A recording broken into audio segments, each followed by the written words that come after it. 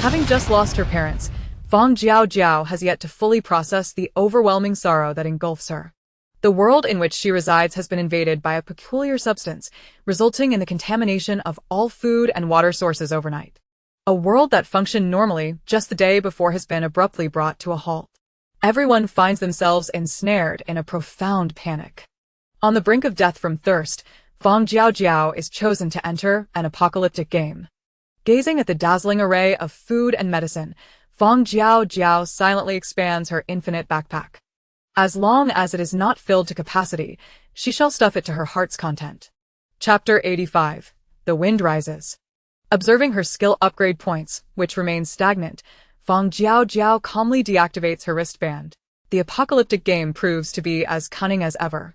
Today, she rearranged the exterior surroundings. The enormous boulders that had fallen around the mountains were gathered into her space and positioned at the entrance of the ravine to prevent anyone from sneaking up the narrow path. A massive stone was also placed not far from the cave entrance to obscure it. Should an aircraft or an observer be present in the distance, this stone would render the entrance less conspicuous. As Fang Jiaojiao scoured the mountains for stones, she familiarized herself with the nearby peaks. After a busy day, she returned to the cave, performed a quick wash, and collapsed into sleep after devouring a couple of rice balls. As night fell, the barren mountain peak began to stir with a gentle breeze. The zephyr swept down from the summit, bestowing a rare coolness upon the sweltering summer. The onset of wind excited everyone, for it signified the possibility of rain. At last, they would no longer endure the oppressive heat, and many families dragged their bamboo mats outside to bask in the refreshing natural breeze. A gentle breeze also wafted into Fang Jiaojiao's cave, slipping through the crevices of the stones and sending a shiver through her as she lay uncovered. Groggily awakening, Fang Jiaojiao noticed the temperature in the cave had dropped slightly. She retrieved her jacket, donned it, and made her way to the entrance. The wind at the cave's mouth was more pronounced, and she removed the stone obstructing the entrance, only to be met by a sudden gust that coated her face with ash and dirt. After brushing some of the grime from her face, she realized that the once ubiquitous charred remnants of vegetation had been swept away by the wind. After lingering at the entrance for a brief moment, the wind clearly intensified. Retreating back into the cave, she replaced the boulder at the entrance.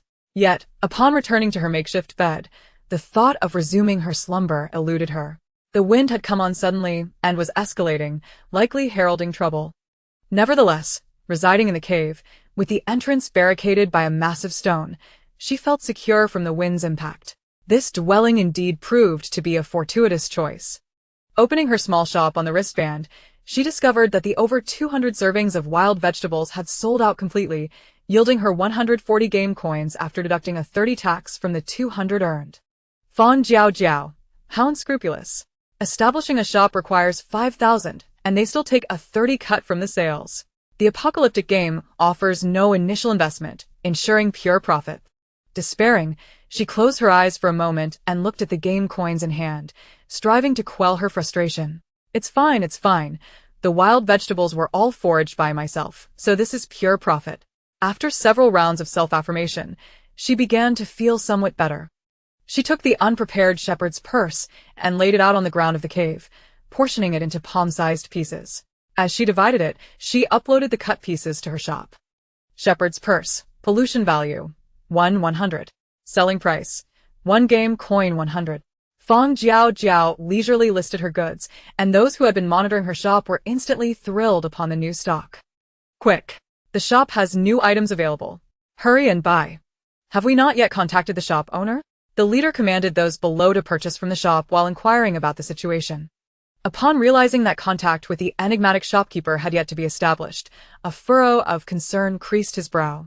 He urged, expedite communication, maintain a cordial approach, and strive to win this individual over to our side.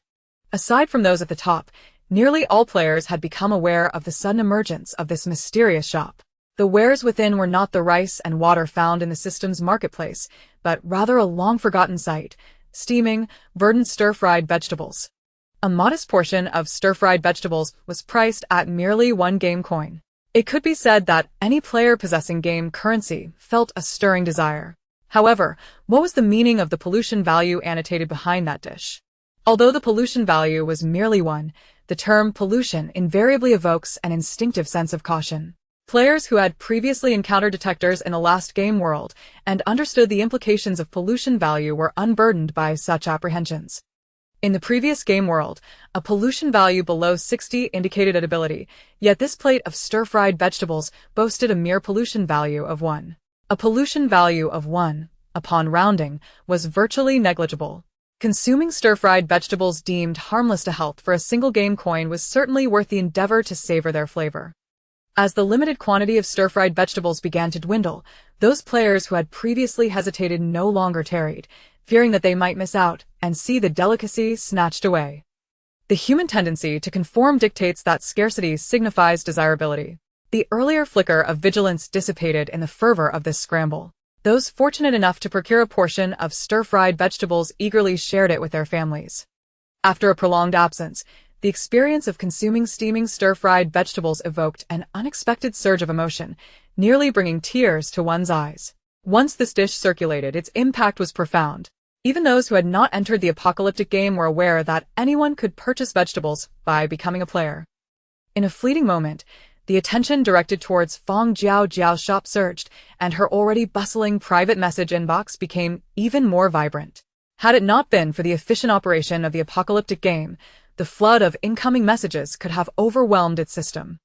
Fang Jiaojiao remained blissfully unaware of the influence wielded by the vegetables. After dividing 2 generous portions of shepherd's purse, she ceased uploading further. Gazing at the rapidly diminishing pieces of the herb, she found herself momentarily dazed. Could it be that so many were inclined to purchase? She had assumed that everyone was short on game coins. To her surprise, it appeared that players still possessed a bit of savings. With a chuckle, Fang Jiaojiao retrieved a bucket of life water stored within the vast stalks of grass. A substantial quantity of life water, akin to a 19-liter barrel, was priced at just 1 game coin, a reasonable offering indeed. The life water she had stored would not be depleted anytime soon, making it perfectly timed for conversion into game coins. Regrettably, her space lacked the capacity for more empty barrels. How she wished the water could be uploaded directly, without requiring containers. Gazing at the transparent blue panel before her, Fang Jiaojiao tentatively attempted to upload the water directly. To her astonishment, the water in the bucket vanished into thin air, reappearing within the shop. Ordinary quality water, pollution value, 119L. Price, 1 game coin. Note: please prepare your own container. Indeed, it was possible to forego the need for a container. Overjoyed at the sight of the transparent orb of water in the shop, Fang Jiaojiao began to distribute it into empty buckets before clicking upload. Fang Jiaojiao reveled in her acquisition of game coins, while players who had just looted the shop discovered that new items had been added. Upon their return, they were astonished to find that the shop was selling water. This was water, not the murky, polluted variety, nor the grayish, impurity-laden liquid that had undergone purification. This was clear, drinkable water. As soon as the water was listed, it was met with a frenzy of demand, and the pollution value attached was conveniently overlooked. If stir-fried vegetables with a pollution value of 1 were safe to consume, surely water with the same pollution value could not be lethal. Chapter 86. The Hurricane. Each day, relying solely on the scant supply of purified water distributed from above, one could only barely manage. Never daring to indulge in a hearty drink, a single game coin could procure a large barrel of water, which, if consumed sparingly, might last a month. Not only were gamers frantically hoarding this precious resource, but those in power were also feverishly acquiring it. The moment the batch of water was made available, it would vanish in the blink of an eye. After tirelessly working for half a day to stock the shop, Fang Jiaojiao straightened her back only to find the shelves still utterly barren. Were it not for the continuous accumulation of game coins in her account, she might have thought her efforts throughout the night were merely a figment of her imagination. Feeling fatigued, she withdrew her items into her storage, decided against further stocking, and returned to lie down on her bed. After some activity, drowsiness quickly returned. Outside, the wind howled with increasing ferocity, sending stones the size of fists tumbling across the ground. This unusual escalation of the wind went unnoticed. Conversely, as the gusts intensified, people grew increasingly excited, certain that rain was imminent. Rain would bring hope. The charred trees and plants could once again flourish. With water, fears of hunger and thirst would dissipate. The wind howled louder, driven by the collective anticipation of the masses, until the roofs of some dilapidated houses were torn away, prompting a dawning realization that something was amiss. Yet by then it was far too late. Even if they wished to fortify their homes, it was no longer feasible. Outside, the wind roared, battering doors and windows with a force capable of sweeping away an adult in an instant. The gentle breeze had morphed into a violent typhoon, its intensity escalating throughout the night. Many homes succumbed to the tempest, roofs ripped away, with occupants swept into the air, though some sturdier structures remained standing. The debris flying chaotically through the air posed a significant threat. Once glass windows shattered, the howling wind surged through the openings, wreaking havoc indoors. In an instant, the air was filled with cries of anguish, curses, and desperate wails, all engulfed by the hurricane. The relentless storm raged for an entire day and night, leaving countless families shattered and displaced. As the wind gradually began to subside, terrified residents tentatively ventured outside. The once orderly homes lay in tatters, the remnants of roofs and furniture scattered everywhere. Amidst the debris, the pale bodies of the deceased were occasionally spotted. The facade of stability that had been slowly re-establishing itself was violently torn asunder, revealing a brutal reality that those who had been oblivious could scarcely bear. Without the expected aid from above, the people had no choice but to take matters into their own hands. The deceased were buried, and the ruins of homes were sifted through for salvageable materials to make rudimentary repairs.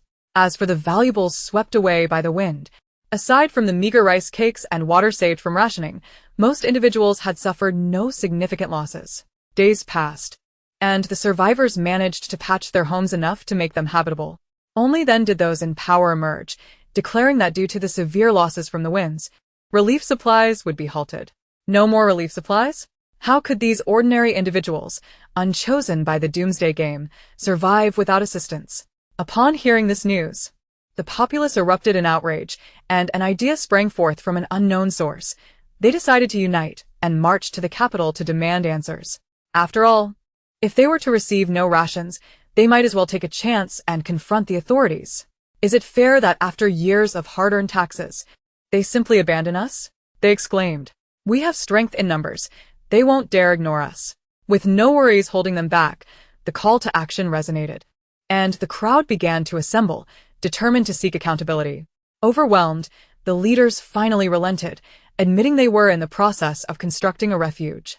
In truth, the refuge had been quietly under construction for some time, but due to limited resources and a lack of basic supplies, progress had been painfully slow, especially in light of the swelling population. Even with many casualties in the doomsday game, the Yang Kingdom, being the most populous nation globally, still boasted a staggering 2 billion citizens. Building a shelter capable of accommodating 2 billion individuals was a monumental task that would have been time-consuming even before the disaster, let alone in the aftermath. Thus, the reluctantly revealed refuge was little more than an empty promise. Fearing further scrutiny from the public, leaders hastily disclosed the basic game rules gleaned from players, successfully diverting attention, albeit temporarily. With a brief respite, the authorities dared not hoard supplies any longer, reluctantly resuming the distribution of daily rations, though the rice cakes had shrunk and darkened, and the purified water had become increasingly murky. After a tumultuous struggle, they finally received some food. As they gazed at the diminishing rice cakes, they could only swallow their disappointment, fearing that any further unrest might cost them even this meager sustenance. Throughout the tempestuous days, Fang Jiaojiao had remained nestled in her cave. When hunger struck, she would bring out her meals to feast, and when boredom set in, she practiced her punches and prepared wild vegetables for sale. Once the wind subsided, she ventured outside to survey the situation. Standing atop the mountain with binoculars, she scanned the village below, her heart sinking at the sight of damaged homes and scattered debris. It became painfully evident just how devastating the hurricane had been. Her cave was remarkably sturdy, with a large boulder blocking the entrance. Aside from a refreshing breeze, the hurricane had inflicted no further harm upon her. She could scarcely believe the sheer destructive power of this tempest, rivaling that of a super typhoon. After a moment of reflection on the hurricane's wrath, she unsteadily returned to her cave. The coolness within sparked a craving for hot pot. Without hesitation, Fang Jiaojiao retrieved her camping stove from her storage and set up a small pot. She rummaged through her supplies, selecting her favorite vegetables and meats. Arranging a lavish spread, the hot pot base and mineral water were poured into the pot, and soon a fragrant, spicy broth was bubbling away. Holding a small bowl, she cooked and savored the delectable morsels, the tantalizing aroma wafting from the cave and into the air. Fortunately, the cave was secluded, surrounded by mountains, and the scent dissipated harmlessly. No one would have imagined that amidst the desolation, someone could indulge in the luxury of hot pot, especially one with such a bold red broth. In a time when even a single vegetable felt extravagant, Fang Jiaojiao feasted on an entire pot, exuding the confidence of a newly wealthy magnate. Chapter 87. Entering the game, the Fourth World. After relishing a sumptuous hot pot meal and satisfying her culinary cravings, she set about the task of tidying up. She removed the boulder blocking the cave entrance to allow fresh air to circulate and carry away the lingering aroma. Once the scent had nearly dissipated, she resealed the entrance, poured out hot water, and thoroughly washed herself inside and out. Just as she lay down on her bed to rest, the mechanical voice of the Doomsday Game echoed in her ears. Ding! A new round of the Doomsday Game is about to commence. The game currently has 10,000 players. Please confirm if you wish to enter the game. Yes. No. The Apocalypse Game's rare, humane freedom of choice left Fang Jiaojiao momentarily stunned. With no time to ponder, she swiftly clicked to confirm. Watching the number of confirmed players soar before her eyes, Fang Jiaojiao hurriedly donned her mask. In a mere 3 minutes, the quota of 10,000 players was reached. Ding! 10,000 players have been bound, now entering the game. 5, 4, 3. A flash of white light enveloped her, and as Fang Jiaojiao squinted her eyes, she suddenly realized she was standing amidst a crowd. Instantly alert, she turned to survey her surroundings and, upon noticing the equally astonished expressions of those nearby, she slightly furrowed her brow. Could it be that all these individuals were players of the game? Concealing her surprise, she began to quietly observe her environment. Only then did she discover that this group of people was currently enclosed within a tightly sealed space, the walls nailed shut. Apart from the small ventilation holes scattered across the walls and the overhead lights casting a glow, the container was filled solely with players jostling for space. The muffled sound of sliding cables echoed from the exterior, and with the slight weightlessness beneath her feet, Fang Jiaojiao surmised they were being transported somewhere within this contraption. Since entering the game, the players had remained eerily silent, standing still. Even when a few glanced around, they maintained their quietude, none daring to speak first. Perhaps having witnessed the brutality of the game world, the players, wary of each other's identities, refrained from uttering a word. They stood in this peculiar silence for some time until the steel plate beneath them suddenly trembled violently and crashed down, prompting the realization that they had likely reached their destination. The more cautious players began to scan the area in search of an exit within the confined container. However, after thousands of pairs of eyes meticulously swept the surroundings, not a single place resembling an exit was found. A faint buzzing sound reached Fang Jiaojiao's ears. Recognizing the familiar noise, she discreetly took half a step back as it seemed to emanate from directly ahead. In the next moment, a rapidly spinning sawtooth abruptly emerged from the direction of the sound. The player standing at the front was caught off guard, the saw piercing through his body. Pain erupted in his chest, and as he twisted in agony, he attempted to cry out for help, but only a torrent of crimson blood gushed from his mouth. Before he could draw his last breath, the saw began to rotate once more, its gears snagging within him, tearing flesh and sinew apart. In an instant, the injured player succumbed to excruciating pain, his lifeblood splattering throughout the space, leaving nearly every player smeared with the warm blood of the fallen. More composed players wiped the remnants of flesh from their faces, while others, gripped by terror, began to tremble uncontrollably. Sensing the dire situation, Fang Jiaojiao cautiously shifted to the side, shielded by the bodies in front of her, and remained unscathed. As those around her recoiled from the demonic saw, Fang Jiaojiao's keen eyes detected an anomaly. The sharp teeth of the saw glided effortlessly through the body of the injured player, as though intent on carving an exit into the steel plate directly ahead. Watching the opening gradually take shape, a glimmer of insight sparked in Fang Jiaojiao's gaze as she stealthily approached the side of the emerging exit. With a resounding crash, the severed steel plate plummeted, crushing several players who had been standing within its range. The sound of cracking bones echoed as those pinned beneath the plate let out anguished cries. Yet, in that moment, the collective attention shifted from them. At the exit, two figures, disdainfully holding the bloodied saw, became the focal point of concern. Engaged in discussion, the two eventually turned their darkened gazes toward the players. The one wielding the saw displayed evident impatience, kicking the broken body of the player who had been gruesomely killed, and shouted in a peculiar, bizarre dialect that resonated in their ears. The players exchanged bewildered glances, confusion etched on their faces.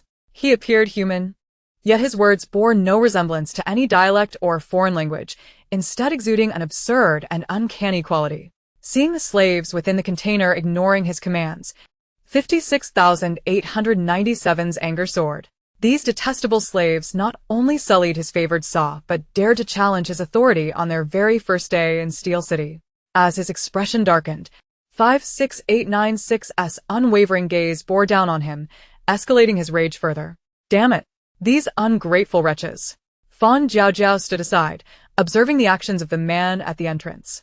Although she had discerned a hint of command in his alien speech, she chose to bide her time rather than act hastily, quietly watching the unfolding events.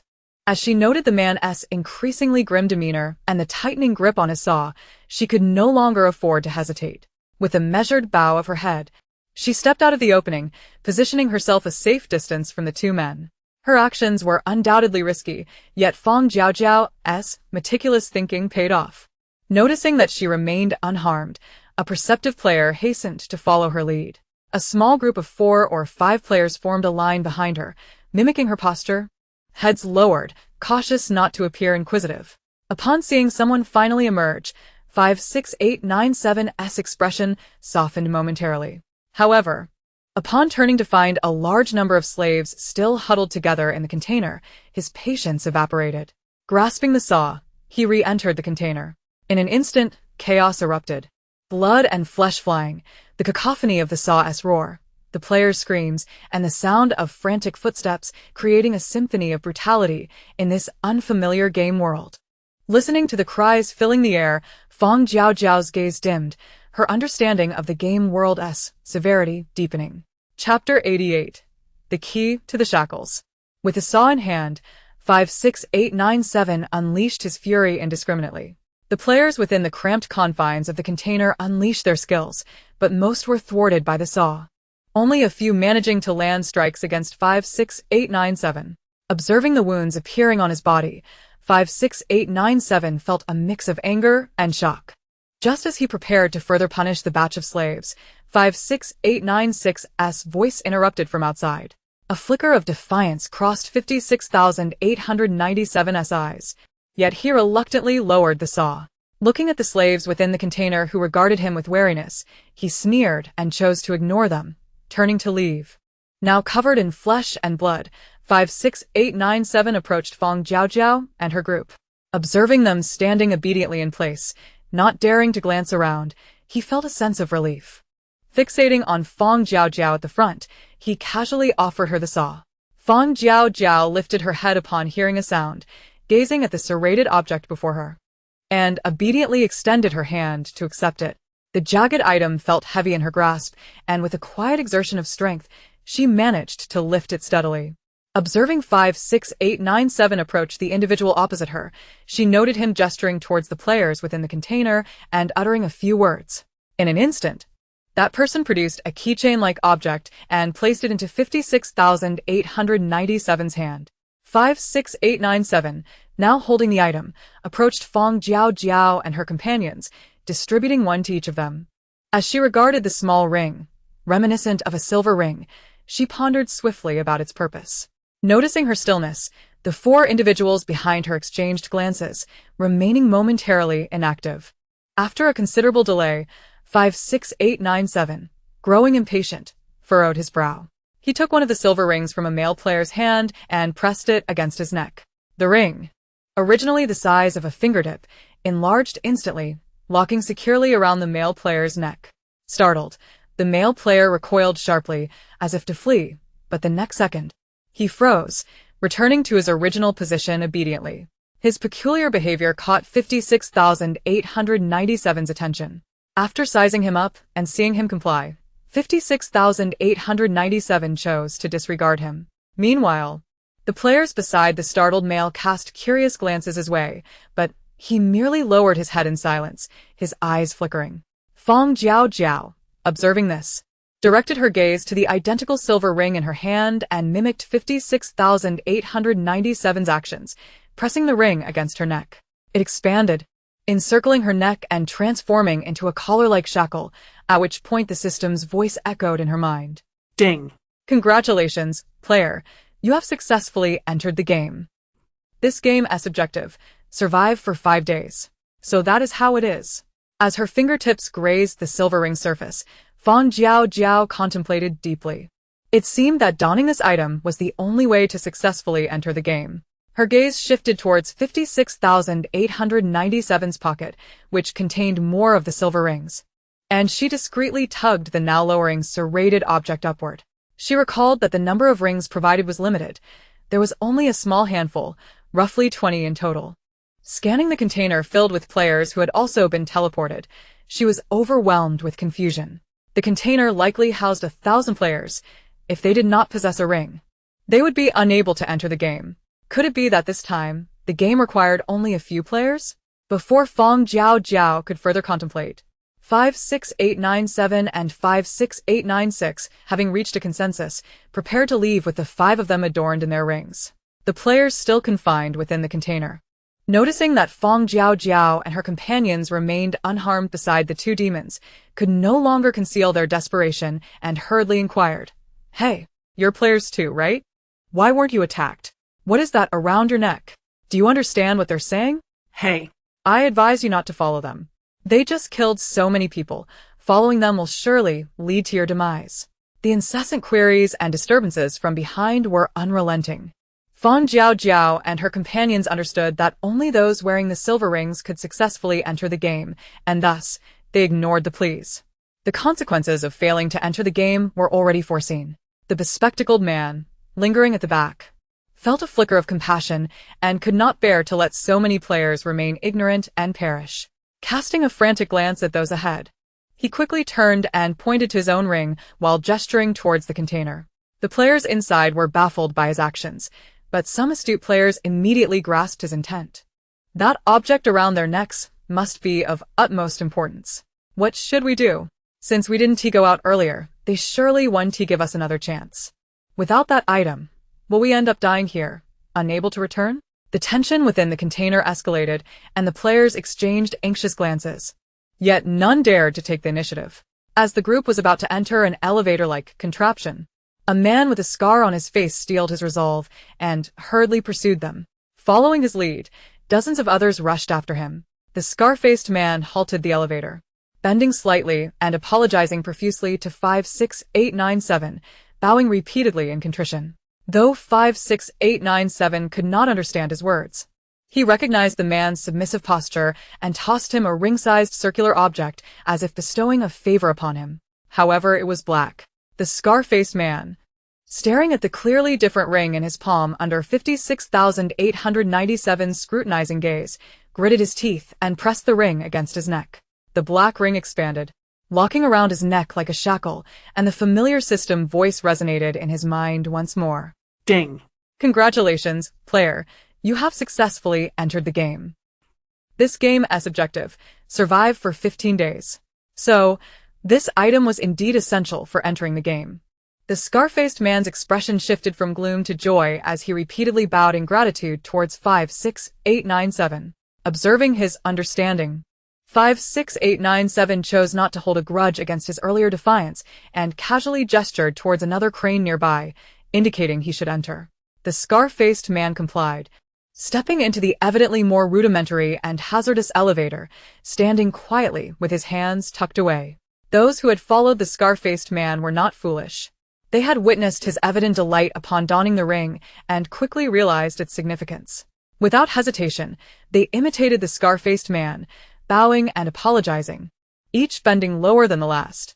56897, amused by their comical display, tossed out a handful of black rings and watched as they scrambled for them, a malicious grin spreading across his face.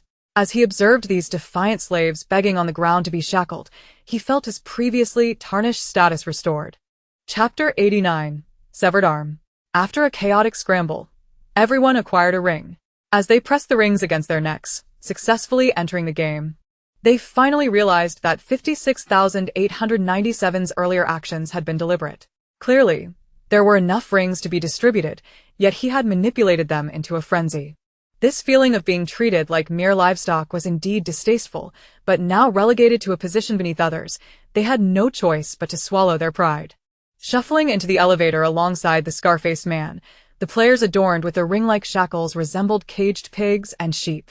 As the iron bars of the elevator slowly closed, the remaining players in the container began to panic. Were they being left behind? The surrounding walls were pitch black. If abandoned here, how would they escape? Moreover, witnessing the earlier frenzy over the rings, they realized that the rings might be the key to the game. Seeing that the scar-faced man and his companions had neither been killed nor harmed, the remaining players, who had been observing, suddenly surged forward en masse. Over 2,000 players pushed and jostled their way to the elevator door where 56,897 stood, clamoring for him to provide them with a ring. The cacophony of voices irritated 56897, prompting him to snatch the serrated object from Fang Jiaojiao's hand and single-handedly pull open the barred elevator door. As he emerged, the throng of players that had eagerly crowded the elevator door swiftly began to retreat. Observing the despicable slaves before him, 56,897's countenance twisted into a cold smirk. The serrated blade whirred to life, aimed mercilessly at the arm of the foremost male player, severing it with brutal precision. An unbearable agony surged from the stump, prompting the male player to clutch his gushing wound and emit a terrified wail. Witnessing this, the players behind him hastily retreated, distancing themselves from the menacing figure of 56,897 wielding the saw. Listening to the piercing cries of the player, 56897, with growing impatience, tossed him a black circular ring and retrieved a handful of black ash from the ground, applying it to the player's profusely bleeding arm. The application of the ash stung intensely, but remarkably stemmed the flow of blood. The male player cast a trembling glance at 56897, who stood before him with a saw, before hesitantly picking up the blood-soaked black ring. Once secured, a notification echoed, confirming his successful entry into the game. A faint smile struggled to break through the pallor induced by his considerable blood loss. Noticing the smile upon his face, the players behind him could no longer contain their curiosity and began to inquire eagerly. "Hey, what is this ring? We are all players. You must share any information you have. If you tell me, I can ensure your safe passage through the game." The queries continued to arise in hushed tones, likely out of fear of alarming 56897. Disregarding their questions, the injured male player gazed at his severed arm, choosing to ignore the inquiries behind him. After all, he had sacrificed a limb to acquire this ring. Why should he divulge such information without recompense? A flicker of resentment and bitterness passed through his eyes. Bowing slightly to 56897, he turned and made his way towards the elevator occupied by Scarface and his group. Seeing him leave in silence heightened the urgency among the players. In their frustration, their tone grew accusatory, and 56897, having enjoyed a moment of quiet, became increasingly irritable. Were it not for the critical need for slaves below, he would have long since dismissed this insufferable rabble. Nevertheless, he found a way to vent his frustration. From his pocket, he produced another black ring and gestured meaningfully towards the male player in the crane, who was clutching his severed arm. Most players stared at 56,897's insinuation with blank expressions, while a few who grasped the implication turned pale, their teeth clenched in a dilemma. It was clear that to acquire the ring, one would need to sacrifice a limb. Observing the bloodied saw in 56,897's grasp, a tall, slender female player stepped forward. With determination, she extended her long arm before 56897, who, without hesitation, swung the saw down upon her arm. The pain of losing a limb was excruciating, a torment few could endure. Beads of sweat glistened on her brow as she gritted her teeth in silence, hastily applying the black ash to the wound before fixing her gaze unwaveringly upon 56897. Indifferently, he tossed her a ring, leaning against the crane door with an air of amusement as he regarded the players. Without hesitation, the tall female player donned the ring, stepping into the crane amidst the intense scrutiny of her peers. With a first to take the plunge, the previously hesitant players rolled up their sleeves, steeling themselves to approach 5, 6, 8, 9, 7, one arm severed for a ring. Observing those within the crane, including the intact Fang Jiaojiao and Scarface, the remaining players were filled with regret. Had they known, they would have acted sooner. After severing numerous arms, 56,897 gradually lost interest. He turned to the group in the crane, pointing at the most robust-looking male player among them. The designated male player as heart raced. He had no idea what 56,897's gesture meant. Casting a helpless glance at those around him, he resigned himself to step forward, standing beside 56897. Upon his arrival, 56897 thrust the saw into his hands, instructing him with a flick of his wrist to sever the arm of the opposing player. Though the male player could not comprehend the full implications of 56,897's words, the actions and the saw in his grip made his intentions clear. The saw felt heavy and unwieldy in his grasp. Faced with the player before him and the unwavering gaze of 56,897, he steeled himself and swung the saw down upon the outstretched arm. Ah! The player's face contorted in agony as his arm sustained a grievous injury. However, the male player lacked the strength to sever it completely. Under immense pressure, he swung the saw once more, finally cleaving the arm free. The player, subjected to this dual torment, nearly succumbed to unconsciousness. Behind him, the other players eyed the circular rings that 56897 had cast aside, and he could only muster the strength to retrieve the ring and secure it around his own arm. Having succeeded in obtaining the ring, he finally attended to the wound where his arm had been severed. The incision made by 56897 was smooth, while the one he had inflicted upon himself was ragged and gruesome. Seething with anger, he shot a venomous glare at the male player who had wielded the saw, selectively ignoring the true orchestrator, 56897, and redirecting his ire towards the player who had compelled him into this predicament. Chapter 90, Different. With this cautionary tale in mind, the subsequent players felt an even greater sense of trepidation. Yet, they understood that if they missed this final opportunity, even losing 2 arms might not guarantee them a ring. After a moment's deliberation, they gritted their teeth and obediently formed a queue to face their fate.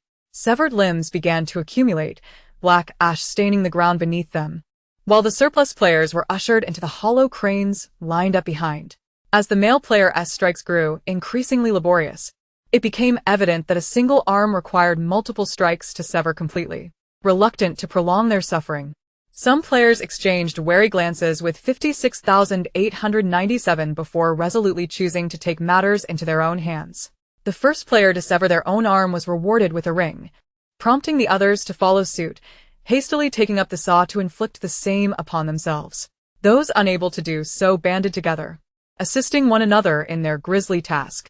This approach significantly improved efficiency. Glancing subtly at 56897, whose smile had not diminished throughout this ordeal, Fang Jiaojiao felt a shiver of apprehension. The native inhabitants of this place were indeed both aberrant and volatile. As the final player traded their severed arm for a ring, the male player, whose hands trembled from the exertion of wielding the saw, was about to return to the crane when 56897 intercepted him. Taking the saw from his hands, 56897 handed it back to Fang Jiaojiao, disdainfully directing the blood-soaked male player to the last crane. Unable to refuse, the player donned a stiff smile and turned to enter the final crane, reeking of blood. Though these players' arms were not the ones he wished to sever, it was clear that 56897 was not to be trifled with. Thus, this seemingly unscathed male player became the outlet for the frustrations of those burdened with resentment. Observing the distinct silver ring adorning his neck, a restless player could no longer contain his curiosity and began to inquire, "Hey, is that thing on your neck different from ours? What is your task?" Under the intense scrutiny of numerous gazes, the male player hesitated and offered a vague response. "It's the same as yours." "The same as ours? In what way is it the same? You appear to be standing quite fine, unlike us." Aware of the discontent emanating from the group, the male player chose silence, fixing his gaze instead on the somewhat damaged and exposed base, seemingly on the verge of collapse. Not receiving any answers, the players grew increasingly discontented. Just as one was about to unleash a skill to teach this arrogant player a lesson, he suddenly realized that his skills had inexplicably ceased to function. My skills. They won't activate. The man, now feeling vulnerable after losing an arm, had forgotten about teaching anyone a lesson. Hearing his words, the other players felt a pang of anxiety and discreetly began testing their own abilities. One failure after another. Panic spread among the players in the lift. They, too, found their skills rendered useless. Unbeknownst to those in the last lift, the events unfolding inside were completely different. Observing that everyone had boarded the lift, 56897 began to maneuver the rudimentary lift upwards along the sturdy cable. After ascending for over 10 minutes within the black-walled shaft, the structure of the world finally came into view as they exited the confines of the shaft. The landscape was dominated by towering, cold edifices of black and gray, interspersed with iron cables that firmly bound these steel giants together. Massive baskets filled with dark stones were suspended from the cables, continuously transporting their cargo from beneath the ground. Fang Jiaojiao glanced up at the gray sky, which seemed to meld with the buildings, and felt an overwhelming sense of despair. This city was devoid of any greenery whatsoever. As another basket swept past the elevator, Fang Jiaojiao focused on the familiar stones within, her nostrils flaring slightly at the scent. The elevator continued its ascent until it reached the surface, where it turned left into an even larger and more expansive mine. The lift descended directly to the lowest level, while Fang Jiaojiao and her companions halted midway. Following 56897 and 56896, they passed by numerous small tents, with Fang Jiaojiao casting sidelong glances as she kept her head lowered. The others behind her, however, were unable to contain their curiosity and looked around eagerly. Flanking the small tents were individuals just like them, shackled with silver rings. Fang Jiaojiao caught a glimpse of the papers in their hands, her attention fixated on the documents. Each person adorned with a silver ring clutched a sheet of paper. Was this their work? What could be inscribed on those pages? If the text was incomprehensible, it would pose a significant dilemma. Upon reaching a small steel structure at the end of their path, 56897 finally accepted the serrated tool from Fang Jiaojiao. 56897. Fang Jiaojiao scrutinized 56,897's expression, attempting to decipher his intentions, and came to a halt at the entrance. The three players behind her quickly followed suit, mimicking her stance. Satisfied that they had obediently halted at the door, 56897 pushed it open and prepared to enter. Observing this, 56896 cast a slow glance his way. 56,897's hand froze against the door, and he slightly bowed his head, a smile gracing his face as he ushered 56,896 inside. After 56896 had entered, 56897 released the door, casting a dark glare at 56,890's retreating figure before swiftly donning a smile and following him in. Watching the entire exchange from the sidelines, Fang Jiaojiao deduced yet another unspoken rule within this game world, a strict hierarchy. From the moment they emerged from the container until now, although 56897 had assumed total control, exuding an air of authority, a closer observation revealed that 56,890's rank was likely superior to his own. The limited silver rings were to be obtained from 56896. And 56,897 instinctively paused his actions while 56,896 spoke. Behind her mask, Fang Jiaojiao maintained a calm expression, yet her mind raced with speculation. Clearly, those shackled with silver rings were ranked higher than the players adorned with black rings. How, then, were the ranks of these indigenous people distinguished? Thus far, the clues were too scant to yield a reasonable conclusion. As she observed the serious-faced 56897 emerging with a familiar stack of papers, a glimmer of hope ignited within Fang Jiaojiao's eyes. Their mission had arrived. Indeed, 56897 approached the group and distributed the papers among them. Gazing at the strange symbols forming a table in her hands and listening to 56,897's rapid-fire alien language, Fang Jiaojiao felt an overwhelming weight of pressure. Chapter 91. The Mission. Her three companions behind her fared no better. After 56,897's intense barrage of instructions, their minds felt muddled, leaving them to place all their hopes on Fang Jiaojiao. Once the tasks were assigned, 56897 paid them no further mind, retreating back inside for a moment of respite. His benevolence in offering guidance to these slaves was a result of the good mood fostered by an entertaining performance he had witnessed earlier that afternoon. However, once this batch of slaves was transferred, he would have no further ties to them. After working diligently for another 2 years, his own ranking would ascend by 1 level. At that point, 56897 cast a glance towards the adjacent lounge, which was noticeably larger than his own, a fleeting shadow of gloom passing through his expression. Meanwhile, after 56,897 departed, Fang Jiaojiao turned to a corner, meticulously analyzing the paper in her hands. The table on the paper was quite comprehensible, yet it was the annotations that perplexed her. If she could not decipher the words inscribed upon it, she would be unable to ascertain the specific duties assigned to her cohort of silver-ringed individuals. Staring at the worm-like alien script for a while, Fang Jiaojiao allowed her thoughts to wander. Their rank was evidently superior to that of the black-ringed players, implying their tasks would not align with those of their black-ringed counterparts. If their responsibilities were indeed a tier above those of the black-ringed players, and they were required to possess the table, what might this table be used for? It suggested that they could potentially be responsible for overseeing. Ahem, excuse me. A voice suddenly interrupted Fang Jiaojiao's train of thought. Turning towards the source, she found the 3 players who had accompanied her staring intently at her. Why were they still here? A barely perceptible frown crossed Fang Jiaojiao's brow as she regarded them with an indifferent gaze. Is there something you need? We noticed you were intently examining this paper, and we wanted to ask if you could decipher the text. As fellow players, would you be willing to offer us some guidance? The male player, sporting a buzz cut, hesitated slightly, but articulated his request without delay. Upon hearing his words, Fang Jiaojiao's expression remained unchanged. She had not anticipated encountering such audacious and shameless players who sought to exploit her generosity. Despite her inability to comprehend the language of these locals, she was nonetheless filled with trepidation and engaged in a careful analysis of their implications. In previous encounters, as they navigated the river by feeling their way across the stones, mimicking her actions and treating her as a mere sacrificial frontliner, she had chosen not to hold it against them. This was because, regardless of their presence, she would have had to undertake the same tasks. Thus, she dismissed their involvement. Little did she expect that her silence would embolden them to take liberties.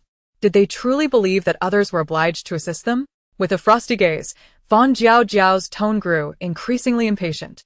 Unable to comprehend their intentions, she resolved to sever ties with them and turned away, clutching the form as she made her way back to the tent from whence she came. A flicker of suspicion began to form in her mind, prompting her to seek verification. Witnessing her cold departure, the trio of players who had been mimicking her actions were left bewildered. What did her behavior signify? If she knew something, surely she would share it. After all, they were all players hailing from the same realm, so what harm was there in offering a little assistance? Their whispered conversations, filled with frustration, went unnoticed by Fang Jiaojiao, who was solely focused on her task. She was now diligently matching the tiny symbols in the upper left corner of the form with each tent she passed by. Initially, she had assumed that the symbol was merely a page number, but having separated from the trio, she recognized its familiarity upon seeing these small tents. As she traversed the narrow passageway lined with tents, she finally located the gray-black tent that bore the same symbol as the one on her form. After confirming the symbol on the tent door matched the one on her paper, she cautiously opened the tent zipper. Inside, the cramped space could barely accommodate a single person, furnished only with a small blanket reminiscent of a sleeping bag, leaving the interior stark and devoid of any belongings. The absence of personal items within the tent confirmed her suspicions. Indeed, the symbols on the form corresponded to the designated temporary shelters for them. With the location of her lodging now clarified, a sense of relief washed over her. She zipped the tent closed, committed its precise location to memory, and continued to pursue her interrupted line of inquiry. Recalling that the individuals previously holding forms had moved further back, Fang Jiaojiao made her way down the dark, grimy path, remaining vigilant of her surroundings. The pervasive black and gray hues, coupled with the uneven, shadowy walls, instilled in her a feeling reminiscent of being cast into a coal mine. Suddenly, a thought struck her. Coal? She abruptly halted, brushing her hand against the rough, dark protrusions of the wall. The residue clung to her fingertips, and upon scrutinizing it closely and bringing it to her nose, she detected a faintly acrid scent of sulfur mingled with char. This was indeed coal. Wiping her fingers on her dusty clothing, she swiftly deduced the fate of the players shackled in black rings. They had likely been enslaved as coal miners. The hefty carts of small black stones transported on the thick iron chains must have contained freshly mined coal, explaining the familiarity of the scent she had noticed earlier. With a clearer understanding of the labor imposed upon the players in black shackles, her confidence in her deductions regarding the form only deepened. After walking for over 10 minutes, she reached the end of the passageway, where 2 dilapidated elevators awaited her arrival. As she observed the scene unfolding before her, her conviction that her line of thought was on target grew stronger. She pried open the iron gate of the antiquated elevator and stepped inside, securely closing the door behind her. Glancing at the buttons, inscribed in alien script along one wall, she hesitated briefly before pressing the last one. The elevator began to shudder and sway as it set off on its descent, accompanied by the jarring sound of metal scraping against metal. The worn elevator complied with her intent and began its downward journey. Peering through the gaps in the surrounding iron bars, Fang Jiaojiao beheld a vast underground realm dedicated to mining gradually coming into view. Each time the elevator descended a level, she witnessed throngs of laborers, drenched in sweat, vigorously wielding their tools to extract coal. Each individual bore black shackles around their necks, their expressions vacant, and their demeanor listless. Their relentless, mechanical digging was punctuated only by the repetitive motions of bending to pick up chunks of coal. As they maneuvered filled carts of coal toward the front, a man adorned with a silver collar recorded their output on a sheet of paper. As the elevator continued its descent, nearly every level revealed a scene of grim similarity. The shackled individuals resembled the lowliest worker ants, dutifully toiling in the most grueling and physically demanding tasks. In contrast, those adorned with silver shackles acted as the overseers. The distinction between the two was negligible. Both were merely servants to those above. Having seen no sign of her fellow players from her batch, Fang Jiaojiao speculated that they were organized according to their arrival times, leading her to conclude that her group had likely been grouped together. Gazing down at the single thin page of the form in her hand, she was still uncertain of its meaning, fearing that a misinterpretation could yield dire consequences. She cast a glance at the monitoring devices operating in the elevator and resolved to find a secluded spot to make additional copies of the document. Upon reaching the bottom level, she stepped out of the elevator and surveyed her surroundings before approaching the man supervising the laborers. He was a towering figure, similarly adorned with a familiar silver collar, frowning as he scrutinized the players at work. His agitation was palpable, likely exacerbated by the inefficiency of the current batch of laborers who had already caused delays in delivery. As Fang Jiaojiao approached, he intercepted her with an impatient demeanor. Though she could not comprehend his words, she instinctively sensed an interrogative tone beneath his irritable manner. Presenting the form she held, he examined it closely, and upon confirming her role as a recorder of output, he begrudgingly indicated the slowest group of workers for her attention. Without uttering a word, she accepted the form and proceeded in the direction he indicated. His silence and lack of objection to her compliance left him feeling somewhat uneasy. Though she remained oblivious to his discomfort, her mind preoccupied with deciphering the content of his earlier, rapid-fire speech. Her thoughts became tangled as she struggled to comprehend the meaning behind his words. With a visage of calmness that belied the turmoil within, she approached the final small team. Fang Jiaojiao cast a fleeting glance at the coal chunks in the cart, which were only propped up at the bottom, before her gaze became lost in the form she held in her hands. Which of the characters on this form recorded quantities, and which noted dates? She was ill-versed in the writing of this world, and had to devise a solution to this predicament. Otherwise, how could she keep track? Would she resort to Arabic numerals? She feigned observation of the workers excavating coal around her, all the while discreetly surveying the meticulously placed surveillance cameras. Suppressing the urge to replicate the form, she refrained from making any rash moves for the time being. Observing the players in the mine who appeared industrious, yet were secretly scheming to shirk their responsibilities, an absurd thought suddenly crossed her mind. Perhaps there was no rush to learn the writing of this world after all. Given the efficiency of these individuals, it was possible that she wouldn't need to keep records until the game concluded. Though she pondered this, Fang Jiaojiao was acutely aware of the crucial role that writing held in this realm, particularly since her own tasks were inextricably linked to these alien characters. She needed to remain vigilant. As the players slacked off, she found herself at ease. She stood at the cave entrance, studying the form, while inside, the players were quietly discussing her. She must be a player too, right? Uncertain, she recalled her recent conversation with that simpleton. If she could comprehend the language of this game world, surely she wasn't a player? Had she indeed spoken to that simpleton? She clearly had not uttered a sound. Yet, how could she understand the meaning behind his words? She must possess the ability to speak as well. Amidst their heated debate, a man with a face marred by acne revealed her identity. She was undoubtedly another player. Had they forgotten? She was the first to emerge from the container. Once reminded by the acne-scarred man, they finally recalled Fang Jiaojiao. Observing her standing at the entrance, paper in hand, a man filled with envy began to incite trouble. Who could say whether she had already understood the NPC's dialogue, emboldening her to be the first to step out? Withholding such vital information, she merely watched as they lost a hand. How callous. The man's accusations were baseless. Yet, seeing Fang Jiaojiao standing unscathed and at ease, the other players couldn't help but feel a twinge of unease. The atmosphere in the mine grew tense, each person lost in their own thoughts, heads bowed. The clanging sounds around them only served to heighten their agitation. An impatient player discarded his tools and strode directly toward Fang Jiaojiao at the cave's mouth. Observing this, the other players followed suit, eager for the spectacle. The aggressive male player approached Fang Jiaojiao, extending his remaining hand to seize the paper she held. Such an important item was not to be relinquished, and she swiftly withdrew it into her embrace.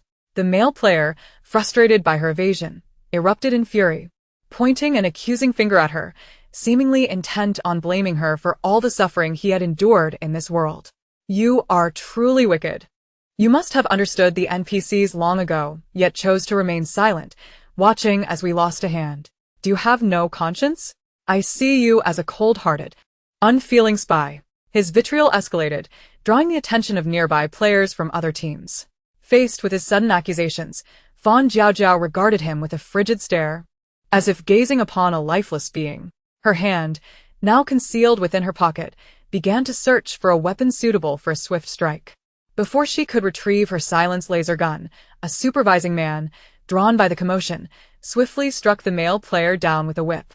As the man crumpled to the ground, wailing, the imposing figure continued to unleash several more lashes until the player lay gasping for breath. Chapter 93. On duty. Damn it. You are a traitor. The male player curled into a ball, still defiantly hurling accusations at her. Glancing at Fang Jiaojiao, who stood protected by the man, his eyes brimmed with resentment. Secretly activating a skill aimed at her, he anticipated the gruesome scene of bloodshed that did not materialize. Confused, he attempted to gather his skills for another attack, but to no avail. Realizing something was amiss, he abandoned thoughts of revenge and frantically checked his abilities. What have you done to me? Why can't I use my skills? The man, filled with terror, shouted hoarsely at Fang Jiaojiao. His outburst ignited a frenzy among the nearby players, transforming what was once known to only a few into a widely shared concern. At that moment, the players in the coal mine lost all inclination to spectate, hurriedly testing whether their skills remained functional. Even Fang Jiaojiao's gaze flickered, her hand surreptitiously slipping into her pocket. Indeed, her skills were restricted. Could it be due to this silver ring collar? She touched the metallic circlet around her neck, a dark glint passing through her eyes. Without this collar, she could not successfully enter the game, yet wearing it imposed limitations on her abilities. She had suspected the game duration was unusually short, now understanding that it was due to the myriad restrictions in this world. The unintelligible language, the unreadable script, the inoperative skills, how vexing. Were it not for her remaining spatial abilities, she would surely find herself in an even more precarious situation. As the players grew increasingly anxious over their inability to use skills, the sense of unease escalated. Having already lost a hand, now being rendered powerless, would they truly have to toil for coal for half a month? The clamor crescendoed, and the supervising man furrowed his brow in frustration. Observing the lack of discipline and the persistent laziness of the miners, he retrieved the electromagnetic retractable baton from his side. The baton, crackling with purple light, rendered those struck by it rigid. With a grim countenance, he lashed out at the frontmost players. And only when the situation turned dire did the remaining players hastily retreat deeper into the mine to gather their tools and labor fervently. The simpleton had already dispatched several defiant players upon their arrival. Initially, they had refrained from intervening to avoid trouble, but now, faced with skill restrictions, they dared not confront the situation head-on. As the gathered players dispersed, the man finally disregarded the spittle-flecked player on the ground and approached Fang Jiaojiao. Observing her frail form, as if a mere slap could extinguish her, he uncharacteristically lowered his voice. Fang Jiaojiao. His tone was calm and relaxed, a stark contrast to his earlier display of emotion. What was intended to create a favorable impression of him instead brought significant confusion to her understanding of his words. The shift in his demeanor made it even more challenging for her to decipher the essence of his remarks. Gazing intently at the tall man before her, whose expression remained unperturbed, Fang Jiaojiao's mind was a whirlwind of thoughts. After a brief hesitation of 2 seconds, she extracted the form from her embrace and extended it towards him. She truly could not fathom what this indigenous man, whom she had only just met, might wish to discuss with her. Between them, aside from this form, there seemed to be no other connection, or so she believed. The towering supervisor, making an effort to suppress his deep voice, gently inquired whether Fang Jiaojiao had sustained any injuries, only to be met with the paper she handed over. Upon receiving it and examining the document closely, a look of confusion crossed his face. Wasn't this a record of production? Why was she presenting it to him? After fixating on the blank sheet for a considerable time, a realization dawned on him. Could it be that she was dissatisfied with the sluggishness of the underlings, which had hampered her record-keeping? His gaze drifted over the scattered coal chunks within the cart, and his expression hardened with conviction. It must be that these subordinate workers were shirking their duties, thus delaying her work. Returning the paper to Fang Jiaojiao, the man brandished his whip and strode purposefully towards the coal mine, targeting the players who had been slacking off. As he turned to enter the mine after returning the form, Fang Jiaojiao finally felt her taut nerves relax slightly. Thankfully, she had deduced correctly. This nonsensical exchange had been abstractly navigated. The only casualty was the unfortunate player who had been caught slacking off and was now yelping under the whip's bite. Standing at the cave's entrance, she scanned her surroundings while contemplating where to find a dictionary of this world. It was only when the sound of a descending zip line from the direction of the elevator reached her ears that she turned her attention there. As the elevator reached the lowest level and opened slowly, she discovered it was empty, save for a small, dark basin. What could that be? Fang Jiaojiao stared at the little black basin in the elevator, perplexed, watching as the supervisor approached to lift it and cast a glance in her direction. Their eyes met, and upon confirming that she saw an invitation in his gaze, she hesitantly walked over. As she drew closer, the contents of the basin came into view. It was a thick, gooey substance, a yellow-green mix clinging stubbornly to the basin's sides, with peculiar bones and chunks seemingly hidden within. The supervisor then set the basin down on a relatively flat rock and produced a black bowl from his pocket. Fang Jiaojiao's brows, which were already knitted, now furrowed even more, resembling 2 intertwined caterpillars. Surely, this could not be her dinner? Noticing Fang Jiaojiao standing there in a daze, the supervisor briefly scanned her empty hands and retrieved a second bowl from his pocket, offering it to her. His intent was unmistakable, and with little choice, Fang Jiaojiao stiffly accepted the bowl.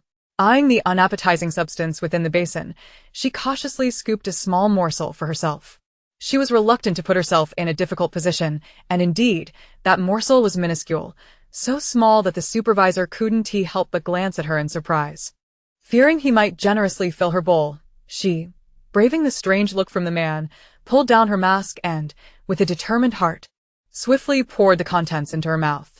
The moment it touched her tongue, it unleashed a slick, sticky sensation, akin to a large wad of chewed gum stubbornly lodged in her throat, refusing to go down.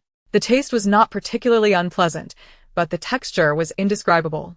Fang Jiaojiao pressed her lips together tightly, valiantly suppressing the urge to vomit, while forcing a strained smile and shaking her head slightly to signal her lack of hunger. To her surprise, the peculiar look in the man's eyes intensified. Realizing the potential for suspicion, she quietly scooped a little more into her bowl. Taking a deep breath to compose herself, she clenched her teeth and tilted her head back, slurping the contents into her mouth. Struggling to swallow, she managed to push the sticky matter down her throat, finally allowing herself to exhale in relief. Observing Fang Jiaojiao consume every last bit of food from her bowl, The supervisor felt a sense of satisfaction and turned his gaze back to his own meal. She was so slight of frame, clearly someone who had been sold off due to illness. If she did not eat more to regain her strength, she might not survive long. As he devoured the contents of his bowl, he occasionally stole glances at Fang Jiaojiao, reaffirming his assumptions about her. It was not until he had finished every morsel in the basin that he tidied it up and returned it to the elevator. Fang Jiaojiao had just eaten hot pot before entering the game, so she was hardly hungry. Her earlier actions had been to avoid appearing too peculiar, prompting her to drink a bowl of the strange food while pinching her nose. Meanwhile, the other players, who had labored exhaustively for hours in the mine, were famished. Normally, they could barely stave off hunger, but in the game world, not only was there a lack of food, but they had also been toiling relentlessly for hours on end. The meager provisions they had consumed were long since digested. Seeing the large NPC and Fang Jiaojiao consuming their meals, the players, who had expected food to be provided, idled away their time while awaiting dinner. After a long wait, one particularly hungry player, unable to endure the pangs of hunger any longer, mustered the courage to stop the patrolling supervisor. Where's our dinner?" he stammered, gesturing at his empty stomach, hoping the supervisor would comprehend. The supervisor, though unable to understand his words, found the gestures quite clear. With a derisive glance at the nearly empty cart of coal around them, he pulled the player to the cart's side, disdainfully pointing at it and then at the slacking players nearby, casting the man a look before turning away. After an entire afternoon of labor, they had not even managed to fill a single cart with coal, yet they still expected to be fed? Many players had witnessed the interaction, and the supervisor's blatant contempt had not gone unnoticed. It was clear what he meant. Without sufficient coal mined, there would be no food for them. Players were acutely aware that their limited inventory could only hold 3 slots, primarily occupied by self-defense and emergency supplies. Even those who had attempted to keep a slot open for food found that the meager provisions from their original world barely sufficed to sate their hunger, leaving no surplus for storage. Thus, when they grasped that sustenance in this world was contingent upon labor, silence enveloped them. Originally, they had believed themselves to be equipped with extraordinary skills to conquer challenges and vanquish bosses in this game world, only to discover that they had merely exchanged one battleground for another, struggling for survival. The torment of hunger was a sensation they were unwilling to endure further. In an instant, the players, now acutely aware of their plight, ceased their idleness and began to work diligently. However, this sentiment was not universal. A small faction of players had never intended to labor at all. They cast furtive glances at Fang Jiaojiao standing at the entrance of the coal mine. Upon noticing the towering supervisor patrolling beside her, they reluctantly averted their gazes. At present, there is no opportunity to confront Fang Jiaojiao directly. This group of individuals gathered together, whispering among themselves for quite some time, and ultimately set their sights on the third player shackled with silver rings in the coal mine. This unfortunate soul was the one who had, at that moment, been wielding a serrated weapon to strike at another player's arm, becoming soiled and disheveled, only to be scorned by 56,897 and relegated to the last crane among the male players. He was transported by the crane alongside other players bound in black rings to toil in the mines. Initially, oblivious to Fang Jiaojiao's presence, he managed to comfort himself with the notion that all players were destined for the same fate of coal mining, merely at different locations. However, upon spotting Fang Jiaojiao, he was compelled to shatter the cocoon of self-deception he had woven. Not every player was fated to labor in the mines. Those like Fang Jiaojiao, adorned with silver shackles, were assigned to less arduous tasks. As for him, he was merely a pitiable wretch, forgotten and cast aside. The growing dissatisfaction and jealousy within him deepened with each repetitive motion of digging, until a group with ulterior motives approached him. The accumulated resentment in his heart found an outlet. Thus, a rudimentary plan targeting Fang Jiaojiao was hastily conceived. The male player, brimming with excitement, remained unaware that he was, in fact, the ultimate target of this group. The coal mine, situated deep underground, was perpetually shrouded in darkness, relying solely on the blinding lights overhead for illumination. Consequently, the passage of time became nebulous in this subterranean realm. Players could only ascertain the current time by frequently checking the timestamps on their bracelets. When the time on their bracelets pointed to midnight, the players, who had been compelled to mine coal since entering the game, were finally permitted to cease their labor and rest. The man in charge of supervision swiftly led a group of players toward a rudimentary crane, while Fang Jiaojiao conducted a thorough inspection of each coal-laden cart before returning to her tent. Today, none of the carts were filled to capacity, allowing her to take advantage of the situation and temporarily forego record-keeping. Yet this was not a sustainable strategy. With the record sheet in her possession, she had to remain vigilant against any sudden inspections. Should her inadequate records be discovered, she too might be stripped of her silver shackles and assigned to the coal mines. With a more comfortable option available, Fang Jiaojiao was determined not to allow herself to descend into a life of arduous labor. As she gazed at the flickering symbols on the elevator walls, she began to correlate them with the characters on her paper records. Typically, elevators are marked with numerical indicators for floors. Thus, the buttons in this elevator should correspond to the numbers in this world. However, she was uncertain whether the sequence of these numbers ascended or descended. Unable to match the symbols on the elevator buttons with Arabic numerals, Fang Jiaojiao resolved to memorize these characters for the time being. Upon reaching the designated floor and opening the door, while scanning her surroundings on her way to her dwelling, she unexpectedly collided with 3 individuals who were darting about like headless flies. Trouble. Upon seeing the 3 familiar players lost among the tents, Fang Jiaojiao's first instinct was to evade them.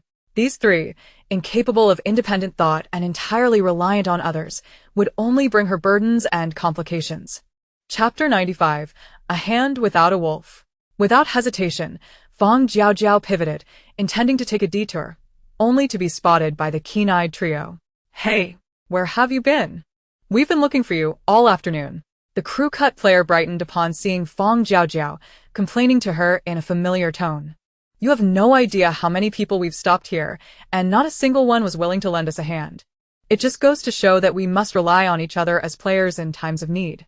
The man's words grew increasingly absurd, the metaphorical beads of his abacus nearly bouncing off Fang Jiaojiao's face.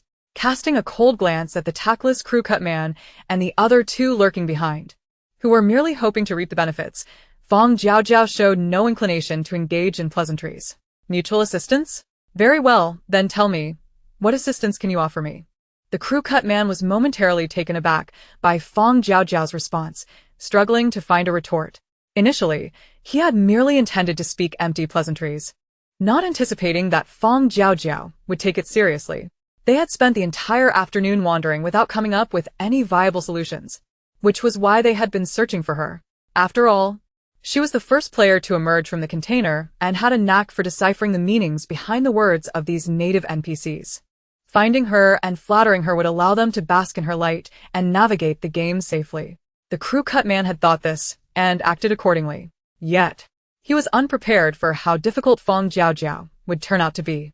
This woman was utterly impervious to both soft and hard tactics, devoid of any semblance of compassion. Seeing the blatant mockery in Fang Jiaojiao's eyes, the man, realizing he would gain nothing from her, became furious and glared at her menacingly. "Do you think this game is as simple as that? You think a single woman can clear the challenges on her own? I'll be frank with you. We received crucial information about clearing the game this afternoon. We had hoped to collaborate and share this vital news with you, but you outright rejected us. What a pity." The crew-cut man regarded Fang Jiaojiao with a sardonic smile, seemingly eager to witness a flicker of regret in her eyes. Unfortunately for him, he was met not with remorse, but with even greater derision. "Oh, and what, pray tell, is this crucial information you speak of? Have you even ascertained what is written on this paper?" She waved the sheet in her hand, regarding him as if he were dim-witted. They had failed to grasp even the basic purpose of the form, yet they sought to engage her with some nebulous information of uncertain existence. The crew-cut man, unable to formulate a rebuttal, resorted to threats, his voice strained. "Regardless, if you miss out on the information regarding game clearance, don't say we didn't warn you." After a prolonged exchange, no useful information had been extracted. Realizing the man was likely just posturing, Fang Jiaojiao chose not to waste any more time, rolling her eyes before turning to leave. Determined not to let these 3 gain any advantage over her, she deliberately took a longer route around the tents before heading to her assigned quarters. The detour cost her some time, but when she arrived at her tent's vicinity, she saw others adorned with silver shackles returning with the same forms in hand. The densely packed tent area began to buzz with activity as more players returned.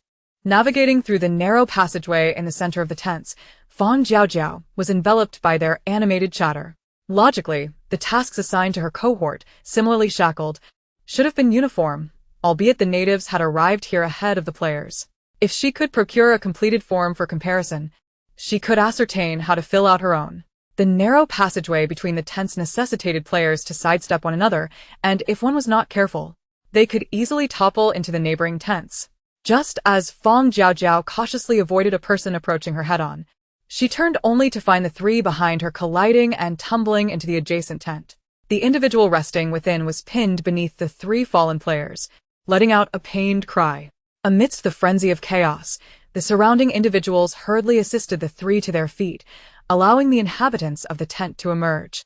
As one of them burst forth, he launched into a tirade directed at the three who had inadvertently toppled him. The trio, having collided by mere happenstance, found themselves unable to remain upright, and thus, they were not inclined to accept his scorn passively. In a fit of anger, they retaliated vocally. Standing amidst the crowd, Fang Jiaojiao could not comprehend the exchange, yet she could distinctly sense the fervent exchange of heated insults. Although the scene was lively, her attention was drawn elsewhere. The man in the front right corner, with papers precariously dangling from his pocket, struck her as oddly familiar. Could it be the recording form? A glimmer of realization flickered in her eyes. Seizing the moment while the crowd remained engrossed in the ongoing dispute, she stealthily maneuvered past the man and discreetly pilfered the precariously dangling paper into her own pocket. Once she had distanced herself and stood at the entrance of her tent, the man suddenly became aware of his lost possession. This document was crucial, required for submission every 2 days for verification. If it were lost, he would be relegated to coal mining. With his head bowed, he meticulously searched the ground around him. The spectators, having just witnessed a spectacle, were not in a hurry to disperse. They fixated on the panicked man, their eyes glinting with schadenfreude.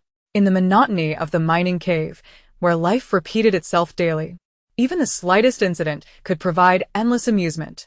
The two unexpected events of the night had undoubtedly added a dash of excitement to their drab existence, causing the crowd to linger longer than they might have otherwise.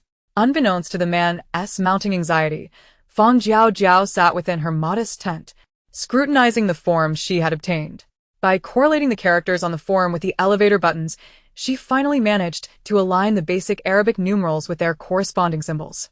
Understanding how to fill in the time, the remaining spaces evidently referred to the quantity of coal produced. Observing the red circular stamps applied to every other line on the document, she pondered. Did this imply inspections were conducted every other day? Having grasped the fundamentals of filling out the form, Fang Jiaojiao felt a sense of relief wash over her. Wrapped in her blanket, as she lay in her tent, she was just beginning to succumb to drowsiness when the sounds of others dressing nearby disrupted her tranquility. Raising her hand, she glanced at the player wristband displaying the time, 4 o'clock in the morning. Upon discerning the rustling sounds emanating from the neighboring tents, confirming they were merely the sounds of clothing being donned, she wasted no time and quickly rose to her feet.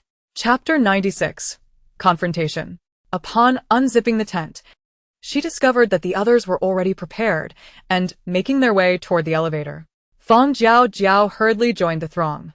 Observing the expressionless faces of those descending in groups to different mine levels, immediately commencing work like tireless machines, she felt a twinge of astonishment.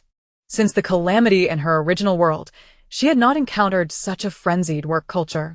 This wasn't a mere 996 work schedule, it was a relentless 004.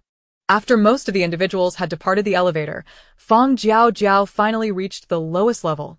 Exiting the elevator with her form in hand, she noticed players, shackled with black circular restraints, already laboring under the watchful eye of their overseers. They had only just returned, ravenous, to their communal sleeping area. And before they could even close their eyes, they were herded back to work. To be frank, it seemed that this game had never intended for them to rest. What was the purpose of sending them back to sleep if merely to follow a routine? Being exploited like black slaves, the players simmered with a sense of indignation.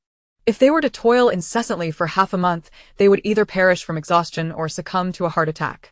Each player harbored their own schemes, dismissing the notion of earnest labor. They had come to conquer the game, not to engage in backbreaking work. The male player adorned with silver shackles frequently glanced toward the entrance of the mine, where Fang Jiaojiao appeared at ease. Each sighting of her untroubled demeanor provoked a surge of bitterness within him.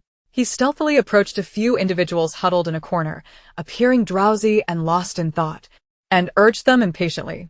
When do you plan to take action? What's the hurry? A man's impatience was evident as he dismissed the question. Initially, he had assumed the silver-shackled individual possessed some ability.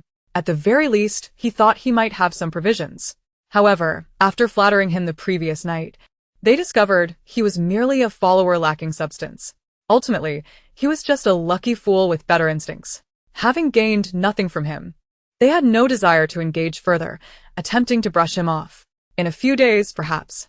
It's too conspicuous to act now. In a few days? The male player frowned, clearly dissatisfied. If we wait a few days, the game will be over. How can we act then? What? His words sparked immediate interest among the group, prompting them to exchange glances and begin probing. In just a few days, how could she possibly escape? Exactly. The game must still have several days left. Hearing their remarks, the silver-shackled player hesitated. Yes, there were a few days left, but given the abbreviated timeline of this game, it would be wiser to act promptly to avoid letting her slip away. His statement instigated further uncertainty among the group. This game was indeed shorter than previous ones, lasting only half a month. Had they miscalculated? Exchanging glances, they silently communicated their thoughts before ultimately deciding to take a gamble. Wait a moment.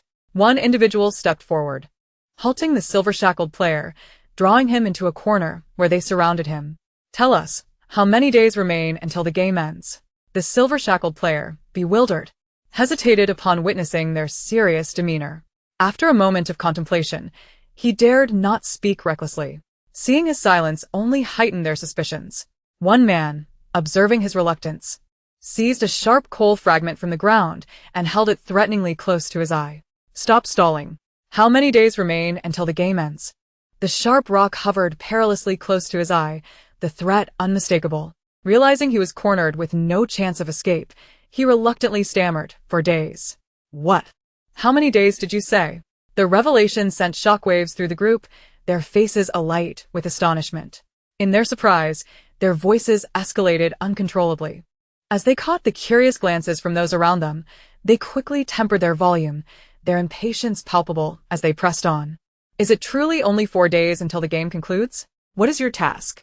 The silver-shackled player, realizing a slip of the tongue, felt a pang of panic as he inadvertently glanced at Fang Jiaojiao. An absurd and twisted notion of retaliation sprang to mind. Of course. Isn't everyone's mission the same? To survive in this place for 5 days. He raised his voice to respond, simultaneously validating their assumptions and attracting the attention of numerous other players. Due to the recent revelation, many players have become acutely aware of the distinct nature of this game. This time, the mission is not uniform. Players adorned with silver shackles not only enjoy a more leisurely task but also find the game's objectives considerably easier. 5 days. They are to toil here for a grueling 15 days. Why should those shackled in silver be afforded such ease? Simply because they stepped out of the container ahead of others upon entering the game? The players, weary and famished from a day of hard labor, have accumulated a great deal of dissatisfaction within. The words just uttered by the silver-shackled player acted as a spark, igniting their pent-up resentment and envy. Numerous covetous glances swept over the trio within the mine, as countless thoughts swirled in the minds of the players. Can these silver shackles be exchanged? If they were to don silver shackles, would their tasks also transform into something simpler? Fang Jiaojiao, already aware of the scrutinizing gazes directed towards her, sensed the impending trouble as soon as she heard the man's words. She had never anticipated that her game mission would differ from those of other players. This sudden disclosure caught her off guard. Surveying the visibly distracted players surrounding her in the mine, Fang Jiaojiao understood that her days of tranquility had come to an end. With so many players now aware of this information, what awaited those like her, clad in silver shackles, would likely be relentless probing and hostility. However, recalling the weapons within her space, her confidence surged. Let them come. As long as she remains alive, she would confront any challenger. The silver-shackled player lurking in the shadows, watching Fang Jiaojiao, wore an expression of satisfaction. The mere thought of the animosity and exclusion she would soon face from all players brought him comfort. Humph, just a woman. How dare she wish to navigate the game more comfortably than he? Let us see how she maintains her ease now. The short-sighted man evidently failed to recognize the series of reactions triggered by this revelation. Naturally, he remained oblivious to the murderous glares the players in the mine were casting upon him. Chapter 97. The Dispute. Despite being privy to this crucial information, everyone remained hesitant, reluctant to be the first test subject. Especially with so many witnesses present, human nature is inherently selfish. No one wishes to risk their life for the sake of others' mistakes. Thus, aside from the frequent glances directed at the three silver-shackled individuals in the mine, there was no immediate action. The players, maintaining their composure, were undeterred, while Fang Jiaojiao, armed with an array of defensive weapons, remained unflustered. The only one unable to sit still was the silver-shackled male player, whose reckless self-exposure had incited envy. He had initially reveled in the thought of watching everyone unite against Fang Jiaojiao, but he was taken aback when the crowd fell into a stunned silence after their moment of shock. This simply would not do. He watched as Fang Jiaojiao leisurely sketched on a piece of paper, wishing he could hurl the pickaxe in his hand at her head. "Aren't you all going to do something?" he implored, inching closer to the group from earlier, his persistence unabated. "Are you just going to watch her breezily complete the game? If we all act together, perhaps we can detain her." The man's stupidity exceeded the expectations of several onlookers. Observing the oblivious man, who still clung to his group, they exchanged knowing glances before swiftly covering his mouth and dragging him to the back of the mine. The silver-shackled male player was startled by their sudden actions. Realizing the precariousness of his situation, he attempted to escape, but was firmly restrained by several others. "You've got the wrong person. She's out there. I can help you lure her in." His panicked pleas elicited laughter from the group. "Fool." The leader of the group shot him a disdainful glance, signaling to his companions to inspect the silver shackles around his neck. Watching the man resist, shaking his head and attempting to flee, he could no longer tolerate it and delivered a sharp slap, explaining his reasoning to the dimwit. "With a fool like you right in front of us, why should we risk seeking out others? You already have a perfectly good silver ring shackled around your neck." The surrounding players examined the man for some time, yet failed to devise a means to remove the silver ring from his neck. Observing the seemingly omnipresent glances cast their way, the leader, unwilling to let others benefit from their efforts, glared intensely at the restrained male player. "Decapitate him." The malice etched on the man's face terrified the silver-shackled player, and only now did he fully grasp the gravity of his foolishness. As he witnessed a player producing a watermelon knife from thin air, understanding that his doom was imminent, he fought back desperately. "Don't kill me. I can help you lure other players here. Don't kill me. I'm valuable. I have good relations with the other three silver-shackled players. I can bring them to you. My family is waiting for my return. I can't die." The player wielding the knife showed no hesitation at his desperate words. With a swift motion, the man's head fell to the ground. Upon his death, the silver ring around his neck suddenly slipped off. Watching it fall to the ground, shrinking back to its previous keychain size, the leader was overjoyed, picking up the bloodied silver ring and pressing it against his neck. The silver ring expanded upon contact, transforming into a collar that tightly constricted around his neck.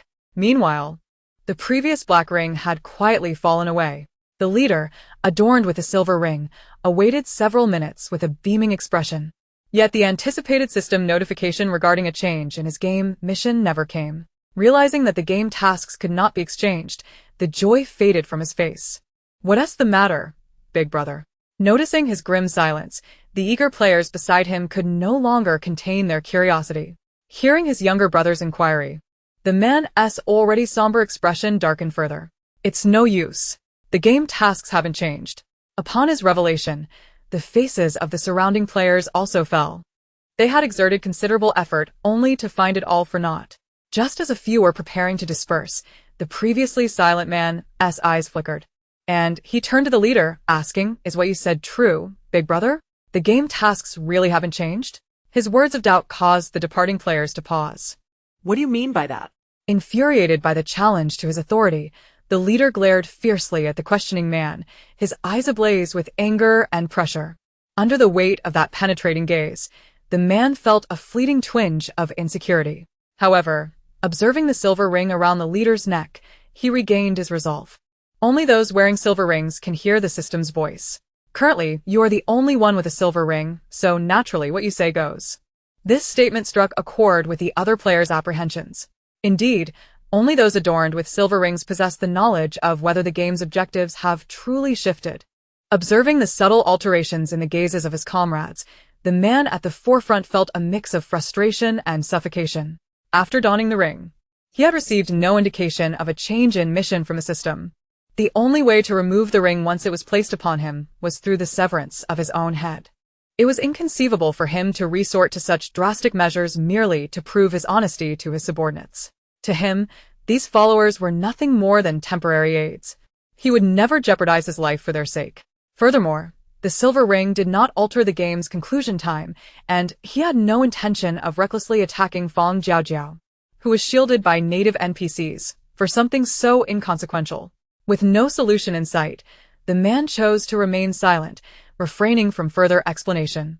Witnessing his utter refusal to clarify, the others exchanged glances, their dissatisfaction and suspicion now palpably evident. It was clear he had lied to monopolize the silver ring for himself.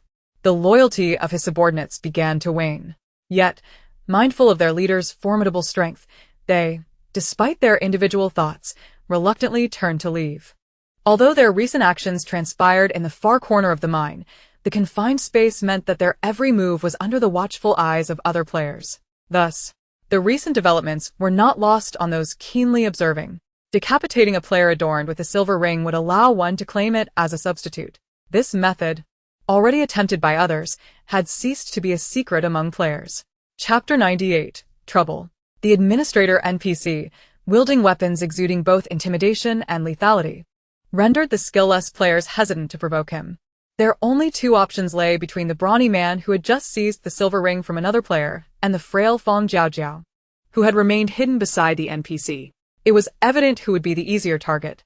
As players struck the hard coal with their tools, their minds wandered to other schemes. Fang Jiaojiao meticulously recorded the coal she had gathered that morning, using a slender piece of coal she had scavenged. Glancing at the unfamiliar man with the blood-stained silver ring shackled around his neck, her eyes flickered with realization. The battle for the ring had quietly commenced.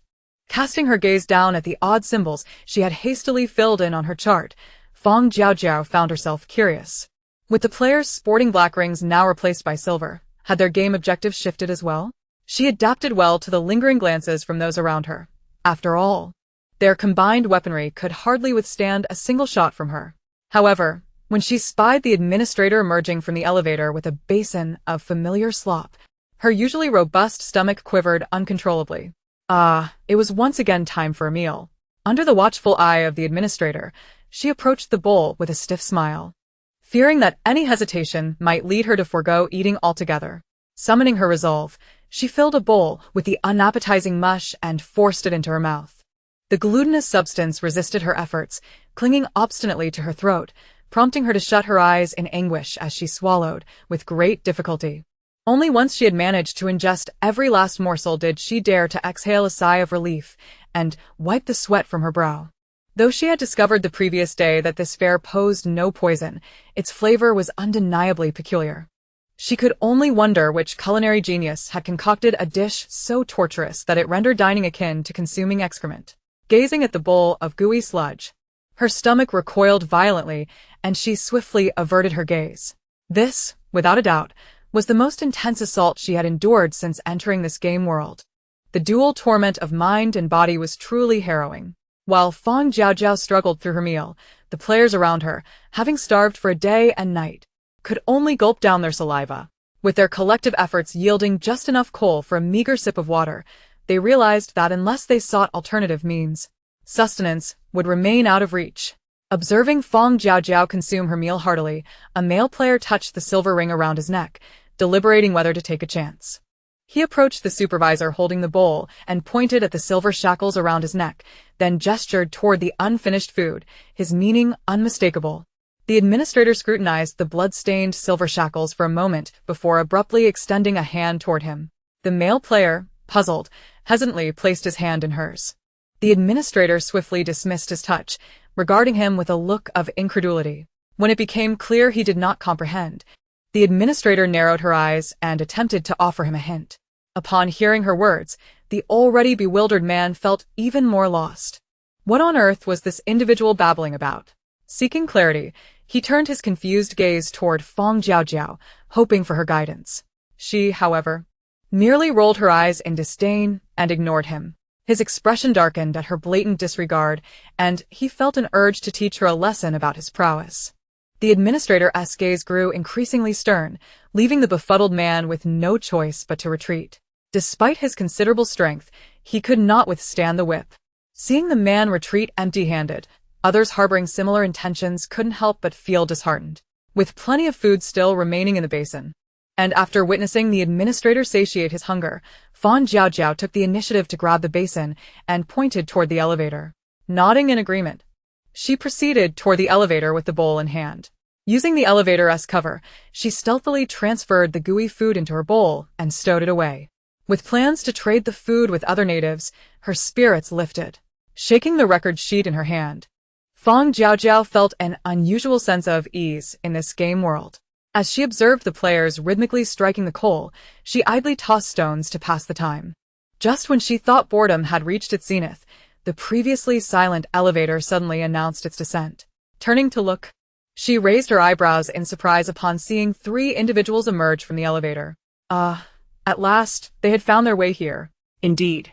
The trio descending from the elevator consisted of those who had hoped to ride on Fang Jiaojiao's coattails.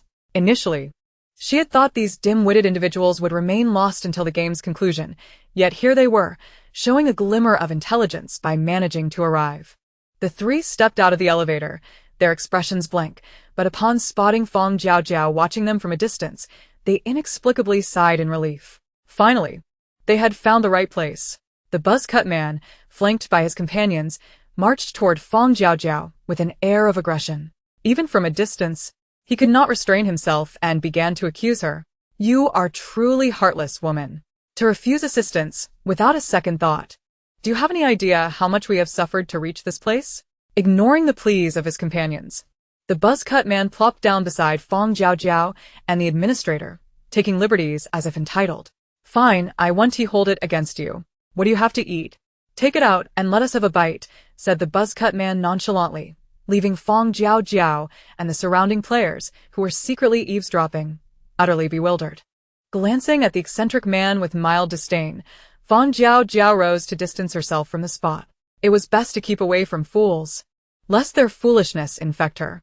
The buzz-cut man, noticing her silence and departure, petulantly reached out as if to grab her.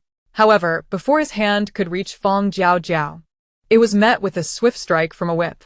Hissing in pain, he withdrew his arm and, following the direction of the whip, turned to look at the administrator. Confused by the alien language spilling from the administrator's lips, the buzz-cut man's eyes darted around before he pointed at the departing Fang Jiaojiao, exclaiming, "You should talk to her." "I know nothing. Speak to her." The administrator frowned at the man who was still hesitating to hand over the record sheet, his irritation growing evident. Ignoring the man's accusatory finger pointing at Fang Jiaojiao, he patiently spoke once more. Chapter 99. Underlying Intent to Kill. As the administrator's expression darkened, the buzz-cut man sensed the gravity of the situation. He turned to the 2 individuals behind him. All 3 exchanged bewildered glances. Their lack of understanding of the alien language left them at a disadvantage, and their presence here had been purely coincidental. Just as the administrator's expression soured further, and he prepared to use the whip to drive the 3 away, 2 sternly dressed individuals exited the elevator. Upon seeing them, the administrator promptly abandoned the buzz-cut man and hastened toward the newcomers. Fang Jiaojiao, who had been discreetly observing, noted the administrator's suddenly deferential demeanor in front of the 2. A quick glance at their unshackled necks confirmed her suspicion. They were likely here for an inspection. Retrieving the form from her possession, she was about to approach when the administrator gestured towards her. Indeed, Fang Jiaojiao presented the prepared form for inspection, and upon receiving the stamp indicating her compliance, she exhaled in relief. The 3 individuals who had been quietly observing now grasped the administrator's earlier intent. He had merely sought this piece of paper. The buzz-cut man retrieved a crumpled sheet from his pocket and confidently approached Fang Jiaojiao and her companions. He intercepted the 2 departing individuals and boldly handed over the paper. However, rather than receiving the same treatment as Fang Jiaojiao, the three were met with a barrage of electric shocks from the administrator. As they writhed in agony and were unceremoniously tossed into the mine to fend for themselves, the players who had been idly observing suddenly perked up. After all, they were still burdened by the glaring silver rings of shackles around their necks. Having learned from previous experiences, the players were acutely aware of the method for exchanging the rings. Seizing the opportunity that had been carelessly presented, a determined player hastily dragged the unconscious individuals away. Others, seeing this, swiftly joined in without hesitation. The chaos escalated as they fought fiercely over the two on the ground.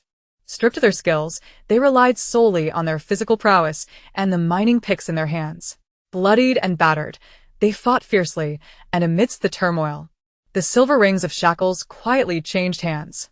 Those who donned the new shackles soon realized the plight of the previous owner. Although the shackles had indeed changed, the gaming task remained unchanged. Despite the trio's insistence that the game's mission would not alter, no one believed them. Regardless of how fervently they spoke, the others merely thought they had gained some advantage and were reluctant to share. In this vicious cycle, tensions among players escalated further. Everyone's eyes were fixated on the few remaining silver rings, each yearning to snatch them and complete the game first. Amidst this increasingly frenzied environment, Fang Jiaojiao found herself persistently besieged and harassed. When a group cornered her inside the mine while she was counting the number of mine carts, her eyes glimmered with icy resolve. "Step aside," she commanded coldly, offering them their last chance at survival. The group, emboldened by their numbers, disregarded her warning, sneering at her masked face. Ha ha ha. "I suggest you learn to be wise as disaster approaches. Do you think your little cleverness can help you finish the game smoothly?" One jeered, while another added, "A woman should act like a woman. If you remove that filthy mask and beg us nicely, perhaps we might grant you a swift end. Indeed, why should we toil in the mines all day while you, a mere woman, enjoy food and drink with ease?" They taunted, mocking her as others endeavored to charm the NPCs. As their vile words grew increasingly outrageous, Fang Jiaojiao coldly drew her gun, unhesitatingly silencing them. The laser gun she had retained from the previous game proved effective, dispatching the group silently. Wiping the blood that had inadvertently splattered onto her hand, she returned the firearm to her space and calmly exited the mine. Having endured numerous games, she was no longer the anxious, trembling university student who had once been rattled by taking a life. Surviving through repeated malice had hardened her heart. Just as she was about to bury the murderous intent in her eyes, she locked gazes with a player who had been observing from a distance.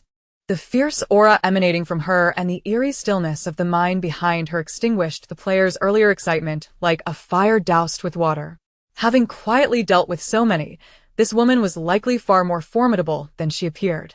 Following her display of strength, the attention directed toward Fang Jiaojiao lessened somewhat.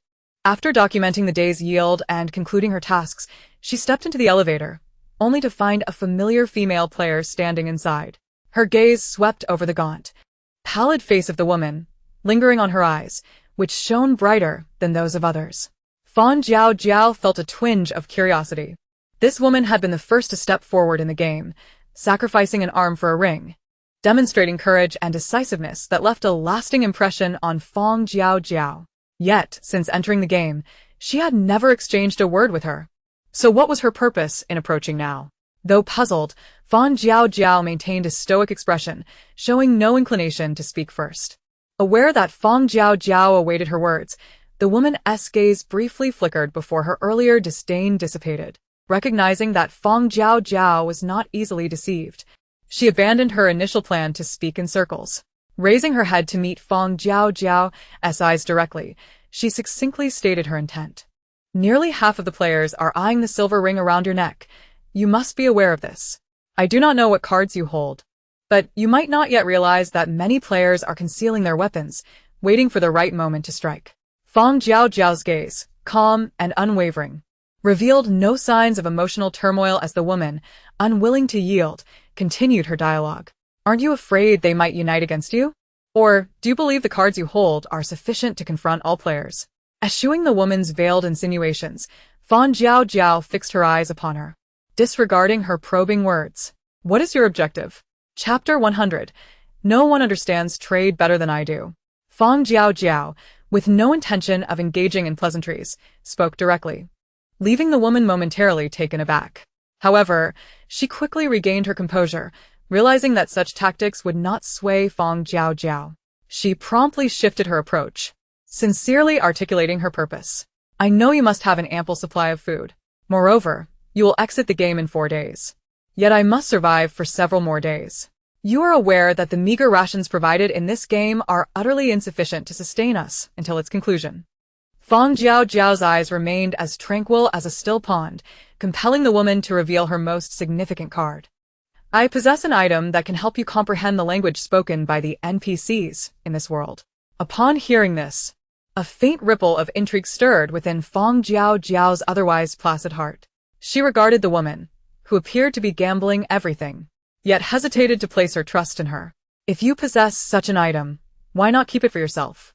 Fang Jiaojiao's gaze fixated on the woman's severed arm. The implication unmistakable. If such an item truly existed, why had she not utilized it herself, especially when it had cost her an arm to understand the native speech? Fang Jiaojiao's skepticism and concern were not unfounded, and the woman was acutely aware of her apprehensions. Resolving to lay everything bare, she recounted the origins of the object. I obtained this from an NPC. I had nothing to eat in my backpack after a day of labor, and when a local man approached me with food, I exchanged a favor for a bite to eat. To my astonishment, he reneged on the deal and sought to reclaim his food. In a fit of desperation, I killed him and found this item on his body. To assuage Fang Jiaojiao's doubts, the woman produced the object hidden against her chest, presenting it before Fang Jiaojiao's eyes. This is it.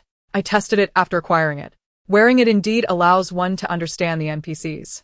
The woman gazed at the small, black, round device in her hand, her emotions complex. Initially, she had hoped to leverage this item for a more comfortable existence in the game world. However, upon grasping the NPC's language, she realized that they, the players, were merely the lowest-tier slaves in this realm. The distinguishing factor among these slaves was the shackles adorning their necks. Although the NPCs indicated that good performance could lead to an upgrade to a higher-grade shackle, they were simply players, bound to remain in this game world for merely half a month. Who could predict whether an opportunity to level up would arise during that time? After players discovered that eliminating those with silver-ringed shackles allowed for a change in shackles, her resolve wavered once more. If it were indeed possible to swap for simpler game tasks, she would have a greater chance of returning safely. However, as she observed, she noted that players who had exchanged for silver-ringed shackles claimed that their tasks had not changed at all. Her inherent caution prevented her from being swayed by those who had lost their wits due to shortened game tasks. After meticulously scrutinizing the situation, she begrudgingly acknowledged the truth in the player's words. Even with silver shackles, the game tasks remained unchanged. Realizing she must survive for 15 days in this world to return, she altered her strategy to scrutinize players worthy of her investment. Undoubtedly, Fang Jiaojiao, who consistently maintained a leading position among players, was her best choice. Especially after witnessing how she effortlessly escaped an encirclement by over a dozen players unscathed, the woman became increasingly convinced of her target. Only she might offer the satisfactory terms that the woman sought. Unbeknownst to Fang Jiaojiao, the woman's thoughts were far from innocent. At that moment, she was focused on the item in the woman's hand, contemplating the veracity of her claims. If this device could indeed translate the native's language, a negotiation was certainly in order. With this thought in mind, Fang Jiaojiao took the initiative. What do you wish in exchange? The moment Fang Jiaojiao spoke, the woman felt an instant sense of steadiness. Acknowledging Fang Jiaojiao's interest in the item, she began to calculate the quantity of food she required. I want enough food to last me a month. The woman's request was blunt and unyielding. Fang Jiaojiao raised an eyebrow, promptly rejecting her condition. 1 week. I can provide you with food for a maximum of 1 week. That won't suffice. The utility of this item is immense. Trading it for a month's worth of food is more than reasonable. The woman was unwilling to compromise, furrowing her brow as she negotiated with Fang Jiaojiao. Since she was disinclined to relent, Fang Jiaojiao did not press further, raising her hand to indicate that the woman should leave the elevator. After all, she had only 4 days left in the game, and with this item, she would thrive. Even without it, she was confident that her judgment would see her through the game unscathed. This woman was clever, however. To attempt to coerce her with such a dispensable item while demanding exorbitant terms? Enough food for a person to last a month was a substantial wealth. Even in the real world outside of the game, how many players could manage to gather such provisions? Brandishing a somewhat intriguing item to negotiate with her, Fang Jiaojiao's resolve was firm, and her demeanor shifted swiftly, catching the woman off guard. Staring at her with cold eyes that showed no mercy, the woman was momentarily stunned before suppressing her frustration and indignation. After several heavy breaths, she spoke in a hoarse voice. "Fine. 1 week it is. But I want all the food immediately." Surprised by the woman's adaptability, Fang Jiaojiao regarded her with newfound respect. Yet, in the next moment, she unceremoniously dismissed the woman's words. "That won't work.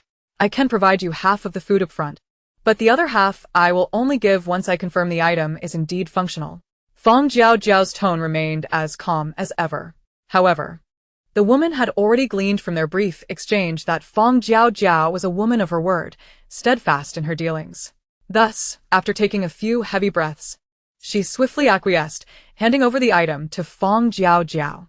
The woman took the food offered by Fang Jiaojiao and, without hesitation, turned to leave the suffocating elevator. Had she not thoroughly assessed the situation and concluded that trading with Fang Jiaojiao would not lead to being double-crossed, she might have simply walked away with the item. Seething with indignation, the woman quietly returned to the communal sleeping area. Once tucked beneath her covers, she cautiously opened the burlap sack handed to her by Fang Jiaojiao.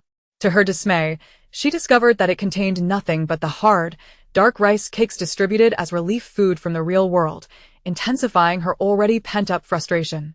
Chapter 101. The Translator. The indefatigable woman turned her cloth bag inside out, and upon confirming that it contained only rice cakes, a sense of melancholic disappointment washed over her. Though rice cakes were undoubtedly the most ordinary and ubiquitous sustenance at present, her choice to barter with them seemed perfectly reasonable. Yet, for reasons unbeknownst to her, she felt a twinge of despondency. Carefully, she broke off a piece of the rice cake and placed it into her mouth, subsequently stowing the remaining cakes back into the cloth bag, securing it within her spatial backpack for safekeeping. As she lay in the pitch-black communal dormitory, she slowly chewed her meager meal, mentally calculating the rationing of her food. Such a paltry amount necessitated meticulous distribution to sustain her until the conclusion of the game. Although her movements were discreet and the flavor of the rice cake almost imperceptible, the slightest sound in the hunger-stricken dormitory would undoubtedly draw the attention of her fellow players nearby. The rice cake was hard, compelling her to soften it with saliva while she chewed it slowly. Just as she was cautiously grinding a small morsel between her teeth, a man's voice suddenly broke the silence above her. "What are you eating?" The man's voice was alarmingly close, as if emanating from her very scalp. The woman's eyes widened in terror. It was then that she noticed the man lurking in the shadows before her, leaning so close that their faces nearly touched. The once quiet dormitory became a stage for prying eyes drawn by the man's inquiry. Sensing the gravity of the situation, she swiftly swallowed the entire hard piece of rice cake, feigning ignorance as she raised her voice in an exaggerated tone. "Eating? Besides swallowing my saliva while reminiscing about the delicious big plate of chicken. What else could I possibly consume?" Aware that the man would not easily relent, she promptly shifted her demeanor, adopting a sycophantic tone as she pressed on. "Do you happen to have any food? Brother, if you grant me just a morsel, I shall submit to your every whim." As she leaned in closer with her pleading words, the man, unable to discern whether she had indeed been eating, was startled and instinctively retreated. Nonsense. Who doesn't cling tightly to their meager rations nowadays? He knew that if he dared trade a morsel of food for her companionship, he would soon find himself besieged and robbed by other players the following day. Recognizing the futility of his situation, the man begrudgingly turned away, burrowing back into his bedding, feigning sleep with his head concealed. With the other players now returning their attention to their own rest, the commotion dissipated, allowing her a moment to exhale the tension she had been holding. Her throat, scratched from the forced swallowing of the hard rice cake, ached slightly, yet she could not afford to dwell on it. The damp, sweat-soaked fabric of her clothes clung uncomfortably to her skin, causing her greater distress. With her eyes closed, she bore the discomfort and compelled herself to rest, acutely aware that she could not afford to make any movements after having been targeted once already. Observing her stillness, a nearby player, who had been covertly watching her for an extended period, finally withdrew his gaze in disappointment. Meanwhile, Fang Jiaojiao, having obtained a small black circular device resembling a hearing aid from the woman, promptly tried it on. As she stepped out of the elevator into the tent area populated by the indigenous people, the small device behind her ear began to reveal its purpose. My group only delivered 5 carts of coal today. What abysmal luck. Indeed, these lower-tier workers are becoming increasingly lazy. I fear we won't meet our assessment requirements. Hey. Hey, did you hear about the slaves on the 88th floor being executed by the higher-ups a few days ago? Yes, it's no surprise. Their coal submissions have consistently ranked at the bottom. If they don't work diligently, they deserve to be dealt with by the higher-ups. You'll be able to accumulate enough points for promotion in a couple of months, right? I envy you. Your group consistently ranks first in production. Not at all. It's still quite early. Once I get promoted, I won't forget any of you. Listening to the sudden shift in their conversation as they began to fawn over a woman, Fang Jiaojiao discreetly quickened her pace to leave the scene. With a suspicion she needed to confirm, she made a deliberate detour around the perimeter of the tents. Using the translator to eavesdrop on the indigenous people's chatter, she gathered enough information before returning to her own resting tent. From what she had just overheard, it seemed that the quantity of coal submitted by these indigenous workers was also subject to assessment. Failure to meet the requirements could lead to execution. Contemplating this, a somber expression crossed Fang Jiaojiao's face. The earlier remark about the execution of all the slaves on the 88th floor made her ponder whether those of them adorned with silver shackles would also be included. Fingering the silver circular shackles around her neck, her heart sank. It was likely that they, the shackle players, would be viewed as a collective and face a similar fate. The implications of execution were unequivocal. Fang Jiaojiao could only hope that the next assessment would occur after she had exited the game. Given the players' meager coal production of merely 1 cart per day, it seemed evident that she would rank at the bottom in the upcoming evaluation. With the short duration of this game, she was increasingly agitated, not wishing to complicate matters further. She could surmise the thoughts of other players. Expecting them to work harder based on verbal assurances to elevate their rankings was nearly an impossible feat. Dismissing such notions, Fang Jiaojiao quickly cast them aside and began devising ways to uncover the timing of the next assessment. If it fell after her game concluded, it would be of no concern to her, but if it were to occur in the coming days, she would need to prepare accordingly. Burdened with her worries, she rested briefly before rising alongside the indigenous workers to commence her labor. Concealing the black translator within her hair, Fang Jiaojiao walked while quietly listening to their conversations. Amidst a barrage of trivial talk, she gleaned little useful information, standing in a corner with her brows furrowed as she awaited the elevator's arrival. Upon reaching the mine and observing the oblivious players idly slacking off, a wave of complexity washed over her. Yet, in a fleeting moment, this inexplicable complexity was swiftly cast aside. She was uncertain about the timing of the next assessment and whether it would affect her. Thus, there was no need to indulge in self-righteous worries for others. Her emotions, shifting like tides, eventually settled into tranquility. As she turned to seek a quiet spot to rest, she collided with the imposing figure of a supervisor. "Good morning. Did you rest well last night?" The alien language spoken by the supervisor was rendered comprehensible by the translator, catching her off guard with its sudden cordiality. Struggling to suppress her bemusement, she calmly nodded before turning to leave, her mind swirling with complexities. She had been tirelessly analyzing the implications behind his words, fearful that language barriers might hinder her performance. Little did she expect that his lengthy monologue had merely been a simple greeting. Overwhelmed by the absurdity of the situation, Fang Jiaojiao found herself reluctant to glance back at him, mourning the brain cells she had exhausted over such trivialities. Slowly meandering before the group she was tasked with overseeing, Fang Jiaojiao observed how they struggled to suppress their frequent glances in her direction. A peculiar sense of absurdity washed over her, akin to the chill of heights. Their entire mining community was on the brink of losing their lives due to an unforeseen inspection, yet they were squabbling amongst themselves over a mere pair of shackles. It was utterly exasperating. She had no desire to squander time on these individuals. Instead, she was tormented by the need to uncover accurate information.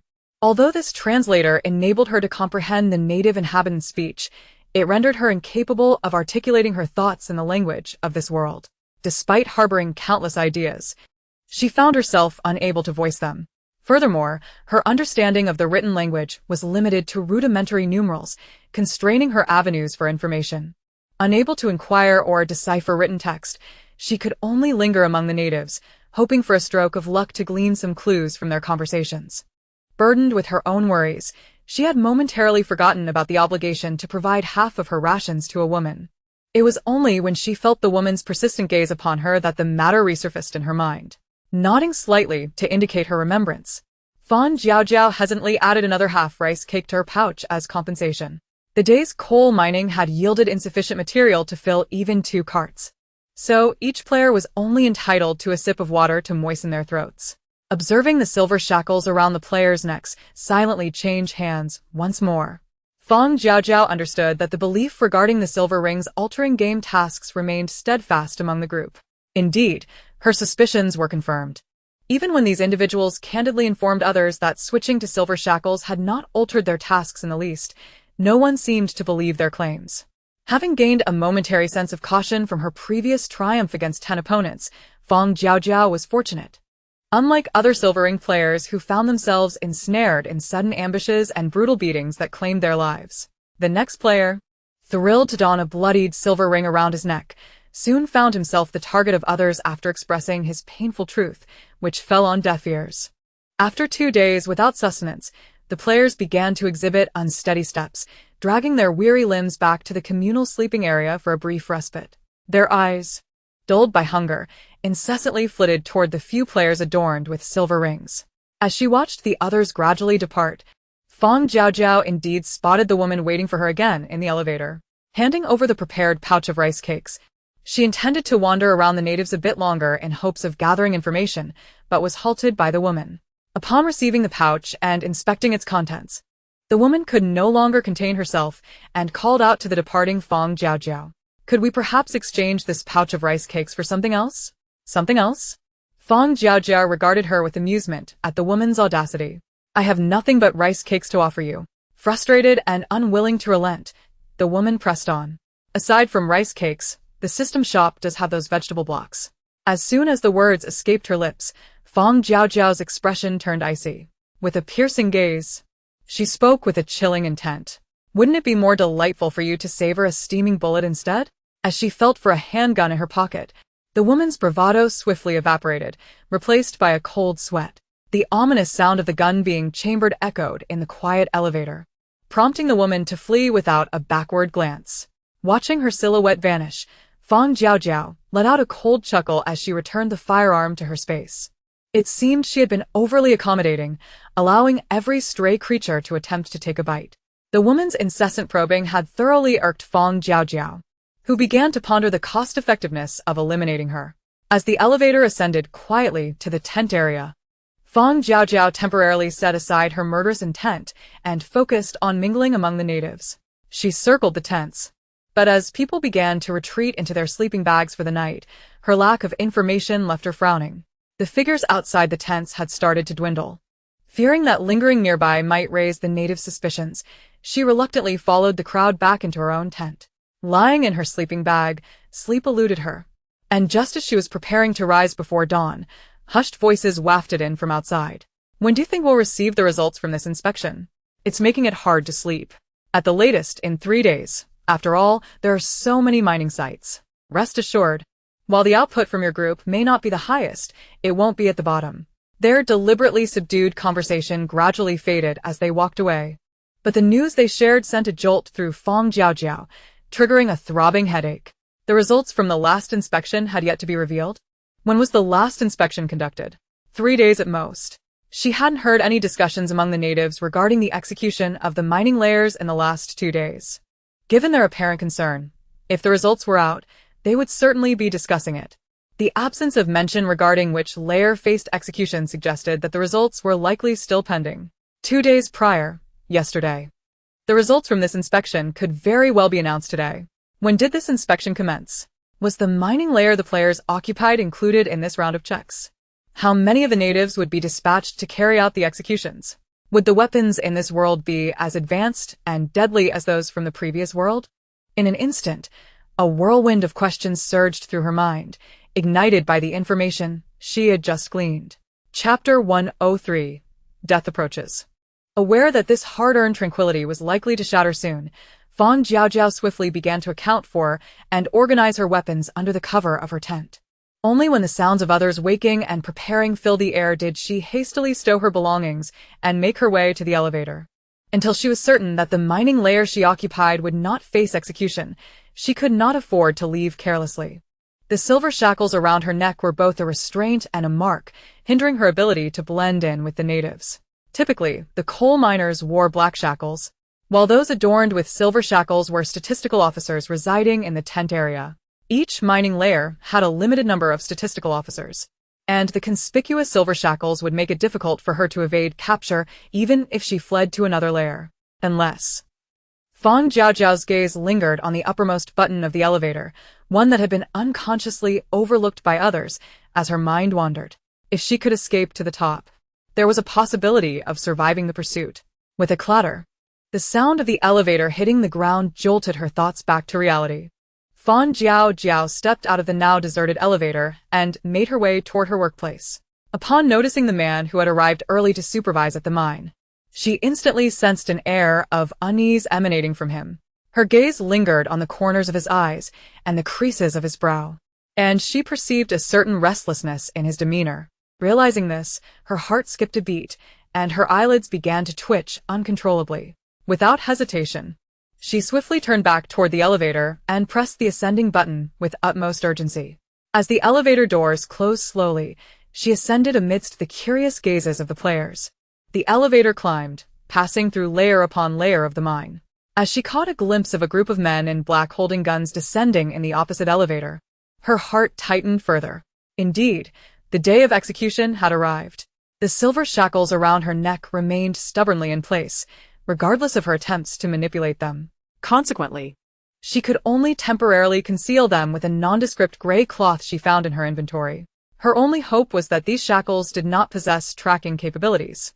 After what felt like an eternity, the ascending elevator finally reached the surface. Glancing around her surroundings, she quickly dashed out of the elevator and sought refuge beneath a metal outcropping. Once she confirmed that the area was deserted, she began to examine the city she had only briefly glimpsed since entering the game. The ground was blanketed in a layer of black and gray, with cold, steel structures stretching as far as the eye could see. Thick iron chains connected one deep mine to another, continuously transporting loads of black coal into these buildings. The structures receiving the coal operated relentlessly, emitting a cacophony of jarring noise while releasing billowing clouds of dark smoke into the sky. The originally azure sky had succumbed to pollution, becoming a murky gray. Even during the day, the light was ominously dim. In summary, it resembled a lifeless charcoal furnace, leaving behind only a pervasive haze of pollution that made breathing a challenge. Hiding amidst the scrap metal, she donned the remaining filter mask from her inventory and carefully covered it with the gray cloth. Observing the dim surroundings, she cautiously approached the nearest building. Within the mine, numerous players, secretly watching Fang Jiaojiao due to their silver circular shackles, were also present. Many noticed her sudden retreat along the path she had come. Not all players were foolish. Some who had previously benefited from following her quickly sensed something amiss, seizing the opportunity while others were distracted. A few exchanged glances and made a decisive dash toward the elevator. Upon realizing that the elevator Fang Jiaojiao had taken was in operation and could not be opened, they turned and sprinted toward the other elevator. Just as they reached it, a group of individuals clad in matching black attire, armed with weapons, emerged from the elevator. The astute leader of the group perceived the danger and swiftly guided everyone to hide in a nearby alcove.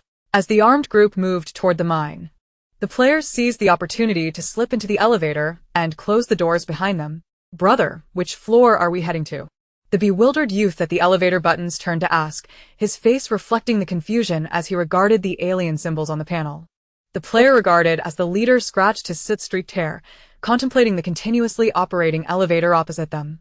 Gritting his teeth, he voiced his suspicion. "Damn it, we're going to the highest floor." Chong, press the top button. Upon hearing this, the youth named Chong pressed the highest button.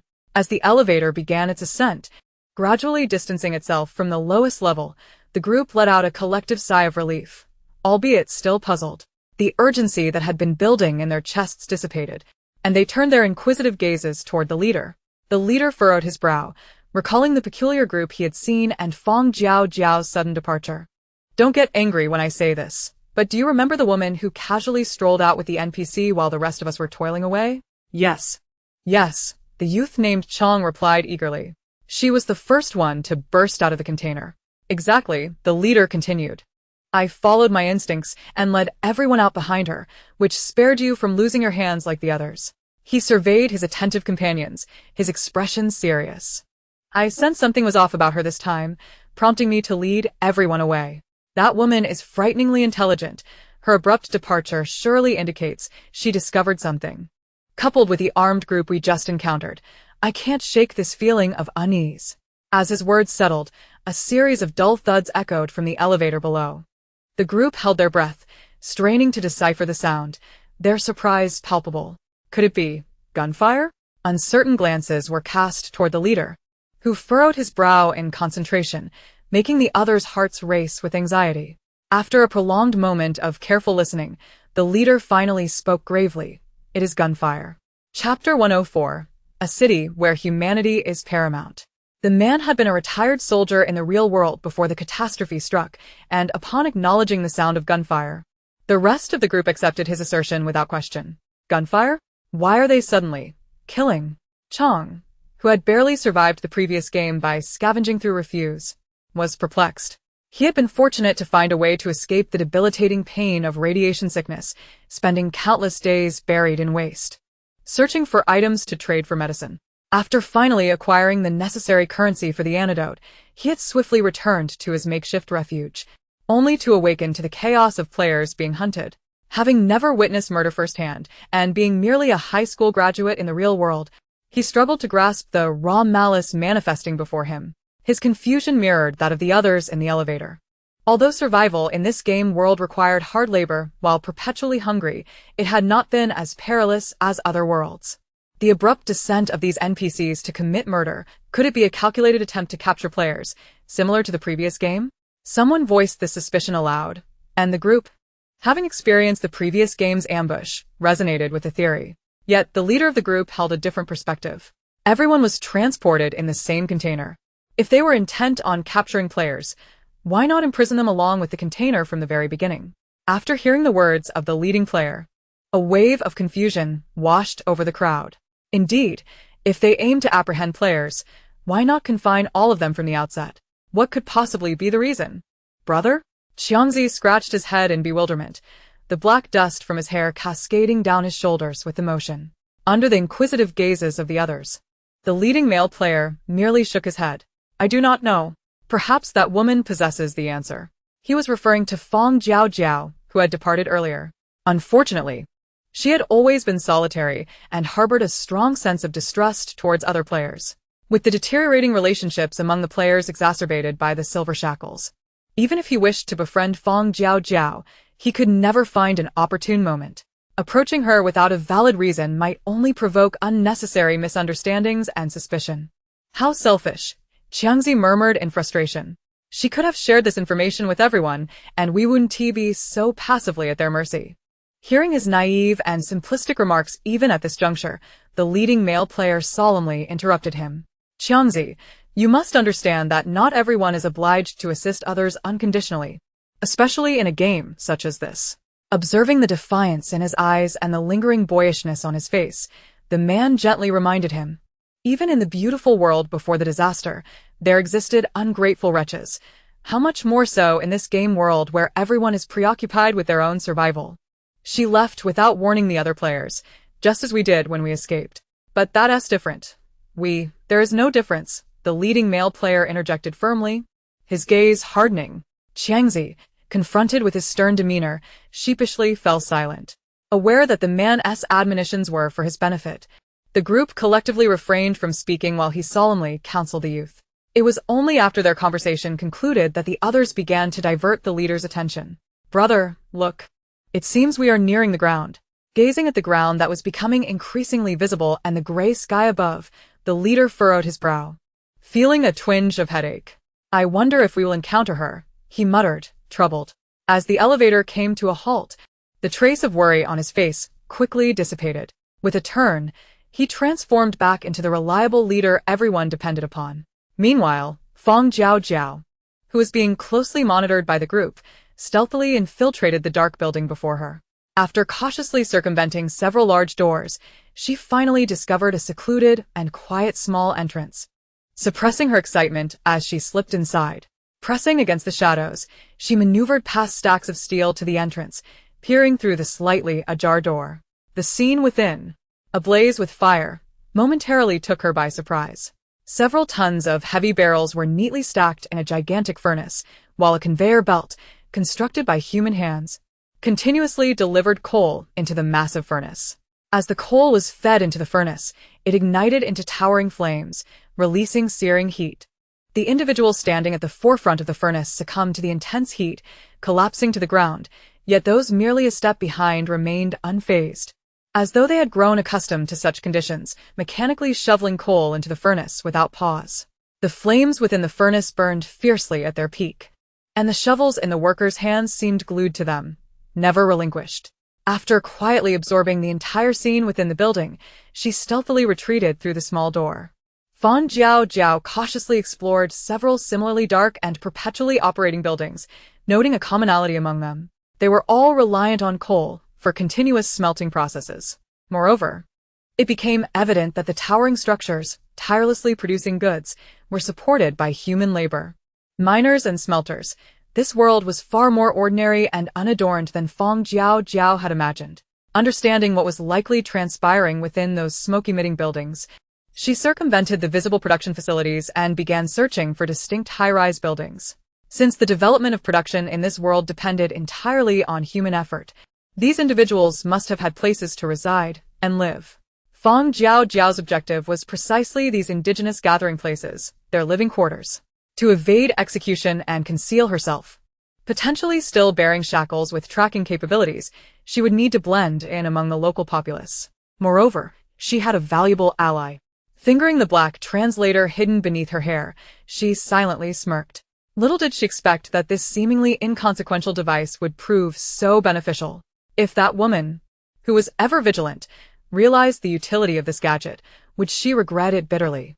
However, Fang Jiaojiao knew she must first survive the impending execution before she could lament her predicament. Chapter 105, The Strange City. With her objective now clear, Fang Jiaojiao sprinted across the misty gray terrain. The diminished visibility, a result of severe pollution, served as her best cloak of protection. After traversing several billowing buildings, she finally discovered a small structure, seemingly residential, nestled in a corner. These buildings, clearly distinct from the production facilities, were huddled together in close proximity. The black structures formed a considerable residential complex amidst the lifeless expanse of earth. Adjusting the cloth around her neck to conceal her shackles, she cautiously approached. After a lengthy circuit around the nearly ground-level black buildings, she finally spotted an inconspicuous entrance. A black metal plaque hung over the entrance, inscribed with alien characters that Fang Jiaojiao could not decipher. Noticing the absence of guards, she carefully stepped inside. The small square adjacent to the entrance was eerily quiet, and as she passed through the narrow corridor at its end, the vibrant atmosphere of the residential area suddenly enveloped her. Towering black metal buildings had been partitioned into pigeon coop-sized rooms, with only a narrow passage of half a meter separating each. Despite the constricted passageway, it was brimming with an array of peculiar items. Fang Jiaojiao cautiously navigated through the narrow corridor alongside the indigenous people. The translator behind her ear worked tirelessly, capturing every word spoken by the locals. Tentacle monster. Freshly slaughtered tentacle monster. Shell bugs. Eating them can strengthen your body. Buy 3, get 1 free. Meat soup. Nutritious meat soup for just 3 steel coins a bowl. Hiring. Factory 1567 is seeking 10 workers. Strong individuals preferred. First come, first served. The air was filled with a cacophony of various vendors, and the gray, dusty stalls displayed an astonishing array of bizarre goods. Fang Jiaojiao gazed at the indigenous people, their necks unadorned by any shackles, and their peculiar garments, whose material was indiscernible, causing her eyes to flicker momentarily. She hastily distanced herself from the throng, increasingly cautious as she ensconced herself in the shadows. Her own attire was still too conspicuous. She needed to devise a means to don something more inconspicuous. Navigating through the crowd with deft turns, she slipped into a tranquil corridor, where she encountered a matron carrying a strange ladle of broth. Her eyes glimmered slightly. After scanning the vicinity and finding no one else around, Fang Jiaojiao quickened her pace and collided directly with the matron, who was protectively cradling her soup. Today, the matron had finally summoned the resolve to splurge on a bowl of meat soup, intending to bring home a treat for her family. To avoid being shortchanged, she had even filled her bowl to the brim. Fearing spillage, she walked cautiously, head down, fixated on preserving the contents of her bowl. Fang Jiaojiao deliberately crashed into her, causing the bowl to slip from her grasp and shatter on the ground, the broth splattering everywhere. Hey, You! The matron, distraught, was about to raise her gaze to confront the individual who had bumped into her when a sudden sharp pain seized her neck, and she succumbed to unconsciousness. Recognizing the situation, Fang Jiaojiao promptly dragged her behind a large black trash bin, her movements quick and nimble as she stripped the matron of her garments. The clothes, also black, felt chilling to the touch, and she was uncertain of their material. After a cursory examination, she donned the attire herself. The garment reached her knees and featured a large hood, resembling a raincoat. Although the matron's clothing was somewhat oversized on her, Fang Jiaojiao remained unfazed. The indigenous people she had just passed in the corridor were all clad in similarly baggy black coats. It was precisely due to this uniformity that she suddenly recognized the incongruity of her own outfit. The misfortune of targeting this particular matron was fortuitous, after all.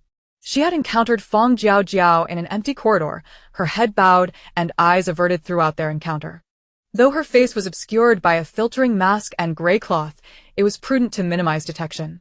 Given the matron's compliance with her opportunistic intentions, Fang Jiaojiao felt no moral qualms as she swiftly took action. After a brief glance at the unconscious matron, who lay behind the trash bin with her eyes tightly shut, Fang Jiaojiao crouched down, meticulously searching the matron's person.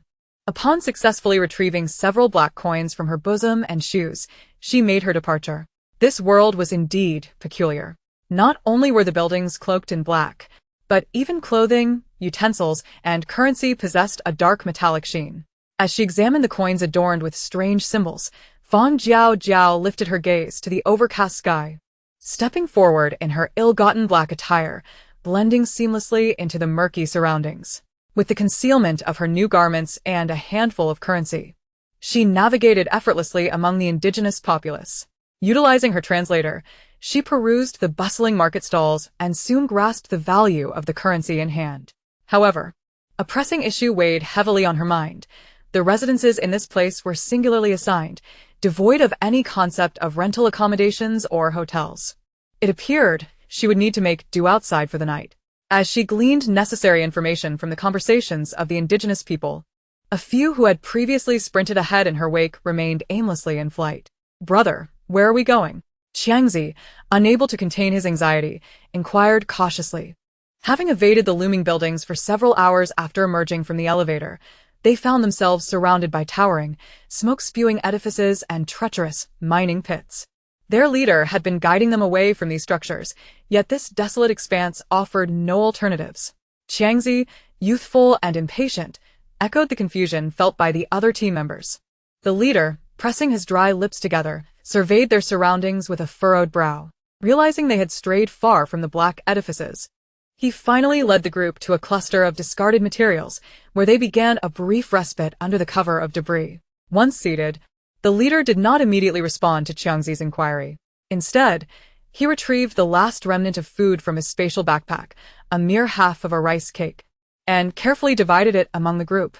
Each member held the scant morsel, barely the width of a finger, suppressing involuntary salivations. Though their stomachs clamored for sustenance, they hesitated to consume the precious food, casting anxious glances at their leader. "Brother," one player finally ventured, cradling the rice cake. "This is your hard-earned food.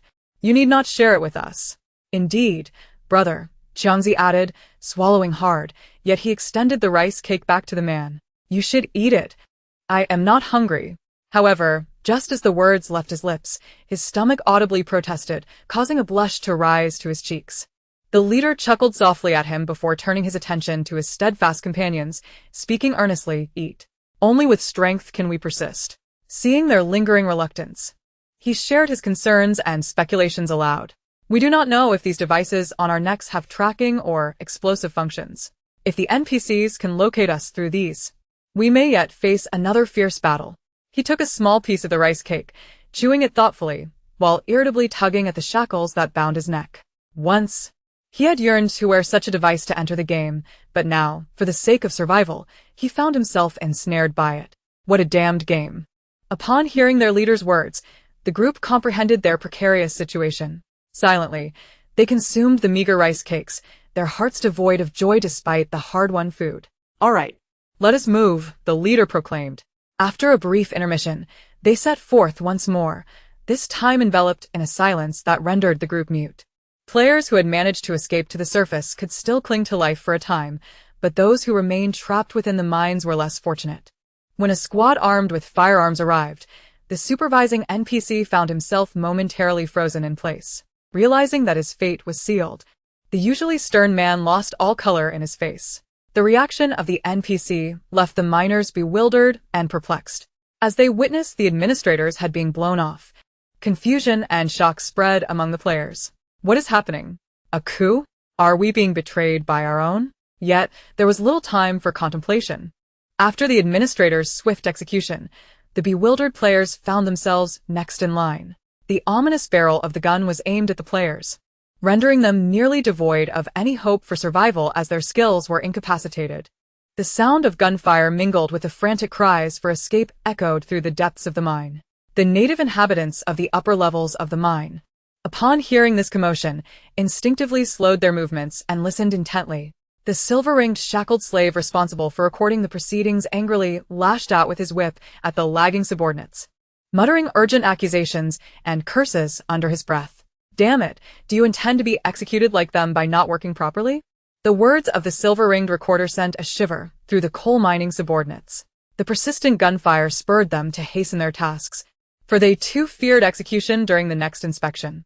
Though stripped of their identities and reduced to slavery due to their mistakes, they clung to life, knowing it was far better than death. Moreover, diligent work could elevate their ranks through the accumulation of points, from black-ringed subordinates to ordinary silver-ringed slaves.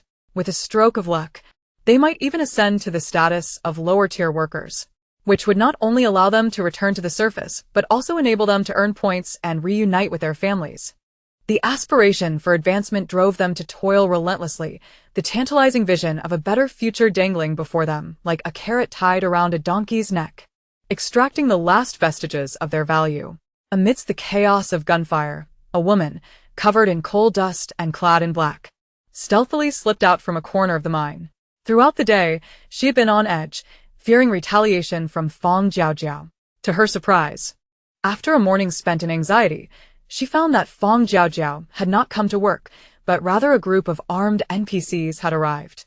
Uncertain of their intentions, she contemplated returning to the cluster of players to idle away her time, but noticed a few players sneaking into the elevator just as the armed NPCs descended. Witnessing this, she sensed something amiss. Seizing the opportunity when no one was looking, she quietly made her way to another elevator, only to discover it was out of service. Frustration mounted as her unease deepened, her heart racing uncontrollably. Glancing at the other elevator that continued to ascend, she grit her teeth and sprinted towards the makeshift crane they typically used. The crane had its limitations, only capable of lifting her to the level of the communal resting area. With no time to spare, she boarded the crane and hastily reached the dormitory. As she entered, preparing to escape through an abandoned mine on the other side, the deafening sound of gunfire erupted beneath her feet. Damn it, thank goodness I'm clever, she thought, quickly making her way towards the desolate mine, her heart pounding as if it might leap into her throat. Now she understood why Fang Jiaojiao had not come today and why those players had rushed into the elevator. Realizing her oversight, too late, the woman felt a mix of frustration and helplessness, her eyes darting around the abandoned mine in search of a suitable hiding place. In the depths of the mine, after executing all the visible subordinates, a few individuals pulled out papers to verify the count. Discovering discrepancies in the execution tally, they were alarmed to find several slaves missing. The previously composed demeanor of these individuals shattered in an instant. How could slaves have escaped? Since the implementation of this execution system in Steel City, Not a single slave had evaded punishment. Yet today, a significant number had managed to flee during the executions. If this news were to spread, they would be in grave trouble. No one understood the tragic fate of the enslaved better than those who carried out the executions. To avoid punishment and the risk of becoming slaves themselves, they had no choice but to recapture the escaped slaves. Exchanging glances, they silently reached a mutual understanding. With a report due by noon the following day, they needed to execute all the escaped slaves before that deadline. The leader, a man in black attire, produced a black compass-like device from his pocket. As he twisted the knobs on the side, the location of the slaves in the 16897 mine, layer 5897, appeared prominently on the dial. However, this device could only provide a rough direction based on the central needle, significantly hampering their efforts. Nevertheless, it offered a sense of direction and targets for their pursuit. Swiftly collecting the rings and shackles dropped by the deceased slaves, the group wasted no time in launching their nearby capture operation. Chapter 107, Acid Rain, Part 1. The players who had narrowly escaped execution were blissfully unaware that the black rings and shackles around their necks, essential for their entry into the game, contained tracking devices. As they aimlessly fled through the vast and dimly lit underground mine, they sought refuge until the game concluded. With the aid of the tracking devices, the executioners' capture efforts proceeded with remarkable efficiency, primarily due to the limited hiding spots available after the elevators were locked. This resulted in many players scurrying like panicked rats into a cage, passively awaiting their hunters. The capture operation at the mine's depths was swift and smooth. By the time the executioners realized that some slaves had made it to the surface, night had already fallen. While the daytime temperatures had been reasonable, they plummeted rapidly after sunset. Fang Jiaojiao, wrapped in a blanket retrieved from her space, huddled inside a garbage bin she had previously scouted, feeling the chill even in her blinking eyes. Without a thermometer in her space, she could only estimate the temperature, which felt frigid enough to be near freezing. While she had supplies to combat the sudden drop in temperature, the other players who had also escaped to the surface were not so fortunate. Dressed in short sleeves, they shivered against the biting cold, huddling together in a desperate attempt to share warmth through the night. However, the harsh weather in Steel City was far from over. Before the group could gather their wits against the frigid winds, ominous purple lightning flickered across the darkened sky, accompanied by terrifying rumbles. Is it going to rain? Fang Jiaojiao thought as she gazed up at the sporadic flashes, her heart racing. Please, no. The garbage bin I'm hiding in has no lid. Realizing she could no longer remain there, Fang Jiaojiao withdrew her blanket, donned a long black down jacket that reached her ankles, and emerged from the enormous garbage bin to search for a temporary shelter from the impending rain. As she navigated through the eerily quiet, almost deserted buildings, she noticed a long overlooked issue. While the buildings were neatly constructed like blocks, none had awnings or eaves. Moreover, the natives had all secured their doors and windows tightly at night. The window material was so opaque that not a single beam of light penetrated from within. Furrowing her brows, Fang Jiaojiao cautiously approached one of the windows. Upon discovering that the window appeared to be made of the same material as the adjacent wall rather than glass, her confusion deepened. Why would such a material be employed for windows? Was this world limited to producing only this substance, or was there another reason? The tightly shut doors and windows gave the impression of safeguarding against something. This thought sparked a more inquisitive gaze from Fang Jiaojiao as she surveyed her surroundings. Something was amiss. This peculiar city undoubtedly harbored dangers yet to be uncovered. With a sudden patter, the long silent sky finally unleashed its rain. Everything seemed entirely reasonable and normal, yet the raindrops striking her face brought forth sharp stings. The pain radiating from her cheeks jolted Fang Jiaojiao into realization. This rain was not ordinary. With buildings flanking her on either side and no refuge in sight, she rummaged through her belongings, desperately seeking something to shield herself from the acidic rain. Indeed, the precipitation in this world was acid rain, highly corrosive and intensely potent. As the rain began to fall in earnest, everything she retrieved from her space was swiftly corroded by the bizarre acid, reduced to tatters. Even the advanced protective gear she had salvaged from her previous world was no exception. Witnessing the once pristine suit now rendered as mere rags by the acid rain, Fang Jiaojiao felt little pity. Her own head, face, and hands were aflame with pain, leaving no room for concern over her belongings. The sound of raindrops striking the metal surface drew her attention amid her growing frustration. Following the noise, she was astonished to discover that the black trash bin she had previously sought refuge behind remained unscathed by the fierce, acid rain. Without a moment's hesitation, she dashed toward the bin, enduring the piercing agony of the rain as she toppled it over. The contents spilled across the ground, only to vanish almost instantly into the acidic deluge, leaving no trace behind, as if the debris had been nothing more than a figment of her pain-induced confusion. Having emptied the bin and observing that only a minimal amount of rainwater had collected inside, she swiftly crawled inside. Once nestled in the depths of the trash bin, shielded from the rain, she allowed herself a moment to catch her breath. The temporary sanctuary provided her the chance to confront her injuries. The skin ravaged by the acid rain persisted in radiating heat and pain, and the most severely affected areas on her hands revealed the underlying flesh. Gritting her teeth, she pulled out a mirror from her belongings to inspect her injuries. Her face was marred with burn-like craters, while her scalp bore even worse wounds. The acid rain had left deep scars, scorching her formerly lustrous black hair into a disheveled mess. Gazing at her disfigured reflection, Fang Jiaojiao could only bitterly rejoice that the rain had spared her eyes from becoming blind. She retrieved medical alcohol, gauze, and the high-tech nanomedical swarm and advanced nutrient solution she had acquired in her previous world, preparing to tend to her myriad wounds. As she peeled away her corroded down jacket, her hand froze upon glimpsing the black garment beneath it. Ignoring the pain coursing through her, she frantically examined the clothing, realization dawning on her. It was astonishing. This black outfit she had pilfered was actually capable of protecting her from the acid rain. With the black garment intact and the skin it covered free from pain, a weight lifted from Fang Jiaojiao's shoulders. She had been worried that if the rain continued unabated, her movements would be severely restricted. Now, with this protective attire, a significant portion of her troubles had been alleviated. Chapter 108, Acid Rain, Part 2. After a sigh of relief, she felt her wounds throb more intensely. After consuming a vial of advanced nutrient solution, she grit her teeth and painstakingly disinfected her injuries with medical alcohol. The wounds inflicted by the acid rain continued to radiate heat, and failing to cleanse them thoroughly would likely lead to persistent skin damage and difficult healing. Enduring the pain, she depleted several bottles of medical alcohol before finally tremblingly opening a small silver box, no larger than her palm. As her fingertips brushed the lid, she was suddenly pricked by a needle that protruded from the box.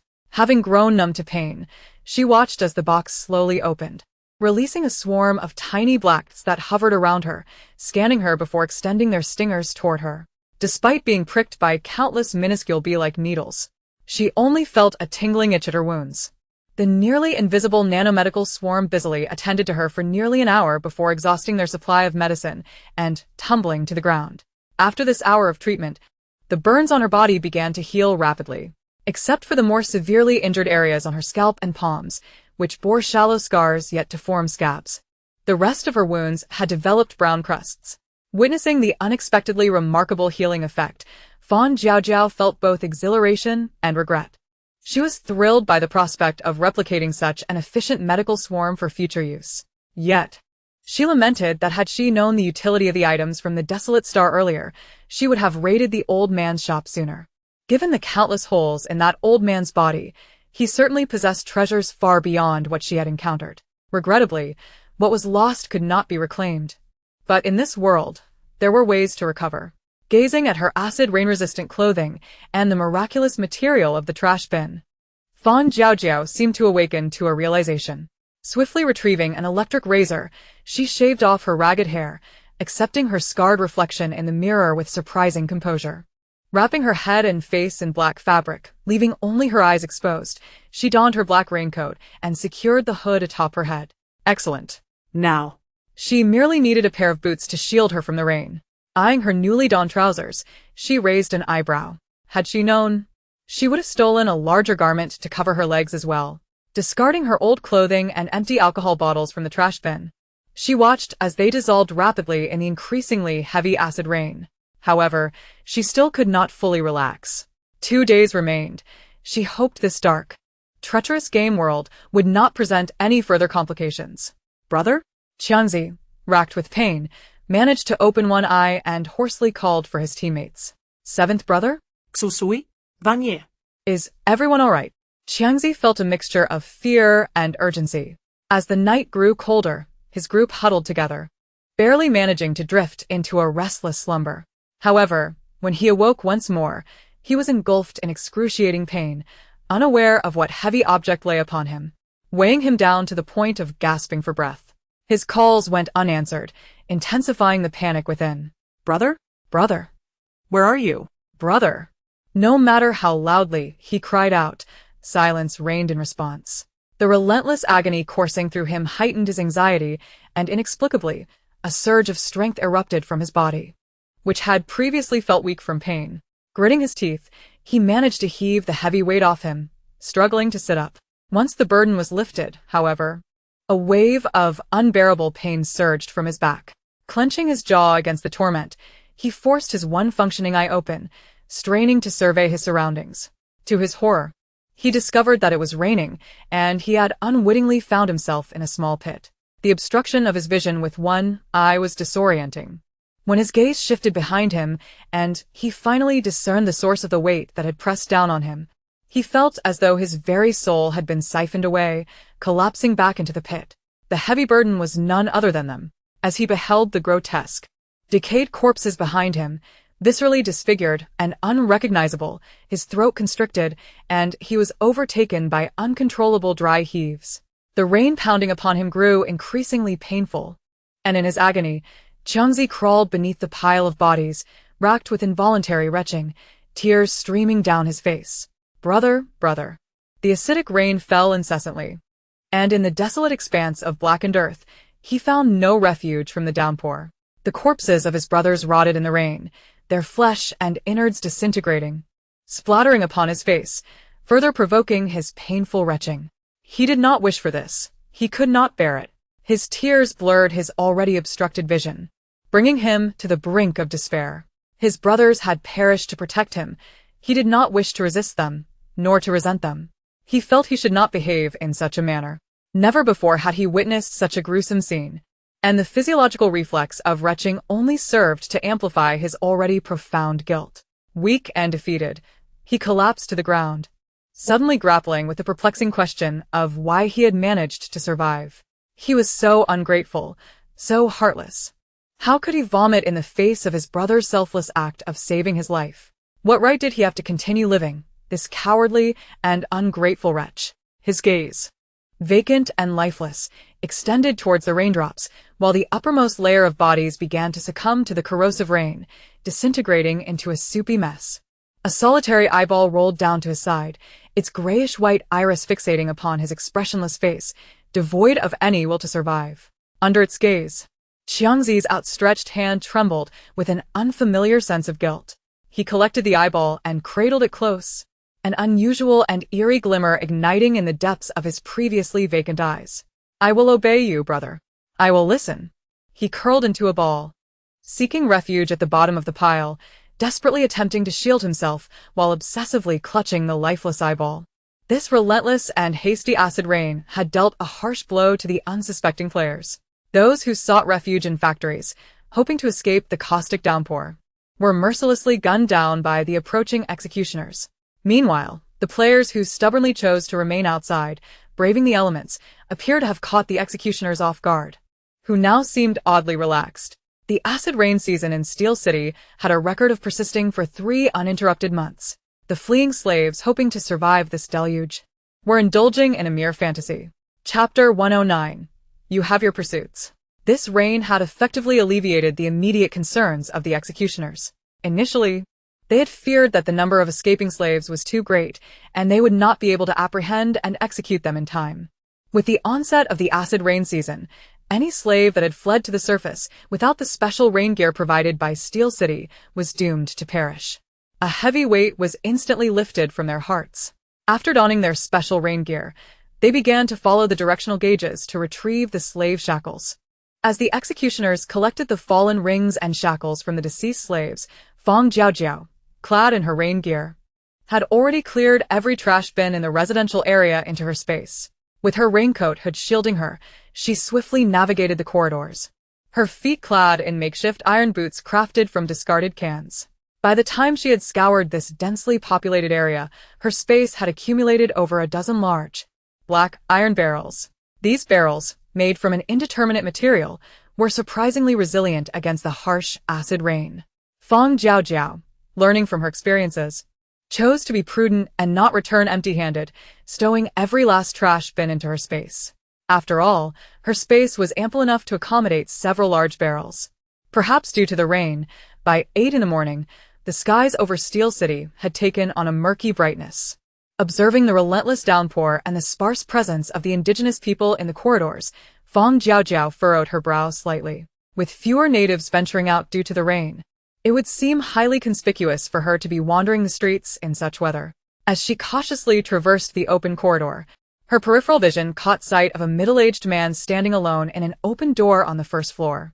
Fang Jiaojiao hesitated momentarily, quickly glancing around through the gaps in her raincoat.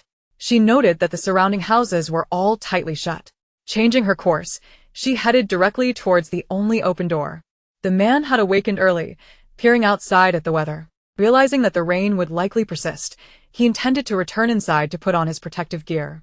As he attempted to close the door to shield himself from the rain, it seemed to be stuck, refusing to budge. "What is going on?" he muttered, leaning out to investigate, only to have his forehead punctured by a laser gun. Fang Jiaojiao swiftly caught the man's collapsing body, quickly slipping inside and carefully shutting the door behind her. After propping the unfortunate man's body against the door, she straightened up to survey the small room, which was barely spacious enough to accommodate her gaze. Directly opposite the entrance was a single bed, to the left a tightly shut window, and, to the right, a small kitchen and bathroom. The contents of the room were immediately apparent. Fang Jiaojiao stashed the black raincoat from the bed into her space, and rummaged through the kitchen to gather some peculiar food items, packing them away for later use. Seeing that there was nothing of value left in the room, she sat on the stool beside the bed to take a brief rest, only to accidentally kick a pair of black knee-high boots. Picking up the boots, she recognized the material to be similar to that of the raincoat, and she instantly understood. These must be the matching rain gear. Finding the lightweight boots, she eagerly removed the heavy, conspicuous iron boots she had been wearing. The tall boots in her possession were evidently larger than her feet.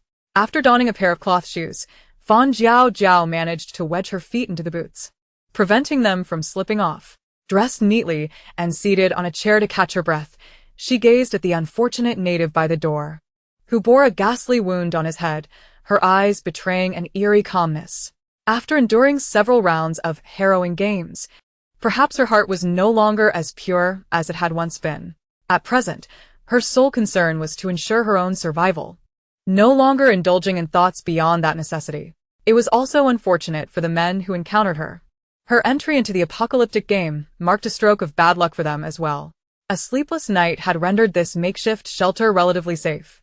Fang Jiaojiao retrieved a blanket from her space, laid it on the ground, and, under the oppressive gaze of the lifeless native, swiftly succumbed to slumber.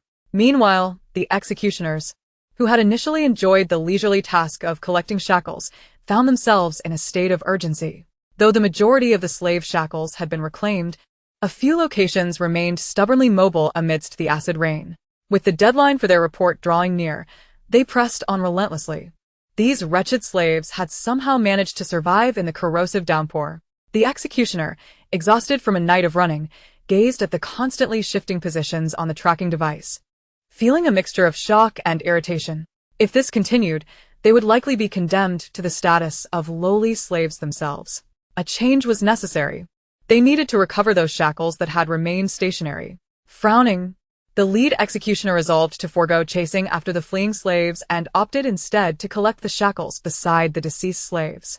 The unmoving slaves were certainly akin to those previously reclaimed, having succumbed to the acid rain. The other executioners nodded in agreement, recognizing that capturing even one more slave might mitigate their impending punishment. The unmoving signal belonged to none other than Fang Jiaojiao, who was resting in another abode. Upon arriving at the residential building, the group exchanged astonished glances. How had this deceased slave ended up here? If the escapee were discovered by the locals, or if the fleeing slave were to revolt and injure anyone, they would certainly face execution. Their pace quickened, disregarding the corrosive rainwater splashing about them. They fervently hoped that the slave who had ventured into the residential area had perished in last night's acid rain. Above all, they prayed there would be no casualties. The executioners hastily followed Fang Jiaojiao's location, while she, having rested briefly, felt considerably rejuvenated. After retrieving her blanket and placing the man behind the door onto the bed, she glanced at the time on her wristband, intending to venture out and gather information.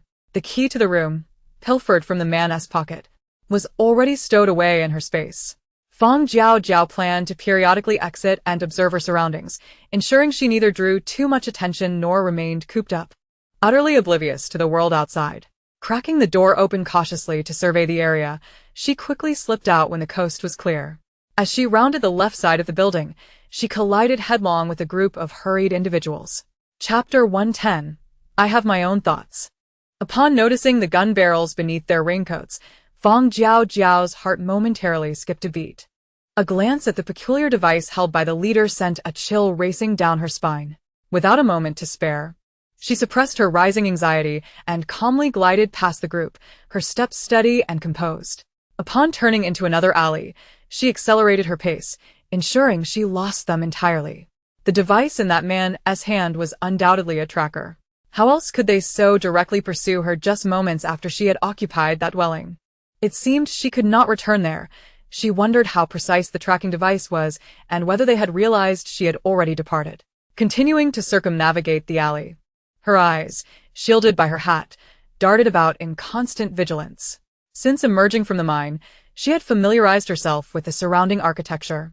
In this vast expanse, aside from the mine and the factory, only this sprawling and intricate residential area remained.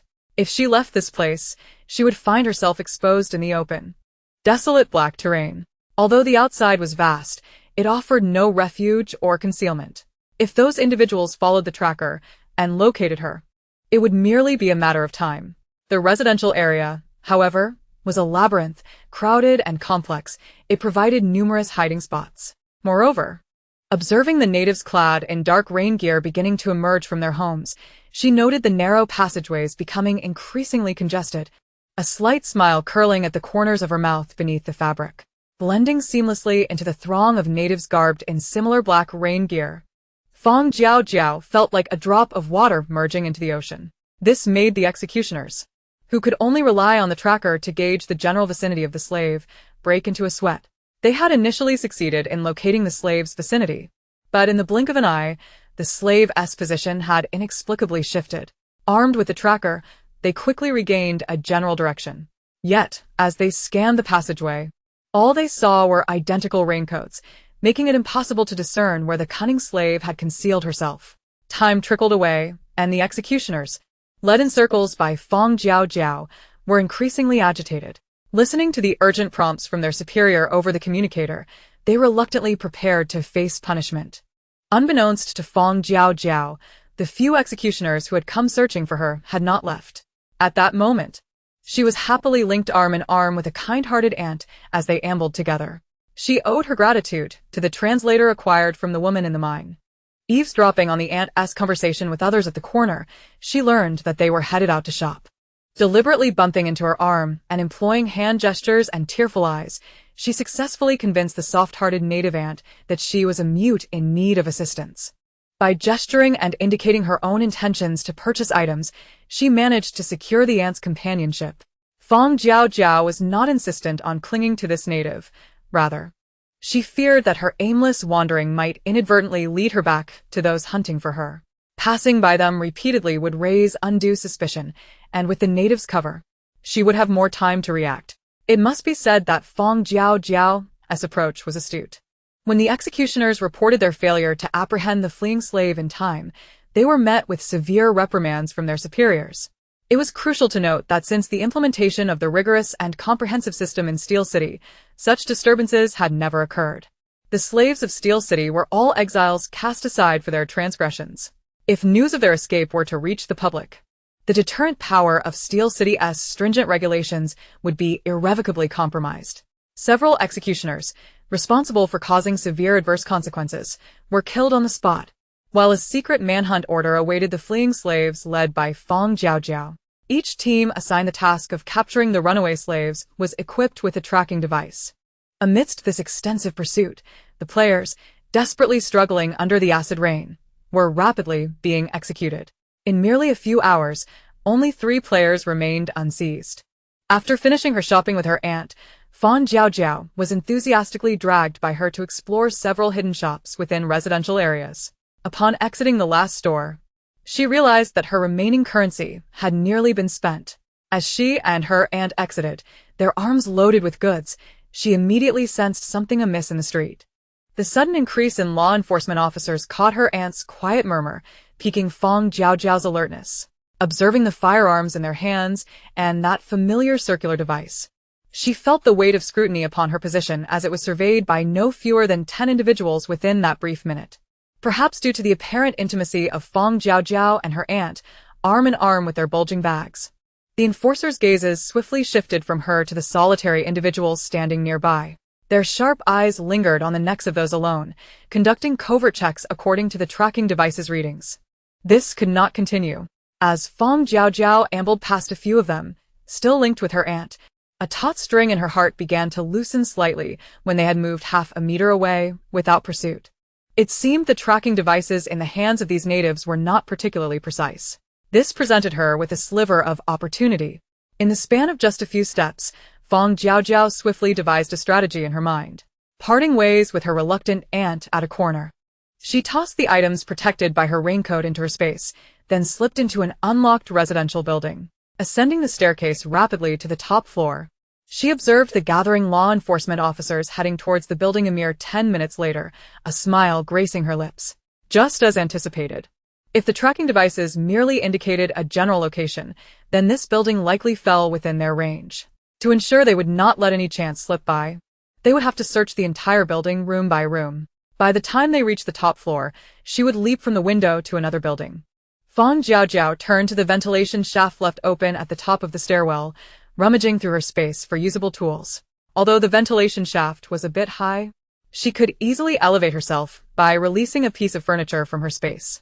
Moreover, the close proximity of the buildings made it easy to leap across. Chapter 111. A sleepless night walking the dog. Cautiously observing and listening for any sounds from below, she pulled out a folding ladder. As the sounds grew increasingly nearer, Fang Jiaojiao glanced at her player bracelet. 20 minutes. To her surprise, these individuals were rather swift. Utilizing the folding ladder, she climbed to the ventilation shaft, stowing the ladder back at her space before leaping towards the adjacent shaft in the opposite building, successfully crossing the approximate half-meter gap. When she descended into the hallway of that building using the ladder, the law enforcement officers searching each household for slaves noticed something amiss. The pointer that had originally indicated the direction of this building seemed to have slightly shifted to the side. Having already searched to the last floor of the building, leaving now might mean missing crucial leads. Furthermore, the angle of the shift was minuscule. Perhaps the tracking device was malfunctioning? Frowning and unwilling to give up, the team leader checked the last 2 households in the building, only to reluctantly admit that the pointer had indeed shifted, leading his team back downstairs. They followed the tracking device to the adjacent building, commencing a new round of searches. Fang Jiaojiao took advantage of the imprecise tracking device to smoothly evade the team, who time and again returned empty-handed. This time-saving and labor-saving method, however, held the greatest variable of encountering natives who might suddenly emerge from their homes. Fang Jiaojiao adeptly subdued any natives she came across, slipping into their homes to incapacitate their families as well. Once she had neatly tied the entire family together, fearful they might awaken and expose her whereabouts, she administered a few potent sleeping pills to each of them. With everyone blissfully asleep, she felt considerably more at ease. In a frenzy, she scoured the family's wardrobe for all their rain gear, ensuring to rummage through their kitchen for any additional items she could take. After all, she had paid for them with the sleeping pills, and she could not afford to incur a loss. Content with her haul of valuable possessions, Fang Jiaojiao lingered in the home until the law enforcement officers were nearly upon her before she began to climb over walls with increasing adeptness. After several fruitless searches across various buildings, the team leader, now panting, continued to ascend with his increasingly exhausted team. As he flipped through the tracking device in his hand, confusion clouded his mind. Could it truly be broken? However, upon reaching the final household in this building, his doubts dissipated. After knocking on the door for an extended period without a response, the team exchanged uneasy glances, finally catching a glimmer of hope. They forcefully broke down the door, only to find individuals bound in the living room, igniting their excitement. The escaped slave must be here. Cautiously and warily, they searched the house, even overturning beds, but found no trace of the fugitive. Realizing they had been deceived, they attempted to rouse the bound homeowners for information, but despite their shaking, splashing water, and slapping, the family remained with their eyes firmly shut, showing no signs of waking. Were it not for their steady breathing, one might have thought they had been murdered by the fleeing slave. The pointer on the tracking device shifted once more, mirroring its previous deviation. The team leader glanced at the device in his hand, and a trace of unease began to surface on his otherwise calm face. He requested another tracking device from his superiors. Bewildered, the group began to doubt the reliability of their tools. While Fang Jiaojiao was presently in the home of an unfortunate soul, appropriating medical fees for the potent sleeping pills she had given them. Observing that over 20 minutes had elapsed without the group catching up, Fang Jiaojiao recognized it was time to alter her plans. The evening had quietly descended, and the outside world had once again plunged into darkness. Fang Jiaojiao adeptly climbed over to the neighboring building, swiftly making her way down to the first floor. After unlocking the inner stairwell door and surveying her surroundings, she recalled the corner where she had previously disposed of the trash and retrieved the black garbage bin she had stored in her space. Endless acid rain poured down relentlessly as Fang Jiaojiao nestled into a garbage bin, donning a black raincoat and squatting down. One couldn't help but marvel at the fact that the advancement of this world was not overly sophisticated. In this moment, Fang Jiaojiao, clad entirely in black, blended seamlessly into the dark confines of the black garbage bin adjacent to a building, rendered almost invisible under the murky, rain-soaked night. Moreover, their tracking devices could only ascertain a rough location. By positioning herself next to this building, her coordinates would also register within it. Upon acquiring a new tracking device, the captain of the security management team scrutinized the fluctuating needle on the display and finally relaxed his furrowed brow. He remarked that the previous device must have been faulty. For now, the slave's location had indeed shifted. Armed with the new tracker, a sense of assurance imbued the group as they hurried towards the direction indicated by the needle. As they observed the needle pointing directly at the building before them, they exchanged glances and resigned themselves to commence a thorough search.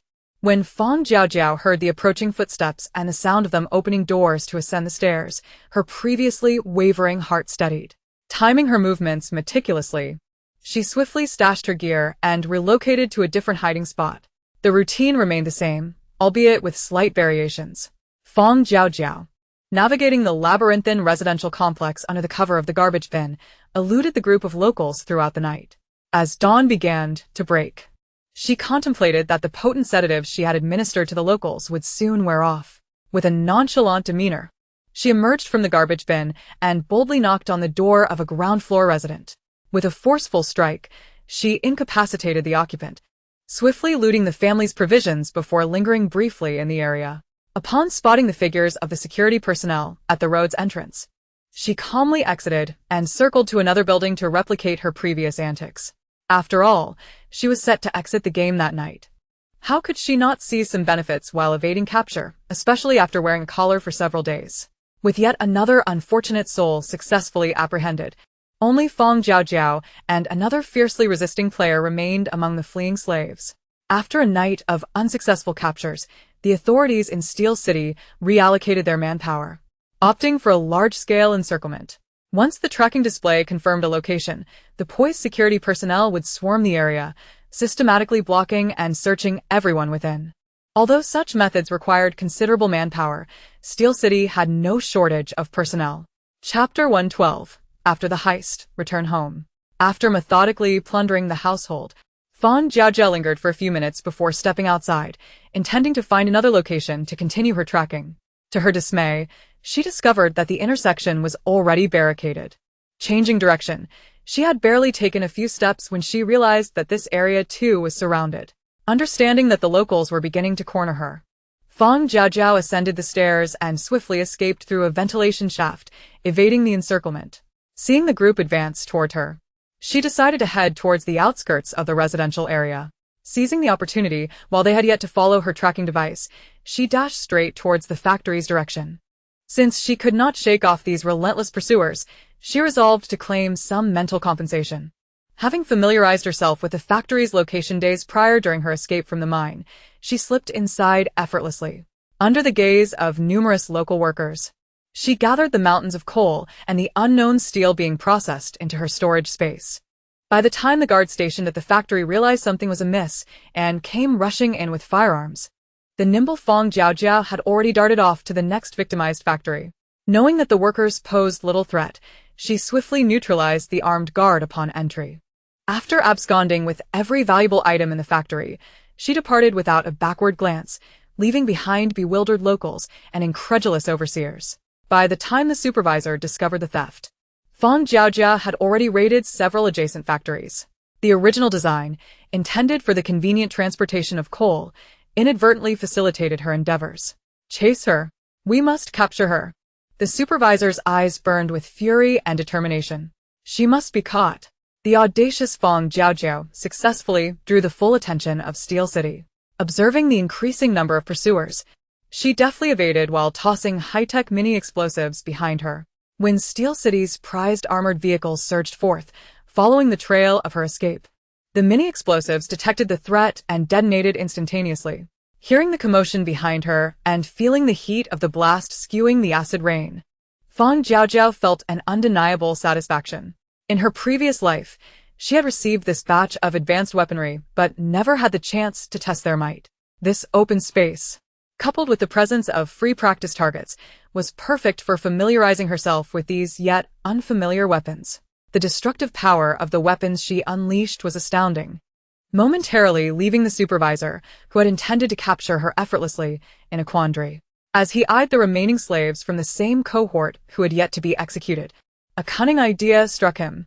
Thus, while Fang Jiaojiao indulged in her weapon experimentation on the darkened terrain, she was suddenly beset by distractions. The incessant blaring of loudspeakers urged her to surrender immediately, threatening the lives of her companions otherwise. Confused, she halted her retreat. Companions? Whose companions? Hers? Seeing Fang Jiaojiao pause, the supervisor, believing his scheme to be succeeding, eagerly directed his team to capture her. Unexpectedly, she merely turned and hurled a transparent orb into the crowd. The moment it landed, it emitted a blinding light, illuminating the area for a good half-hour. Even with eyes tightly shut, the penetrating brilliance proved nearly impossible to block. Once the radiance dissipated, Fang Jiaojiao's figure had vanished from sight. Glancing at the timer on her player bracelet, she calculated the countdown to her exit from the game. This extreme endeavor had profoundly revealed her shortcomings. She was still too one-dimensional. If only she had stored a few vehicles in her space, she would not need to rely solely on her legs for escape. Why hadn't she thought to bring in 2 vehicles initially? Her space was ample enough. It shouldn't have been an issue. For a fleeting moment, Fang Jiaojiao chided herself, but her peripheral vision caught a subtle movement near a small mound ahead. Cautiously gripping her laser gun, she approached, only to discover that the mound was composed of corpses, thickly covered in earth that made it appear just like a hillock from afar. Were there living souls beneath?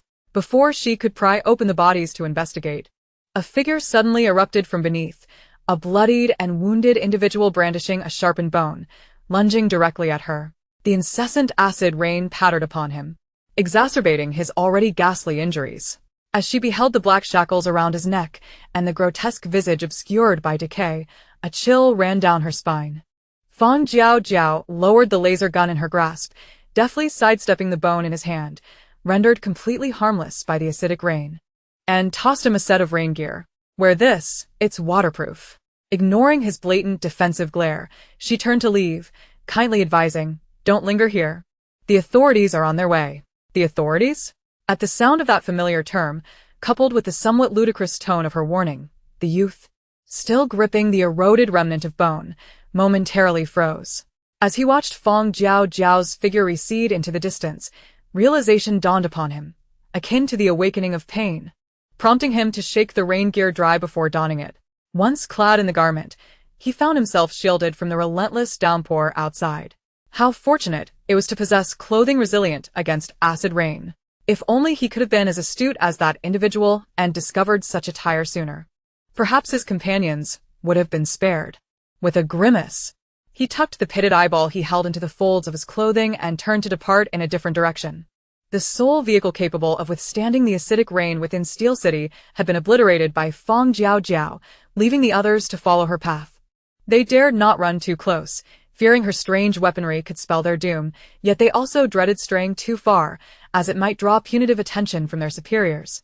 Caught in this dilemma, they found themselves perspiring in the cool, persistent rain. Time was of the essence. As the countdown for the game commenced, Fang Jiaojiao finally paused her flight. Cheerfully waving at the pursuing natives, she expressed her gratitude for their long-distance farewell. However, upon seeing her gesture, the natives were seized by fear, recoiling swiftly, terrified she might hurl some bizarre and terrifying object at them. As Fang Jiaojiao transformed into a diminutive flash of white light and vanished before their eyes, the natives exhaled a collective sigh of relief.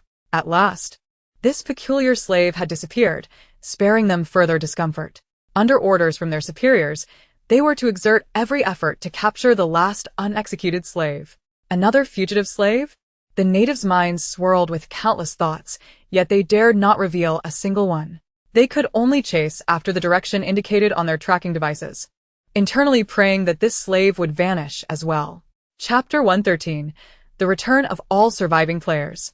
Unbeknownst to Fang Jiaojiao, the native's thoughts were far removed from her own, as she stood within the white expanse of the Doomsday Game's transition space, utilizing game currency to mend the scars on her body that had yet to fully heal. After spending a bit of game currency to restore her already scabbed brown scars to their original state, she touched her now smooth head, feeling a momentary disorientation. Gazing at the inquiry button on the translucent blue panel, a surge of curiosity bubbled within her.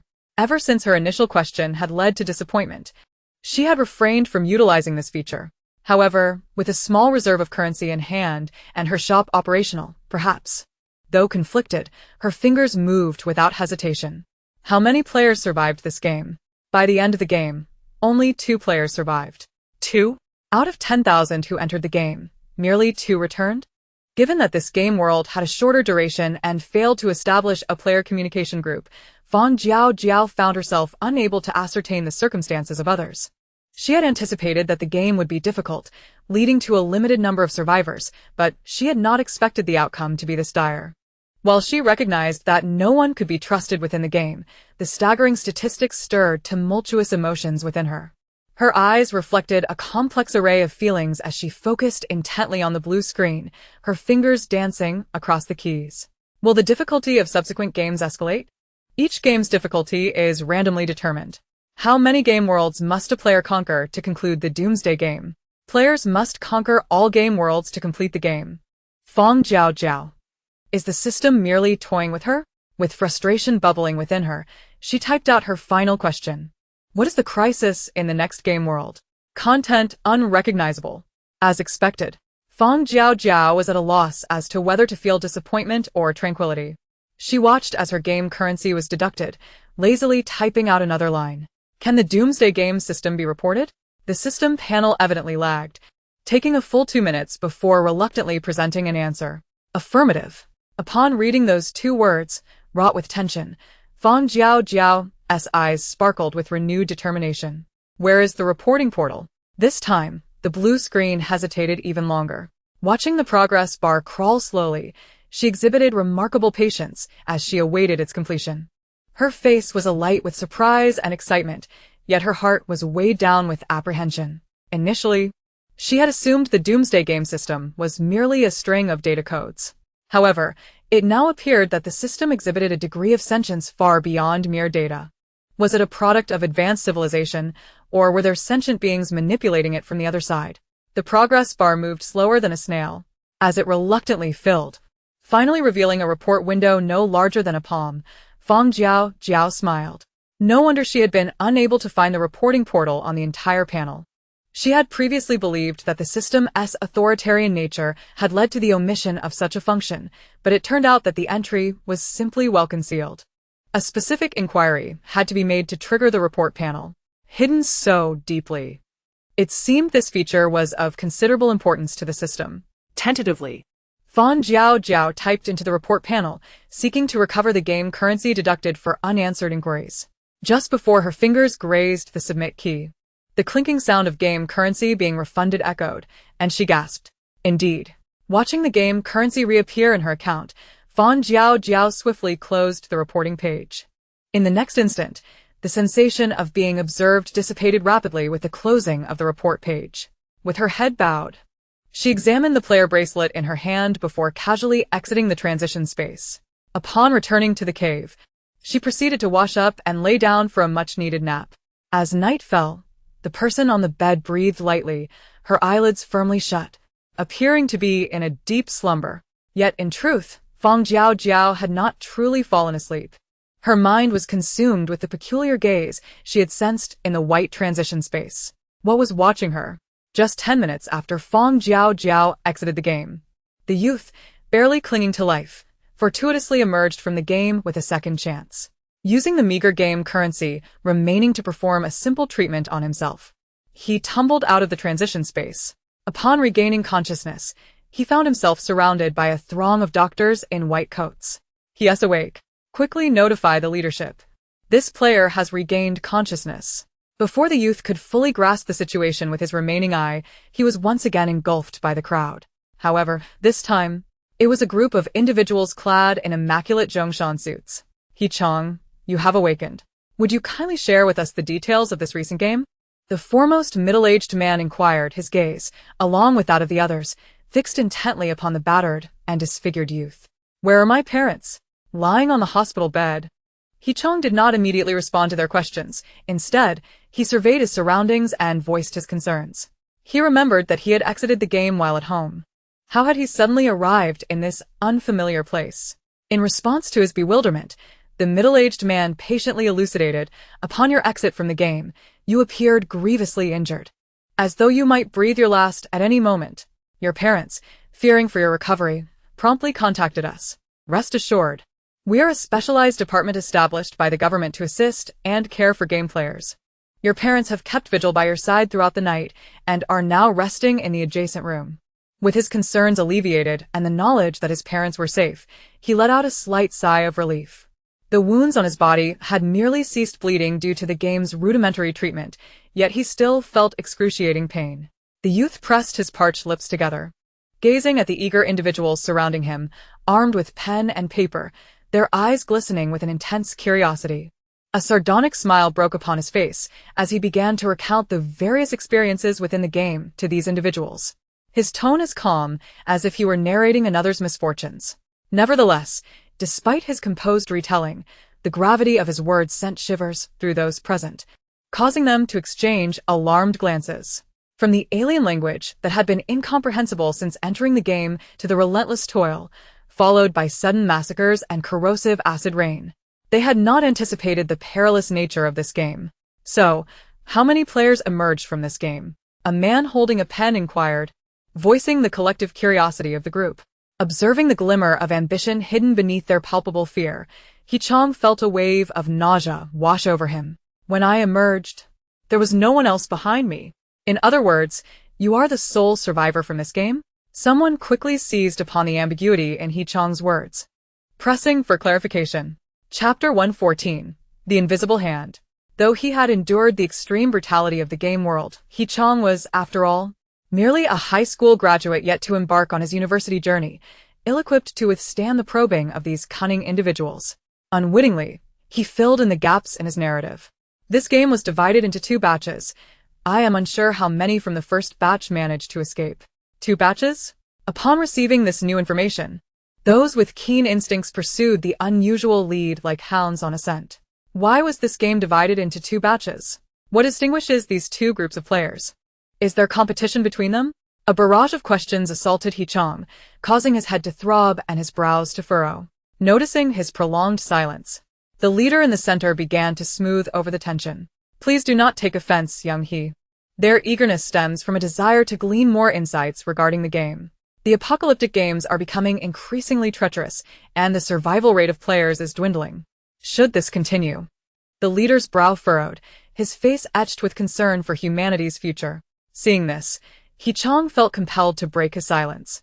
pursing his lips as he divulged the omitted details under the relentless inquiries of those around him. Once all information had been shared, the affable leader rose to take his leave, followed by his entourage of note-takers. A throng of individuals departed in a steady stream, leaving behind the weary and wounded Hichong.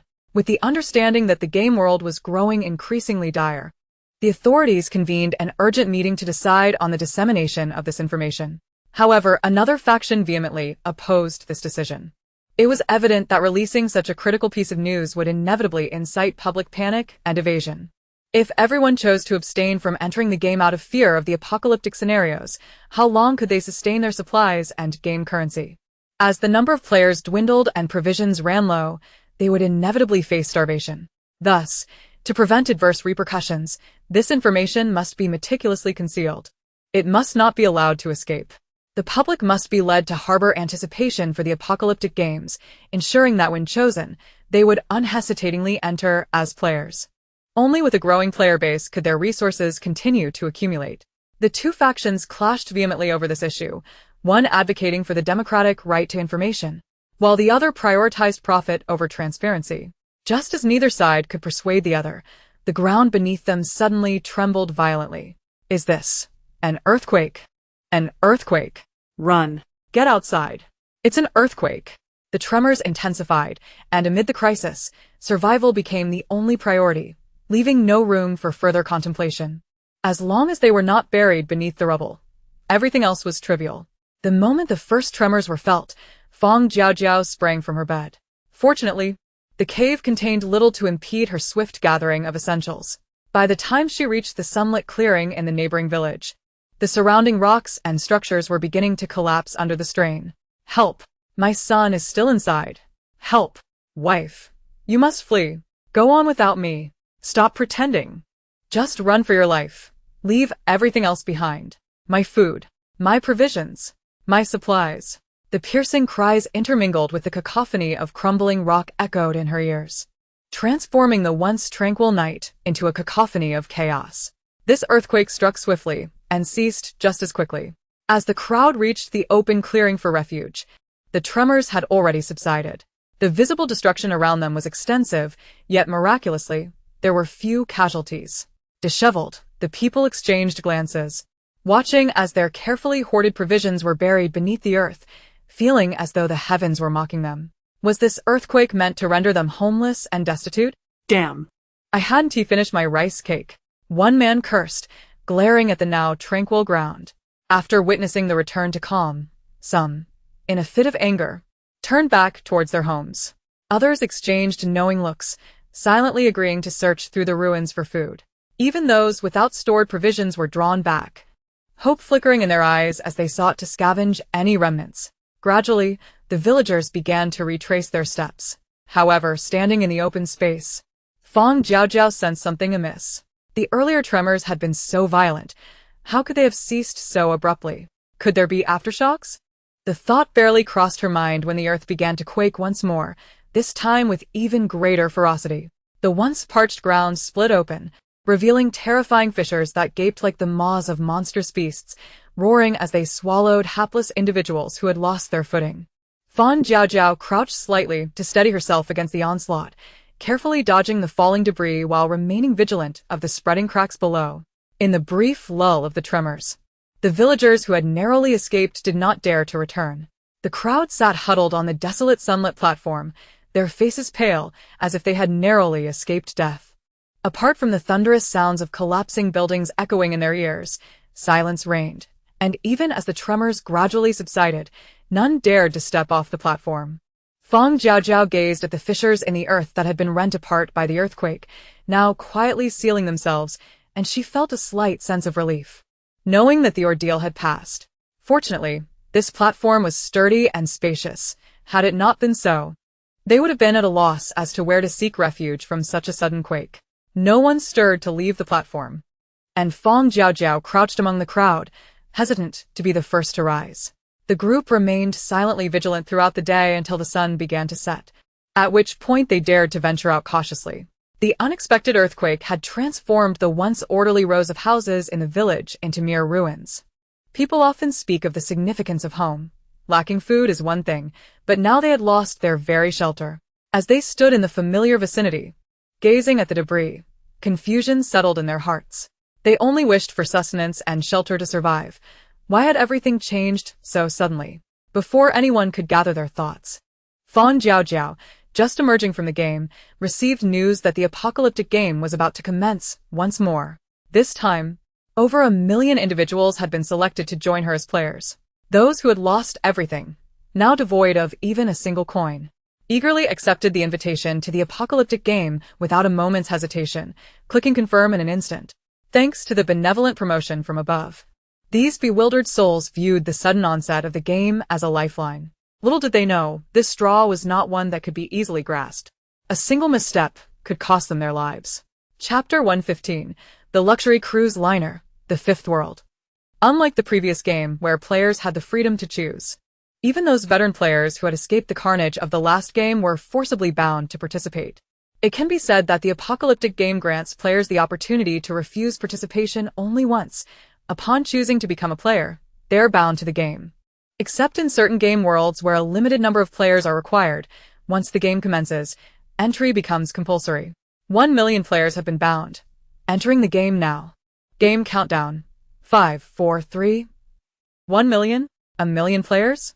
As she listened to the countdown, Fang Jiaojiao felt a surge of astonishment. She had not anticipated such a vast number of participants in this game. At this rate, soon everyone would become a player, wouldn't they? What kind of world could accommodate 1 million game players? When she next opened her eyes, she found herself standing in a minimalist room.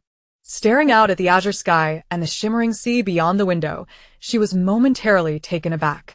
Was this at sea?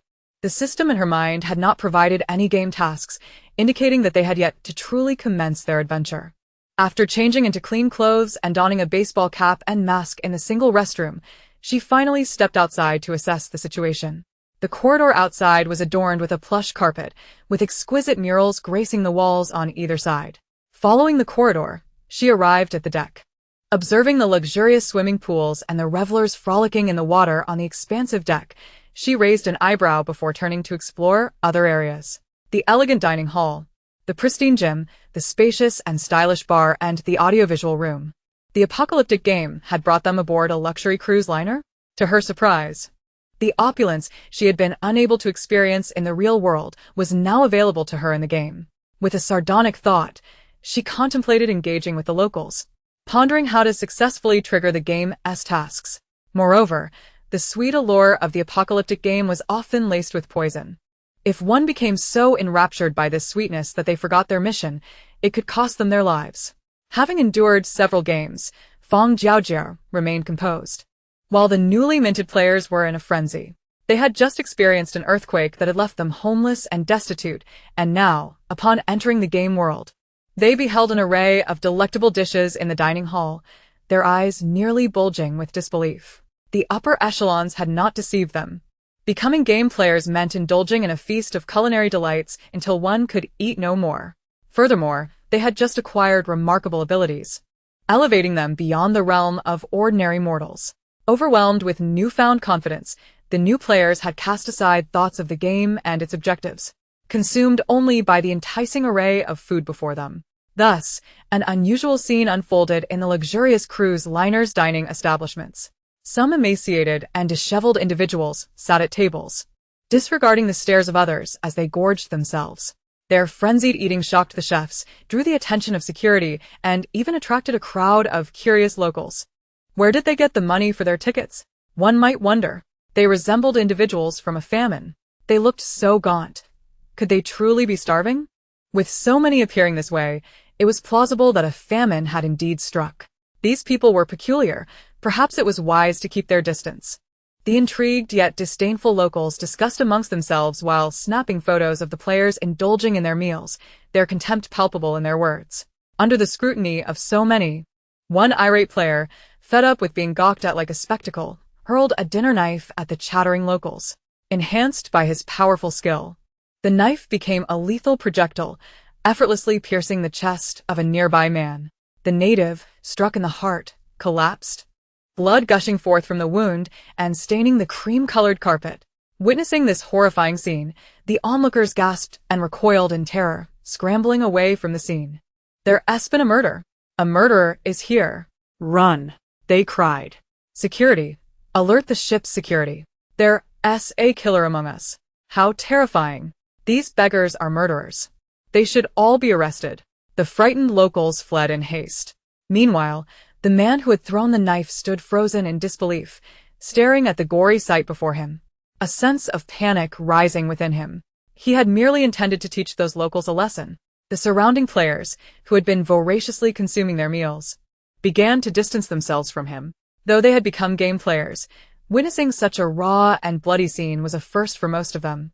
As they regarded the man who had so casually taken a life, their gazes transformed, viewing him as a deranged murderer. Feeling isolated by the other players' blatant rejection, the man grew indignant. He cast a fierce glare at those keeping their distance, raising his voice in indignation. It's just an NPC.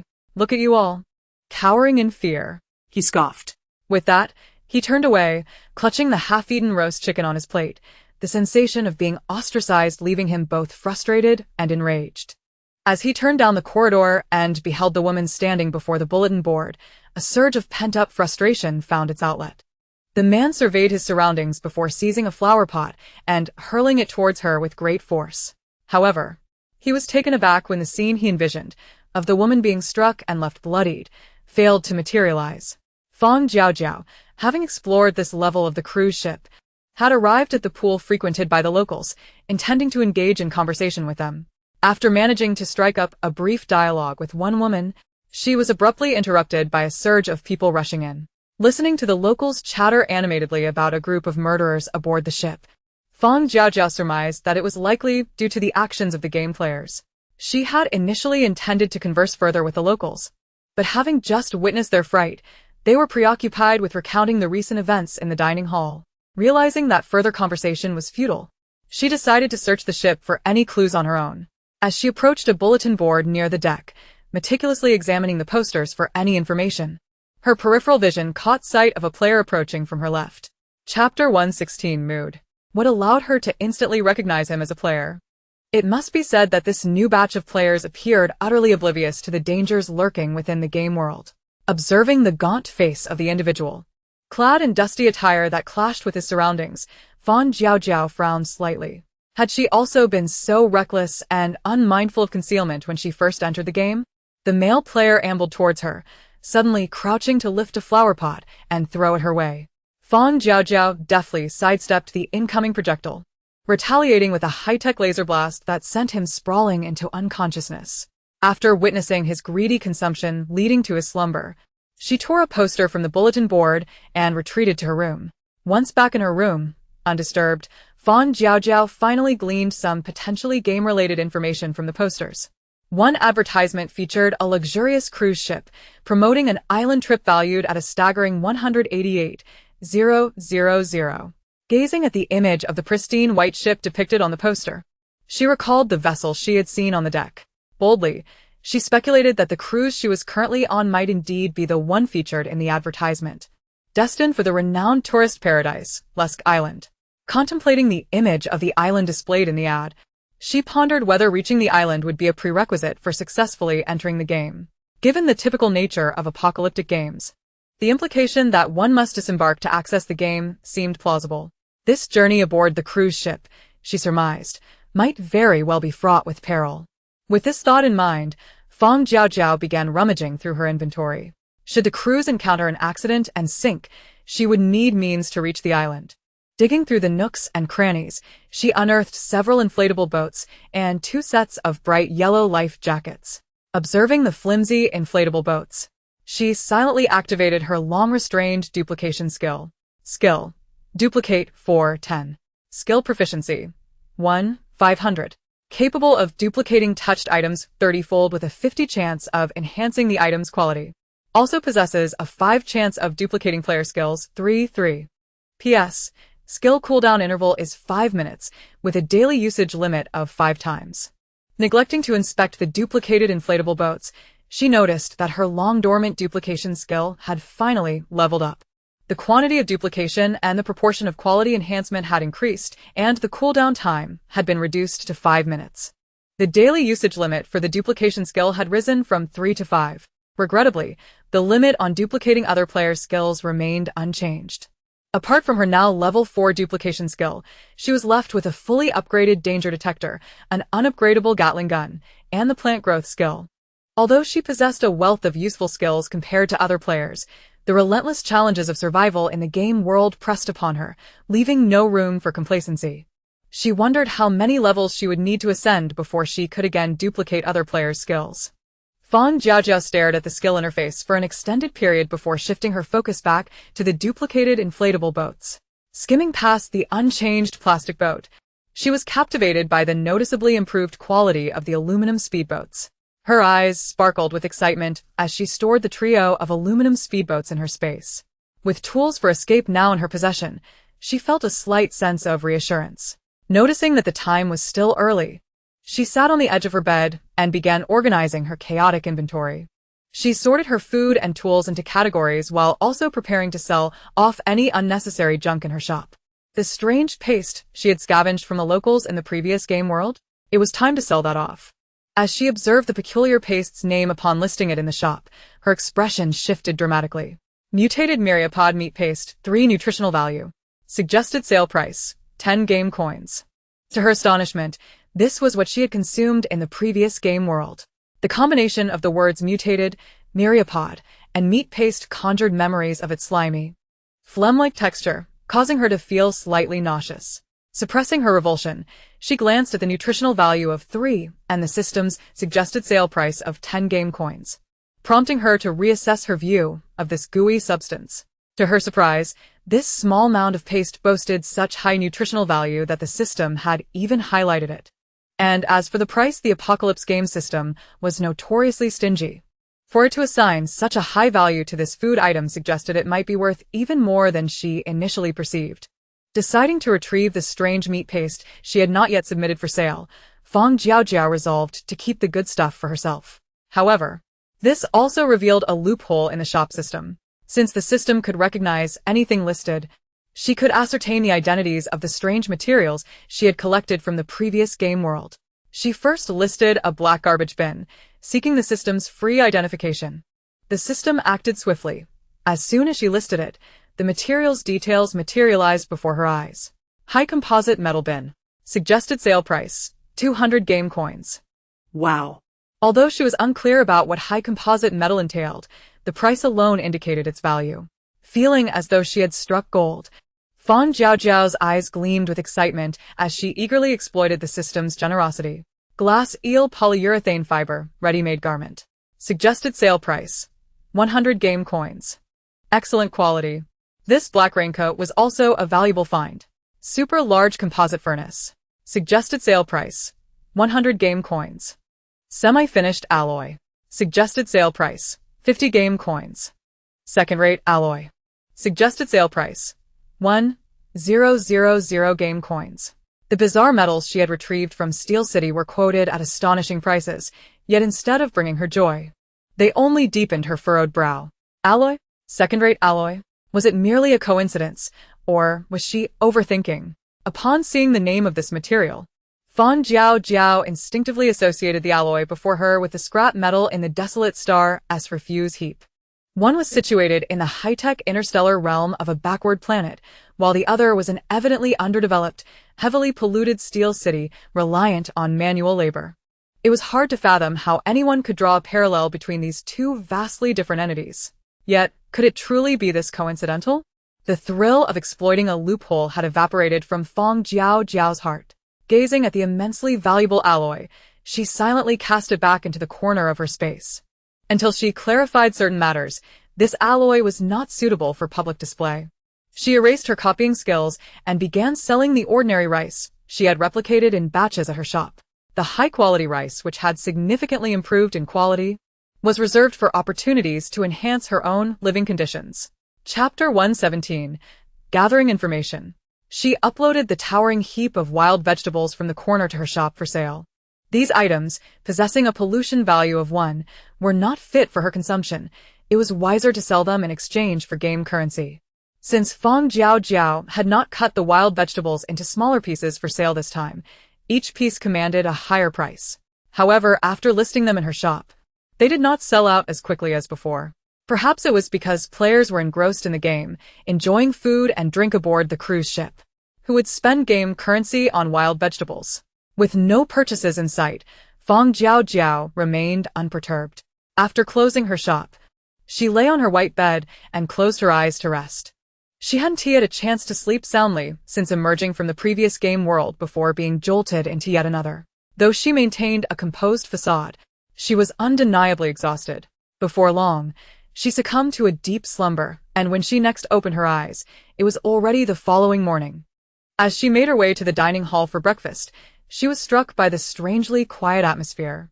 Ragged and visibly gaunt players indulged on one side, while elegantly dressed natives cautiously dined at a distance. The players ate with abandon, entirely unconcerned with the gazes and attention of others, while the natives remained vigilant and exclusionary towards this group.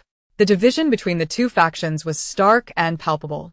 Fang Jiaojiao's eyes, partially hidden beneath her cap, narrowed as she picked up a plate containing a simple breakfast of fried eggs, toast, and hot milk. Sensing the scrutiny of those around her, she maintained her composure and requested the kitchen staff to pack her breakfast to go. With a brown paper bag in hand, she left the dining hall at a leisurely pace, her brow slightly furrowed in confusion. Had the conflict between players and natives grown so profound? Just a day into the game, and it had escalated to the point of open hostility. After swiftly consuming her breakfast in her room, she took the elevator to explore the other levels of the cruise ship. Upon observing each floor, her previously furrowed brow only deepened. There were evident signs of mutual exclusion between players and natives on the other levels as well. Players looked down upon the natives, often disregarding them as if they were not even human, while the natives regarded the disheveled, boorish players with both suspicion and disdain. Fortunately, as there had yet to be any incidents of players maliciously harming natives on these floors, the tensions, though palpable, were not as severe as those on her own level. Uncertain of how many days she would need to navigate this game world and unaware of the situation on the vacation island, she pondered the implications of her strained relationship with the natives. Ascending through the cruise ship, she gradually reached the level of the control room. Blocked by security personnel who denied her entry, she realized this was the command center of the entire vessel. Rather than leaving immediately, she seized the opportunity to engage the two guards stationed outside in conversation. "Excuse me, gentlemen, given the ship's speed, how many days until we arrive?" Leaning casually against the wall, she struck up a dialogue. The guards, recognizing her as a passenger, did not dismiss her. "If we maintain this speed, we should reach Laisk in less than 3 days. Indeed." Fang Jiaojiao confirmed the cruise's destination through the guard's words, continuing the conversation. "How wonderful! I've heard Laisk has stunning scenery. I truly look forward to it." "Absolutely. Laisk has become one of the most famous tourist spots in recent years. The seafood and scenery are unparalleled." "How exciting! Do you have any brochures or pamphlets about Laisk? I'd like to prepare a guide, so as not to waste this trip." Her eyes sparkled with anticipation as she gazed at the two men. One of the guards, shy under her gaze, scratched his head and replied, "I believe we have a couple of travel brochures in the office. If you'd like, I can fetch one for you." "Really? That would be such a bother for you." Fang Jiaojiao exclaimed with genuine surprise and gratitude as the guards swiftly returned with a brochure showcasing the island's imagery. After thanking them profusely, she turned to leave, her initial excitement gradually fading, revealing a steely resolve once more. With the brochure about Laisk in hand, she still needed to ascertain the route from here to Laisk. If the ship were to run aground, she would need the navigation chart to find her bearings. However, such charts were likely kept in the control room. Considering the security guarding that level, she temporarily stifled her restless ambitions. Having just entered the game, it was prudent to proceed with caution. Upon returning to her level, Fang Jiaojiao noticed an increased presence of patrolling security personnel. What could have prompted such a change? There hadn't been this many guards in the morning. Confused, she cast a glance at the scattered security before stepping onto the deck. The pool, once bustling with activity, was eerily quiet today, devoid of any swimmers. Even the few souls lingering on the deck to admire the view were sparse. Spotting a familiar figure, she tucked the brochure into her pocket and approached. How peculiar. Why are there suddenly so many guards in the corridors? The elegant woman, startled by Fang Jiaojiao's voice while enjoying the scenery, turned in surprise. Upon recognizing her, she exhaled a sigh of relief. Bored from her solitude, she eagerly seized the opportunity to share gossip. Were you not here when that group of strange people was killing? Killing? Did the players clash with the natives again? A fleeting intrigue crossed Fang Jiaojiao's mind as she responded. I just wandered upstairs. What exactly transpired? It was those odd, coarse individuals again. After breakfast, one person accidentally bumped into them and was killed on the spot. The elegant woman furrowed her lovely brows, her lips flapping incessantly. These people, dressed so shabbily and appearing so emaciated, look like refugees. How could they possibly afford a ticket for this cruise? This cruise-'s fare is no small sum, and yet they can afford a ticket but not a decent outfit? It's utterly bizarre. I suspect they might be fugitives or pirates. Otherwise, how could they be so ruthless, killing at a whim? The security personnel aboard the vessel were thoroughly alerted. Not only had they dispatched additional staff to patrol our deck, but they also intended to conduct a comprehensive search of the entire ship. I believe a meticulous investigation is in order to ascertain whether these individuals have indeed purchased tickets. The elegant woman continued her incessant chatter, but Fang Jiaojiao had grown accustomed to it. During her interaction with this woman the previous day, she had discerned her peculiar disposition. Chapter 118. Division. Although this individual exuded an air of sophistication, she was, in fact, a veritable chatterbox. When she became engrossed in gossip, it was nearly impossible to interject. Yet, it was precisely this woman's proclivity for gossip that provided Fang Jiaojiao with an opportunity. After just one afternoon of idle chatter, the woman had already deemed her a kindred spirit for sharing gossip. Upon hearing the woman's tirade, Fang Jiaojiao feigned surprise and chimed in, all the while swiftly analyzing the valuable information embedded within her words. It was indeed the players' renewed aggression against the natives that had prompted the ramped-up security measures. Furthermore, from the woman's discourse, it was evident that not only had security intensified, but a thorough inspection of the cruise ship was imminent. Ticket checks were on the horizon. When she was transported into this apocalyptic game, she had arrived empty-handed. Her room was devoid of any belongings. As a player who had clandestinely boarded the ship through the game, she possessed no ticket. It was likely that none of the players had tickets for this cruise. Observing the elegant woman, who had paused to drink water, an idea flickered in Fang Jiaojiao's mind. She retrieved a travel brochure from her pocket, opening it in an effort to capture the woman's attention. Although checking each ticket would be rather tedious, it would undoubtedly enhance safety. Oh, never mind. Come take a look at this, she exclaimed, the travel brochure for Lesk Island. A travel brochure? The woman leaned in eagerly, craning her neck to glimpse the brochure on the table.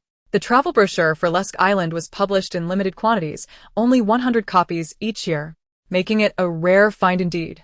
You actually have one? How marvelous. I've been pondering what to do on the island. The woman eagerly flipped through the pages.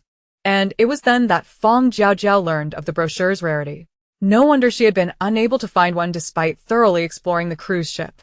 Watching the woman become engrossed in the brochure, Fang Jiaojiao casually remarked, I think the wind is picking up. Perhaps we should head back. With that, she reached to put away the brochure. The woman had only perused half of it and was unwilling to relinquish it just yet. Noticing the wind indeed beginning to stir on deck, she tugged at Fang Jiaojiao, leading her toward her room. Come, let's go to my room and chat. With her objective achieved, Fang Jiaojiao obediently followed the woman back to her quarters, even remembering to retrieve the handbag left behind on the chair. Seizing the moment while the woman's attention was diverted, she swiftly rummaged through the handbag, but found nothing of interest. Quickly restoring the bag to its original state, she held it in her hand. As the woman reached her door, she suddenly realized she had forgotten her bag. Oh no, my bag. The key card is in there, she exclaimed, slapping her forehead in frustration and preparing to turn back for it. Fang Jiaojiao raised the handbag in front of the woman, teasingly saying, You remembered the travel brochure but forgot this? Here, I've already got it for you. How splendid. No need for another trip. I owe you one, the woman replied, her face lighting up as she took the bag from Fang Jiaojiao and retrieved the key card to unlock the door. Once inside, she pulled Fang Jiaojiao onto the sofa, resuming her examination of the travel brochure. Noticing the woman's intense focus, Fang Jiaojiao reclined lazily on the couch, using the brim of her baseball cap to discreetly survey the room's layout. By the bedside were two suitcases, one locked and leaning against the wall, the other open and positioned at the foot of the bed. The vanity held several small boxes, likely filled with jewelry. The coffee table was cluttered with a briefcase and a small wooden box, while the bathroom was brimming with toiletries. Where could the ticket possibly be concealed? Having already searched through the woman's handbag, the ticket was not amongst its contents.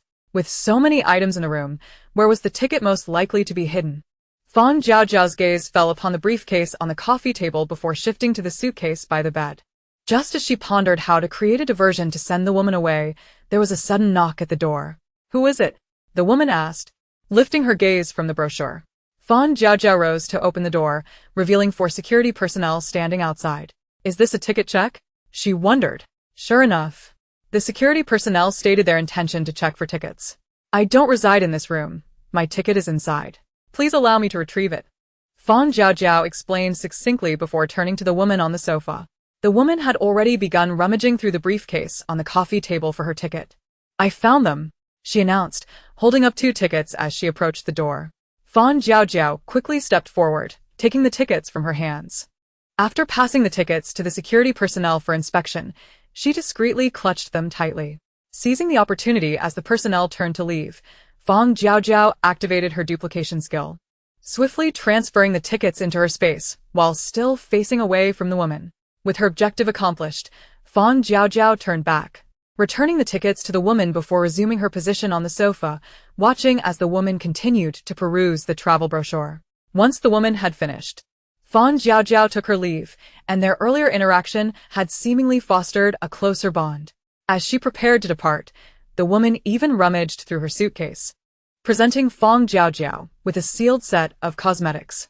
Upon returning to her own room, Fang Jiaojiao tossed the cosmetics onto her bed and quickly retrieved the tickets from her space. The duplicated tickets bore the elegant woman's room number and identification details, making them impossible to misuse. As she scrutinized each ticket with a furrowed brow, she unexpectedly came across an upgraded ticket that allowed for modifications. Ticket upgraded. Capable of altering all information on the ticket, ensuring it is accepted as legitimate. P.S. A ticket can only be modified once. This is wonderful, she mused, thrilled at the prospect of being able to amend the ticket details.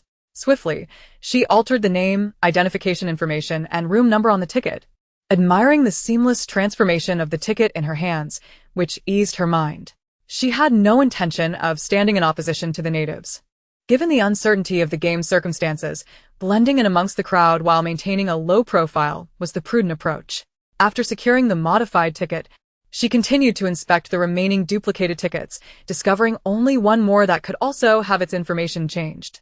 As this ticket would serve no purpose once disembarked, Fang Jiaojiao decided to sell the remaining ticket in her shop. With the system mall yet to open, she could monopolize the market. After uploading the ticket with an explanation, she raised an eyebrow and affixed a mischievous price tag. Ticket single use. Capable of modifying information undetected. Price, 20 game coins. Chapter 119. The clever little trickster. Though the 20 game coins added to Fang Jiaojiao's balance amounted to but a mere drop in the bucket for other players, it represented a significant expenditure. Newly minted players, fresh to the game, scarcely possessed a single game coin, while even the veterans, seasoned by several rounds of play, found their resources equally meager. As inspections aboard the cruise ship intensified, the sudden availability of tickets felt like a timely boon, drawing the attention of many players. However, the price tag of 20 game coins? What in the world was this merchant thinking? The bald man seethed as he eyed the sole ticket in the shop, cursing under his breath. He couldn't fathom how they might dare to eject him from the ship without this ticket. His sentiments echoed the thoughts of the majority of players who believed that their skills would surely grant them the upper hand against these NPCs. Fang Jiaojiao's ticket lingered unsold for quite some time. After perusing her travel pamphlets, she was astonished when, just as she thought her ticket would gather dust in the shop, it suddenly shimmered and was swiftly purchased. After deducting a third of the fee, the game coins were credited to her account, leaving her mildly astonished. To her surprise, there existed a player among them with hidden wealth. She had merely set a price to gauge the market and inadvertently hooked a big fish. It seemed prudent to not underestimate the players around her. She must exercise greater caution herself. Perhaps the security had already conducted checks on this floor while she was absent, for it was only after her lunch that someone knocked on her door again. Knowing that it was likely security from the ship, Fang Jiaojiao tucked the ticket into her pocket and rose to answer the door. Upon opening it, she was met with the sight of fully armed security personnel, wielding riot shields and handguns, who scrutinized her with palpable vigilance. She was momentarily taken aback. Had they witnessed her act of violence yesterday? As she pondered whether to make a break for it, the security personnel, perceiving no immediate threat, finally spoke. "Ma'am, may we kindly request to see your ticket?" So they were checking tickets. Fang Jiaojiao withdrew her poised hand and presented the ticket to the officer before her. As the group meticulously examined the ticket, their defenses lowered. She understood that her ticket had passed inspection. Indeed, the lead officer returned the ticket to Fang Jiaojiao with a more relaxed expression. Observing that she was alone, he felt compelled to offer a word of caution. "Ma'am, a group of unidentified individuals has infiltrated the cruise. We advise you to limit your outings unless absolutely necessary." Naturally, the security team was mobilizing efforts to apprehend these criminals, striving to ensure the safety of the passengers. Having issued his warning, he gestured for his team to depart. Just as they turned away, he seemed to recall something and turned back to Fang Jiaojiao. "This cruise ticket also serves as an entry pass to Leask Resort Island. Please keep it secure." With those words, the group finally took their leave. Fang Jiaojiao fished out the ticket she had carelessly tucked away, contemplating the implications of their departure. The ticket served as an entry pass to the resort island? If players lacked this ticket, they would be unable to access Leask Resort Island? Once the door closed, Fang Jiaojiao examined the ticket in her hand closely. She hadn't anticipated that this seemingly ordinary ticket would hold such significance.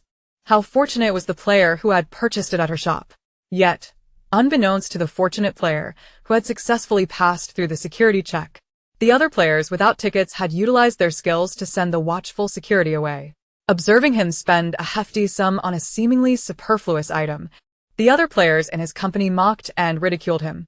Faced with their disdainful taunts, he chose silence, retreating behind closed doors to his room.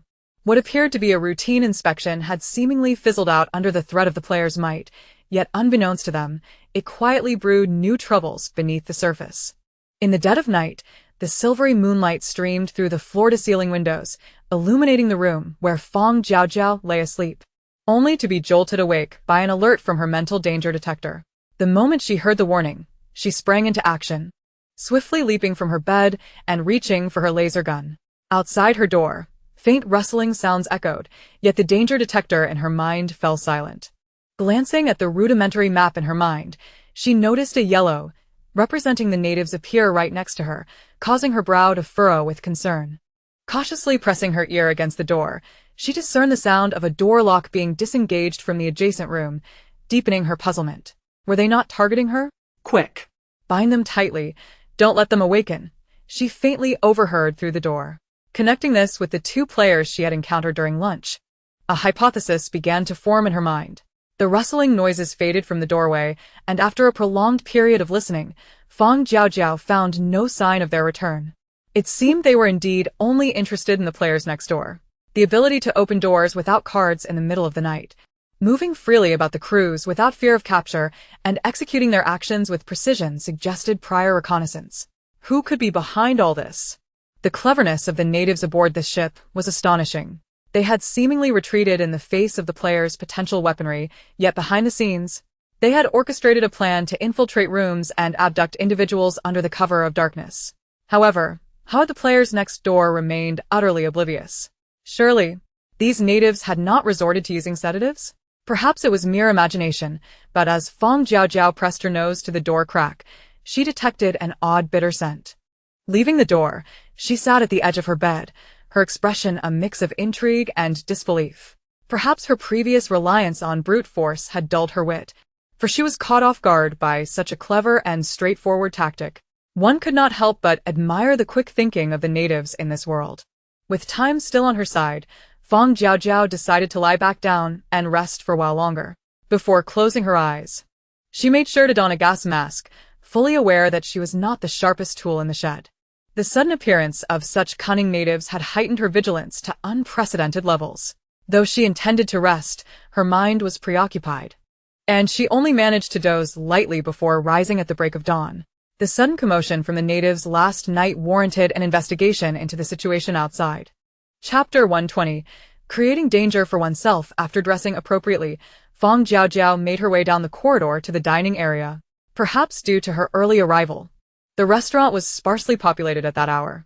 She casually grabbed some breakfast and settled into a corner, her gaze drifting over the few patrons dining. To her surprise, they were all natives. As she sipped her warm milk, the number of diners increased as the morning wore on. However, unlike yesterday, today the restaurant is filled exclusively with impeccably dressed indigenous people. How could these individuals move with such swiftness? Have they managed to apprehend all the players in just one night? Fang Jiaojiao felt a surge of unease as her gaze fell upon a resplendent figure at the table to her left, a woman known for her insatiable appetite for gossip. How could she have forgotten about this most inquisitive woman? Perhaps she might possess some intriguing tidbits of information. Seated beside the elegant lady was a sharply dressed middle-aged man, and Fang Jiaojiao refrained from approaching them hastily. After observing the man finish his meal and depart, she noticed that the elegant woman was nearly done as well, prompting her to rise and make her way towards her. "Good morning. Did you sleep well last night?" Fang Jiaojiao greeted the woman, comfortably taking a seat opposite her.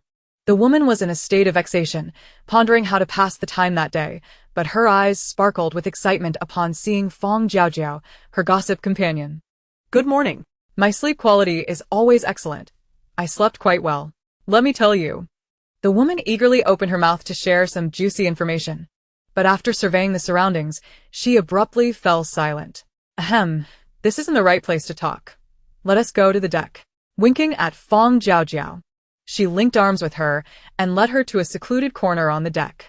Once seated at a small table, the woman eagerly glanced around before exclaiming, "Can you guess what's different about the restaurant this morning compared to yesterday?" "Different?"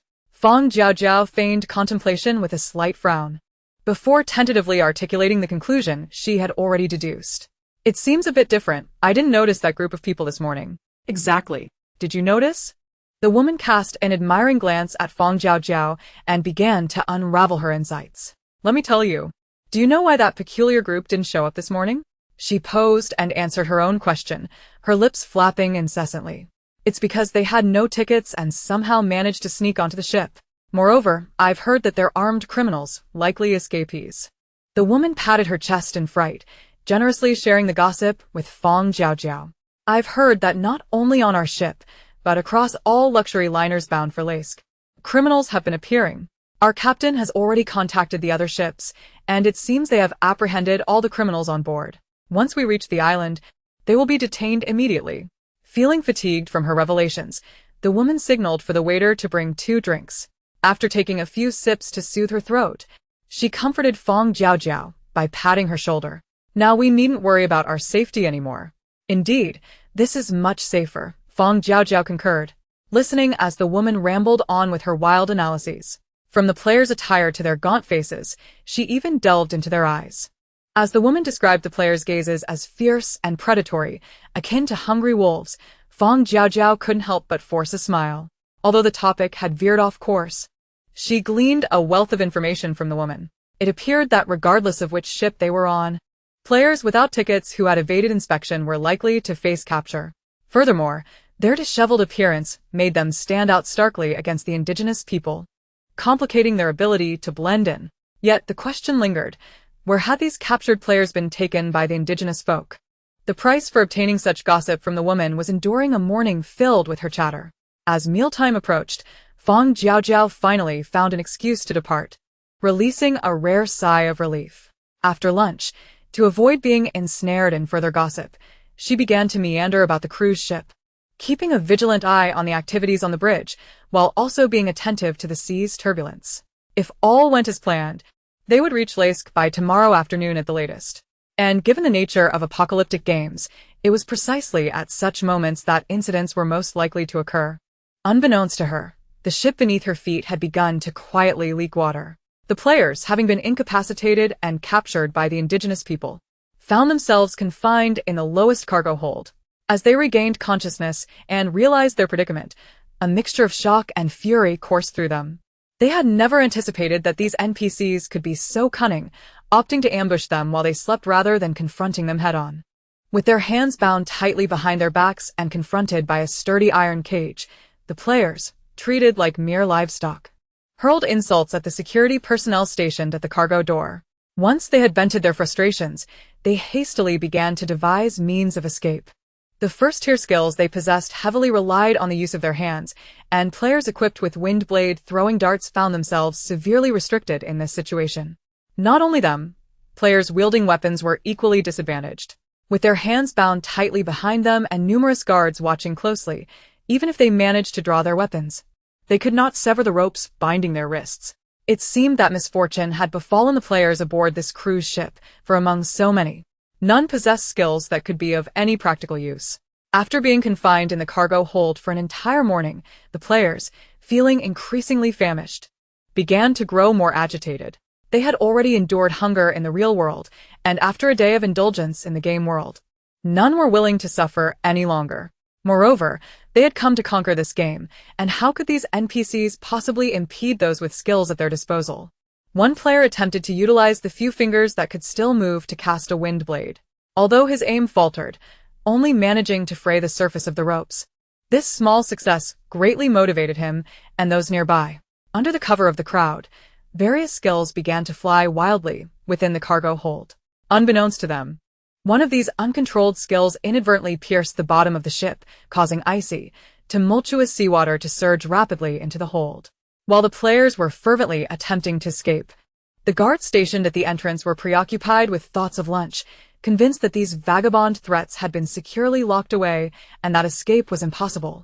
It wasn't until the water began to soak the players' feet that someone finally noticed the ship was leaking. Good heavens! The ship is leaking! The ship is leaking! The first player to realize the situation shouted in alarm. With only a few more opportunities to cast wind blades today, he no longer held back, unleashing them wildly in an attempt to cut the ropes binding his hands. Hearing his cries, the other players looked down in horror. They frantically attempted to rescue themselves with various skills while simultaneously shouting for help to the two guards at the cargo door. "Hey, can't you see the ship is leaking? Hurry and help us untie these ropes. We need help. The ship is sinking. Please, open the door. The ship is going to sink. This is no joke." The players' sudden exclamations drew the attention of the security personnel stationed at the warehouse entrance. Upon discerning the players' words, they were equally startled. The ship is leaking. The security rushed into the warehouse to assess the situation, only to find the seawater had swiftly risen to their calves, draining the color from their faces. Calling the captain. Calling the captain. There's a leak in the ship's hull, and the water level has already reached approximately 10 centimeters and continues to rise. They relayed the alarming news via their radio. Watching the water level visibly ascend, the two security guards exchanged a glance and hastily retreated upstairs. Seeing these two NPCs flee without any intention of opening the door, the anxious players began to curse vehemently. While cursing the heartless NPCs of the game, they struggled desperately to break free. When one player managed to free his hands and attempted to escape, he discovered that the iron cage before him was utterly unyielding. "Hey, you there! Help me get my hands free. My skill is lockpicking. I can unlock it." A keen-eyed player noticed the female player who had already freed her hands and excitedly shouted to her. Upon hearing his words, the woman promptly turned around and swiftly began to untie the coarse ropes binding him, all the while threatening, "You better truly know how to pick locks. If you can't open this iron door, you'll see how I deal with you." The man paid no heed to her threats. Once his hands were liberated, he quickly summoned his toolbox and commenced his lockpicking endeavor. In the real world, he was a locksmith, and when he acquired the lockpicking skill in the game, he had initially felt despondent, believing his skill to be of little use. However, he was now astonished to find this seemingly trivial skill proving immensely valuable at such a critical moment. Drawing upon his expertise and aided by the toolbox, he unlocked the complex lock in merely a minute. Once the lock of the iron cage was opened, the woman behind him darted out with remarkable speed. Her figure surged toward the upper deck, disappearing from sight in no time. As the seawater continued to rise at an alarming rate, the man had intended to leave as quickly as the woman had. However, Listening to the cries and pleas of the players within the cages, he halted his escape. Observing the water now reaching his knees, he gritted his teeth, turned around, and began unlocking one cage after another with his toolbox. As the locks of the iron cages clicked open, the players inside jostled and rushed to escape. Even though the man, their savior, who had just unlocked the cages, stood at the door and had not yet managed to evade the rush, they unhesitatingly knocked him to the ground. The water kept rising, and the players who had yet to escape began to voice their anxiety, their pleas escalating from desperation to impatience, and ultimately to accusations that the man was too slow in unlocking the cages, endangering their escape. Regardless of the harsh words hurled at him, the man silently accelerated his pace, unlocking each cage one by one. When news of the ship's leak reached Fang Jiaojiao, she was standing on the deck, intently gazing at the ominous clouds gathering in the distance. Stunned momentarily by the announcement over the ship's intercom, she seized the opportunity to sprint toward the control room. Due to the leak, the elevators were no longer in use, leaving her with no choice but to take the stairs. Fortunately, she was on the deck directly beneath the control room, not too far away. Navigating through terrified tourists fleeing in panic, she headed straight for the control room. The area, once bustling with security personnel, was now a desolate chaos. Without a moment to spare, Fang Jiaojiao began to search for the navigation charts and route information she needed. Once she secured the documents and compass from the control room drawers, confirming they contained the navigational route to the destination, Rescad Resort, she dashed out of the control room and ascended toward the upper deck. Having donned her life jacket securely, by the time Fang Jiaojiao reached the deck, the lifeboats carrying the crew were already drifting away from the ship. Hearing the frantic curses from below and the hurried footsteps approaching, she no longer hesitated and swiftly leapt into the water, clutching onto a piece of driftwood as she swam away. To avoid unnecessary trouble, she needed to distance herself from the crowd before launching her speedboat. Being too close to the cruise ship, who could tell what desperate actions the stranded natives and players might undertake? Entangled in so many troubles would waste her ammunition and weaponry. Although her laser gun required no bullets, the energy crystals that powered the weapon were limited. As Fang Jiaojiao gradually swam further away, an observant player spotted the life jacket she wore and began to hurl vicious insults. Damn it, why does she have a life jacket while we don't? These natives are nothing but selfish scoundrels. The crew and natives had taken all the lifeboats, leaving not even a single life jacket behind. How on earth are we supposed to clear this game? Do you think it's about surviving this disaster? The players occupying the front of the deck cursed and debated among themselves, while a portion of the abandoned natives at the back began to scavenge for usable items. Disassemblable wooden boards, buoyant foam boxes, and even one fortunate native managed to uncover a life jacket in a corner. The cruise ship had begun to tilt due to the incoming water, and as the natives carrying items attempted to escape from the deck, they were suddenly obstructed by players. Stop. Hand over that life jacket. When a woman adorned in a life jacket emerged, she immediately captured everyone's attention. However, amidst mutual scrutiny and hesitation, no one dared to speak first. As a male player brandishing a knife confronted the woman in the life jacket, the gazes of other players turned towards the natives holding various items, shifting in intensity. Players equipped with skills undoubtedly wielded greater influence than unarmed natives. When the man with the knife slashed the woman's face, the remaining natives had no choice but to concede. The woman, clutching her injured face, realized she could not retain the life jacket under such circumstances and reluctantly removed it, tossing it to the man opposing her. Before the male player could don the life jacket, he was surrounded by a throng of players. What do you think you're doing? The man furrowed his brow, feigning calmness as he shouted angrily, attempting to ward off those eyeing him. However, while this tactic might have worked on the natives, it proved ineffective against fellow players possessing skills. The dispute over the life jacket persisted without pause. The woman with the slashed face had already found another small disassemblable wooden board and jumped into the sea from a window, floating on the board thanks to its buoyancy. She cast a resentful glare at the bickering crowd on the deck, seizing the moment while they were distracted to paddle away with her hands. As the commotion on the cruise ship jolted the group back to reality, the vessel began to descend rapidly. There was truly no time left to dawdle. Some players, seizing the opportunity, snatched life jackets and jumped into the sea. Yet, before they could fasten the jackets, an array of players' skills surged toward them. The vivid crimson of blood stained a small patch of the ocean, while the lifeless body of a player, clad in a solitary life jacket, floated upon the surface. Suddenly, a player leaped from the ship, swimming towards the deceased. Others, sharing the same intent, followed suit, diving into the water. As the colossal cruise ship succumbed to the depths, all aboard were mercilessly cast into the sea. Those fortunate enough to grasp floating debris could momentarily catch their breath, while players who could not swim and had failed to find life-saving equipment sank into the abyss in despair. Having distanced herself from the ship, Fang Jiaojiao swiftly released a speedboat from her storage space and climbed aboard with agility.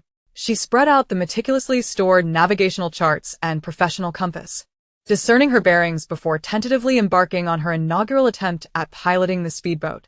Fortunately, the operation of the vessel was not overly complex. After making several large circles, she finally managed to navigate with relative ease. Following the course chart, she piloted the boat while continuously checking her direction. However, after merely an hour, the surrounding sky had darkened ominously. The ominous clouds she had observed earlier aboard the cruise ship had thickened considerably, casting a foreboding shadow of impending rain. Realizing that reaching Lisk Island would take longer than anticipated, Fang Jiaojiao began rummaging through her storage for rain gear. Once the winds began to howl and the rain fell, the situation would become perilous. Thankfully, her storage was quite comprehensive. After hastily changing out of her soaked clothing, she donned a large raincoat and rain boots procured from a previous game world. To shield her eyes from the rain, she retrieved a diving mask from her supplies. Noticing an oxygen tank nearby, fearing the possibility of being submerged, she took the plunge and changed into a wetsuit, equipping herself with the oxygen tank as well. With everything in order and the sea stirring with rising winds and waves, she hurriedly consumed a high-grade nutrient solution, gripping the handle of the speedboat and accelerating forward. If only she could reach Lisk Island before the tempest unleashed its full fury. If not, drawing closer to the island might mitigate the tumult of the waves, thereby ensuring greater safety. After barely half an hour of navigation, the sea had darkened to the point of rendering direction nearly indistinguishable. A blinding flash of lightning rent the sky, followed closely by a thunderclap that echoed as if striking right beside her. Shielding herself from the light rain, she fished out her compass, only to find the needle erratic, compelling her to halt her advance and focus on the impending storm. The howling winds whipped up monstrous waves upon the ocean's surface. Fang Jiaojiao secured her safety belt and gripped the edges of the speedboat, allowing the waves to carry her across the turbulent waters. After several thunderous roars, the rain intensified, with torrential droplets pelting her face and obscuring her vision. Had she not donned the diving mask, the relentless rain would have rendered her unable to open her eyes. Uncertain of her location, before she could suppress the rising nausea, a colossal wave struck her head-on, capsizing the speedboat. Quickly unfastening her safety belt, she stowed the small boat back into her storage. As successive waves crashed upon her, she clung to a floating foam box, striving to go with the flow. While Fang Jiaojiao was equipped for such adversity, it was inconceivable how those clinging to mere planks of wood managed to survive.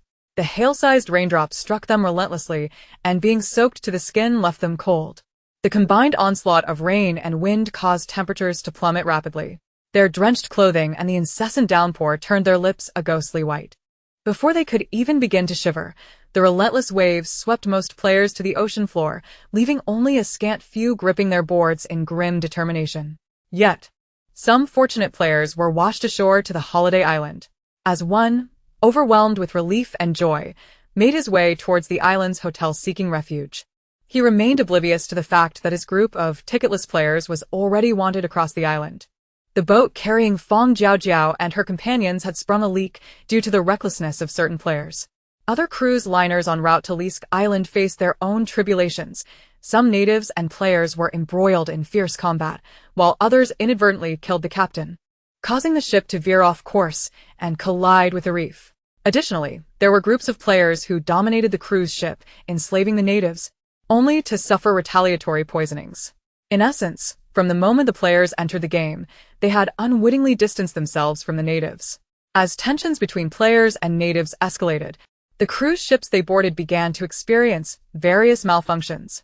Fortunately, those in slightly better situations did not suffer the same fate as Fang Jiaojiao's party, who found themselves adrift following the ship sinking. This maritime storm raged for over 2 hours.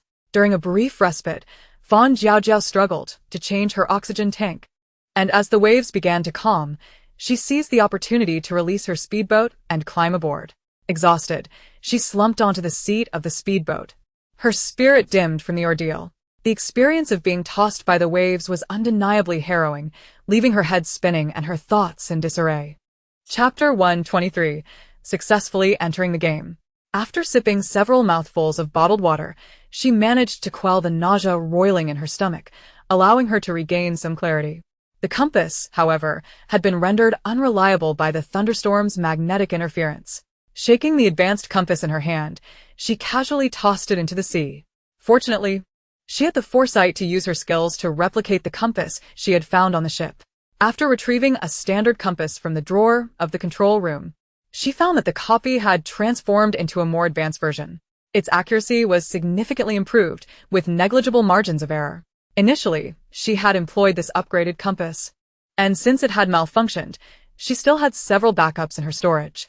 Taking out a new advanced compass along with the navigational chart, she meticulously compared the coordinates for some time, reluctantly acknowledging that the recent storm had driven her farther off course. What should have been a 2-hour journey to Leask Island would now require an exhausting 4 to 5 hours of full-speed navigation. With no time to lament her misfortune, she conducted a quick inspection of the fuel tank and switched on the speedboat's headlights. The sky had grown dark, and to avoid further tumultuous waves, she needed to reach the island as swiftly as possible. Following the direction indicated by the compass, she sped towards Leask Island. After more than 3 hours of high-intensity navigation, she found herself just a few kilometers from the island. However, instead of rushing forward, Fang Jiaojiao turned off the speedboat's lights and changed out of her gear. Putting on ordinary clothing once more, she hesitated momentarily before deciding to stow the mask away. The notion of drowning while wearing a mask was, after all, illogical. Nonetheless, she had an abundance of waterproof cosmetics. Using a small lamp, she sat on the speedboat and began to prepare herself, resulting in a fair-skinned, freckled, and somewhat pallid little bald head staring back at her from the mirror.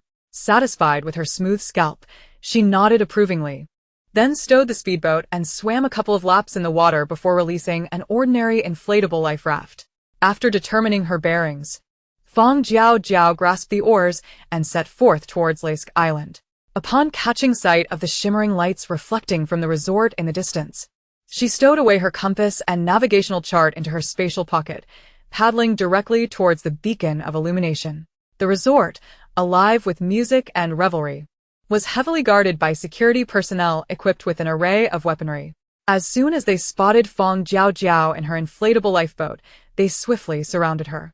Noticing the unsettling demeanor of the guards, Fang Jiaojiao furrowed her brow slightly, yet her movements remained unperturbed. Aligning her kayak with the force of the security, she beached it and stepped onto the land, only to be met with a barrage of inquiries before she could utter a word. "Where have you come from? Are you a visitor to the resort?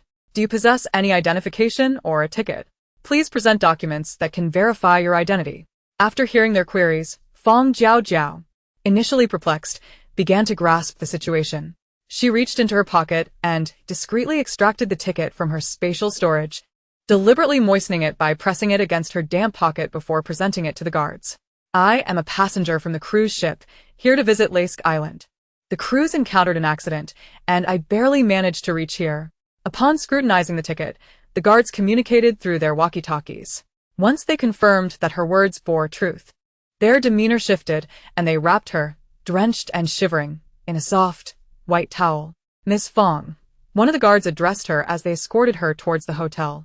Explaining their earlier rudeness, "We sincerely apologize for the earlier offense. We had our reasons. The captain and crew of the Royal Cruise No. 437 recently made a harrowing escape to Leask Island. According to them, there are dangerous criminals concealed among the passengers of the cruise bound for the island. Following an internal investigation by the captain, it was discovered that these criminals not only appeared emaciated, but also lacked any ticket information. In order to prevent any adverse experiences for the other guests on the island, we had to resort to this unfortunate measure of conducting thorough checks on every incoming visitor. We hope you can forgive any offense caused." The security officer's tone was calm as he elucidated the motives behind their previous actions. After Fang Jiaojiao nodded in understanding, his expression visibly relaxed. Those fortunate enough to vacation on Laisk Island were typically of considerable wealth. Persisting in grievances over the earlier incident would pose a nuisance for them. Upon arriving at the opulent hotel lobby, the guard retrieved the check-in form and handed it to her before bowing slightly and departing. Once alone, Fang Jiaojiao surveyed the lavishly adorned lobby and settled onto a sofa with the registration booklet in hand. The thick, soft towel provided warmth against her damp attire, while the temperature in the lobby was pleasantly comfortable. As she examined the booklet, her thoughts wandered to the system that had remained silent since her arrival. Was the game task not triggered upon entering the island? The cruise's destination was indeed Laisk Island, and had the cruise not encountered a mishap, the players would have also been delivered to Laisk. Was it possible that additional conditions needed to be fulfilled to successfully enter the game? The booklet prominently displayed the prices for various rooms, and Fang Jiaojiao scrutinized it with growing concern. Did this mean she was required to stay at the hotel? The prices were exorbitant. A boutique presidential suite for $28,888 per night, a luxury sea view suite for $88,888, a super luxury observation suite for $188,888, and a private villa for $888,888. With no funds to her name, Fang Jiaojiao thought, what kind of extortionate hotel is this? Is there not a more affordable room available? Wrapped in her towel, she began to attract the attention of the guests entering and exiting the hotel. Realizing this, she rose from the sofa and made her way to the restroom nearby, thinking she needed to devise a plan to acquire money swiftly. True to its lavish reputation, even the restroom was exquisitely designed. As she glanced around the pristine and tidy facilities, she was preparing to rummage through a stall for anything of value when a drunken woman stumbled in. Seeing the open stall door in front of Fang Jiaojiao, the woman quickly pushed her aside, leaning over the toilet to vomit. Rather than being annoyed, Fang Jiaojiao's attention was drawn to the handbag the woman had carelessly dropped on the floor. Observing the woman, who was now oblivious to her surroundings, she seized the opportunity to swiftly snatch the bag and slipped into the adjacent stall. The handbag was small, and Fang Jiaojiao rifled through it quickly. The valuables amounted to a bank card and a stack of cash. A glimmer of her copying skill flashed momentarily. The original stack of cash multiplied in an instant. After counting the newly acquired money, she realized it was sufficient to cover her expenses. She tucked a portion of the cash into her pocket and returned the remainder, along with the card, to her spatial storage. Upon exiting the stall, she found the woman still hunched over the toilet, retching incessantly. Silently, Fang Jiaojiao placed the bag back behind her and, wrapped in her towel, headed to the hotel front desk. There, she registered for the cheapest suite and paid a sum of $28,888. The moment she received the room key card from the front desk, the long silent system finally chimed in. Ding. Congratulations, player. You have successfully entered the game. This game's task, survive for 30 days. Hearing the voice of the game system in her mind, Fang Jiaojiao finally breathed a sigh of relief. After following the key card to her room and meticulously inspecting every corner, she washed up, changed clothes, and lay down on the soft, spacious bed. After resting for a while to regain her energy, she spread the remaining cash from her spatial storage across the bed. Calculating how many days she could afford to stay with the room rate, with the copied money combined with the previous stack, she had a total of $510,000. Based on the cheapest hotel room rate, that would cover her for 16 days. However, needing to stay for an entire month, that would not suffice.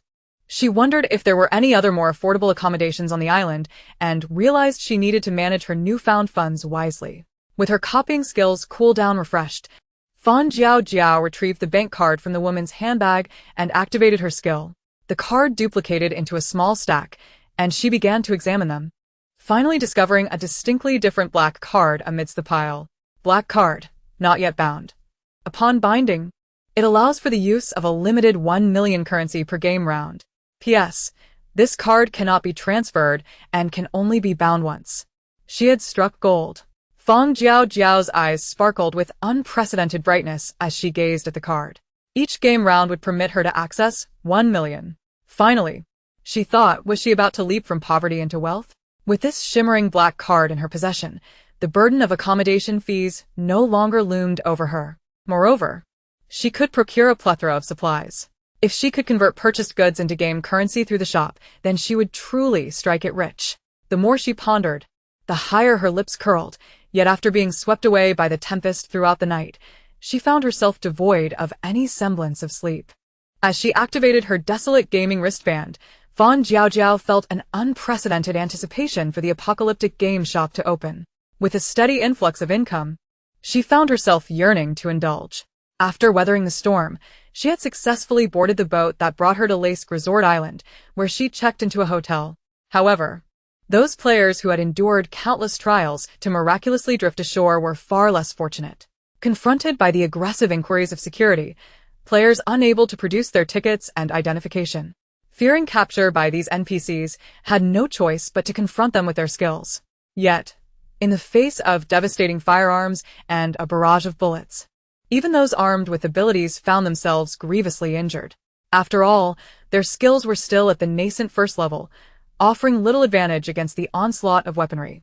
Conversely, the seasoned players who disembarked from other cruise ships were wholly different.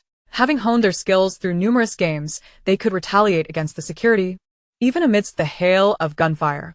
The indigenous people, who had been enslaved throughout the cruise, watched with gleaming eyes, believing that salvation had finally arrived. However, as they observed the security begin to retreat, they grew anxious and seized the opportunity to flee. The other players from the same cruise, standing behind the veterans, set their skills upon the fleeing NPCs.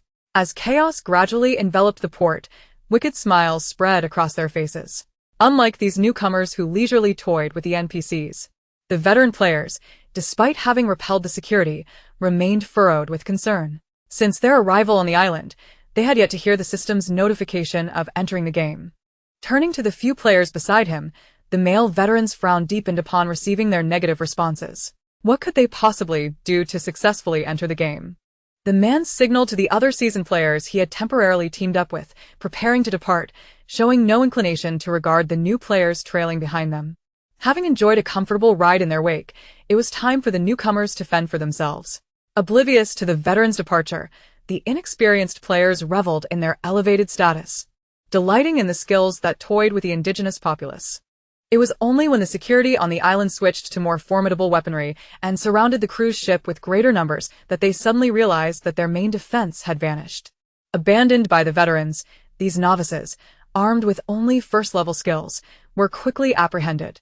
As one cruise ship after another arrived at the port, the players stepping onto Lake Resort Island were quietly divided into two factions.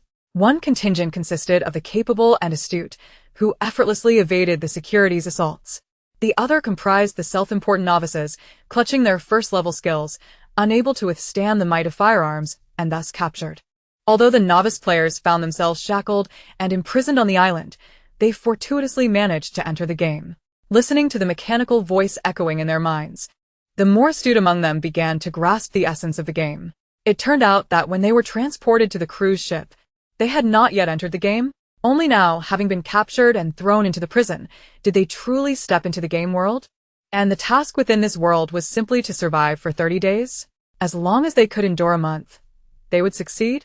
The realization struck the novices hard, as they recognized their understanding of the apocalyptic game had been woefully superficial. Gazing around the dark, cold confines of the prison, with untreated wounds adorning their bodies, the players exchanged bewildered glances. Yet before they could collect their thoughts, a stern and vigilant prison guard brandishing a firearm separated them into several groups. As they were assigned to different areas to toil day and night, the dazed players came to the grim realization that they were genuinely imprisoned. Were they not endowed with extraordinary skills meant to wreak havoc within the game? Did they truly have to endure a month of grueling labor in this place? The ceaseless toil and meager rations in the prison began to wear down the spirits and bodies of the new players. Compounded by the indigenous people's complete disregard for tending to their wounds, some severely injured players were succumbing to high fevers and drifting into unconsciousness. Chapter 125. The Heist.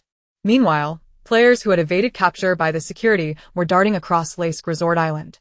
The island's opulent architecture and hedonistic luxury were of no concern to them. Their focus rested solely on the relentless security forces and the encroaching firepower. Damn it! How do we even enter the game? Finally managing to shake off the relentless pursuers, a youth with parched, yellowing hair muttered in frustration. It was now the 4th day since their arrival. The cruise had exploded. They had set foot on the island. Yet they remained devoid of any clues to successfully enter the game. The youth cast a worried glance at his companions, cautiously probing. Do you think if we can't find any clues to enter the game, we might be stuck here forever? Certainly not. Just as the youth's words faded, a young woman beside him shot him an admonishing glance. Since the cruise brought us here, the clues to enter the game must be somewhere on this island. We just haven't found them yet. Having said that, the woman turned her gaze toward the shadowy figure ahead, her tone softening. Moreover, with Ian with us, we will surely navigate through the game successfully. Her gentle voice and affectionate gaze were unmistakable, revealing her deep feelings for the man in front. Unfortunately, the man clad in black military garb remained preoccupied with surveying their surroundings, not even glancing back. His gaze flitted over the convertible sports cars and brightly lit villas lining the roadside, ultimately settling on the tallest, most resplendent building on Lake Resort Island. Even amidst the surrounding luxury, this soaring structure, with its dazzling lights and striking architecture, stood out as the island's centerpiece, its golden facade glimmering brightly. Let us head there. The man pointed toward the hotel, affirming their destination. The team members behind him exchanged uncertain looks. Yet they chose to trust the recommendations of the seasoned player who had experienced several games. Although they had identified their target, the hotel on Lake Resort Island was situated at the heart of the island, surrounded by an overwhelming presence of security and surveillance. The challenge of infiltrating such a location was indeed daunting. Having regained some energy after a few hours of sleep, Fang Jiaojiao rose from the plush hotel bed. Her excitement from the previous night's acquisition of a black card had kept her awake until the early hours. Observing the brightening sky outside, she rummaged through her belongings to prepare herself before descending with a bag of cash in hand. After settling a week's worth of accommodation fees at the front desk, she intended to explore the island and procure some supplies when, suddenly, her bag filled with money was snatched from her grasp. Staring at the fleeting figure and the surrounding security responding to the commotion, Fang Jiaojiao stood in stunned disbelief. It was her first experience of being robbed. Typically, she was the one doing the robbing. Now, someone had dared to rob her? However, the group had already sprinted far ahead, and she remained unfazed. Having extracted all the money from her bag to settle her accommodation fee, the bag, an unremarkable cloth pouch, was now devoid of its contents. Merely a few minutes had elapsed since the theft when the hotel manager hurriedly arrived, his face adorned with forced smiles as he offered an upgraded suite and compensation. Terrified of receiving a negative review from Fang Jiaojiao, after casually waving off the compensation check, Fang Jiaojiao stepped out of the hotel. Invigorated by the unexpected windfall of 500,000, eager to indulge in expenditure. Meanwhile, on the other side, the young man who had snatched Fang Jiaojiao's bag desperately maneuvered through twists and turns, barely escaping the grip of security. Were it not for his remarkable speed, he might not have made it out at all. Upon reaching his temporary hideout, he ripped off the mask concealing his face, but before he could utter a word, the bag in his hand was snatched away by a nearby woman. She swiftly opened the black canvas bag and, with a tone of confusion, inquired, "Dongzi, did you perhaps rob the wrong person? There's nothing in here." "Nothing? How could that be?" The young man, referred to as Dongzi, took back the bag, only to find it contained a mere stack of masks, leaving him even more perplexed. I witnessed that bald NPC pulling out a hefty sum to pay for the room. How could it be empty? The other members of his team, also bewildered, shut their eyes in resignation after hearing Dongzi's words, with a youth sporting yellowed hair unable to restrain himself from speaking first. Is it possible that after paying for the room, the money in that bag was already spent? Didn't you notice the weight was off while you were fleeing? Realizing he might have made a mistake, Dongzi awkwardly scratched his head, his voice dwindling. I was so focused on escaping that I didn't pay attention. Good heavens, the yellow-haired youth sighed, slapping his forehead before turning to the leader of the group. Ian, go, let me go. Even if I can't get any money, I need to find out how much the room actually costs. His reasoning was sound, yet the man declined his proposal. Not so fast. That commotion has already drawn the attention of the locals. We'll act at night. Huddled together, they carefully observed the comings and goings of the security personnel, their minds racing to devise a plan to acquire currency in this game world. For Ian Ge had asserted that a doomsday game would not thrust players into an impossible situation right from the outset. There must be hidden clues to successfully navigate the game. The island's most conspicuous hotel was likely a crucial element for entry into the game. If the cruise ship successfully reached the resort island, wouldn't the next step be to check into the hotel on the island? Indeed. Ian Go, a seasoned player who had survived to this point, always managed to perceive what others overlooked. Through this logical and astute deduction, his leadership within the newly formed group became even more firmly established. As Fang Jiaojiao sauntered out of the hotel, she randomly chose a direction to explore. Passing by luxurious villas and casually parked convertibles, her understanding of the island deepened. The locals vacationing here were undeniably affluent. However, had she ventured in the wrong direction? This area seemed saturated with palatial villas and private aircraft landing strips. Upon realizing she was surrounded predominantly by residences, she turned to change her course. Yet as she pivoted, a silver spherical structure nearby instantly captivated her attention. This imposing hemispherical building, entirely clad in silver, stood out prominently against the landscape. What purpose did it serve? Intrigued, Fang Jiaojiao followed the path leading to the entrance. Before she could push the door open, a security guard emerged. Mom. He swiftly assessed her appearance and attire before speaking. The carnival day has not yet arrived. The venue is temporarily closed. Carnival day? Upon hearing this new term, Fang Jiaojiao's senses heightened. Nevertheless, in front of the security guard, she merely adjusted her sunglasses and nodded calmly. Noticing her reaction, the guard added a few reassuring words to alleviate the ambiguity of her expression. The next carnival day is in 3 days. You're most welcome to join us then.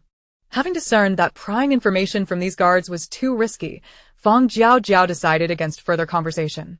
After acquiring the date for the next opening, she turned to leave. Following another path, she reached the restaurant and entertainment area, still mulling over the security guard's mention of Carnival Day. The term carnival inexplicably instilled an ominous premonition within her. As the aroma of the nearby restaurant wafted through the air, she temporarily suppressed her unease and selected a seemingly delightful restaurant for a leisurely lunch. In truth, after consuming a nutrition drink the previous day, she wasn't particularly hungry. Yet, after enduring numerous gaming experiences, she cherished the rare opportunity to savor a semblance of normalcy in life. Guided by the waiter to a window-side seat, she gazed at the azure coastline and the locals relishing their meals. Her weary spirit found a momentary solace. Perusing the menu, she chose several enticing dishes. Though the portions were meager, the flavors were exquisite. Dining in tranquility, devoid of any danger, she listened to the conversations of the patrons at the adjacent table. That afternoon felt like an ordinary midday moment in her former world before the calamity struck. After leisurely finishing her tea, her eyes widened imperceptibly upon receiving the bill. Air-freighted Highland Snow Lotus Digestive Tea, priced at 380,000. Deep-sea ancestral fish sashimi with century-old wild ginseng, priced at 290,000.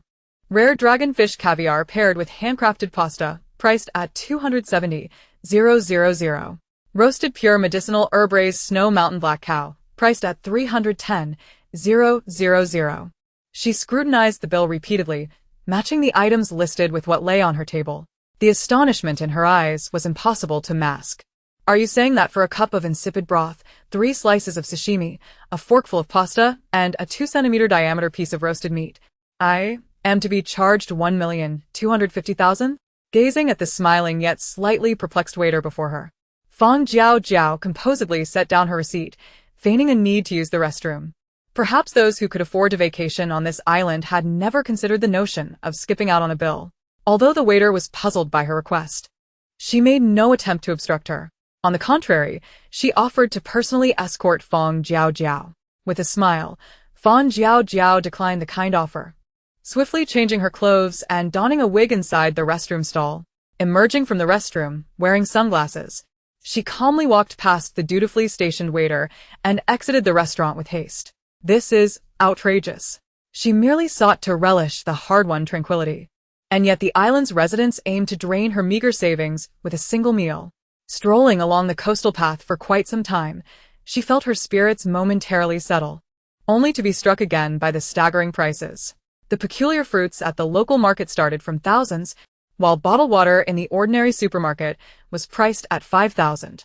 Even the seafood and fish, abundant around the island, were beyond her financial reach, their exorbitant prices rendering her helpless. Had the currency of this world collapsed?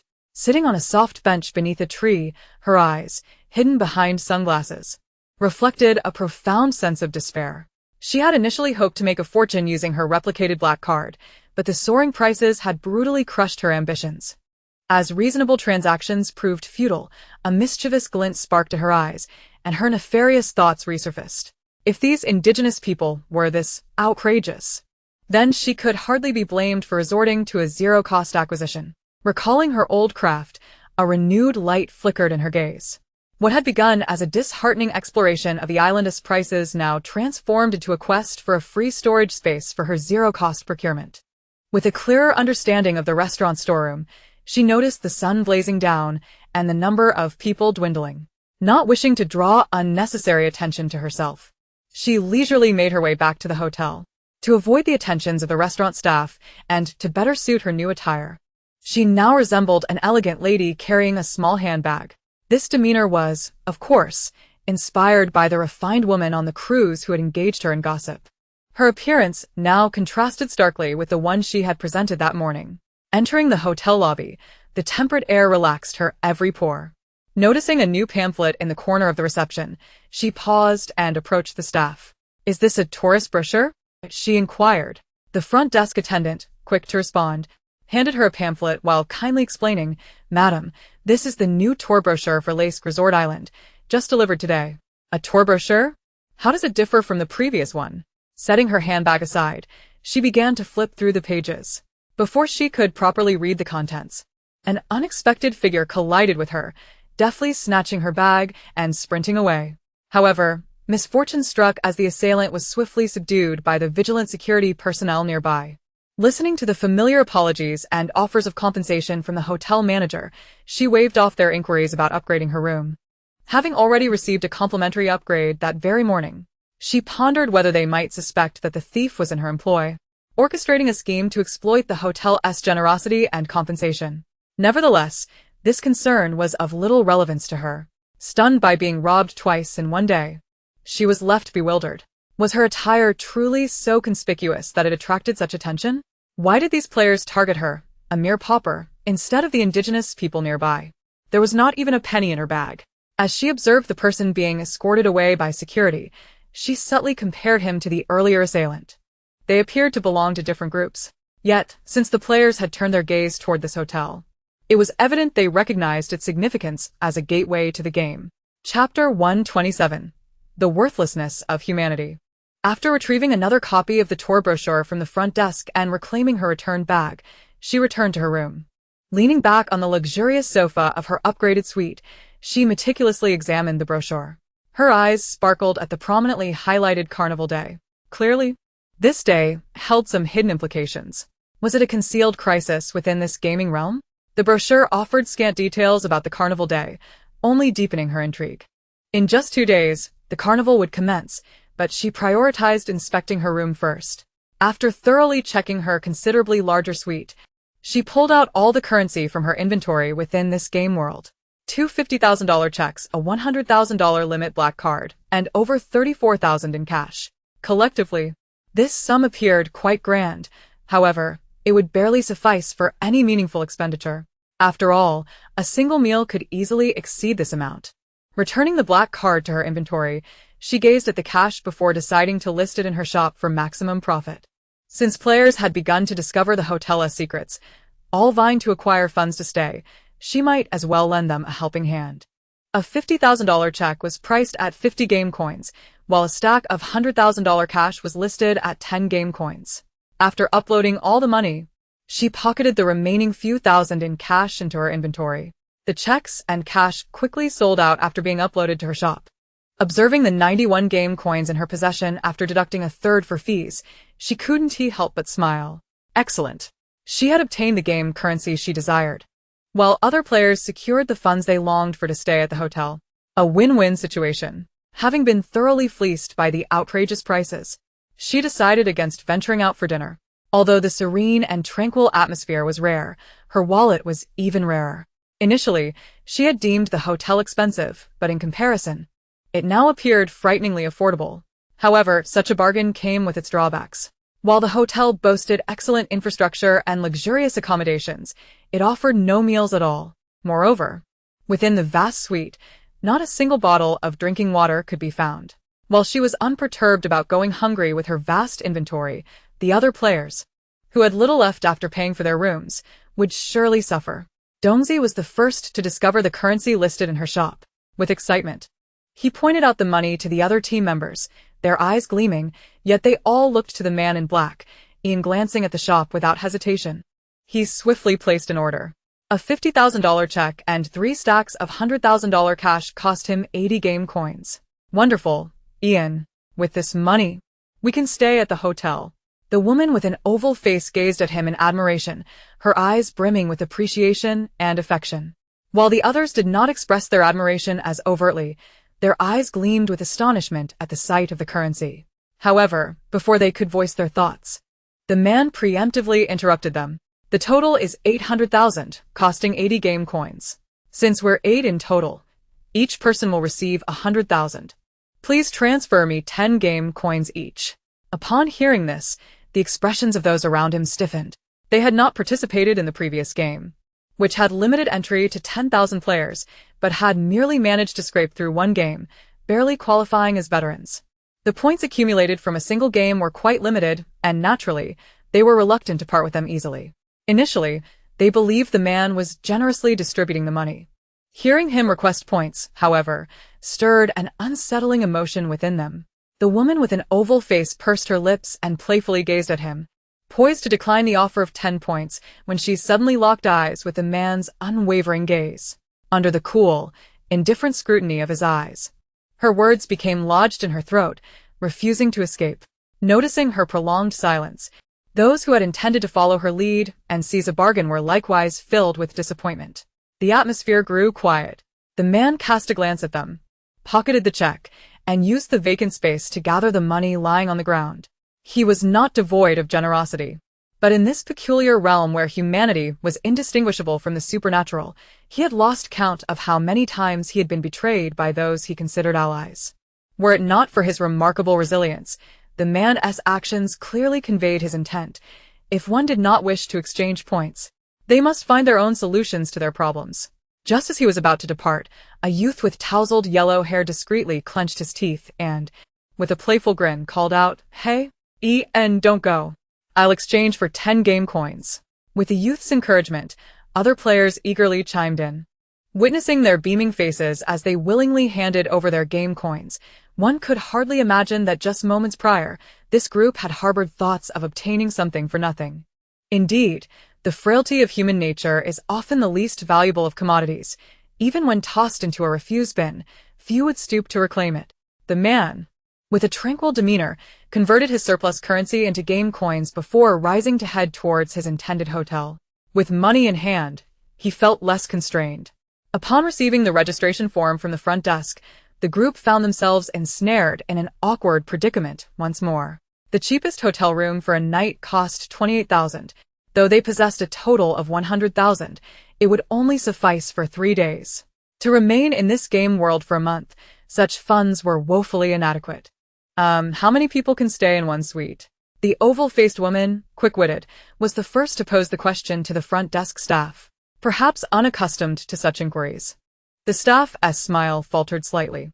Fortunately, they were professionally trained and soon regained their composure. Regarding the woman's somewhat pallid visage, the staff member smiled as she clarified, "Madam, the suites do not impose a limit on occupancy. However, each guest staying at this hotel is subject to corresponding fees." "What does that mean? Are we still charged if we share a room?" the oval-faced woman questioned, perplexed. The front desk attendant replied in a measured tone, "Yes. Each guest residing in the same suite incurs a daily fee." Upon hearing this, disappointment was palpable among the group. They had anticipated the exorbitant accommodation costs in this game world, but the notion of being charged regardless of shared lodging was utterly absurd. Chapter 128, Carnival Day, Part 1. "Excuse me, one boutique room, please." While the others were still grappling with the situation, Ian had already paid for 3 days' worth of accommodations and secured the room. Seeing him with the key, the others, unable to conceive a better plan, followed suit and temporarily booked rooms for 3 days as well. Famished after a day of wandering, they eagerly sought to order room service, anticipating that a luxurious hotel charging $28,000 a night would offer decent meals. However, to their dismay, this hotel not only lacked any dining options, but was also devoid of the 2 bottles of mineral water typically found on the bedside in a standard hotel room back in their original world. It seemed that for $28,000, they were merely provided with a room, with nothing else included. With their stomachs growling, the group reluctantly clutched the remnants of their hotel funds, planning to venture out for something to eat. As they unceremoniously exited, they were met with prices that struck them as exorbitant, akin to those faced by Fang Jiaojiao. Confronted with such outlandish costs, the meager amount they held was hardly sufficient to satisfy their hunger. Now, they could comprehend why the hotel did not offer meal packages. After 2 days of exploring the island, they had scoured for information related to Carnival Day, while also searching for warehouses supplying food across the island. Although they had found scant information on the enigmatic Carnival Day, they had discovered numerous warehouses. With each warehouse's location established, they now awaited the opportune moment to act. As they strolled back to their hotel room under the setting sun, the once peaceful and comfortable ambience of the island had undergone a dramatic transformation overnight. The streets were now teeming with exuberant crowds and vibrant banners. Even the usually composed staff wore faces flushed with excitement. Was this all due to Carnival Day? Fang Jiaojiao marveled inwardly, retracing her steps to the silver spherical building from a few days prior, where once there had been few visitors. A long queue now formed before the entrance. These impeccably dressed elites, their eyes alight with fervor, stood in line under the sun, seemingly indifferent to their usual airs of superiority and lavish indulgence. Something felt amiss. It was all too strange. Fang Jiaojiao, concealed behind her sunglasses, quietly joined the line at the back. Fortunately, Resk Island was not so bold as to make these wealthy patrons endure the blazing sun for long. In just half an hour, they began to filter into the building, passing through a lengthy corridor and a formidable steel door. Fang Jiaojiao finally beheld the interior of this spherical structure. Inside, it resembled an opulent arena, with rows of lavish seating creating a grand spectacle, surrounding a flat and peculiar platform at the center. As Fang Jiaojiao pondered the purpose of this arena-like construct, a cloak and mask were presented to her. The cloak was a simple black style, devoid of any embellishments, while the mask was a plain white, with hollow eye openings for visibility. Observing those around her, she donned the cloak and mask, using the hood to shroud her face. Once seated, the remaining attendees were obscured, their features and even genders indistinguishable. Fang Jiaojiao's peripheral vision, through the mask's cutouts, scanned the peculiar atmosphere and attire, leaving her feeling as though she had stumbled into a grand cult gathering. After sitting quietly for a brief moment, a figure clad in a similar cloak and mask finally emerged on the platform at the center. Esteemed guests, Carnival Day has arrived, once more. Are you ready to revel? The voice from the platform was strangely hoarse, laced with a barely perceptible electric undertone, likely due to a voice modulator. Though the tone was odd and jarring, the surrounding crowd seemed to have been activated by some unseen trigger, erupting into a frenzy of excitement. The once tranquil venue erupted into a cacophony, as those concealed by cloaks and masks began to shout and cheer without restraint. Witnessing the fervor below, the figure on the platform grew increasingly animated. Without further ado, let us commence the first round of festivities. The first to take the stage is the champion of the games, our very own One-Eyed. As the host's voice faded, a large cage draped in black fabric slowly emerged from the concave stand. The host swiftly approached and yanked away the black cloth covering the cage, revealing a robust man, scarred and missing an eye, instantly before the audience. The One-Eyed Warrior was the champion of the previous Carnival Day. Behold his powerful muscles and sharp claws. These hands had mercilessly claimed the lives of dozens of lambs during the last celebration. Now place your bets on the One-Eyed Fighter. As the host's words echoed, a glowing blue slot materialized beside the seats. Observing those around her pulling out cards to swipe at the slot, Fang Jiaojiao quickly grasped its purpose. The crowd began placing their bets, and the host's masked mouth curled into a manic smile. Once the flurry of activity subsided, he continued with the introduction. Everyone had placed their bets. Now, who would be the challenger against the One-Eyed Warrior? A larger cage ascended at the other end, and the host unveiled it, announcing, "Behold, the adorable little lambs, each harboring a secret technique." Within the cage were dozens of emaciated individuals. Upon noticing the bracelets on their wrists, Fang Jiaojiao straightened in her seat. These were players? Indeed, those confined within the cage were all unfortunate players captured and imprisoned. As the host began to introduce the players and their mysterious skills as if showcasing merchandise, Fang Jiaojiao's brow furrowed involuntarily. Her ominous premonition grew increasingly vivid. Now, Let us begin betting on this flock of lambs. Perhaps due to the players' frail physiques starkly contrasting with the formidable one-eyed warrior. Very few in the audience were willing to wager. However, the host had anticipated this. Once these experimental lambs demonstrated their extraordinary skills amidst the chase, the spectators would undoubtedly be enticed to spend.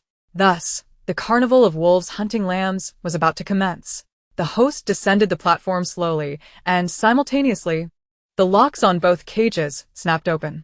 Unlike the cautious players, the one-eyed warrior could hardly contain his eagerness as he burst forth from his cage. Observing the frail beings before him, he wore a disdainful expression, reaching out to seize a player. The player, still bewildered, had no time to panic before an unbearable sting pierced their arm. The one-eyed warrior's sharp claws sank deep into the player's flesh, leaving behind several bloody gashes. Just as his other hand was about to grasp the player's neck, the audience erupted in boos, having anticipated the outcome. Yet, events did not unfold as they expected. In response to the one-eyed warrior's outstretched hand, the player activated their skill. A flash of golden light illuminated the stage, and the one-eyed warrior's grip on the player's arm was severed cleanly. His arm was brutally severed, causing the one-eyed warrior's eyes to redden with pain, and anguished cries escaped his throat. The freed player seized the opportunity to escape, retreating to a corner of the platform, distancing themselves from the center where the one-eyed warrior loomed. This sudden turn of events was indeed unexpected. The masked natives leaned in with curiosity and excitement, eager to discern what had just transpired. Noticing the one-eyed warrior struggling to staunch the bleeding, the host swiftly delivered an electric shock as a warning, signaling him to cease wasting time. The one-eyed warrior convulsed from the jolt, understanding the host's displeasure. He dared not linger on his bloodied stump but channeled all his fury towards the seemingly ungrateful players before him. As the enraged one-eyed warrior charged forth, the remaining players scrambled out of their cage, desperately attempting to evade his pursuit. Alas, the platform was limited in space. No matter how fast they ran, they were quickly overtaken. Each player's initial skills had their constraints, and not wishing to reveal their trump cards too soon, they conferred briefly before turning to confront the approaching brute. The one-eyed warrior, perceiving their halt as surrender, grinned cruelly and advanced. Suddenly, vines erupted from the platform, tripping him up, and before he could regain his footing, massive stones and sharp blades plummeted from above, aimed directly at his neck, effortlessly claiming his life. The one-eyed warrior's head rolled to the side, crimson blood trickling down the edge of the stand, creating a foul stench. The audience, captivated by the player's novel tactics, erupted in cheers and shouts. The one-eyed warrior's defeat, which cost them money, paled in comparison to their fascination with the player's mysterious abilities. Witnessing the enthusiastic response, the host gestured for another group to be sent forth. The one-eyed warrior's corpse was carelessly kicked off the platform, and the players, believing they had escaped, soon faced new adversaries. It appeared the spectators were thoroughly entertained by these extraordinary lambs. Thus, the next round of betting would commence immediately. The host reopened the card-swiping station, enticing the audience to place their wagers. Which of these little lambs possessed greater prowess? Or would the equally skilled mermaids be more to your liking? Inside the newly ascended cage were an equal number of female players. The sound of swiping cards reverberated throughout the venue, while Fang Jiaojiao's lips pressed tightly together, her eyes darkening. The orchestrator of this carnival day was undoubtedly the mastermind behind Lesk Resort Island. Upon discovering the players' peculiarities, he not only showed no fear but exploited them as a selling point to attract wealth. How clever of him to stage such brutal battles for profit. The players on the stands were met with electric shocks from the host for their reluctance to engage. Unable to endure any longer, one player finally attacked the female players across from him. The taken-aback female player met her demise instantly. Influenced by this act, the previously tenuous balance among the players shattered, and in a desperate bid for survival, They unleashed their skills upon one another without restraint. Witnessing the scene, Fang Jiaojiao, who had been quietly searching her space for a miniature bomb, slowly halted her movements. Her expression turned complex, yet predominantly filled with derision. Fools. Pathetic cowards. Initially contemplating inciting chaos to disrupt the carnival day, she was taken aback by how these players, their skills and abilities were only directed against their own kind. Withdrawing her concealed hand from her pocket, she observed the bloody melee unfolding on the platform, her gaze becoming eerily calm. Perhaps allowing such individuals to live was a grave mistake. The players on the stands changed in waves, yet the spectators' hands continued to swipe, without faltering despite their losses. On the contrary, captivated by the dazzling array of extraordinary skills, their card swipe became even more fervent. Truly, the minds of these affluent individuals were unfathomable. As time inexorably slipped away, the pile of corpses beneath the viewing platform grew ever higher. The host ascended the stage, surveying the 10 survivors who remained on the arena floor, and finally declared the conclusion of this day of revelry. Upon hearing the announcement of the end, the players on stage collectively exhaled a sigh of relief. However, before they could fully relax, a new wave of calamity struck. The host swiftly turned and incapacitated several individuals with a jolt of electricity. It was only when the chef, clad in a white suit and adorned with a mask, made his entrance that a sinister smile crept across his face. The preliminary games had concluded, and now it was time to partake in the feast of victory. A total of 10 portions of the victor's fruits awaited the guests' indulgence. The burly chefs deftly placed the players onto mobile dining carts, swiftly severing their throats and commencing the gruesome disembowelment. With vibrant, warm hearts being arranged upon pristine white porcelain plates, another round of bidding began. Those who had witnessed the miraculous spectacle of these players were particularly eager to acquire the 10 hearts.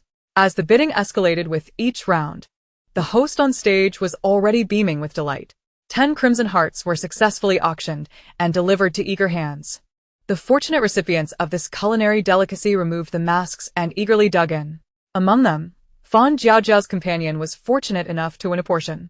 Listening to the sound of their crunching and the exaggerated swallowing echoing in her ears, a chilling sensation swept over her as the grotesque stench enveloped her. She felt an overwhelming discomfort, her skin prickling with unease. As the hearts were auctioned off, the remaining organs, livers, kidneys, and even eyeballs, were snatched up by the indigenous people at exorbitant prices. The corpses in the viewing area gradually became hollow, leaving behind only remnants of flesh and bone. Fang Jiaojiao swiftly surveyed the venue's surveillance and guards, her mind consumed with the desire to raze this hellish arena to the ground. A harsh crackle of electricity jolted her back to the brink of sanity. The multitude of yellow dots on her danger detection radar, representing the indigenous people, served as a stark warning against any reckless actions. Chapter 130, Day of Revelry, Part 3. Indeed, this marked only the 4th day since the game had officially commenced. She still had to endure a month in this place. The vast ocean surrounded Lesk Resort Island, even with supplies from her spatial inventory. Surviving a month at sea would be an arduous task. Furthermore, in keeping with the apocalyptic game's established pattern, the difficulty of completing the game would only escalate as time progressed.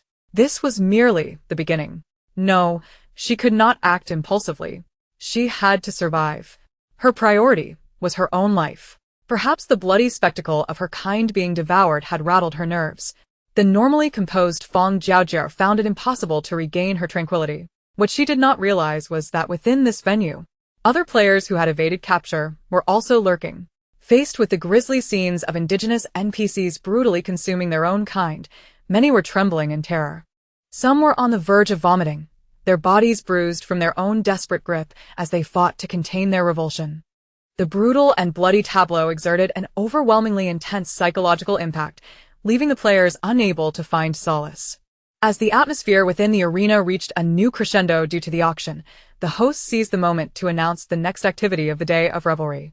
After a morning of performances, it was clear that the guests must be hungry, and they were invited to proceed to the island's meticulously prepared restaurant to savor the culinary delights. The indigenous people, fully aware of the implications of the host's words, erupted into cheers. Rows of them rose and departed, and Fang Jiaojiao discreetly blended in among them. She had hoped to find an opportunity to escape, but to her dismay, the exhibition hall and the restaurant were interconnected. The entrance she had used to enter was now sealed, leaving only a transparent glass corridor. Passing through the corridor, she arrived at a luxurious mansion where a respectful attendant presented her with a new half-mask. This new mask, also pure white and devoid of ornamentation, differed from the one she had worn in that it covered only the upper part of her face, leaving her lips and chin completely exposed, presumably to facilitate the forthcoming meal. Throughout this ordeal, she had found no opportunity to flee. Fang Jiaojiao could only accept the mask and bide her time, awaiting a chance to act. Following the attendant, she took her seat beside a bed of roses, donning the new mask. Her throat felt parched and uncomfortable as she observed the indigenous people around her engaging in conversation. She waved to summon a glass of red wine. The elegantly dressed attendant brought forth a glass of wine and placed it upon the table. As Fang Jiaojiao raised the glass to her lips, an overwhelming scent of sweet, metallic iron assailed her senses. Bringing her nose closer to the rim, she deduced the contents of the glass and, pursing her lips, quietly set it down. What a meticulously prepared restaurant this was, more like a cannibalistic banquet for gruesome feasting. Were the indigenous people of Lesk Resort Island all deranged cannibals? With such a reverence for bloodshed and violence, had they always resorted to cannibalism before the arrival of the players? A wave of nausea began to churn within her stomach, and Fang Jiaojiao hastily stifled the thought, too terrified to delve deeper. Accompanied by the crisp ringing of the service bell, one exquisite dish after another was presented at the table. Gazing at the crimson morsels upon her plate, Fang Jiaojiao felt her hand, holding the fork, grow unsteady. Seizing the opportunity, she discreetly surveyed the mansion's tightly knit security and the omnipresent attendants. Fang Jiaojiao subtly shifted her plate to the side, concealing the food within the rose bushes of her spatial inventory. Never had she been more grateful for her infinite space than at this moment. The indigenous people had gathered all those who witnessed the gruesome performance to partake in this meticulously prepared meal. Their intent was clear: to draw everyone into their fold, to ensnare all in a shared interest. All the tourists who arrived at Lesk Resort Island would partake in this bloody feast, and once they left, none would dare speak of the horrors they had witnessed, for they too would be complicit in cannibalism. Thus, the presence of guards surrounding the mansion and the multitude of attendants was profoundly intriguing. It was likely they were monitoring the guests, ensuring none abstained from consuming the meal. Fang Jiaojiao prodded at the vegetables on her plate. The vibrant green leaves were stained with a deep crimson, a sight most disconcerting. Thankfully, her spatial concealment spared her from the indignity of being forced into such depravity. Yet, even without her infinite space, she would resolutely refuse to take a single bite of the flesh. Absolutely not. Setting down her cutlery, she pretended to dab at her mouth with a napkin. Fang Jiaojiao raised her wine glass, stealthily observing her surroundings. Other players, equally coerced into this cannibalistic soiree, were pinching their noses and emptying their backpacks to accommodate the unidentifiable flesh. However, in stark contrast to Fang Jiaojiao's composed demeanor, they appeared far more anxious. The system had provided them with only a 3-slot backpack, each slot limited to identical items and with a maximum capacity. If these dishes continued to flow in, their storage would surely be insufficient. This banquet was indeed extravagant. Even the appetizers numbered 7 or 8. As she witnessed the attendants beginning to serve the main course, Fang Jiaojiao realized she had finally endured long enough. The host, who had remained silent until now, stood on the stage to introduce the centerpiece of the feast. Esteemed guests, this dish is red wine braised short ribs.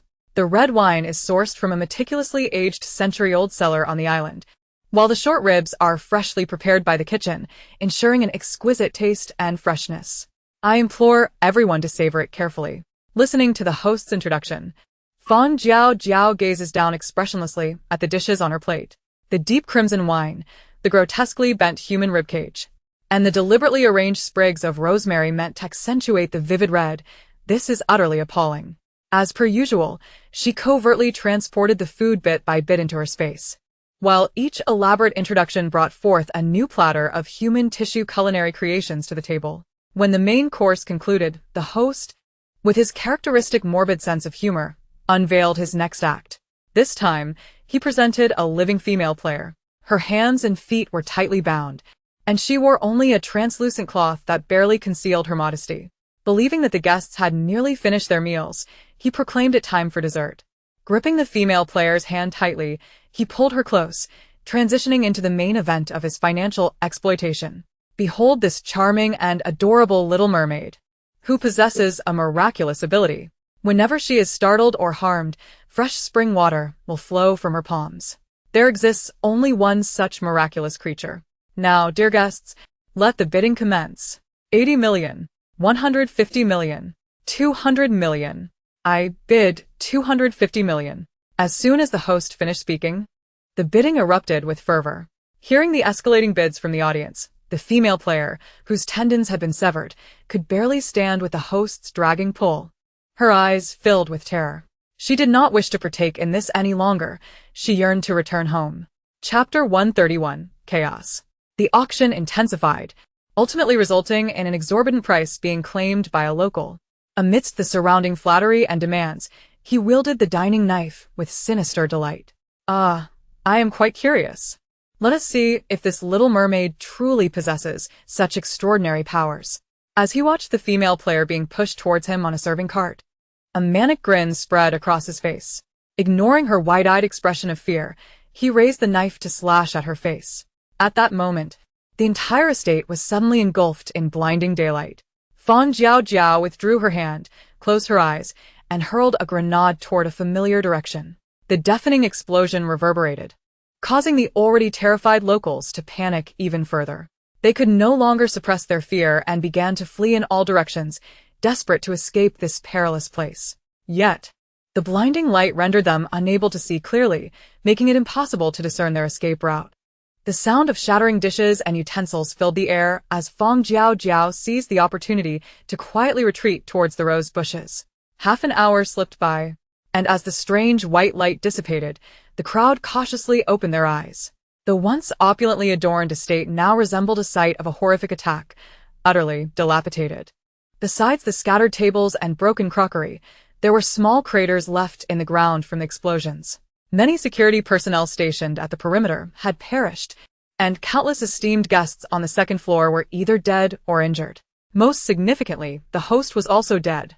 Just half an hour ago, he had been effortlessly leading the festivities of the carnival day. Now, only his upper half remained, a grim testament to the explosion. Sitting on the ground, concealed by the overturned tables and chairs, Fang Jiaojiao began to survey the estate. Upon witnessing the twisted remains of the host, her confidence in her aim grew. Her gaze traversed the disheveled security personnel, landing on the bedraggled native people and finally resting upon the trembling female player beneath the serving cart. Noting that she had not seized the chance to escape and remained in her previous spot, Fang Jiaojiao frowned slightly. Before she could ponder further, a new batch of security personnel from the Lesk Resort Island arrived. Observing as they commenced their investigation and organized the guests' departure, Fang Jiaojiao navigated through the chaotic crowd, taking a slight detour. As she passed by a woman, she discreetly tossed her the cloak and mask she had snatched amidst the chaos. Then, with an air of calmness, she blended into the throng, being searched and subsequently allowed to leave. The long-planned carnival day concluded abruptly due to this unforeseen incident. Unbeknownst to her, as Fang Jiaojiao returned to the hotel with a composed demeanor, the entire island had already begun imposing martial law. The carnival day held profound significance for Lesk. This festival, concocted by them, served not only as an opportunity for immense profit but also as a means to forcibly bind these wealthy merchants to their will. Now that this event had been interrupted, those behind Lesk began to speculate whether the outside world had quietly set its sights on this pristine territory. Was today's incident a mere coincidence or a calculated maneuver? The affluent individuals who perished due to the chaos and this senseless violent attack would undoubtedly bring considerable trouble to those backing Lesk for some time. Originally, the carnival day was held once every 10 days on the island, but due to the elusive nature of the attacks, it was indefinitely postponed. The players imprisoned in the island's jail were granted a reprieve, significantly increasing their chances of survival. Meanwhile, after hastily returning to her room, Fang Jiaojiao wasted no time resting and rushed to the bathroom. Disposing of the chunks of meat she had stowed away in her space down the toilet, she meticulously washed her hands with soap before collapsing onto the sofa in the living room. The sights and sounds she had encountered that morning were undeniably nauseating. After a while, she took a few sips of bottled water and made her way to the window. The area surrounding the island was now teeming with patrolling security personnel, and sporadic boats drifted through the nearby waters. Clearly, the recent chaos had instilled a sense of urgency in them. This display suggested they intended to cordon off the entire island, restricting entry and exit. Fang Jiaojiao's suspicions proved correct. For several consecutive days, the streets of the island were devoid of leisurely strollers. The previously vibrant atmosphere had transformed into an eerie calm, starkly contrasting the excitement that had filled the days prior. With the number of people meandering in the streets dwindling to a countable few, Fang Jiaojiao refrained from venturing outside and instead quietly engaged in physical training within the confines of her hotel. She harbored a persistent feeling that Lesk Resort Island was concealing some grand scheme. This foreboding sensation lingered throughout the evening. It was not until hotel staff, accompanied by security, arrived to check her room and requested Fang Jiaojiao to present her ticket once more that the realization struck her. Of course, given that they had yet to locate the culprits, those behind the scenes must be in a state of panic. Observing the group stationed menacingly at her door, she casually concocted an excuse, claiming her ticket was in her room, before turning and re-entering. Facing away, she pretended to open a drawer, stealthily extracting the crumpled ticket from her space, presenting the damp, dried ticket to the person in front of her for inspection. Fang Jiaojiao seized the opportunity to discreetly assess the weapons they held. They appeared to be nothing more than standard firearms, lacking any advanced technology. Having confirmed the basic level of weaponry within this world, Fang Jiaojiao felt a slight sense of relief. As long as there were no more advanced, high-tech weapons of mass destruction, the equipment in her space could still offer some semblance of combat capability. Thank you for your cooperation. I apologize for the disturbance. Upon meticulous examination of the ticket, it was confirmed that there were no discrepancies. The group exchanged glances and returned the ticket to Fang Jiaojiao, then closed the door behind them as they departed. Casually stowing the ticket in her pocket, Fang Jiaojiao listened intently as their footsteps receded before finally turning back to her room. In the dead of night, her mental alarm system began to trigger warnings. Fang Jiaojiao jolted awake, hearing a faint, unusual sound emanating from the door. Swiftly, she drew her laser gun. Who could it be? The island security? Her behavior today had been entirely unremarkable. Why were they suddenly targeting her? Had she inadvertently exposed herself? The muffled footsteps approached her sleeping quarters. Sensing a familiar bitter scent in the air, she realized they were administering a sedative. Instantly, she held her breath. Something was amiss. If she had truly been discovered, they could have simply come to apprehend her. Why resort to stealthily administering a sedative in the dead of night? Unless, of course, they still had not unearthed any leads and had yet to ascertain her as the perpetrator. With this thought in mind, Fang Jiaojiao retracted her laser gun. As the doorknob began to turn, she promptly lay down, feigning sleep. Chapter 132. Imprisonment. With a click, the door creaked open, and Fang Jiaojiao perceived two sets of footsteps entering the room. In an instant, she was yanked from her bed and hoisted onto a shoulder. Be careful. Don't wake her. One of the men hissed in a discontented whisper, while the one carrying her spoke with disdain. What are you afraid of? She's on drugs. She won't wake up. Hey, why does the boss want us to capture all the tourists this time? The first man inquired. How should I know? We just follow orders. Don't ask too many questions, replied the second man, who evidently preferred to keep the conversation brief. The one carrying Fang Jiaojiao fell silent, begrudgingly complying with his companion's reticence. Maintaining her pretense of unconsciousness, Fang Jiaojiao focused on their dialogue, her suspicion sharpening. After being carried for some time, just as the acid in her stomach threatened to surface, she was unceremoniously dropped to the ground. The impact was far from pleasant, but she stifled the pain, determined not to reveal any signs of distress. As the sounds of their departure faded, she cautiously opened her eyes to survey her surroundings. Regrettably, apart from the cold, unyielding floor beneath her and a few indistinct silhouettes nearby, the dimly lit space offered little in terms of clarity. Unable to ascertain her location, she closed her eyes once more, preparing to bide her time. Finally, as the individuals around her began to regain consciousness, she opened her eyes, feigning the effects of the sedative. Unlike the previous darkness, The sky outside was gradually brightening, illuminating her surroundings. High above, narrow iron bars loomed. The ground was stark and frigid, and before her stood imposing iron railings. This was unmistakably a prison. Clearly, Fang Jiaojiao was not the only one to recognize the unsettling situation. The other awakened natives also discovered they were confined within a prison. Bewildered, they rushed to the bars, clamoring for release. Is anyone there? You've got the wrong person. Let me out. Help. Someone, please. Do you know who I am? How dare you imprison me here? Listening to the natives' frantic cries, Fang Jiaojiao's gaze shifted to another cell diagonally opposite. It was not that this cell was particularly different, rather it was occupied entirely by game players. So the players had been imprisoned here. Those who had exhibited skills during the festival had also been extracted from this very prison. The players had inadvertently revealed their abilities in confinement, piquing the curiosity of those behind the scenes at Lesk Resort Island. But what, then, had led to her and the natives' capture? Remaining discreetly at the back of the crowd, Fang Jiaojiao observed as the security personnel were drawn to the commotion, her eyes narrowing. What's all this noise? Keep it down, or I won't be so lenient. The security officer, visibly perturbed by the uproar, brandished a stun gun as a threat. Yet the affluent individuals, accustomed to their entitlement, paid little heed to his warnings, instead defiantly demanding that higher authorities be summoned. Who do you think you are? Just a gatekeeper. How dare you threaten us? My father is the governor. If you don't release me immediately, I'll see to it that you regret this. Bring your boss here. Let them come and speak with me. The security officer, growing impatient, discharged a stun gun blast at the most boisterous offenders, incapacitating them as they crumpled to the ground. Speechless, observing the effectiveness of his intimidation, the surroundings gradually quieted, allowing him to retract the stun gun with a smirk of derision. Let me be frank, no one who ends up here leaves alive. No matter how powerful you were outside, one little maritime disaster and we can do as we please. I suggest you conserve your energy and keep quiet. It might just prolong your existence a bit longer. This proclamation struck the natives like a thunderbolt.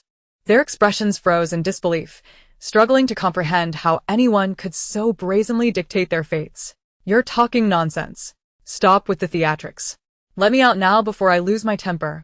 Though his voice was loud, the undercurrent of fear in his tone was unmistakable.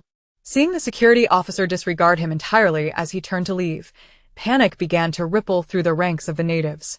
They couldn't possibly be imprisoned here until death. Could they? As calamity descended upon them, the high and mighty natives were gripped by sheer terror. Please, let me out. I have money. A lot of money. I can give you everything. Just let me go. It's not a big deal. If you let me out, I promise to reward you. Don't go. I can offer you anything you want. Houses, cars, villas. If that is not enough, I have private jets. Just let me leave, and I'll give you everything I own. The desperate pleas of the natives failed to sway the security personnel, but they did attract the attention of numerous players. Watching the NPCs wail and lament in their confinement, the players were left utterly bewildered. What is going on? Are these NPCs having a breakdown? Is it one of their own attacking their own?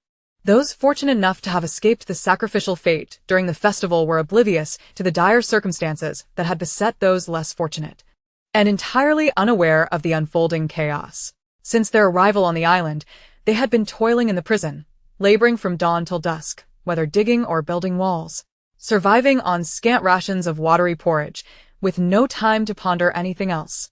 Moreover, with each security personnel in the prison armed and frequently resorting to administering electric shocks, no one dared to take the initiative and suffer the repercussions. The indigenous people confined within were busy wailing, while Fang Jiaojiao quietly sorted through her thoughts. Clearly, the individuals behind this small island were genuinely fearful of the cannibalistic activities being exposed. They preferred to risk offending the powerful rather than relinquish control over this batch of unpredictable elements. By detaining everyone who entered the island and forbidding their departure, were they truly intent on silencing them permanently to eradicate the issue at its root? Chapter 133. The Underlying Rules of the Game. Regardless of the lamentations and cries echoing within the prison, the island's security remained impervious, maintaining a cold indifference. Simultaneously, their searches across the island became increasingly stringent. The fervor with which they overturned every nook and cranny, as if determined to scour the entire island, was indeed breathtaking, making it increasingly arduous for the players lurking outside to find refuge. Inside the prison, from the dawn until the sun dipped below the horizon, the island's security had not once returned to check on them. The captured indigenous people were unceremoniously cast into their cells, neglected and deprived of even a sip of water or a bowl of rice throughout the day. Remarkably, even the players in other cells, who were usually roused early to labor, were unusually left undisturbed today. Confused, they exchanged perplexed glances, uncertain of the indigenous people's intentions. Fang Jiaojiao seized a moment to glance at the player bracelet on her wrist. It was nearly noon.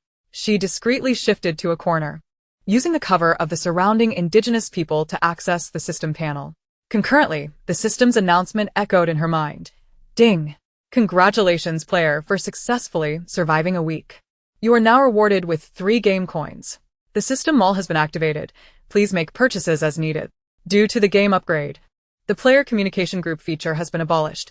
Online communication between players now incurs a fee, 1 game coin per message, up to 10 words.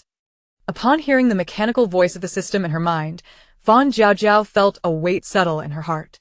In truth, she had sensed something amiss since the last game. Ever since she had successfully survived 3 game worlds, the apocalyptic game had entered its complete version, and the difficulty level began to soar. Moreover, the system's assistance to players had gradually diminished in the shadows. Initially, players entered the game seamlessly, but now they were required to endure for a specific duration to truly engage. Currently, players had to meet certain conditions to even enter the game. The circumstances for players within the game had deteriorated progressively. Furthermore, if even a single player's prolonged survival escalated the game's difficulty, all subsequent players entering the game would suffer the repercussions. Unlike Fang Jiaojiao and the first batch of players who benefited from a grace period and system assistance in the inaugural game world, later entrants faced an upgraded game world rife with heightened challenges from the outset. Not only did they need to devise ways to meet the specific conditions for successful game entry, but they also lost the ability to communicate with fellow players through the group chat. Each player's successful entry time varied, implying that their exit from the game would also differ. Those who entered the game first would naturally complete their tasks and exit sooner. Conversely, players who discovered the conditions to enter the game later would have their exit times postponed correspondingly. This subtle disparity began to isolate players who once banded together for warmth. Most significantly, should this conjecture come to light, the situation for players like her, who had survived multiple games, would become precarious. The longer the leading players thrived, the greater the pressure on those trailing behind. Thus, to mitigate their own risks and pressures upon entering the game, would others not conspire to bring down the leading players? Such a cycle could see experienced and capable players, who had endured many trials, betrayed by their own kind. Would there still be players who could successfully clear all game worlds and bring an end to this nightmare? Moreover, not every player could successfully find the entrance to load into the game. Might some players remain trapped in the game world indefinitely due to their failure to meet the entry conditions? This line of thought sent a jolt through Fang Jiaojiao. If her earlier speculation about the game's difficulty had deepened her resolve to conceal her identity, this new conjecture struck her like a thunderclap, igniting a fresh stream of thought. The most formidable leading players being abandoned by their own, while the majority of novice players were ensnared by the escalating difficulty, would inevitably lead to a depletion of humanity on Blue Star within a few iterations. As her heart sank, she realized that although this hypothesis could not yet be substantiated, it served as a stark reminder of the perils and uncertainties that lay ahead. How many games must she endure before finding liberation? Would she truly be capable of persevering until the end? Overwhelmed by an unusual sense of confusion, she sat cross-legged on the cold floor, gazing at the moonlight streaming through the window, reminiscing about their small family home, the old house she had burned down, and the peaceful slumber of her parents in the void. How could mere months feel as though they had stretched into years of exhaustion? Suddenly, the jarring sound of a door creaking open snapped Fang Jiaojiao from her reverie. She quickly dispelled her other emotions and turned her gaze towards the source of the sound. The prison door swung open from the outside, and a disheveled figure was roughly dragged in by the security personnel. How brazen! The security guard flung open the cell door diagonally opposite and unceremoniously tossed the person inside. Observing the individual crumpled on the floor, The guard secured the door with a lock, leaving with a final warning. You'd best ponder who truly disrupted the revelry. If you continue to be vague, your days are numbered. With a piercing glance at the onlookers, he exited. The person who had been thrown into the cell took a moment to recover before struggling to prop herself up on her arms. It was her? How had she been captured again? A traitor to her own kind seeking to curry favor. Did her chosen master deal with her? Because of her. How many players had been taken? Everyone else was absent, and she alone had been thrown back. The NPC's earlier attitude towards her had not been benevolent. Perhaps she had offended someone. The commotion of the woman's entrance captured the attention of all within the prison. Unlike the bewilderment of the newly captured indigenous people, the players confined alongside the woman were acutely aware of her actions. Fang Jiaojiao stood amidst the indigenous people, casting her gaze towards the familiar figure. As she glimpsed the woman's profile through her tangled hair, realization dawned upon her. It was the woman auctioned off at the end of yesterday's revelry. From the perverse host's description, her abilities seemed to pertain to water. Having failed to escape amidst the chaos yesterday, she had been recaptured. Additionally, the attitudes of the other players towards her appeared somewhat peculiar.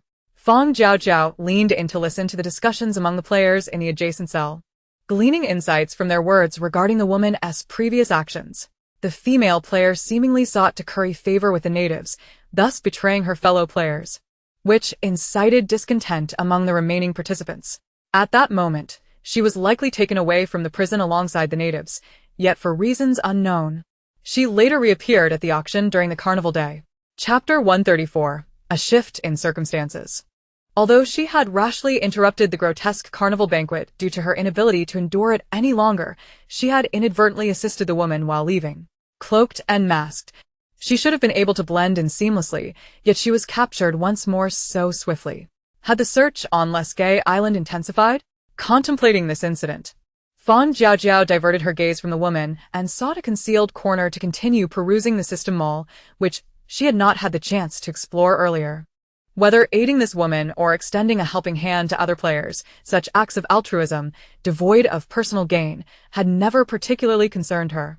The grenades from yesterday were not solely intended for this woman. More so, they were a subtle means to avoid being compelled to participate in the bizarre carnival festivities that awaited after the banquet's conclusion. Additionally, her disdain for the perverse host who treated players as mere commodities further fueled her actions.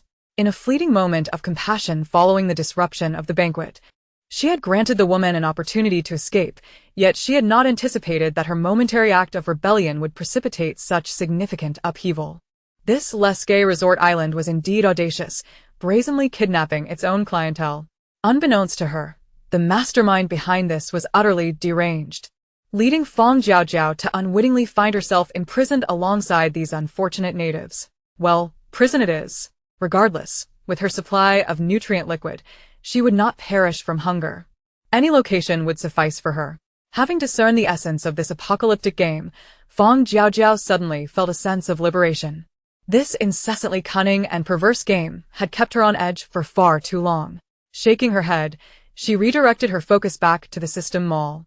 Upon opening the mall screen, the plethora of goods within momentarily astonished Fang Jiaojiao. Had the system undergone a transformation? No longer adhering to the scarcity principle? With such a sudden influx of items, was it attempting to compete with her for business? As she meticulously examined the neatly arranged supplies, she categorized them into three primary classes in her mind. The first category encompassed food. Besides the basic provisions of water and rice, the system mall had not only expanded the variety of staple foods and leafy vegetables, but also introduced an array of familiar snacks. Items such as chips, spicy strips, and mini hot pots were not numerous, yet they represented a marked improvement over previous offerings. However, the prices were steep. A bag of chips cost 2 game coins. A small bag of spicy strips the same, while the mini hot pot was priced at 5 game coins. Snacks that were once easily accessible now required players to toil for game coins to procure. The second category consisted of tools. The mall showcased a range of vessels, from inflatable boats to small cargo ships, all at rather extravagant prices. In addition to the ships, diving suits, oxygen tanks, and flotation devices were on display, with various aquatic-related equipment clearly marked. The third category included medical supplies, cold medicine, allergy relief, antipyretics, saline solution, nutrient injections, And even surgical suturing kits and immobilization boards were among the newly added tools and medications, undoubtedly crucial in enhancing players' chances of survival. Furthermore, the items in the game mall were typically correlated with the dangers within the game, subtly hinting at impending threats. The game's approach, simultaneously seeking to eliminate players while covertly providing warnings, was indeed perplexing. However, adopting a darker perspective, while the inventory was comprehensive, it came at a steep price. Newly initiated players, armed with meager game coins, would find it nearly impossible to afford these items unless they banded together. Yet, with the changes in the game's mechanics, the time disparity among players would only widen, making mutual trust and collaboration among contemporaneous players a formidable challenge. Thus, these items served not only as a means to harvest affluent players like Fang Jiaojiao but also as a mechanism to erode the survival instincts of the players. Having a diving suit and oxygen tank in her personal space, Fang Jiaojiao found herself lacking immediate needs beyond medical supplies. However, within the confines of the prison, crowded as it was, shopping proved inconvenient. She had no intention of spending her game coins at present, and instead contemplated the warehouses she had scouted a few days prior. Given the impending disaster related to water, it could only mean a tsunami or a flood. Nestled in the vast sea, Lescae Resort Island might soon face a monumental tidal wave. When the tsunami struck, would she be able to seize the opportunity to gather some supplies amidst the chaos? As night deepened, the inmates gradually succumbed to fatigue and drifted into slumber. Upon awakening to the sight of a security team standing outside their cell, their emotions reignited. "Are you here to release me? You must be here to release me," they exclaimed. "I knew you had mistaken your target. Open the door. Let me out. I assure you, this matter cannot simply be brushed aside. If Lescae Resort Island does not provide us with an explanation, this will not be over." With each impassioned shout, the natives, convinced that the security personnel had come to liberate them, completely forgot the lessons learned yesterday and began to regain their arrogance. The security team, ignoring the foolish clamoring, busied themselves with the preparation of an autopsy table and organ preservation boxes, commencing rudimentary disinfection procedures. Those among the natives who recognized the equipment recoiled in terror, their legs nearly buckling beneath them. Observing the frenzied attempts to escape the confines, one man, pale-faced, hoarsely cautioned, "Don't even dream. Those are organ transplant boxes. They want our organs." Although his voice was barely audible, it reached the ears of some. After several rounds of horrified screams and whispers, in an instant, all the natives and players comprehended the grim purpose of the items. The once cacophonous cell fell into an eerie silence as everyone huddled at the back, fearful of being the first to be seized. "Oh, why so quiet?" the security personnel remarked, having completed their preparations, their amusement evident as they stared into the cell. Indeed, the wealthy possess a certain awareness. "Do you recognize this?" The man gestured toward the organ preservation transport box, unabashedly revealing their intent. "Esteemed guests, our employer has issued a list of victims from the maritime disaster to the outside world. Each of you present here has tragically encountered a shipwreck during your return journey, and the collective mourning has commenced. Alas, how unpredictable life can be, to embark on a vacation only to find oneself embroiled in such misfortune." The security personnel beckoned a few individuals clad in white surgical attire, donning smiles. "I neglected to introduce our establishment's organ transplant center, the largest in the world. To ensure the viability of the organs, we typically operate on a cut and sell basis." Chapter 135. The tsunami approaches. As the personnel were adequately prepared, the leading security guard wasted no time and opened the cell adjacent to Fang Jiaojiao, pulling out an unfortunate indigenous man. Faced with the dissection table and the doctor wielding a sharp scalpel, the man trembled in terror, desperately struggling. No. "Don't kill me. I have money. I can give you everything. Please spare me." His tearful pleas fell on deaf ears as the two guards, indifferent, dragged him onto the dissection table and restrained him firmly. Without hesitation, the doctor slit the man's throat with a swift motion. Crimson blood gushed forth, and the sound of his supplications gradually faded into the warm pool of his own lifeblood. The razor-sharp blade tore through flesh and fabric, exposing horrific textures beneath. The doctor and his assistant methodically opened the chest cavity, extracting the still-beating heart.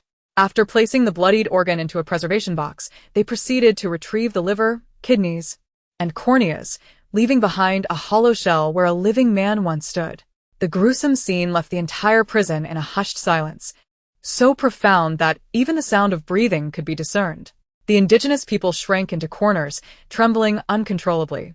Though they had witnessed scenes even more grotesque during the carnival days, the stark difference in their current plight, having transformed from lofty spectators to mere lambs for slaughter, was unbearable. The impending horror that was about to unfold before them was suffocating. The indigenous people were terrified, and the players in the opposite cell were even more so. Having been isolated in the prison since their arrival on the island, they had never encountered such brutality. Overwhelmed by the stench of blood and the horrifying spectacle, many players nearly succumbed to nausea.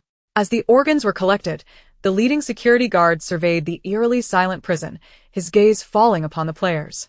Noticing their fear, evident in their unwillingness to meet his eyes, he chuckled dismissively, offering a casual reassurance. "Fear not, esteemed individuals of unparalleled skills. Your worth far exceeds that of these mere entrails. Without orders from the boss, none would dare lay a hand on you." His scornful expression and condescending tone, while dismissive, nonetheless provided a momentary relief to the players. This implied they would not be subjected to a similar fate? How splendid! At least their lives were safe for the moment. Though some players discerned the underlying implications of the guard's words, the presence of armed NPCs surrounding the prison rendered any thoughts of escape futile. Moreover, with their compatriots scattered across the island, even if they managed to flee, the chances of being recaptured were merely a matter of time. Faced with an insurmountable dilemma, even those unwilling to accept being treated as rare specimens felt powerless. The players, relieved by the guard's remarks, found the indigenous people's expressions growing increasingly grim. Was this not a clear indication of their impending doom? One by one, the guards dragged the indigenous people from their cells for dissection.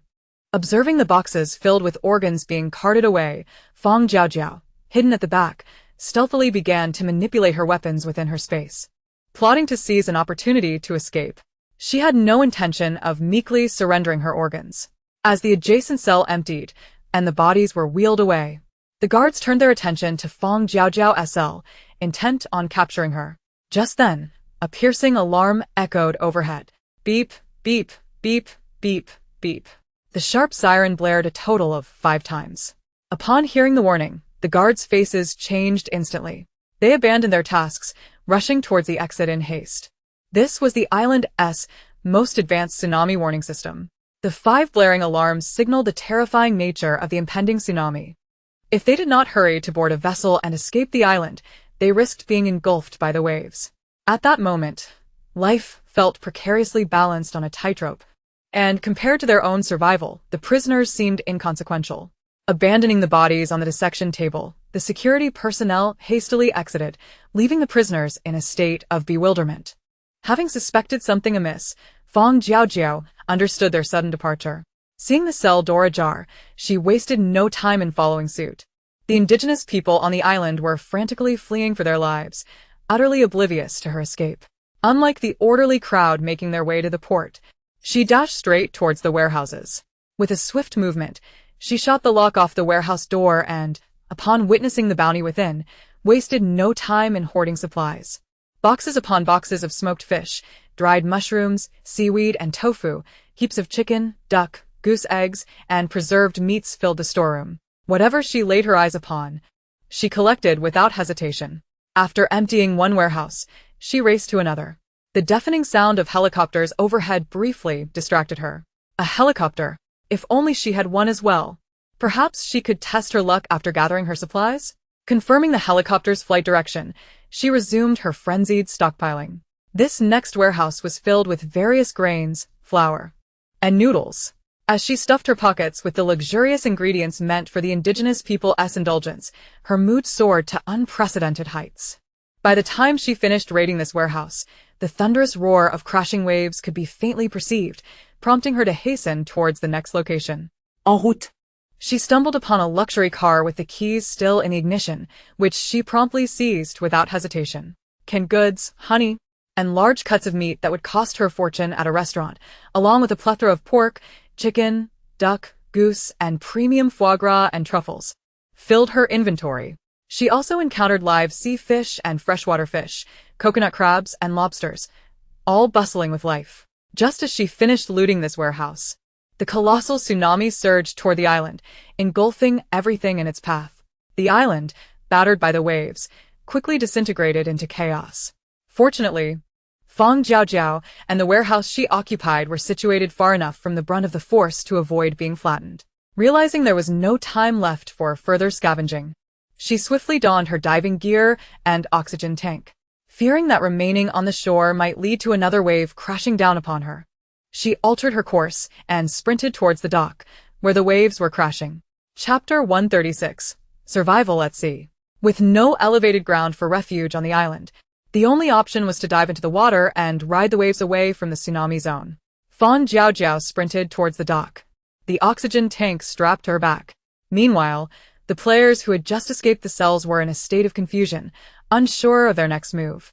Seeing Fang Jiaojiao run purposefully ahead, they followed her, albeit in a daze. Upon reaching the dock, Fang Jiaojiao donned her oxygen mask and leaped into the sea. Focused solely on distancing herself from the area before the next wave struck, she remained oblivious to the players trailing behind her. The players trailing behind Fang Jiaojiao were momentarily taken aback when she leapt into the water, without hesitation. However, they quickly regained their composure, realizing she seemed well prepared, as she had been carrying an oxygen tank all along. Frustrated and anxious, those unable to follow her into the depths of the sea hurried back, cursing the already departed Fang Jiaojiao. The ominous warning of 5 resounding alerts heralded the catastrophic tsunami, the true magnitude of which was yet to be unveiled. If the earlier waves that had just surged ashore were merely tentative skirmishes, the impending deluge would reveal its formidable strength. A colossal tsunami, towering 3 to 4 stories high, surged relentlessly towards Lesk Island, obliterating the trees and structures in its path. Players who had sought refuge indoors found themselves either knocked unconscious by the sheer force of the waves or injured by collapsing debris, rendering their escape impossible. Fang Jiaojiao, having hastened her movements to escape the tsunami's reach, still underestimated its might and was swept into the water by the tumultuous aftermath. Fortunately, she had donned her diving gear and oxygen mask early on, and although disoriented by the waves, she managed to avoid inhaling water. Aware that she remained within the tsunami's domain, she regained her composure and continued to swim outward, not daring to be complacent. Meanwhile, the other players, who had foolishly believed they could evade danger by hiding on the island, soon comprehended the tsunami's true ferocity. Realizing that remaining on the island was no longer viable, they began scavenging through the wreckage for anything salvageable in preparation for their escape. As the waves had yet to arrive, a multitude of players clutched their supplies and makeshift tools, plunging into the sea to flee the perilous zone. Yet, a stubborn few remained convinced that the island would not succumb to the depths, watching derisively as others flailed in the water. They scoffed at the sight of players jumping into the sea as the tsunami approached, incredulous at their apparent recklessness. It's no wonder so few players survive in this game, one man muttered as he searched for another hiding spot. Eventually, the relentless waves completely submerged Lesk Island, and he was dragged into the sea, his broken leg rendering him powerless to resist. On the other hand, the players who opted to distance themselves from the treacherous waters also faced the tsunami's aftermath, with some unable to maintain their footing and falling into the ocean. However, compared to the onslaught faced on the island, these less formidable waves presented a far more favorable option. Struggling to swim back to the surface, those players who managed to remain afloat pressed onward, while others, lacking the strength to rise, sank into the depths, becoming sustenance for the fish below. Time seemed to stretch indefinitely. As the force of the waves behind her gradually diminished, a weary Fang Jiaojiao released her speedboat and climbed aboard, collapsing into a seat to catch her breath. The vast expanse of the ocean surrounded her, and returning to the island seemed an unattainable dream. However, with 3 weeks remaining in the game, she pondered whether she would be adrift at sea for the entirety of that time. After a brief respite, she retrieved the navigational chart she had taken from the cruise ship, unfurling it to scrutinize its details. To her astonishment, she realized it bore no markings of land.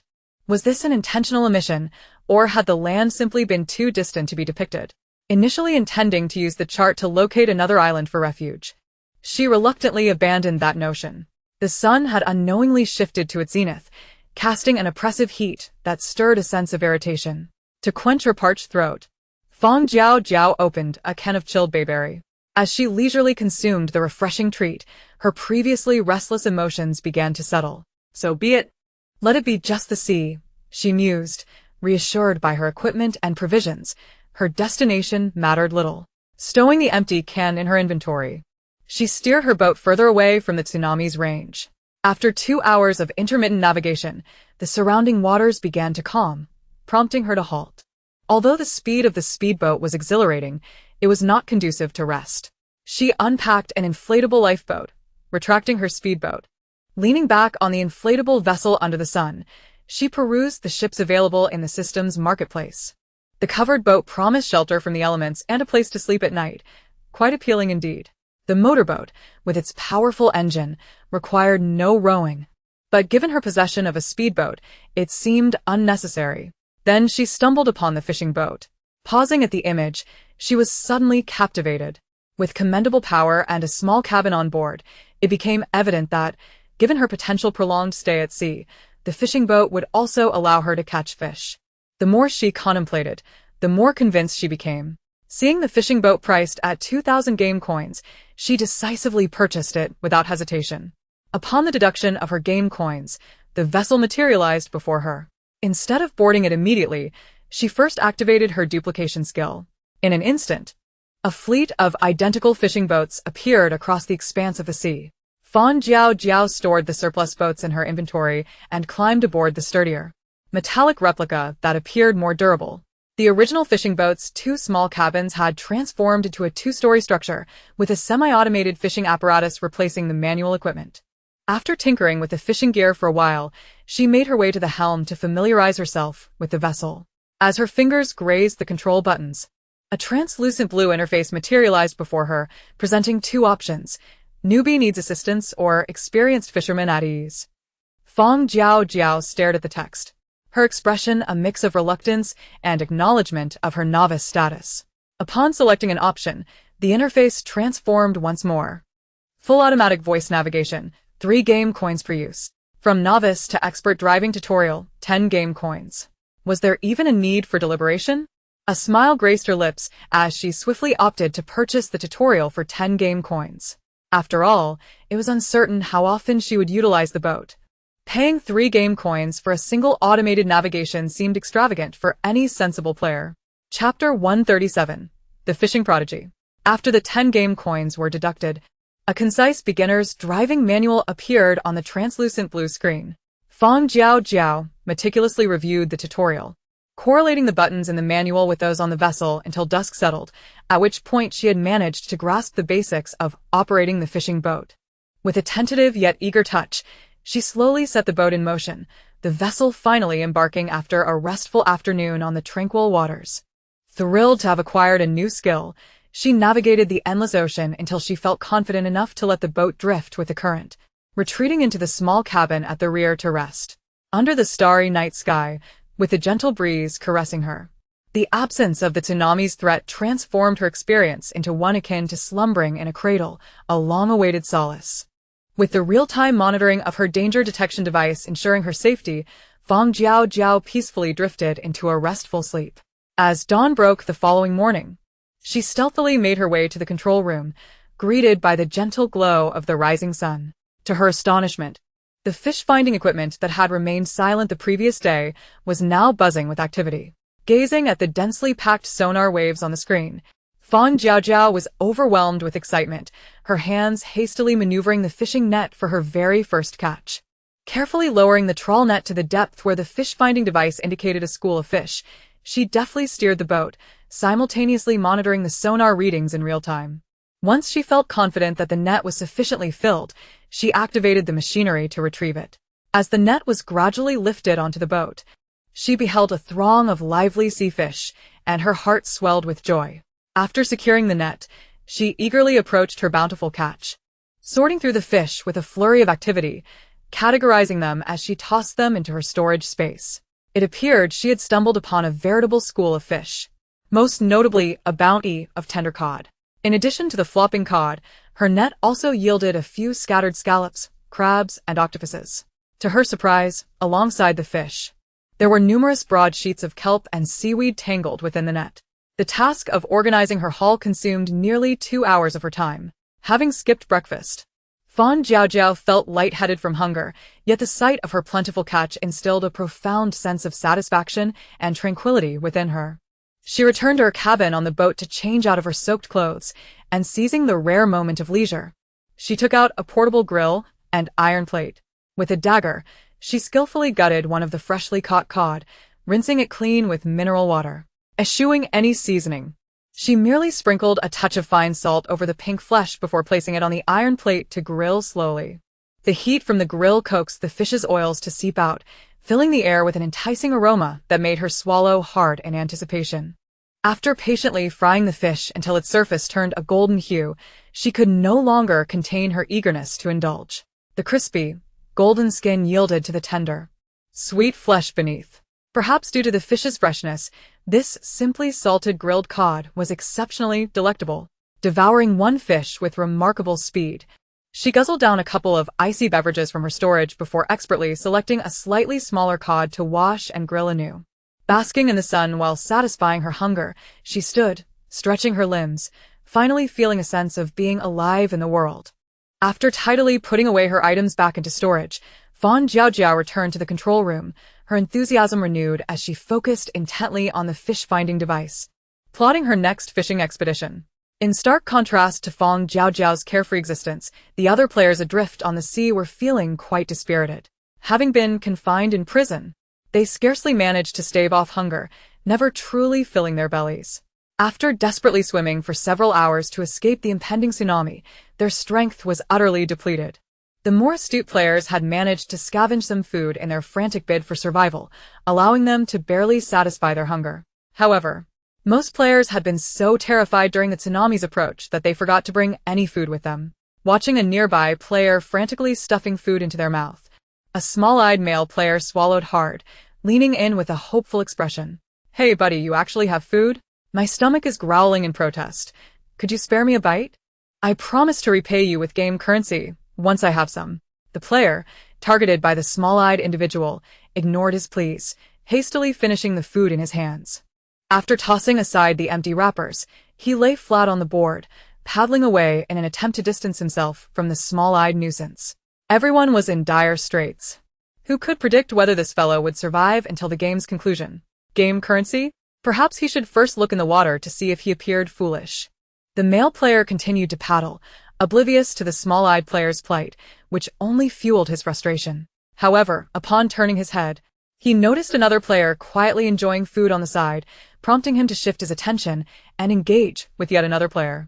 Despite the small-eyed player showering compliments and pleading with dry lips, not a single player was naive enough to share a morsel of food with him. He pressed his parched lips together, a flicker of resentment gleaming in his tiny, squinting eyes.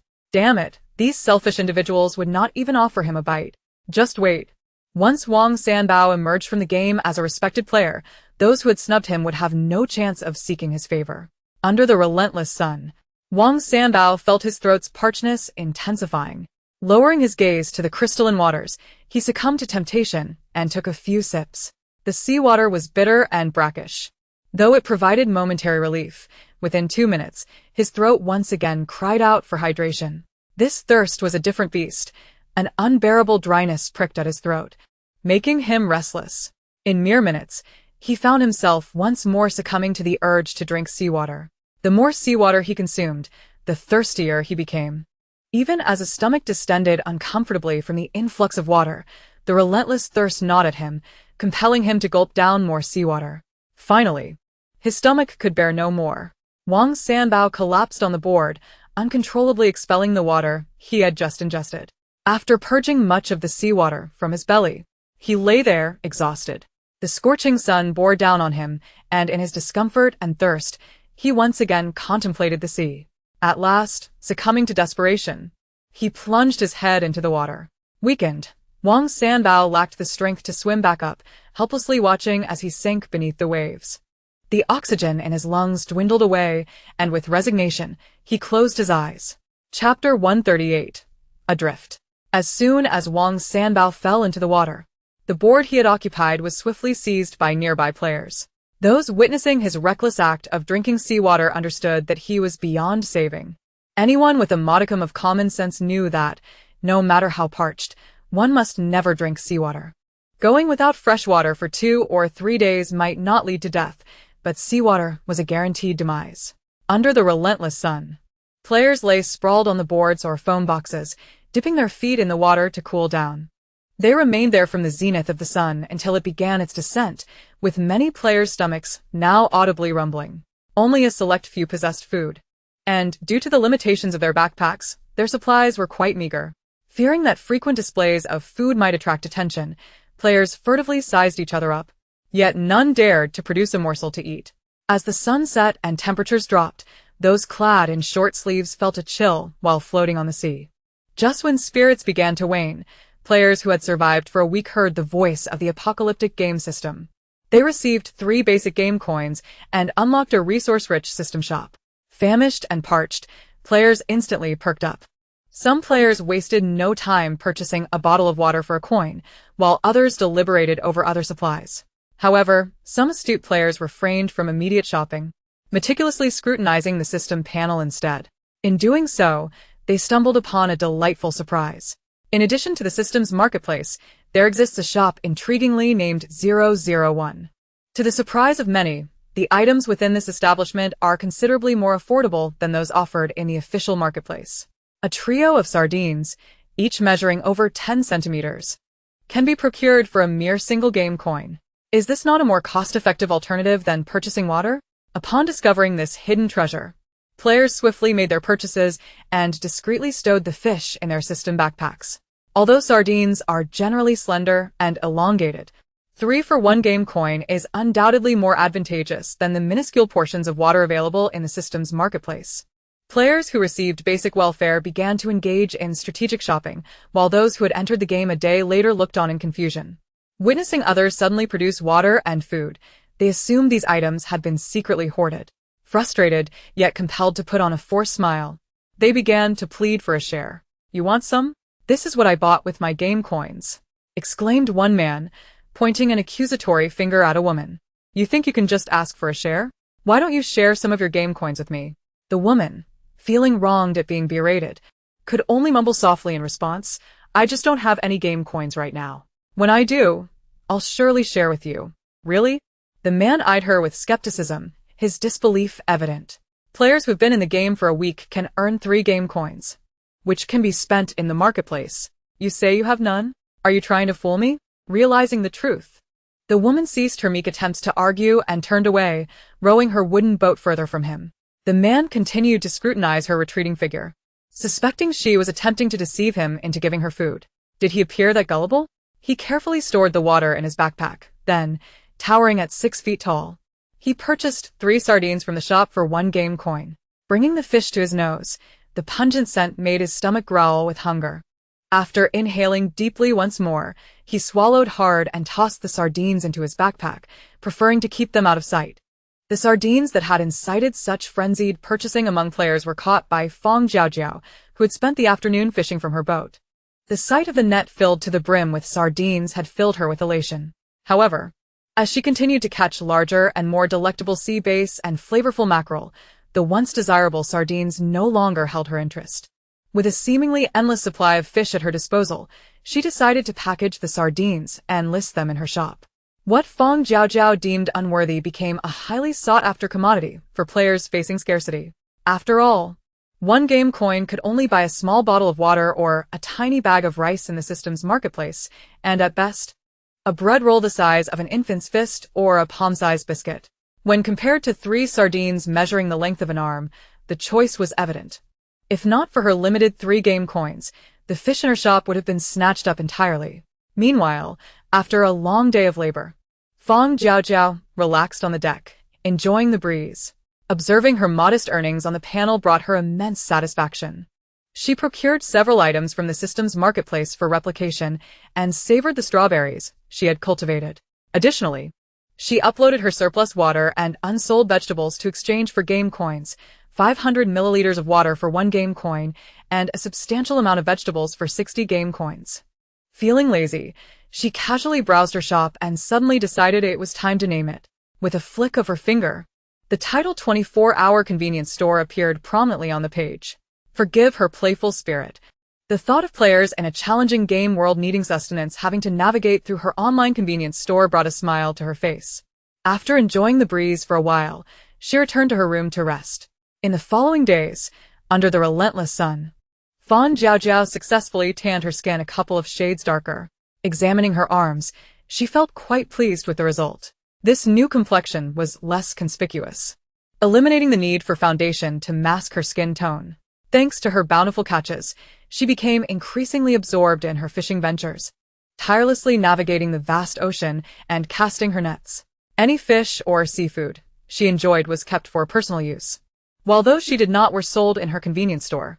As other players began to exhaust their 3 game coins received from welfare and struggled to survive at sea, she remained busy, fixated on her fishing radar. Suddenly, observing a player taking a sip from a water bottle, a man who had carelessly spent all his game coins without planning felt a pang of regret. Had he known about the more affordable and advantageous 24-hour convenience store, he would not have squandered his coins so hastily. Now, while others procured several substantial fish for 1 game coin, he had merely acquired a small biscuit. Remembering the delicious biscuits he had enjoyed days prior, he swallowed hard and quietly paddled closer to the man ahead.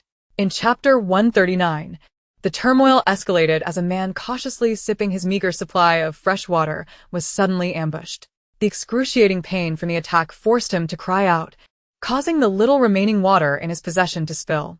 Without time to lament the loss of precious water, he swiftly turned to retaliate. A massive rock appeared out of nowhere, crashing down upon the player who had launched the sneak attack, sending both the assailant and his board tumbling into the sea. As the ambusher struggled to resurface, dazed from the blow, he was met with another familiar rock, this time sealing his fate. The attacker sank into the depths, never to rise again, leaving behind only a faint trace of blood that quickly dissipated in the vast ocean. Incidents such as these, driven by the desperation for food and water, became increasingly common. What initially began as instinctive group cohesion in the face of disaster inadvertently sowed the seeds of discord. The scarcity of resources in this vast sea, coupled with the limited game coins at hand, quietly intensified the internal conflict. Skills acquired from the system, rather than being utilized for survival, instead facilitated the tragic demise of fellow players. Bodies of those eliminated sank into the ocean, the scent of blood attracting the apex predator of these waters, sharks. As players engaged in resource skirmishes caught sight of the approaching sharks, they instinctively halted their activities and began to flee. Years of news reporting shark attacks on humans had instilled a deep-seated fear, prompting them to overlook their acquired skills in favor of survival. But how could players, relying solely on their hands to paddle, hope to outrun the sharks that swam effortlessly through the water? Within mere minutes, the area was surrounded by a swarm of sharks. Observing the menacing predators circling, one player suddenly grasped the gravity of the situation and took the initiative to attack the sharks. The sharp golden rays sliced through the shark's skin, releasing a crimson hue. Yet, before they could revel in their triumph, the wounded shark was instantly provoked, lunging forward with fierce intensity, its gaping maw aimed at the nearby floating wood. Ah! The player on the floating debris was so startled that he stumbled backward, narrowly escaping the shark's bite, but unfortunately fell headlong into the water. Help! Help! Someone pull me up, and I will give you all the food I have. The player flailed in the water, horrified as he witnessed the shark once again opening its massive jaws, frantically calling for assistance. However, in the presence of the predatory sharks, the food that had previously incited fierce competition among players seemed to have lost its allure. Before the unfortunate player could swim far, he was seized by the shark, which dragged him underwater to feast upon him. His screams were silenced before they could reach the surface, ending in a single, definitive bite. As the shark thrashed, only droplets of bloodied water and crimson flesh remained in its wake. The players, struck mute by this gruesome spectacle, were left paralyzed with fear, while the sharks, having tasted the tender flesh, were now wholly entranced. Previously, they had circled the players, quietly assessing their size and strength, but the enticing flavor of fresh meat and their ravenous appetites compelled them to abandon their caution. One after another, the sharks launched themselves at the players, who, unwilling to succumb to the jaws of death, began to retaliate. Fortunately, while their eclectic skills did not confer an advantage against firearms, they managed to fend off the sharks' assaults to some extent. However, the injured sharks began to hesitate, their attacks gradually slowing, though their probing continued unabated. After all, the ocean harbored far less nourishing prey than these players. As the tug-of-war dragged on, the limitations of their first-level skills became increasingly apparent. Many of their more potent attacks faced restrictions, forcing them to temporarily cease their onslaught. Meanwhile, those relying on supportive skills found themselves utterly incapable of defending against the shark swarm. Witnessing the shark's renewed aggression, desperate players began to urge one another. Hurry! Attack now! The sharks are coming again. What are you doing? Don't just stand there. If the sharks come, no one will be safe. I implore you, do not falter at this critical moment. I have children waiting for my return. I cannot perish here. Faced with the accusations and pleas of their comrades, the players with limited skills wore expressions of anxiety and distress. Their offensive capabilities had already been exhausted during the earlier struggle for food. Having barely withstood one wave of shark attacks, they were left with only enough power for 2 desperate defensive strikes. Annoyed by the clamoring voices, a square-faced male player scowled, his irritation evident in his eyes. What are you shouting about? If I could attack, would I not continue to do so? What can I do about the skill limitations? Upon hearing his outburst, the restricted players began to explain. Yes, our skills are indeed limited, and we are helpless. How about you all hold on for a bit longer? Perhaps the sharks will leave soon. Your skills are not restricted? You managed to survive with our help just now. It's your turn to put in some effort. Let us help each other out, and when it hits midnight, our skills will refresh. You all hold the line for a moment. While their words sounded simple, the reality was far more complex. The cunning sharks, sensing the players' exhaustion, resumed their relentless assault. The supportive players could barely withstand the onslaught for half an hour before the sharks broke through their defenses. As the sharks began to wreak havoc on the floating debris, dragging players underwater to devour them, the square-faced male player cursed under his breath and seized a piece of driftwood that had floated past, paddling furiously away. Useless. The man began to frantically row, and upon witnessing his actions, the other players became suddenly alert and seized the opportunity to escape. Unfortunately, relying solely on human strength proved ineffective. By the time the square-faced male player glanced back, the sharks that had finished their meal had already begun to pursue them. Aware that these sharks would not relent until they had consumed something, the square-faced player wore a grim expression and launched a grappling hook at a nearby female player engrossed in her own escape. Unaware, she was pulled into the water, and as she struggled to climb back onto the plastic board, a shark lurking behind seized the opportunity, devouring her whole. With the female player Estelle, the sharks momentarily slowed their pursuit, focusing instead on their feast. Once they had satisfied their hunger and resumed the chase, the square-faced male player struck again, using a hidden skill to drag another unfortunate soul into the depths. Chapter 140. Your survival and my survival seem to differ. Despite the man's desperate attempts to buy time and escape, faced with the relentless pursuit of the sharks and lacking any bait, he could only muster all his strength to paddle forward. The sharks closed in behind him, and just as despair began to take hold, he spotted a boat on the horizon. A boat? A boat! Once aboard, he would no longer fear being devoured by sharks. Renewed with hope, the man summoned extraordinary strength, straining against the sharks as he drew closer to the vessel. As he neared, he called out for help, his voice filled with urgency. Hey! Help! Someone, save me. The individuals aboard the boat, exhausted from hauling in their nets, were resting in the cabin when they suddenly heard a cry for help. One of them, puzzled, stepped out onto the deck, watermelon in hand, only to see a swarm of sharks relentlessly pursuing the man clinging to a piece of wood. Observing the man's frantic paddling, the player couldn't help but admire his tenacity. Incredible. To be able to paddle through a throng of sharks seeking help, his speed could have earned him a spot in the solo kayaking Olympics. Perhaps he could even win a gold medal. In stark contrast to the spectatorship of the female player, the man, now fatigued, saw the silhouette of someone on the boat and began to call out in desperation. Help! Help! I'm being chased by sharks. Please pull me up. At that moment, he could no longer afford to contemplate anything else. Even if the boat were manned by deranged NPCs, he would accept it. As long as he was spared from being eaten by sharks, he would settle for anything. However, his cries for help went unanswered. The man lifted his gaze from the sweet, juicy watermelon in the player's hands, struggling to divert his attention away from her smooth scalp and sun-kissed skin, and opened his mouth once more. Please. Help me, help me. The female player, perplexed, wondered if this foolish player believed he was speaking a foreign language. Confused, she reached up to touch her newly sprouted hair and glanced down at her sun-darkened arms, suddenly feeling that the watermelon in her hands was no longer sweet. Though she had little concern for her appearance, she felt a pang of vulnerability. Losing interest in the spectacle, she turned to return to the cabin. Seeing that the person on the boat had no intention of saving him and was instead preparing to leave, the man, feeling utterly cornered, was filled with rage and hurled his last remaining skill at the female player. The flying cord surged onto the boat, binding Fang Jiaojiao's feet. Upon witnessing this, the man's face lit up with joy as he prepared to climb up using the rope. However, before he could ascend even a few steps, he plummeted rapidly, missing the drifting plank and crashing directly into a throng of sharks.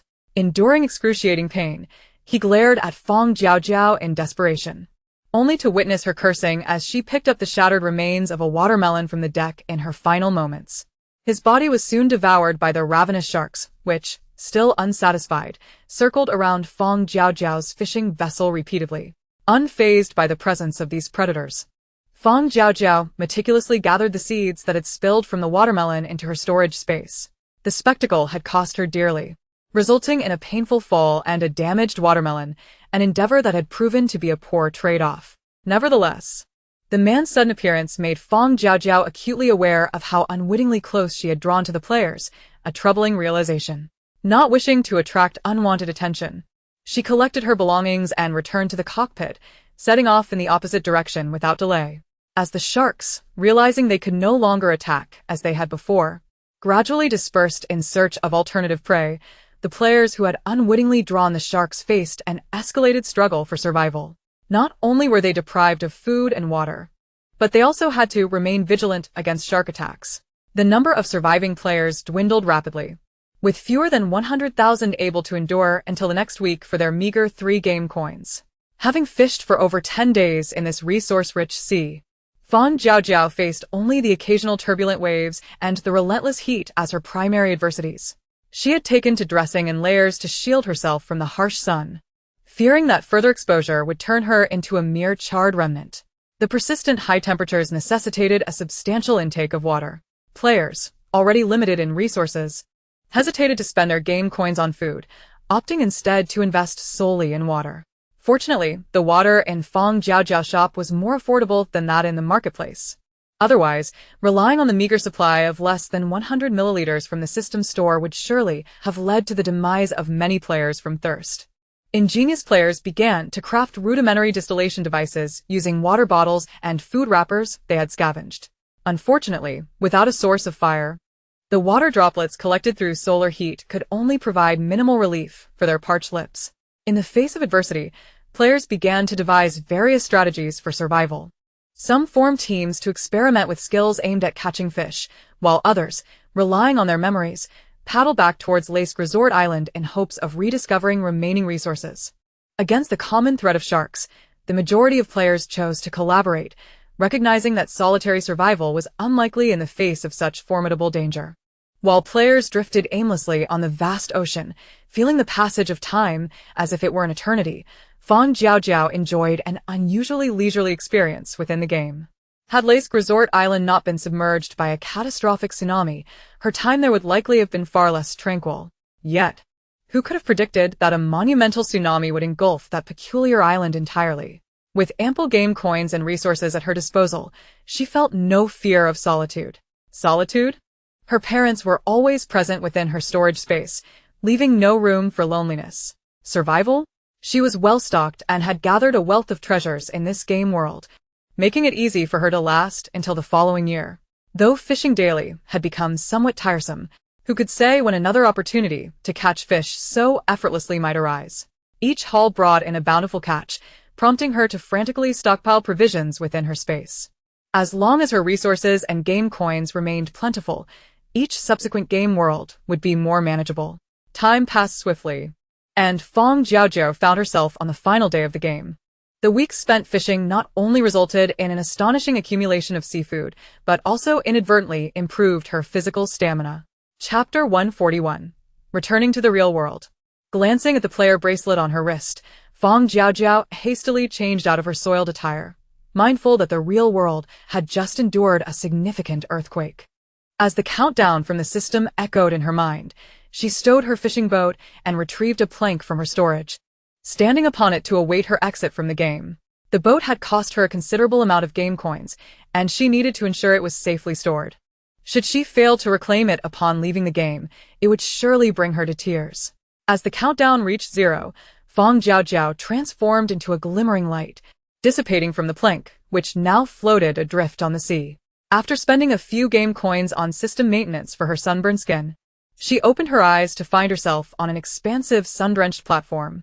Fortunately, having remained in a corner of the platform, and given that she had entered the game at sunset, she did not draw undue attention. Checking the time on her wrist, she noted that over 10 minutes had elapsed since her entry into the game. Surrounded by a considerable number of people, she was uncertain if anyone had noticed her sudden disappearance. Adjusting her face mask, she swiftly departed the area. In the aftermath of the earthquake, the surrounding forests were marred by fissures and fallen boulders. She navigated carefully through the woods, ever vigilant of her surroundings. Though she had left the platform for safety, she was uncertain of her next destination. With the village's homes having burned down and makeshift shelters collapsed due to the earthquake, perhaps it would be best to return to her house in the city to assess the situation. While it was highly likely that her city residents had also succumbed to the earthquake, her years spent studying away from home had rendered encounters with familiar faces there exceedingly rare. As she made her way to the city, she observed the current state of the outside world, preferring that to remaining in the village and falling behind on information. Resolving her thoughts, with no ties to hold her back and all her possessions stored in her space, Fang Jiaojiao set off without hesitation. However, she first needed to find a secure place to endure the night. Winding through the forest, she descended to a relatively flat area, retrieved a simple tent from her backpack, and tossed it onto the ground to rest. Having just enjoyed a seafood feast aboard the boat prior to exiting the game, she was not hungry and could afford to sleep immediately. As Fang Jiaojiao nestled alone among the rocky terrain, the other surviving players within the game finally reached the moment of their exit.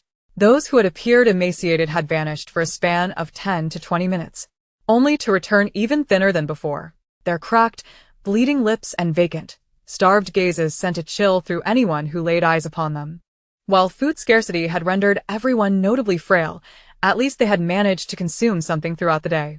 The sudden reappearance of these individuals, looking more horrific than their surroundings, appeared as if only their skin was holding them together.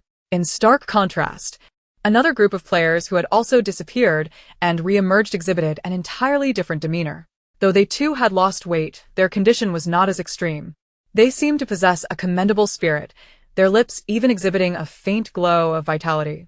The entire figure radiated vitality, as if nourished by the essence of life itself, with the pallor of his face subtly revealing a hint of rosy vigor.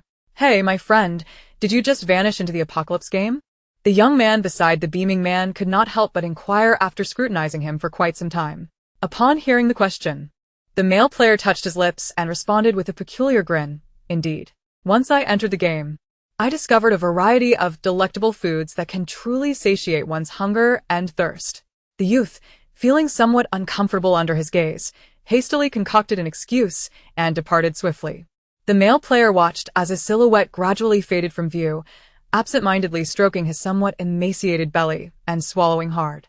Within the confines of the tent, Fang Jiaojiao awoke at the break of dawn. She rose, folded the tent back into her spatial pocket, and retrieved the unfinished rice ball paired with milk, quickly finishing her breakfast.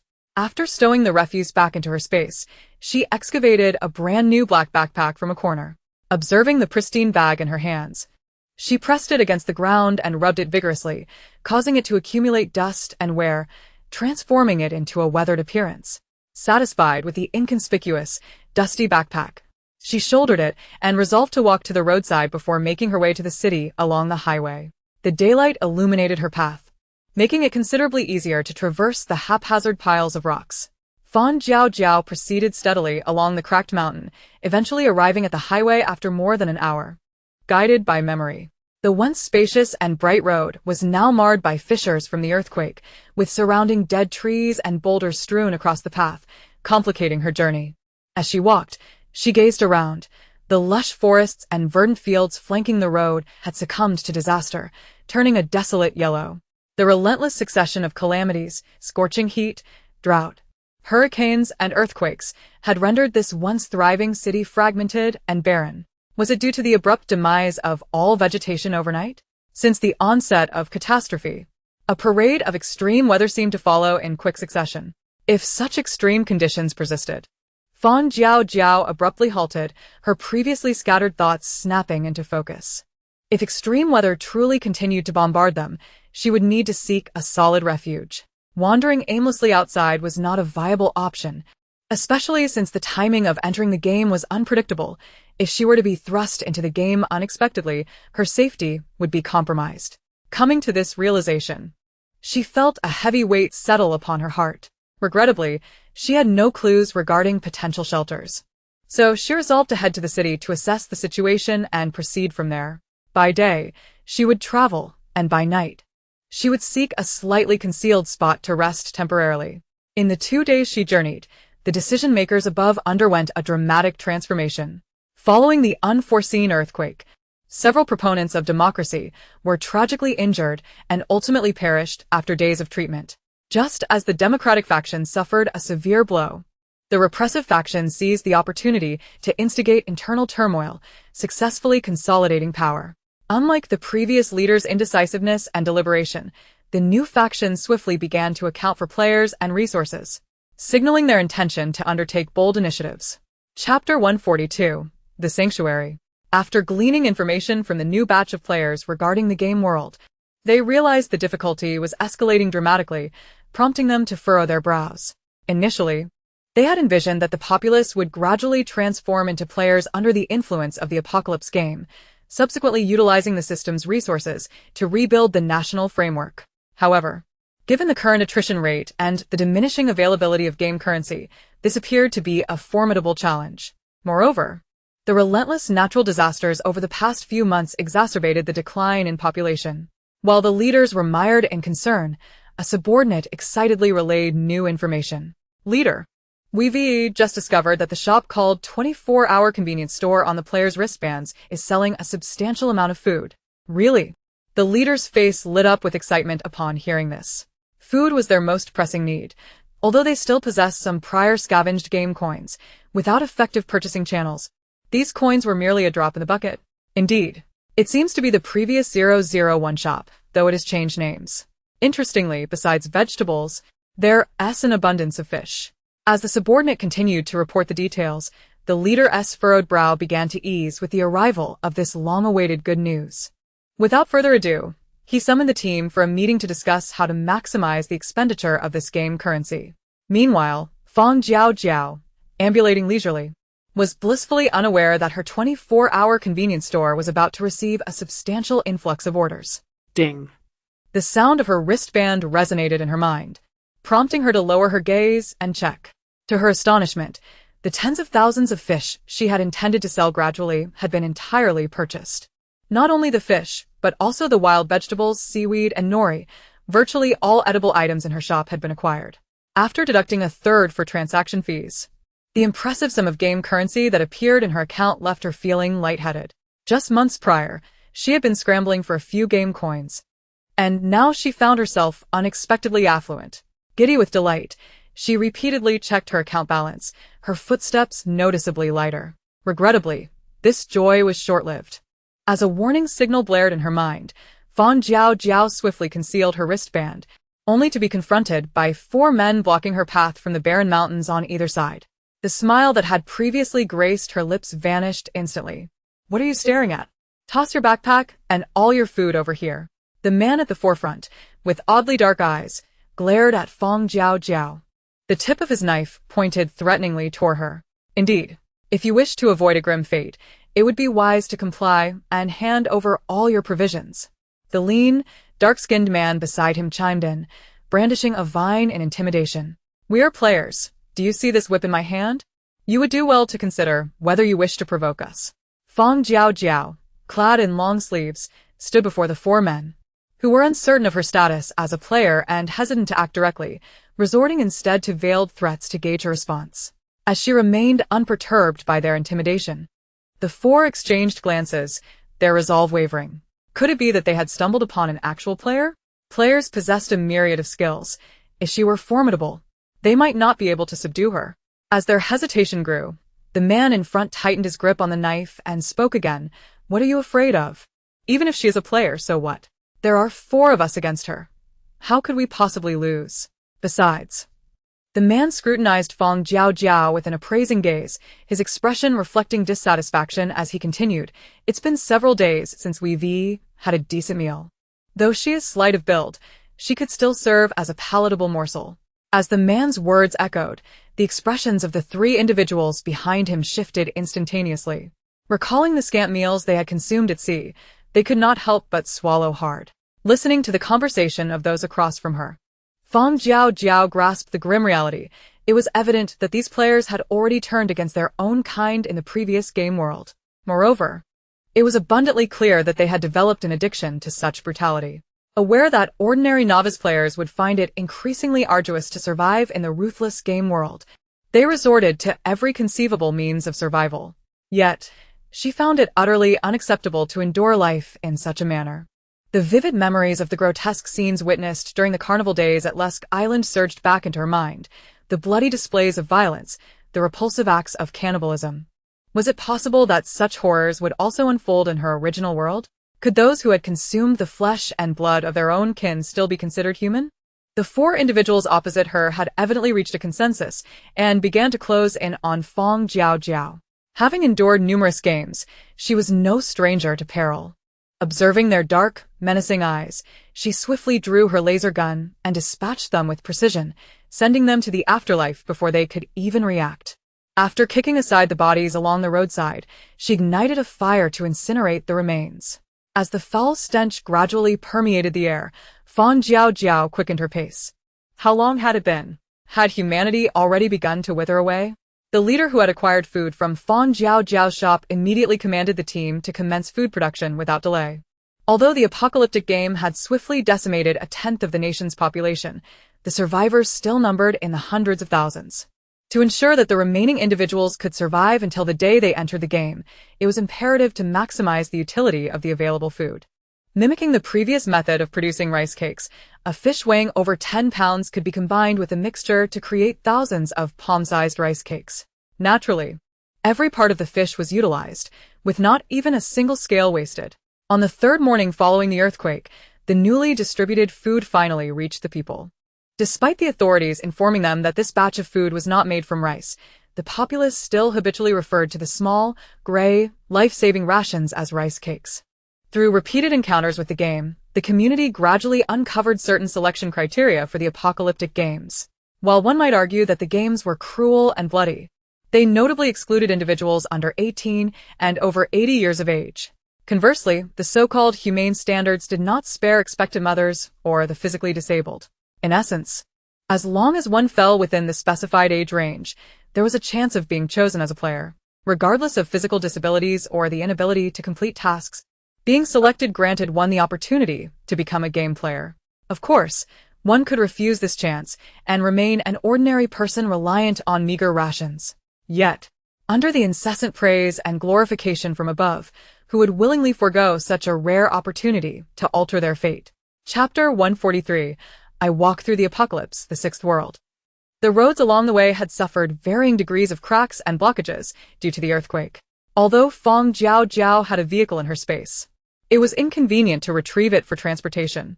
Upon arriving in the town and witnessing the devastation, her emotions were undeniably complex. While she had previously endured hunger, she at least had a place to survive. Now, the earthquake had claimed many lives, and her home was gone. The remaining townsfolk were herded into a designated area for centralized management.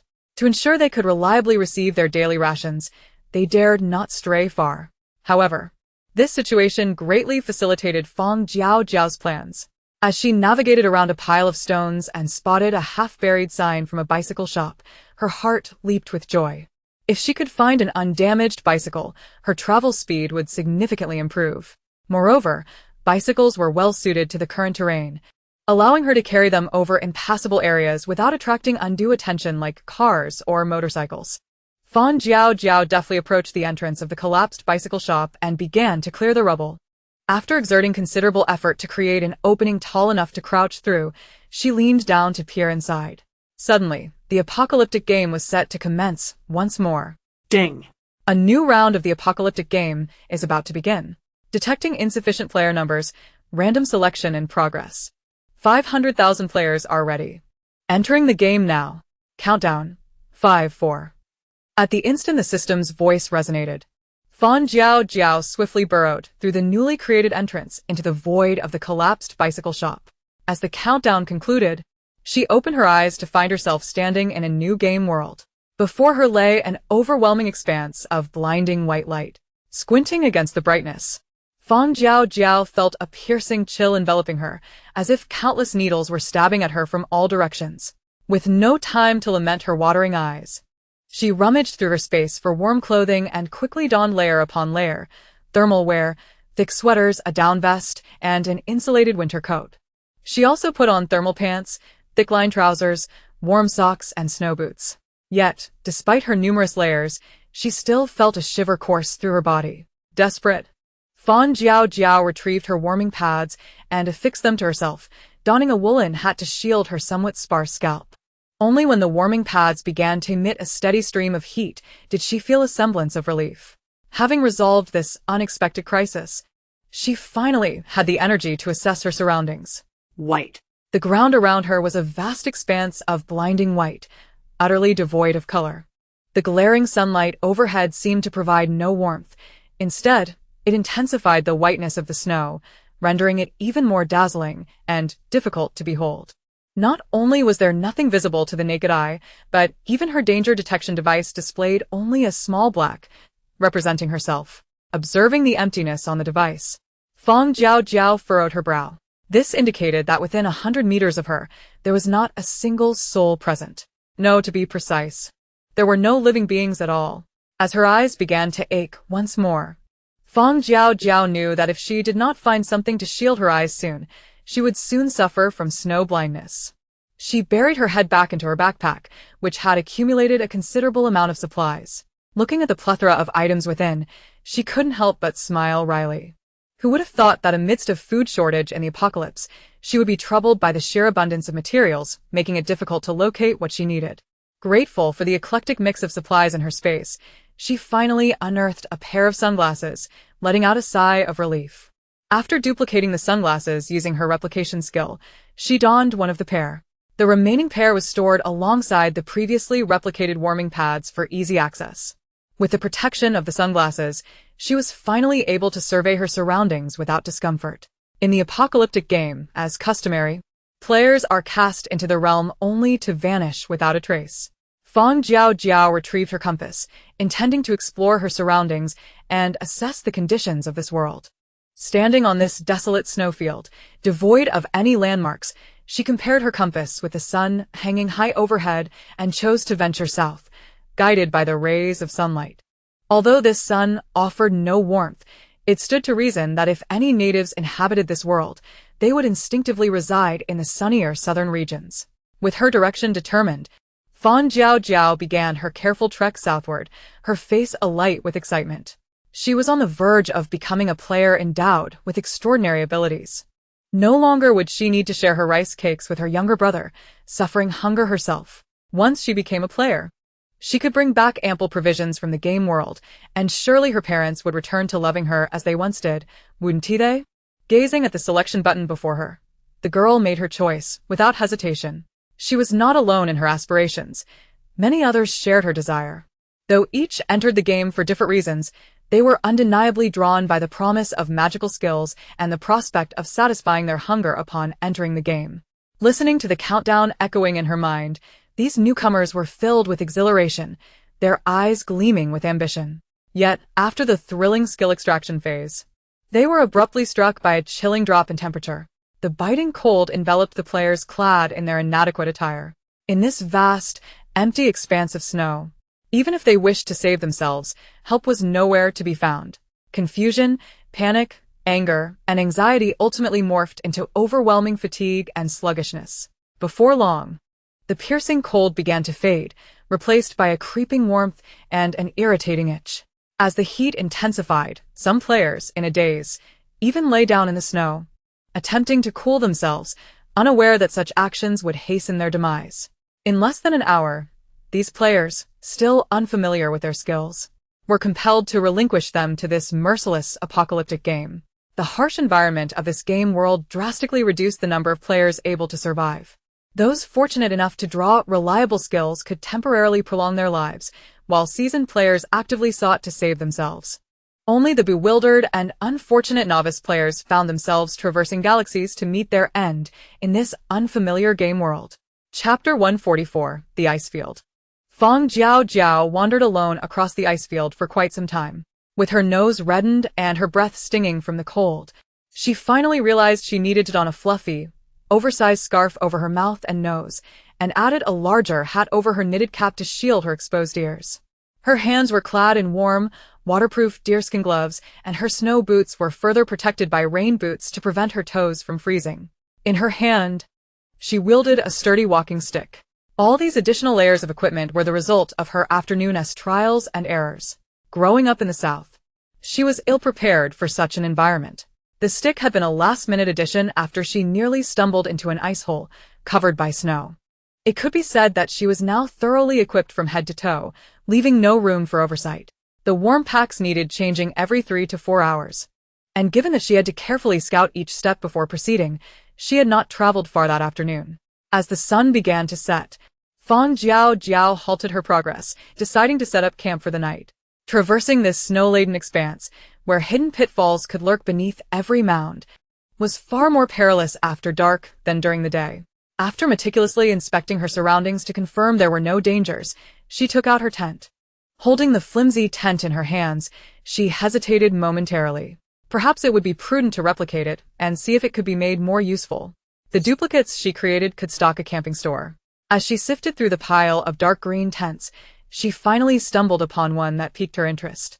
Constant temperature fully automatic camping tent.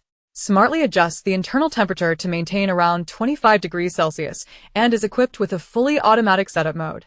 Note: tent has poor defensive capabilities. If damaged, it will lose all functions. A constant temperature tent.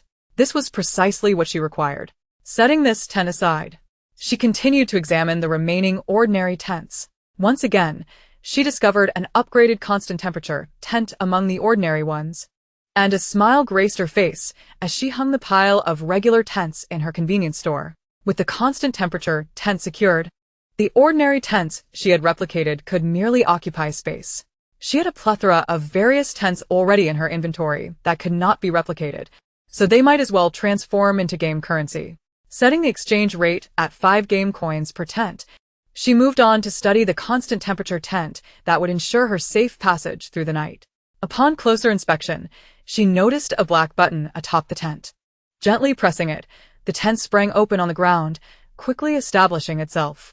Observing the tent's corners as steel poles embedded into the earth, she approached to confirm their depth, feeling a slight sense of relief. At this depth, she need not worry about the wind carrying it away. Fang Jiaojiao's caution was warranted. As the snowfield dimmed, a wind began to stir.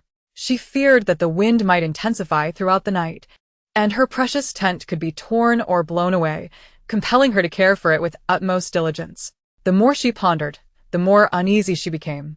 Gazing at the thin fabric of the tent, she remained apprehensive. It was crucial to remember that if the tent were damaged, the temperature control system would cease to function. Retrieving a thick, black tarp from her belongings, she carefully covered the tent with it, ensuring it was tightly secured. After tying the tarp's edges to the steel poles, she finally slipped through the opening she had left in the tent. The tent was a single-person shelter, measuring only about 1.5 meters in width, just barely accommodating one person. However, it was indeed warm inside. Once she zipped the tent closed from within, the temperature rapidly increased. She shed her thick outer garments, revealing only a thin long-sleeved shirt and pants beneath, allowing herself to exhale a sigh of relief. Having braved the icy winds of the ice field all afternoon, she resolved to treat herself to a hearty hot pot.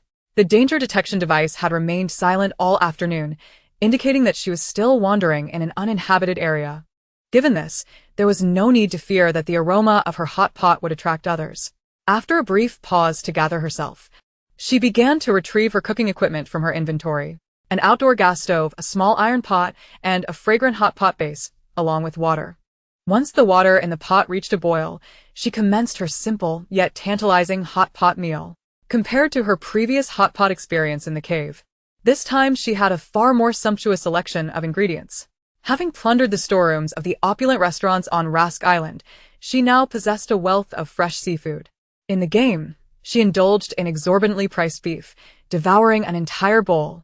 Lobsters and crabs worth thousands were tossed into the pot in a frenzy of culinary delight. When all was said and done, she did not forget to take out vegetable seeds, utilizing her growth skill to cultivate a handful of leafy greens to alleviate the richness of her feast. After carefully storing these items away, she nestled in her warm tent, savoring a cup of 38,000 worth of digestive tea. Fang Jiaojiao gently caressed her bulging belly, exhaling a satisfied sigh as she drifted into a cozy slumber amidst the fragrant ambience of her tent. At 6 o'clock the following morning, she arose and began to don the garments she had shed the previous night one by one. Once fully attired, she unzipped the tent and stepped outside, only to be greeted by a blast of cold air that made her long for the warmth within. With a press of a button atop the tent, she retrieved the compacted shelter and oilcloth, preparing to return them to her spatial inventory. Holding the tent in her hands, Fang Jiaojiao momentarily lost herself in thought. How splendid it would be if she could wear this temperature-regulating tent. Wear it? A sudden jolt of realization struck her, and she quickly retrieved a matching down jacket from her space. Though she could not wear the tent, she could certainly attempt to replicate her clothing using her copying skill. With a swift motion, she stowed the tent back into her space and activated her copying ability to duplicate the down jacket she held. Soon, a small pile of down jackets appeared in the snow. Crouching down, she began to examine each one. Perhaps it was a sign of ill fortune. But among the 50 jackets, not a single one bore the enhanced quality from her copying skill. Ever since the upgrade of her copying ability, she had rarely encountered such a disappointing outcome. Could it be that this game world was conspiring against her? Unwilling to yield to despair, Fang Jiaojiao tossed the 50 jackets into her shop for sale and retrieved another garment from her space, determined to try again. As she continued to sift through the black down jackets, her disbelief grew alongside her disappointment. Just when she felt the weight of hopelessness, the last jacket she touched finally responded. Temperature-regulating down jacket, capable of maintaining the wearer's body temperature around 25 degrees. P.S. If the jacket is damaged or wet, it will permanently lose its temperature-regulating properties. Chapter 145. Living Creatures. At last. Fang Jiaojiao's eyes sparkled with excitement as she tossed the surplus jackets into her shop and slipped into the temperature-regulating tent to change clothes. Inside, She donned a snug thermal shirt and a thin vest, layering the temperature-regulating down jacket on top. To complete her ensemble, she added a raincoat she had procured from Steel City. With fewer layers, she felt considerably lighter and, after tidying her belongings, continued her journey with a cheerful spirit. After only a few hours, she stopped to replace her waning heat packs. Her pace quickened as she remained focused on her path. yet, Despite her unwavering determination to head south, the scenery remained unchanged from morning until sunset. The desolate landscape held no plants, no animals, and no signs of humanity. It seemed as if she were the sole inhabitant of this vast, white planet. Finding a suitable spot to pitch her tent, she had little appetite and consumed a meager meal before lying down. As the cold winds howled across the snowy expanse at night, Fang Jiaojiao nestled inside her warm tent, listening to the winds lament while pondering the conditions for successfully entering the game. Would it require finding native groups and fulfilling specific tasks like her previous gaming experience? Or was it akin to the barren world where endurance over time was the key? With no clues in sight, she felt utterly helpless. All she could do was let her imagination wander while rummaging through her spatial inventory to prepare for the long journey ahead. The days of travel were indeed monotonous. After several days of traversing the stark white terrain, her eyes, shielded by sunglasses, began to feel dry and swollen. Yet still, she had uncovered no hints regarding the apocalyptic game. Blinking her discomfort away, she paused to retrieve eye drops from her spatial inventory, removing her sunglasses to alleviate the dryness. A sense of uncertainty crept into her mind. This was undoubtedly the longest and most aimless journey she had undertaken in a game world. Nearly 6 days had passed since her entry, with neither sight of another human nor any clues leading to successful game completion. Was this cruel game intent on trapping them all in this relentless cycle? If she could not find a solution soon, even her sunglasses would not shield her from the risk of snow blindness. Though resigned, she pressed on, bolstered by her temperature-regulating attire and ample food supplies, making the ordeal somewhat bearable. As the sun reached its zenith, Fang Jiaojiao glanced at her watch, preparing to retreat into her tent to escape the day's glaring, vision-damaging brightness. Yet, a sudden cacophony of animal howls pierced the air not far away. The absence of an alert from her danger detection apparatus indicated that the creature was still 100 meters away. After a week without encountering any living beings, the thunderous howls ignited an unexpected thrill within her. Yes, excitement. Had she finally encountered a living creature? However, this fleeting exhilaration was swiftly eclipsed by caution. Her laser gun was primed in her pocket, while her other hand gripped a wooden stick as she advanced towards the source of the sound. The closer she drew to the howls, the more jarring they became, and the faint tremors in the snow confirmed her apprehension.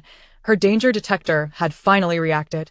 Observing a small red, still at a distance, she became even more vigilant. The danger detection system marked threats by intensity. A red indicated that this creature was potentially more dangerous than she had anticipated. Should she investigate? After a brief moment of hesitation, she resolved to press on. What if this howling creature held the key to successfully entering the game? To let such an opportunity slip away would only prolong her stay in this world. Every unfamiliar game realm posed risks and perils to its players.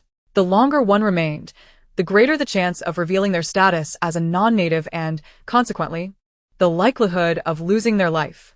The best strategy to clear the game was to quickly ascertain the conditions for success and exit the game world as swiftly as possible. Despite her determination, Fang Jiaojiao maintained her vigilance. As she neared the location indicated by her danger detector, the absence of any visible animal in the expanse of white heightened her alertness. Had it vanished? Cautiously scanning her surroundings, she saw nothing but the endless white. Were it not for the persistent marking on her danger detector, she might have believed that the creature had departed.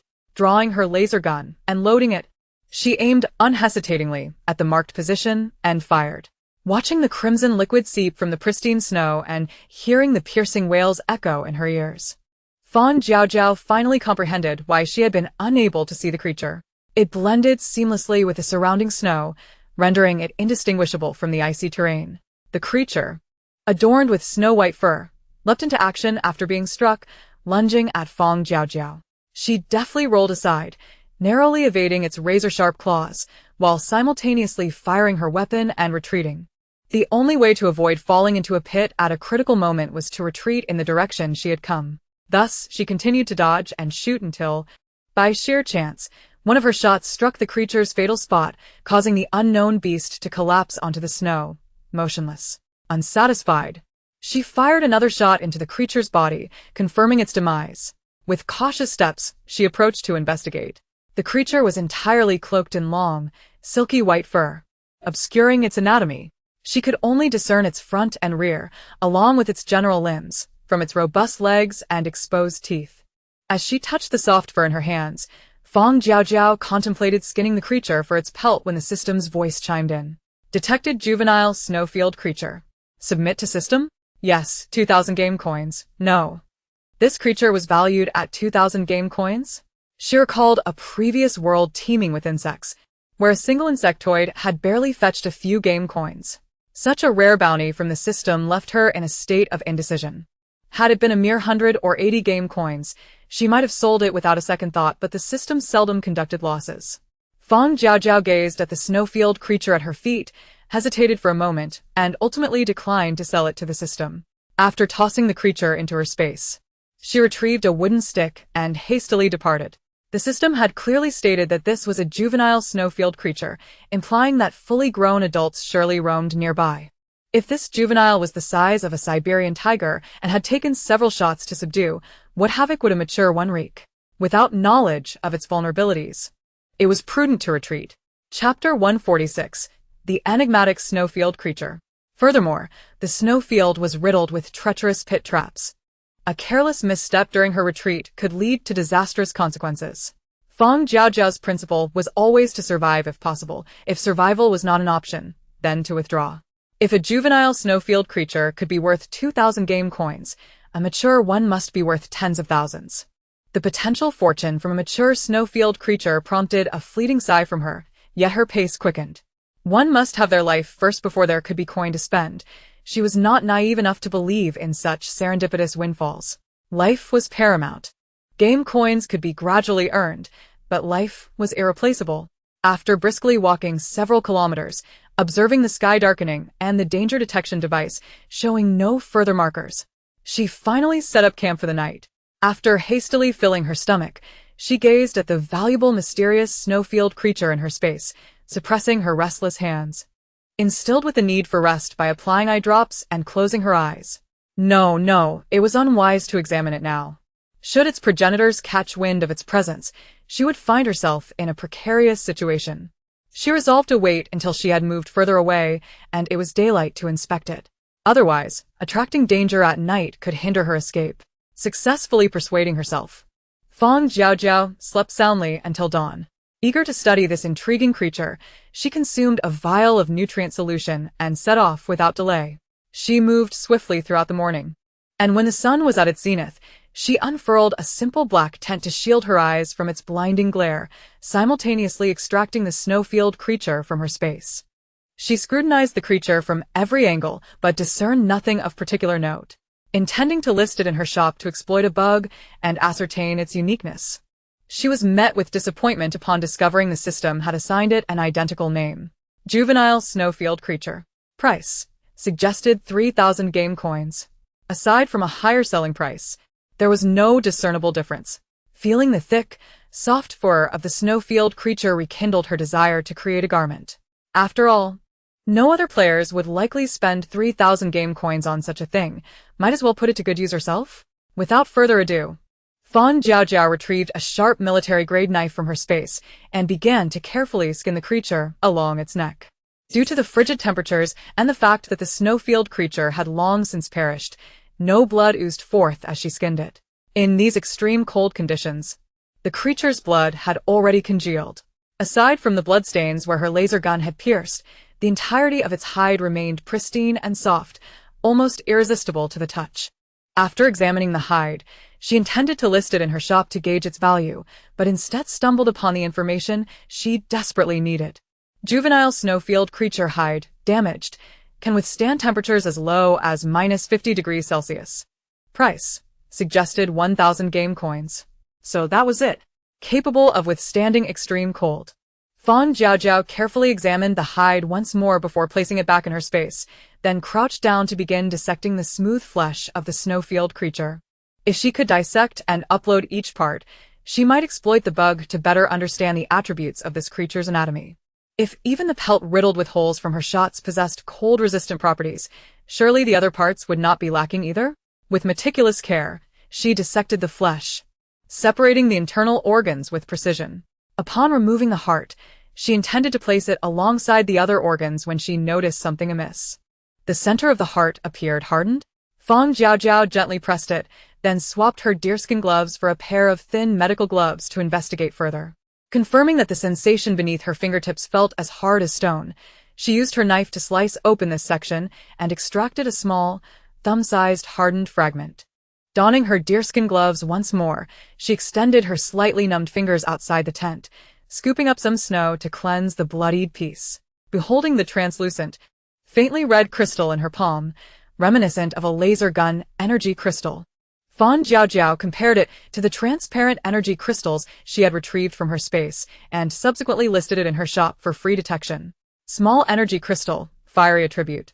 Price. Suggested 10,000 game coins. Indeed, it was an energy crystal. The energy crystals she had brought back from the desolate star possessed no attributes, yet this one, extracted from the heart of the snowfield creature, bore a fiery attribute. Could this be the reason its pelt could withstand the freezing cold?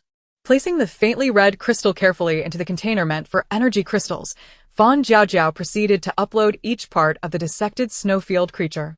Juvenile snowfield creature flesh. Consuming grants a random increase in cold resistance. Price. Suggested 1,000 game coins. Juvenile snowfield creature heart. Consuming grants a random increase in cold resistance. Price. Suggested 800 game coins. Juvenile snowfield creature lung. Consuming grants a random increase in cold resistance. Price. Suggested 300 game coins. The flesh and entrails of these creatures from the snowy plains possess similar properties, enhancing the body's resistance to cold upon consumption. With a sense of delight, Fang Jiaojiao stowed away these treasures into her spatial pocket, intending to indulge in a hot pot featuring these snowy beings at a later time for her own nourishment. However, as she turned her gaze to the lone severed head, she found herself somewhat speechless. Who could have imagined that beneath the robust, tiger-like exterior and razor-sharp claws of this snowy creature lay a head as diminutive and innocent as that of a lamb, utterly incongruous with its formidable physique. The contrast was quite striking. Fixating on the tiny, pea-sized eyes of the lamb-like head, Fang Jiaojiao blinked her parched eyes and contemplated discarding it into a corner of her spatial pocket. After traversing the snowy plains for so long, her eyesight had inevitably suffered. But wait. Each part of this creature's body was said to possess a resistance to the severe cold. Could its eyes also harbor hidden benefits? Cautiously, she excised a pair of eyes for testing in her shop, and upon viewing the revealed properties, she let out a slight sigh of relief. Juvenile snowy creature eyes can provide some protection to the eyes against environmental damage. Suggested price, 800 game coins. Fortunately, they proved useful. Otherwise, at this rate, even with sunglasses, she would eventually succumb to snow blindness. Yet, how should one consume these? Should they be cooked or eaten raw? Gazing at the two ebony orbs in her hand, Fang Jiaojiao closed her eyes, steeled her resolve, and swallowed the eyes whole. Chapter 147. Treasures of the Earth, not bad. They were considerably less unpalatable than the bizarre sludge found in Steel City. As soon as the eyeballs of the snowy creature settled in her stomach, a refreshing sensation washed over her dry eyes. Removing her sunglasses, she stepped outside her tent and discovered that the blinding whiteness of the snowfield was no longer overwhelming. It was indeed miraculous. The immediate effect was astonishing. Donning her sunglasses once more for protection, she gathered her belongings and continued her journey under the blazing sun. She walked and walked. If she didn't keep moving, she would feel compelled to return and hunt down the entire family of that snowy creature. Truly, it was a treasure trove. Alas, its combat prowess was equally formidable, and its long fur made it challenging to accurately strike vital points. After weighing her options, Fang Jiaojiao reluctantly decided to abandon this enticing bounty and make her escape. Unaware that the creature's parents were currently tracking her scent from the footprints she left in the snow. After walking for another 4 or 5 hours, she intended to pause for a brief rest when her danger detector began to blare ominously in her mind. Hearing the alert, Fang Jiaojiao quickly drew her laser gun in defense. The two red dots in her mind halted their pursuit nearby, crouching in the snow, intent on ambushing her. However, their elephantine forms were conspicuously visible even against the snowy backdrop. Observing the two large mounds of snow that had suddenly appeared on the open plain, Fang Jiaojiao realized that the parents of the juvenile snowy creature had arrived. Without waiting for them to launch their attack, she did not hesitate to fire 2 shots. Both shots struck true, yet for the towering snowy creatures, these hits, lacking lethality, were merely an irritation. As the two snowy beings, now enraged, charged toward her, Fang Jiaojiao swiftly turned to create distance, retrieving her long-unused infinite bullet machine gun. The thunderous sound of the gunfire and the barrage of ammunition temporarily repelled the two snowy creatures. Noticing their coordinated approach from both sides, she gripped her gun defensively against their potential ambush while rummaging through her arsenal. Bombs? Flashbangs? The flashbang would likely be ineffective against these creatures accustomed to blinding environments. As for the bomb, she couldn't help but feel greedy. This miniature bomb possessed immense destructive power. Throwing it could not only obliterate the pursuing snowy creatures, but also risk collapsing a massive snow cave that might entomb her as well. Since she had already expended her ammunition, she would need to recoup her losses from them. The laser gun reappeared in her other hand. Compared to the machine gun's bullets, the damage inflicted by the laser gun was far greater, penetrating deeper. The force maintained by the ammunition was soon undermined. The snowy creature on the left, bleeding from the gunfire, charged at her recklessly, intent on taking her down with it. Seeing this, the snowy creature on the right no longer hesitated and seized the opportunity to attack. Fang Jiaojiao's heart raced as she dashed forward, attempting to evade the pincer maneuver of the two creatures. However, her right arm, still gripping the machine gun, was caught by a sharp claw. Blood gushed forth, dripping onto the snow, while her insulated down jacket lost its efficacy. The pervasive chill of the snowy terrain seeped into her body through the wound, and her body temperature plummeted. With her lips turning pale, Fang Jiaojiao knew she could not afford to linger in her current state. She unleashed a relentless barrage of bullets at the two snowy mounds. Faced with the incessant hail of bullets and laser fire, the two snowy creatures found themselves at a disadvantage. Unlike before, the ammunition lodged in their bodies hampered their movements, and their continuously bleeding wounds stained their pristine white fur red. Being injured in such frigid conditions was unwise, especially since both Fang Jiaojiao and the two creatures were considerably harmed. The cold diminished their blood coagulation capabilities, exacerbating the loss of stamina for both sides. The snowy creatures recognized this, growing increasingly agitated. If they could not conclude this hunt swiftly, they would not survive.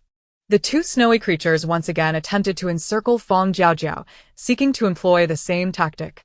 Having learned from her previous encounter, she refused to let them succeed. Aiming her laser gun at their legs, she sought to sever their mobility.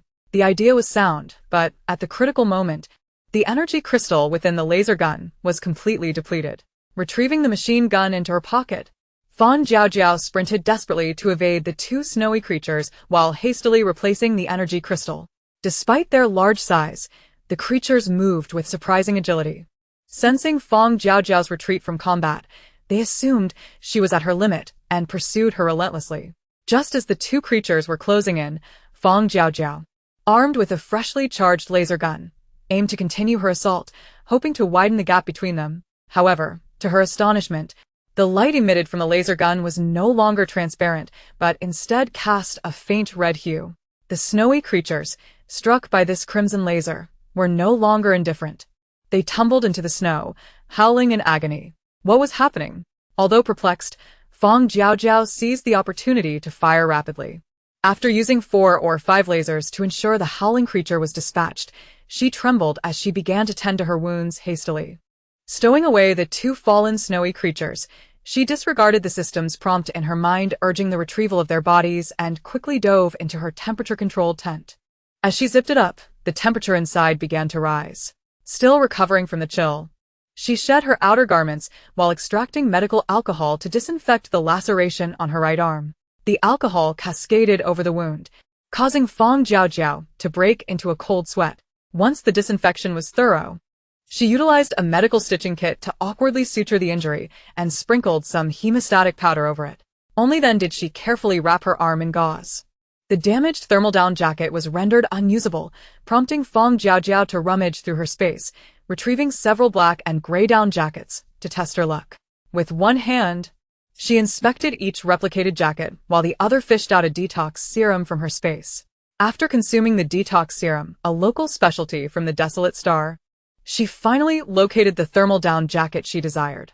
Swiftly donning the new attire, Fang Jiaojiao emerged from the tent, swiftly collapsing it behind her, and began to dissect the corpse of a snow creature with great urgency. The hide, flesh, organs, and most importantly, the energy crystal from its heart were all meticulously examined. As she held the significantly larger energy crystal in her palm, a smile graced her lips. This was the most valuable and essential item within the entire snow creature.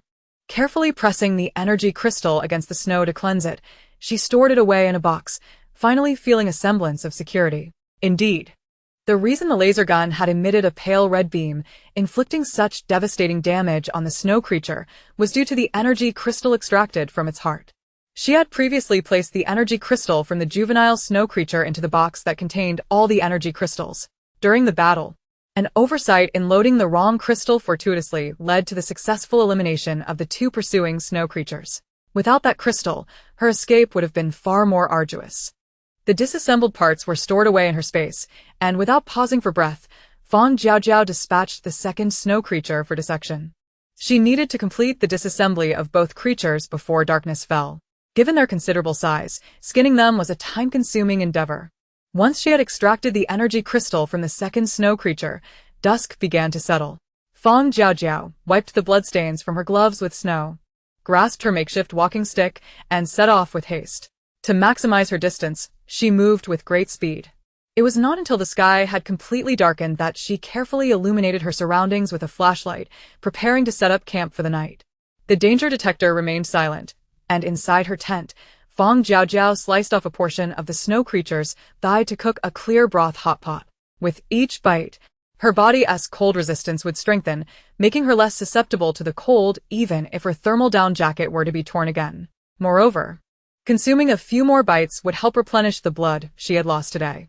As she chewed on the tender and delicious thigh meat, saliva dripped from her mouth. Initially, she had not been adamant about hunting the snow creatures of this world. Despite their worth in game currency and the rare energy crystals within them, the allure of their delectable flesh was simply irresistible. Not only was the meat savory, but the fur was soft, and the energy crystals inside could be exchanged for game currency. The more she savored the meat in her mouth, the more she contemplated the possibility of bringing back some of these local specialties, snow creatures, to her world. With a decision forming in her mind, Fang Jiaojiao finished the substantial piece of meat, her stomach now round and full. With no immediate inclination to sleep, she retrieved 3 tattered snow creature pelts from her space, stepped outside the tent to clean the bloodstains with snow, and began to fashion herself some clothing. Lacking experience in garment making, and with the pelts riddled with bullet holes and laser burns, she toiled for quite some time before managing to create a fluffy vest and a somewhat crooked hat. Placing the hat atop her head and draping the hand-stitched vest over her down jacket, she felt something was still amiss. She then picked up the remaining fur to cut out a scarf and 2 strips of fur for her legs. Once she donned the scarf and wrapped the fur around her thighs and calves, she transformed into a rough, primitive figure. Taking out a mirror to examine her appearance, Fang Jiaojiao felt a swell of pride, placing the outfit beside her pillow with plans to wear it starting the next day. As dawn broke, she was awakened by the beeping of the danger detector in her mind. Swiftly donning her gear, she emerged from the tent, one hand folding the tent while the other grasped her laser gun. Spotting a massive snow mountain charging towards her, Fang Jiaojiao raced forward. While hunting the snow creatures that followed her scent, she felt confident, bolstered by the pale red energy crystal in her laser gun. She was now adept at handling these delicious behemoths. As she stored away the 2 recently hunted snow creatures and prepared to move on, the danger detector in her mind unexpectedly revealed over a dozen small yellow dots. These dots not only marked her intended path, but were also slowly advancing towards her. Were they natives? Fang Jiaojiao's eyes glimmered as she pressed on, determined rather than retreating. Having spent 10 days in this world, she had yet to uncover any clues to successfully entering the game. If simply waiting wasn't the answer, then the key to entering the game must lie with these natives. Within mere minutes, Fang Jiaojiao found herself face to face with this group of natives. Observing their tightly wrapped snow beast furs and the familiar pale red energy crystals around their necks, she felt a wave of relief wash over her. Her outfit blended surprisingly well. Clearly, she was not the only one who thought so. Upon spotting Fang Jiaojiao's similar attire, the leader of the group appeared taken aback, staring at her with astonishment before inquiring, "Hey, Whose child are you? how dare you wander into the hunting zone alone? Where are your elders? How could they leave you here by yourself?" Listening to the man's words, Fang Jiaojiao's eyes flickered as she quickly assumed her character and cautiously replied, I got lost from my parents and don't know where I am." Her tone was pitiable and aggrieved, her eyes glistening with unshed tears. Upon hearing her response, the tall man's brow furrowed even deeper and the burly individuals behind him mirrored his concern. How could such parents abandon a child here alone? Not fearing that the snow wolves might take her away? Didn't she say she got separated from her parents? If she got lost in the hunting grounds, her parents are likely in dire straits as well. I wonder which tribe this little girl belongs to? And she's a girl at that. If her parents are really gone, could we take her back to our tribe? Are you hoping to make her your child bride? Be careful, or Ahua will come after you. As Fang Jiaojiao analyzed her current predicament from their conversation, she discreetly observed the group before her, noting their towering heights, all exceeding 2 meters, and their robust physiques even beneath the fur. Her resolve to integrate with the natives deepened further. It is impossible for her to engage in combat, as she is not the type to revel in violence. Moreover, her modest height of barely 1 meter and 60 centimeters renders her akin to a child in the eyes of these individuals, and she would undoubtedly come to harm in any altercation. Furthermore, with her arms still healing from injury, it would be more prudent to leverage her youthful appearance to blend in for the time being. The tribe, the hunt, the snow wolves. Could it be that the snow wolves refer to those colossal creatures of the tundra? Chapter 149, The Sun Tribe. Gazing into Fang Jiaojiao's glistening eyes, the man at the forefront turned to admonish the chattering group behind him, instructing them to cease their incessant prattle. He then turned back to Fang Jiaojiao. His tone notably softened. Little girl, what is your name? If you have nowhere to go, would you care to accompany us to our Sun Tribe? Before Fang Jiaojiao could respond, the chastised group behind the man erupted into excitement, evidently having completely forgotten their recent reprimand, and began to enthusiastically extol the might of their tribe to her. Please agree, little girl. Our Sun Tribe is the most powerful tribe across the entire tundra. We can ensure you are well-fed and healthy. Indeed, just look at how thin you are. When you come to our Sun Tribe, you certainly won't go hungry. Our Ada is the finest hunter of snow wolves on the tundra. He can easily keep you well-fed. Little girl, stay with us. It would be dangerous should you inadvertently encounter a pack of snow wolves. The group clamored to persuade Fang Jiaojiao to remain, and seeing no better option, she nodded in agreement. Thank you for your kindness. I would like to return with you. Fang Jiaojiao affirmed her decision, and smiles spread across the faces of the group. Noticing she had been covering her face the entire time, the leading Ada removed a pale red stone pendant from around his neck and offered it to her. Little girl, wear this. It is a firestone taken from the body of a snow wolf. It will keep you warm. Upon hearing his words, Fang Jiaojiao paused momentarily, then accepted the pendant from his palm. As she adorned herself with the energy crystal, which was roughly the size of a pigeon's egg, she felt warmth radiating from it, permeating her body. She removed the gray cloth from her face and smiled brightly. Thank you, Ada. My name is Ayu. Ayu. Ada scratched his head and continued, Little Ayu, we initially intended to hunt snow wolves. They are ferocious. Perhaps I should have them escort you back to the tribe? The towering man before her exhibited genuine concern, and the group behind him bore no malice. It had been a long time since Fang Jiaojiao encountered such normal and kind individuals, and her previously indifferent demeanor softened slightly. Despite the scrutiny of the group, she politely declined his offer. I would like to accompany you on the hunt. If I were to return alone, it would waste time. I will keep my distance during the hunt, and once it concludes, we can return together, without hindering your efforts. This proposal left Ada momentarily hesitant, though the group behind him expressed unanimous support. Ada, what Ayu says makes perfect sense. This way, we won't delay the hunt. Indeed, if we were to make a round trip, we might hinder our food supplies for the coming cold wave. Let Ayu keep her distance while we hunt. With so many of us, she will be safe from the snow wolves. Their purpose for hunting was to gather provisions for the impending cold wave. And hearing Fang Jiaojiao's reasoning, Ada relinquished his reservations. Very well, then, little Ayu shall accompany us. Everyone, please take care to ensure she remains unharmed by the snow wolves. Yes, yes. The group joyfully surrounded Fang Jiaojiao, leading their newly acquired tribe member across the tundra in search of snow wolf tracks. Clad in insulated down jackets and draped in furs from tundra creatures, with the energy crystal Ada had given her adorning her neck, Fang Jiaojiao traversed the snow-covered landscape alongside them, alternating her gaze between the path ahead and the group encircling her, her face illuminated with rare curiosity and ease. The indigenous people of this world seem rather innocent. After following them for some time, she noticed Ada halt and signal for her to stay put while he and the others advanced ahead.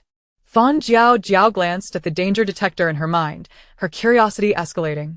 Were they truly so perceptive? Could they detect tundra creatures from such a distance? This time, the tundra creatures before them far exceeded any she had previously encountered. In a snowy depression, several creatures began to rise as Ada and the group approached, the mounds of snow revealing 7 or 8 figures. However, the immense snow creatures that appeared before Fang Jiaojiao appeared significantly less imposing in the presence of Ada and his robust companions. Fang Jiaojiao observed with intrigue, eager to glean any useful techniques the indigenous people might employ against these tundra creatures. When she witnessed Ada swinging his fist, the size of a sandbag, at the snow creature, and the others similarly resorting to brute strength to restrain the flailing beasts, she fell silent. Indeed, now that she had arrived in a primitive tribe, aside from sheer physical prowess, what else had she hoped to witness? Such massive fists. Surely they would inflict considerable pain upon impact. The air was filled with the anguished cries of the tundra creatures. Within mere minutes, Ada and his companions returned, dragging the slain beasts towards Fang Jiaojiao. Little Au, you weren't frightened, were you? Ada inquired, clearly lacking experience with young ones, his brow furrowing with concern as he observed her intently staring at the snow wolves they held. Fang Jiaojiao looked up at him, puzzled, and shook her head. No. Not at all. I just think you and everyone else are incredibly impressive. At her compliment, the recently triumphant hunters appeared somewhat bashful, as they noticed Fang Jiaojiao squatting down to touch the pelts of the snow wolves. Observing her tattered clothing, the group generously chimed in. Little Au, I'll give you the pelt from the snow wolf I just killed to make you some clothes. You can discard your tattered garments when we reach the tribe, and the elders there will make you something new. Yes, little you, I'll give you the pelt from my snow wolf to make you a skirt. I'll give you mine to make you a hat. I'll give you mine to make you boots. Ahem. Listening to the excited chatter, Ada added, I'll give you the pelt from my snow wolf to make you a blanket. You want to be cold sleeping in the snow hut at night. Fang Jiaojiao, having touched the 2 intact snow wolf pelts, thought, did her painstakingly sewn garment from the previous night truly appear so ragged? She glanced down at her patched jacket, riddled with mends to conceal the bullet holes, and then looked at Ada and his companions, who wore neatly stitched fur coats. Well, in comparison, her attire did indeed seem somewhat less than aesthetic. Chapter 150. The key to entering the game. The group's eager gazes fixated on Fang Jiaojiao, their eyes brimming with anticipation. After a moment of hesitation, Fang Jiaojiao tentatively began to speak. Then, I would like to express my gratitude to everyone. Upon hearing her words of thanks, the smiles on the faces of the crowd deepened. Carrying their spoils, they encircled Fang Jiaojiao, engaging in light-hearted banter as they set forth towards their next destination. Accompanying Ada and his group, they had been hunting across the snowy plains for over 10 days, dragging along a long line of densely packed game before finally beginning their journey home. During these days spent hunting alongside them, she had subsisted on the smoked jerky and dried fruit they had brought, and at night, she would find a sheltered spot to sleep wrapped in snow wolf pelts. With such a formidable entourage surrounding her, Fang Jiaojiao felt as if she were on a vacation. Listening to Ada and the others describe the Sun tribe, the weariness of the return journey seemed to dissipate. When Fang Jiaojiao noticed a yellowed reappear on the danger detector, she hesitated for a moment before deciding to confirm it. Ada. Turning to glance at the conspicuous and impressive hall behind them, she addressed him. Are we nearing the Sun tribe? Ada was taken aback by her unexpected question, but he answered nonetheless. Not yet. We still need to navigate around an ice river before we arrive. We still have a ways to go. The others, hearing their conversation, teased her, sensing her eagerness to reach the tribe. What's this? Our little you can't wait to see the tribe? Ha ha ha, after being out here for so long. I miss everyone in the tribe too. Don't worry, little you, they will be very welcoming to you. Filtering out their good-natured teasing, Fang Jiaojiao realized from Ada's words that they were still quite a distance from the tribe, and she immediately grasped that the yellow ahead did not belong to members of their tribe. She swiftly reached out to halt Ada's advance. What's wrong? Little Au? Ada and those nearby looked at her in confusion. Fang Jiaojiao bit her lip, concocting an excuse to indicate the position of the yellowed she had seen on the danger detector. I thought I saw someone crouching over there. Initially, I assumed it was the tribe coming out to welcome us, but since you mentioned we're still far from the tribe. Her implication was clear, and the seasoned hunters in Ada's group understood instantly. They had encountered individuals from another tribe attempting to intercept them. As Yuan, I think. You two sneak over and assess the situation. The rest of you, tie up the snow wolves and prepare for confrontation. Ada swiftly issued the command, and the group began to execute their roles. When the two scouts returned to confirm that indeed a group of individuals lay in wait ahead, everyone turned to Ada with expressions of both anger and relief. Did you figure out which tribe they belonged to? Zhuang shook his head, while Ah Feng had some insights to share. I recognized members of the beast tribe among them, the same ones who previously attempted to encroach upon our territory. It's likely them again. Upon hearing Ah Feng's words, the surrounding individuals grew even angrier. The beast tribe has always eyed our sun tribe covetously, constantly trying to seize our territory, and now they dare to come for our prey. Indeed, if it weren't for little AU spotting their ambush in advance, we would have truly suffered a loss. Ada, what do you suggest we do to retaliate? We will follow your lead. The group looked to Ada, who furrowed his brow in contemplation before an idea struck him. After ensuring Fang Jiaojiao was safely hidden in a snow pit, the group split into two, pretending not to notice the ambush as they continued their journey while quietly observing the movements of the adversaries. As Ada's group crept closer, they suddenly darted behind snow mounds and began to strike. Protected within the snow pit, Fang Jiaojiao couldn't help but feel both aware and resigned. Don't expect this group to devise any brilliant strategies. At least this time, instead of charging head-on like with the snow beasts, they are pretending not to notice and are cleverly maneuvering around. Wasn't that a form of progress? The sounds of wailing and the dull thuds of fists hitting flesh echoed from behind the snow piles. When the commotion gradually subsided, Ada and his group returned, dragging along the bruised members of the beast tribe who had laid in wait. It's all sorted out. Little AU, don't be afraid, come out now. We need to hurry back to the tribe. Ada firmly held on to two individuals while extending a hand towards the pit where Fang Jiaojiao was. Startled and frightened, she hesitated upon hearing Ada's words, but after taking a deep breath, she placed her hand in his and allowed him to assist her out of the pit, which barely reached her waist. It was fine. She had grown accustomed to this over the past 10 days.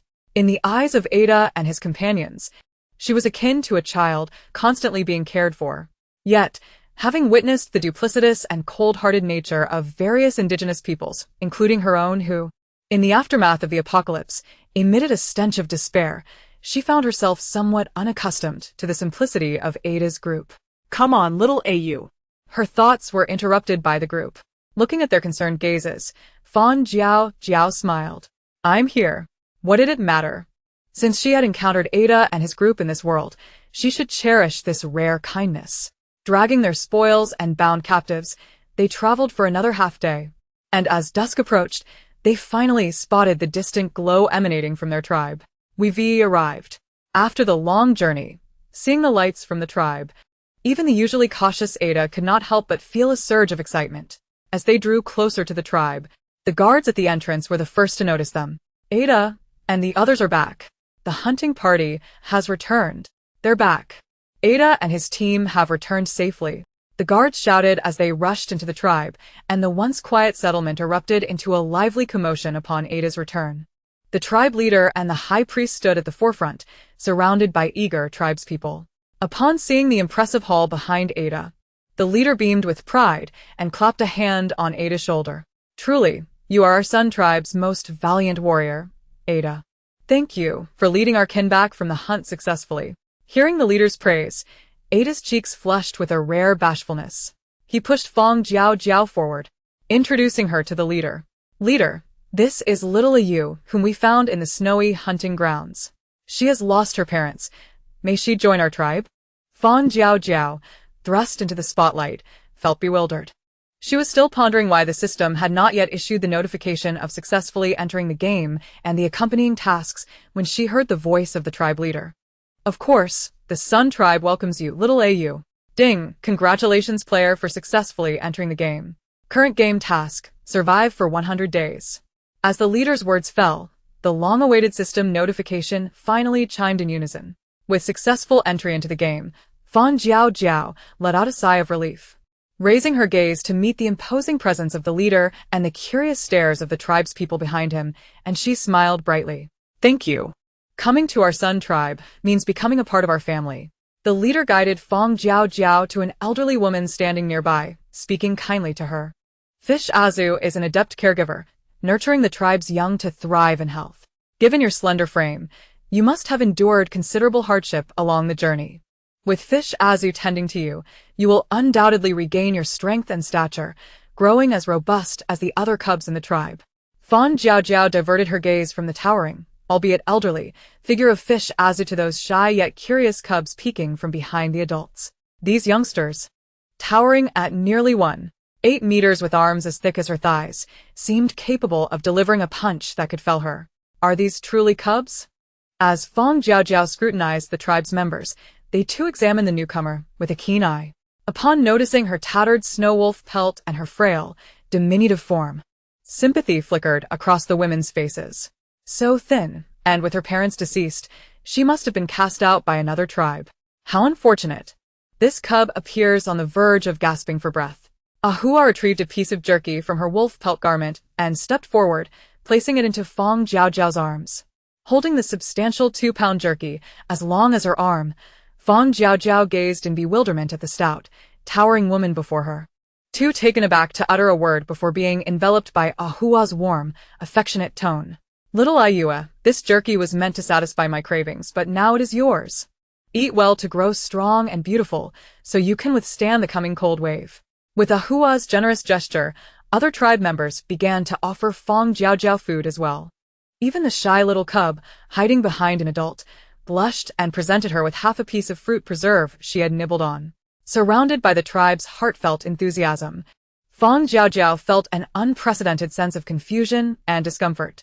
Faced with their sincere and fervent kindness, she momentarily found herself at a loss for how to respond. Fortunately, Fish Azu, who had been kindly observing from her side, intervened, allowing the flustered Fang Jiaojiao to extricate herself from the crowd. Clutching an abundance of food, she walked alongside Fish Azu towards her dwelling, while the other tribe members resumed their tasks, hauling away the game brought back by the hunting party for processing. Once the crowd dispersed at the entrance, the chief and the high priest turned their serious gaze towards a captive who had been quietly playing dead behind Ada. Is this one from the beast tribe? The chief recognized the familiar face among the captives at a glance. Upon hearing Ada's confirmation, his expression grew graver. Last time, they sought to forcibly attack and absorb our tribe, and now they have sent people to intercept our game. The chief looked at the high priest beside him. Concern etched in his eyes. Can we predict the duration of this cold wave? I fear the beast tribe will not relent so easily. To guard against a possible ambush during the cold, we must prepare in advance.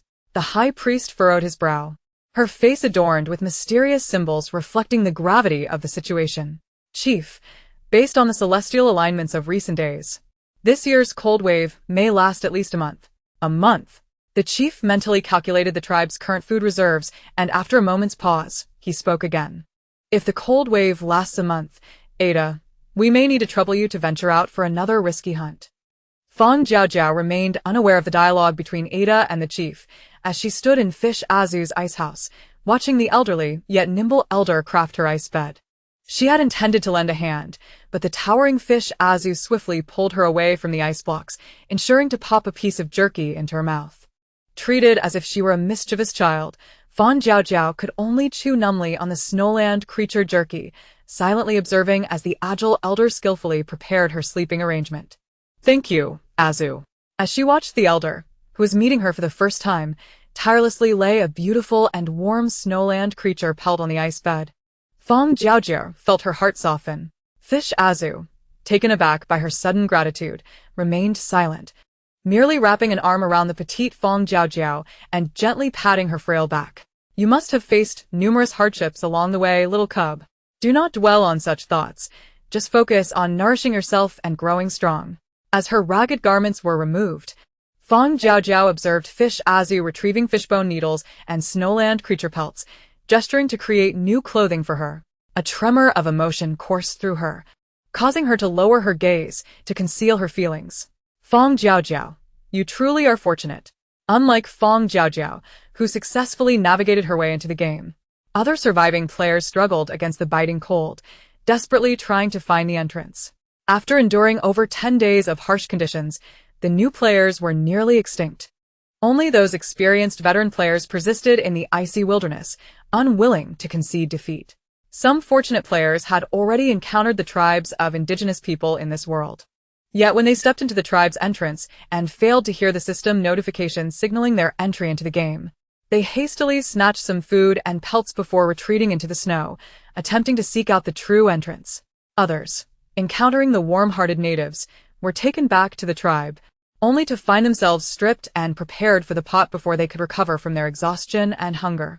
It was only when the water beneath them began to boil that they realized they had stumbled into a den of wolves. In a panic, they hurled their skills at the hungry natives, who fled in terror, allowing the unfortunate players a slim chance to escape with their lives. Terrified by these fearsome natives, they no longer dared to approach them, let alone enter their tribe. Wandering alone in the snow, they were unaware they had missed the only entrance to the game. Awaiting them was the endless despair and death that would follow the depletion of their strength and provisions. Chapter 152. Life in the Tribe. Meanwhile, in the Sun Tribe, in just over half an hour, Fang Jiaojiao had donned the meticulously crafted fur coat by Fish Azu. The hat, previously crooked, had been restitched by Fish Azu, rendering it both fashionable and comfortable. Even her formerly disheveled garments had been carefully dismantled and reassembled within the large coat. With fur trousers and plush boots made from snowland creature pelts, Fang Jiaojiao felt no chill even without her thermal down jacket. Each day spent dining alongside Fish Azu and the tribe members and returning to the warm ice house at night allowed her to fully embrace the leisurely and comfortable primitive lifestyle after several days in the Sun Tribe. She even earned the acceptance of the robust cubs for secretly reigniting the extinguished fire they had tampered with. Now, whenever she stepped outside and encountered these children, they would eagerly pull her into their games. The children in the primitive tribe played in a delightfully primitive manner. As she watched them one by one lift the hefty ice blocks weighing hundreds of pounds, Fang Jiaojiao momentarily imagined she had stumbled into the scene of a grand weightlifting competition. Under the encouraging and fervent gazes of these younglings, she could only grit her teeth and step forward to give it a try. Despite exerting all her strength to hoist the massive chunk of ice to her chest, instead of receiving cheers, she was met with the scorn and pity of the little ones. A fiercely competitive spirit coursed through Fang Jiaojiao, who would not succumb to such humiliation, reflected in the disdain of the younglings.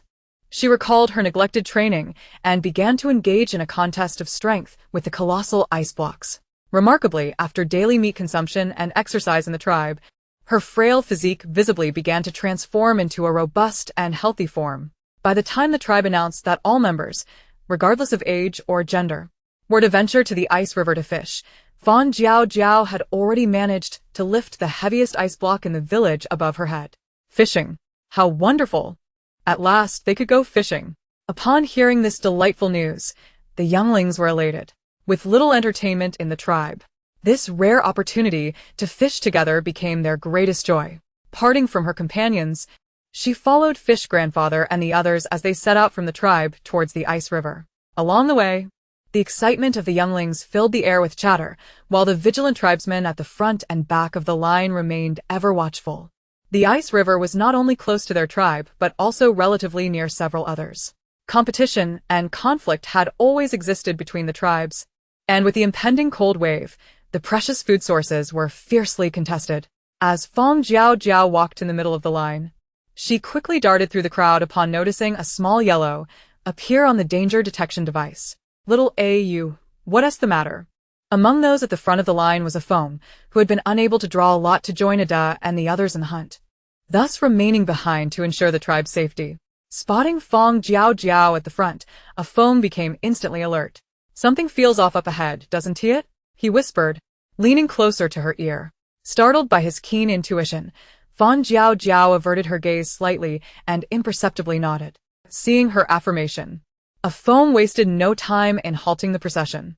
The group fell silent, and a foam, accompanied by those tasked with security, swiftly rushed towards the ice river to assess the situation. As seconds ticked by, those sent to investigate did not return. The chief, along with the remaining able-bodied men, resolved to provide support, and Fang Jiaojiao quickened her pace to blend in with them. Upon navigating a considerable distance to the vicinity of the ice river, they discovered that a Feng and his companions from the Sun Tribe were engaged in a fierce skirmish with their arch-rivals, the Beast Tribe. Strangely, while the members of the beast tribe appeared somewhat overwhelmed, they showed no signs of retreat. Conversely, Fang and his group, despite having the upper hand, bore numerous visible wounds, each oozing blood. This bizarre and perplexing scene left the chief and the other members of the Sun tribe utterly bewildered. As Fang and his companions accumulated more injuries and began to falter, other tribesmen hastily followed the chief to provide reinforcements.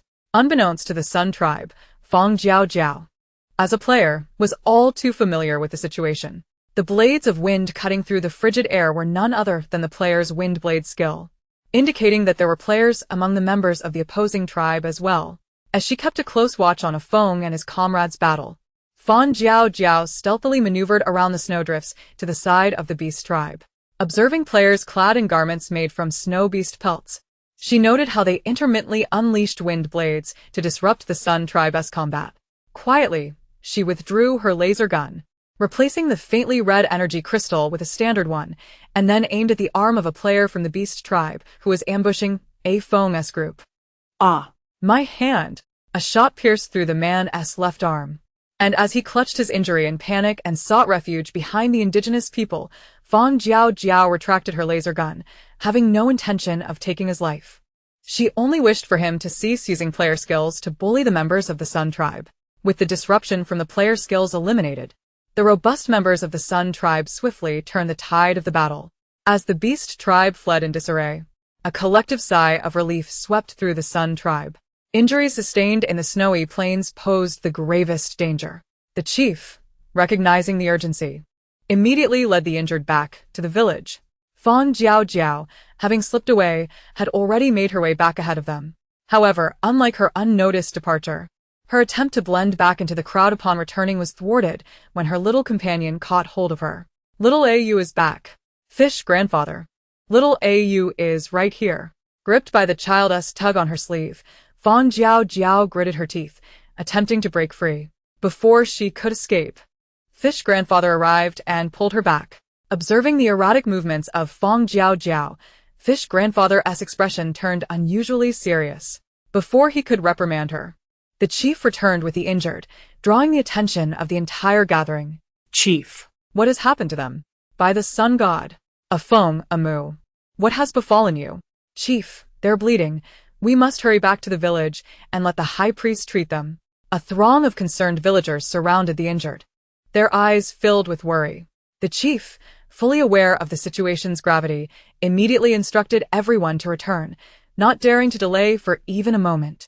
Having surmised that Fang and the others had clashed with members of another tribe, the crowd fell silent, fearing that any slowness would result in Fang losing too much blood. Fish grandfather, who had intended to teach Fang Jiaojiao a lesson, also ceased his remarks, merely gripping her sleeve tightly, anxious that she might dash out again. Chapter 153, The Powder Incident. The fishing party retraced their steps back to the village. Fang and his injured companions were swiftly taken to the high priest for treatment, while those gathered outside the high priest's dwelling were dispersed by the chief. Understanding that remaining there would only add to the chaos, everyone obediently returned to their homes. Fang Jiaojiao glanced back at the high priest's ice hut with concern, and after following Fish grandfather back to their small dwelling to prepare the hemostatic powder into the animal skins, she resolved to check on Fang and the others. Within the confines of the tribe's territory, Fish grandfather did not restrain the increasingly lively youngling, allowing her to stealthily slip out, feigning ignorance while he busied himself with his tasks. With the cold wave approaching, it was essential to layer Au's ice bed with an additional layer of snow wolf fur. After stepping outside, Fang Jiaojiao made her way directly to the high priest's abode. Upon reaching the entrance and witnessing the high priest pressing a block of ice onto the wounds of the grimacing Fang and his companions, she nearly dropped her jaw in astonishment. What a barbaric method of treatment! Although ice could indeed assist in staunching minor wounds and halting bleeding, applying it directly to the unwrapped wounds seemed rather painful. As Fang and the others' expressions gradually softened with the numbing effect of the ice, Fang Jiaojiao weighed her options for a moment before finally stepping inside. Little Au, what brings you here? The high priest, turning to treat others, spotted Fang Jiaojiao entering. Assuming she was merely bored and seeking diversion, he casually handed her the ice block. Curious, are you? Here, take this and play with it. Simply press the ice against their wounds. The high priest casually categorized these injured individuals into temporary playthings for Fang Jiaojiao. Rather than feeling any discomfort, they eagerly presented their wounds to facilitate Fang Jiaojiao's healing. Xiao Au, you truly are the kindest soul in the entire tribe. You even come to aid us in healing. Your heart is so generous. Indeed, indeed. Just seeing Xiao Au holding the ice exudes the aura of a high priest. I wonder if our next high priest will be Xiao Au. Xiao Au is so thoughtful, truly the most considerate youngling of the tribe. Within moments of holding the ice, these individuals began to shower her with compliments. Had she not been aware that she had yet to perform any healing, Fang Jiaojiao might have believed she had miraculously cured their wounds. Accustomed to being praised like a child over the past few days, she had developed a certain immunity to it. After casually setting the ice aside, she retrieved a beast hide filled with medicinal powder and approached the high priest, who was still diligently treating others. High priest, let us use this. Fang Jiaojiao unveiled the pale medicinal powder contained within the hide, saying, "This is a hemostatic powder left to me by my parents. It will quickly heal the wounds when sprinkled upon them." The high priest had initially examined the powder closely, but upon hearing her mention it was a cherished keepsake from her parents, he promptly withdrew his hand. No, Xiao Au, this is something very important to you. We cannot use it. The high priest firmly refused, with others nearby nodding in agreement. Do not worry, Xiao Au. Our wounds will stop bleeding after a little more time with the ice. This powder is yours. Keep it for yourself. Indeed, what brave warriors would fear such minor injuries? Xiao Au, please keep it safe. Store it away, Xiao Au. Such a significant item deserves to be kept by you. Caught off guard by their insistence to decline her offering of the hemostatic powder, Fang Jiaojiao's lips quivered slightly, filled with frustration. Why had she chosen such a poor excuse? Realizing they would not accept it, she resigned herself to treating their wounds individually. Hey, Xiao Au. Don't move. Be careful not to spill the powder. The first to receive treatment, a Feng, was taken aback by her sudden action and was about to refuse when Fang Jiaojiao's words halted his movement. This precious medicinal powder must not be wasted. Her actions clearly conveyed her intent. Observing this, the high priest ceased his protests, his gaze toward Fang Jiaojiao now brimming with affection. Is there anything I can assist you with? The high priest, noticing Fang Jiaojiao carefully drying the water from the wounds with the fur of a sleeve, offered his help. Hearing his words, Fang Jiaojiao readily accepted and began to direct the high priest without hesitation. We need to dry the wounds, and the ones sprinkled with powder should be wrapped with clean cloth before they heal. The high priest nodded in understanding and commenced assisting Fang Jiaojiao with the treatment. He diligently dried the water from the wounds that had just been treated with ice and tore strips from the inner membrane of the beast hide to bind the wounds sprinkled with powder. The two worked in perfect harmony, and before long, every injured individual had received treatment. After carefully wrapping the remaining medicinal powder and placing it into the high priest's hands, Fang Jiaojiao stepped out without waiting for them to speak. The figure wrapped in snow wolf pelts quickly vanished at the entrance. The remaining individuals in the ice house exchanged glances and could not help but laugh. Xiao Au is afraid you would surround her again with compliments. The high priestess' eyes sparkled with mirth as he meticulously wrapped the powder in beast hide before storing it away carefully, then began to usher the others out. Now that we have healed with the precious powder Xiao Au provided, what are we still doing here? Off you go. The group, unfazed by the high priestess' words, cheerfully donned their clothing and departed. Once the ice house was left with only the high priest, he too stepped outside. However, just a few steps out, he swiftly turned back into the room. After retrieving the package of medicinal powder and hiding it carefully in his garments, he finally exited, making his way toward the chief's residence. With her concern settled, Fang Jiaojiao felt considerably relieved. Although her supplies were plentiful, she was not naturally generous. The reason she dared to risk exposure by producing these illogical items and repeatedly uttered clumsy lies predicting danger was because the people of the Sun tribe possessed pure and bright eyes. After a Feng discovered her ability to foresee danger, yet still placed complete trust in her, he never mentioned it again. The high priest and others, aware of the powder's value, chose to decline simply because she claimed it was a keepsake from her parents. Having traversed so many game worlds, she had developed a degree of insight into people's character. Chapter 154. Cold wave. The individuals in the tribe were genuinely pure-hearted. In their eyes, there was no hint of greed or malice toward her or the items she presented. Hence, she felt inclined to share her resources. Though abundant, her supplies were not meant for those with treacherous hearts. Nevertheless, she was more than willing to offer them to the people of the Sun tribe. After all, her spirits were high in this place. Delighted, Fang Jiaojiao had just slipped into a clearing beside the tribe when she was abruptly pulled by some playful younglings. Before she could voice her refusal, the tallest of the children enthusiastically exclaimed, "Xiao Yu, Look. this is our new ice brick. The previous ones were so light that even you could lift them over your head, so we replaced them with new ones. These ice bricks are much heavier. Do you want to give it a try?" What does that mean? The previous ice bricks were so light that even she could lift them over her head? So they replaced them with new ones? Is this little brat mocking her? Feeling somewhat reflected upon, she decided not to leave and instead insisted on proving herself against these younglings, who had grown as tall as those who had been fed pig feed.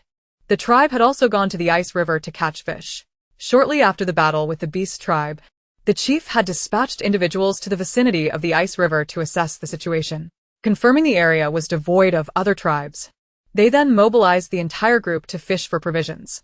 Experiencing fishing on the ice for the first time, Fang Jiaojiao was naturally exhilarated, even though she was firmly grasped by fish a zoo throughout the journey, which did not dampen her enthusiasm. Observing tribe members of all ages vigorously smashing the ice surface with blocks of ice, Fang Jiaojiao felt invigorated.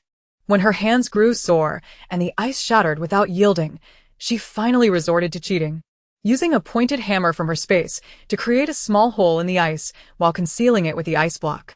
Before she could revel in her triumph, the younglings, who had already boredly wandered off after breaking through the ice, approached her, excitedly pointing at the fist-sized hole before her. They shouted, "Xiao Yu broke through. Xiao Yu actually made a fish-sized hole in the ice. Fang Jiaojiao, this is clearly the size of a fist. This little brat is indeed mocking her." Although the sight of everyone ice fishing was impressive, the catch was visibly meager. Fang Jiaojiao never anticipated the scarcity of resources within this icy river. Gazing at the frozen, rock-hard dead fish laid upon the ice, she swiftly devised a plan and sauntered over to the primary fishing crew. Observing them as they used makeshift fishing nets woven from snow wolf sinew and hide to catch fish in the expansive hole, Fang Jiaojiao mingled among a group of youngsters, feigning an innocent play in the water. Seizing the opportunity, she stealthily transferred a considerable amount of fish into the net, reveling in the delight and fervor radiating from the fishermen as their nets sank with their catch. A bountiful haul was soon pulled ashore, and the unprecedented abundance filled everyone with joy. However, Fang Jiaojiao's elation was abruptly interrupted by the sound of a complaint drifting through the air. "Fish grandfather, hurry! Fish grandfather, little Au is playing in the icy water. This mischievous child." Fang Jiaojiao hastily withdrew her slightly reddened, frozen hands and turned, anxiously scanning her surroundings, fearful that the agile, elderly fish grandfather would dart over and seize her. Upon catching sight of the mischievous grin on the face of the child beside her, Fang Jiaojiao's own wicked smile emerged. "Zhuang, do you see this?" She extended her clenched fist toward Zhuang, watching as he leaned in with curiosity, then suddenly opened her palm and blew toward him. A small amount of pepper powder, prepared in advance, accurately flew into his nostrils. Hearing him stifle a sneeze, Fang Jiaojiao mimicked him, calling out at the top of her lungs, "Sister Anna, Zhuang is playing in the ice and has fallen ill. He is sneezing. Sister Anna, come quickly. I didn't tea. Achio. I didn't tea. Achio." Before Zhuang could defend himself, the robust Sister Anna had already rushed over and grasped his ear. Watching Zhuang being taken away, Fang Jiaojiao felt a surge of triumph and resumed her clandestine plan. Due to the remarkable fishing success, coupled with the hunter's return bearing plentiful game, the leader decided to treat everyone to a grand feast of icy fish before the impending cold wave descended. The news brought immense joy to all, with the children nearly bouncing with excitement. Even Zhuang, who had just been scolded and still bore tears in his eyes, was grinning widely, having completely forgotten the pain in his ear. Shortly after enjoying the fish feast, the cold wave arrived. The already frigid tundra was relentlessly buffeted by piercing winds, And even the sun, which usually hung high in the sky, vanished for several consecutive days. To endure the cold wave, the tribe retreated into their ice houses, minimizing their excursions. Only the brave warriors stationed at the tribe's entrance remained steadfast in their posts. However, each guardian had been provided with a firestone by the leader. With the warmth provided by the firestones extracted from the bodies of snow creatures, coupled with the thick animal hides to shield against the cold, their suffering was somewhat alleviated. Inside the ice house, Fang Jiaojiao assisted Fish Grandfather in organizing the food supplies within. These provisions were collected daily from the leader. Due to the cold wave, communal meals had ceased, and everyone was now taking food back to their dwellings. The pre-smoked jerky and dried fish constituted the tribe's sustenance to weather the cold wave. Is there enough food for everyone in the tribe? Fang Jiaojiao inquired anxiously as she observed Fish Grandfather stowing away the supplies. The robust individuals of the tribe appeared to require a substantial amount of food. With the cold wave preventing foraging for sustenance, could these provisions suffice? Is little you afraid of going hungry? Fish Grandfather handed her a small piece of dried fish. His gaze filled with affection as he noted her visibly sturdy form. The cold wave will last no longer than a month. This year, the tribe has hunted numerous snow wolves and caught plenty of river fish. We shall have enough to endure the cold wave. That's good. Although reassured by Fish Grandfather's words, a lingering uncertainty gnawed at Fang Jiaojiao's heart. While previous cold waves might not have lingered long, the presence of game players now suggested that this cold wave would not pass easily. After all, in apocalyptic games, the developers cared little for the survival of the indigenous inhabitants within these game worlds as they sought to drive players to extinction. With heavy thoughts, Fang Jiaojiao nibbled on the dried fish, the salty, fishy morsel gradually softening in her mouth, while her eyelids began to flutter uncontrollably. Chapter 155, A Surprise Attack. Let us hope the cold wave concludes before our provisions are depleted. Thus, the days of hibernation dragged on for a full fortnight. Each day, the tribe members collected their rations from the leader and retreated to their lodgings, finding a semblance of comfort. Yet, observing the cold wave show no signs of abating. Those without sufficient food reserves began to panic. When the cold wave struck the tundra, it not only brought a significant drop in temperature and shorter days, but also caused the snow wolves to retreat into their dens, ceasing their movements. The absence of the snow wolves greatly increased the difficulty of hunting for food, coupled with the rapid drop in temperature, which rendered prolonged outdoor activity unbearable. Finding sustenance became increasingly arduous. Leader, we have but this remaining food in the tribe. A man wearing a wolf pelt hat cautiously handed a bag to a scarred-faced man, his tone measured and wary.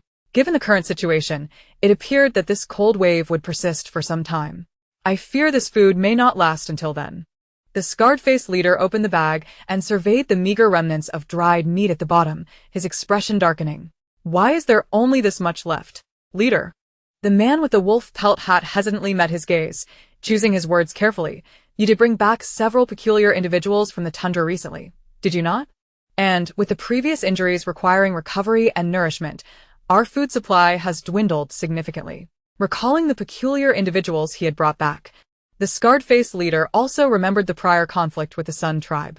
Moreover, reports had surfaced that the Sun tribe had recently returned with a substantial haul from their hunts. Since the Sun tribe had injured members of their beast tribe, seeking retribution was only natural.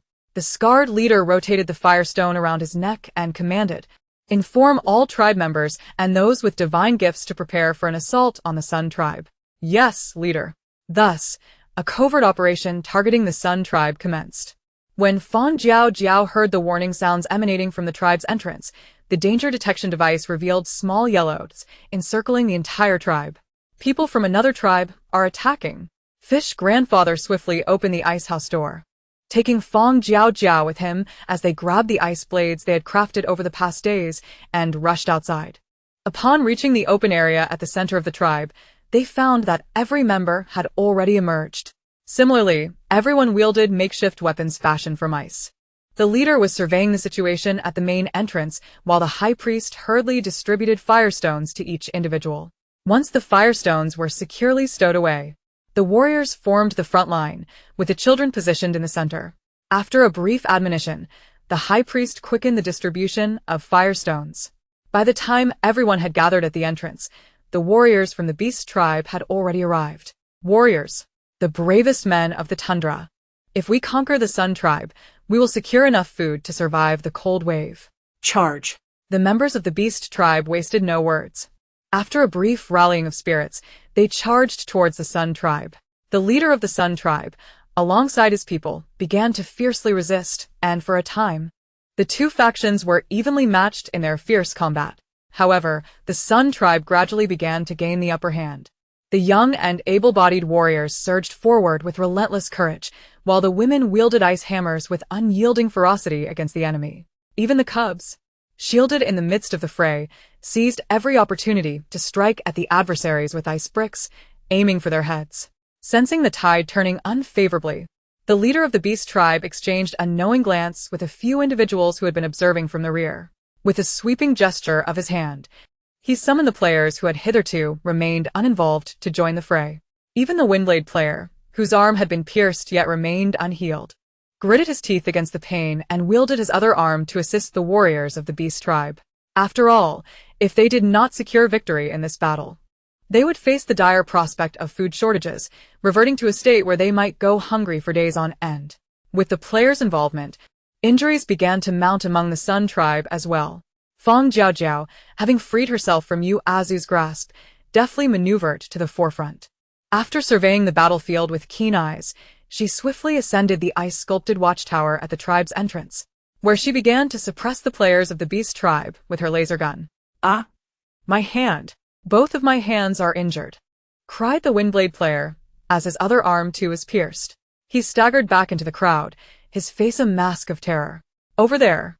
There must be players on the other side too. His words resonated with the hearts of the other players. As they beheld the gruesome wound on his bleeding arm, a sense of trepidation began to creep into their minds. Such destructive skills could only belong to seasoned players who had experienced the game multiple times. And facing these formidable opponents for the sake of mere NPCs was not a prudent choice. Moreover, they had already successfully entered the game, so perhaps. After exchanging glances, the players, whose movements grew increasingly sluggish, began to retreat. Upon witnessing the beast tribe leaders had pierced and his body crumple to the ground, they turned and fled with urgency. What use was food if one no longer had their life to enjoy it? With the leader slain and the key combatants of the beast tribe fleeing in disarray, the remaining members were swiftly overwhelmed by the valiant warriors of the Sun tribe, who pursued them relentlessly. As they watched the retreating figures vanish into the swirling snow, a collective sigh of relief was released. Quick! Get the injured to the high priest, the leader commanded, clutching his wounded arm as he directed the cleanup of the battlefield and the transportation of the injured for treatment. Fang Jiaojiao, having covertly rendered significant assistance, was preparing to slip away from the watchtower when she was intercepted by the sharp-eyed leader. "Little Au, come with me," he said, grasping her collar and ushering her into the high priest's ice dwelling. Once the high priest had tended to the wounds using the medicinal powder left by Fang Jiaojiao, only the three of them remained in the ice house. The leader's dark eyes locked onto Fang Jiaojiao, who sat opposite him, her heart racing as she contemplated whether her true identity had been discovered. As she pondered where to seek refuge from the harsh cold after departing from the Sun tribe, the leader finally broke the silence. "Little Au, you are not merely an orphan, you are, in fact, a goddess sent by the Sun god to aid the Sun tribe. Are you not?" What? The leader's words took Fang Jiaojiao completely by surprise, causing her previously tense demeanor to falter for a brief moment. Without waiting for her to respond, the leader, observing her astonished expression, felt his suspicions confirmed and spoke with newfound certainty. "You can foresee dangers from our enemies and generously bestow upon us miraculous healing remedies. The malevolent forces hidden within the beast tribe you have quietly assisted us in vanquishing, have you not?" The leader's gaze shifted from resolute to reverent, as though he were gazing upon a savior. "Ever since the goddess graced our Sun tribe, our hunts have yielded bountiful harvests. Even the frigid rivers, which once offered scant fish, have now provided us with an abundance of sustenance." The leader's words grew increasingly extravagant, leaving Fang Jiaojiao bewildered as she faced his and the high priest's fervent stares. Her toes awkwardly shifted within her fur-lined boots. While she had indeed offered them quiet assistance, she hardly considered herself divine, although she had subtly placed some sea fish into their nets. The success of their hunts was primarily due to the efforts of Ada and the others. And this title of goddess, it felt far too grand for her. She was merely a struggling player in this game. Leader, I am not. I know, he interjected, gently patting her shoulder with his uninjured arm. I understand that you wish to keep your identity hidden from others, which is why I brought you here to discuss this matter privately. Rest assured, aside from the three of us, no one else will be the wiser. I am not a goddess. All right, little you, goddess. Although I am uncertain whether using your divine powers to assist us will bring any adverse effects upon yourself, rest assured that whatever you require, the Sun Tribe will do its utmost to provide. Having been interrupted twice, Fang Jiaojiao's resolve to explain had settled into a resigned acceptance. Fine, let it be. If I encounter a situation akin to today's in the future, I may not always hold back. Besides, looking at it from another perspective, possessing the identity of a goddess might help shield her from scrutiny by the leader and the high priest. As Fang Jiaojiao contemplated the pros and cons in silence, the eager gazes of the high priest and the leader seemed almost to bore holes through her. With their encouragement, she no longer hesitated and boldly articulated her request. I require the firestones within the snow wolves, as many as possible. Very well. Whatever little AU, goddess, needs, the Sun Tribe shall strive to provide. Upon hearing her request, the leader became even more convinced of her divine identity and excitedly stood to retrieve items from his ice dwelling. Fang Jiaojiao barely had time to intervene before he hurried away. When she turned back, she found the high priest's eyes similarly alight with anticipation. Seeing that the high priest was intent on continuing the discussion about her divine status, Fang Jiaojiao quickly shifted the focus of the conversation. High priest, I have several types of medicinal powders that require containers. Of course, little you, goddess. The exuberant high priest spun around, rummaging through his belongings, while Fang Jiaojiao let out a resigned sigh and seized the opportunity to produce some hemostatic powder and antipyretic medicine from her space. When the high priest returned with containers, his eyes sparkled even brighter upon seeing the powders before her. Goddess. Little AU is indeed the sun goddess. Ignoring the high priest's wide-eyed astonishment, she carefully filled the containers with the powders and provided a simple explanation of their uses. This is the hemostatic powder, and this one treats fevers. The dosage for the hemostatic powder remains the same as before, while for the fever medicine, take 2 pills at a time, and if symptoms are severe, take an additional one. All right, dear goddess Ayu, I shall remember that. The high priest's incessant reference to her as goddess caused Fang Jiaojiao to feel the veins at her temples throb with barely suppressed embarrassment. Since her high school days, she had not experienced such a mortifyingly awkward moment. Yet now, within the Sun Tribe, she was made to relive that discomfort once more. Do not refer to me as a goddess, high priest. Just call me Ayu.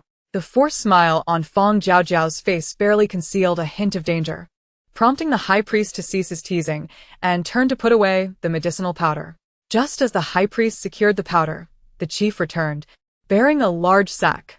As he placed the beast-hide bag, towering over him, at her feet, a glimmer of excitement sparked in Fang Jiaojiao's eyes. Could it be that this entire sack contained? Dear goddess Ayu, these are firestones. The chief unfastened the beast-hide bag, revealing a bounty of energy crystals that dazzled her eyes. Crouching down, Fang Jiaojiao carefully examined the crystals, confirming that they were indeed the same pale red energy crystals as those in her own space, and her smile could not be contained. This is precisely what I need. Chief. Thank you. With such a substantial supply of energy crystals, Fang Jiaojiao found herself unconcerned with the awkward title of goddess. After transferring the energy crystals into her space, she filled the now empty bag with fine salt, ignoring the astonished gazes of the two as she spoke. If there are more of these firestones, I wish to acquire as many as possible. Chief, the bag contains fine salt. Simply tear open this small pouch to access the salt within. She opted for salt as currency, having keenly observed that the tribe's salt supplies appeared to be dwindling. The jerky distributed in recent days had become increasingly bland, and the daily rations of essential saline had ceased. In this snowy expanse, salt was undoubtedly the most precious commodity. Her suspicions were confirmed when the chief's face lit up with astonishment at her mention of salt. Salt. Is this truly all salt? He gingerly lifted a pouch, contemplating before tearing a small opening. As he poured some salt into his palm and tasted it, confirming its quality, gratitude filled his eyes. Thank you, dear goddess Ayu, for bestowing upon us this invaluable salt. The entire Sun tribe will be grateful to you. The chief's voice quivered with emotion, his eyes glistening. Fang Jiaojiao, however, gazed into his eyes and gently refuted.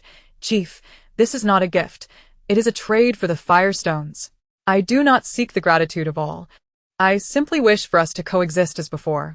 Please, refrain from calling me a goddess. Very well, Ayu.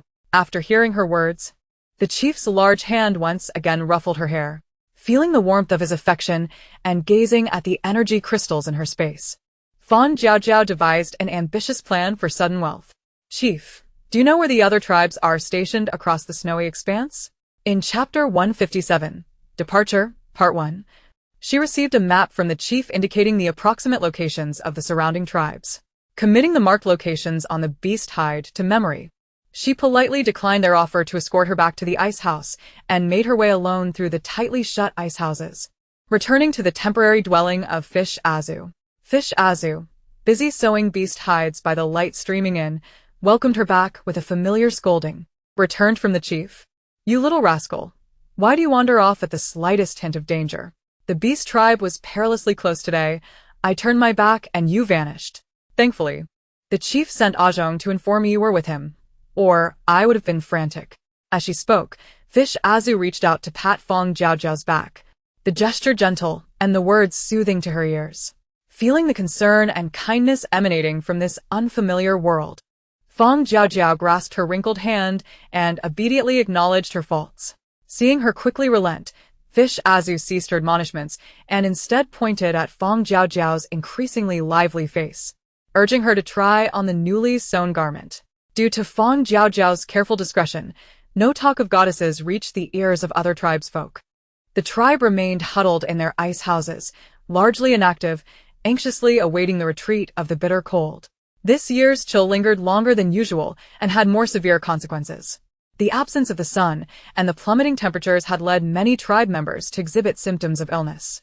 The incessant runny noses and sneezing spread gradually within the ice houses. By the time Fang Jiaojiao visited the chief to collect daily provisions, she discovered that more than half the tribe had succumbed. How peculiar, she mused. The tribe, accustomed to life in the snowy expanse and regularly consuming the cold-resistant meat of local fauna, wore garments crafted from the hides of creatures capable of withstanding temperatures as low as -50 degrees. Was it possible that the temperature had plummeted drastically due to this cold wave? She touched her snow wolf fur coat, beneath which she still wore a thermal down jacket, and noted that the energy crystal gifted by Ada, roughly the size of a pigeon egg, remained around her neck. Could these two items be the reason she had evaded the cold's grasp while others in the Sun tribe fell ill? After collecting her provisions, Fang Jiaojiao did not depart immediately. Instead, she waited until all others had left before discreetly producing a bag of ginger from her clothing.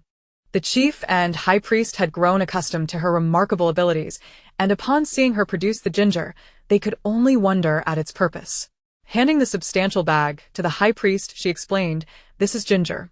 If chopped and boiled into a large pot of ginger soup, it can aid the ailing members of the tribe in combating the cold and hasten their recovery." The high priest's eyes sparkled with interest as he began to examine the large bag of ginger, while Fang Jiaojiao turned her attention to the towering chief. The cold wave continued to usher in plummeting temperatures, rendering even the snow wolf fur garments inadequate against the chill. "I have noticed that as well," the chief replied, his brow furrowing with concern. "This year's cold wave is unlike any before. It has persisted excessively long. The snow and winds accompanying it are fiercer, making the snowy expanse increasingly frigid." The chief's anxiety became more palpable, for Fang Jiaojiao had touched upon the very source of his recent distress. The bizarre weather outside and the diminishing food supplies posed a grave concern. If this cold wave persisted, would they truly need to rely on the goddess's blessings? In the weeks since her arrival at the Sun tribe, Fang Jiaojiao's frail frame had gradually strengthened, yet amidst the robust and towering tribespeople, she still appeared remarkably diminutive. The chief's gaze swept over her slight figure, and he began to mentally calculate the tribe's current food reserves. Even little goddess Ayu is merely this small. Even if she can conjure food, it cannot be in great quantity. Besides, her slender body is smaller than a newly born snow wolf. If we continuously rely on the goddess's powers to provide sustenance, I wonder if it might invoke divine retribution, leaving her forever small and pitiful. Indeed. Fang Jiaojiao's stagnant height had become a matter of unspoken understanding between the chief and the high priest. They were in consensus that her prolonged lack of growth was a consequence of her divine intervention on behalf of the Sun tribe, resulting in a form of divine retribution. After all, in the hunting grounds of the snowfields, survival necessitated a robust physique. Without it, one could not endure the harsh realities of this frozen expanse. Thus, even as the chief began to fret over the dwindling food supplies within the tribe, he did not place his hopes on the omnipotent Fang Jiaojiao but rather commenced an assessment of the risks associated with venturing out into the biting cold to hunt. The chief's thoughts and calculations were inscrutable to Fang Jiaojiao, who was preoccupied with teaching the high priest how to prepare ginger soup, a remedy against the cold. The tribe's reserves of combustible wood and coal were limited, hence they could not be distributed to every ice hut for warmth. The high priest carefully tended to the fire, intending to notify each household to collect their share once the soup reached a boil. Each day, a bowl of ginger soup, accompanied by a cold remedy, was dispensed, and every individual received a piece of flint for warmth. The trio's collaborative efforts in crafting a warming package swiftly bore fruit, temporarily staving off the spread of the flu within the Sun tribe. Although the daily food rations dwindled slightly, they remained sufficient for sustenance. With the healing powders and ginger soup at their disposal, the chief began organizing warriors to cautiously venture out into the cold to scout for game, seeking to hunt. Fang Jiaojiao, too, commenced her preparations, utilizing her replication and gestation skills to the fullest extent. At long last, on the 50th day of her sojourn in the Sun tribe, her replication skill experienced a significant upgrade. Skill: Replication, 5/10. Proficiency, 0/1000. Capable of replicating encountered items at a rate of 50-fold, with a 60 chance of enhancing the item's quality. Additionally, possesses a 2 chance of replicating player skills, 3/5. Note: skill cooldown interval is 3 minutes, with a daily usage limit of 10 times. The upgraded skill proved to be extraordinarily advantageous, particularly as it enabled her to replicate the skills of other players once more. With 2 slots now available for new skills, she could select 2 additional abilities to assimilate. The enhancement of her replication skill significantly accelerated Fang Jiaojiao's preparatory endeavors. As she donned her gear and reluctantly embraced the caring fish Azu before departing to seek out the chief, the usually nonchalant fish Azu unexpectedly called out to her just as she was about to leave. "Little Au, take this wolfskin blanket with you. It is cold outside, and at night you will appreciate having it to keep warm." Fang Jiaojiao hesitated momentarily, turning to look at fish Azu, her eyes brimming with complex emotions. This unfamiliar figure in a foreign world genuinely regarded her as a younger kin to be cherished. Even upon realizing she was about to depart, Fish Azu did not inquire about her reasons, but simply urged her to take the blanket she had been using all along. All right. Fang Jiaojiao's throat felt parched as she turned to face Fish Azu, who was folding the blanket, and extended her arms for a heartfelt embrace once more. "Thank you, Azu. Thank you for your care, for your guardianship, for your affection, and for your unasked questions." Fish Azu's rough yet warm hands patted her back in a comforting gesture, and Fang Jiaojiao forced herself to detach from the wave of reluctance, clutching the blanket and exiting the little ice hut without looking back. Once around the corner, she stowed the blanket in her spatial pocket and proceeded to the chief's ice hut for a private discussion. When she emerged, she was already wearing her mask and sunglasses, setting off alone towards the boundless snowfields beyond the tribe. "Has little Au left?" The summoned high priest glanced at the ice hut and asked, his understanding evident. Yes. In contrast to the high priest's calm demeanor, the chief's face was marked by evident reluctance and concern. The cold wave persisted, and prey was scarce in the snowfields. It remained uncertain whether other tribes would be in need of food, and whether they would accept her. In such an expansive snowfield, would she be able to survive? The chief's words seemed to be directed at the high priest, yet they also echoed his own internal queries. The high priest sighed, gazing at the towering piles of provisions behind him, and spoke.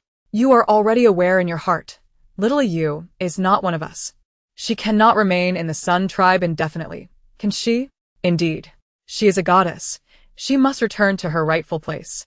The substantial stockpiles of provisions stored within the ice hut alleviated the tribe's food shortages, allowing the warriors to refrain from risking their lives by searching for sustenance in the biting cold all day. The chief composed himself and began deliberating with the high priest on the utilization of these supplies. Little You mentioned that these garments worn beneath the wolfskin could provide warmth but must not be torn or wet, or they would lose their efficacy.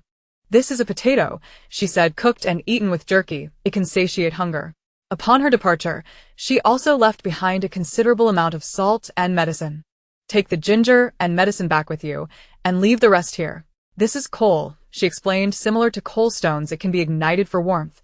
We should find time to dig a cellar to store these supplies. The chief and the high priest continued to elucidate the purposes of the items left by Fang Jiaojiao, using this method to distract themselves from their emotions. Yet, as he organized these provisions, the chief could not help but feel a sense of distraction, though she had only recently arrived at the Sun tribe. It felt as though little Au had been a part of their lives for many years. Her sudden departure left an air of melancholy. O goddess! If there truly are deities, may they spare little Au from suffering. Grant her a robust physique, shield her from the ravages of wind and snow, and let no malice of the world harm her. As the tribe members learned of little Au's departure from the Sun tribe, Fang Jiaojiao was already following the rudimentary map in her possession, slowly making her way towards the nearest tribe. While the days spent in the Sun tribe, basking in the nurturing care akin to that of a child, were undeniably comforting, she could not forget that she was in a game, a death trap within an apocalyptic scenario. Such tranquility and warmth, even if they could endure until the game concluded, what would become of her after? Would she be able to navigate the game's conclusion without consequences? The waning vigilance and guardedness could not serve as a safeguard for her life. Rather, they would inexorably lead her toward the abyss of death. The unyielding cold wave within the game and the increasingly scarce resources within the tribe underscored the malevolent intent of the apocalyptic game. It was subtly inciting further deterioration, eroding the comfort and peace of life. It sought to ascertain whether, should they fail to procure even a modicum of food from the outside, outsiders like Fang Jiaojiao would become targets of oppression by the natives. Fang Jiaojiao was unwilling to let matters spiral beyond control. The warmth bestowed by the tribe's inhabitants was a long-lost feeling she cherished deeply. Yet, in the face of an unprecedented food crisis and the trials of survival, would that kindness and gentleness dissipate like the world she once knew, consumed by the apocalypse? She was determined to prevent such a scenario from unfolding, thus choosing to depart at the most opportune moment. The food she left for the tribe would suffice for them to ration over the course of 4 to 5 months. By the time all the players exited the game, this world would revert to its former state. They could return to their previous way of life. As for her, she had more pressing matters to attend to and a path of her own to forge. The daylight gradually began to fade, and Fang Jiaojiao set up her tent in a sheltered spot, retreating inside to enjoy her dinner. She simply boiled some meat from the creatures of the snowy plains in clear water, savoring it with a small dish of chili powder. After gnawing on jerky for nearly 2 months, the broth from the boiled meat tasted exceptionally delightful to her. Sated and comfortable, she lay in her tent, covered by a snow wolf fur blanket sewn by fish azu, her gaze fixed on the energy crystals bound with rope before her, filled with an unwavering ambition. These crystals powered the operation of her laser gun, and their value in the system's marketplace was exorbitant. She wondered if such rare and precious energy could ever be encountered again beyond this world. Having braved the howling winds and biting frost for 2 days across the snowy expanse, she finally spotted the scattered ice houses of a tribe not far off, and a smile returned to her face. Apologies, unfortunate tribe. For today, Fang Jiaojiao intended to seize what she could amidst the snowfall. Cloaked by her snow wolf fur attire, she stealthily circled to the back of the tribe, her eyes landing on the largest and broadest ice house in the cluster, instantly confirming her target. Perhaps due to the cold wave, the doors of the surrounding ice houses were tightly shut. Fang Jiaojiao was uncertain whether they still housed any inhabitants, but this greatly facilitated her infiltration, until she stood before the largest ice house. No one had noticed her presence. With caution, she pushed open the door of the ice house, and inside, the tribe's leader, wrapped in thick snow wolf fur and gnawing on a sizable piece of jerky, widened his eyes in shock. Upon realizing that only the diminutive Fang Jiaojiao stood at the entrance, his courage returned. Chapter 159. The Notorious Bandit of the Snowy Plains. The tribe leader hastily stuffed the jerky into his mouth, his gaze toward Fang Jiaojiao filled with malice. Which tribe do you belong to, pup? How dare you trespass into my hungry wolf tribe? If your tribe does not present some food for ransom, you shall not return. This year, the cold wave season on the snowy plains had been abnormally prolonged, and the meager food supplies within their tribe had long been depleted. Had he not sensed something amiss and secretly stashed away some jerky, he likely would have faced starvation. However, a glimmer of hope now presented itself. The tribe leader's eyes appraised Fang Jiaojiao's worth as if she were a commodity, weighing how much food she could possibly yield. Ignoring his taunts, Fang Jiaojiao meticulously surveyed the entire ice house, and upon finding no trace of the energy crystals, she strode directly toward the tribe leader. Where are the firestones stored? What? What are you babbling about, you little brat? I tell you, Seeing that the tribe leader dismissed her inquiry, Fang Jiaojiao frowned slightly and issued him a warning with her laser gun. The weapon pierced his left palm, sending a jolt of excruciating pain through him. The tribe leader's face turned pale, and the cry for help that bubbled in his throat was stifled by the strange object pressing against him. The very thing that had rendered his left hand useless made him swallow hard, the fear in his eyes surging uncontrollably. Where are the firestones stored? Fang Jiaojiao kept the gun pressed against his neck, repeating her question. This time, the tribe leader dared not feign ignorance. With his uninjured hand, he cautiously pointed toward a corner of the ice house, his tone shifting to one of trepidation. The firestones, they're buried over there. Buried? Fang Jiaojiao glanced at his thick snow wolf fur coat and nodded, indicating for him to dig. The tribe leader, who had initially contemplated escaping while she was preoccupied, froze momentarily, his expression turning peculiar. Dig. Fang Jiaojiao's laser gun carved a substantial pit into the ground at his feet. With this glaring threat before him, he could no longer afford to entertain any mischief, gritting his teeth against the pain as he began to excavate the small corner where the items were concealed. As the pit, resembling a cellar, slowly revealed itself, Fang Jiaojiao, vigilant, cast a wary glance at the tribe leader, whose gaze was now drifting. It's already dug up. Can you let me go? He pleaded, slightly hunched over, blood streaming from his left hand, staining his pristine wolf fur coat. Confirming that the small cellar indeed housed some wolf pelts and firestones, Fang Jiaojiao feigned ignorance of his intentions and swiftly released him. Very well, you may leave. Seeing her decisive acquiescence, the tribe leader began to sense something was amiss. It wasn't until he witnessed Fang Jiaojiao sheath her peculiar weapon and turn toward the burial site that he disregarded everything else, hastily crawling out of the ice house. This peculiar demon from hell, that cursed gnome, Liao Yi, shall not let her off so easily. The tribe leader's eyes burned with resentment, and Fang Jiaojiao was keenly aware of it. The natives of this world were far too naive, relying solely on brute strength, their emotions too transparent to conceal effectively. Yet this suited her just fine. She found the prospect of searching and plundering from each household too cumbersome. Gathering the small pile of energy crystals and snow wolf pelts from the pit, Fang Jiaojiao roamed around the ice house.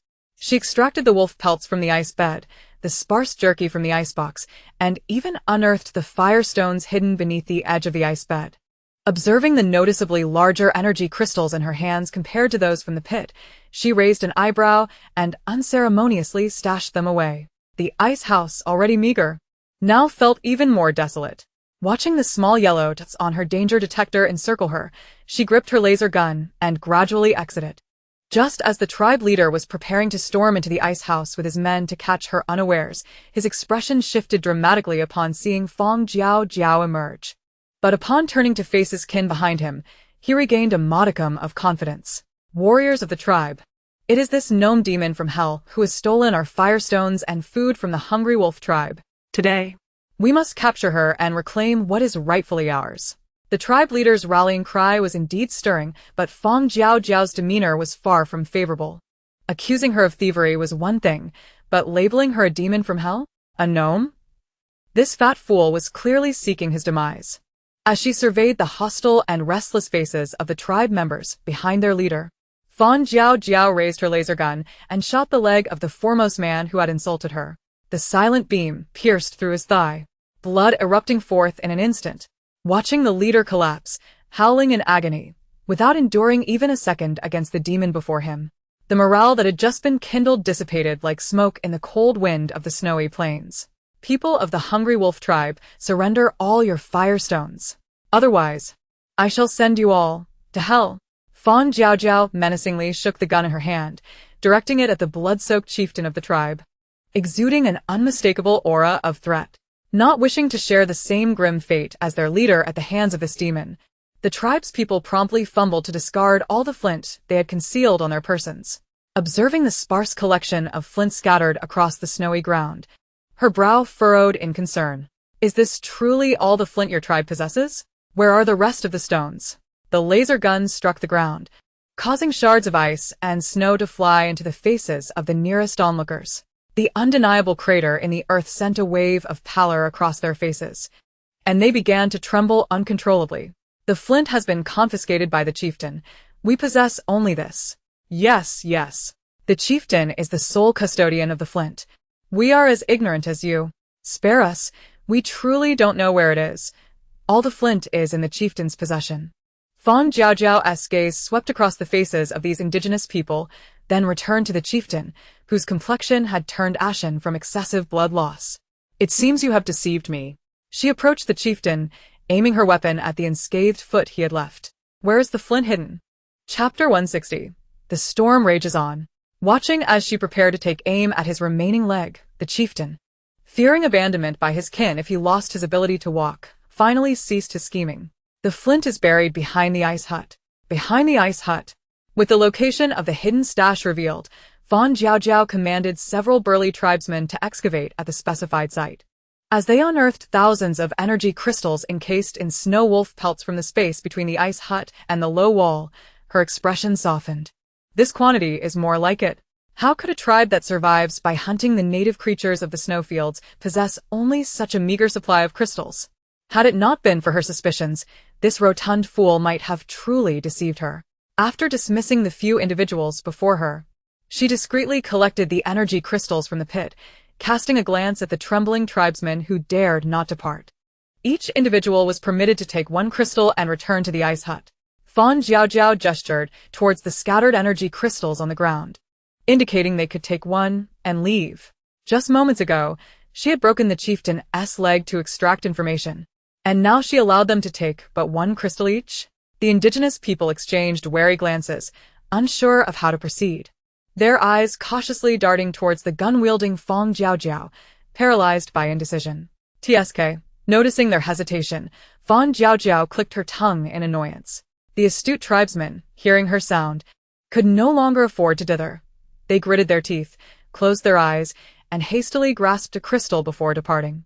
Witnessing one of their own successfully retrieve a crystal without suffering any consequences, the others felt emboldened to follow suit.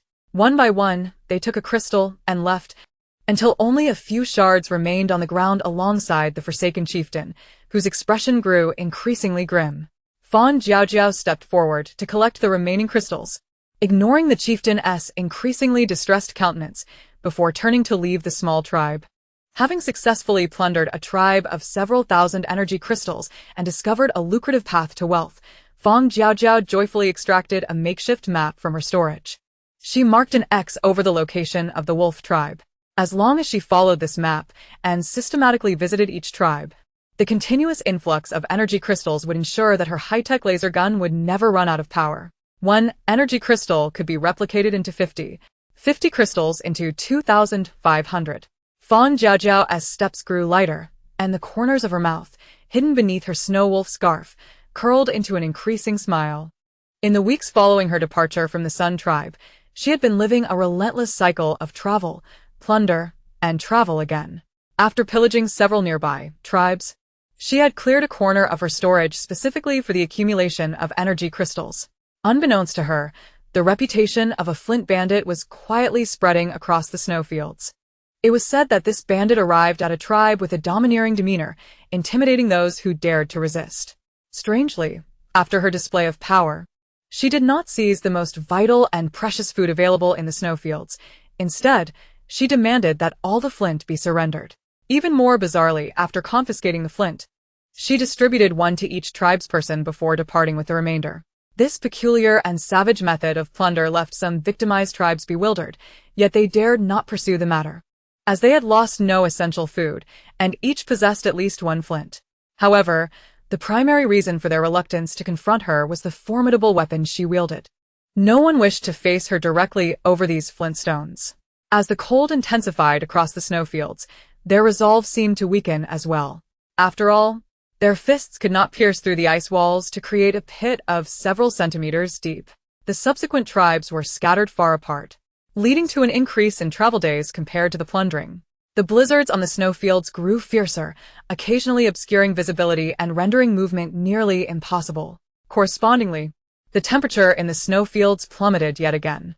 Fang Jiaojiao, equipped with a thermal down jacket and a thermal tent, along with a thick snow wolf coat layered over a flint, remained relatively unaffected.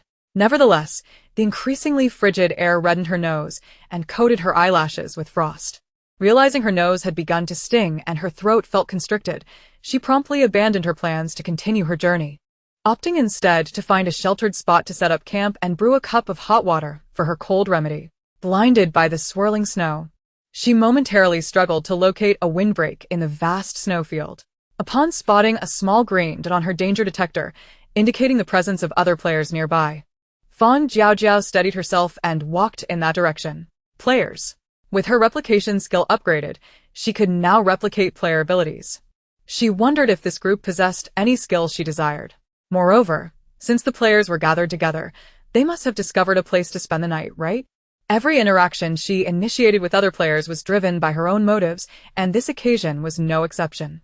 As she trudged through the blizzard towards the cluster of green dots, she discovered that these players had fortuitously found a naturally occurring ice cave. The cave was sheltered from the wind, warm and spacious. Fang Jiaojiao gazed longingly at this exquisite camping spot, filled with envy. How had she not stumbled upon such a convenient resting place during her travels across the snowfields? How fortunate they were. Slowly entering the cave, she encountered several players who emerged from within, their faces concealed beneath layers of clothing. "Hi," Fang Jiaojiao greeted them with a smile, raising her hand in a friendly gesture before continuing deeper into the cave. The players exchanged glances, then blocked her path. Stop. "Who are you?" Who am I? "I'm a player," Fang Jiaojiao replied nonchalantly, brushing the frost from her eyelashes. "Just a player." The individual across from Fang Jiaojiao scrutinized her from head to toe, clearly skeptical of her words. After brushing the frost off her eyelashes, she disregarded him completely and surveyed her surroundings before making her way to a sheltered corner where another person was huddled. Hey. "Whether you're a player or not, you can't stay here." The man who had blocked her path pursued her once more, attempting to drive her away. After being pelted by the biting snow and having finally located a suitable spot to weather the night, Fang Jiaojiao had no intention of complying. Noticing his relentless demeanor, the remnants of her patience began to evaporate. "Can't? Is this an ice pit you dug? Is it registered under your property deed?" Fang Jiaojiao brandished her laser gun, her eyes glinting with a hint of danger. Chapter 161. A familiar face. The defiant male player attempted to advance, but the astute female player beside him had already spotted the laser gun in Fang Jiaojiao's grasp. Although she couldn't fully identify the weapon, its distinctive appearance was unmistakable. "Don't go." She grasped the impulsive male player, her annoyance evident in her expression. "Can't you see she has a gun? In a place this vast, giving way to her is no big deal. Don't go seeking your own demise." With her warning, the male player finally noticed the weapon in Fang Jiaojiao's hand. However, the silver gun with a hint of blue was exceedingly peculiar. "No way, it must be a fake," he thought, eyeing Fang Jiaojiao, who was bundled up tightly in a coat made of snow biome hide. The temperature had plummeted again in this cursed place, and their makeshift team was large, each member barely able to wrap half of a hide around themselves beneath their cotton jackets. They had managed until now, but the sudden drop in temperature was intolerable. A chill seeped through, making them feel utterly uncomfortable.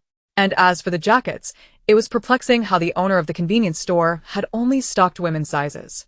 Even the largest women's jacket barely fit, leaving her wrists exposed. With the thick snow biome hide layered underneath, the jacket fit even worse.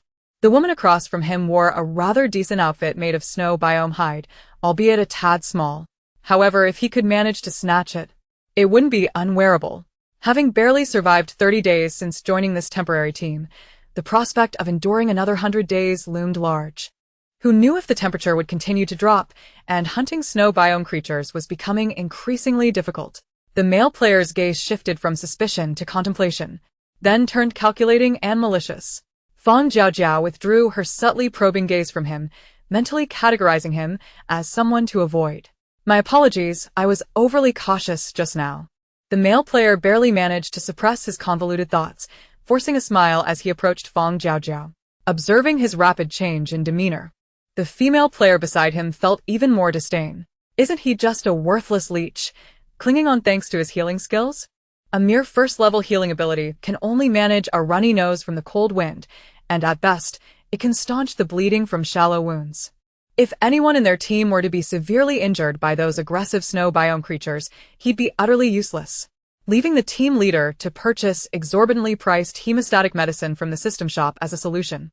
With no real ability and an inflated ego, he seeks to claim a large portion of the team's food resources without contributing a shred of effort. If it weren't for the rarity of healing skills and the fact that he was the only one they encountered, such a fool would have perished in the snow, becoming a meal for the snow biome creatures long ago. As the male player approached with a foolish grin, a glimmer of frost on his nose, Fang Jiaojiao glowered, raising her laser gun in warning. Just then, voices of inquiry echoed from the snow cave. Li Lian, what's happening? The familiar voice stirred something within her, prompting Fang Jiaojiao to step back and stow her laser gun into her pocket, glancing towards the source of the voice.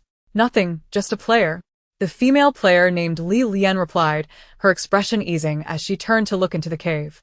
While Fang Jiaojiao and the female player focused their attention on the individual about to emerge, the male player, who had been fixated on Fang Jiaojiao, suddenly noticed her stowing away her weapon. Confirming his suspicions, he became more convinced that she was hiding the gun out of fear that it might be exposed as a fake. He dismissed her earlier warning gesture as mere posturing. Seeing Fang Jiaojiao distracted, the male player seized the opportunity to charge at her. However, she had not shifted her focus entirely from his unfriendly demeanor. Out of the corner of her eye, she caught his approach, intending to harm her, and with a slight sidestep, she delivered a swift kick that sent him sprawling. The strength she had honed while training alongside the younger members of the Sun tribe was now evident, as her merciless kick propelled the lanky male player through the air. He lost control of his body, crashing directly into the masked man who emerged with a knife in hand.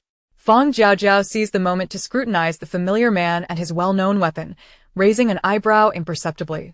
Ah, so the cold-hearted Blade Brother is still alive. Fearing recognition, Fang Jiaojiao quickly averted her gaze and directed her attention to the female player across from her. Is this part of your plan? An ambush? Her tone dripped with disdain. And the female player, already taken aback by her teammate's sudden attack, flushed with anger at Fang Jiaojiao's blatant derision. Observing the rage boiling within her as she glared at the still-prone man, Fang Jiaojiao discerned that this was likely a novice player, given their visible excitement. As for the male player who had attempted to assault her, his feeble physique indicated he was either a non-combat skill holder or a new player. This meant that, thus far, apart from the familiar figure across from her whom she deemed a threat, these two posed no significant danger. With that realization, Fang Jiaojiao felt emboldened to begin seeking suitable prey. The corners of her lips relaxed beneath her fur mask, settling into a natural curve as her gaze fixated on the man who evidently commanded authority within this disarrayed group. That man was none other than Zhang Yan, who had generously supplied her with endless ammunition, aiding her survival in the first game world. After hearing Fang Jiaojiao's overtly provocative remarks, Zhang Yan remained silent, casting a cold glance at the man at his feet, who was grimacing in pain, before extending an invitation. Since it was our people who initiated the ambush, the fault lies with us. This spot near the cave entrance will likely be cold for the night. If you don't mind, you may join us inside to rest. Zhang Yan's unexpected invitation caught Fang Jiaojiao off guard. In just a few game worlds had this cold, indifferent man truly changed his demeanor? Not only did he generously take in these burdens, but he even invited strangers to spend the night. It was evident that he had spent too long among players, and his mind had grown rusty. Chapter 162. The unfortunate man burdened by debt. Although her thoughts raced, Fang Jiaojiao accepted his invitation. The danger detector indicated that 4 or 5 players remained inside the cave, yet to emerge. The vast expanse of snow was daunting. It was a rare opportunity to encounter a group of players who were somewhat easier to handle, and she could not simply walk away. Moreover, the external blizzard was intensifying. Even with a temperature-controlled tent in her space, without a suitable camping spot, her situation would likely worsen. If the shards of ice swept up by the wind were to inadvertently tear her tent, she would suffer greatly. Very well, then. It would be more respectful to comply. Fang Jiaojiao casually agreed, as if the calculations and considerations that had just occupied her mind had vanished. What malice could she possibly harbor? He was merely an unfortunate player who had fortuitously found his way here. Though the captain personally extended an invitation for compensation, the female player known as Li Lian felt a twinge of discontent, but refrained from voicing it. The two led Fang Jiaojiao deeper into the cave, ignoring the male player who was unable to stand due to the severe bruise on his thigh. Watching Fang Jiaojiao follow them inside, the male player could no longer conceal the malevolence on his face. Ever since he acquired the healing skill, he had been treated like a cherished gem among both the natives and the players. Countless NPC natives had offered him generous supplies of jerky in exchange for his miraculous healing. Countless players had sacrificed themselves to protect him from the predatory creatures of the snowfield. Had his entire team not perished before, he would have long since abandoned this team, which hardly valued him, in search of a better path. And that wretched woman who had kicked him? Just wait. Once she fell asleep tonight, he would relish in dealing with her. Lost in his dark thoughts, the man's eyes grew increasingly murky until the cold wind, swirling in from outside, slapped against his face, jolting him back to reality. Gritting his teeth against the pain, he struggled to rise from the icy ground.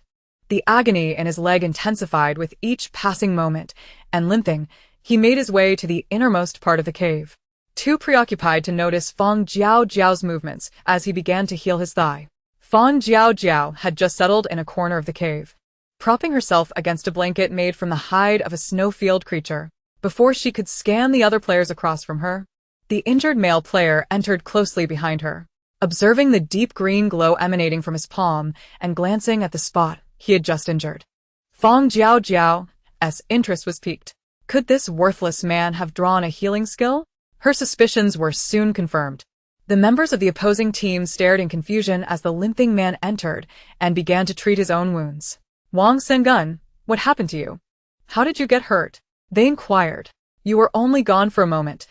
What on earth transpired? Didn't he, the captain, say you should conserve your healing skill for fair distribution? Why did you use it without a word? Big Zhuang was injured so badly while trying to save you, and he still hasn't healed. Didn't he, the captain, say your skills should be reserved for him until Big Zhuang is better? How selfish can you be? As the opposing team surrounded the man known as Wang Sengun, their inquiries swiftly turned into collective accusations. Fang Jiaojiao leaned against the icy wall behind her, a fleeting glimmer of intrigue passing through her eyes. It seemed that this scrawny male player had indeed drawn a healing skill and was being ostracized by his teammates due to his poor character. Watching the man on the ground, his face darkened under the weight of their relentless reproaches, Fang Jiaojiao raised an eyebrow. It appeared this team lacked unity. A team's greatest taboo is disunity. In such a perilous game world, one could encounter deadly dangers at any moment. If the hearts of the team were not aligned, they would not only fail to cooperate to overcome challenges, but would inadvertently hasten their demise. This was precisely why she had always chosen to navigate the challenges alone, avoiding cooperation with players.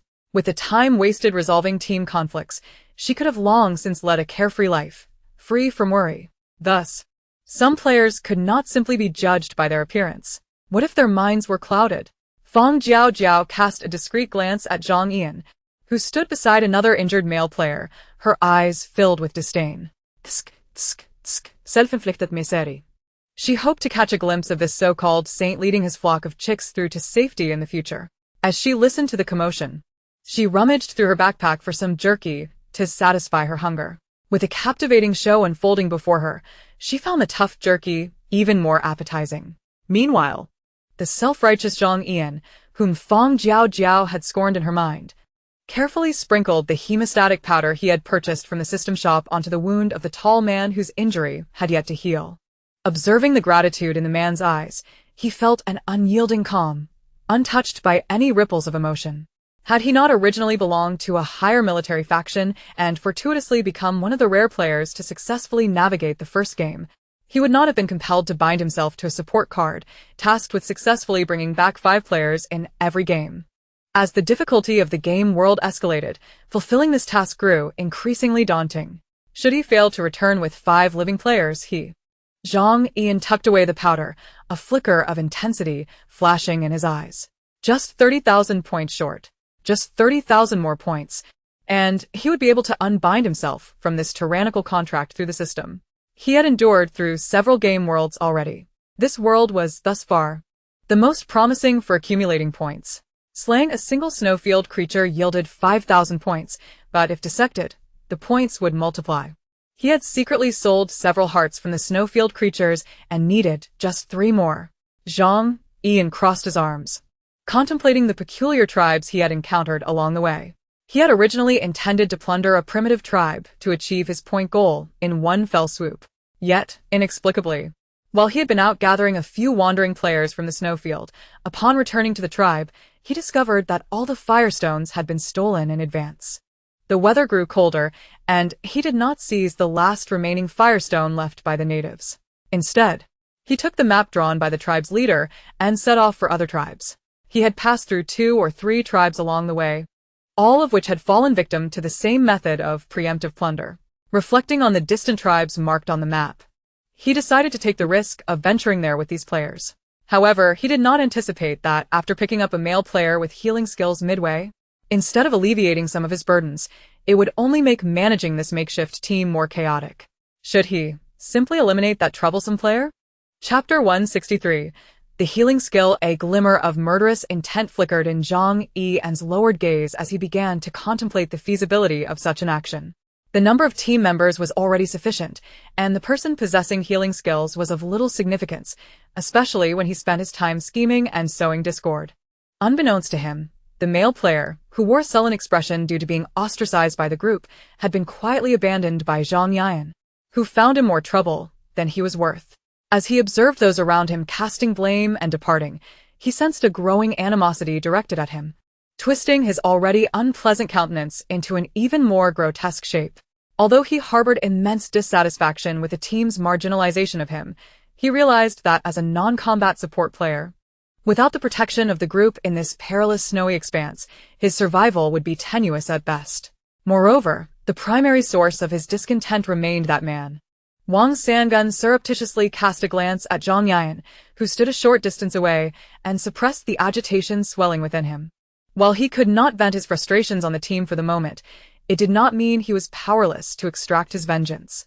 He turned his resentful gaze towards Fang Jiaojiao, who was leisurely munching on jerky, as malice churned within him once more. It was all because of that wretched woman. Her presence was the reason he had become an outcast among his peers. Just wait. This shameless woman flaunting her false bravado would soon witness the consequences of crossing him. Human nature is difficult to evaluate objectively. Seeking advantage and avoiding harm, and being submissive to the strong while bullying the weak, are all commonplace behaviors. Sensing the palpable malice emanating from her left, Fang Jiaojiao subtly curled the corners of her mouth upwards while chewing her jerky. It must be said that she occasionally found amusement in the folly of the dim-witted. Indeed, without her lifting a finger, the fish had already come to the bait. Once she hastily finished her jerky, the opposite team began their preparations for dinner. A block of frozen meat from a snowfield creature and a small camping stove pot were all they had. The group of 5 or 6 gathered around the small stove, sharing their meal with camaraderie.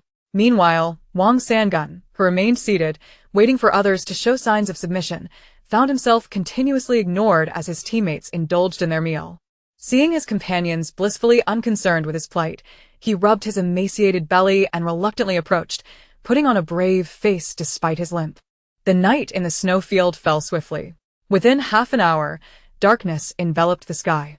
With a group of strangers sharing the night, Fang Jiaojiao chose not to unroll her warm, comfortable tent, but instead lay down fully clothed on a blanket made from the hide of a snowfield creature.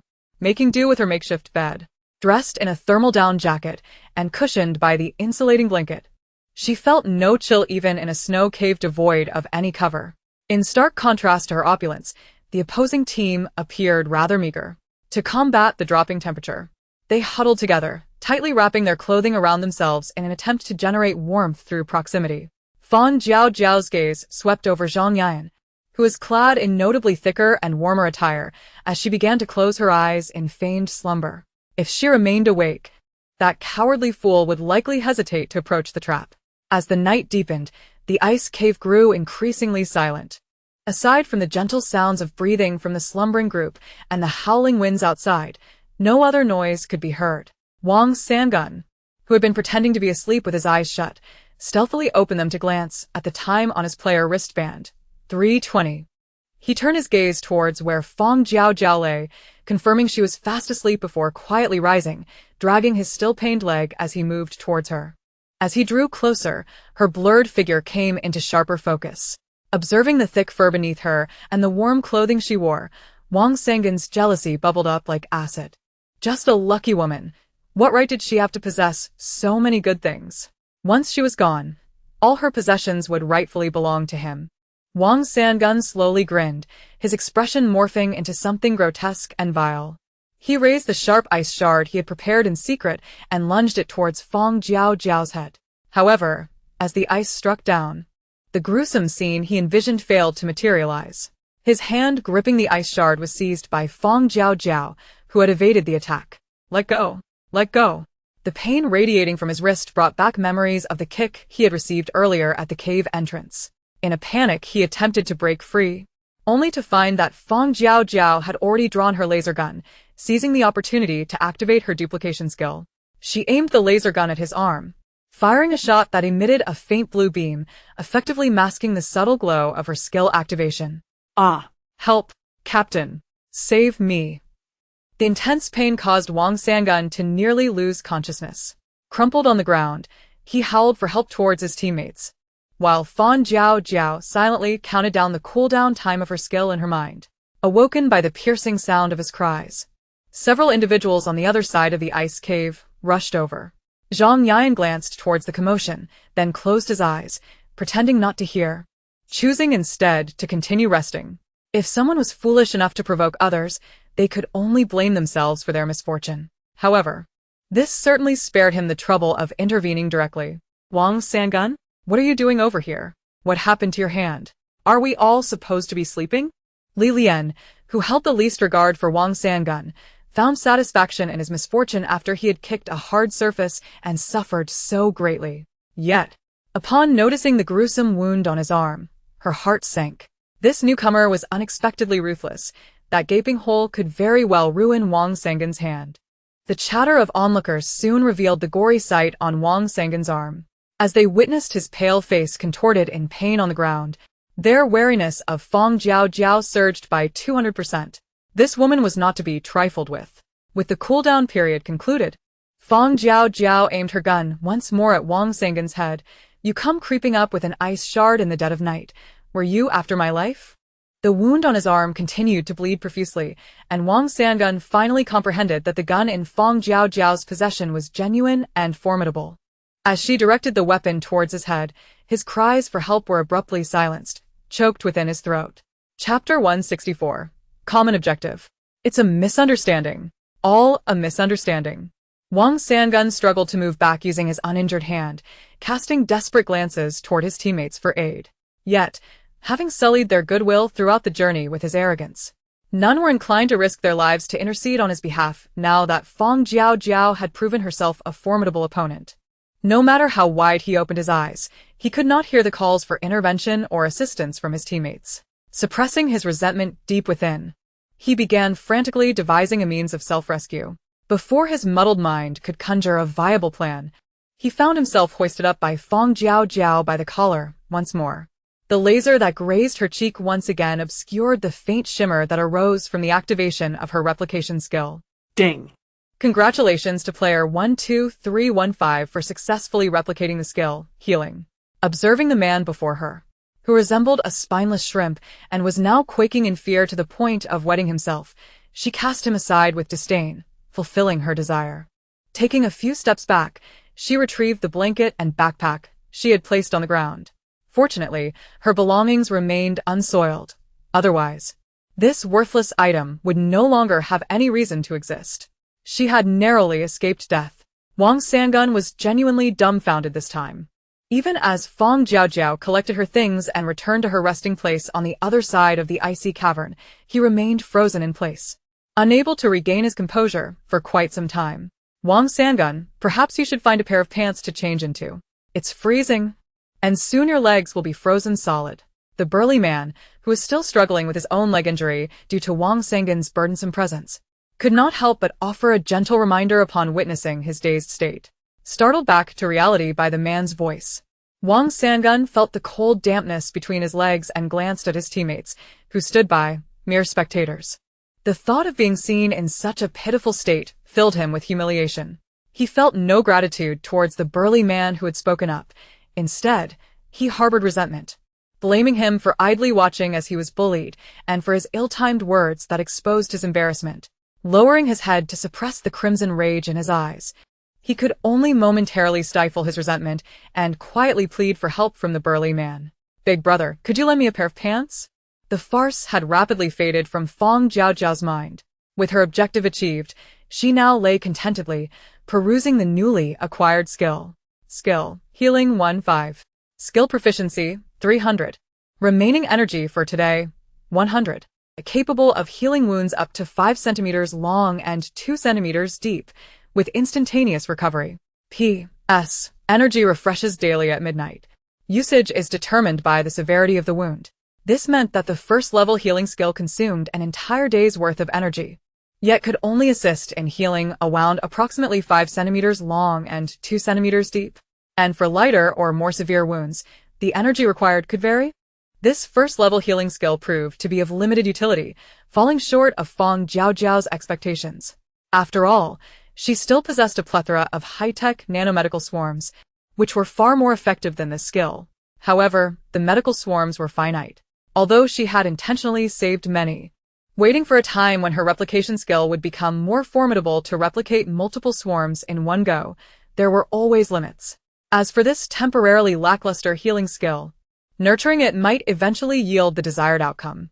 After shutting down her wristband, she lay beneath the blanket, lightly dozing off, utterly unaffected by the chaos that had erupted due to her actions. She chose to ignore the commotion, striving to restore her energy. By dawn the next day, she was already prepared and making her way out of the icy cavern. The other players, awakened by her movements, dared not make a sound. They quietly observed her until she had completely departed, at which point they collectively exhaled in relief. She has finally left. The players, who had been tense all night, were just about to return to their slumber when their captain called them awake once more. Reluctantly, fearing they would be left behind, they forced their weary bodies to rise, beginning to pack their belongings in preparation for departure. Clad in a thin pair of long pants, Wang Sangun expended all his healing energy but was unable to mend his wound. Watching the blood intermittently seeping from his left arm, he reluctantly approached Zhang Yan, seeking a blood-stopping powder.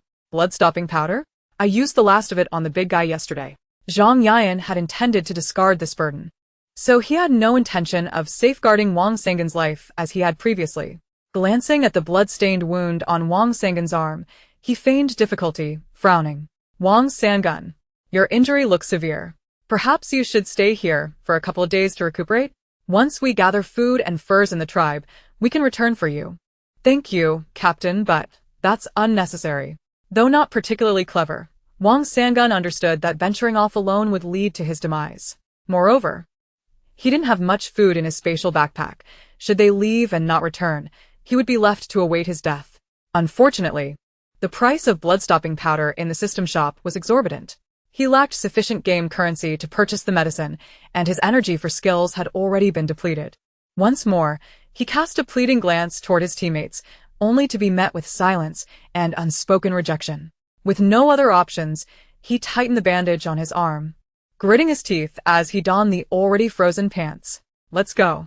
Seeing him insist on following, Zhang Yan refrained from further words and led the group toward the marked location on the map. However, having a larger group inevitably brought more troubles. After pulling someone from a snow pit once again, he found that much time had already been wasted, and his composure began to wane. At this pace, they risked being overtaken. Yet, if he abandoned these individuals, where would he find 5 more life-saving charms before the game concluded, should he fail to gather sufficient game currency? Weighing his options, he ultimately decided to endure the discomfort for now. Upon reaching the next tribe, he would temporarily leave them there while he set off alone in search of firestones. Unlike Zhang Yan, who was burdened by incompetent teammates, Fang Jiaojiao had adeptly mastered the art of traversing the snowy terrain and swiftly made her way to her destination. After spending a night alone on the snowfield, she arrived at the Snow Bear tribe by noon the following day. The Snow Bear tribe was expansive, with significantly more snow huts and similar structures compared to the previous smaller tribes. However, this also implied that the tribe would possess a greater supply of energy crystals than the smaller tribes. Drawing out her laser gun, she stealthily approached the rear of the tribe, and with practiced efficiency, Fang Jiaojiao commenced her operation. Chapter 165. I am robbing everywhere in the game world. Indeed, a tribe with a larger population proved to be more formidable. Even though Fang Jiaojiao held the towering chief at gunpoint, there remained vigilant tribesmen, poised for an assault.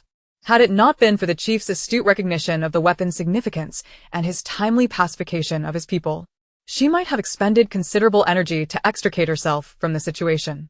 Upon grasping the masked bandit's intentions, the chief of the Snow Bear tribe pondered for a moment before expressing his reluctance.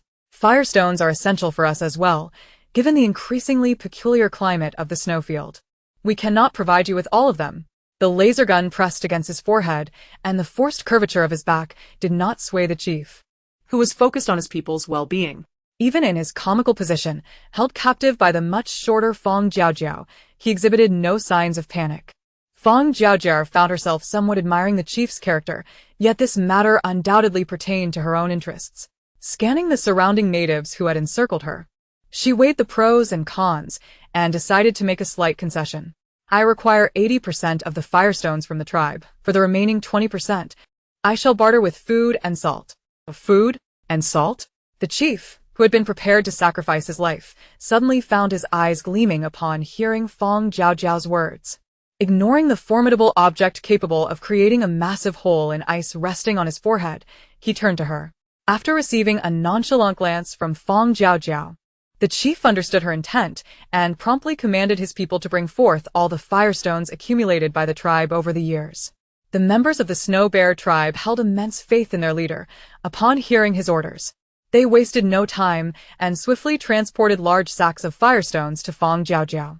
As she gazed at the towering pile of firestones before her, the corners of Fang Jiaojiao's mouth, concealed beneath her mask, began to twitch uncontrollably. Good heavens, what a fortune! The quantity of firestones surpassed that which she had pillaged from other tribes combined. No wonder he was unwilling to part with them entirely, as his riches were indeed substantial. With one hand, Fang Jiaojiao held her gun against the chief's head while the other released several large bags of potatoes, sea fish, and a sack of fine salt. Ignoring the astonished gazes of the indigenous people, she stored the mountain of firestones into her space. As customary, she left a small bag for each of the natives to pocket before departing, laden with her bountiful haul. This unequal exchange could be deemed a tenuous win-win. Fang Jiaojiao had gauged the cost of ammunition and food and opted to trade what they needed for food and salt. The natives, who had no use for such an abundance of firestones, were fortunate to acquire precious salt from Fang Jiaojiao. Eventually, after Fang Jiaojiao had long departed and the natives had securely hidden away the food and salt, Zhang Yan and his entourage arrived, albeit rather late. Having barely recovered from the tumultuous day and yet to thoroughly examine the peculiar salt wrapped in strange leather, they found themselves confronted once more. Even the most composed and genial leader of the Snow Bear tribe was incensed by the repeated pillaging. Thus, when Zhang Yan and his battered group entered the tribe, they were swiftly surrounded by furious indigenous people. Observing the anger etched on the faces of these native NPCs and their clenched fists, the group felt a sense of bewilderment and helplessness. Zhang Yan furrowed his brow, keenly analyzing the unusual atmosphere, and a vague suspicion began to form in his mind. Chief, We are from the Ice River tribe. We got separated from our kin while hunting. Might we temporarily reside with you for a few days to recuperate? Rest assured. We shall provide food in exchange. Zhang Yan refrained from inquiring about the firestones and instead proposed the notion of seeking shelter. Although the chief's guard slightly diminished, he still did not acquiesce, as the recent memory of being threatened for food loomed large. Upon being denied lodging, Zhang Yan's frown deepened. He tentatively probed further. Along our hunting route, we passed several tribes that spoke of a bandit specializing in the plunder of firestones. It is understandable for you to be cautious. As he tested the waters, Zhang Yan rapidly observed the expressions of the chief and the surrounding natives. Indeed, upon mentioning the bandit, various degrees of anger and oddity surfaced on their faces. Realizing he was a step behind, Zhang Yan weighed the few remaining tribes on the map and discreetly glanced at his exhausted companions behind him, ultimately deciding to leave them here. Chief. May I speak with you privately for a moment? The leader of the Snow Bear tribe scrutinized Zhang Yan, hesitating. Yet. Recalling the salt he had inadvertently obtained from Fang Jiaojiao, he felt a flicker of intrigue. These diminutive, peculiar beings did not appear to belong to any known tribe. Their extraordinary abilities, including conjuring food with a mere gesture, seemed miraculous. However, as this thought emerged, it was swiftly dismissed. The recent bandit was no deity. No god would threaten others. These individuals were merely mutants with strange powers. Nevertheless, there was an opportunity worth pursuing. Very well, Chief. Chief. As the leader acquiesced, the surrounding tribespeople cast worried glances. After calming the agitated natives with a gesture, the chief led Zhang Yan into an ice hut for a private conversation. Meanwhile, those left outside were subjected to the unwavering stares and wariness of the indigenous people. Under such scrutiny, the group felt distinctly uncomfortable. Despite possessing skills, they were all injured, and the natives were fierce, capable of lethal blows. After exchanging glances, the group subtly huddled closer, seeking solace in their physical contact, while the pale-faced Wang Sangun, covered in frost, was naturally excluded from their circle. It remains uncertain what transpired during Zhang Yan's private discussion with the chief. When they emerged, however, the chief had reversed his stance, agreeing to let the group stay temporarily, leading them to the ice hut designated for their use. The chief provided them with a fair share of food. Zhang Yan, relieved, intended to depart alone. Upon realizing his intent to leave without them, the others' expressions shifted dramatically, and panic set in. Yan, you plan to go alone? Li Lian exclaimed, her eyes wide with disbelief. The others echoed their disapproval, attempting to persuade him to stay. Yan, it's perilous outside. We can't bear the thought of you leaving alone. Why not stay with us for a few days, and we can venture to other tribes together? Indeed. Yan, it's far safer in a group. The world is fraught with danger. How could you manage alone? Yan, you wouldn't consider abandoning us, would you?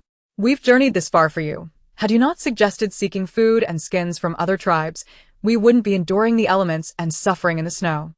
The group voiced their concerns, each interjecting with their own words of entreaty. As Zhang Yan remained unmoved, their tone grew increasingly curt. Listening coldly to their grievances, Zhang Yan felt a surge of derision within. Indeed, regardless of the game world, no matter the sacrifices made, whenever danger or misfortune arose, all blame would inevitably fall upon him. He must acquire the firestones before this game world concludes. This cursed aiding card had become utterly intolerable. The game currency he had earned in previous worlds was merely a drop in the bucket, and he was subjected to levies upon exiting the game. Fortunately, he later discovered the option to pay the currency in installments, allowing him to quietly settle a portion of the game currency required to unbind the aiding card. Thankfully, he had been fortunate to encounter this world, where he could amass sufficient game currency quickly. Resolute, Zhang Yan remained impervious to distraction, casting a cold glance over his shoulder before turning to leave. Witnessing his firm detachment, the others began to genuinely panic. Should we pursue him? Li Lian asked, her expression conflicted, as she sought the opinions of the others. De Zhuang glanced at his persistently injured leg, letting out a despondent sigh. You may go if you wish. I shall not accompany you. My leg would only serve as a burden.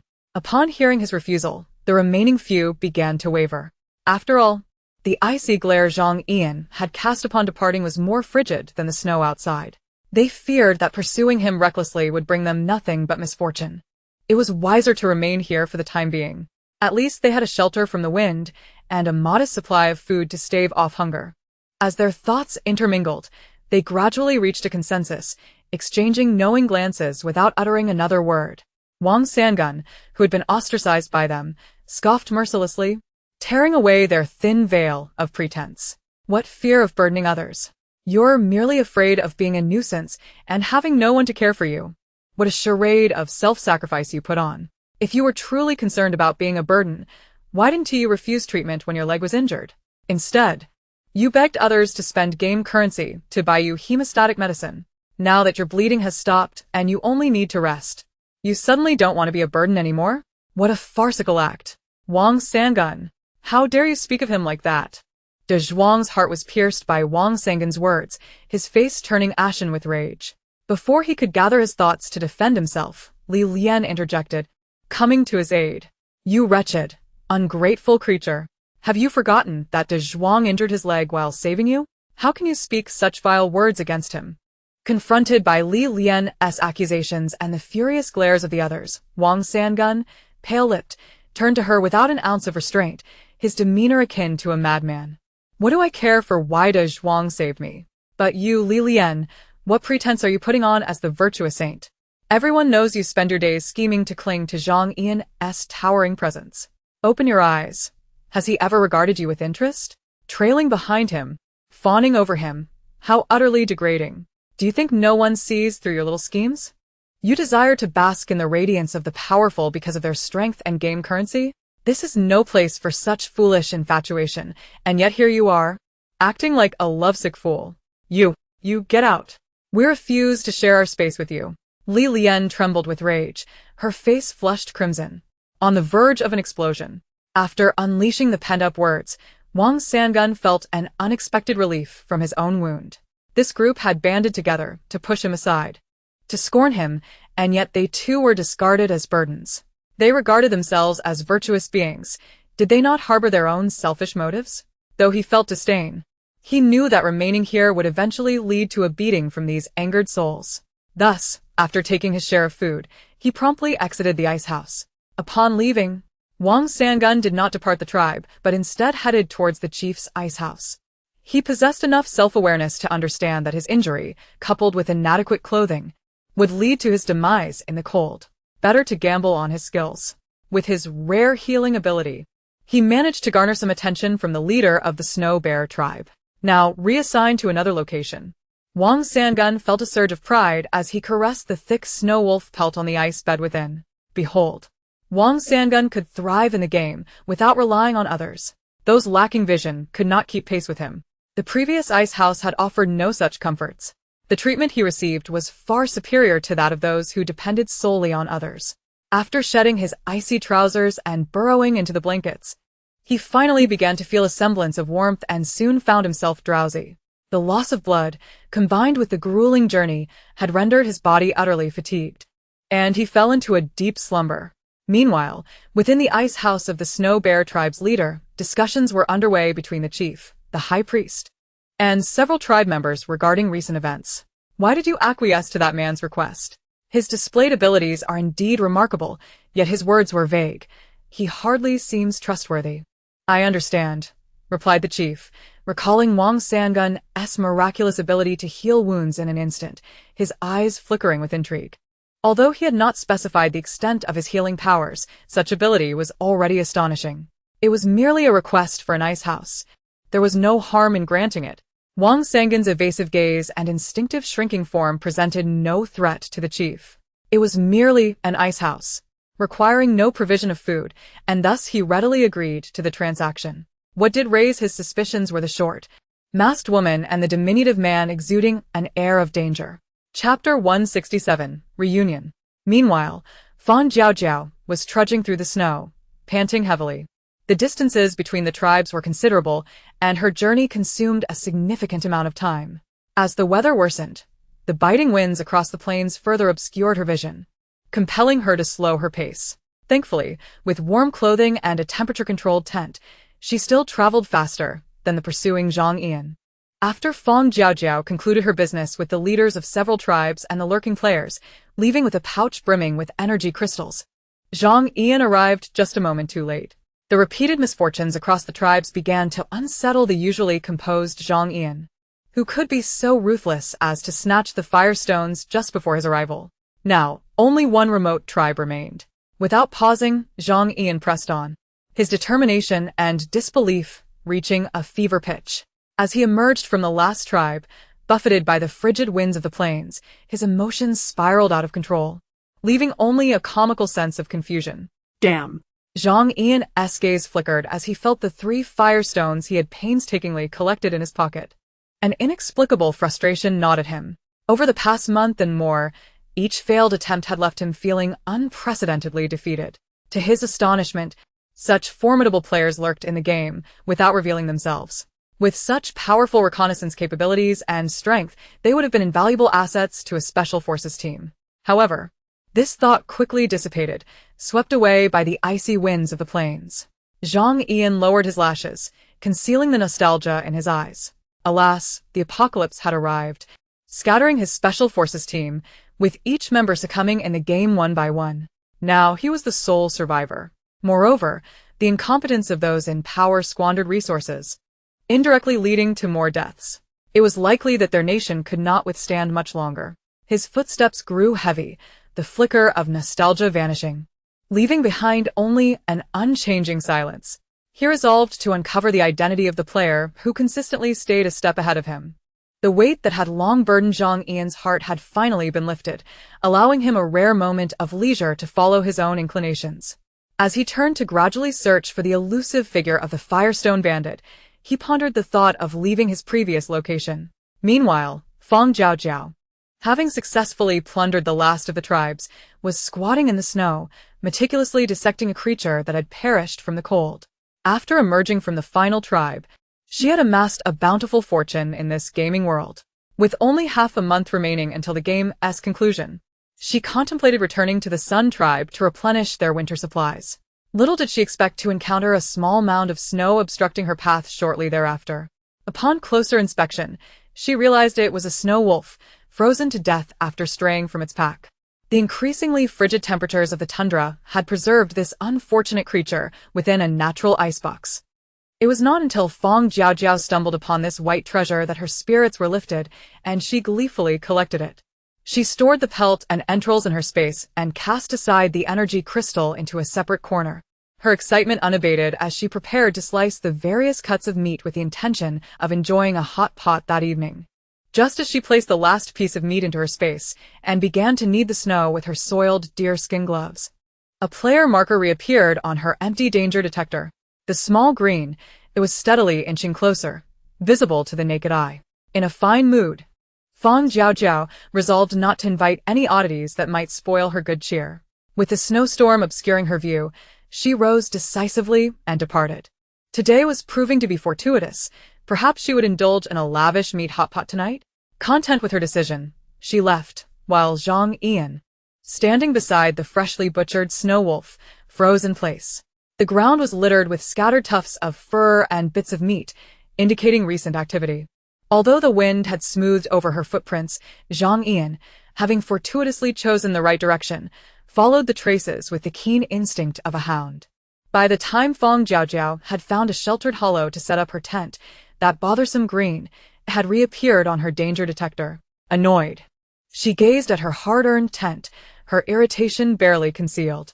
Fearing that this player, who had approached her twice in a single day, was deliberately seeking her out, she retrieved her laser gun and advanced, prepared to swiftly eliminate the nuisance before returning to her hot pot. As the darkness deepened, Zhang Ian, seeking a place to spend the night, glanced up to see a player approaching him from a distance, instantly tensing. The black dagger materialized in his hand, poised for action.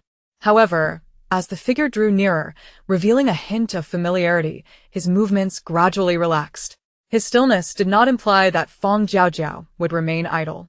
Observing the person deftly evade her shot, her wariness surged to an all-time high. With her right hand readying another shot, her left discreetly retrieved a miniature bomb from her space.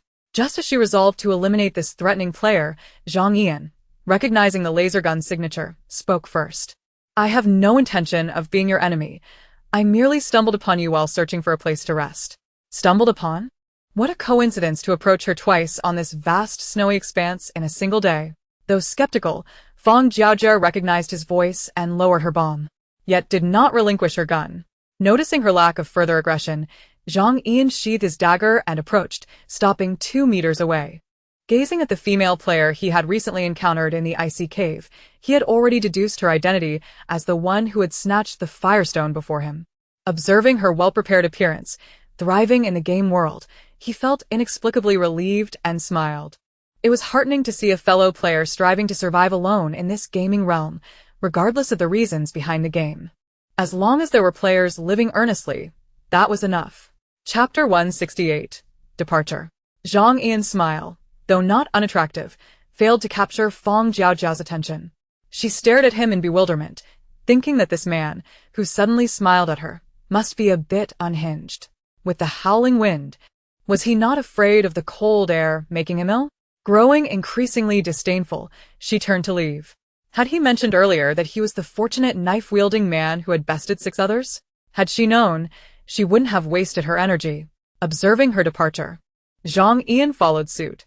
Upon seeing the 10 erected in the sheltered hollow, he couldn't help but raise an eyebrow in surprise. Her preparations were quite thorough. Noticing that he had trailed her, Fang Jiaojiao chose not to dismiss him. As he deftly began to set up his own temporary shelter a meter away, she remained outside, intrigued. Watching him skillfully assemble a makeshift triangular tent from several animal hides, she felt a spark of curiosity to engage him in conversation. "Hey, where are your teammates? Did they freeze to death on the way?" She was genuinely curious as to why this capable man always seemed to care for others. Recalling their past encounters, aside from their initial meeting in the game world, he had always been followed by a throng of players. Could it be that this seemingly normal individual harbored a saintly desire to save all? The thought made her disdain resurface. Engrossed in his task, Zhang Ian remained oblivious to her shifting expressions. Instead of answering her question, he blurted, "I'm Zhang Ian. What's your name? Since we seem to get along well, why not add each other as friends? That way, we can assist one another in times of danger." Having led several games, his once reticent demeanor had changed considerably. However, after his rambling proposition, Fang Jiaojiao lost all interest in continuing the conversation.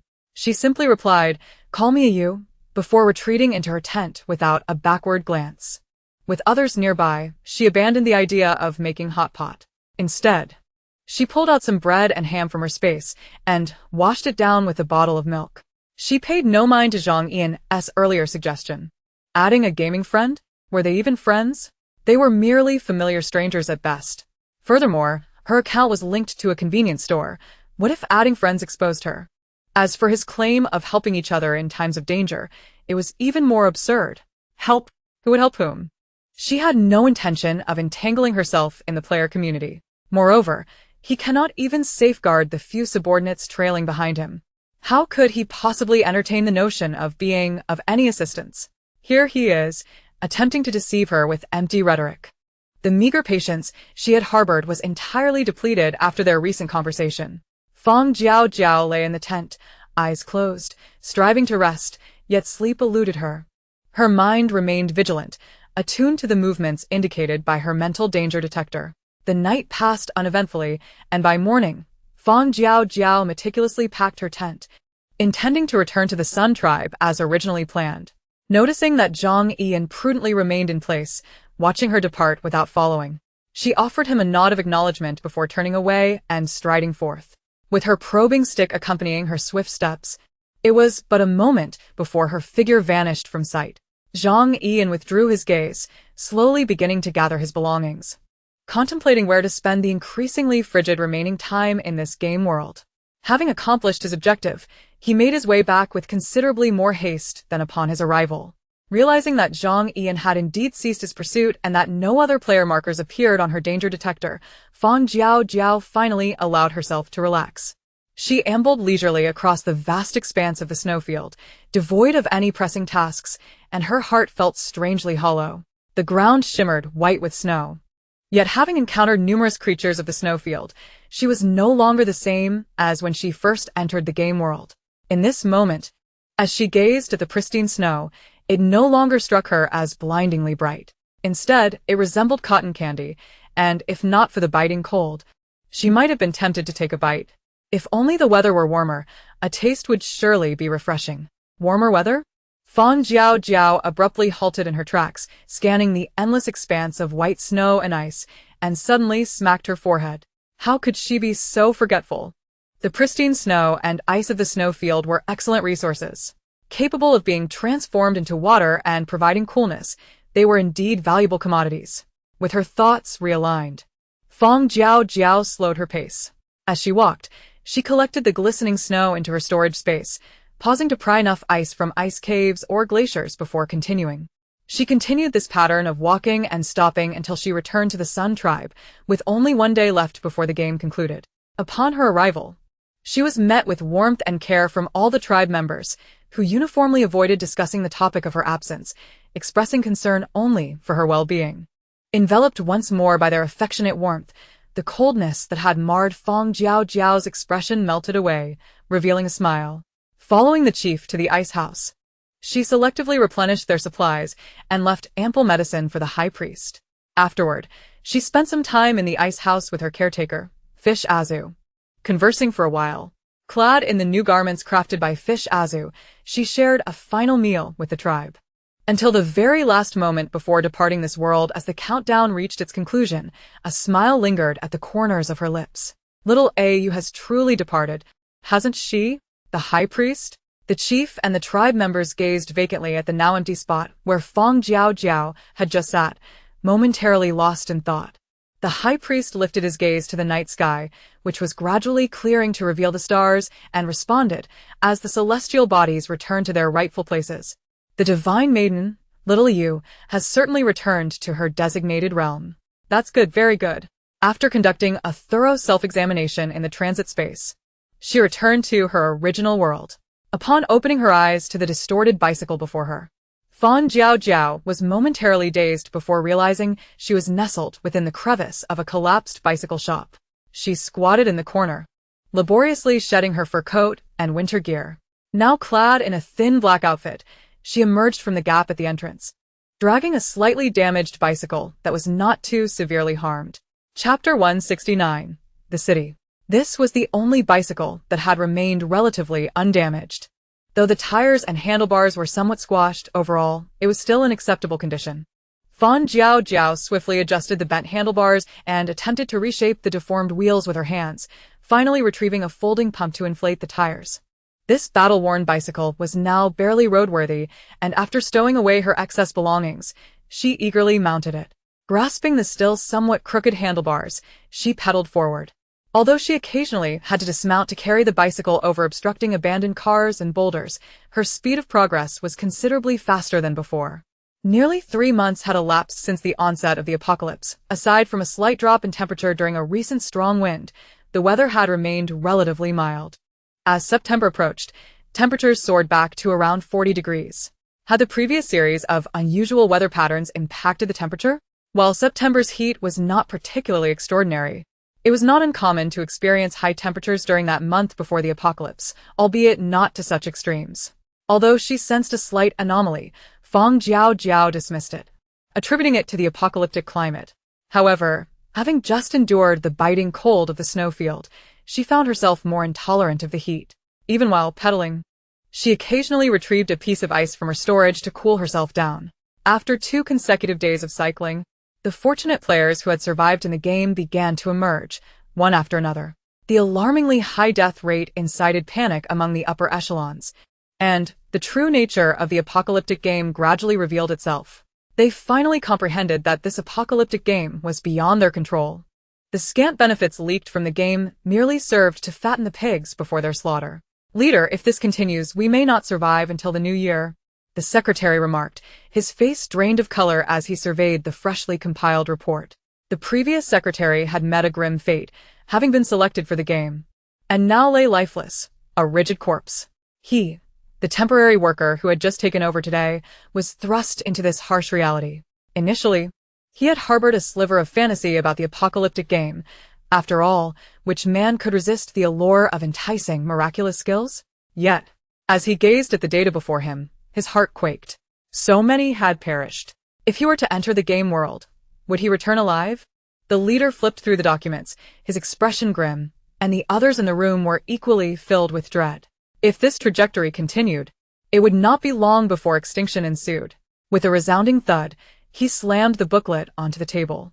After a prolonged silence, the leader finally spoke, engaging the others in a discussion of strategies. The meeting lasted for quite some time. However, when the group finally emerged, the previously somber atmosphere had dissipated, replaced by an air of nonchalance on the faces of the upper leadership. The content of the meeting remained a mystery to all others. Fang Jiaojiao had slowly ridden to the edge of the city.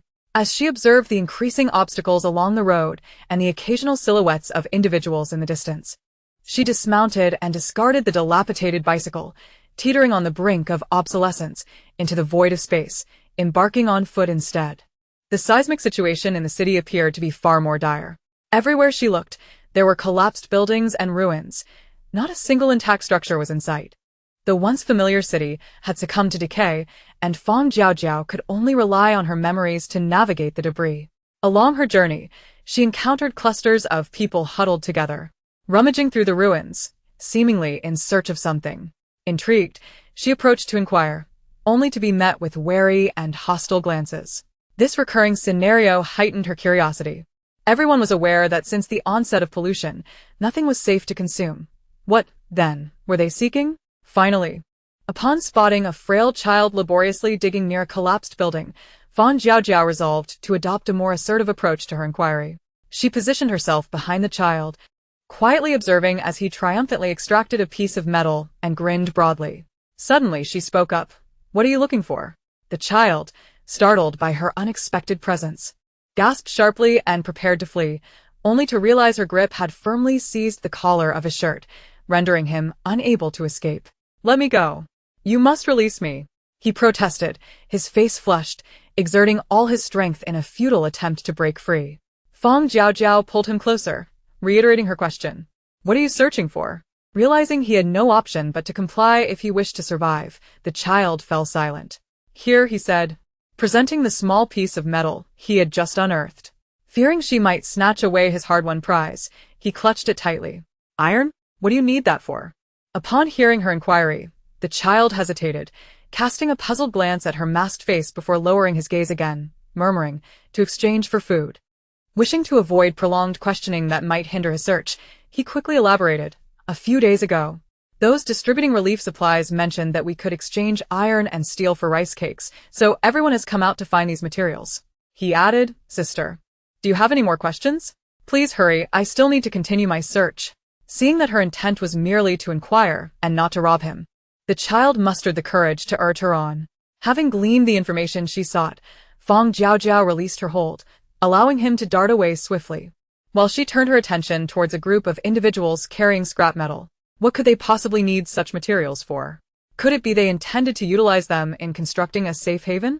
Following these individuals to a makeshift collective shelter, she watched as they handed over their collected materials to a group of people before departing with their provisions, satisfaction evident in their demeanor. Only then did Fang Jiaojiao withdraw her gaze, quietly departing the scene. The amassed materials had formed a small mountain, yet they were still being collected in abundance, suggesting a significant demand. If regions across the nation were engaged in similar efforts to gather materials, it implied a substantial need for steel and iron. Could it be that they were indeed planning to use these resources to construct shelters? Chapter 170. Local Shelters. Regarding the shelters that had been announced by the authorities, Fang Jiaojiao held little faith in their feasibility. With the sheer number of people in the country, the notion of constructing a massive shelter to accommodate everyone seemed utterly ludicrous. Even in the pre-disaster world, erecting such a structure was no simple task, let alone in the aftermath of calamity. Without food, labor cannot be mobilized for construction. Without sustenance, society cannot function. Without nourishment, thoughts of anything beyond survival become irrelevant. However, judging by the current momentum, it appeared that the authorities were indeed actively engaged in the planning of shelters. Yet, she pondered whether these shelters would be centralized or divided by regions. The climate on the surface had undeniably grown increasingly bizarre. With relentless extreme weather events, it seemed that soon, the ground itself would become uninhabitable for humanity. The establishment of shelters would at least provide players with a chance to preserve their lives before entering the game. Nevertheless, she found herself conflicted over whether she should seek refuge within a shelter once completed. The structures within the city were no longer habitable, and she lacked the capability to construct an underground refuge on her own. If the conditions above truly became unsuitable for living, what then? The thought of mingling among others flashed through her mind only to be swiftly dismissed. She harbored too many secrets. Any one of them could render her a target. Unlike other players, her spatial backpack, the ability to replicate other players' skills, her private player shop, and the recent speculation regarding game difficulty being influenced by the progress of top players, all of these were burdens she could not afford to reveal. How challenging it was to find a somewhat stable shelter. Shaking her head, she regained her focus and was struck by the sight of a once familiar apartment complex, now reduced to a chaotic ruin, indistinguishable from one another. Although she had anticipated this outcome, it still caused her to frown. Raising her eyes to the setting sun, she resolved to seek a secluded spot for the night. Making her way through the dense ruins towards the outskirts, she halted before a pockmarked park. This park, located on the city's edge, had been a frequent destination during her school days, yet she had seldom returned after leaving for university. To her dismay, she found that what had once been a verdant oasis with clear waters had now devolved into a desolate wasteland of craters. Given its distance from the city and the absence of other people, Fang Jiaojiao decided to spend the night there. After wandering for a while, she discovered a secluded nook formed by piles of fallen stones and set up her temperature-regulating tent within this slightly concealed crevice. Since acquiring the tent, her nights of travel had been far more restful. Tonight, being farther from the city, she retrieved the last remnants of her stir-fried vegetables from her spatial storage, intending to consume it alongside instant noodles in one sitting. The robust aroma of the noodles paired delightfully with the spicy chicken, leaving Fang Jiaojiao thoroughly satisfied with her meal. After dining, she sat within the tent sipping an ice-cold cola, her determination to find a way to live independently solidifying further. If she were to reside with others, wouldn't all the fine provisions stored within her space become utterly wasted? To hoard treasures, yet deny herself their use, would be an exercise in self-torment. As she enjoyed her cola, she perused the player wristband and discovered that, in addition to her own, a new shop had opened. Curiosity piqued, she entered the people's shop, only to be met with the sight of empty shelves, which left her feeling somewhat disappointed. She had hoped there might be some worthwhile items available, yet found nothing of interest. Upon seeing the shop's name, Fang Jiaojiao immediately recognized its proprietor. After all, apart from the aforementioned leaders, no player would choose such a peculiar name for their shop, would they? The updated player wristbands offered little in terms of exploration, causing Fang Jiaojiao to swiftly lose interest. As usual, she diligently refreshed her skills each day, and as she observed the gradually accumulating fresh fruits and vegetables in her inventory, a sense of calm began to settle within her. One peaceful night passed. The following day, Fang Jiaojiao resumed her discreet wanderings through the city, quietly investigating the situation. To further confirm her suspicions, she casually collected some scrap metal and mingled with the crowds, exchanging it for a bit of food. After handing the scrap metal to the inspector in front of her, she seized the opportunity to glance at the growing pile of materials behind him, solidifying her beliefs. Clearly, the accumulation of such materials was undoubtedly for the construction of a shelter. After all, in this apocalyptic scenario, they wouldn't be wasting time and effort gathering scrap metal to build a tank, would they? Departing with a small, dark rice cake in hand, Fang Jiaojiao began to search for a temporary refuge around the city. Before the earthquake, finding a shelter akin to the previous caves was relatively easy, but post-earthquake, the situation had drastically changed. That devastating tremor had obliterated nearly everything on the surface, leaving a chaotic landscape where it was nearly impossible to find a secluded spot for temporary respite. During Fang Jiaojiao's relentless search over the past few days, news finally emerged from above, announcing plans to construct shelters across the nation. Due to geographical advantages, the city where she resided, Y City, was fortunate enough to be designated as one of the local shelters. The reason for disseminating this information was to enlist players for the construction efforts. It was said that if players were willing to volunteer their labor for the shelter's construction, they might be rewarded with a room once the shelter was completed. Ordinary citizens could also sign up to participate in the labor, earning points in exchange for their efforts. These points would later serve as currency within the shelter, allowing them to purchase food and housing. As long as one accumulated sufficient points, they could secure a place within the shelter. Upon hearing this news, excitement surged among the populace. After the earthquake, everyone had been left homeless, drifting aimlessly like rootless weeds, their hearts laden with uncertainty.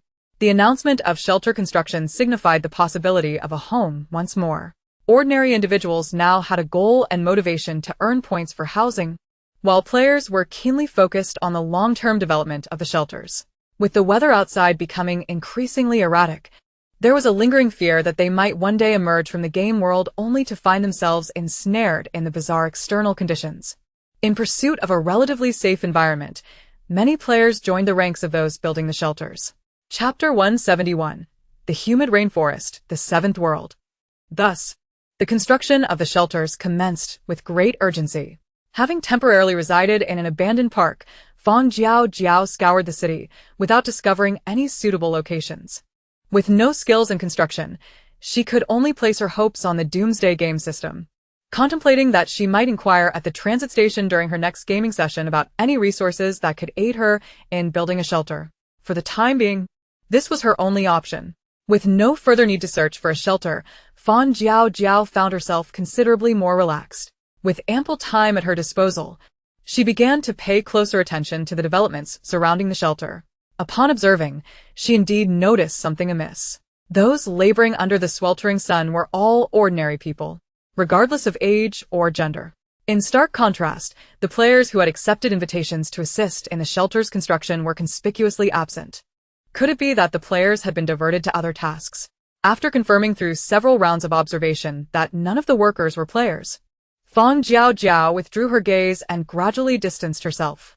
This prompted speculation about the previous maneuvers made by those in power to enlist players. Was it possible that they were genuinely seeking to identify hidden players and recruit them? As the sun rose higher and sweat poured down, Fang Jiaojiao failed to spot any players nearby, compelling her to retreat to her temporary base to escape the increasingly fierce sunlight. Within the climate-controlled tent, the temperature was pleasantly comfortable, akin to being in an air-conditioned room. After a quick wash with water and changing into clean clothes, she felt less sticky and her spirits lifted. Just as she intended to store the water she had used for washing, the long quiet Doomsday game activated once more. Ding. A new round of the Doomsday game is about to commence. Insufficient player count detected. Randomly selecting players. 500,000 players are now ready. Teleporting to the game. 5, 4, 3, 2, 1. When the crisp countdown concluded, Fang Jiaojiao opened her eyes once more, finding herself immersed in a new game world. As soon as she arrived in this realm, she swiftly donned a mask and maintained a vigilant gaze, meticulously surveying her surroundings for potential threats. To her surprise, this game world was remarkably tranquil. Apart from the occasional chirping of birds and the rustling of leaves, the area was enveloped in an eerie silence. Not detecting any immediate dangers, Fang Jiaojiao shifted her focus to her surroundings. She observed the towering trees and the dense array of vegetation encircling her, and then glanced down at the tangled roots and the nearby marshy ground. It dawned on her that she had likely arrived in a tropical rainforest. The thought of the various venomous insects and snakes within the rainforest prompted her to don a high-collared windbreaker and secure the cuffs of her pants inside her combat boots. As she raised her hand to adjust her hat, the mechanical voice of the system chimed in, announcing her successful entry into the game. Ding. Congratulations, player 12315, for successfully entering the game. This game's objective: survive for 15 days. Something felt off. Given the current difficulty level of the Doomsday game, how could she have stumbled upon the game entrance so effortlessly? Fang Jiaojiao stood frozen, rapidly retracing her steps since entering the game. She had not strayed from her initial position upon opening her eyes, and while adjusting her clothing, she was certain she had not been bitten by any insects. In such a brief span, she hadn't even felt a drop of rain from the rainforest touch her skin. How had she successfully entered the game?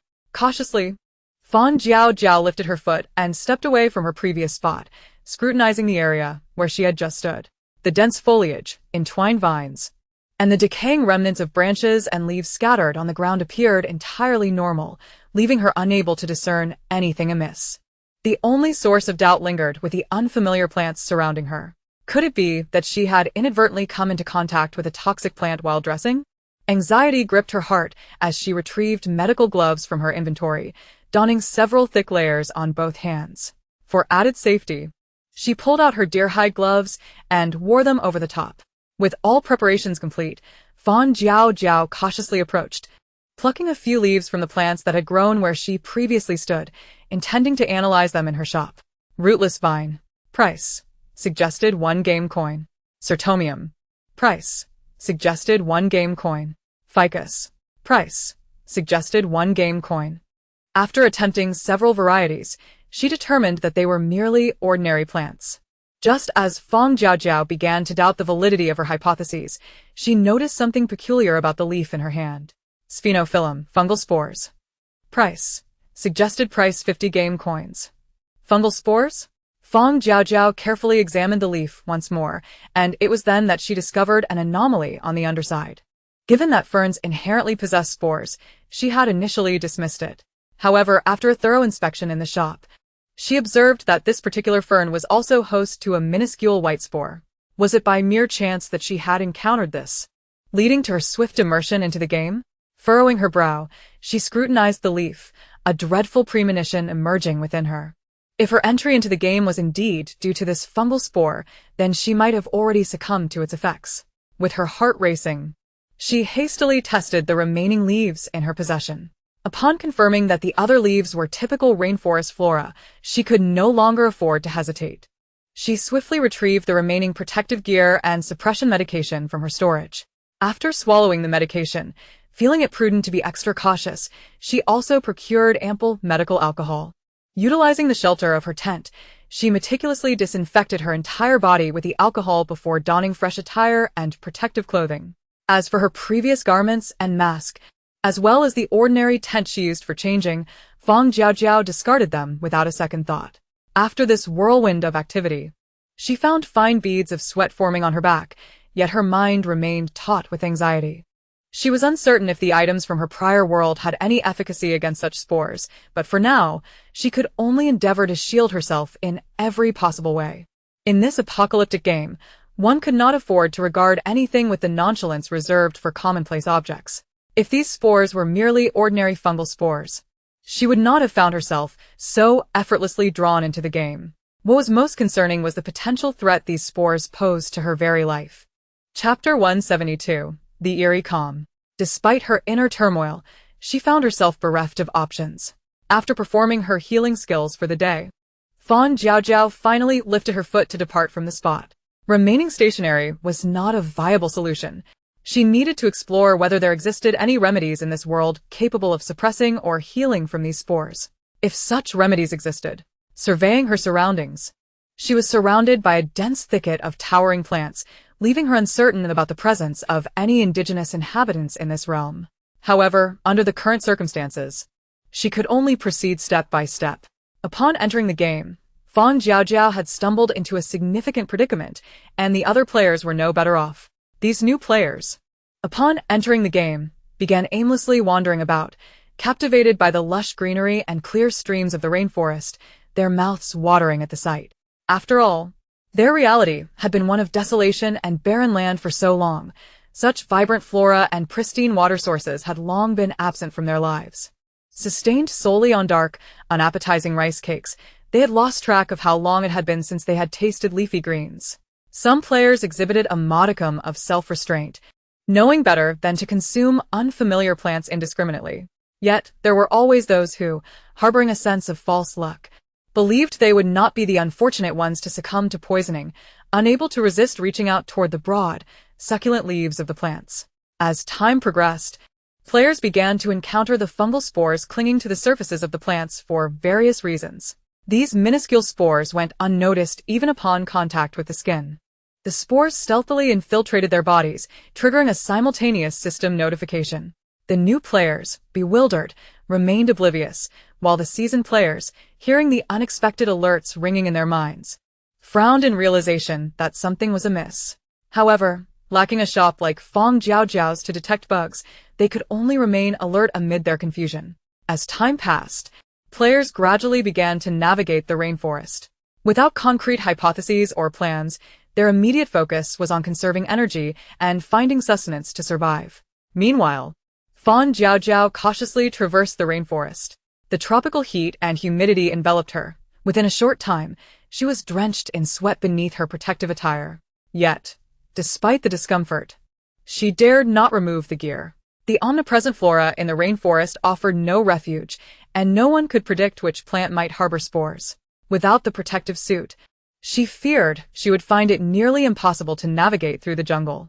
Following the compass's direction, she walked steadfastly until the light filtering through the leaves gradually diminished, signaling the approach of night. She chose a dry, flat area to set up camp. Once her temperature-regulated tent was erected, Fang Jiaojiao carefully removed her protective suit and disinfected her body with alcohol. After performing a rudimentary sanitization of her body, she finally changed out of her soaked clothing. Once she had discarded the damp attire that clung to her, a flicker of appetite returned after a day of discomfort. She stuffed several pieces of bread into her mouth, filled her belly with a generous portion of canned meat, and then cradled half a chilled watermelon in her arms.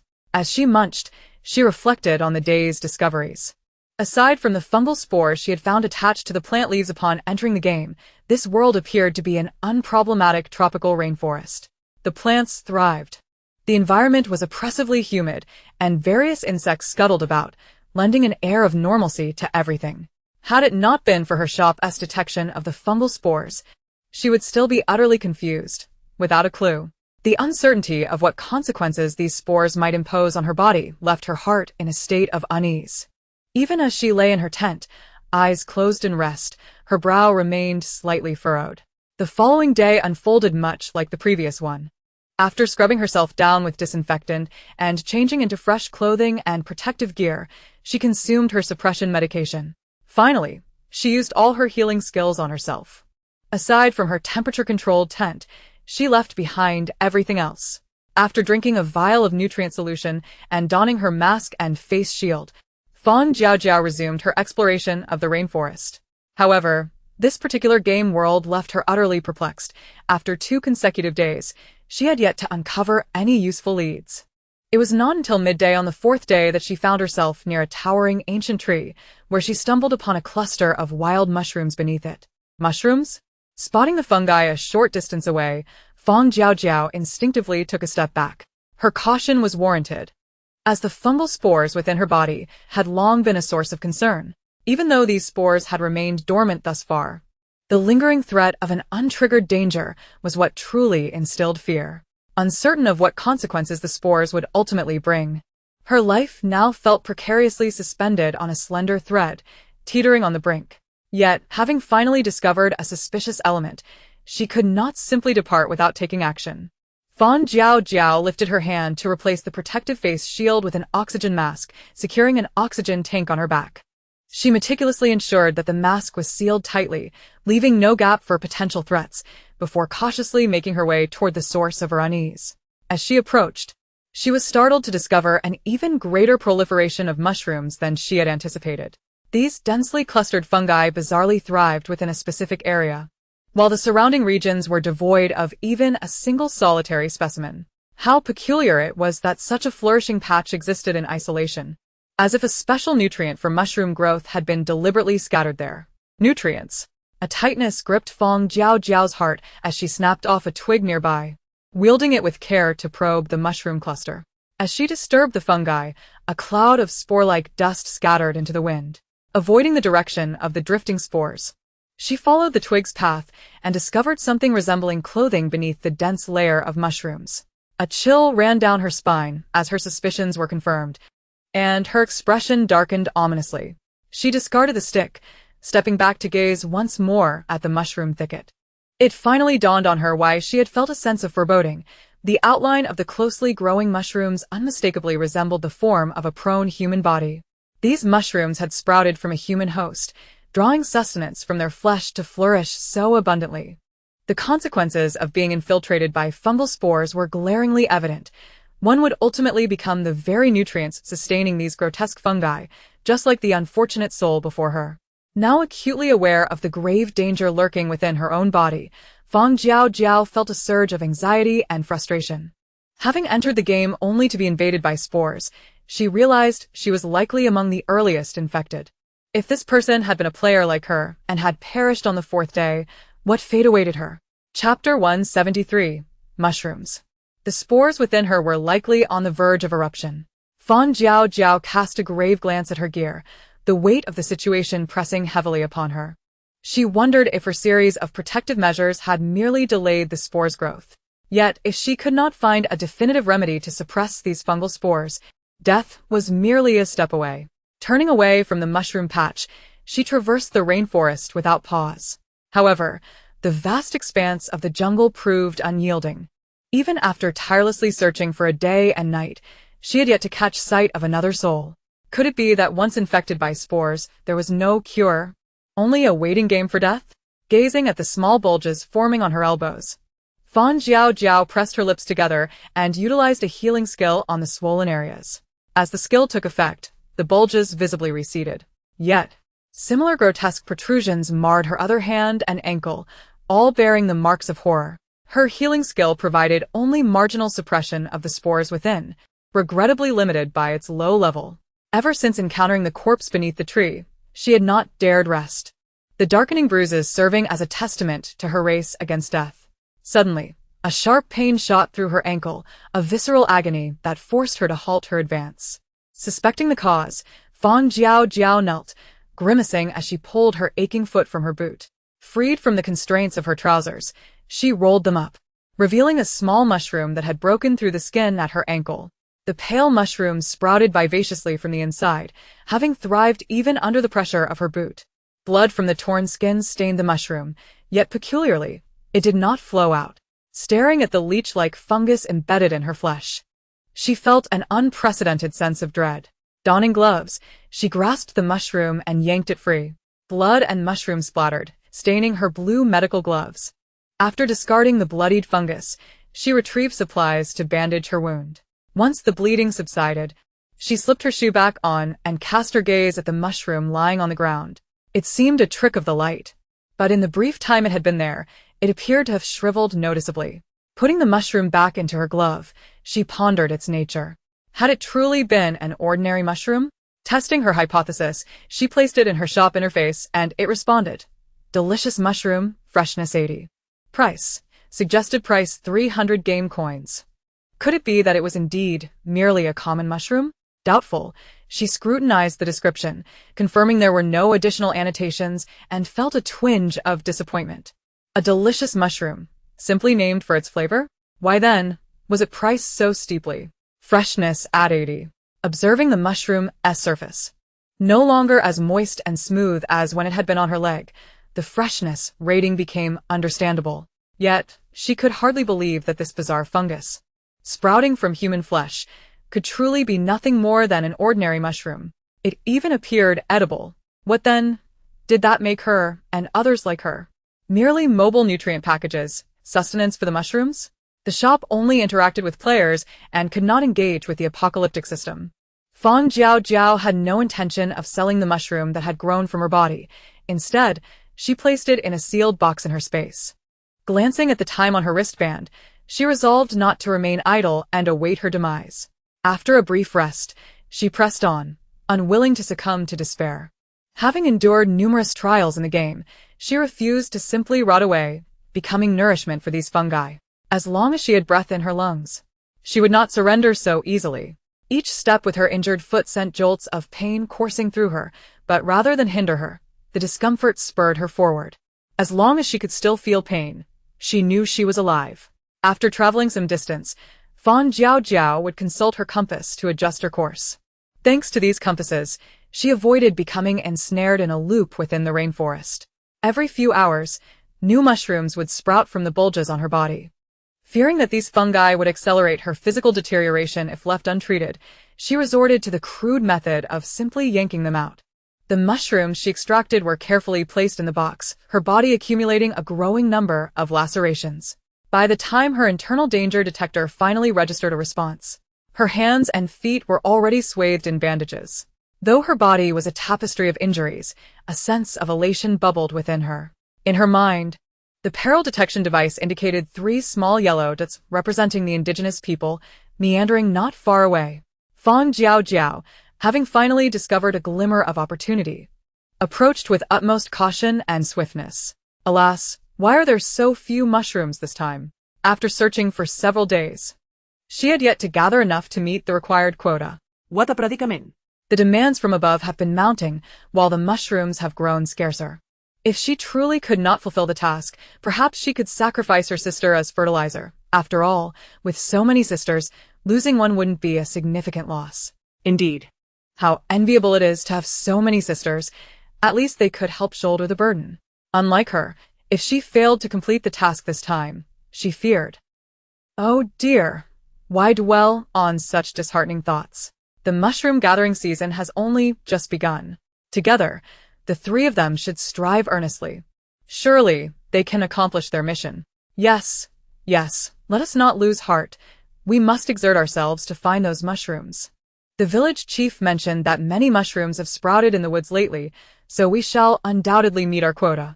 Fang Jiaojiao concealed herself in a nearby tree, eavesdropping on the conversation of the three men below, each shouldering a basket. From their words, she gleaned some pertinent information. It became evident that there were indeed indigenous settlements in this world, likely villages inhabited by the native populace. These natives, under the compulsion of some unknown authority, were required to collect a certain number of mushrooms from the rainforest. Failure to do so would result in one of them being offered as fertilizer for these mushrooms. Chapter 174. The Potion. Failing to fulfill the task means sacrificing one person as fertilizer. This implies that these natives are fully aware that they are harvesting mushrooms that grow from corpses. Moreover, their dialogue suggested that they too could be contaminated by the mushroom spores. So, are the three men down there, dressed in short sleeves and long pants, unprotected due to alternate preventive measures? Contemplating this, Fang Jiaojiao's eyes brightened with intrigue, her gaze riveted on the trio below, lest she miss any crucial information. Indeed. This year, with the three of them working in tandem, they should complete their task ahead of other groups. Right, let us hasten our steps. I believe I can already smell the fragrance of mushrooms. Smell the mushrooms? I think you're just being greedy. However, I too have not savored mushrooms in quite some time. Each year, we submit a considerable quantity, yet only a few reach our hands. The majority goes to the higher-ups. Indeed, but there's little we can do. Without the pills they provide, we would all become fertilizer ourselves. How could we continue to live? Let's not dwell on such thoughts. We must move on. The three men began their journey, playfully bickering as they advanced. Fang Jiaojiao was uncertain whether the pills they spoke of were still available on their persons, so she refrained from making her move immediately, instead trailing them from a distance, cautiously observing their actions. She followed them in circles through the rainforest, witnessing their outward politeness while they covertly vied for the mushrooms growing on the corpses. Eventually, the trio halted, glancing up at the sun peeking through the foliage, and began rummaging in their pockets. It was then that Fang Jiaojiao quietly readied her laser gun. At last, the man clad in coarse gray fabric was the first to produce a small bamboo segment, thick as a thumb. While he pulled out the cotton cloth plugging the end, he grumbled, "Must this medicine be so troublesome? Every 5 hours we must take it. It's such a hassle. I dread the day I might forget and unwittingly become fertilizer." Ha ha, if you forget to take your medicine and turn into fertilizer, then we'd be lucky to score a heap of mushrooms. Go away. The man rolled his eyes at the one beside him, just as he prepared to pour out the pills from the bamboo segment. Suddenly, a fatal hole appeared in the back of his head, and the towering man collapsed. Before the other two could react, they too swiftly met their demise. Fang Jiaojiao approached the fallen men, collecting the bamboo segments and pills they had been holding. Fearing she might overlook something, she meticulously searched their belongings, ensuring she retrieved the pills they had hidden in their waistbands before taking the mushrooms from their backs, along with their baskets. She quickened her pace to leave the area, and once the surroundings were tranquil, she finally extracted the pills from her space. The light blue pills were no larger than a grain of rice, carefully stored in the cleaned bamboo segment. Fang Jiaojiao attentively poured one into her palm, recalling the man's earlier words, uncertain whether these pills would still be of use to her. After all, she had already been parasitized and had become fertilizer. Would this preventative medicine against the spores still be effective within her body? Fang Jiaojiao furrowed her brow, activating her replication skill. Observing the numerous tiny pills that appeared in her palm, beginning to differentiate them cautiously. The original pills were light blue, while some of the replicated ones had transformed into a deep blue. As her fingertips brushed against the deep blue mini pills, their details became clear before her eyes. Destruction pills, capable of exterminating the fungal spores attached within the body and preventing further parasitism. Note: pills must be consumed alongside delicious mushrooms. Each pill maintains efficacy for a maximum of 5 hours. The replicated pills remained effective for her, even after being attached by the spores, however. These pills must be consumed with mushrooms. Unaware of how many pills the three natives carried, fearing that they might consume them and she would miss her sole chance to survive, Fang Jiaojiao chose not to wait for them to take their medicine before making her move. Naturally, she was also uncertain whether the pills truly needed to be taken with mushrooms. Yet her replication skill had never erred before. Fang Jiaojiao scrutinized the pills in her palm, grappling with her apprehensions regarding this hard-won opportunity for survival. Perhaps it was the necessity of pairing the pills with mushrooms that troubled her. After all, those mushrooms sprouted from human bodies. Uncontrollably, her mind began to replay the unsettling images of those peculiar mushrooms, the sight of them emerging from decaying corpses. The white mycelium subtly revealing itself when she had pulled the mushrooms sprouting from her own wounds, and the gleaming eyes and involuntary swallowing motions of the natives as they spoke of the delectable mushrooms. All of this served to hinder her resolve. Fang Jiaojiao found herself ensnared in a dilemma once more.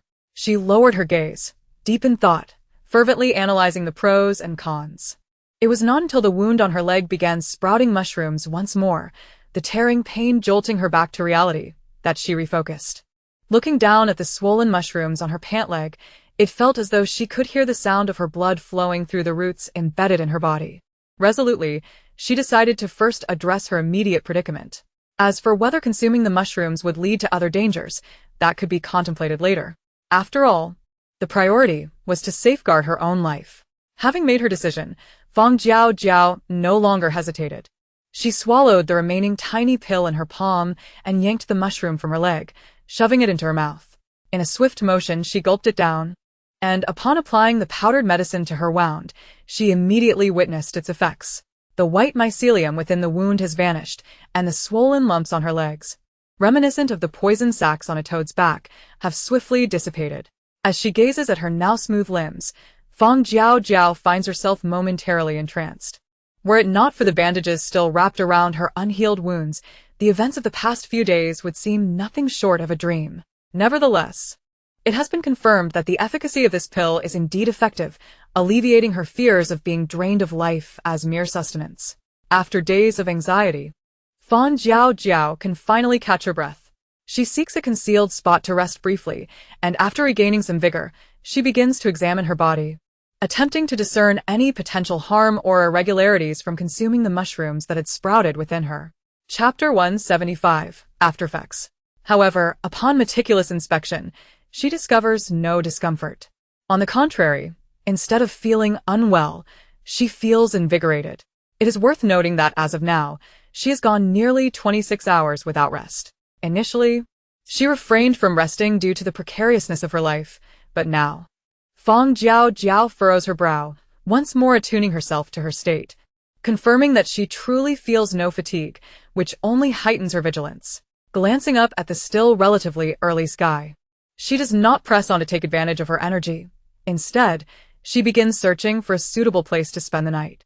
Choosing a slightly elevated, flat area to set up camp, she seizes the opportunity to prepare a lavish seafood noodle dish for dinner while there is still time. For the past couple of days, she has subsisted solely on nutrition liquid to save time. Now that she has managed to temporarily suppress the danger and preserve her life, she feels compelled to treat herself to a delicious meal to soothe her spirit. A large pot of luxurious seafood noodles is quickly prepared, and as Fang Jiaojiao leisurely finishes her hearty bowl, the daylight gradually fades. After tidying up a bit, she retreats into her new temperature-controlled tent to rest. After enduring over 20 hours, she lies in the comfortably warm tent, yet surprisingly, sleep eludes her. The danger detection in her mind assures her that there is no one within 100 meters, rendering her safe, while the only sounds are the rustling of leaves in the wind and the not-so-jarring chirping of insects. Fang Jiaojiao simply lies quietly in the tent with her eyes closed. However, her increasingly rapid heartbeat and heightened nerves make it impossible for her to drift into slumber. Indeed, something feels amiss. Sitting up, she presses a hand to her racing heart, feeling her breaths come more quickly than usual, her brow furrowed in concern. Is it the medication that is awry, or the aftereffects of the mushrooms? This abnormal state of exhilaration she finds herself in is far from normal. Unwrapping the bandage from her arm to inspect her wound, she finds no sign of mushroom regrowth, leaving her perplexed as she sits in the tent, awaiting further developments. Since arriving in this game world, the greatest impediment she has faced has been passivity. Unfamiliar with the nature and dangers of these mushrooms, she is unable to eradicate the parasitism, left with a remedy that carries certain aftereffects. Every action she takes becomes hindered, and each decision is fraught with unknown risks. This complete lack of control over her situation breeds a growing anxiety within her, as if her life hangs precariously on a tightrope above an abyss. As night deepens, the initial exhilaration gradually wanes, replaced by an increasingly difficult-to-suppress agitation and pent-up anger. The inexplicable ire within her intensifies, and Fang Jiaojiao clenches her fists, striking the ground forcefully, attempting to alleviate the inexplicable restlessness and frustration. Alas, this method proves merely a drop in the bucket, failing to resolve her plight. The turmoil within her grows harder to contain. The anxiety and anger without an outlet render her restless. At last, unable to contain herself any longer, Fang Jiaojiao tears open the tent flap and rushes outside, unleashing her emotions upon the nearby trees. One punch, two punches. As her fists collide with the tree, she expels the restlessness from within her. Only when this inexplicable wave of emotion finally subsides does she notice her hands, now bloodied and mangled. The pain she had cast aside rushes back, and her body begins to signal its fatigue. Observing the blood smeared on the tree trunks and reflecting on her frenzied actions, she is seized by a cold sweat of fear. What just transpired? Her wounds continue to bleed, and as she retrieves her medical supplies to dress them, her mind is consumed by the recent events. She only recalls sitting in the tent, suddenly overwhelmed by a vexation so profound that she felt compelled to release it. Yet, she has no memory of why she recklessly pounded the tree with her bare hands. The memory of her unconscious frenzy leaves her feeling alert, but the mounting fatigue and her increasingly heavy eyelids force her to pause her thoughts. Reluctantly, she drags her injured self back into the tent to rest. Unexpectedly, the very exhaustion she had previously resisted envelopes her, and she collapses into sleep. When the medication alarm sounds, she groggily consumes the pills and mushrooms before slipping back into unconsciousness. It is not until the danger detection in her mind begins to alert her that she finally awakens fully. It is now midday, and not far from her tent, two shadowy figures lurk. Zhonglin, do you think the player in that tent is still alive? It's been so long without any movement. They can't possibly be dead, right? I don't know. If they're dead, wouldn't that be perfect? We could use this tent as a camp, and we'd get a good night's sleep. The man named Zhonglin scratches at a bothersome bump on his hand, unease creeping in. He glances at the shorter man beside him, his tone tinged with trepidation. Hey, third brother, do you think we can make it back alive? I feel like the mushrooms on me are multiplying. Stop overthinking. We've just been sleeping on wet ground, which is why the mushrooms are growing. Once we get into the tent, it won't be so damp. The shorter man interrupts sharply, attempting to reassure him. However, the rationale behind this comfort is flimsy at best. A moment's reflection reveals its utter lack of credibility. Yet, both men are acutely aware of the truth, merely seeking a reason to ignore the fundamental cause and rekindle a glimmer of hope. Thus, even as the shorter man fabricates an excuse, the man behind him believes it wholeheartedly. So when do we sneak over? Zhonglin refocuses on the tent in the distance, asking. The smaller man rises on his toes to peer at it, producing a rusty kitchen knife as he responds, right now. We've been watching for a while, and there's been no movement. They must be gone. After exchanging a glance, the two emerge from the thicket, cautiously approaching the tent. As they finally arrive beside the tent and are about to reach for the flap, Fang Jiaojiao emerges ahead of them, gun in hand. Third brother. There's someone here. Upon seeing the weapon in Fang Jiaojiao's grasp, Zhonglin urgently tugs at the smaller man holding the kitchen knife. The man stumbled as he was yanked, momentarily setting aside his irritation to flash a foolish grin at Fang Jiaojiao. We didn't realize there were others in this tent. We apologize for the disturbance. We'll be leaving immediately. So sorry. Chapter 176. Addicted. The diminutive man, flustered and apologetic, tugged at his companion and prepared to flee. Fang Jiaojiao pressed her hand against her rapidly racing heart, squinting as she called out to the two. Stop. Upon hearing her voice, the little man hesitated in his departure. Yet, in the next instant, he resumed his retreat as if he had heard nothing. Three, brother.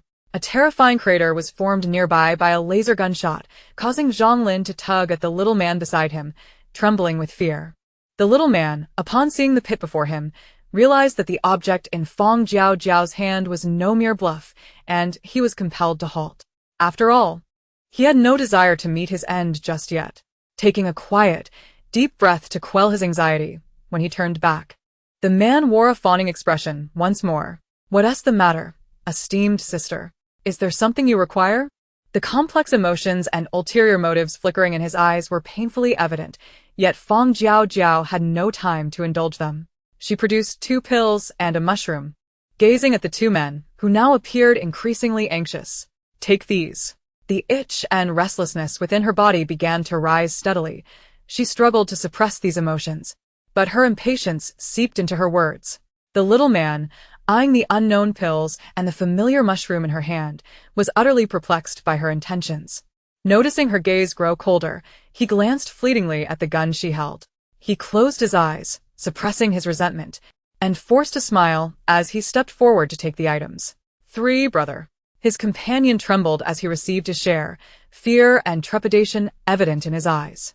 The little man felt utterly powerless against Fang Jiaojiao's demonstrated might. What could 2 novice players do in this game? Should they rely on brute strength to lift her up as a mount, or use their speed to escape to safety? Faced with her gun, they could only resign themselves to their fate. The little man dared not meet his companion's gaze, closing his eyes and shoving the pills and mushroom into his mouth. Once he had swallowed, his companion followed suit, eyes tightly shut. Gulp. As the last piece of mushroom was swallowed, the 2 awaited the anticipated agony of demise, yet instead, the swelling and itchiness on their bodies began to dissipate. Strange. Zhonglin cautiously opened one eye to inspect his arm. To his astonishment, the welts had entirely vanished. Even the remnants left from the mushroom had shriveled away. Only the unhealed wounds remained, and the mushrooms were nowhere to be seen. 3, brother. 3. Zhonglin whispered urgently to the little man, eager to share his good news. However, the man remained unresponsive, eyes still firmly shut. Frustrated by the lack of acknowledgement, he cast a furtive glance at Fang Jiaojiao across the way, inadvertently locking eyes with her, which had taken on a slightly reddish hue. The evident agitation and reddened eyes radiated a palpable aura of menace, instilling a sense of dread in him. Under her scrutinizing gaze, the man was struck with fear and hastily closed his eyes again, feigning death. Fang Jiaojiao, standing opposite them, was meticulously observing their reactions post-ingestion. The intensifying restlessness and impatience within her rendered her unable to remain still, compelling her to pace as she struggled to contain the inexplicable agitation. With other players present, she could not afford to succumb to the same fate as the day prior. Losing control in the gaming world, devoid of any recollection, could prove fatal. Her eyes reddened further from the strain of repression. Watching the 2 slowly begin to fidget, she maintained a silent vigil, pretending not to notice. Observing their cautious whispers and furtive glances in her direction, Fang Jiaojiao endeavored to channel all her thoughts toward them, her nails digging into her flesh in an attempt to quell her rising anxiety. As time passed, the initial fear the 2 had harbored toward Fang Jiaojiao began to wane, replaced by a burgeoning defiance fueled by the exhilaration coursing through them. Their glances grew bolder, brimming with eagerness. Thankfully, they still remembered the gun in her possession, which prevented them from rashly confronting her. Due to Fang Jiaojiao's disregard, they began to tentatively move away from their original position. However, stepping even a meter away resulted in immediate warnings. Gradually, as the excitement faded, their thoughts of escape dissipated. The surging itchiness and anxiety compelled them to pace restlessly, scratching at their scalps. Realizing this was futile, they began to bicker, pushing each other. Noticing the growing irritation on their faces and their increasingly aggressive gestures, Fang Jiaojiao's attention sharpened. Ignoring the pain in her hands, she seized this moment of clarity to momentarily suppress her inner turmoil, donning a mask and retrieving a basket filled with mushrooms from her space. Pouring them out towards the two. The enticing aroma of the mushrooms halted their scuffle as they rushed towards the scattered fungi.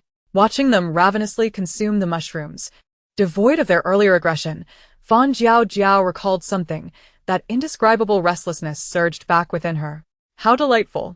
A tantalizing scent wafted under her nose, igniting the itchiness and agitation in her heart once more. Fang Jiaojiao, unable to control herself, clutched the basket strapped tightly, her gaze fixated on the mushrooms below. Just as she prepared to step towards them, the strap snapped, the bamboo splinter painfully piercing her palm. The pain brought her a fleeting moment of clarity.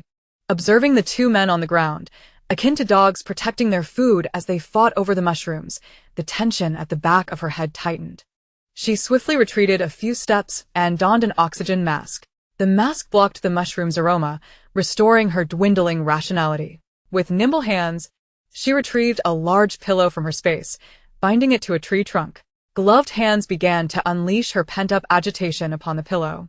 Though this crude method drained her energy and focus, it sufficed to maintain her composure, preventing her from spiraling out of control again. Finally, as the tumultuous emotions began to subside, she stowed away the now tattered pillow, removing her gloves to tend to her hands. The two men had long since finished the mushrooms and were now engaged in a fierce struggle with each other. Their eyes, bloodshot and frantic, barely resembled human expressions, having been wholly overtaken by emotion. As Fang Jiaojiao's mind gradually returned, she finally grasped the aftereffects of the delectable mushrooms. It was none other than addiction. Chapter 177. Striving for Salvation. Indeed, addiction. Although she had previously harbored doubts about this inexplicable emotion, she had never reached a definitive conclusion. Until she witnessed the myriad of emotional fluctuations that transpired after the two individuals savored the delectable mushrooms and pills, she could not firmly ascertain her suspicions. This state of agitation, this disorientation coupled with an irritable frenzy, was it not indicative of withdrawal symptoms stemming from the consumption of some illicit substance?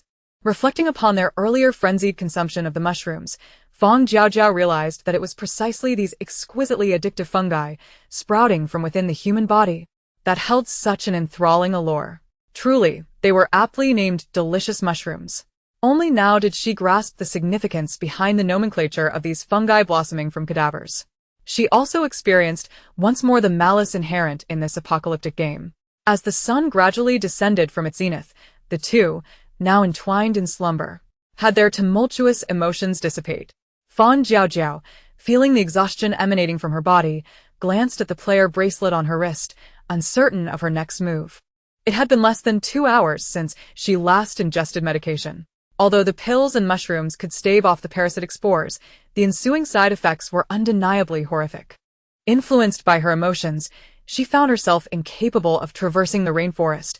Should she lose her sanity after consuming the pills, she could scarcely guarantee her own safety. Abstaining from medication would render her as mere fertilizer, while consuming it would lead to addiction.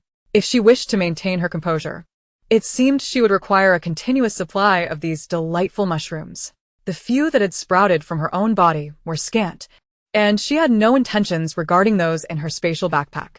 After all, she was uncertain of the extent of the mushroom's addictive properties. If their consumption only exacerbated her dependency, would she be destined to perpetually seek out mushrooms to retain her lucidity? Seeking mushrooms?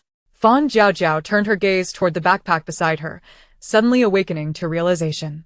Indeed, if the pills possessed such a potent addictive quality, how were the indigenous people who ventured to gather mushrooms able to suppress their emotions and refrain from raiding the mushrooms in their backpacks? Could it be that they possessed a means to mitigate the addiction to mushrooms? The light blue and dark blue pills lay in the palm of her hand. Observing the two distinct medications before her, Fang Jiaojiao felt a stirring within her. Her replication skill could randomly enhance the quality of existing items. This implied that the replicated pills would undoubtedly boast greater efficacy than their predecessors. Thus, the means to curb addiction could not lie within the preventive medications consumed by these natives. There must be some other reason. After stowing the pills within her spatial storage, She proceeded to dismantle the tent and backpack entirely. Casting a fleeting glance at the two individuals entwined in sleep upon the ground, she seized the opportunity, before consuming the medication, to commence her search for the indigenous people within the rainforest. She had no desire to rely on the delightful mushrooms to maintain her sanity until the game concluded. Who could predict whether, in the end, she might suffer from some other ailment due to an overindulgence in these cadaverous mushrooms? Even if the mushrooms and pills proved effective, allowing her to endure until the end, the unpredictable nature of their addictiveness rendered her hesitant to experiment lightly. If the addiction intensified, her demand for mushrooms would only increase as she progressed. Should this spiral become uncontrollable, she might find it impossible to locate such quantities of mushrooms within the forest. Would she then be compelled to cultivate mushrooms upon corpses to sustain her sanity? The mushrooms that had accompanied her medication were, at least, cultivated from her own body. A certain degree of tolerance could be mustered. Yet, the prospect of consuming mushrooms from others' corpses, she feared she might never surmount that mental barrier. Such an action would scarcely differ from consuming the flesh of the deceased. Despite her cold demeanor, Fang Jiaojiao had always upheld a moral boundary within her heart. It was precisely this boundary that served as a constant reminder to restrain herself. After all, if one were to forsake their humanity, could the living vessel still be deemed human? Her pace quickened beneath her feet. Even as the fatigue within her intensified, she exhibited no inclination to halt. The sooner she discovered a solution, the fewer times she would have to consume the addictive antidote. Regrettably, this rainforest was even larger than she had anticipated. By the time her next medication was due, she had yet to encounter any indigenous individuals.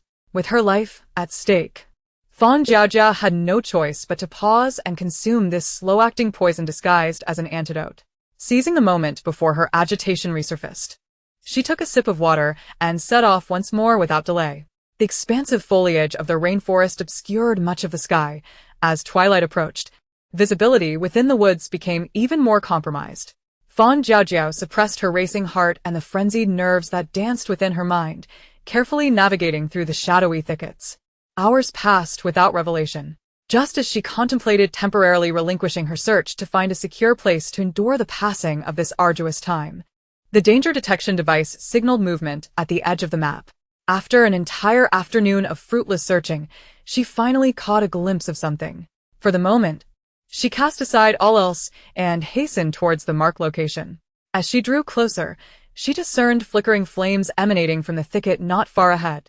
Fearing that she might inadvertently alert something by stumbling through the darkness, Fang Jiaojiao surveyed her surroundings before choosing a tall, dense tree to ascend. The thick canopy concealed her presence effectively, while the branching limbs provided ample footing. Cautiously, she parted the branches before her and peered in the direction of the firelight, discovering 3 indigenous individuals gathered around a small campfire beneath the trees. "Say, do you think our haul this time will end up at the bottom of the pile?" remarked a man skewering mushrooms over the fire, glancing at the backpack behind him. "The village chief keeps insisting that this mushroom season will yield a bountiful harvest. Yet it seems our collection is even less than last year's."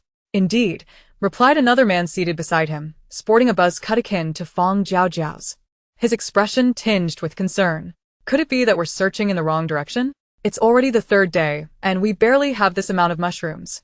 At this rate, we might end up as fertilizer ourselves." The 2 men's large backpack was only half filled with mushrooms, a far cry from being fully loaded. Anxious about failing their mission and fearing for their lives, they gazed at the mouth-watering mushrooms sizzling over the fire, their expressions growing increasingly despondent. The frail man sitting quietly across from them merely continued to roast mushrooms in silence, seemingly indifferent to the conversation. Yet, despite his reticence, the 2 men inevitably steered the discussion towards him. More precisely, they directed their attention to the bountiful collection of mushrooms at his side. Chapter 178. Forced Repetition. Hey. Shao Qi, your luck this time is far better than ours. We wouldn't want our team to end up in last place, would we? All 3 of us turning into fertilizer? The buzz-cut man was the first to test the waters, eyeing the mushrooms beside his companion. Another man, equally intrigued, chimed in. "Exactly. We're all from the same village. We should help each other out. Shao Qi, why not share some of your mushrooms with us? Then we can all venture out and gather more, ensuring our team doesn't finish at the bottom." Yeah, they chorused their intentions regarding his mushrooms laid bare. The slender man, referred to as Xiao, though somewhat reluctant, lacked the courage to refuse. He could do nothing but watch helplessly as the two individuals grew increasingly audacious, even beginning to rummage through his basket, stuffing their own backpacks with the mushrooms he had foraged. Thank you, Xiao. I always knew you were the kindest soul in the village. Rest assured, I will look out for you in the future. Indeed, Xiao, you can trust us. We will certainly ensure your safe return. Listening to their insincere expressions of gratitude and witnessing the significant depletion of his mushrooms, the man's eyes, obscured by his bangs, blazed with indignation. Indeed, the village assessed mushroom foraging based on group performance. The team that collected the least would see all three members turned into fertilizer. However, the quantity of mushrooms each individual gathered also bore significance. The village would determine the distribution of mushrooms to each household based on the quantity brought back in their baskets. If he returned with a plentiful harvest, his family would receive a larger share. Conversely, a meager collection meant a scant allocation. This annual mushroom distribution was a singular opportunity, and who wouldn't he desire to bring back more? Moreover, the aroma of roasted mushrooms was even more tantalizing. The slender man withdrew the stick he had been holding over the fire, removing the mushrooms impaled on its tip. The steam rising from the roasted mushrooms was enough to make anyone salivate, and he unceremoniously shoved the hot morsels into his mouth, his expression transforming into one of unadulterated enjoyment. Once tasted, these mushrooms were unforgettable. Far above, Fang Jiaojiao had donned her oxygen mask the moment she noticed the three men roasting mushrooms. This enticing fragrance was enough to prevent her from losing her senses. Biting down fiercely on a tough piece of beef jerky, which helped temper her agitation, she clung to the tree, her eyes vigilantly observing the movements of the three below. So fragrant, so aromatic. The slender man quickly finished the mushrooms in his mouth, yet felt a lingering dissatisfaction. The enticing scent wafting from the mushrooms made him swallow involuntarily. His eyes, hidden beneath his long bangs, beginning to glaze over. Breathing heavily, he could no longer restrain himself, abruptly turning to bury his head in his basket. Not good. That guy is losing it. The man with the buzz cut was the first to sense something was amiss. Seeing the slender man buried in his basket without raising his head, he felt an ominous premonition. The other man, alerted by his warning, also looked alarmed. They rushed forward, clumsily pulling the slender man from the basket. Hasn't he eaten the village chief's mushrooms? Why is he acting like this? Who knows? Hurry, grab him. Or he'll stuff all our mushrooms into his mouth. If the mushrooms disappear, we'll really end up as fertilizer. The slender man, drawn in by the aroma of the mushrooms, had gained an unusual strength. In a moment of carelessness, the two nearly lost their grip on him. Damn it. He ruined the entire basket of mushrooms. There's no way to report this now. What should we do? If he hasn't eaten the village chief's mushrooms, if we let go, we'll surely lose our mushrooms too. TSK, let us just treat him as fertilizer. At least we can recoup some of our losses.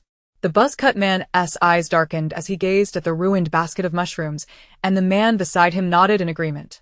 With only 2 days left until their return, if he wouldn't listen, this was the only course of action left. In swift, silent agreement, they drew out their sharpened iron daggers and plunged them into the slender man's chest. His heart was pierced with several deep wounds, blood spilling forth in a torrent. Regaining some semblance of clarity due to the loss of blood, the slender man looked down at the gaping wound in horror. However, before he could hoarsely voice any accusation, his heart rapidly ceased its function. The slender man's eyes widened as he succumbed to death, his body carelessly discarded at the base of the tree. Observing the blood-stained hands of the two men, they turned to inspect the damage done to the slender man's basket, while Fang Jiaojiao, biting down on her jerky, ground her teeth in contemplation, her eyes reddening with thought. Only 2 days remained before these natives would exit. The frantic behavior of the slender man as he lunged for the mushrooms echoed the state of the two players from that afternoon. Yet the other two men, despite being in the presence of mushrooms, remained largely unaffected. The distinction between the frantic slender man and the other two must have been the mushrooms distributed by the village chief. Consuming the chief's mushrooms seemed to suppress the addiction to these delectable varieties. The native's ability to withstand the allure of mushrooms was likely due to the other type of mushroom in the chief's possession. Fang Jiaojiao furrowed her brow. striving to clarify the perplexing connections. She had become addicted to these enticing mushrooms after consuming the delicious ones that had sprouted within her body, to the extent that it affected her emotions and rationality. Yet, if the natives' accounts were to be believed, to break this cycle of addiction, one must consume another type of mushroom. Having painstakingly unraveled this tangled web, she was left with a restless heart as she stuffed another piece of jerky into her mouth. Ever since entering this game, she had been utterly confused, never fully grasping the entirety of the situation. Every step she took now was a reluctant gamble, weighing the pros and cons. To preserve her life, she consumed the mushrooms, only to become addicted. Now, to alleviate that addiction, she must consume yet another type of mushroom? Who knew where that mushroom was cultivated or if it bore any other side effects? If she consumed this new mushroom and fell into an endless cycle once more, what then? The jerky crumbled beneath her teeth, and the last vestiges of her sanity began to fragment. If only she could find another means to suppress the spore infestation, she could avoid becoming ensnared in this ceaseless cycle of mushrooms. Chapter 179, The Village. After assessing their losses, the two men sat by the fire, frowning as they discussed strategies. Given their current mushroom count, it was certain they would end up at the bottom upon their return. It was all that incompetent fool's fault. The buzz-cut man scratched his head in frustration, casting a fierce glare at the corpse beneath the tree, as though he wished to whip it back to life. All right. We have 2 days left. Let us make an extra effort. Perhaps we can find another way. The man beside him, though troubled, felt slightly reassured by the remaining time, offering words of comfort to the buzz-cut man before urging him to rest early. Fang Jiaojiao, observing this, shifted into a more comfortable position, nestling into the crook of the tree branches, her eyes fluttering closed as she drifted into a light slumber. Each time she finished consuming mushrooms, as the restlessness subsided, an overwhelming fatigue and drowsiness washed over her. This, perhaps, was a side effect of the addiction to the delectable mushrooms. Yet, in her effort to avoid complete reliance on these mushrooms, she could only passively endure the ensuing aftereffects. Fang Jiaojiao shifted her sore body slightly, her eyelids growing heavier. The night deepened, and the fire beneath the tree began to die down, the rainforest gradually descending into silence. At precisely midnight, Fang Jiaojiao frowned as she swallowed the mushrooms and medication. After casting a glance at the two individuals peacefully slumbering nearby, she closed her eyes and braced herself for the aftermath brought on by the mushrooms. By the time she successfully navigated through her emotional turmoil and regained her composure, the dawn was gradually illuminating the sky. The two individuals beneath the tree began to stir and move about. After once again grimacing as she consumed her medication, Fang Jiaojiao fixated her gaze upon them. The rainforest was vast, and she relied upon these two to find her way out. Having encountered these indigenous people again after such difficulty, she could not afford to lose sight of them. Observing as they gathered mushrooms from the corpse beneath the tree and prepared to depart, she stealthily descended from her perch and followed at a distance. With the aid of her danger detection device, she did not need to trail them too closely, as long as she maintained a safe distance within the device's parameters. Ensuring she could keep track of their location, she would be fine. For 2 full days without encountering any other indigenous people, Fang Jiaojiao couldn't help but reflect on her remarkable fortune. Judging by the scale, the rainforest was indeed extensive. Fortunately, she had stumbled upon these mushroom gatherers again. Otherwise, if she were to wander in circles alone until the gathering season concluded, she would find it even more challenging to exit the forest. The yield over the past 2 days appeared to be rather meager. Observing the two individuals trudging forward with furrowed brows and loaded baskets, she raised an eyebrow and cautiously followed. Throughout the journey, as she watched them intermittently pause to orient themselves among the trees without spreading out to search for mushrooms, Fang Jiaojiao concluded that they were indeed headed for an exit. At last, they were nearing the end of this forest. The delectable mushrooms had left her so sleep-deprived that her dark circles were nearly touching her cheeks, and her overall appearance had become quite haggard. The relentless emotional fluctuations following mushroom consumption had drained her spirit. Often, after enduring the tumultuous waves of emotion, she found herself back at the moment of needing to take her medication. Her heart was nearly overwhelmed by the day's emotional roller coaster. She hoped that in the villages of these indigenous people, she might discover a remedy that could thoroughly suppress this addictive craving. Otherwise, The two individuals had already ventured far ahead, and returning to her senses, Fang Jiaojiao hastily cast aside her distractions and followed suit. Trailing behind them intermittently for nearly a day, she finally glimpsed the edge of the rainforest as the sun dipped low in the sky. At last she was close. This annual pilgrimage was nearly complete. One might wonder why their village did not simply reside within the forest, thus avoiding this long trek. The two indigenous people, having walked all day, appeared utterly exhausted, especially considering they were burdened with heavy baskets filled with mushrooms. While the mushrooms were not excessively heavy, the two had exerted considerable effort to protect these precious fungi, which were intricately linked to their very survival. Now, seeing the exit of the forest approaching, they could finally relax their taut nerves. Who knows? It would be best to gather at the village chief's abode. It was getting late, and they must not tarry. The man with the buzz cut glanced at the sky and quickened his pace. The man beside him promptly followed suit, abandoning his earlier complaints and adopting a serious demeanor. As soon as Fang Jiaojiao spotted the exit of the rainforest, she deliberately distanced herself from the two ahead. Unfamiliar with the dynamics of the indigenous village, she had no intention of recklessly intruding. After all, what kind of friendly village would be one that annually harvested mushrooms sprouting from human bodies? An outsider wandering in with a dazed expression might well find themselves bound and used for mushroom cultivation by nightfall. Suppressing her emotions, Fang Jiaojiao began to cautiously observe the forest's edge. Whether for ease of mushroom collection or otherwise, the indigenous village was situated on flat ground not far from the rainforest. Rows of wooden structures stood neatly aligned, all seemingly identical in their construction. The most striking feature was the open platform at the heart of these small wooden houses.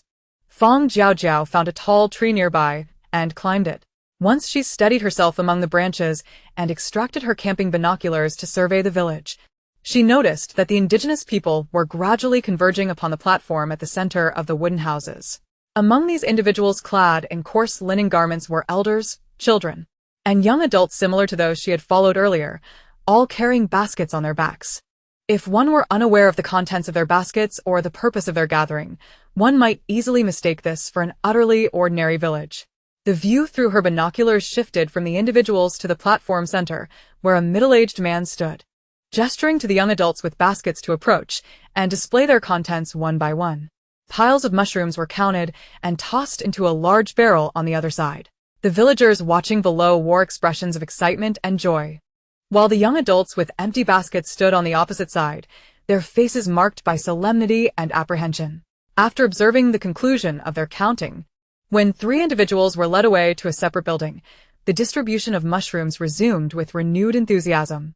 Fang Jiaojiao focused intently on the middle-aged man directing the crowd, piecing together the identity of the village chief. Were the previous 2 indigenous people correct in saying that the village chief possessed another type of mushroom capable of curbing addiction? Chapter 180. The Factory. Perched in the tree, Fang Jiaojiao watched as the indigenous people transitioned from distributing mushrooms to jubilant cheers, their faces alight with happiness and excitement. Yet, she furrowed her brow, feeling a twinge of confusion. While the delectable mushrooms indeed incited an insatiable craving and bore a strong potential for addiction, their expressions seemed somewhat off. For those who had consumed an addiction-suppressing substance, the enticing mushrooms should have held little allure. So, what accounted for their exuberant demeanor? Temporarily suppressing her doubts, Fang Jiaojiao confirmed the location of the village chief's residence through her binoculars before descending the tree. The sun had not yet set, and she knew that entering the village would undoubtedly attract immediate attention. Hence, she resolved to explore the vicinity first to assess the terrain, planning to infiltrate the village once darkness fell. This exploration proved fruitful, revealing an unsettling discovery. At the right corner of the village, there stood a structure resembling a factory. Though modest in size, its metallic exterior starkly contrasted with the surrounding environment, rendering it conspicuously out of place. The architectural style diverged sharply from the quaint wooden houses, making it challenging to associate them as part of the same settlement. This building appeared as though it had been carelessly discarded by extraterrestrial visitors, exuding an air of absurdity and dissonance. What could this place be? Fang Jiaojiao cautiously approached, attempting to discern the purpose of this peculiar building. Regrettably, Aside from its metallic walls and roof, the factory-like structure's entrance was tightly locked, and not a single window was present. The area surrounding the building was eerily barren, devoid of any obstructions within 100 meters. Although Fang Jiaojiao was curious, she merely stood on a tree branch, peering cautiously through the dense foliage from a distance without daring to approach too closely. However, her mind was already captivated by this peculiar location, and she resolved to return after nightfall to investigate further. After all, the more unusual a place, the more likely it concealed secrets, did it not? With a volatile bomb simmering within her, she could not afford to be complacent. Turning back to her previous spot, she quietly awaited the arrival of night. Having administered medicine and nutrients to herself while perched in the tree, Fang Jiaojiao endured until 3 o'clock in the morning. It was only when the village had plunged into complete silence that she commenced her actions. Swiftly making her way to the village, she cautiously approached the village chief's residence at its center. When she finally reached the window of the chief's house, she discovered that the occupants had yet to retire for the night. A faint glow emanated from within, and fragmented conversations slipped through the window as cracks into her ears. Mushrooms, insufficient, cultivation, the sickness is returning. Sickness? Fang Jiaojiao, as heart raced, and she pressed her ear closer. If illness were to spread, the village would be doomed. Mushrooms must be cultivated, not enough. The voices inside remained hushed, and despite her earnest attempt to listen, she could not discern much. Originally, she had intended to abduct the village chief that night to extract the mushrooms that could suppress addiction, but given the circumstances, it seemed the village harbored deeper secrets. Moreover, these secrets were intricately tied to the mushrooms that had ensnared her. As the voices dwindled and the lights began to fade, Fang Jiaojiao pondered for a moment before deciding to leave, planning to investigate the factory instead. Departing quietly, she navigated through the night towards the conspicuous factory. Cloaked by darkness, she quickly arrived at the entrance of the strange edifice. Observing the high-tech lock adorning the door, she reaffirmed her suspicions. This building undoubtedly did not belong here. How it had come to this place and what purpose it served remained shrouded in mystery.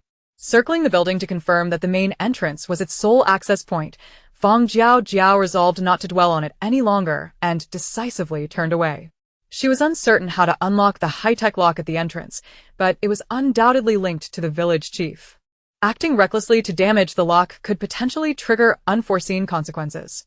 The priority now was to extract information from the village chief to uncover the secrets surrounding the mushrooms. As her thoughts raced with the audacious notion of abduction, the urgency of her situation overshadowed her cautious planning. Glancing at the few small mushrooms remaining in her possession, she sighed and decided that seizing the day was better than waiting for the perfect moment. She would immediately devise a plan to forcibly abduct the village chief. After all, opportunities could wait, but her life could not. Returning to the vicinity of the village chief's modest dwelling, Fang Jiaojiao circled a wooden house and finally discovered that one of the side windows had not been securely fastened, leaving a narrow gap. Extracting a wire and a slender stick from her spatial storage, she maneuvered them through the opening. After a few attempts, she realized the window was propped shut from the inside with a wooden piece, which instantly alleviated her concerns. If it was merely propped, then it would be far easier to manage. After successfully dislodging the wooden piece with the wire, she opened the window. Though the aperture was not large, a slender figure like Fang Jiaojiao could easily slip through. Ensuring that no one was around to witness her entry, she cautiously climbed inside. Controlling her descent to land softly, she first turned to secure the window. Then, she stealthily navigated around the furniture within and slowly opened the door. Entering the room where the village chief rested, the modest space contained a wooden bed, and the middle-aged man she had seen earlier on the platform was now sound asleep. Gazing at his tranquil face, Fang Jiaojiao methodically donned her gloves, adjusting her mask to ensure it was secure. She then retrieved a rope and carefully bound his hands and feet with a slipknot. With everything in place, Fang Jiaojiao approached without hesitation and firmly covered the man's mouth. He stirred awake, panic etched across his features as he attempted to struggle. Yet, his hands and feet had already been tightly bound simultaneously with her actions. Enveloped in the blankets and restrained by her force, he found himself nearly immobile. Fearing that any muffled sounds might awaken others, Fang Jiaojiao drew a dagger and swiftly inflicted a cut on his thigh. Upon seeing the blood seep forth, she lowered her voice and spoke. "Village chief, if you wish to live, you must quiet down." She had expected that this threat would instill some fear in him. However, to her astonishment, the injured man only intensified his muffled groans after her declaration. It appeared she was dealing with a tough adversary. Maintaining her composure, she plunged the dagger deeper into his thigh, her tone laced with menace. "Village chief, if you do not cooperate and remain silent, your life may very well end tonight." Whether her words struck a chord within him was uncertain, but the man's struggles ceased abruptly. Yet, the complexity of emotions swirling in his eyes was beyond her comprehension, evoking a sense of unease within her. This was not right. How could a man past 50 possess such vivid emotions? The intensity of his gaze seemed more fitting for someone far younger. Having initially observed him from a distance through binoculars without noticing anything amiss, she now recognized the oddity in their eye contact. A wildly absurd notion surged through her mind, and she fixed her gaze on his eyes, lowering her voice to inquire. "You are not the village chief, are you?" The middle-aged man, upon hearing her question, nodded vigorously, his eyes reflecting a hint of grievance. Fang Jiaojiao's suspicions were confirmed, and her expression darkened. Ignoring the man's evident agitation, she pressed on with her questioning. "Where does the village chief reside? And how old are you?" Withdrawing the blood-stained dagger from his thigh, she pressed it against his neck. As she gradually released her grip on his mouth, she issued a clear threat. "If you dare to scream, I will take your life without hesitation." The blade pressed forward, slicing through his skin and drawing forth a trickle of blood. The middle-aged man, his fear palpable, nodded slightly, indicating his willingness to cooperate. Only then did Fang Jiaojiao fully withdraw her hand from his mouth. Despite the intense pain in his thigh and the throbbing discomfort at his neck, he momentarily set those concerns aside. Under the icy gaze of Fang Jiaojiao, he spoke softly. "My lady, I am not the village chief. The chief resides in the house closest to the factory on the eastern side of the village. I am just an ordinary person. You have mistaken me." Upon learning the whereabouts of the village chief, Fang Jiaojiao was not inclined to let the matter rest there.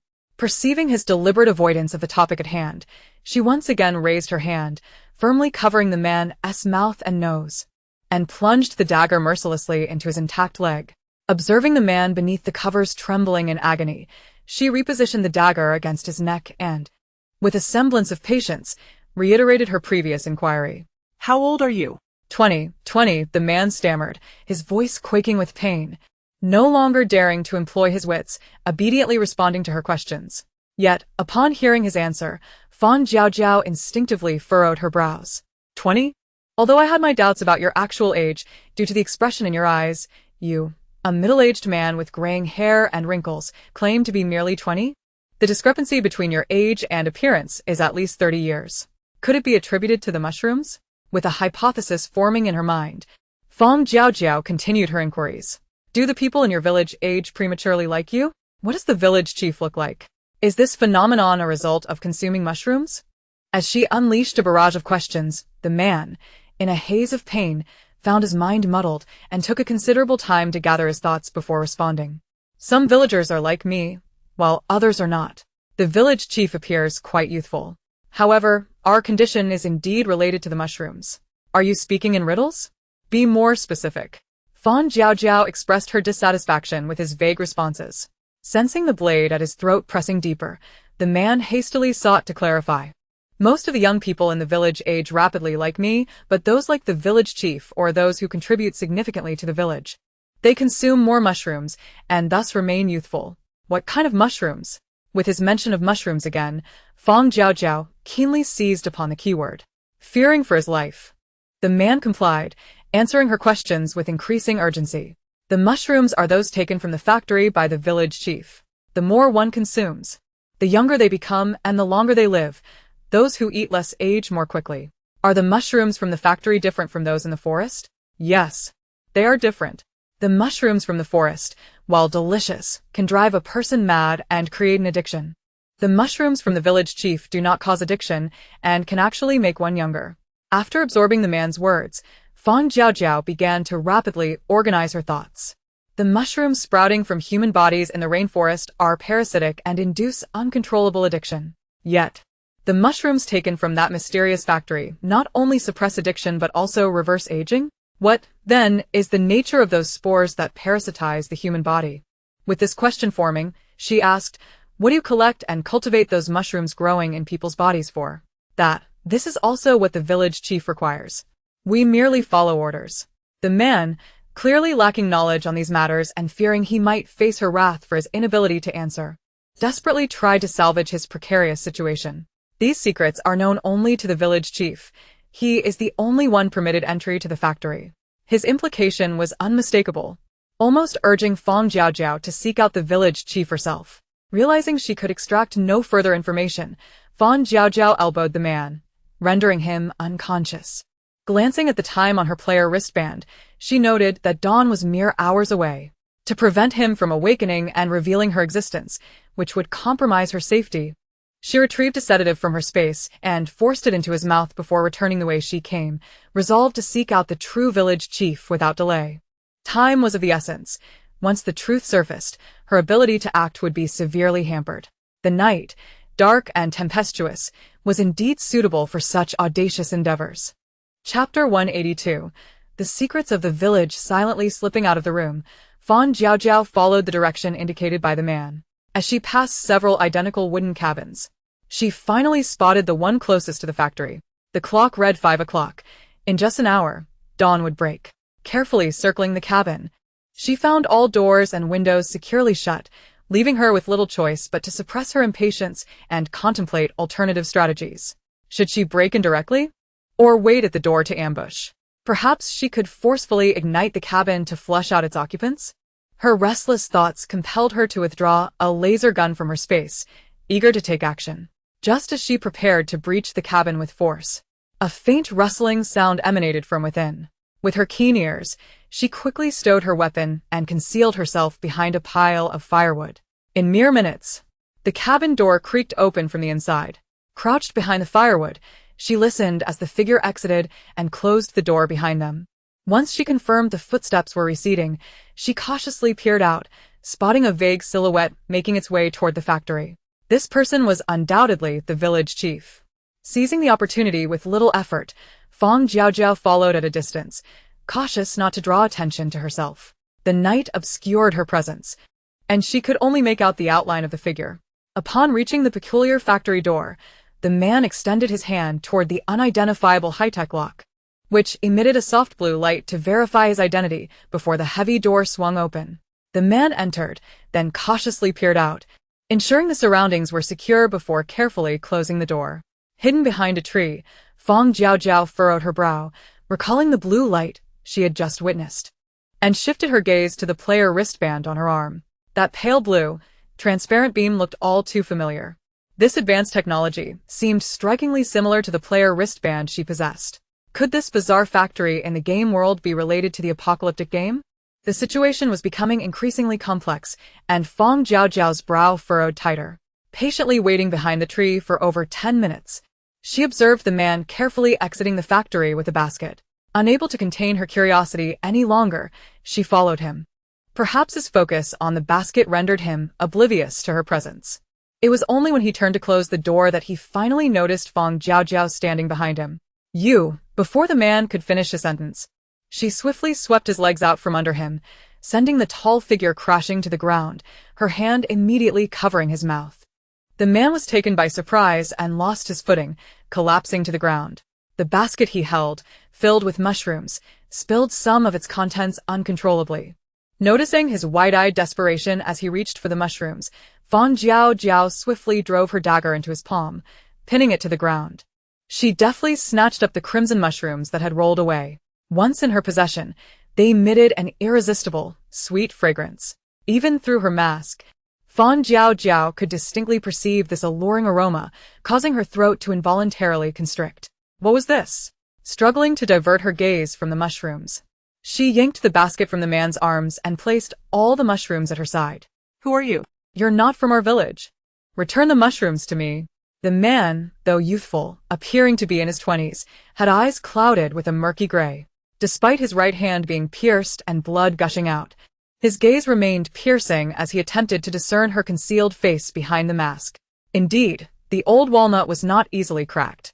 Observing his noncompliance, Fang Jiaojiao retrieved a laser gun and severed his other arm, finally releasing her grip on her mouth and nose to inquire, "What are these mushrooms? What purpose do they serve?" This is merely an ordinary mushroom, nothing special," he stammered, still stubbornly clinging to his secrets despite his dire circumstances. Furrowing her brow, Fang Jiaojiao aimed her gun at his forehead. Did the village chief truly cherish the secret? Would he rather perish than divulge even a fragment? What a pity it would be for these mushrooms, which could grant eternal youth. If the village chief were to die, who would benefit from these mushrooms? Upon hearing her mention the basket of mushrooms, the village chief's eyes finally flickered with a hint of change. However, he still refrained from answering her questions, instead interrogating her in return.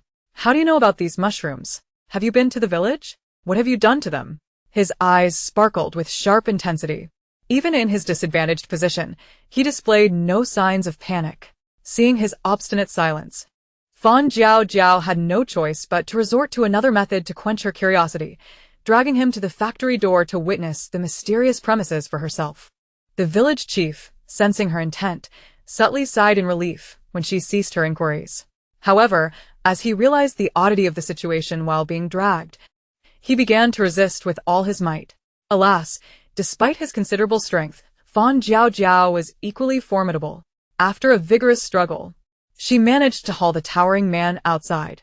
His mouth had already been preemptively stuffed with old clothing and bound with tape. Reluctantly forced along by Fang Jiaojiao's strength, the village chief felt despair wash over him as they reached the factory door. He closed his eyes in resignation, concealing his reluctance. "Oh, village chief. You wouldn't answer my questions earlier, yet now you seem weary upon seeing this building," she taunted, her impatience bubbling over. With a firm grip, she opened the factory door, and upon entering, she was taken aback by the sight before her. "Is this the origin of your basket of mushrooms?" Her voice trembled imperceptibly as she cast a glance at the village chief, who was now trying to evade reality with his eyes shut, filled with murderous intent. The secret he had painstakingly concealed was now laid bare before this reckless intruder. The village chief's closed eyes revealed no trace of panic, only calculation and restraint. Chapter 183. The mushrooms of eternal youth. Seeing him wear a defiant expression, Fang Jiaojiao's anger surged. She tore away the tape from his mouth and extracted the clothing he had stuffed inside. "Why do you gather mushrooms that grow from human bodies? Where did you acquire the knowledge of these mushrooms?" With his mouth finally liberated, the man spoke, but instead of answering her questions, he diverted the conversation to extol the virtues of the mushrooms before them. "Surely you have already guessed, haven't you? The miraculous effects of these red mushrooms." Though his hands were bound behind him, he strained to meet her gaze. "These mushrooms are a divine gift. Consuming them allows one to retain their youthful appearance and endless vitality, just as I have. Such extraordinary mushrooms. Are you not tempted?" His words dripped with allure. "If you promise to keep this secret, I can ensure a continuous supply of these mushrooms for you. Eternal youth. How does that sound?" "Not at all." Fang Jiaojiao replied coldly, her gaze sharp as she pressed her foot firmly onto his face. Only when she had forced his murky, calculating eyes shut did she look up, surveying the factory filled with lifeless bodies hanging from iron hooks. Each corpse had been gruesomely pierced through the skull, arranged as if in a macabre slaughterhouse display. The bodies, stripped bare, littered the dimly lit factory, yet the most alarming sight was the grotesquely swollen abdomens, from which the occasional crimson mushroom protruded, having presumably drained the corpses of their blood. Curiously, despite the grotesque scene, there was no trace of blood on the floor. Rather, the peculiar aroma of mushrooms filled the air. The bodies, grotesquely distended, yielded mushrooms no larger than goose eggs. Fang Jiaojiao's gaze meticulously scanned the horrifying tableau before her, and a sudden realization struck her. She abruptly lowered her gaze to the man beneath her foot, removing her foot from his face. "They are all pregnant women?" As the pressure was lifted from his face, he gasped for breath, a sardonic smile creeping onto his lips. "What do you think?" Fang Jiaojiao had made her decision. The pent-up fury that had simmered within her since consuming the mushrooms erupted all at once. No longer holding back, she unleashed a flurry of kicks to the man's most vulnerable and painful areas until she had vented her frustration. Finally, feeling less agitated, She shifted her gaze away from the pitiful figure curled up on the ground. Having witnessed firsthand how these mushrooms emerged, she completely abandoned the notion of consuming them to suppress her cravings. Without hesitation, she produced gasoline and a lighter, her expression cold as she regarded the feeble man. Village chief, I shall ask you one last time. What is the origin of the mushrooms that grow from human bodies in the forest? And who instructed you regarding this factory and these mushrooms? With that, she opened the gasoline container before him and fiddled with the lighter. If you refuse to speak, you shall accompany your mushroom factory to hell. Upon realizing Fang Jiaojiao's intention to incinerate the place, the man, who had remained calm until now, finally began to panic. He finally realized that the woman before him was an untouchable lunatic. Not only did she possess no desire for the mushrooms, but she also intended to obliterate this place entirely. No. She must not be allowed to destroy it. If this place were lost, their village would be doomed. The man lowered his head, and the emotions in his eyes shifted rapidly within a matter of seconds. Seeing his silence, Fang Jiaojiao kicked over an oil barrel and produced a lighter. No. Don't burn it. I assure you. I'll tell you anything you wish to know. The strong, acrid scent of gasoline overwhelmed him, and he could no longer contain his emotions, speaking out in a fervent attempt to stop her. Having finally struck a nerve with this old shell of a man, the heavy weight in Fang Jiaojiao's heart quietly lifted. Though relieved, she did not let it show on her face. She opened her mouth, ready to inquire about the peculiarities of this world, but at that moment, her phone vibrated in her pocket. It was time for her medication. She retrieved the mushrooms and pills, hastily shoving them into her mouth. The quantity of mushrooms in her possession was dwindling. She and T originally gathered many, and it was only through her duplication skill that she had managed to sustain herself for this long. She had hoped to find something in the village to suppress her addiction, thus eliminating the need for these, but the situation had spiraled far beyond her control. In the minute that Fang Jiaojiao remained silent and began taking her medication, the man lying on the ground struggled to keep his eyes open, fixated on the pills and mushrooms in her palm. Recognizing the familiar pills and quickly identifying the mushrooms she held, a glint of unease flashed in his eyes, and he began to grow restless. You're taking medication to suppress the growth of the mushrooms, aren't you? Are you also afflicted? Noticing Fang Jiaojiao's silence, he continued, I never imagined you two are a victim like us. Your lifespan must be running short as well, right? If you release me and promise to keep this place a secret, what I just said about the mushrooms being supplied to you indefinitely still stands. Victims alike? Running short on time? Fang Jiaojiao's mind raced, extracting the hidden secrets from his words. This man was cunning. He had clearly seen the medication she had just consumed, which had sparked his suspicion. However, while her pills differed slightly in color from those she had previously seized from the indigenous people, aside from that, they were indistinguishable. Moreover, this medication was intended to eradicate the fungal spores within her body, preventing further parasitism. Could it be that the mushrooms, once they had taken root in a person's body, inflicted other effects? Seeing Fang Jiaojiao remain silent, the man opened his mouth, prepared to continue persuading her. But his keen eyes caught sight of her silently, igniting the lighter. No. Don't act impulsively. He was greatly alarmed, and upon seeing her unwavering demeanor, he could only grit his teeth and suppress his ulterior motives for the time being. What do you wish to know? I shall divulge everything. I merely hope that after hearing my words, you will reconsider your stance, and we can negotiate further. Chapter 184. The Mystery. Listening to the man's insinuating words, Fang Jiaojiao's lips curled into a sardonic smirk beneath her mask. However, recognizing that he was finally willing to speak, she refrained from derailing the conversation, ignoring his beguiling words, and instead began to inquire about the matters that perplexed her. What is the origin of those things in the forest? Why do the mushrooms grow from the bodies? You wish to know about that? The bruised man managed to smile, despite the pain he must have felt, and began to explain in a somber tone. This is all a punishment from the heavens, a divine retribution. The village once thrived in peace, with everyone leading a tranquil agricultural life. Who could have foreseen that one day, the village children would emerge from the woods, afflicted by a strange illness? White mushrooms sprouted from their bodies, and they began to wither away. The old Lin couple, in their desperation to save their child, sought help far and wide. Yet they were powerless to save the childless life. They could only watch helplessly as a living being was consumed by mushrooms, ultimately transforming into a mass of plump fungi. But the story did not end there. Following the demise of several children, the villagers gradually began to fall ill, the familiar mushrooms sprouting within their bodies. After witnessing the horrifying deaths of the children, how could anyone remain unafraid?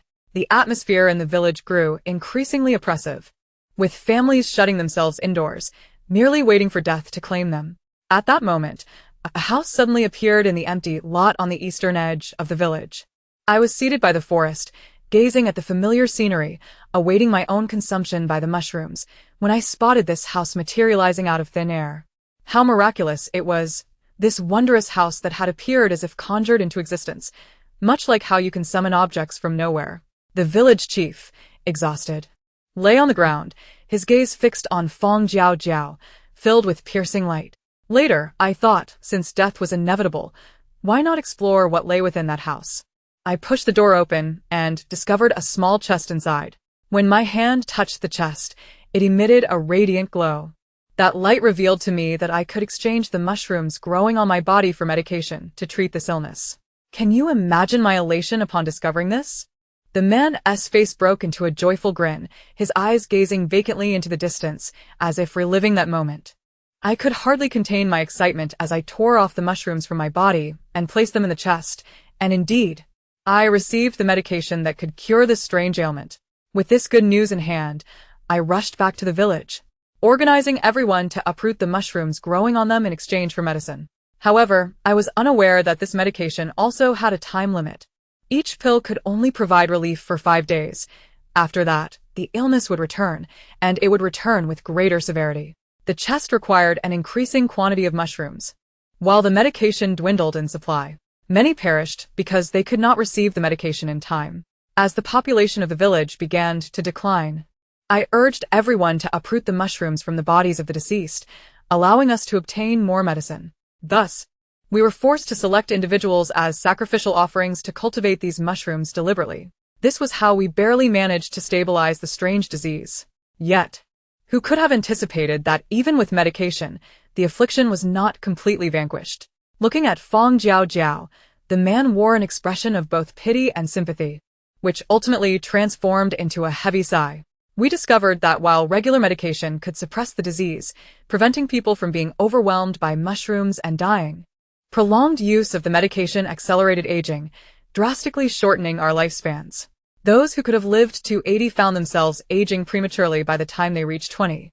Some of the elderly passed away within just 2 years.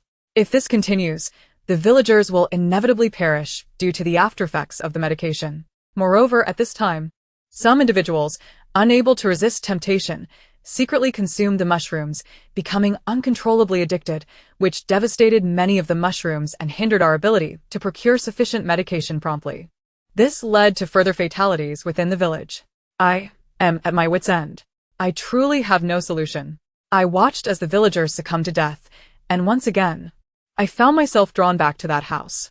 The small box within this house seemed to possess an uncanny awareness of my thoughts. Before I could utter a word, it provided me with a solution to my predicament, to cultivate a new variety of mushroom that would eternally preserve youth and suppress addiction. Initially, I harbored a strong aversion to mushrooms and was reluctant to proceed with such a plan. However, witnessing the relentless demise of my fellow villagers, I could not bear to see our community perish, and thus I resolved to follow the box's guidance. Once the new mushrooms blossomed, they indeed alleviated the accelerated aging and curbed the villagers' addiction to them. It was through the wondrous pills and mushrooms from this mystical house that we managed to survive in relative stability. After the man finished speaking, he raised his gaze to Fang Jiaojiao. When his eyes met her calm and unperturbed expression, a flicker of astonishment subtly trembled within his own. "Where is that box? The one you used to exchange items?" Upon hearing his words, Fang Jiaojiao did not express disbelief, yet neither did she fully accept his claims. Instead, she immediately focused on the key point, the box that he had hastily mentioned, which could facilitate exchanges. The box. The man lowered his eyes to conceal his emotions and spoke in a measured tone. "What do you need the box for? Since you two have fallen ill, why not stay in the village and join us?" Before he could finish, Fang Jiaojiao doused him with gasoline, watching her coldly ignite the gasoline on herself, allowing the flames to consume him. The man felt the approach of death and rolled frantically on the ground, his eyes betraying nothing but fear and utter despair. Where is the box? At the entrance. In the belly of the woman at the door. Help me. Save me. I don't want to die. I'll tell you everything. After extracting a palm-sized silver box from the corpse the man had mentioned, Fang Jiaojiao promptly splashed a bucket of water to extinguish the flames engulfing him. Burned by the fire, the man was now a grotesque sight, resembling a mass of charred flesh as he lay gasping on the ground, his gaze towards Fang Jiaojiao filled with an uncontrollable dread. Rather than immediately inspecting the small box in her possession, she waited for him to catch his breath before probing further into his vulnerabilities. Where did all these pregnant women come from? Why do you organize the villagers to forage for mushrooms periodically? How did you know that mushrooms would reappear in the forest? Chapter 185. The Beginning. Hearing Fang Jiaojiao relentlessly pursue these inquiries without falling for his deception, the man's eyes finally reflected a hint of defeat. The constant agony coursing through him compelled him to disclose the secrets he had buried deep within. These women, they were brought from the village and other places. It's not my fault. That little box forced me to do this. It insisted that only pregnant women could cultivate these mushrooms. I had no choice but to sacrifice them to save everyone else. Fang Jiaojiao disregarded the man's hypocritical justifications, concentrating solely on the first part of his statement. It was no wonder that, since her arrival in the village, she had not encountered any young women or pregnant individuals. Aside from able-bodied men, and a few elderly ones, only children and aged women remained. It became clear that the young women had been coerced into pregnancy and sent to this factory as mere fodder. The words of this village chief were a tangled web of truth and lies. Even though he now harbored a sense of fear and caution towards Fang Jiaojiao, he subconsciously attempted to absolve himself of guilt. Yet, unbeknownst to him, the greed and desire that shone through his eyes had already revealed the true motives behind his actions to her. However, Fang Jiaojiao's attention shifted back to the small box in her hand, a grave expression crossing her features. From the man's words, it seemed this box was likely a high-tech artifact akin to her own wristband. Not only did it offer solutions, but it also served as a medium for transactions. Yet, it remained uncertain whether the sudden emergence of these parasitic spores and the subsequent appearance of the factory were interconnected. After all, the timing of the house's arrival was too coincidental. Even more so, it housed a box capable of perfectly resolving such dilemmas. This undeniably raised suspicions. Nevertheless, there was still a hypothesis that required validation. Fang Jiaojiao coldly posed her final question. How did you know that mushrooms would appear in the forest at regular intervals? Surely, they cannot sprout from thin air? Her piercing gaze penetrated the man's soul, causing him to falter under her scrutiny. Struggling to suppress his instinct to retreat, he hoarsely replied, "That's what the box told me. Even though we have been striving to cultivate them, the mushrooms we produce barely suffice to cover the cost of the medicine. They fail to meet the box's demands, which have only increased. I had no idea where to find more mushrooms. Then one day, it suddenly informed me that mushrooms would grow in the forest every 6 months, instructing me to send people to forage. That's when we dared to venture into the rainforest, once more to seek mushrooms. I swear, everything I say is true. The box told me all of this. Otherwise, how would I know so much?" Perhaps sensing Fang Jiaojiao's silence, the man desperately offered additional explanations, fearing her wrath would lead her to ignite him once more. Having acquired the answer she sought, Fang Jiaojiao did not linger. After querying the man about the location of the concealed pills, she gathered the hanging corpses into a pile and set the factory ablaze. Mushrooms! Mushrooms! My mushrooms! The village chief, dragged out, beheld the destruction of the mushroom factory he had painstakingly built, his eyes filled with rage. He cast a vicious glance at the instigator before stumbling towards the flames. Mushrooms! My mushrooms! If I lose these, how long can I survive? I refuse to return to the days when a mere walk left me breathless. I do not wish to awaken each day to the sight of wrinkled, sagging skin. I desire immortality. I wish to preserve my youth. I seek eternal life. Ignoring the searing flames, the man attempted to crawl into the fire to rescue a supply of fertilizer. However, the raging inferno offered no escape for him. From the moment he recklessly entered, He was destined to be consumed alongside the sins he had wrought.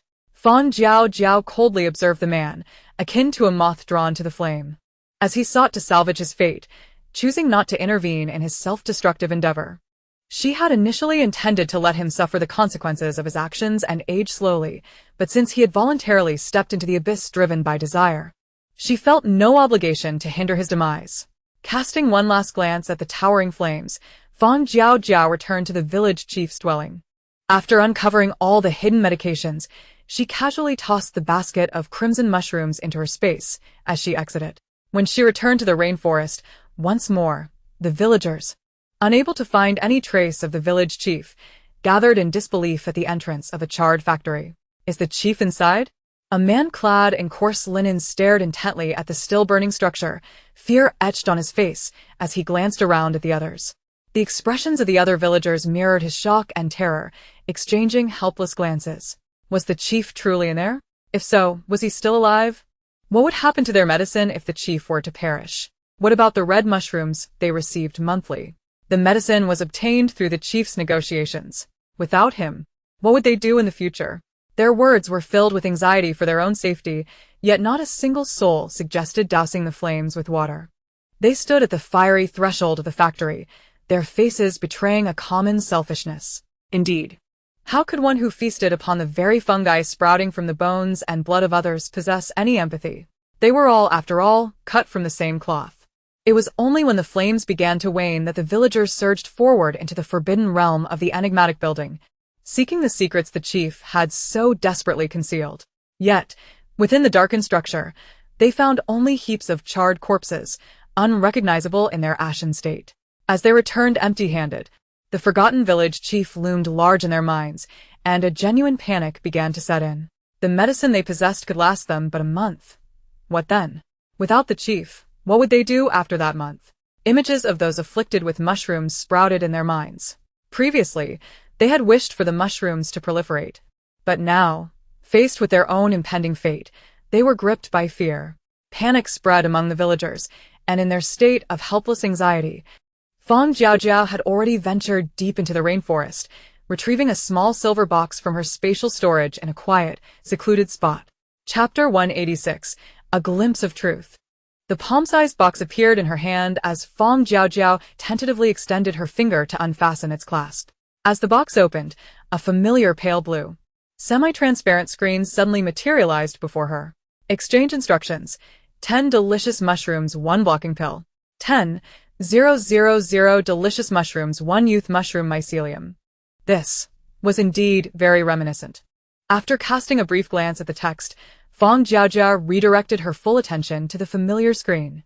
Realizing that this high-tech display bore a striking resemblance to the wristband she possessed, her heart sank. From the chief's earlier words, she understood that this box had informed him of the periodic appearance of delicious mushrooms in the rainforest every 6 months. However, these delectable mushrooms were parasitic, requiring a host to thrive. The indigenous people here had nearly perished due to these parasitic spores, and the mushrooms sprouting from their corpses had surely been harvested long ago in exchange for blocking pills. Thus, the mushrooms that emerged every 6 months in the rainforest were indeed growing on the players transported into this realm. Batch after batch of players were brought into this game world's rainforest, succumbing to the spores and dying. Their bodies remained in the forest, giving rise to mushrooms, which were subsequently harvested by the indigenous people.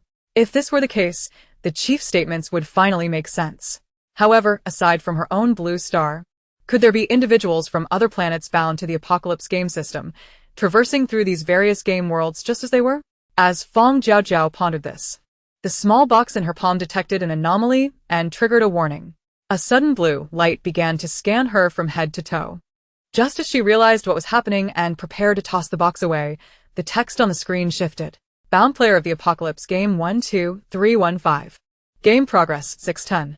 Game assets 335, 800, 1, 0, 0, 0, 0, 0, 0. Game progress?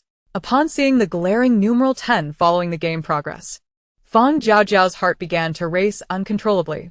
6 out of 10. She had indeed traversed 6 game worlds. Could it be that by completing 10 games, she would break free from the Apocalypse game?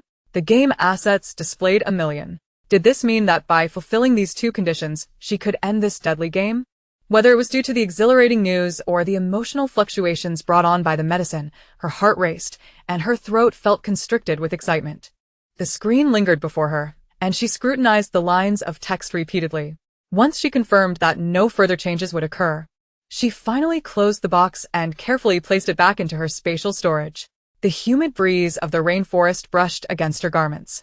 As time passed and her emotions stabilized, she began to analyze the implications of what she had discovered. Although she had confirmed the box's connection to the Apocalypse game and had seen her past game worlds and assets, questions remained. Why would the Apocalypse game place such a box in this world? What compelled it to entice the natives to cultivate delicious mushrooms for the sake of a supposed antidote? Leaving aside the sudden emergence of fungal spores, the game's actions resembled the scheming of an entity intent on establishing a factory that could continuously supply it with mushrooms. It offered the natives a method to attain immortality, ensuring they remained productive, while binding them with a limited-time antidote.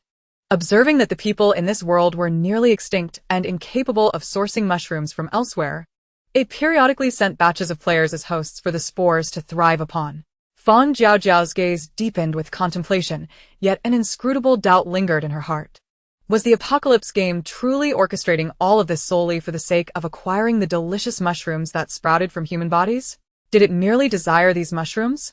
Unable to fully embrace this absurd conjecture, she suppressed her doubts for the moment and shifted her focus to another pressing question: the game progress indicated on the box. The progress. There was no explicit mention on the box that completing 10 game worlds would conclude the Apocalypse game. Her earlier excitement, upon closer inspection, was merely a conjecture derived from the term progress. As for what would transpire upon meeting the box's stipulated conditions, she held no certainty. Nevertheless, acquiring this box and learning of its conditions was enough to bring her joy. Having suppressed herself and endured a harrowing struggle for survival in the game world, Fang Jiaojiao felt her spirit begin to wane. Compared to a future devoid of hope and clarity, having a target made her heart feel much lighter, even if she remained uncertain whether this hope would materialize as she wished. Yet, the path ahead glimmered with a faint light, preventing her from becoming lost in the darkness.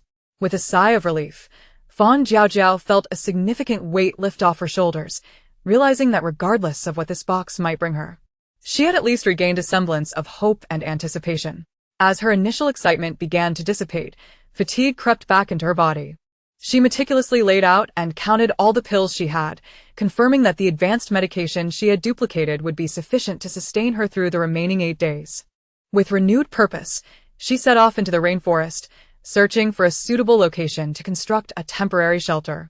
Let addiction be addiction, and let her fate be what it may. All she needed was to endure these 8 days until she could use game currency in the transit space for treatment, which would hopefully alleviate these negative effects. However, a pressing concern weighed on her mind. The mushrooms she possessed would not last until the game concluded. She needed to devise a plan to procure another batch, at the very least enough to ensure her survival. After wandering for a while, she discovered a promising elevated area. Leaning against a towering tree, she deftly erected her tent, using the one she had previously employed before taking any medication.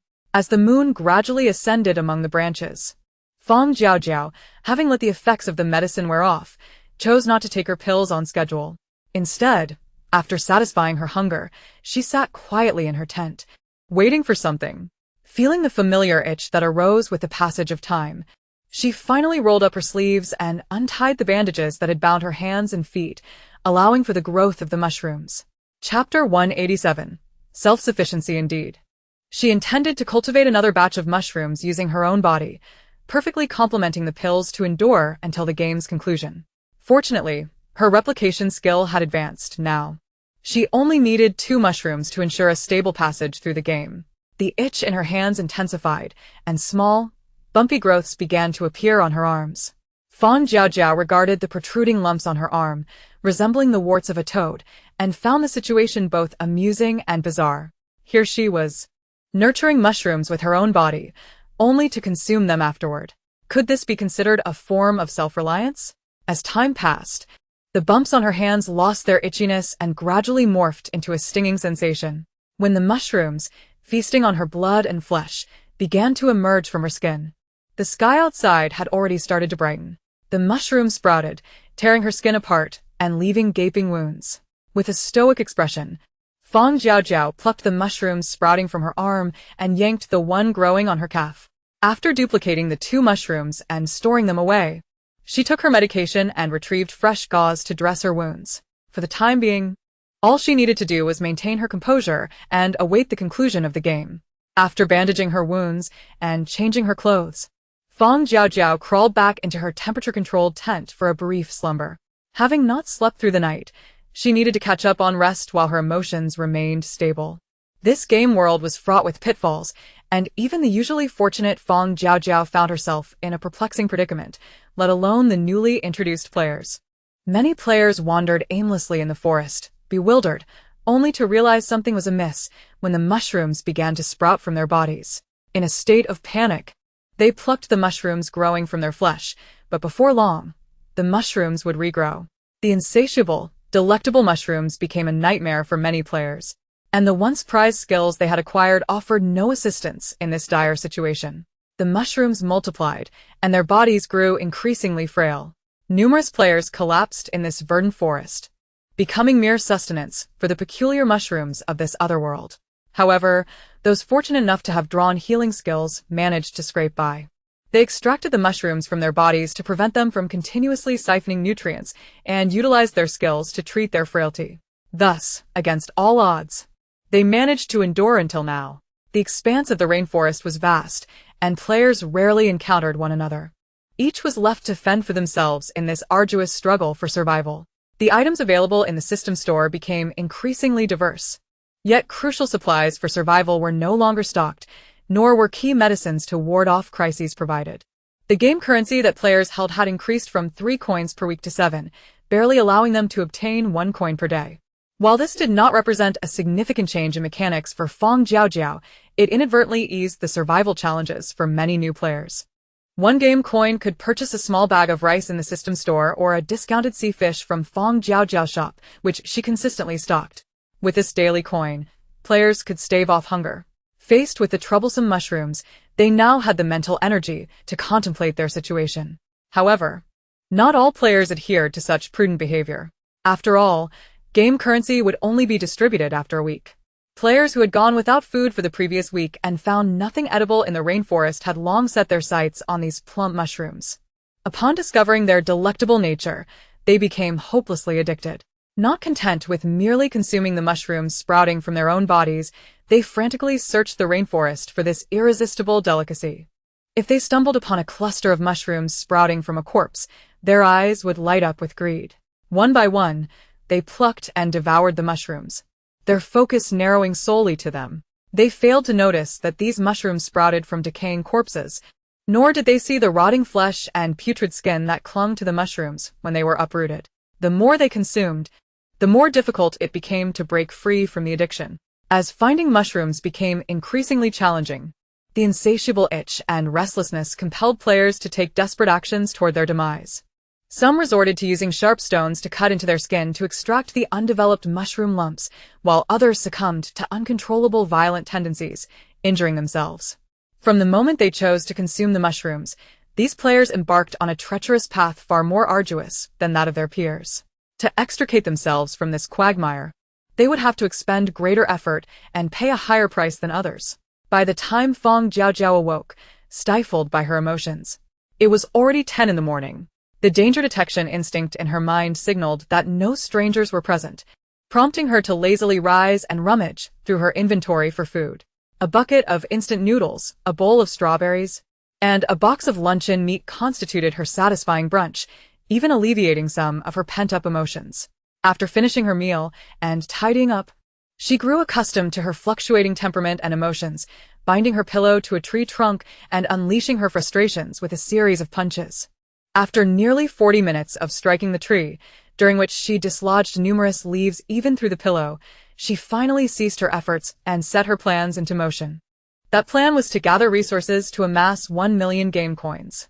While the rainforest was teeming with diverse flora, some of which might harbor parasitic spores, she had her shop. She could easily analyze and detect products when uploading them. Most importantly, this ability required neither game currency nor was it limited in frequency. This presented her with a golden opportunity to exploit the system. Moreover, with her mind now devoid of other thoughts, she yearned solely to return. Perhaps foraging for resources might help her divert some of her attention, alleviating the manic depression induced by her medication. Without hesitation, Fang Jiaojiao turned to the nearby plants and began her task. Armed with a watermelon knife, she severed the robust leaves close to their roots and placed them in her shop. Upon receiving a mildly toxic response, she discarded the leaf and proceeded to wreak havoc on other flora. As she chopped and uploaded her findings, her spirits soared when she finally discovered an edible plant after nearly an hour of labor. Bird's nest fern, 1 nutritional value. Suggested sale price, 5 game coins. Edible ferns? This slender, withered-looking specimen could be consumed, and it even held a nutritional value of 1. Truly, one should not judge a plant by its appearance. Without bothering to discern which parts of this sprawling fern were edible, she decisively chopped it down at the roots and uploaded the entire specimen. She preferred not to waste time deliberating, let the buyers grapple with that concern. Chapter 188. Foraging for Game Coins. With the discovery of her first edible plant, Fang Jiaojiao's mood lightened significantly. Although the rainforest teemed with vegetation, this was a game-world rainforest, and real-world judgments could not be entirely relied upon here. Moreover, this realm's rainforest harbored spores capable of parasitizing the human body, casting doubt on the availability of edible plants. Yet, unexpectedly, she had indeed stumbled upon something consumable. This revelation suggested that, just like in the original world, this forest was rich with wild vegetables and fruits. How could such a discovery not excite Fang Jiaojiao? While her current space was no longer barren and had accumulated a fair amount of supplies, such easily acquired resources would entice anyone. With a fervent heart, Fang Jiaojiao delved deeper into her pursuit, relishing the thrill of unearthing treasures amidst refuse. Erica palm, 1 nutritional value. Suggested sale price, 3 game coins. Wild cassava, 2 nutritional value. Suggested sale price, 5 game coins. Deadly nightshade, highly toxic. Suggested sale price, 20 game coins. Deadly nightshade? Fang Jiaojiao recoiled swiftly, distancing herself several meters from the ominous tree, fearful that a single drop of its sap might spell her demise. Cautiously, she peeled off her work gloves, discarding the medical gloves underneath them. Grateful for her foresight, she cast the potentially contaminated gloves into a designated corner of her space reserved for waste. Although she had never encountered this plant firsthand, she was well aware of its notorious reputation. After meticulously disinfecting her hands with alcohol, she donned layer upon layer of gloves, striving to protect her hands as thoroughly as possible. After all, having already encountered a deadly plant, who could tell what other toxicities awaited her? To safeguard her precarious life, it was prudent to exercise caution. As for the deadly nightshade leaves hanging by her shop, she paused momentarily before silently opting to upload them. Perhaps, just perhaps, a player might find them useful. After a brief hydration break and a dose of medication, Fang Jiaojiao, now markedly more cautious, continued her relentless foraging in the rainforest. Her unceasing hands and legs, having traversed nearly an entire day, revealed their latent potential, allowing her to feel no fatigue despite her medication. Instead, the repetitive actions began to soothe her inner restlessness.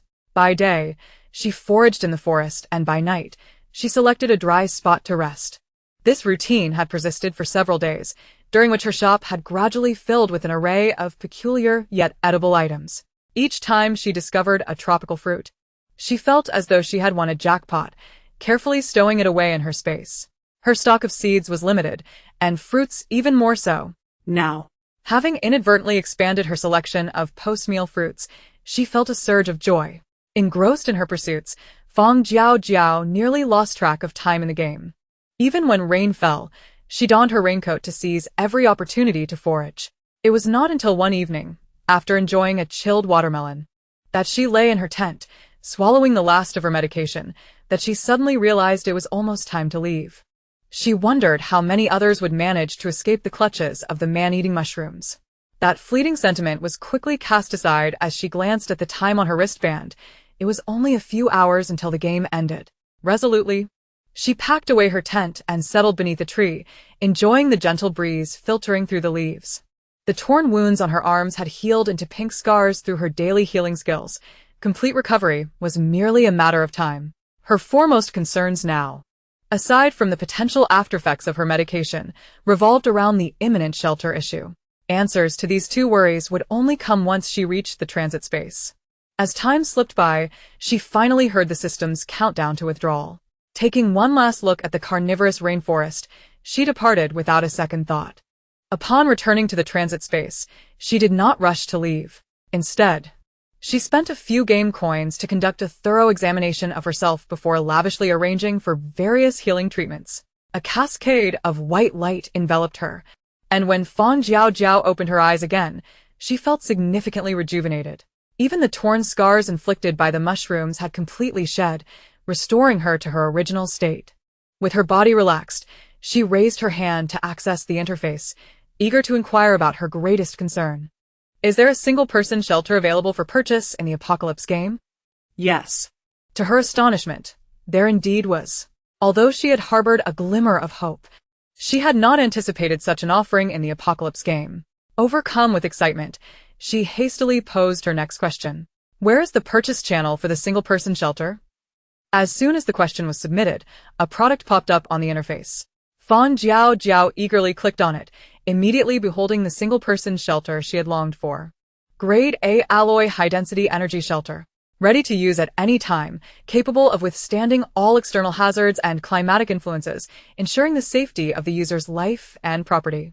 Sale price: 100,000 game coins.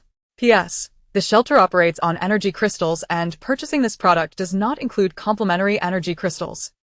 The shelter's image was striking, and the description was utterly enticing. Fang Jiaojiao perused the accompanying images, admiring the shelter's design. Constructed from sleek black metal, its shape resembled that of an eggshell. Yet, the interior space was quite generous, complete with a private lounge, kitchen, shower, and restroom, even featuring a small storage room and loft.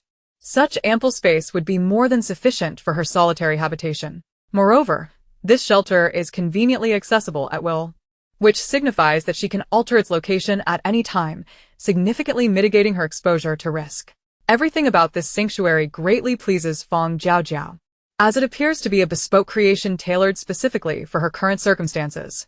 However, the price is somewhat exorbitant. Once again, Fang Jiaojiao's gaze is drawn to the shelter's description, and upon noticing the prominently marked Grade A alloy, her mind momentarily falters. She recalls that in the nooks and crannies of her space, there seems to be a collection of some alloy. Moreover, those alloys appear to be items she extracted from Steel City. Chapter 189. The Solo Shelter. Raising her hand, she rummages through the storage space of her player bracelet, unearthing a heap of black steel in a corner, instantly sparking a different notion. However, it is imperative to first validate this idea. A beam of white light from her duplication skill flashes, and the alloy in her grasp multiplies instantaneously. As Fang Jiaojiao explores the multitude of alloys, her eyes brighten upon realizing the feasibility of her concept. Grade A alloy, a high-density, high-compression composite building material. After duplicating the Grade B alloy in her possession, she indeed finds that it can yield Grade A alloy. And this Grade A alloy is precisely the primary construction material for the solo shelter, is it not? Gathering all the alloys on the ground back into her space, Fang Jiaojiao reaches out to interact with the panel. If I provide Grade A alloy materials to construct a solo shelter, how much game currency will be required? After posing the question, an immediate response does not materialize. The apocalyptic game system seems to be calculating meticulously in the background, finally delivering an answer 2 minutes later. 20,000 game currency. 20,000? This is a staggering reduction of 5-fold. Fang Jiaojiao's eyes gleam with excitement as she swiftly presses on. Where do I submit the materials? A new transaction channel appears on the panel. Fang Jiaojiao uploads all the Grade A alloys she has duplicated, and upon realizing it is insufficient, she duplicates a few more on-site before opting to submit. Once the materials are submitted, her bracelet synchronously deducts 20,000 game currency. Simultaneously, a transparent capsule, about the size of her palm, materializes before her. Fang Jiaojiao reaches for the capsule and soon discovers that the black eggshell shelter she had observed earlier is now reduced in size and contained within this transparent capsule. She carefully examines the shelter within the capsule and scrutinizes the semi-transparent capsule from every angle. Accidentally, her finger grazes the top of the capsule, and the usage instructions for the shelter reluctantly manifest before her. Grade A Alloy High-Density Energy Shelter Basic Usage Guide. After selecting a location, touch the top of the capsule to place the shelter. To close the shelter's door, press and hold the door button for 5 seconds, at which point it will automatically retract into the storage capsule. All equipment within the shelter is powered by energy crystals. To utilize the shelter, one must first install the energy crystal at the center of the shelter's entrance. P.S. The shelter cannot be used within the game world. After meticulously reading the usage guide twice to ensure no detail is overlooked, Fang Jiaojiao finally closes the panel. Glancing at the capsule in her palm, she places it back into her space before exiting the transit space and returning to her tent in the real world. She first collects the water she used to wash herself in the tent back into her space, then removes all her gear. Once she has organized everything, Fang Jiaojiao begins to search for a suitable location to establish her shelter. While the issue of the shelter has been resolved, she must still carefully consider where to settle. Being too far from other players would hinder her ability to gather information, while being too close to an official shelter could invite unnecessary trouble. Thus, she finds herself unable to determine an appropriate site at this moment. Fortunately, she is not in a rush and can observe the situation at the official shelter while leisurely selecting a location. After meandering around a 10-kilometer radius, Fang Jiaojiao eventually finds herself back at the desolate park where it all began. After much deliberation, she concludes that this spot is indeed the most suitable. The park is eerily desolate, with few visitors, and it lies at a moderate distance from the official shelter. Most importantly, she has discovered a small air raid shelter at the back of the park's hill, which is not entirely collapsed. Perhaps due to its sturdy construction, the rear section remains intact despite the front half being blocked and ruined by fallen rocks. It was the dilapidated state of the front half that had initially caused Fang Jiaojiao to overlook it. It was only during her recent explorations that she felt a refreshing breeze blowing through the crevices of the boulders, igniting her curiosity. After removing the boulders with her space, she ventured inside to investigate, thus uncovering this remarkably concealed area. Standing at the innermost part of the air raid shelter with a flashlight, she meticulously examines the surroundings before deciding to temporarily place her shelter here. However, she intends to position it below the air raid shelter, not inside it. Indeed, Fang Jiaojiao has always envisioned placing her shelter underground. The unpredictable climate on the surface is decidedly unsuitable for habitation. Even though her solo shelter can withstand disaster risks, it is far safer and more discreet when concealed underground. Nevertheless, to keep her shelter hidden underground, she requires a covert entry and exit channel. Once she exits the game world, she cannot remain in the shelter at all times to monitor the situation or observe changes in the weather outside. Hence, having a discreet and inconspicuous access point is of paramount importance. It is worth noting that her solo shelter lacks any binding functions. Should it be seized and placed into another player's storage bag, it would represent a tangible loss. Thus far, she has yet to encounter a player whose defeat results in the dropping of their backpack and equipment. If her shelter were to be taken by another player and they stubbornly refuse to return it, even if she were to eliminate the player who stole her shelter, it would be to no avail. Not only would her shelter be irretrievable, but it would also become someone else's spoil. Unless, of course, she carries the shelter with her every time she ventures outside. Fang Jiaojiao silently commits this idea to memory as she begins to manipulate the transparent capsule retrieved from her space. After placing the capsule at the designated location, she presses the top, causing the transparent capsule to open, and the black shelter descends into the ground, proportionately enlarging. Within mere seconds, only a 1-meter-wide black door remains on the surface. Fang Jiaojiao retrieves a red energy crystal from her space and places it at the center of the shelter's entrance. Upon contact with the energy crystal, the previously dark door instantaneously reveals a small opening. Fang Jiaojiao inserts the energy crystal, and as the small opening closes, the door gradually swings open. Is it operational? Fang Jiaojiao descends the stairs into the shelter, first ensuring the door above is securely shut before turning her attention to the brightly lit interior. Contrary to the shelter's dark exterior, the interior boasts a bright, creamy white decor. At this moment, the soft illumination enhances the cozy, inviting atmosphere within. The first level consists of a spacious loft, and after a cursory glance, Fang Jiaojiao proceeds down the stairs to the lower level. Descending the staircase, one is greeted by a spacious living and dining area, adorned with a minimalist elegance, complete with all the essential furnishings. To the left of the living room lies a charming single-person kitchen, equipped with a cooking apparatus reminiscent of a gas stove. Chapter 190, The Solo Sanctuary, Part 2. Fang Jiaojiao turned the gas knob, and vibrant red flames flickered to life from the stove.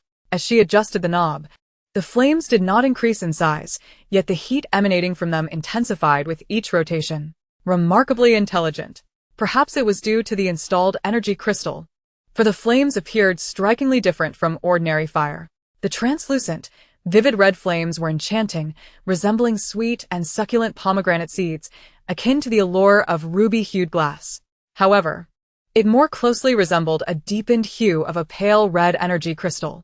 If the color of the flames was indeed determined by the properties of the energy crystal, would the flames turn blue if she replaced it with a light blue crystal?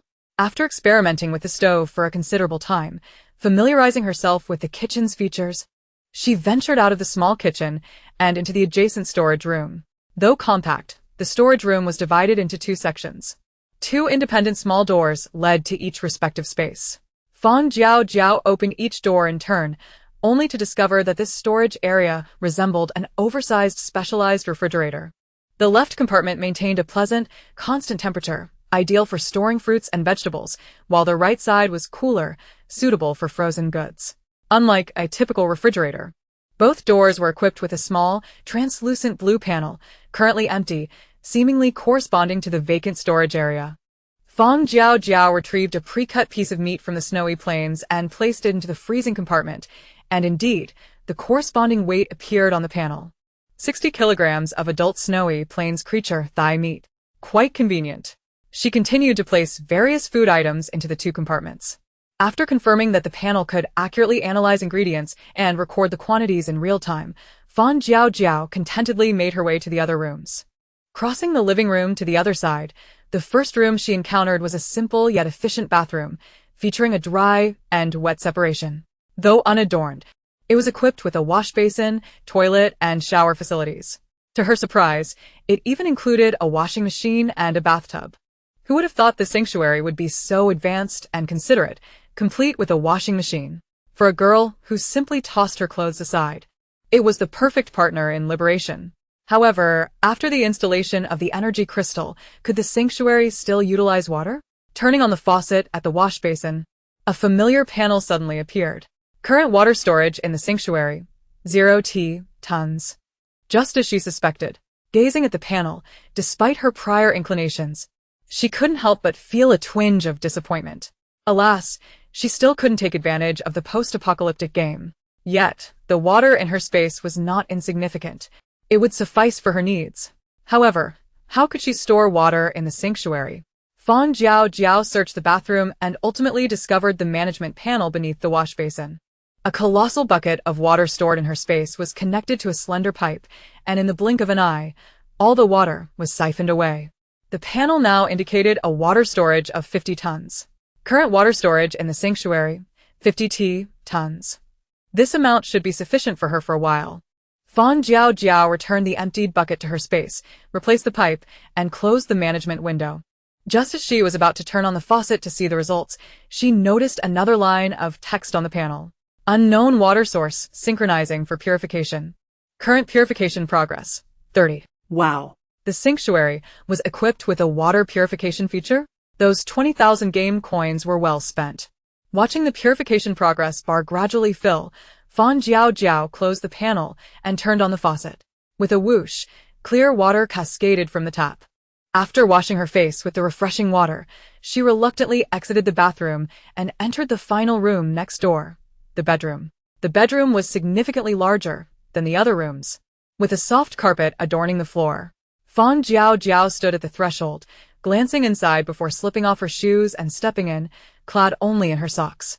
To the right of the room lay a plush, large bed, flanked by petite nightstands. At the foot of the bed stood an entire wall of frosted glass doors. Approaching the doors, she pulled them open to reveal a private walk-in closet. Though the closet was not expansive, it boasted ample storage space. It was equipped with a full-length mirror, and a small vanity stood on one side. Fang Jiaojiao gazed into the full-length mirror at her dusty, concealed self and suddenly felt a wave of disorientation. Is this her? How long had it been since she last looked in a mirror? As she peered at her reflection, she found herself feeling somewhat estranged. Staring intently at her dark, solemn eyes, she removed her mask, revealing a face that was both familiar and foreign. The familiarity stemmed from her unchanged oval face and features, while the strangeness arose from the increasingly cold and indifferent gaze, the perpetually furrowed brow, and the subconsciously guarded downward curve of her lips. Indeed, she had changed. Her fingertips brushed against the mirror surface, the cold sensation sending an involuntary shiver through her heart. Hesitating, she slowly withdrew her hand. Lowering her gaze, Fang Jiaojiao turned and closed the closet door. In her space, she rummaged for a set of fitting, clean pajamas. After enjoying a comforting hot shower in the bathroom, she carelessly tossed the clothes she could continue wearing into the washing machine. Feeling refreshed after her bath, Fang Jiaojiao flopped onto her bed. Perhaps it was the knowledge that this sanctuary belonged entirely to her, or perhaps it was the temporary sense of stability and safety it provided, or perhaps the exhaustion from teetering on the brink of survival had drained her energy.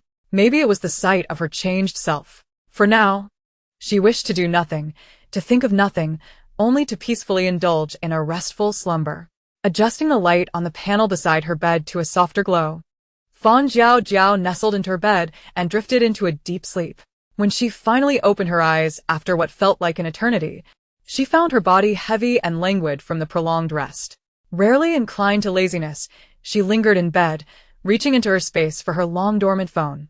Unlocking the screen, the display revealed a carefree version of herself, smiling at the entrance of her university. This was a photograph taken when her parents accompanied her to register at the start of her academic journey. She vaguely recalled that day. The weather was splendid, still carrying a hint of warmth. Dressed in a short skirt to combat the heat, she remembered her father repeatedly urging her to don a knitted jacket before she left, worried she might catch a cold and not take care of herself. Her parents were always like this, perpetually oblivious to the fact that she had already grown into adulthood. She was indeed an adult now. At 18, she had stepped into adulthood. At 20, she navigated the world independently. Now, As she struggled to survive on the precipice of life and death, she was undeniably an adult. Chapter 191, Formation. The brightness of her phone dimmed, casting a reflection of her dazed eyes upon the black screen. Fang Jiaojiao pressed the device to her heart, closed her eyes, and rested for a while before rising to prepare a meal in the kitchen. This sanctuary, entirely her own, felt like a new home she had discovered amidst the chaos of the world. For her inaugural meal in this new abode, it was essential to indulge in a feast. An array of ingredients adorned the kitchen counter, and undeterred by the potential for disturbance, Fang Jiaojiao patiently processed each item, her heart gradually finding peace. Once all the ingredients were ready and she prepared to cook, she closed the kitchen door and activated the filtering machine that hung above the stove. The soundproofing of her solitary sanctuary was exceptional, and the filtering machine proved to be invaluable. With this small device, even if Fang Jiaojiao were to cook snail noodles and hot pot, not a single scent would escape. Unable to find a satisfactory pot within her limited space, she settled for a makeshift one. She ignited the stove, heated the oil, and sequentially added the ingredients and seasonings. In just over half an hour, an array of dishes, rich in color, aroma, and flavor, emerged from the stove. As her sanctuary lacked a dining area, she had no choice but to place the dishes upon the coffee table in the living room. Though the round coffee table was modest in size, it sufficed. With plates piled high, Fang Jiaojiao glanced around before retrieving a chilled beverage from the freezer, finally settling down upon the carpet with satisfaction. With a soft fizz, the sound of the drink being opened filled the air, and she raised the icy beverage in a toast to the void, a smile finally gracing her lips. To herself, perhaps it was the enclosed sanctuary that provided such a profound sense of security. For the past few days, Fang Jiaojiao had nestled herself within this shell, rummaging through her space to adorn her little haven, showing no inclination to venture outside. The originally sparse sanctuary had begun to flourish with soft, beautiful cushions and warm, skin-friendly blankets. The The bedside table now housed a thriving potted green plant, and the bathroom brimmed with toiletries. In a corner of the living room, her parents' urns and photographs were carefully arranged. Now, looking around, the entire sanctuary truly resembled the cozy home she had always longed for. When Fang Jiaojiao had finally grown fond enough of this increasingly beloved sanctuary, she donned a pair of inconspicuous gray clothes, masked her face with a black mask, and exited the sanctuary via the attic stairs. The moment she stepped outside, she instantly sensed something amiss with the temperature. Perhaps the climate within her sanctuary had consistently remained in a comfortable range? Why did it feel as though the outside had grown warmer? The wind blowing through the cracks of the air-raid shelter carried an undeniable heat, and in the brief period since sealing the sanctuary, beads of sweat had begun to form on her forehead. The compact sanctuary was resealed back into its capsule and returned to her space. Wiping the perspiration from her brow with her sleeve, she approached the front of the air-raid shelter. The danger detection device indicated that there were currently no individuals nearby. After stowing away the boulder that blocked the entrance, Fang Jiaojiao stepped out of the shelter, turning back to replace the stone before making her way toward the official sanctuary. The sun had begun its descent, yet the temperature outside was significantly higher than that within the air raid shelter. After only a brief walk, her clothes were already soaked with sweat. As she drew closer to the official sanctuary, more individuals were sprawled in the shadows. Observing the increased number of people compared to the previous days, Fang Jiaojiao felt a twinge of confusion. Was there perhaps a new announcement from above? The sudden influx of people in the vicinity likely indicated that residents from nearby villages had gathered. As she surveyed the crowd, she quietly blended into the throng. The weather was oppressively hot, and the daily water rations were limited. To conserve every precious drop, the crowd collectively chose to remain silent, inhibiting Fang Jiaojiao's attempts to glean information from them. Just as she was about to leave for a closer position to the official sanctuary, her peripheral vision caught sight of a familiar figure.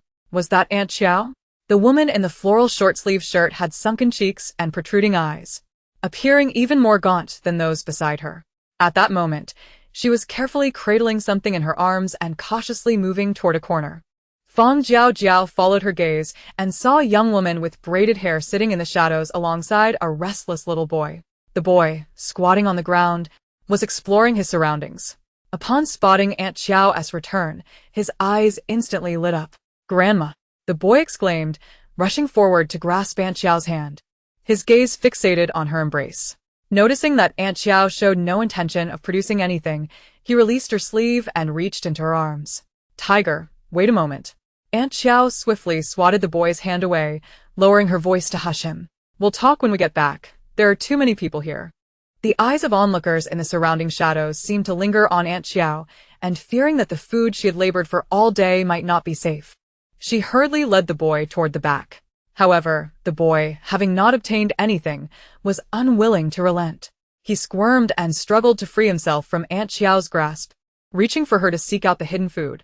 Aunt Xiao, who had become emaciated from her daily toil at the official sanctuary, was nearly toppled over by the vigorous little boy. In a moment of desperation, fearing further tugging might attract trouble, Aunt Xiao reluctantly smacked the boy's bottom. Yet this action only provoked the child, who was nurtured on the scant food of their family. Feeling the sting of the slap, he immediately pouted and collapsed onto the ground, wailing without tears. "Oh, Tiger, get up. It was Grandma's fault. I was just upset. I shouldn't have hit you.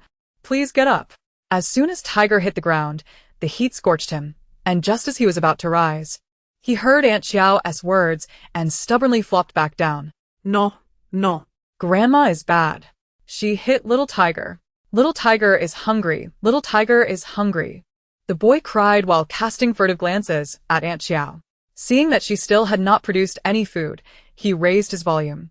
His cries echoed through the desolate ruins, soon attracting a multitude of curious and unsympathetic gazes. As the crowd drew closer, Aunt Xiao's panic escalated. She could no longer afford to attend to her wailing grandson. Hastily pulling him up to leave, Tiger, cherished like a treasure by his grandmother and mother, was accustomed to consuming the most food at such a young age.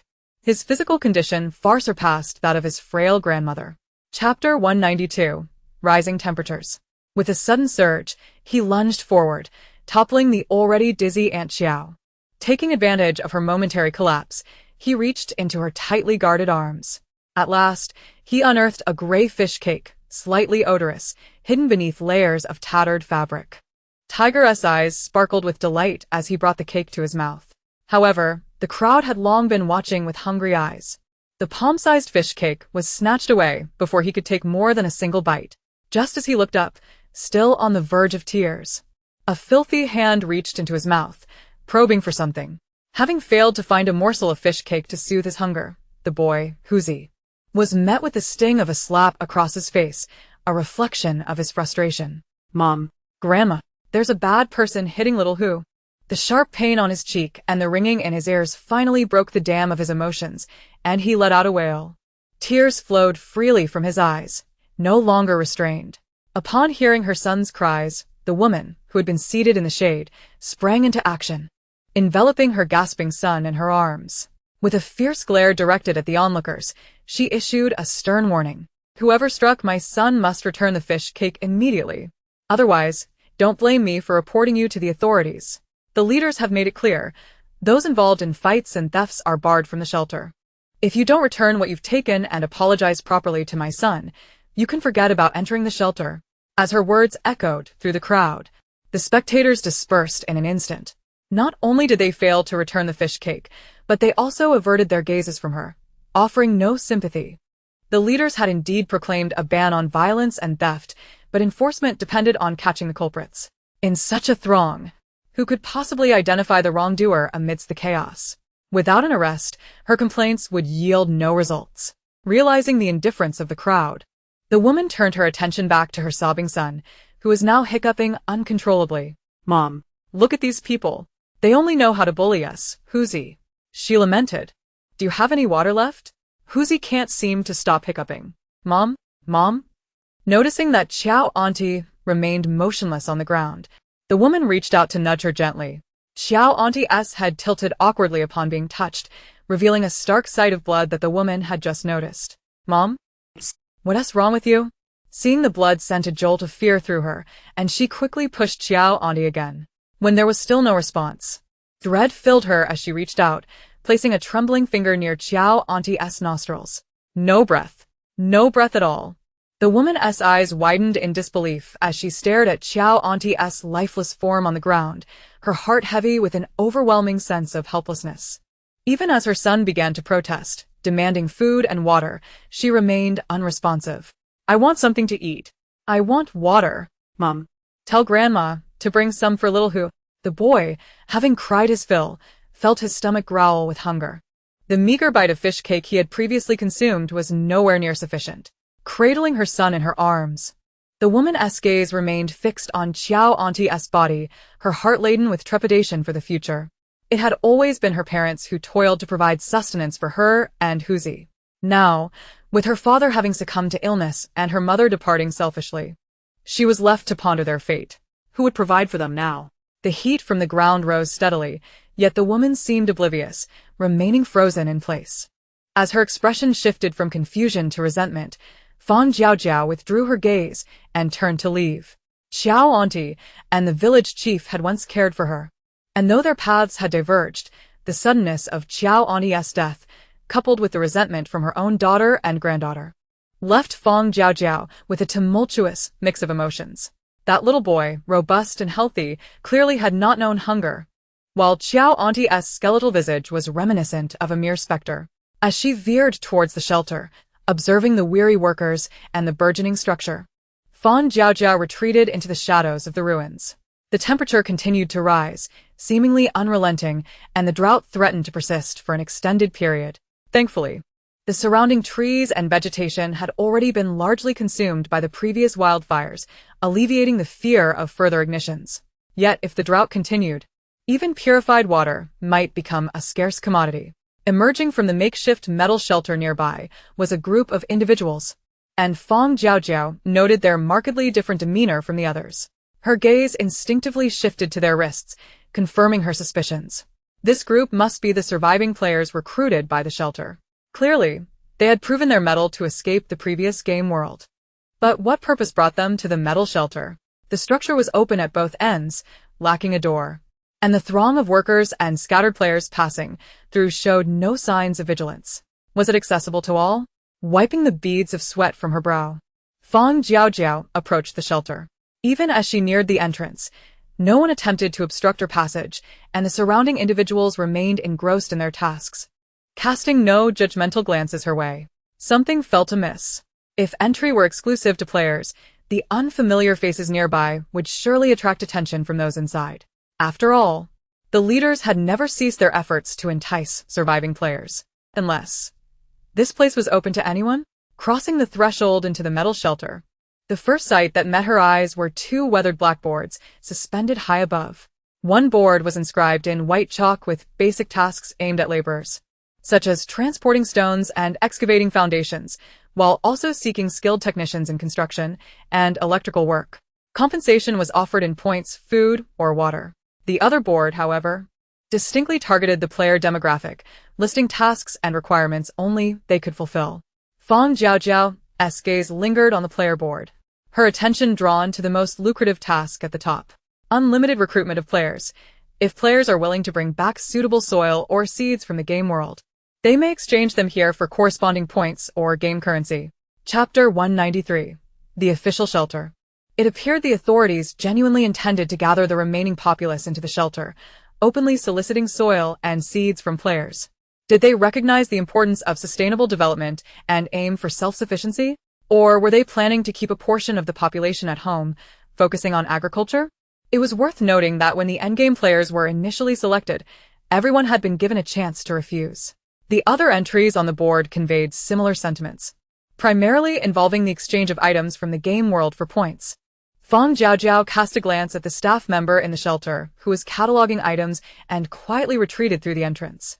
Perhaps due to the constant flow of workers in and out, the staff paid little heed to the dusty Fang Jiaojiao. Realizing it was getting late, she retraced her steps back to the air-raid shelter, extracting her little nest from the spatial confines. She would occasionally wander around, checking the circumstances, and sometimes blend in with ordinary people to undertake simple tasks. The fish cakes exchanged for points were tossed into the void by Fang Jiaojiao, but she did overhear some intriguing tidbits from her fellow workers. I heard from Gongzi that the houses in this shelter are to be divided into several tiers, right? Indeed, let me tell you, Gongzi's second uncle's sister-in-law is helping with the record-keeping in a tin shed. Most of what he says is likely true. Alas, despite our arduous toil, we remain uncertain if we can accumulate enough points to exchange for housing. Frankly, I have no expectations or concerns about tiers. I would be content if I could simply be assigned a place to live. Who could argue with that? Those upscale houses are clearly not intended for us. A middle-aged man in a black short-sleeved shirt wiped the sweat from his brow, casting a glance at the overseer in the distance before lowering his voice to speak.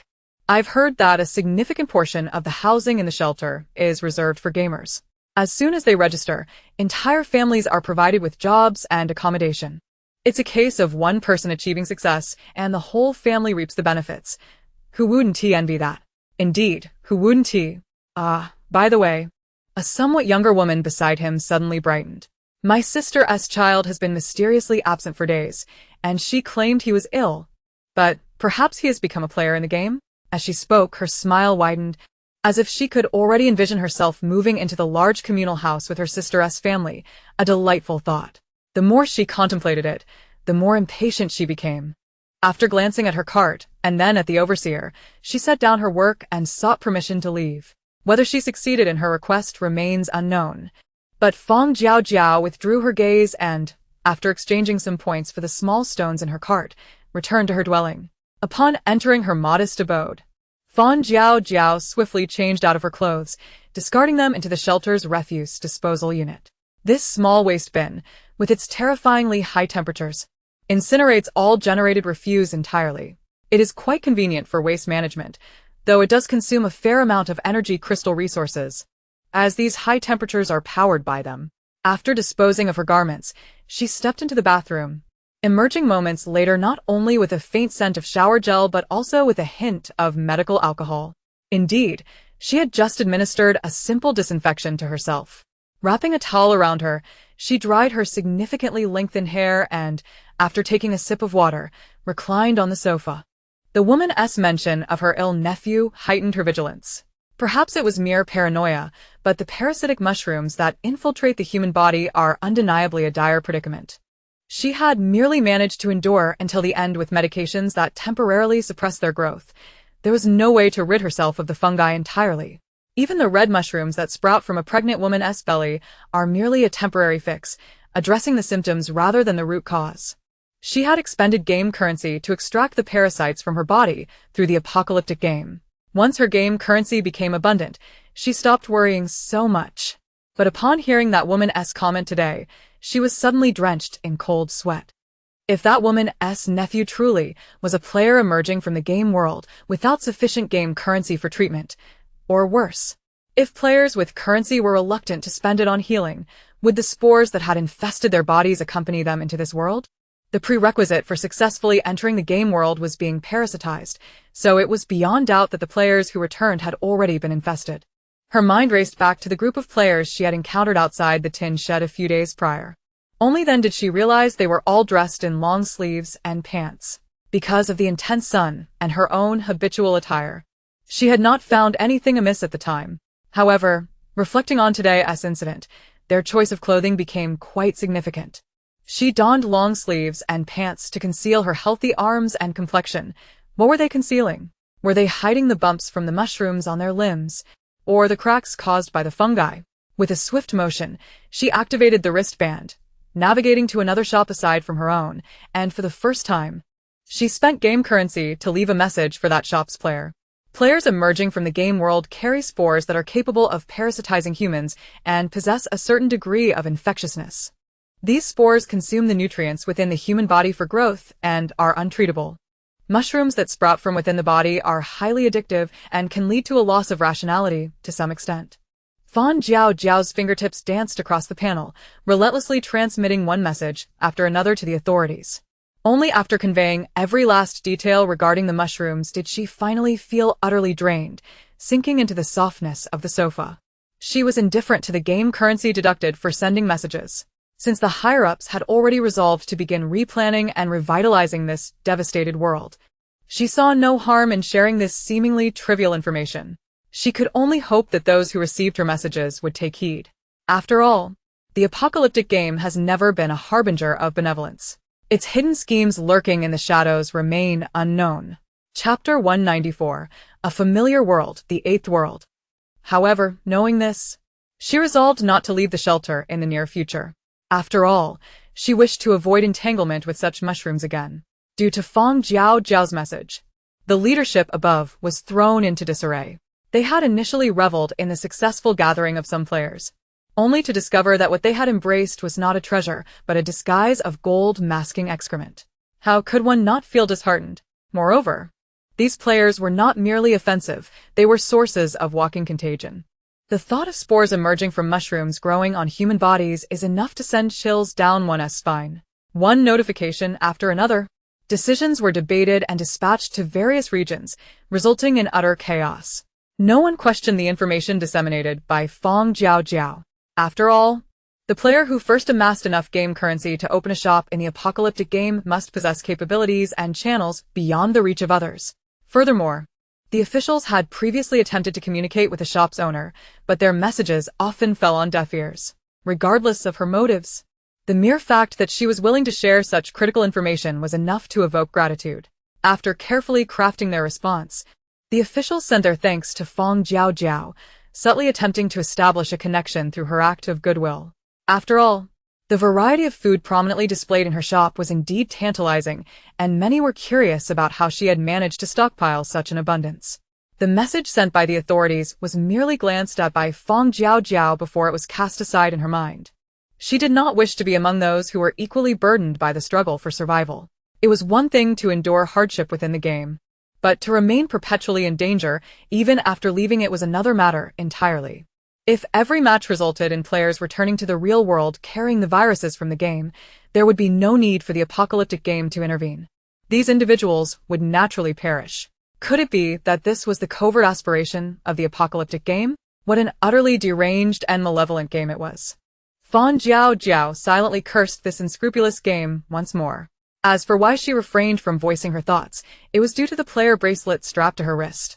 She feared that this insidious device might eavesdrop on her words and subsequently cause her trouble. She decided to leave the matters that warranted concern to those who could handle them and resumed her sheltered life at home. Amid the cacophony outside, she continued to live her solitary existence in tranquility. Ding. A new round of the apocalyptic game is about to commence.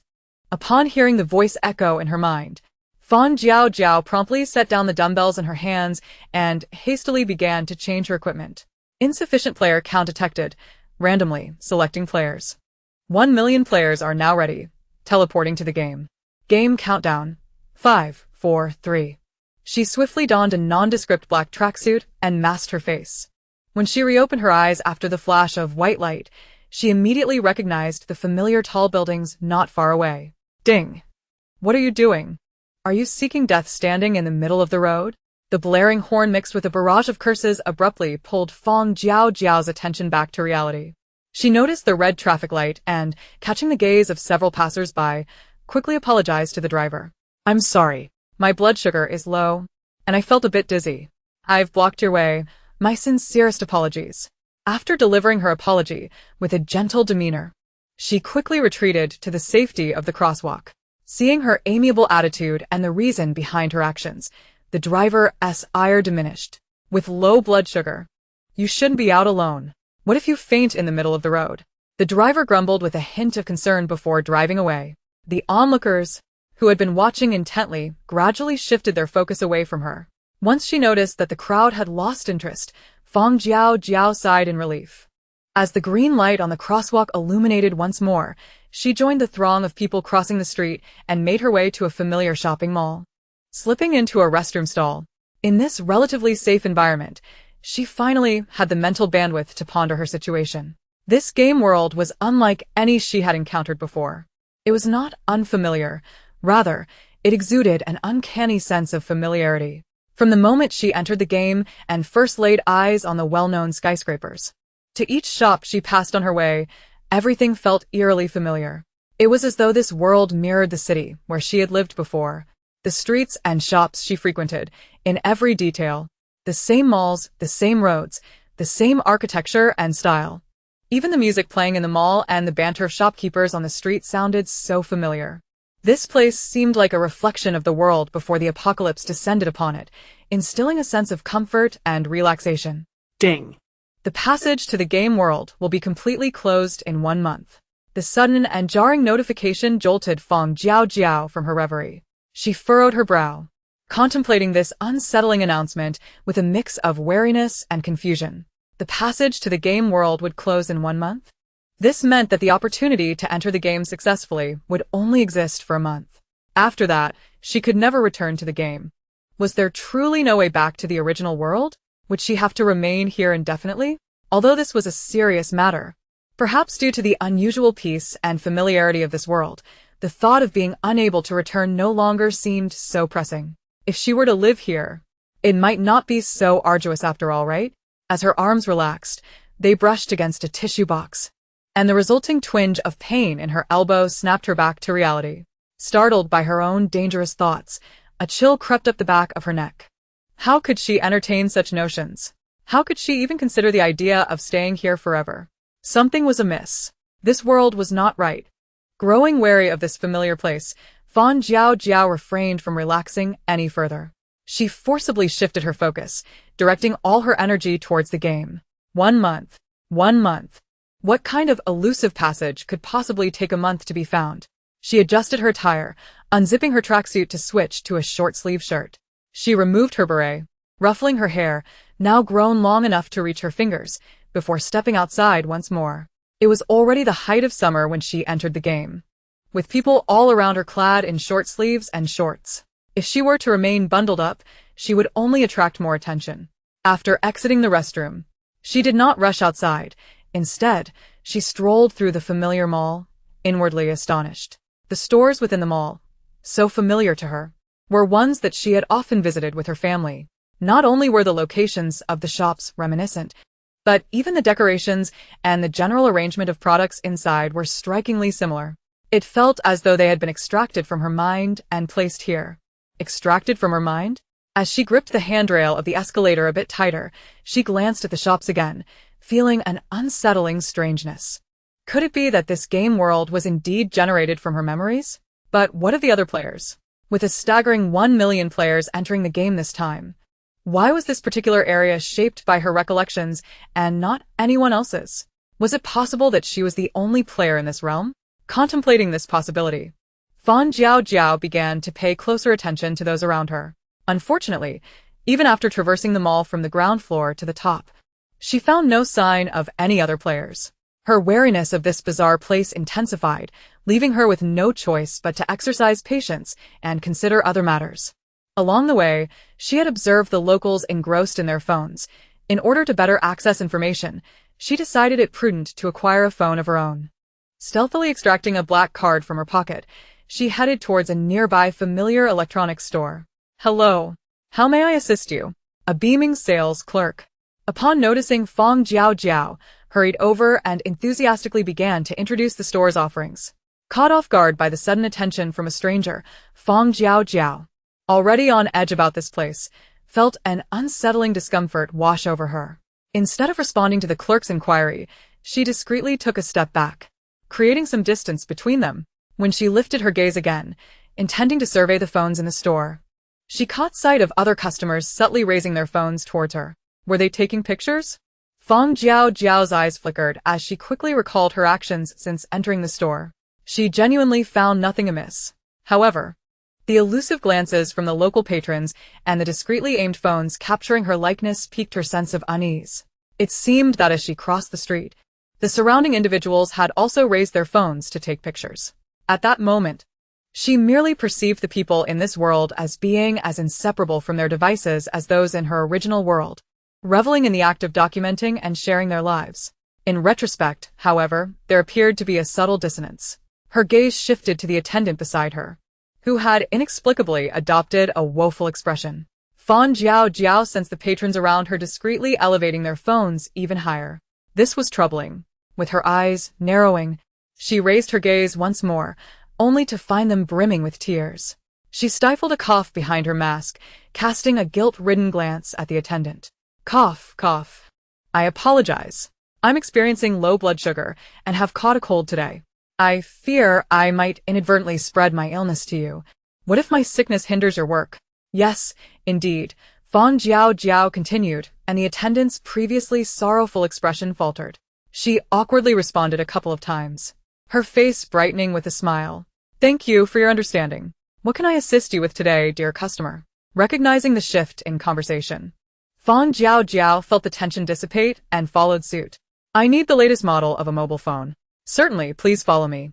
As they approached the display case to view the phones, Fang Jiaojiao noticed other customers had already stowed their phones away. Her heart sank. This place was indeed peculiar. "The latest model comes in 5 colors. Which do you prefer?" The attendant presented the devices before her, and Fang Jiaojiao casually picked up the black one. "This one will do. I also need to apply for a card. Let us settle it together." Handing her black card to the attendant, she observed her expression transform into one of obsequious respect. In that moment, Fang Jiaojiao comprehended that this card was indeed functional within this gaming realm. "Please follow me," the attendant said, bowing respectfully as she escorted Fang Jiaojiao to a private lounge. She served her water and a fruit platter, then, after meticulously polishing the phone, remained half-squatting beside Fang Jiaojiao's chair, beaming as she assisted with selecting a number. "Is this the one? Very well. We shall process it immediately." The card, which would typically require identification for processing, was effortlessly attended to due to the presence of this real-name black card. Once the card was prepared and some commonly used applications installed with the attendant's help, Fang Jiaojiao finally rose to leave, card in hand. "Please take care. And we look forward to your next visit." The attendant respectfully returned the black card and courteously held the door open for her. After watching Fang Jiaojiao's figure vanish from view, the attendant closed the door and returned to the store. As Fang Jiaojiao stepped outside with her bag, she refrained from immediately checking her newly acquired phone. She had observed that the local residents passing by were, curiously, all putting away their devices. Just moments ago, they had eagerly captured her image. Why the sudden cessation? What were they filming? Where would these videos be sent? What purpose did this serve? A barrage of questions surged forth, akin to mushrooms sprouting after a rain. After descending the escalator, she turned and entered the familiar restroom. Once she locked the stall door, she sat atop the toilet seat and powered on her newly purchased phone. The appearance and functionality of the device bore an uncanny resemblance to that of her own, offering no discernible differences. After meticulously inspecting it multiple times, confirming its sameness, she shifted her focus to the applications. A kaleidoscope of colorful icons adorned the screen, and she patiently tapped through them one by one, familiarizing herself with their functions. Yet, aside from the differing icons, nothing seemed amiss. What was truly awry? She was convinced that the locals had aimed their phones at her twice, undoubtedly capturing something clandestine. What exactly were they recording? The first instance occurred when she accidentally crossed a red light upon entering the game. The second transpired when she rebuffed the attendant's advances.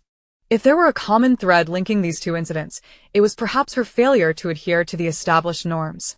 Or perhaps it was her lack of warmth in interactions. Her fingertip pressed upon an application featuring an icon of large, expressive eyes. The search box at the center of the interface captured Fang Jiaojiao's attention. Exposure rules. Was this akin to a search engine? A flicker of realization ignited within her as she began typing her inquiries into the search bar. Where are videos of infractions uploaded? Why record individuals who run red lights? Is clandestine filming commonplace? What rules must be followed?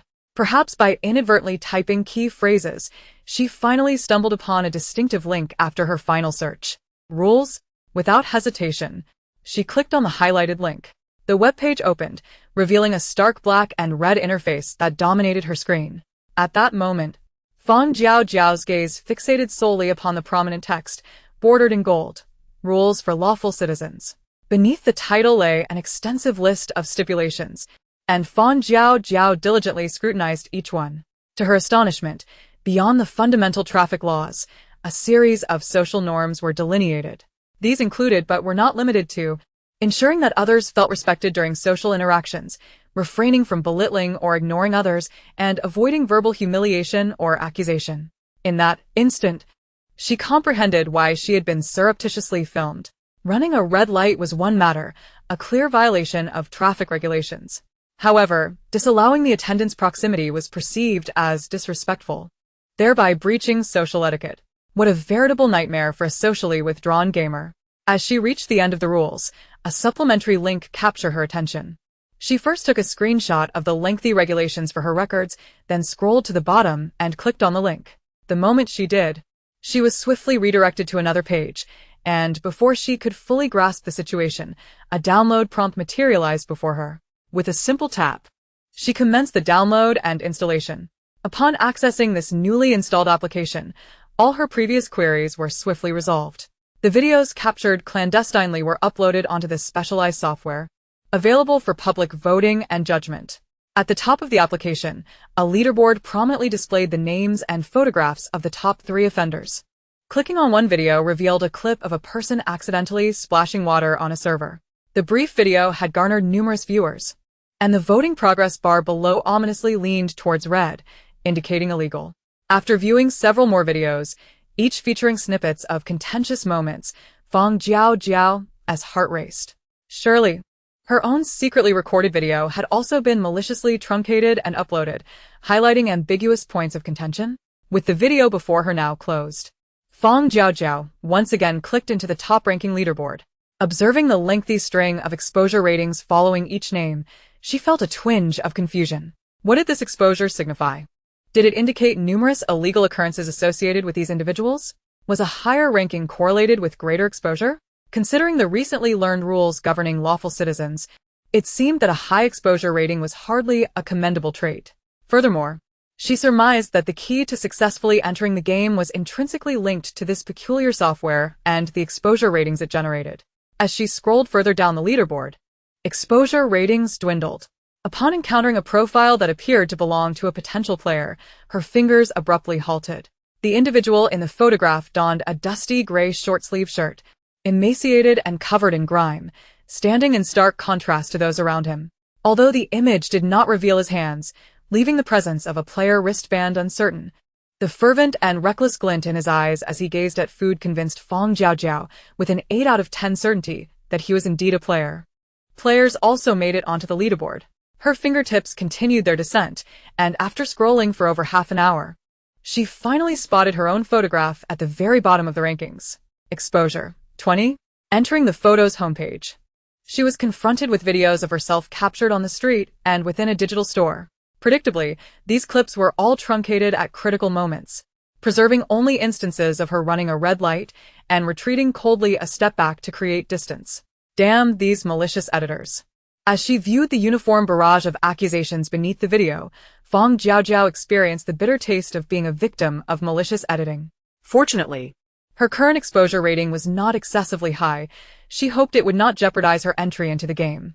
Having discerned the underlying strangeness of this world, Fang Jiaojiao's previously nebulous feelings began to clarify. She opened a mapping application to search for the nearest police station, meticulously noting the route before pocketing her phone and exiting the restroom. Following the escalator down to the lowest level, she cautiously made her way towards the police station, adhering strictly to the pedestrian crosswalk to avoid accidental infractions that might lead to being photographed and uploaded. She maintained her gaze averted from others, focusing solely on the ground ahead. Fortunately, the police station was not far. She arrived after crossing 2 intersections. Upon entering, she approached the on-duty officers to explain her purpose, cooperating in filling out forms and questionnaires. When she emerged with a freshly minted citizen identification card, dusk had already settled. She slightly bowed in gratitude to the officers inside before heading straight to the hotel she had just researched. Armed with her new identification and a black card symbolizing her financial means, Fang Jiaojiao effortlessly booked a week's stay at the hotel. Accompanied by a smiling attendant to her room, she bid her farewell and finally collapsed onto the hotel sofa, utterly exhausted. So drained. She had worn a smile throughout the day to adhere to social norms, and fearing that wearing a mask might invite accusations of disrespecting social interactions, she had removed her black mask. Only when alone could she allow herself to relax, but as she pulled out her phone to launch the application, she discovered that she had indeed been photographed and uploaded while communicating with the police while masked. A rueful smile crept upon her lips. The indigenous inhabitants of this world truly bore the weight of their existence. Clicking into the search application, Fang Jiaojiao began to investigate the true meaning of exposure. Amidst a plethora of chaotic advertisements and irrelevant links, she stumbled upon a somewhat coherent response that left her more perplexed than pleased. Exposure has made me a renowned celebrity. Thanks to my exposure, I was signed by an advertising agency. Ha ha ha. Now my monthly income far exceeds what it used to be by dozens of times. While everyone fears exposure, I embrace it. Come, take my picture. Such responses proliferated beneath the link, each extolling the virtues of exposure. After perusing the link from top to bottom, Fang Jiaojiao was even more uncertain about the concept of exposure. She speculated that entering the game was connected to exposure. But was it that higher exposure facilitated entry into the game, or did lower exposure confer eligibility? Chapter 197, Stockpiling. It should be that lower exposure was preferable. After all, achieving high exposure seemed rather effortless, given the bizarre social rules of this world and the omnipresent surveillance. With a moment's distraction, these outsider players could easily find themselves listed due to inappropriate behavior. In contrast, maintaining a low exposure rating appeared quite challenging.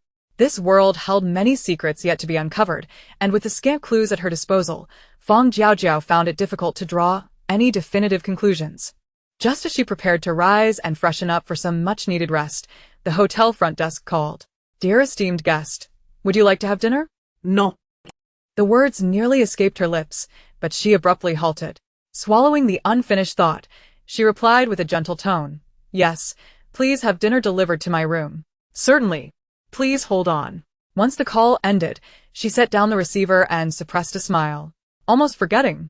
Not refusing to burden service personnel was also one of the social niceties.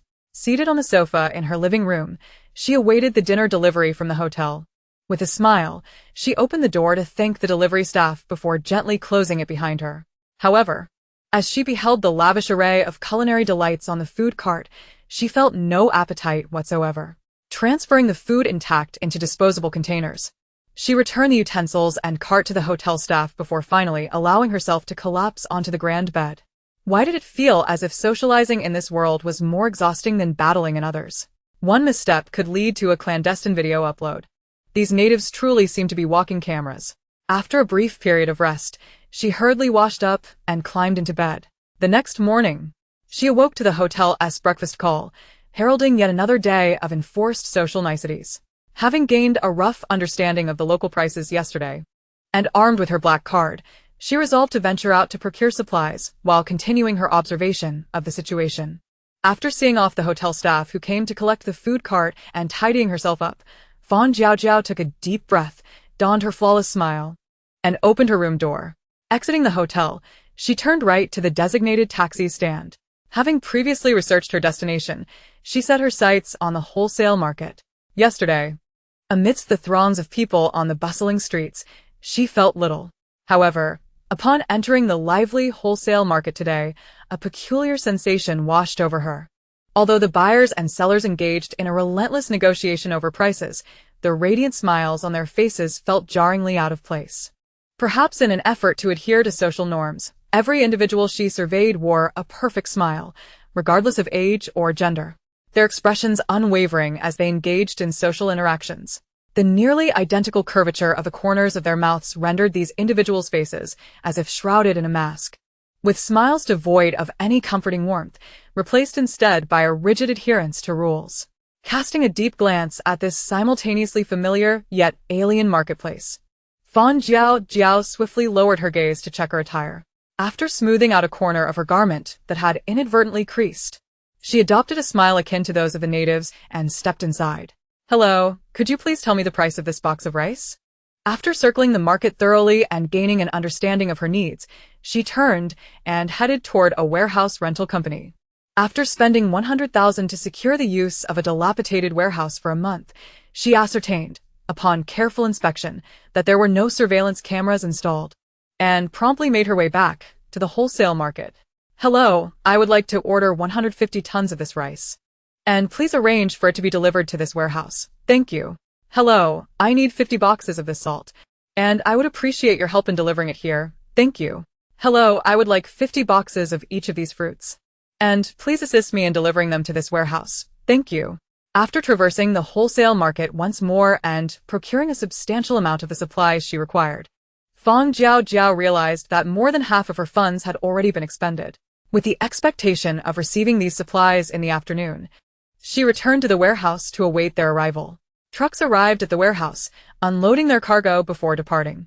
It was only as the sun began to set that the last of her purchases for the day were finally delivered. After stacking the mountain of supplies within the warehouse and locking the door, Fang Jiaojiao sauntered back to the hotel. While she was initially pleased with her expanded stockpile, her joy evaporated upon opening her phone to find 2 new clandestine videos of herself. How could this be? Despite her utmost caution today, there were still illicit aspects. In the 2 videos, one showed her failing to present her card with both hands during payment, while the other depicted her maintaining too great a distance from the laborers, leading to accusations of disdain for the workers. It genuinely amused her. As the exposure level of her image climbed to 80, Fang Jiaojiao felt a surge of frustration welling within her. More vexing was the fact that she could not even properly vent her emotions. For, according to social rules, she was forbidden from making any noise that might disturb the peace. After closing her eyes to calm herself for a moment, she redirected her focus to the issues she had discovered today. Although she had previously suspected that she might be the only player in this location, the appearance of other players on the exposure leaderboard had cast doubt on her certainty. Nevertheless, as she traveled through numerous places today, she had indeed not encountered a single figure resembling another player. This wretched place, aside from the camera-happy natives, it was merely filled with structures that exuded familiarity. 1,000,000 players had undoubtedly been transported into the game, and the leaderboard was gradually showcasing the presence of many players. Since she had not seen any other players here, could it be that these players were also isolated like herself in specially tailored spaces? What exactly did the game aim to observe by segregating the players in this manner? Her gaze returned to the ever-refreshing leaderboard, and a bold hypothesis began to form in her mind. Perhaps this time, the game isolated the players to facilitate a more equitable ranking process? What then was the correlation between the order of the rankings and the pathways leading to successful entry into the game? As her thoughts spiraled into confusion, Fang Jiaojiao found herself increasingly perplexed. Alas, until she discovered the passage into the game. She could only continue to utilize her black card to procure necessary supplies in this world while searching for useful clues. Ultimately, the clues at her disposal were still far too scant to support a coherent logic. Chapter 198: Reality and Illusion. Days passed, and the variety of supplies within Fang Jiaojiao's space gradually flourished. The once barren assortment of fruits had burgeoned to the extent that she could open a fruit shop, and she had accumulated a considerable collection of various vegetable and fruit seeds. Fang Jiaojiao had transitioned from occasionally feeling out of place and being photographed to now navigating the rules with almost effortless grace. Her exposure level had stabilized at just over 100 after adapting. Exiting the furniture store, her space was further enhanced with numerous furnishings for her solitary sanctuary, elegant and practical kitchenware, an array of cooking appliances and knives, as well as a complete set of exquisite dishes and cups. To add a touch of flavor to her delightful life, she had even purchased a rather expensive coffee machine. It could be said that aside from the stagnation of clues, her other endeavors over the past week had yielded considerable success. Unbeknownst to her, she wandered into a park, and as she picked up litter for the 132nd time and tossed it into a nearby trash can, her expression radiated a newfound calm. After having failed to notice the litter on the road, which had resulted in her exposure skyrocketing to 80, she had come to realize the madness of this world. She had sequestered herself in the hotel, dedicating an entire day to memorizing the lengthy and foul rules, which significantly reduced her chances of erring while outside. After discarding the trash and lifting her head, Fang Jiaojiao suddenly recognized her surroundings. This quaint park, more familiar than any other, was none other than the one near her home in the original world. Having been utterly transformed by various natural disasters, she had momentarily failed to recognize it. Gazing upon the lush trees and the gently flowing stream, she inhaled deeply and directed her gaze toward the northern direction of the park. If this little park existed here, Then, with a smile gracing her lips, she began walking toward the familiar path, nodding in acknowledgement to those around her, though her eyes betrayed an inescapable depth. After merely 10 minutes of walking beyond the park, she encountered the recognizable neighborhood. Standing in the open space beside the entrance, Fang Jiaojiao gazed intently at the familiar gate, hesitating for a moment before stepping inside. The same layout, the same greenery, and even the crooked tree downstairs, half of which had perished, were all identical. Retrieving her gaze, she turned into the building and entered the elevator, pressing the button for the familiar floor. It was only upon standing before a door number so familiar it brought tears to her eyes that she regained a semblance of her sanity. This was merely a meticulously planned cage, was it not? What was there to anticipate? This was just a game world, and what foolish dreams was she entertaining? Her hand rose and fell, and after caressing her fingertips, she was unable to resist the gnawing sense of longing in her heart, and slowly knocked on the door. coming. The voice emanating from within was achingly familiar, stirring emotions that threatened to overwhelm her. As she listened to the footsteps approaching, Fang Jiaojiao fixated her gaze on the door, unable to bring herself to blink. In mere seconds, the wait felt as though it spanned centuries. Hearing a noise at the door lock, her heart began to race uncontrollably. Creak. The door swung open, revealing an interior arrangement that made her heart race even faster. "May I ask who you are looking for?" The tremor in her eyes reluctantly shifted away from the furnishings of the room, slowly moving toward the woman at the threshold. Upon recognizing the woman's face, her previously lively heart fell silent in an instant. "Apologies, it seems I have wandered into the wrong place." Fang Jiaojiao's eyes appeared vacant, her mind a muddled haze. Words of refusal escaped her lips uncontrollably as her body turned away, compelled to leave.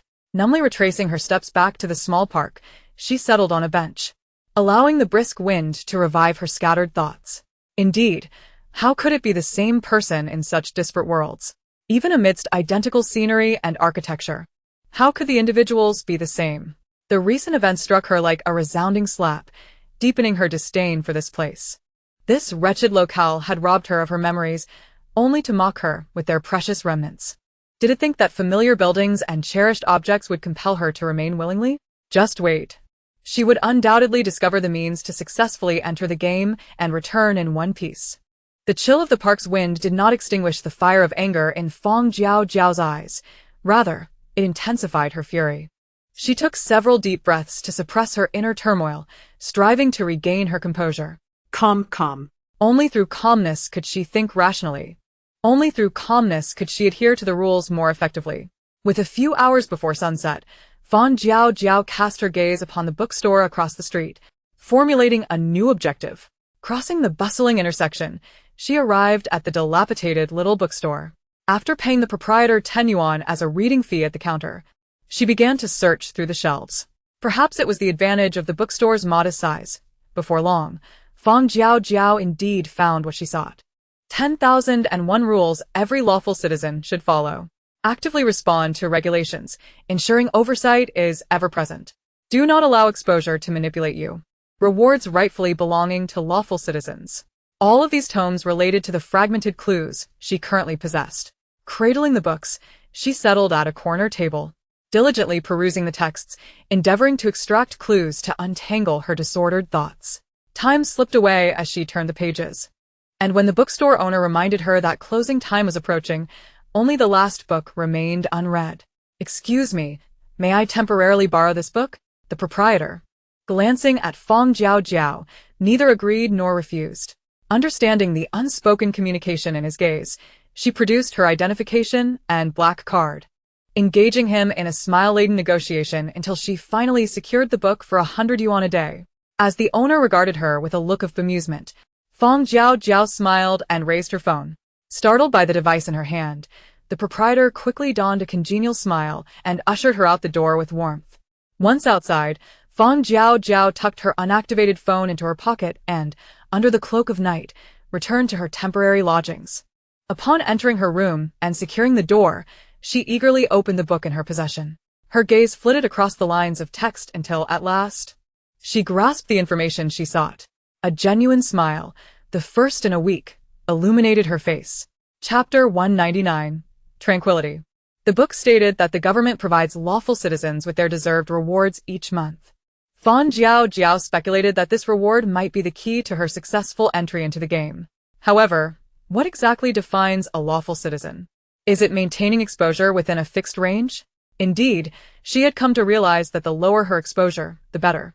Beyond the plethora of online hype extolling the virtues of high exposure and overnight wealth, the rules of this world indicated that adherence to regulations minimizes the risk of being photographed. Undoubtedly, avoiding such scrutiny would prevent her exposure from escalating. The government, rewarding lawful citizens, would not extend its generosity to those with excessively high exposure. Thus, as long as she remained vigilant and adhered to the rules, she would maintain the facade of a lawful citizen. Yet, she remained uncertain about the exact parameters of exposure required to qualify as such. For the time being, caution was paramount. Furthermore, when would the rewards for lawful citizens be distributed? If this reward was indeed the gateway to the game, it should arrive within the stipulated month. Or so she hoped. Patiently finishing the book, having uncovered no further significant information, Fang Jiaojiao closed it and opened her phone. Since clues were concealed within the book, she could continue to explore this line of thought by visiting other bookstores. Upon opening her map application, she was surprised to find only one bookstore listed, the very one she had visited that day. Unwilling to accept this limitation, she conducted another search and confirmed that this locale indeed housed only a single bookstore. A sudden realization struck her. Had the Doomsday Games silently left behind clues and traces within the game itself? Logically, this place should be generated from her memories, so it seemed improbable that there would be just one bookstore. The only plausible explanation was that this uniquely singular bookstore was intentionally designed as a clue. So, were there other locations exhibiting such peculiarities? Despite the late hour, Fang Jiaojiao felt no inclination to sleep. She lay on her bed, tirelessly searching for various shops on the map application, hoping to uncover another loophole. Unfortunately, despite numerous attempts, she failed to discover any other special places akin to the bookstore. Ding ding ding. The hotel's breakfast delivery phone rang, indicating it was now 6:30 the following morning. Gradually acclimating, she answered the call and exchanged pleasantries with the hotel front desk. After hanging up, she gathered her clothes and retreated to the bathroom. Once she had washed up and finished the breakfast delivered by the hotel, she set off for the bookstore, carrying the book she had borrowed the previous day. As the bookstore owner opened the door for business, he immediately spotted Fang Jiaojiao, the one who had photographed him. Fearing another incident, he plastered a congenial smile on his face, despite his irritation, and welcomed her warmly. You've arrived quite early. Haven to you? Here to return the book? Just place it here. Thank you, sir. I'm here to read. After returning the book with both hands and paying him another 10 yuan, she ignored the faint displeasure in the owner's eyes and began selecting more books. 101 Ways to Make Your Partner Grovel. Castration and Care of Piglets. How to Grow Plentiful Potatoes in Arid Soil. Her eyes scanned the titles on the shelves, yet she found no further books related to the game. Reluctantly, Fang Jiaojiao bid farewell to the bookstore owner, accepting the reality that this place would not yield additional clues. However, this minor setback did not dampen her spirit. Rather, it instilled a sense of purpose. Compared to the aimless wandering of the previous week, she had at least achieved some progress, hadn't she? With 3 weeks remaining until the end of the month, this place exists merely as a collage of memories in her mind, no larger than a small county town. With careful planning, it might be possible to explore it thoroughly. Without hesitation, Fang Jiaojiao promptly returned to her hotel to begin her research, poring over maps and crafting strategies. After dedicating an entire day to cataloging the various shops in the vicinity, she resolved to inspect each establishment one by one starting the next day. Although her approach was somewhat rudimentary, it was certainly better than doing nothing at all. Perhaps it would yield some benefit. Each day thereafter, Fang Jiaojiao awoke to the hotel's breakfast call, embarking on her excursions into the various shops. Regardless of the type, she kept a keen eye on anything related to exposure, regulations, or rewards. Her aspirations were lofty, yet reality proved to be far from her expectations. Time and again, she returned empty-handed. As days slipped by, she darted about, ever vigilant of her behavior to prevent any increase in exposure. As the final days approached, even the usually composed Fang Jiaojiao could not help but feel a twinge of anxiety.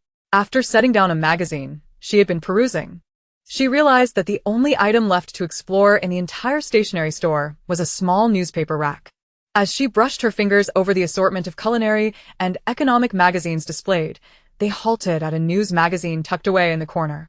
Pulling out the slightly curled magazine, she was captivated by the man on the cover, who was smiling while being interviewed by various media outlets. Holding a plain ticket in his hand, "This one, sir, I'll take it.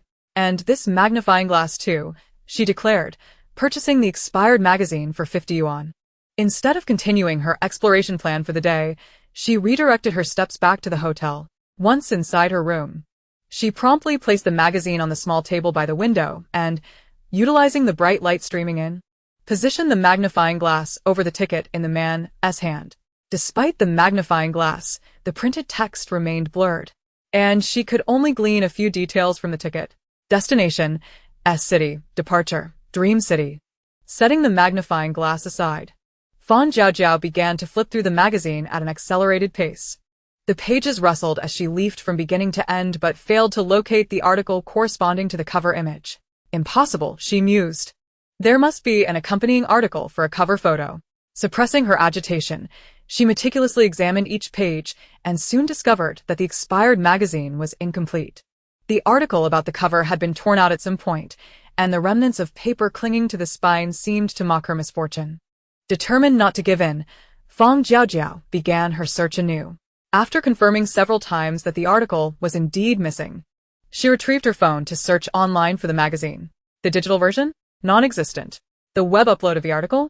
Absent. Any bookstores or stationery shops still selling this magazine? None. Without a substitute for the magazine or any trace of the cover article, she felt a knot of frustration tightening in her stomach. Staring at the ticket in the man's hand, she couldn't shake the feeling that it might serve as a gateway to successfully entering the game. However, the print was too indistinct. Even with the magnifying glass, she could only discern rudimentary information. Without corroborative articles or additional information, she found herself unable to confirm this suspicion. Then she recalled her first venture into the game, where her copying skill had transformed a half roll of toilet paper into a full roll due to its enhanced quality attribute. Her hand instinctively reached for the incomplete magazine on the table. A flicker of light later, a substantial stack of magazines appeared before her. Without pausing to ponder, She began perusing each one. Thanks to the upgrade of her copying skill, the likelihood of enhanced quality had significantly increased. After only flipping through a couple of magazines, she joyfully discovered that the one in her hands had restored the 2 missing pages. As she meticulously read through the long-lost article, her expression reflected her earnestness. Fortunately, the article did not disappoint her. The more she read, the brighter her eyes became. By the time she had finished the report, she felt a surge of confidence and insight.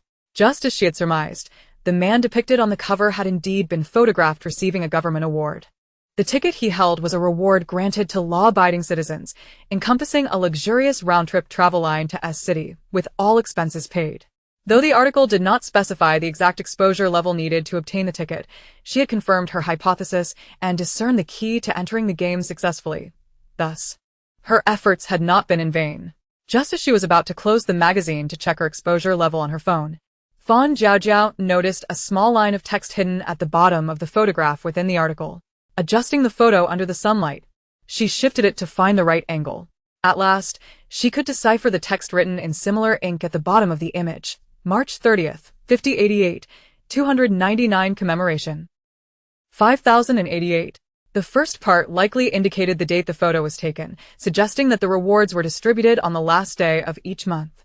As for the 299 commemoration, was it the ranking of those awarded the ticket, or was it the exposure level of the man in the photo?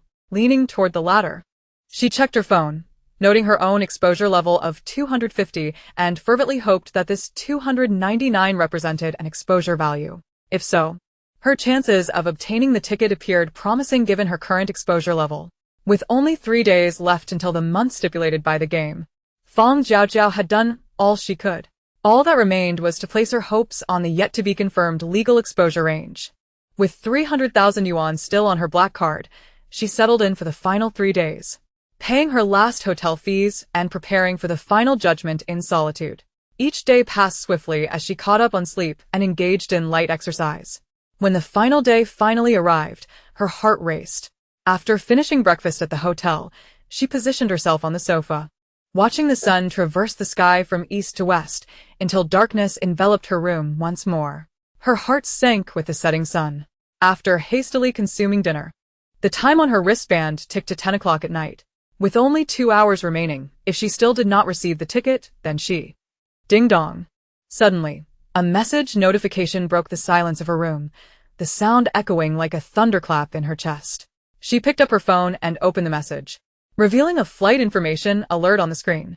Congratulations, Ms. Fang Yu, for adhering to civic duties and rules. You have been selected as a lawful citizen. The modern city of Dreamland has graciously gifted you a round-trip ticket for a luxurious journey to S-City, accompanied by the flight details. Once again, we express our gratitude for your contributions to Dreamland. As I read this message from top to bottom, the familiar system notification echoed in my mind. Congratulations, player 12315. You have successfully entered the game. This game task, survive in S-City for 60 days. At last, the long-awaited system voice resonated, prompting Fang Jiaojiao to exhale a sigh of relief.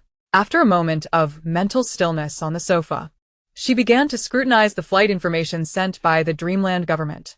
The ticket was scheduled for tomorrow morning at 8 o'clock, departing from the central airport of Dreamland. Fang Jiaojiao examined the details repeatedly, and once she confirmed the accuracy of the time, she tucked her phone away and turned her thoughts towards the impending game task.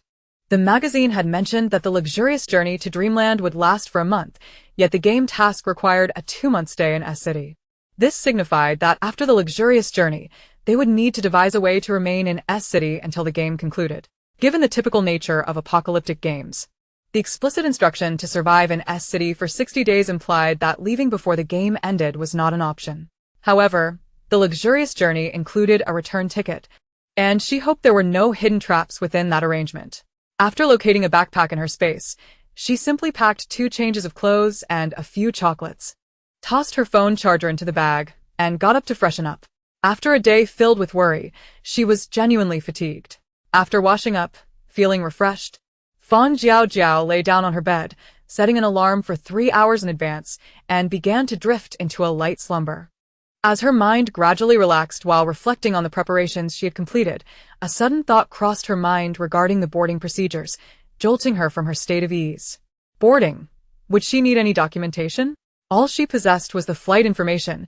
She hadn't actually received the ticket. Startled, she sat upright in bed, opening her phone to review the attached flight details. Upon confirming the absence of the crucial order number in the handwritten information, her expression grew serious. Opening the messaging interface, she contemplated sending a message to inquire about the flight ticket order number. Expecting a delay or indifference from the recipient, she was taken aback when the person on the other end seemed to have been waiting for her message. The moment she sent the text, the official order information for the ticket promptly arrived. The official order details clearly displayed her ticket's order number and identification number. Chapter 201. Numerous obstacles. Realizing this was yet another pitfall of the game, Fang Jiaojiao exhaled deeply and adjusted her wake-up time forward by an hour. Just as she was about to resume her slumber, an unsettling feeling prevented her from resting peacefully. She had a nagging suspicion that the apocalyptic game might spring further traps, prompting her to rise and prepare the items she would need for the next day. After diligently organizing everything, she climbed back into bed. A restless night followed. The following morning at 4 o'clock before dawn, Fang Jiaojiao had already arisen, washed up, and was ready to set off. From the moment she got up to when she stepped out of the hotel, it took her just over 10 minutes. With a black mask back on her face, the taxi she had pre-ordered arrived smoothly at the entrance. After confirming the license plate, she boarded the vehicle, heading towards the airport. Everything appeared to be proceeding smoothly. However, after merely 20 minutes, the car inexplicably broke down on a deserted road. Watching the driver anxiously exit to inspect the vehicle, lifting the hood and making repair calls, he was in quite a flurry. Confirming that the driver wasn't intentionally stopping for a robbery, Fang Jiaojiao discreetly tucked her gun back into her pocket. "How long do you think it will take to fix the car, sir?" she inquired, glancing at the time displayed on her wristband. "I still need to catch my flight. Will we make it before 7? It'll all be fixed soon, very soon."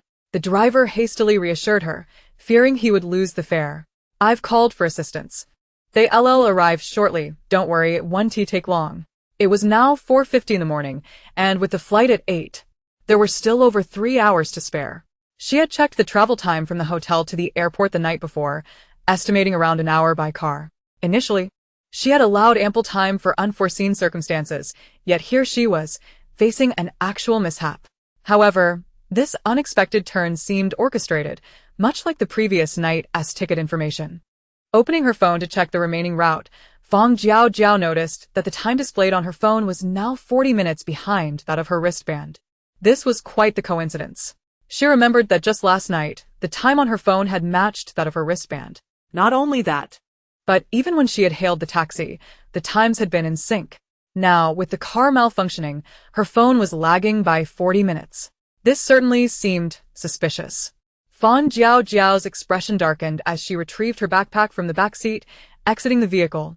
After pulling out the cash she had withdrawn in the past few days and handing it to the driver, she slung her bag over her shoulder and addressed the bewildered driver.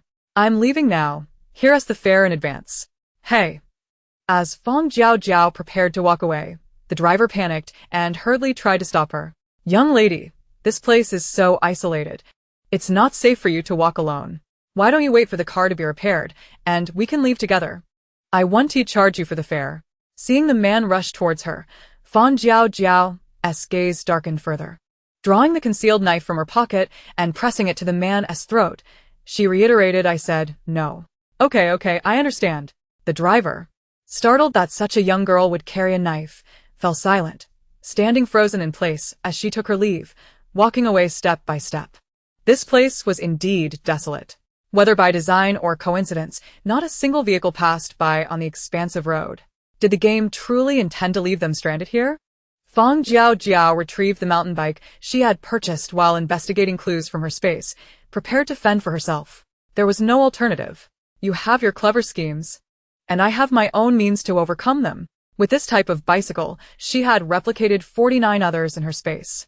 Donning a safety helmet, she reached for her phone to open the navigation app, only to find that her phone had entirely blacked out and shut down. It had been fully charged when she left in the morning. This was a blatant attempt to thwart her efforts. Fortunately, she had memorized the critical flight information, order number, and identification number. As for the route from here to the airport, with a smirk, Fang Jiaojiao retrieved her small pink phone from her right pocket and opened the photo gallery. A cycling route map was prominently displayed before her eyes.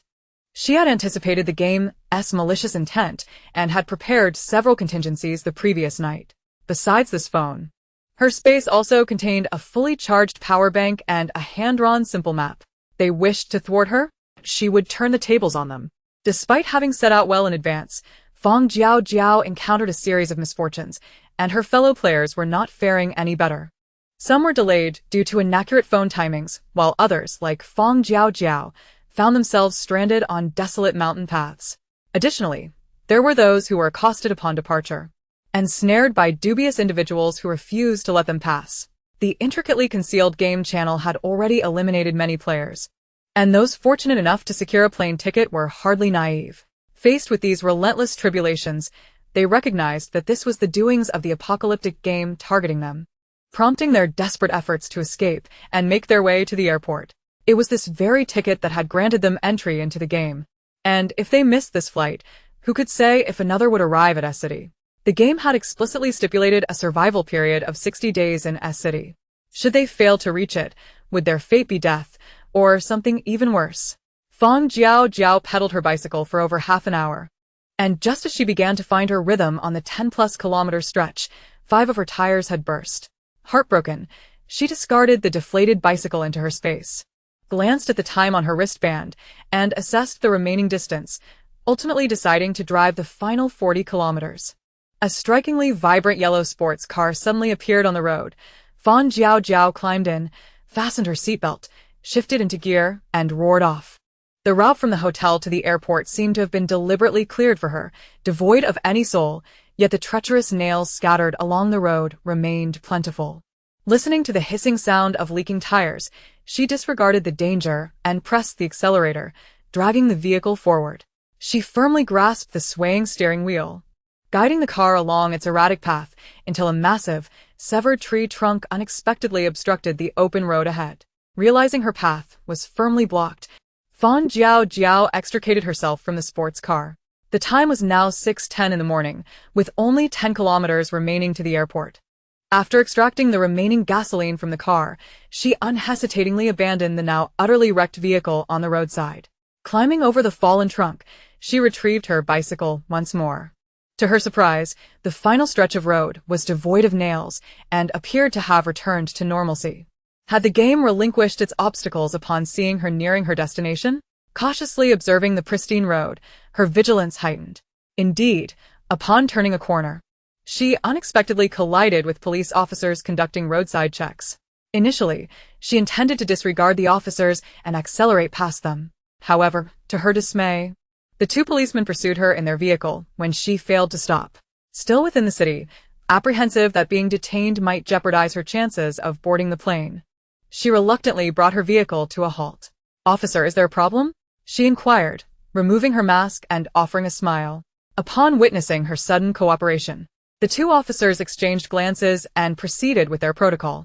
They first inspected the safety helmet atop her head and then scrutinized her untroubled complexion before requesting her identification. Identification? Fang Jiaojiao cast a glance at the insignia on the officer's arms and retrieved her ID from her pocket. As one officer reached out to take it, she stubbornly held onto the other end, refusing to relinquish it. "Citizen, please let go," one officer urged, tugging at the ID without success. Fang Jiaojiao was unwilling to easily part with her identification, especially since she needed it to collect her ticket and board the flight. Who could guarantee that these suddenly appearing officers would return her ID once they had it? With this thought, she tightened her grip on the card, her smile deepening as she remained resolute. "Officer, if you need to record my information, you may proceed in this manner. It won't hinder anything," she suggested. Seeing her steadfast refusal to hand over her ID, the officer's expression hardened, and his tone became more grave. "Citizen, please cooperate with our work." "I am cooperating, officer. This way is sufficient for registration." The standoff between Fang Jiaojiao and the officers reached an impasse.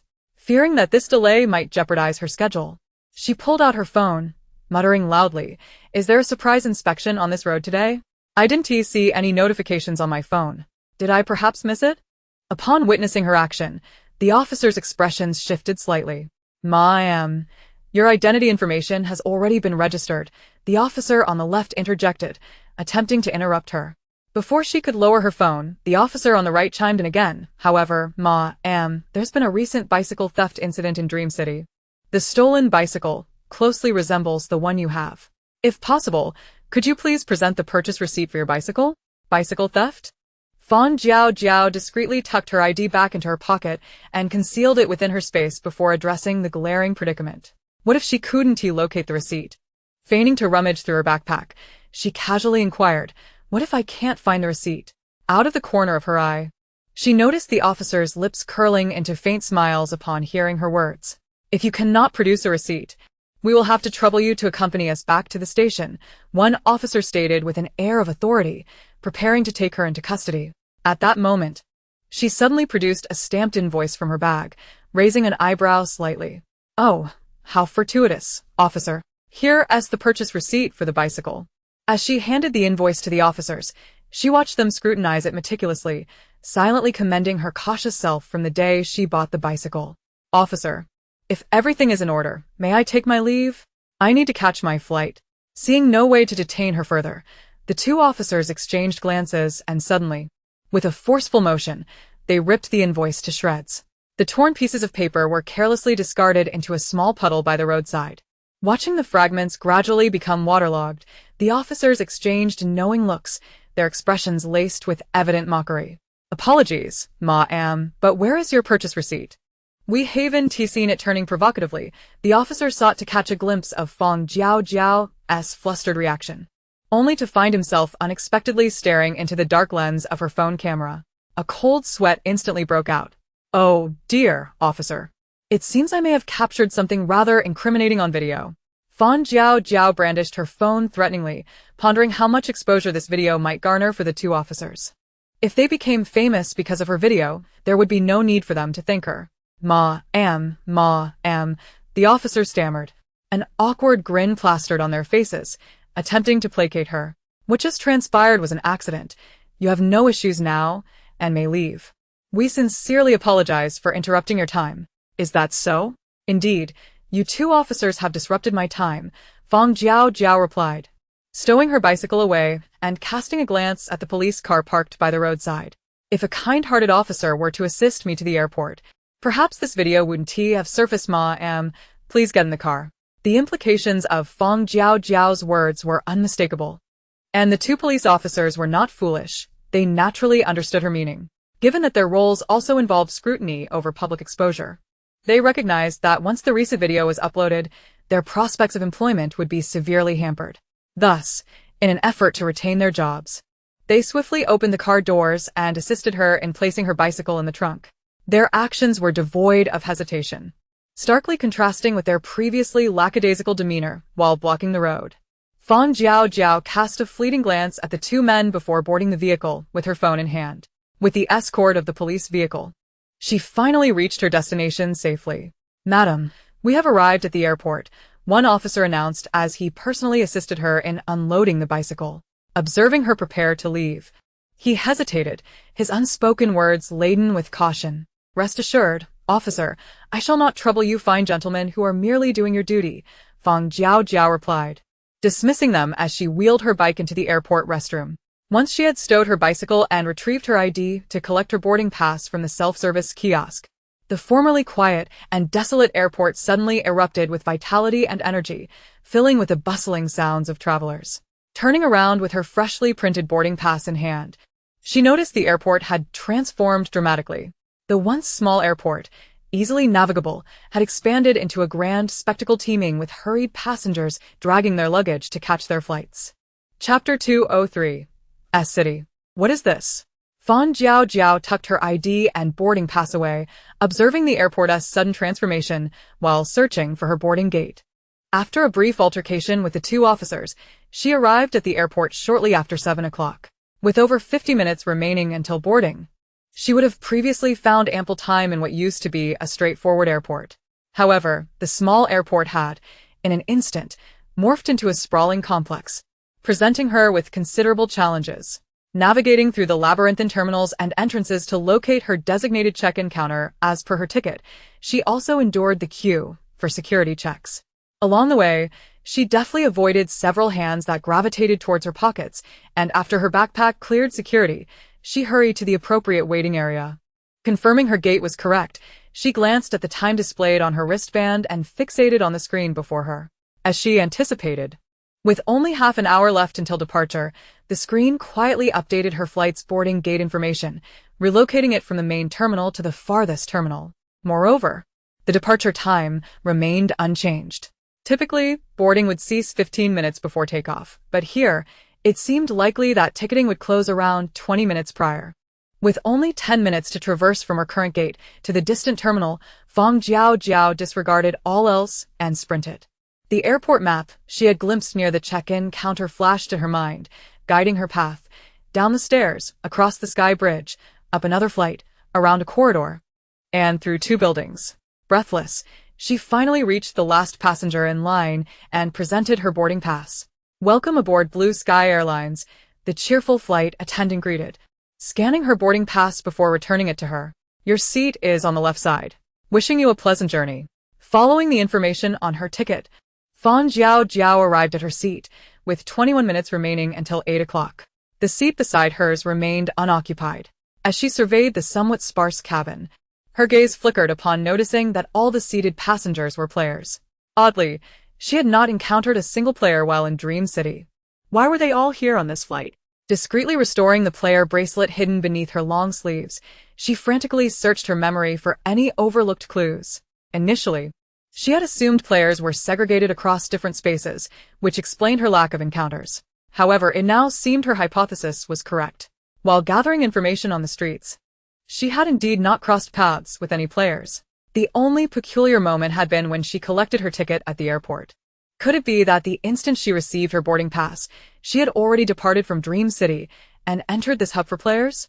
The transformations before and after her arrival at the airport led her to this hypothesis. Otherwise, how could these previously separated players suddenly converge? Furthermore, these tickets served as a gateway for players to successfully enter the game. Thus, only those of them in possession of these entry passes were qualified to board this connecting flight. Any other players without boarding passes were likely doomed, either to death or to remain stranded indefinitely. Wait. "I haven't boarded yet." A frantic shout at the cabin door instantly drew the attention of all the players. The smiling flight attendant, seemingly oblivious to the commotion, continued to push the door closed. Wait. "Damn it, wait for me. Your boarding information changed at the last minute. Which is why I missed it. This is your fault. Can't you wait a moment?" As the attendant slowly closed the door, the agitated man quickened his pace, desperation fueling his speed. Yet, no matter how fast he ran, he could not outpace the closing door, which sealed shut before him. "Damn it," he exclaimed, arriving at the door and raising his hand as if to force it open. The security personnel stationed nearby swiftly apprehended him, handcuffing him and escorting him away. The fate that awaited the man remained unknown to Fang Jiaojiao and the others as they watched the flight attendant secure the cabin door and commence pre-flight preparations. After a familiar sequence of procedures, the plane took off ahead of schedule. Seated, Fang Jiaojiao discreetly observed the players around her. Although they still appeared gaunt, their complexions were markedly healthier than those of ordinary individuals from her original world. Presumably, they had consumed some food in this realm, replenishing their health to a degree that rendered them less pallid. Moreover, the players able to board the plane were not naive. The cabin was enveloped in a hushed atmosphere, punctuated only by the occasional announcement, with no conversations occurring among passengers. They merely exchanged furtive glances, devoid of any reckless behavior. After committing the expressions of her fellow passengers to memory, Fang Jiaojiao averted her gaze, prioritizing her concerns above forming alliances with other players. Her primary worry was whether those back in her original world had managed to contain the mushroom spores. Although the absence of spore-infested plants in this realm significantly reduced contagion, the emergence of any mushrooms from a player could potentially release spores and allow for reinfestation. She had no desire to become her own caretaker once more. For the sake of her health, perhaps it would be wise to devise a plan for solitary action upon arrival. After a leisurely 40 minutes of flight, the airplane gradually descended. As Fang Jiaojiao and her companions disembarked from the plane, their mobile phones returned to their previous state.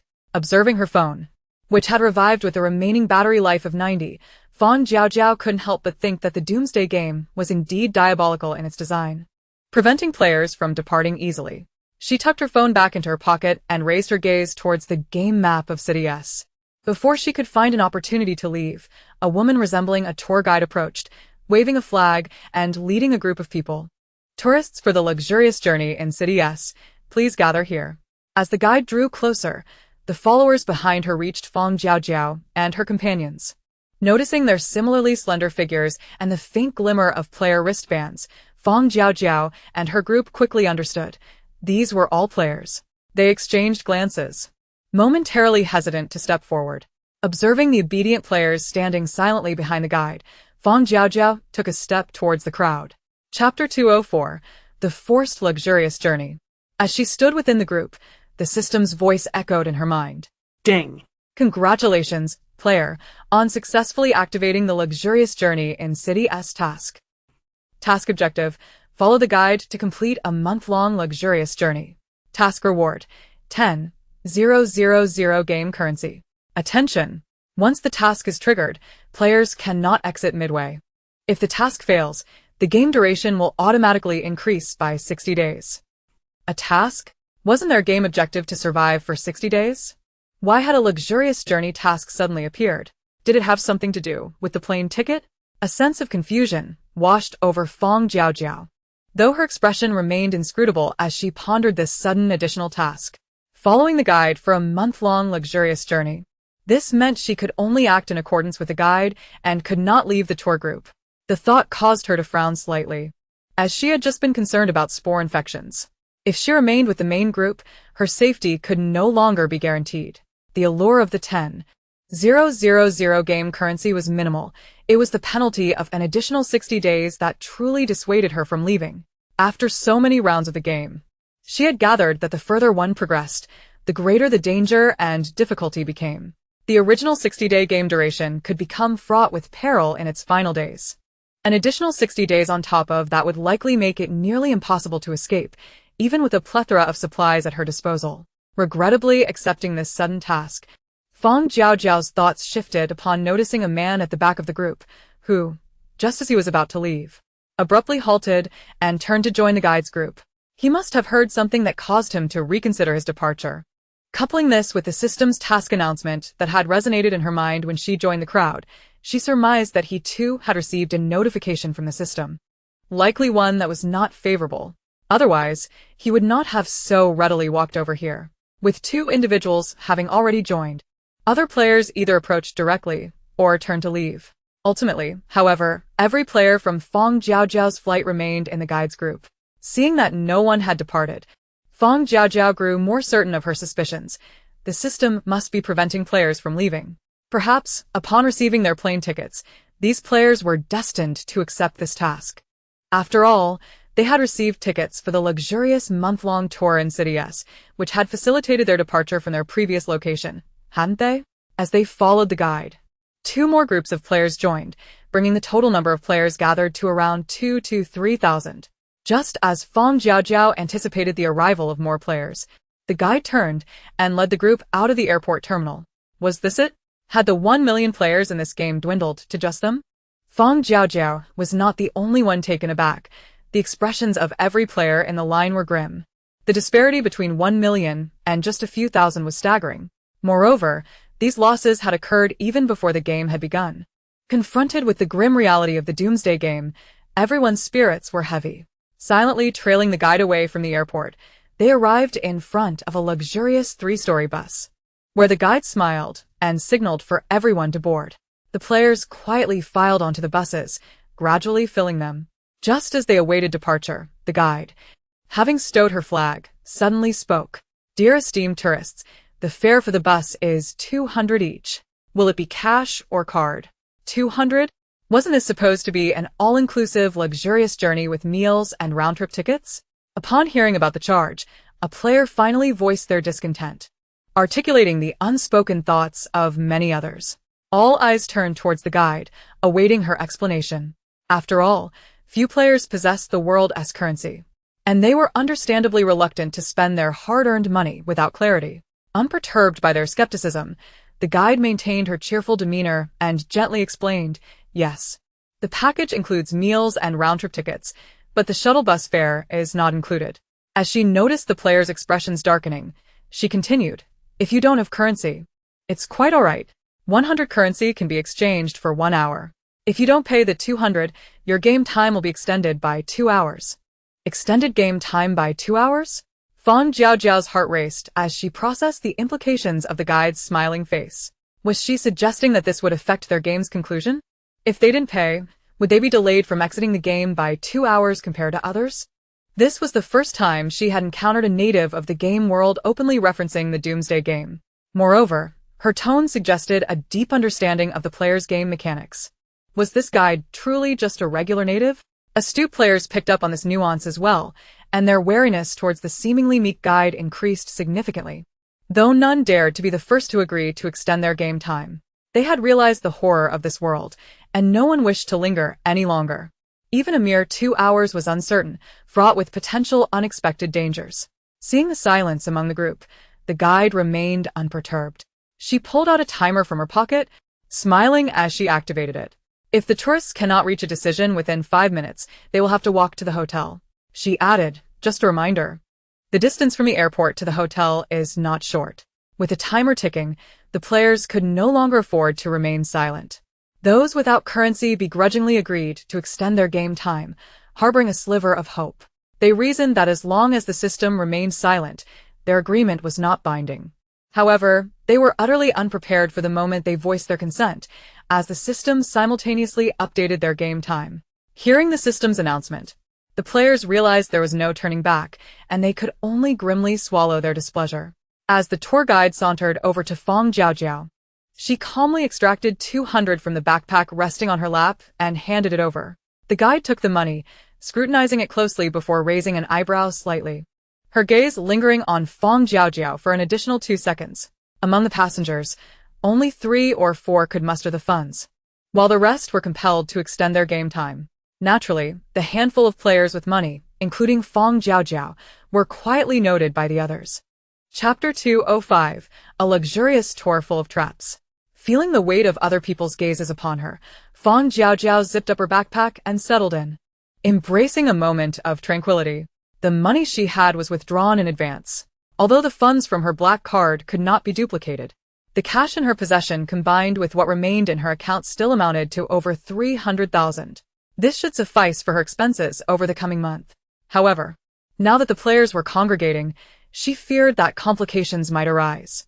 Her preference for solitary action stemmed from a desire to avoid trouble. Surviving in this mentally taxing game was challenging enough, and she did not wish to divert her attention to the malice of other players. Furthermore, judging by the current circumstances, this game world appeared to be increasingly perilous. The hostility of the indigenous people towards the players was undeniably apparent.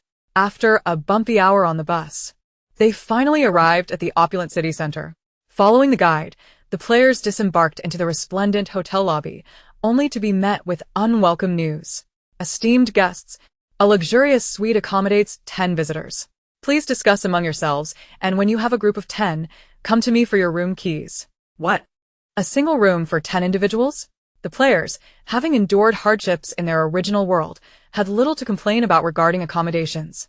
Their primary concern was the lack of a private space for restful solitude.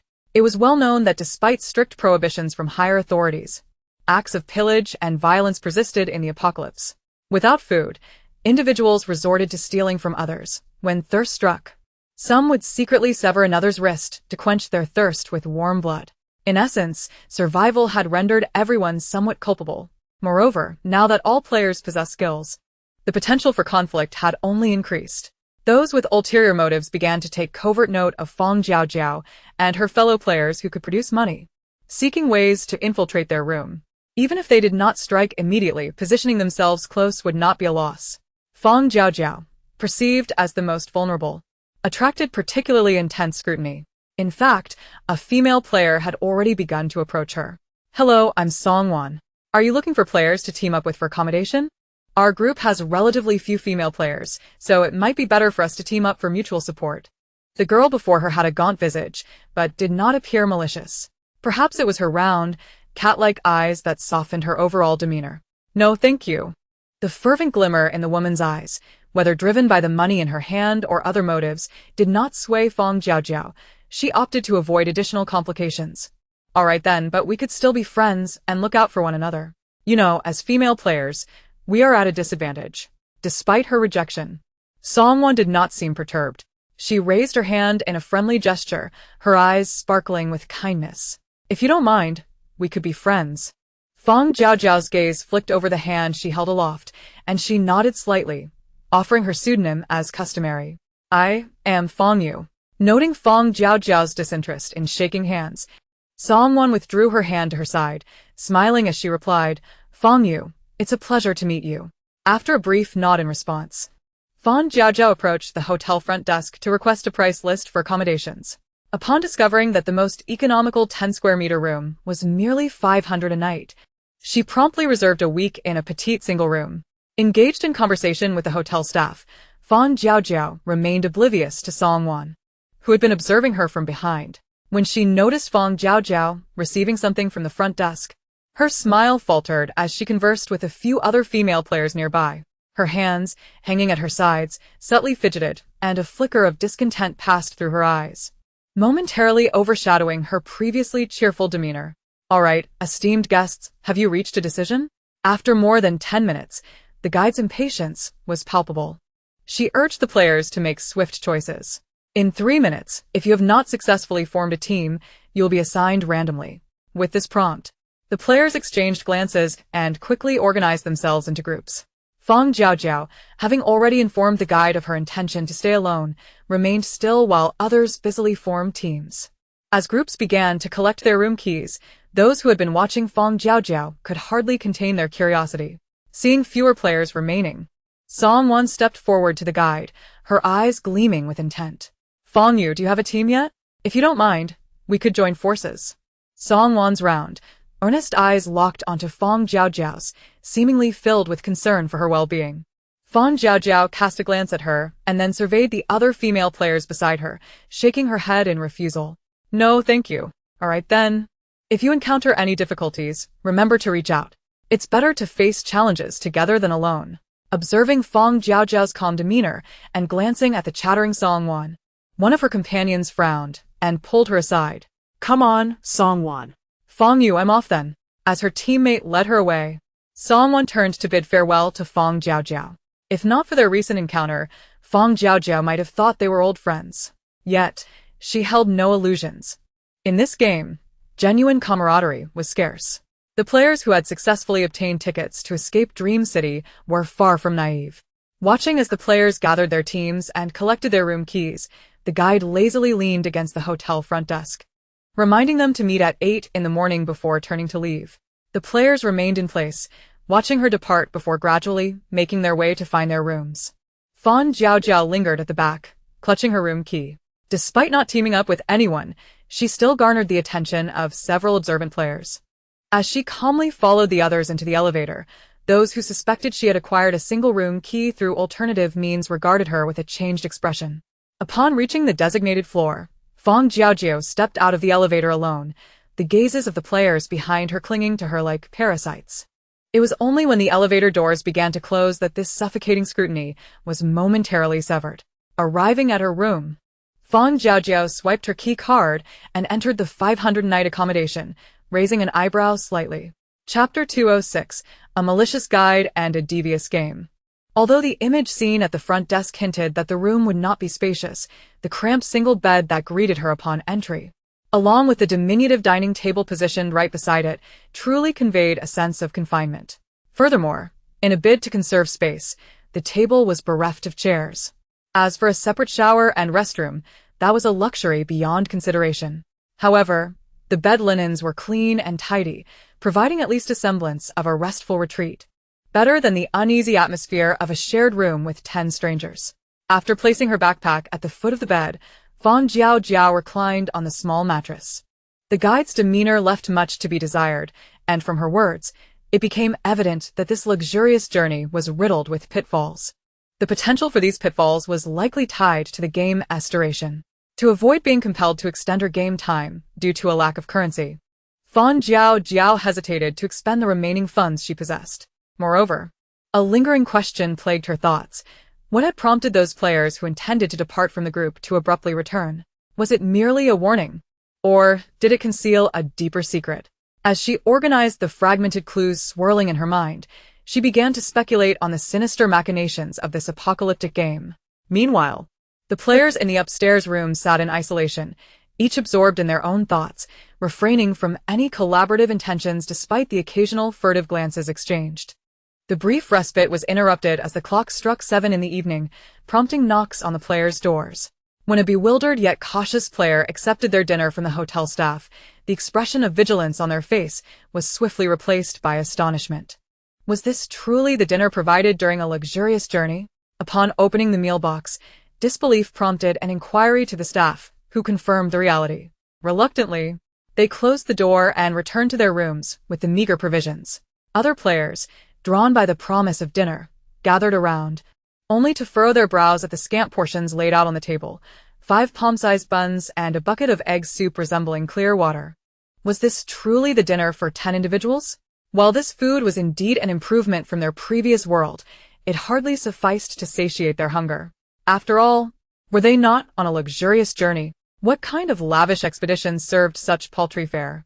After a day fraught with strategic maneuvering in the game, hunger gnawed at them, and despite their reluctance, they begrudgingly divided the meager rations amongst themselves. Each person managed to consume half a bun and a few sips of soup, just enough to stave off starvation, before they began discussing sleeping arrangements. Though their faces betrayed no concern, the wariness of sharing a room with strangers made it impossible for them to sleep soundly. To avoid falling victim to deceit, the few individuals in the same room kept their eyes closed, feigning slumber, each harboring their own clandestine intentions. As a participant in this luxurious journey, Fang Jiaojiao's meal was not much better. Perhaps due to her solitary accommodations, her bun and soup barely constituted a basic individual portion. After thanking the staff, she placed her food on the bedside table, recognizing the plight shared by the other players. This apocalyptic game, while branded as a luxurious adventure, bore no semblance of opulence in its accommodations or cuisine. Rather, it exuded a stark disdain and a sense of targeting. It was as if they were openly told that if they sought a vacation in the game, they had no chance. After hastily consuming her meager meal, she retrieved some bread and ham from her belongings to supplement her dinner. Feeling somewhat satiated, she set several alarms on her phone before shedding her outerwear and closing her eyes for a light sleep. In extraordinary circumstances, she maintained her fastidiousness as a refined player, but in the absence of proper conditions, she could easily forego hygiene for a month or two without concern. Though the apocalyptic game was fraught with pitfalls, the night remained remarkably tranquil, allowing her to sleep soundly. At the break of dawn the following day, Fang Jiaojiao rose promptly, silencing her alarm before quickly donning her coat and grabbing her backpack to await the elevator. Upon her arrival at the hotel lobby, she found the guide from the previous day already waiting. "Ah, a guest has descended," the guide exclaimed, evidently recalling Fang Jiaojiao, teasing her lightly before delivering a piece of not-so-bad news: the reward for the first person to arrive, an attraction brochure. Just as she accepted the thin sheet of paper from the guide, a group of players emerged from the elevator. Noticing her receipt of an item from the guide, they exchanged glances and hastened toward her. "Good morning, guide," greeted a bespectacled male player, adjusting his somewhat worn glasses. "Good morning," the guide replied with a smile. The male player then turned to Fang Jiaojiao, inquiring, "May I ask what it is you have in hand? Is it something every visitor must collect?" His intentions were blatantly clear, unashamedly directed towards the paper Fang Jiaojiao held. The guide's amusement deepened at this development, her voice tinged with delight. "Oh no. That is a special reward for the first guest to descend. There is only one." She emphasized the words special reward, keen to prevent any suspicion from the group. Fang Jiaojiao, having perused the brochure, folded it and stowed it in her pocket, choosing to ignore the guide's blatant attempts to stir discord amongst the players.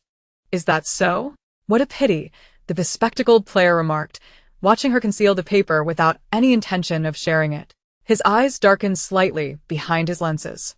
It was she, the first to present currency, the sole individual not residing with the other players. Now, she had obtained valuable information from this important NPC. This player seemed far from inconspicuous. Her demeanor did not resemble that of an ordinary novice. Could she be an experienced player? The bespectacled man scrutinized Fang Jiaojiao quietly, momentarily at a loss for words. Meanwhile, the others who had descended with him lacked such patience. The game's formidable difficulty had already left them on edge, and now, with crucial clues at hand, this woman was unwilling to divulge them, intent on monopolizing the information. Were they not all here to complete the game? Such secrecy was certainly distasteful. Excuse me. The lanky man with thinning hair finally spoke up, addressing Fang Jiaojiao. We are all from the same place, seeking safety in our return. That clue you have in your hand is vital. Would you be willing to let us have a look? The tall man boldly invoked the idea of camaraderie among fellow travelers to demand the information. The remaining individuals, having witnessed someone speak first, collectively directed their gaze towards the figure of Fang Jiaojiao standing opposite them. The unspoken implications in their eyes were evident.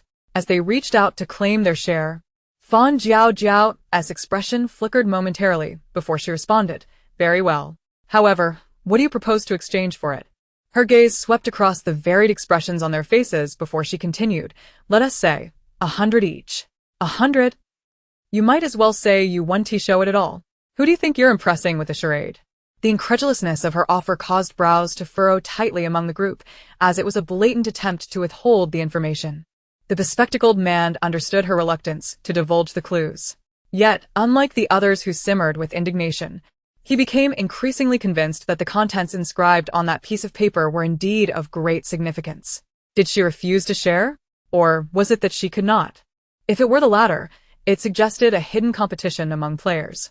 Adjusting his slipping glasses, the man extracted a bill from his spatial backpack and extended it towards Fang Jiaojiao. Gritinois iam lixian. This is 100. May I see that paper? His unexpected action rendered the others momentarily speechless, their attempts to pressure Fang Jiaojiao into surrendering the clues thwarted. With his own team's actions backfiring, their accusatory words became lodged in their throats, their faces shifting from red to pale in rapid succession. Fang Jiaojiao's gaze shifted from the bill before her to the man's fair, slightly yellow complexion.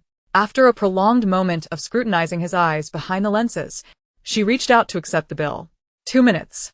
The guidebook was handed over to him, and after issuing her time limit, she averted her gaze. Li Xiang, undeterred by her demeanor, hastily opened the guidebook and began to examine it meticulously. The guidebook contained information about scenic attractions, performance schedules, shuttle services, and ticket prices. While it appeared to be an ordinary guidebook, the observant man discerned discrepancies and clues within. Why were certain attractions marked with numbers? Were they indicative of prices? Or did they denote a limit on the number of participants per activity? The shuttle service also specified prices, which, like the tickets, were not inexpensive. However, the performance schedule seemed utterly straightforward, yielding no immediate indication of hidden secrets. Time's up. Noticing movement by the elevator, Fang Jiaojiao reminded Li Xiang. He neatly folded the paper and returned it to her, his eyes now reflecting a hint of sincerity. Thank you. Fang Jiaojiao pocketed the paper, placing it into her spatial compartment, choosing not to engage further with the astute male player. The guidebook indeed concealed numerous clues, many of which hinted at the competitive nature among players. Though she refrained from instigating conflict with others, the glaring rivalry compelled her to selfishly preserve her own chances of survival. As for whether Li Xiang had truly grasped the information within the guidebook, that was of no concern to her. Li Xiang, what was on that paper? Just as he returned the paper to Fang Jiaojiao, he was quickly encircled by the others. Faced with their pressuring stance, his brows furrowed slightly. Nothing much, just a standard tourist guide. It simply lists the ticket prices for the scenic area and the sightseeing shuttle. His words were met with skepticism from the group.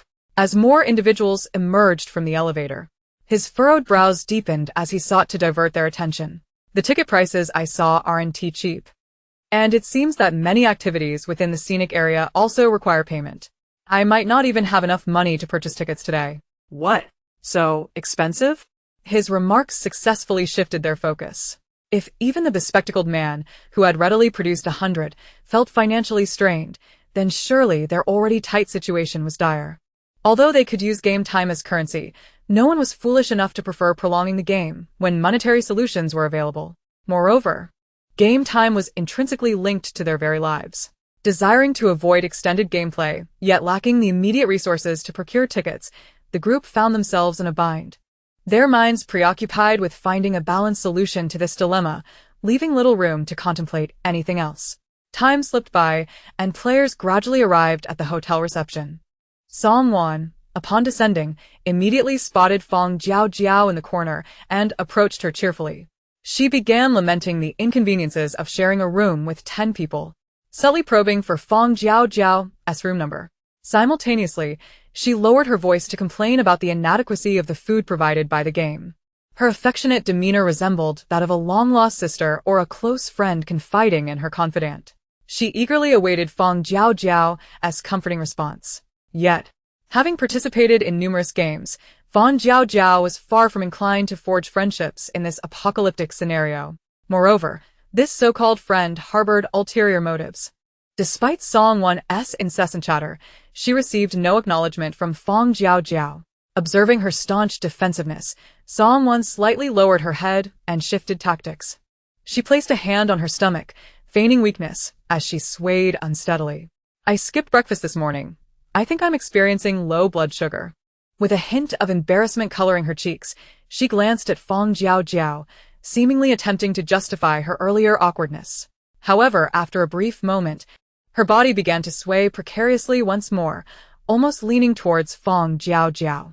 Oh, dear. With a sudden loss of balance, Song Wan's pale face tilted dangerously as she appeared on the verge of collapsing. At that moment, a pair of hands reached out to steady her. Gratefully, Song Wan looked down, her eyes glimmering with excitement as she weakly thanked her rescuer.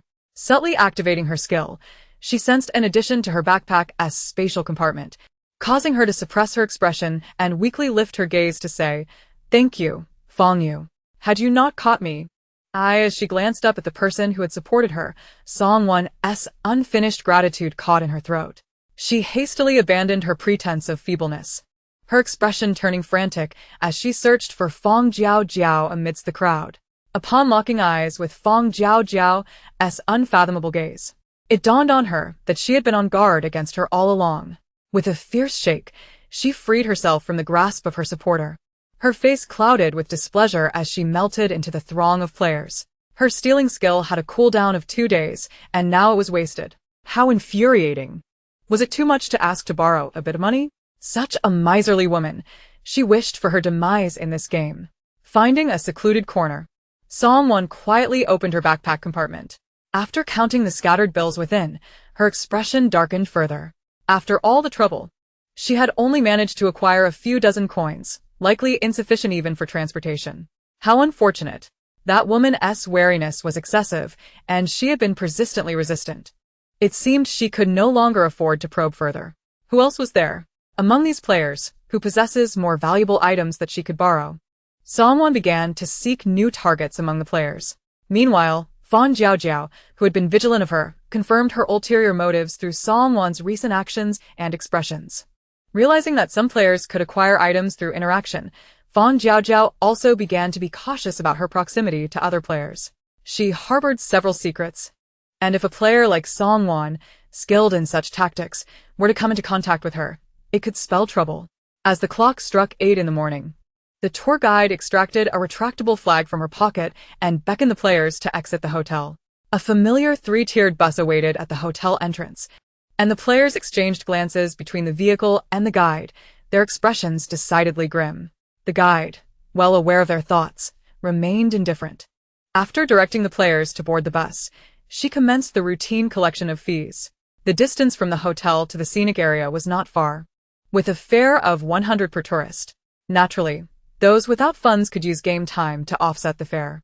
The guide's insistence on collecting fees meant that players, who had not even had breakfast, were now greeted with an unexpected extension of game time. However, this was not the source of their greatest frustration. Upon arriving at the scenic area entrance and realizing that each individual was required to purchase their own ticket, the players began to grow restless. A single admission ticket cost 500, equivalent to 5 hours of game time. Had they done nothing since leaving the hotel only to accrue an additional 6 hours? Would they even be able to return if they lacked funds? Seizing upon the player's discomfort while purchasing tickets, one player discreetly turned to leave. He had noticed that this scenic area had more than one entrance. Not far from the main gate, a small door stood ajar unattended. If he slipped through that door, he could save the 500 ticket fee. The idea was appealing, but the Doomsday Game had its rules. Just as the man turned to leave, a warning from the system echoed in his mind. Ding. Player 3356774 has violated the rules. One warning issued. If violations reach 3, the player will automatically be deemed a failure in the luxurious journey game. An automatic game failure? That meant an additional 60 days of game time. The priority was clear, and the man reluctantly returned to the queue to purchase his ticket. After paying the 500, Fang Jiaojiao received a small card from the scenic area staff. Gazing at the 5 small boxes on the card, she inexplicably recalled the regulations printed in the tour brochure regarding the maximum number of participants for various attractions. Before she could ponder further, the guide's words swiftly affirmed her suspicions.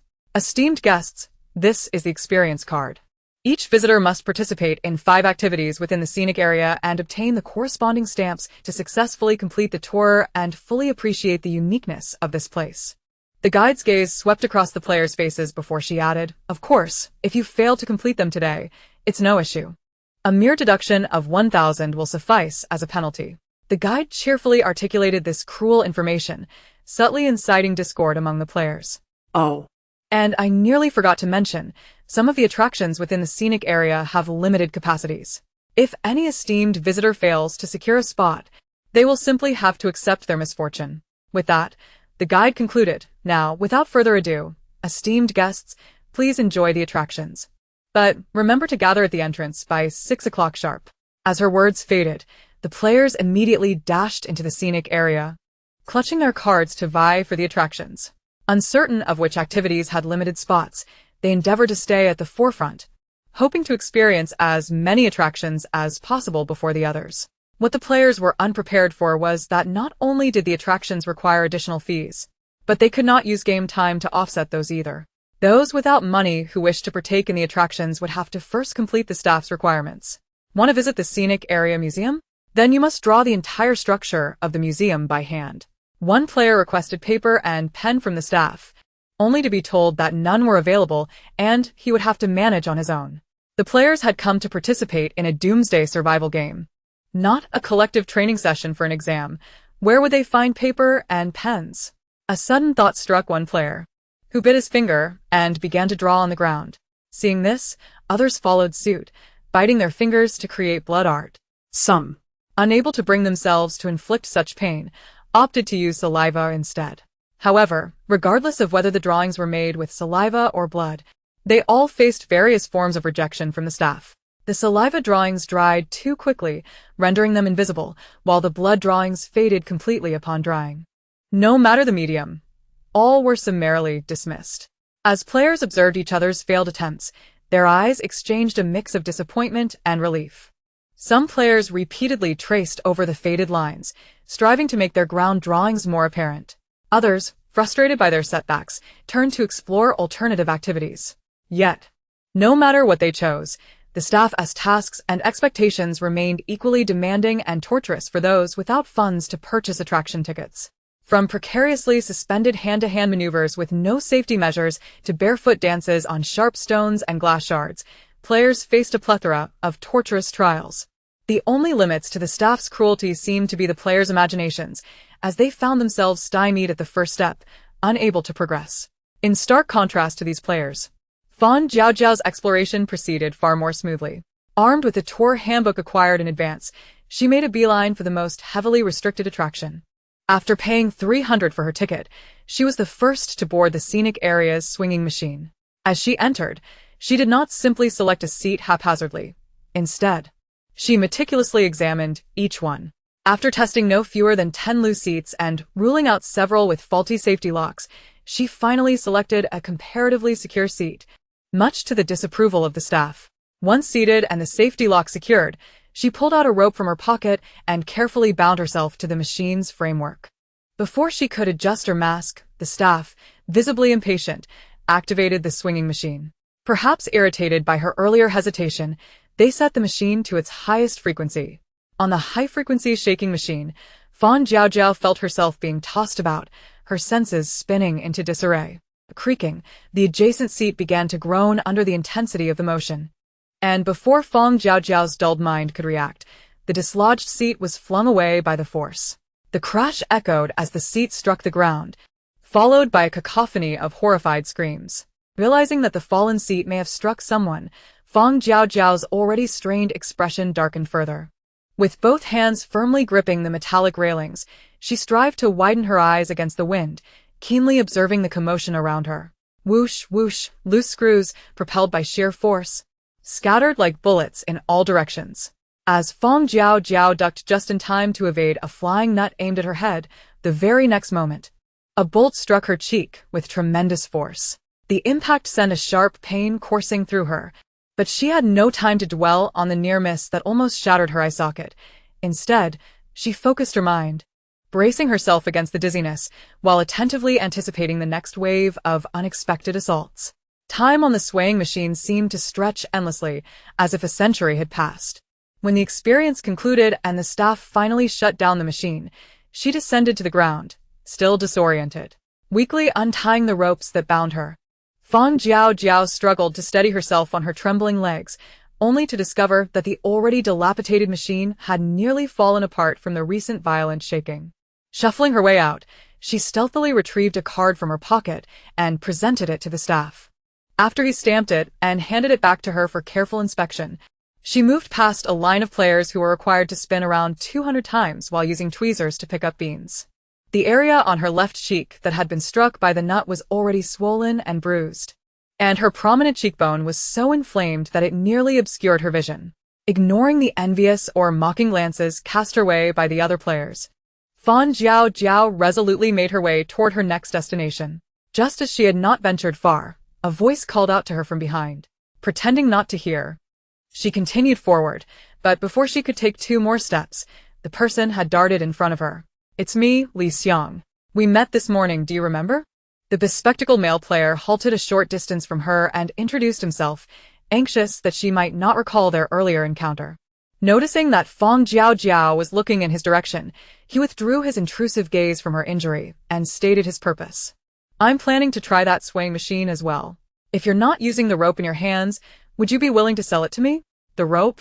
Fang Jiaojiao glanced at the coarse hemp rope she held and did not outright refuse. "Sure, 100. 100? She declared, and Li Xiang hesitated, about to negotiate, but then saw her walking away around him. "Fine, 100 it is." He had witnessed the perilous situation she had just endured, standing not far from the scene where a chair had fallen and crushed an unfortunate player. It was evident that the equipment had long been neglected. However, this particular attraction had been previously tested by others, while no one had dared to venture near the other projects. Digging into his pocket for cash, Li Xiang's calculating gaze was obscured by his glasses. After handing over the money to purchase the coarse rope, he intended to use this opportunity to forge a closer connection with the seemingly experienced woman before him, only to find that Fang Jiaojiao was leaving without a backward glance. He hesitated for a moment, gripping the rope, before deciding to complete his task first. After all, the tour group would last a month, providing him ample opportunities to encounter her again, but failing to meet today's requirement would cost him 1,000 yuan. The currency in his possession had been hard-earned, and he was not keen on losing it. Moreover, given the current circumstances, there would be plenty of chances to spend money throughout the month. Unbeknownst to Fang Jiaojiao, Li Xiang's contemplations were of no concern to her. She was now deliberating between visiting the museum or taking a boat trip. Both activities had similar participant limits, and the line of players waiting outside was comparably lengthy. However, having just endured the treacherous experience on the swaying machine, she was particularly mindful of the safety of these activities. The dangers of the boat ride were likely related to potential leaks, but what about the museum? Aside from the possibility of a sudden collapse, she could hardly conceive of other risks. The weather today was quite pleasant, basking in bright sunshine yet not stiflingly hot. If it weren't for the numerous pitfalls she encountered in the game, it would indeed be an ideal day for leisure. Arriving at the lakeside to inspect the small tourist boats lined up on the shore, she barely had a moment to look before being ushered away by the staff. "Step back, step back. You can only see them after paying." If you want to take a look, it's 800. 800? Fang Jiaojiao did not immediately hand over the money. Instead, she turned and headed toward the museum. Upon learning that entry to the museum cost only 400, she decisively pulled out her money and opted for the boat trip. In terms of price, the museum was undoubtedly a better deal, but judging by the degree of danger, Fang Jiaojiao suspected that the cheaper option might prove more perilous in this apocalyptic game. After paying, the demeanor of the boat's staff shifted instantly. With a beaming smile, they pocketed her money without urging her further, merely advising her to retrieve the fragrant sachet hidden among the lotus flowers on the lake within half an hour to have her card stamped. Half an hour? Fang Jiaojiao glanced at the small boat before her and calculated the distance from here to the center of the lake, frowning slightly. The journey to the lotus pond at the lake's heart was not short, and accomplishing a round trip in half an hour would be quite tight. Moreover, she also had to factor in the time spent searching for the sachet among the flowers, making this task no easy feat if she encountered a leaky boat again. The situation could become dire. On the bright side, as long as she could swim, even if the boat leaked, it wouldn't pose a life-threatening risk like the swaying machine did. Perhaps that was the advantage of the higher price. Players nearby, tormented by the staff, watched in envy as Fang Jiaojiao readily produced the money to pay for her ticket, their jealousy palpable. However, upon hearing the requirements, their expressions quickly morphed into schadenfreude as they anticipated her failure. Fang Jiaojiao paid no heed to the players' glares, focusing solely on inspecting the small boats to minimize the risk of encountering a leaking vessel mid-journey. Fortunately, there were indeed boats that did not leak.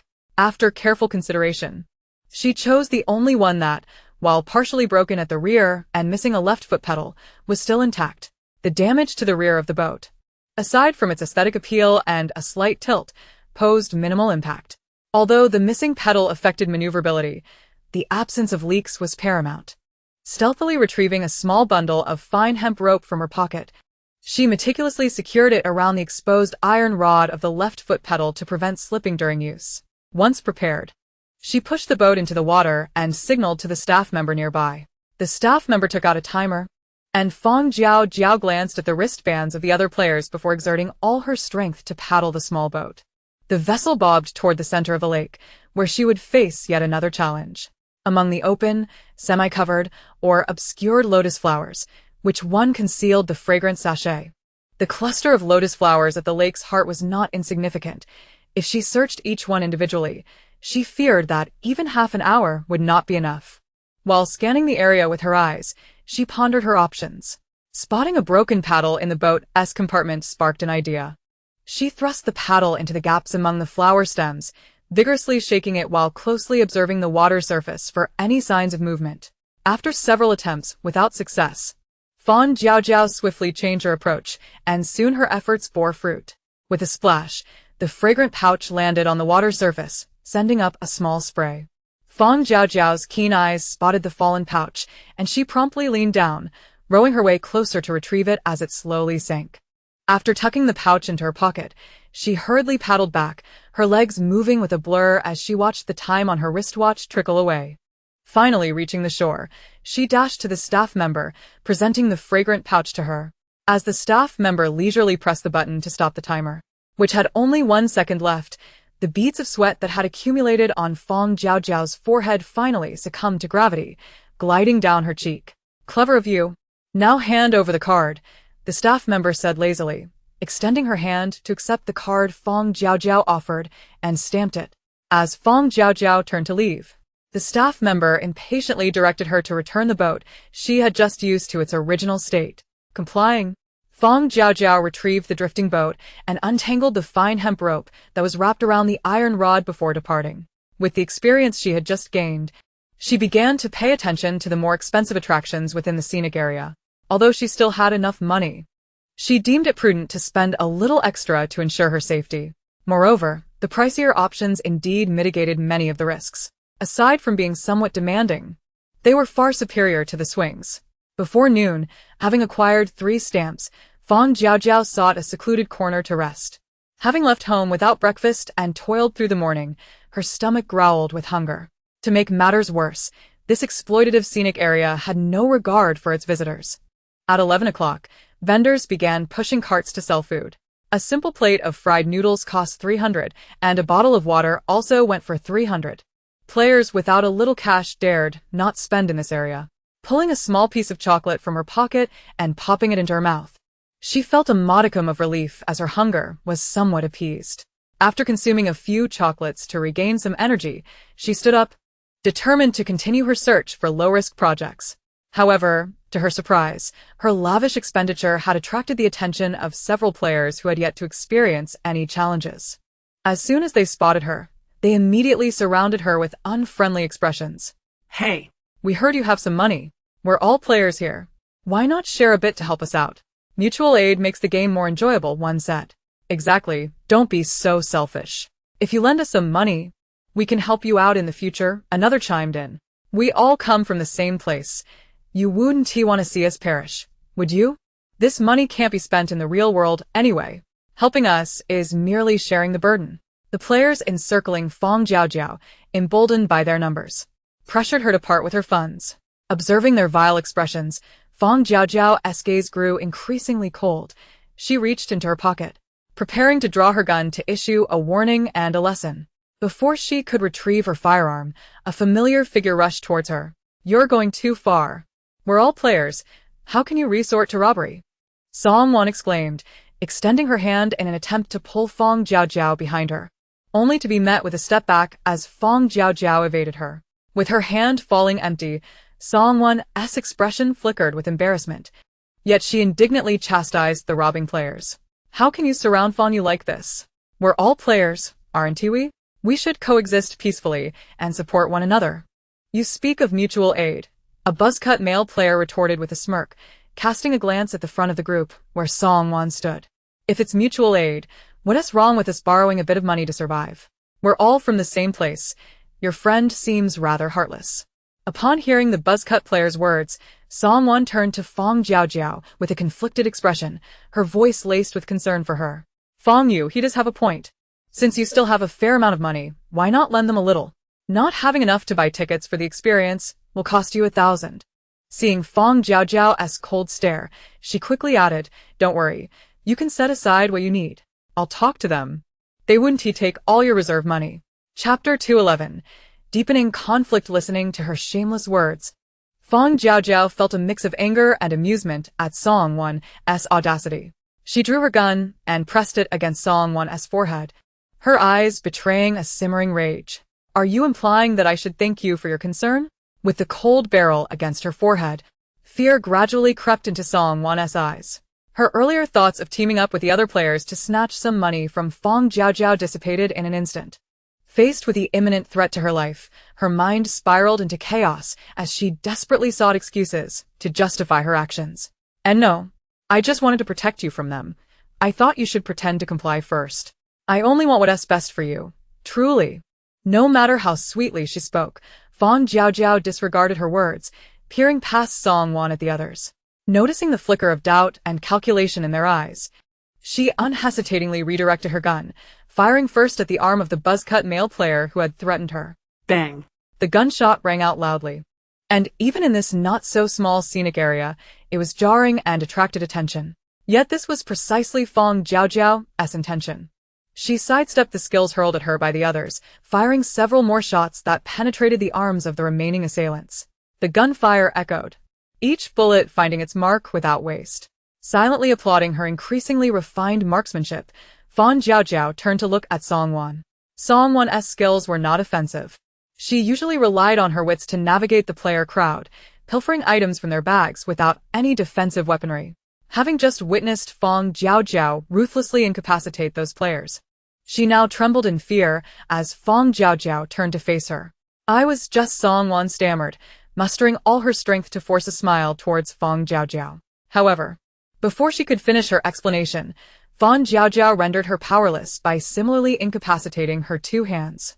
The gazes of other players in the vicinity were drawn to the unfolding scene, their attention wavering as they took in the spectacle. Fang Jiaojiao holstered her gun and glanced back at the players who were now curled up in pain, pretending to be injured, before she turned and left. Her objective of instilling fear had been achieved. After that display, any players contemplating targeting her would think twice. Without hesitation, She procured tickets to experience the attractions again.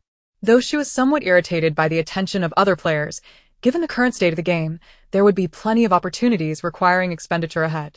If she hesitated out of fear of being ostracized or ambushed, the advantages she had built in the earlier rounds would be squandered. Moreover, she held a vacant skills slot in her grasp. Reconsidering the situation, in a world teeming with players, this presented itself as an opportune moment to select skills. As for those who sought to forcibly seize her, they would find her unrelenting when it came to bullets, should they dare approach. The energy crystals accumulated in her space could effortlessly eliminate every inhabitant of this realm without breaking a sweat. After she had made her presence felt among these players, Fang Jiaojiao distinctly sensed a notable restraint in their gazes directed at her. Although they continued to covertly scrutinize her, the glaring jealousy and ulterior motives in their eyes were somewhat obscured. This was quite satisfactory. She was not one to seek affection from others. All she desired was for these individuals to harbor fear and refrain from acting recklessly, which was more than sufficient. Eventually, she selected 2 games of relatively lower difficulty, albeit with a longer duration. By the time she secured the final stamp to fill 5 slots, the clock was edging towards 5 in the afternoon. The tour guide had announced a 6 o'clock gathering at the entrance, and the players who had yet to complete their exploration tasks were beginning to panic. After attempting to intimidate the staff with force and receiving warnings from the system, they collectively shifted their gazes to the other players nearby. Robbery threats and the contention for stamped cards erupted into chaos, slightly subdued by Fang Jiaojiao's earlier display of power, but ultimately culminating in a full-blown frenzy in the last hour. Failing to complete the task would incur a deduction of 1,000, equivalent to 10 hours of gameplay. When factoring in the time lost from traveling in the morning and purchasing entrance tickets, the day would be rendered nearly fruitless. Players with empty cards sought to snatch stamped cards from others, hoping to minimize their time penalty. Meanwhile, those without funds realized the significance of currency in this game world and seized the opportunity to target pre-selected players amidst the turmoil. Yet, the player they most coveted was none other than the generous Fang Jiaojiao. Furthermore, given her pace, it was likely she had already filled her card with stamps. Confident players began searching for Fang Jiaojiao's figure in the scenic area. Meanwhile, those blinded by greed formed small alliances, aiming to leverage their numbers to gain an advantage over her. However, the majority of players were astute. They sensed Fang Jiaojiao's formidable nature and dared not follow the others into potential conflict. As so many players fixated on her, Fang Jiaojiao had already strolled to the vicinity of the scenic area's entrance after completing her task. Observing the deserted entrance with its tightly shut gates, she turned and retreated to a secluded corner near a faux mountain. The small door beside the artificial hill stood wide open, yet Fang Jiaojiao did not exit. Instead, she dragged a wicker chair into a discreet nook and sat down to rest. Upon hearing the commotion erupting within the scenic area, she merely retrieved her laser gun from her space, gripping it firmly in hand. Time ticked away, with merely half an hour remaining until the guide's stipulated 6 o'clock. Numerous players gradually approached the entrance, and Fang Jiaojiao was soon spotted by them. There she was. Damn, she truly knows how to hide. The leading man, armed with a gun, could hardly contain his excitement upon seeing Fang Jiaojiao.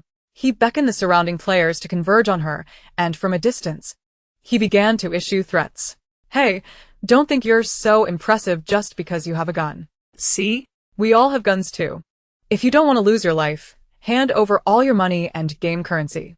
Fang Jiaojiao scanned a group of 8 or 9 men, noting that indeed each one grasped a firearm. Silently, she retrieved a flashbang from her space. As the man approached, incessantly babbling threats, Fang Jiaojiao seized the opportunity to swiftly toss the mini flashbang.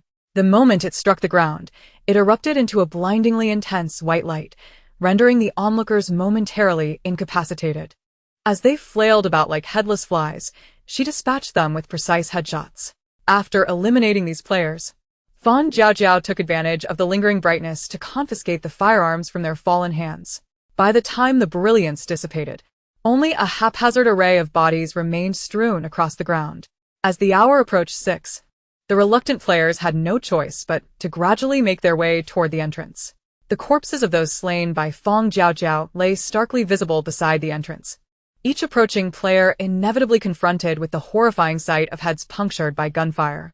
Those who had overheard the plans of these players were acutely aware of who had dispatched them, yet, without any personal ties. They were unlikely to seek retribution on behalf of these players, especially considering the ruthless nature of the assailant. Their wariness towards Fang Jiaojiao escalated, and the aware players averted their gazes, no longer daring to look her way. Meanwhile, Li Xiang, who had been eavesdropping on the reckless players' plans from a corner, recognized the handiwork behind these corpses. However, he was astonished by Fang Jiaojiao's prowess, which exceeded his expectations. If memory served, each of these individuals had wielded a gun upon their arrival. To emerge unscathed from their midst while eliminating those who threatened her was a feat beyond his initial conjectures regarding her abilities. Thus, he resolved to adopt a more conciliatory approach. Li Xiang's gaze drifted towards Fang Jiaojiao, who occupied a corner alone, her emotions obscured by the tattered glasses perched on her nose. Contrary to the sentiments of others, Zhang Yan, having just freed himself from the restrictive grasp of the above, recognized the wounds of the fallen and understood the identity of the perpetrator. However, he had no intention of approaching her, merely casting a glance at the familiar masked figure before retreating into the crowd. She was still alive, and appeared to be thriving with even greater ease than he. Truly, it was envy-inducing. As the clock struck 6, the tour guide ambled around the corner and stood at the entrance, signaling the staff to unlock the gates. With a beaming smile, she began her checks. My esteemed guests, have you enjoyed your day? I trust a day of play has left you all weary. Hand over your cards, and you may board the vehicle to rest. Upon her announcement, the players exchanged glances, none daring to step forward. Some hesitated due to the dread of receiving the news of a 10-hour extension for not completing 2 activities, while others were reluctant to be the first to approach. Fearing attention from others, Fang Jiaojiao, now a focal point of contention, harbored fewer reservations. Noticing the inaction from the others, she produced her card and strode forward first. Ah. All completed. This guest truly is remarkable. The guide's calm demeanor belied her overt flattery. Fearing that Fang Jiaojiao might downplay her achievements, she sought to draw attention and hostility towards her. It appeared that this guestess' strength and wealth were not to be underestimated. Our city, certainly welcomes affluent tourists like yourself. Sensing the collective gaze of the others fixate upon her, the guide's eyes shifted, landing on Fang Jiaojiao's swollen, bruised left cheek. Alas, what has befallen your visage? Such a lovely face, yet it appears so terribly swollen. TSK, what a pity it would be to be disfigured. The tour guide's gaze, unabashedly reveling in the spectacle, did not provoke a flicker of change in Fang Jiaojiao's expression. Listening to the woman's incessant chatter, she merely lifted her eyes to regard her with calm detachment. May I board the vehicle and rest? Fang Jiaojiao's unperturbed demeanor extinguished the tour guide's amusement, her smile remaining intact but her enthusiasm waning. Certainly, please do. Upon hearing her words, Fang Jiaojiao ascended the familiar 3-tiered bus without a backward glance. With her initiative, other players subsequently surrendered their cards. Oh dear, not a single activity experienced. This simply will not do. The tour guide, doused in cold water by Fang Jiaojiao's indifference, found renewed amusement in the other players. She eagerly examined their cards, delighting in the changing expressions that her mere words inspired, finding it all exceedingly entertaining. Yet the players, once again, were confronted with the game's malevolence. 4 stamps were insufficient, 3 were inadequate, and 2 or 1 were utterly worthless. Any player who failed to collect 5 stamps within the allotted time was mercilessly penalized with an additional 10 hours of game time. Except for a scant few who successfully completed their tasks, the rest, fueled by a sense of luck, found no favor with this tour guide. Regardless of their prior efforts, without 5 stamps, all was rendered null and void. Such a ruthless decree rendered their previous scramble for cards, merely to secure 1 more stamp and reduce their deductions, absurdly laughable. Fearing yet another warning from the apocalyptic game, the players, simmering with frustration, climbed onto the bus with long faces. Having been fleeced of their fare by the tour guide, they were unceremoniously returned to the cramped confines of their shared quarters. A day without sustenance, compounded by considerable exertion, led to an inevitable eruption among some players upon receiving their meager dinner. Damn it, this game is deliberate. It intentionally traps us in this deadly tour group, extending our game time. I've come to realize that this apocalyptic game never intended for us to return alive. The man's stomach growled audibly, the scant morsels he had just consumed serving only as a drop in an ocean of hunger. Irritated by the tumult in his belly, he disregarded the other players' protests and stormed out in a fit of rage. Forget it. It is futile to counsel a fool. If he is determined to court disaster, no one can save him. Indeed, he seems to have grown too comfortable in that dream city, indulging in food and drink. This is merely the beginning. We have yet to reach even a tenth of what we faced before entering the game, and he cannot endure. Even if he restrains himself today, his time is limited. After exchanging a few words, the others tacitly ceased their discussion of him. As for where he went and what he intended to do upon bursting through the door, it was of no concern to anyone. After a day of toil, everyone felt exhausted. When they calculated the extended game time, they only felt more drained. Chapter 213. Pits everywhere. Lying in the room with empty stomachs, surrounded by strangers, even if some players had food in their backpacks, they dared not bring it out. As time slowly passed, the weariness of the day began to lull them into a stupor.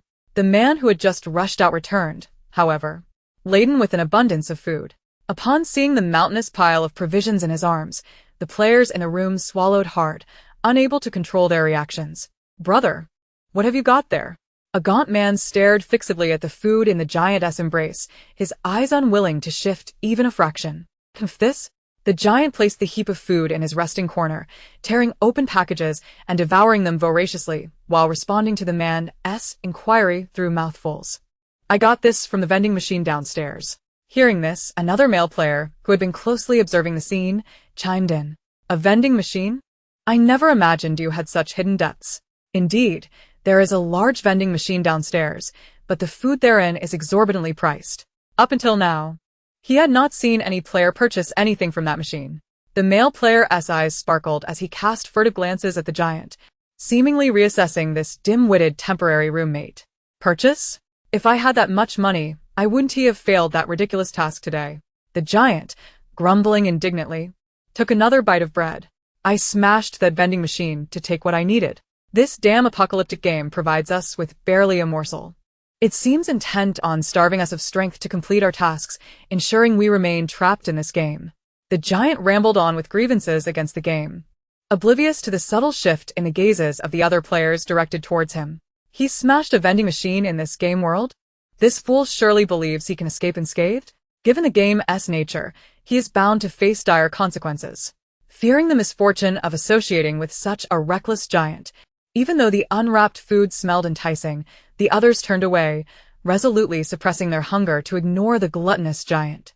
Meanwhile, Fang Jiaojiao, having received her meager dinner from the staff, closed the door and placed the modest meal, suitable for a kindergarten child, on the table.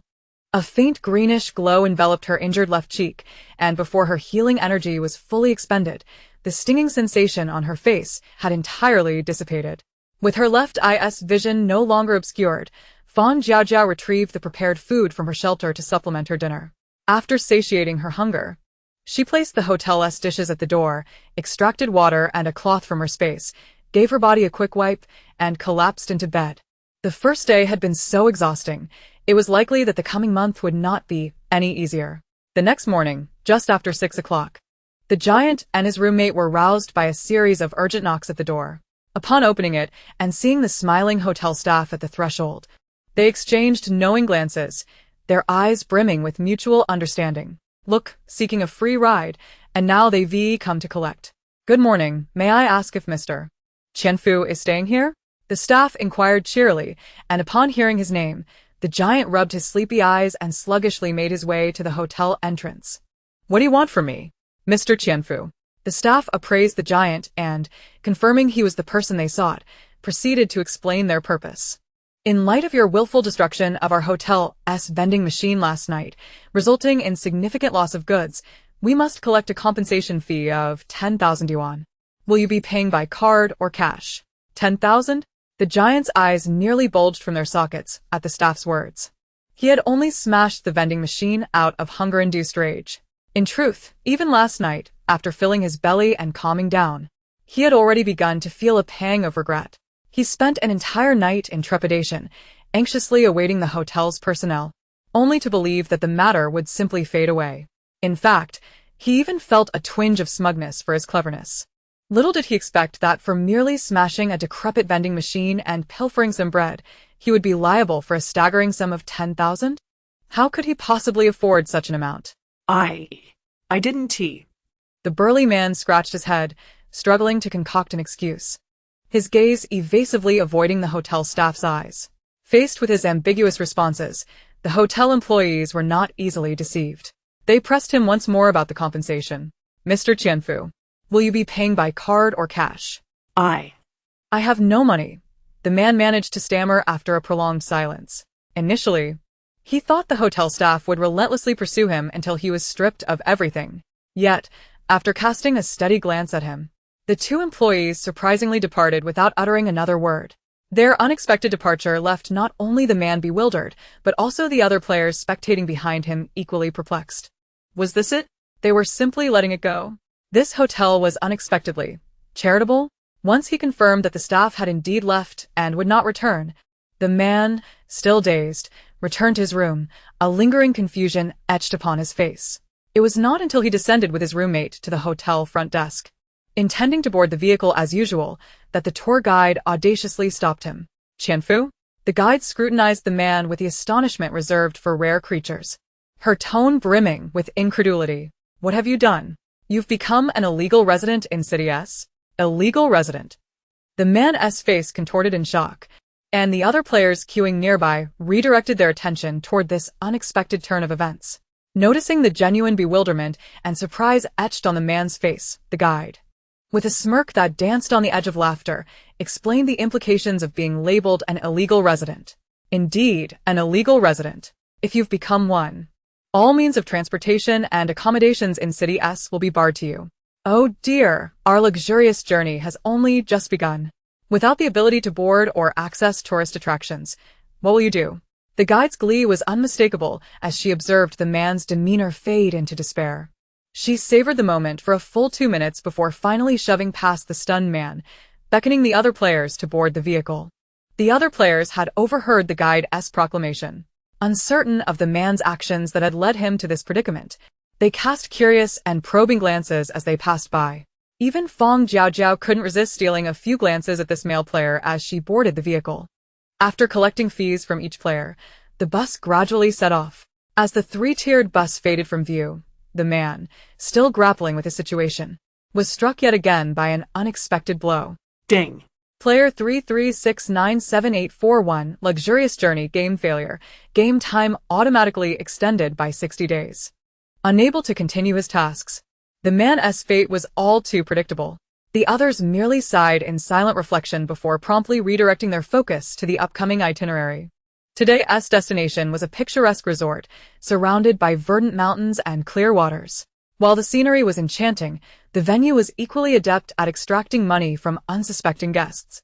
The exorbitant entrance fee, familiar little cards, enforced consumption experiences, and the usual tormenting delays prevented cash-strapped players from completing their tasks and obtaining stamps. After a grueling day, the players were met with a standard extension of 10 hours as punishment, deepening the animosity and exclusion among them. Those who failed to complete their tasks harbored resentment toward the affluent players who sailed through effortlessly. The latter, unscathed by penalties, became the prime targets for the growing hostility. In the glaring favoritism of this doomsday game, coupled with the ominous warning of an additional 60 days added to their game time, the players had no choice but to selectively direct their animosity and grievances toward their fellow players. The relentless imbalance of inadequate sustenance and high consumption only exacerbated the tensions, leaving the situation on the brink of eruption. Days passed, and sensing the increasingly ominous atmosphere, Li Xiang, who had initially intended to observe Fang Jiaojiao from a distance, could no longer remain passive. He intercepted her as she prepared to return to her room, expressing a desire to converse with her privately. Fang Jiaojiao, recalling the astuteness of this male player, was not averse to hearing what he had to say. I called you here today because there's indeed a pressing matter at hand. Li Xiang adjusted his glasses, making rare direct eye contact with Fang Jiaojiao. Surely, you've noticed the unsettling tension that has been brewing lately? The other players' dissatisfaction with those of us who possess wealth has reached a critical point. I fear. Li Xiang paused, keen to gauge Fang Jiaojiao's perspective. In truth, Fang Jiaojiao had indeed sensed the shift. Due to her previous actions, the number of players keeping a close watch on her had diminished. However, recently, she had become acutely aware of the malevolent gazes directed at her whenever she paid. Nevertheless, despite the unfavorable circumstances, she remained unperturbed. She would not show mercy to those who sought to calculate against her. Fang Jiaojiao remained silent, causing a momentary lapse in Li Xiang's demeanor, prompting him to continue with an obvious implication. There are only a few players who consistently evade penalties, while the rest are numerous. Coupled with the eclectic array of skills at their disposal, should conflict arise, none of us would emerge unscathed. Li Xiang's gaze intensified with an undeniable sense of pressure, shedding the guise he had worn and revealing his hidden schemes and ambitions. He began to overtly court Fang Jiaojiao, desperately wishing for this formidable veteran player to lend her voice to his cause. If we, the marginalized players, band together, perhaps the others will think twice before crossing us. Once we navigate the remaining half-month of this luxurious journey, we can discuss whether to part ways. What do you say? Li Xiang's words flowed smoothly, seemingly offering only benefits to Fang Jiaojiao. Yet, these were merely his one-sided assertions. Setting aside the character of the other players he mentioned, this man before her was precisely the type she disliked most, calculating and cunning. A smirk of derision slowly emerged in Fang Jiaojiao's eyes as she finally spoke the first words since their meeting. No. Without waiting for his expression to shift, she decisively punctured his ulterior motives. Cooperation? I believe collaboration is predicated on a semblance of parity and strength, would it not? You've been subtly gathering intel on me. Haven to you? No wonder I felt as if familiar eyes were watching me from the shadows every time I dispatched an opponent. Li Xiang's eyes flickered, shifting as she continued. You've meticulously confirmed my capabilities, hoping to recruit me to intimidate other players with designs on us. Yet, I possess sufficient strength for self-preservation. Why should I offer free protection to a host of deadweight? If you wish to negotiate terms with me, you must demonstrate sincerity. The ploy of empty-handed deception will not work here. Once she had spoken, she paid no mind to whatever calculations were still brewing in the man's eyes. She was too disinterested to engage with the man, whose cunning surpassed even that of a sieve. Turning away, she stepped into the elevator, intending to retreat to her room for some much-needed rest. It was truly absurd how idle she had become, wasting her precious downtime listening to his interminable drivel. She had expected this supposedly astute individual, who had always been adept at self-preservation, to articulate something of genuine interest. Yet, after an endless stream of platitudes, he sought to exploit her without offering any tangible benefits in return. Indeed, the decline of societal morals and the erosion of trust was palpable.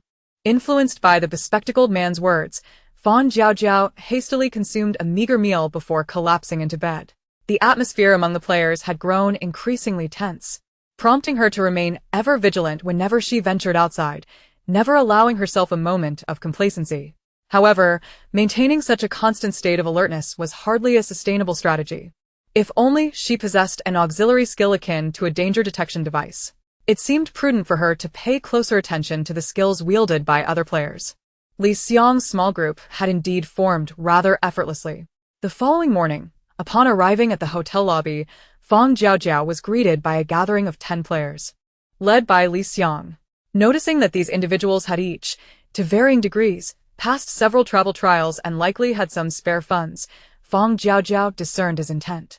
He was implying that his plans could proceed smoothly even in her absence. Although Li Xiang was undoubtedly cunning, this strategy of consolidating power could indeed instill a measure of caution in the envious players in a short span of time. As she sensed the players redirecting their envious gazes and attention towards her solitary figure due to the emergence of this new group, Fang Jiaojiao furrowed her brow slightly, silently reinforcing her inner vigilance. Observing that her solitary presence had drawn away a significant portion of attention, a flicker of triumph crossed Li Xiang's eyes. Reveling in his successful machinations, he did not believe himself to be the sole clever individual.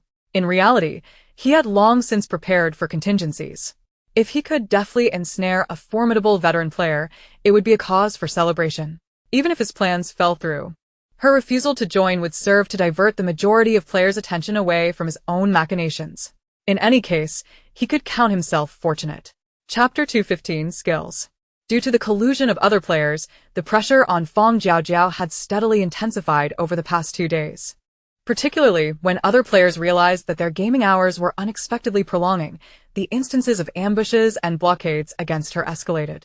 While completing the experiential tasks, she remained vigilant, meting out swift retribution to those who dared to attack her. Watching as these troublemakers vanished without a trace, the other players gradually tempered their reckless behavior, opting for a more calculated approach. Simultaneously, with her keen perception, Fang Jiaojiao had quietly fixated on the skills of a particular female player. This player's skill had caught her attention earlier in the day while she was fending off those who sought to obstruct her. At that moment, she had aimed her laser gun at a player with swift movement skills, only for her attack to miss due to his rapid evasion. The deflected laser had struck a corner, seemingly diffused by some unseen force, leaving no sound in its wake.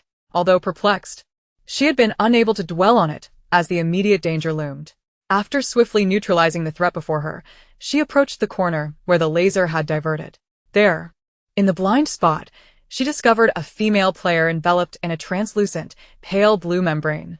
Upon noticing Fang Jiaojiao's approach, the player cast a terrified glance at her gun before shrinking into a tight ball, desperately hiding within the strange membrane.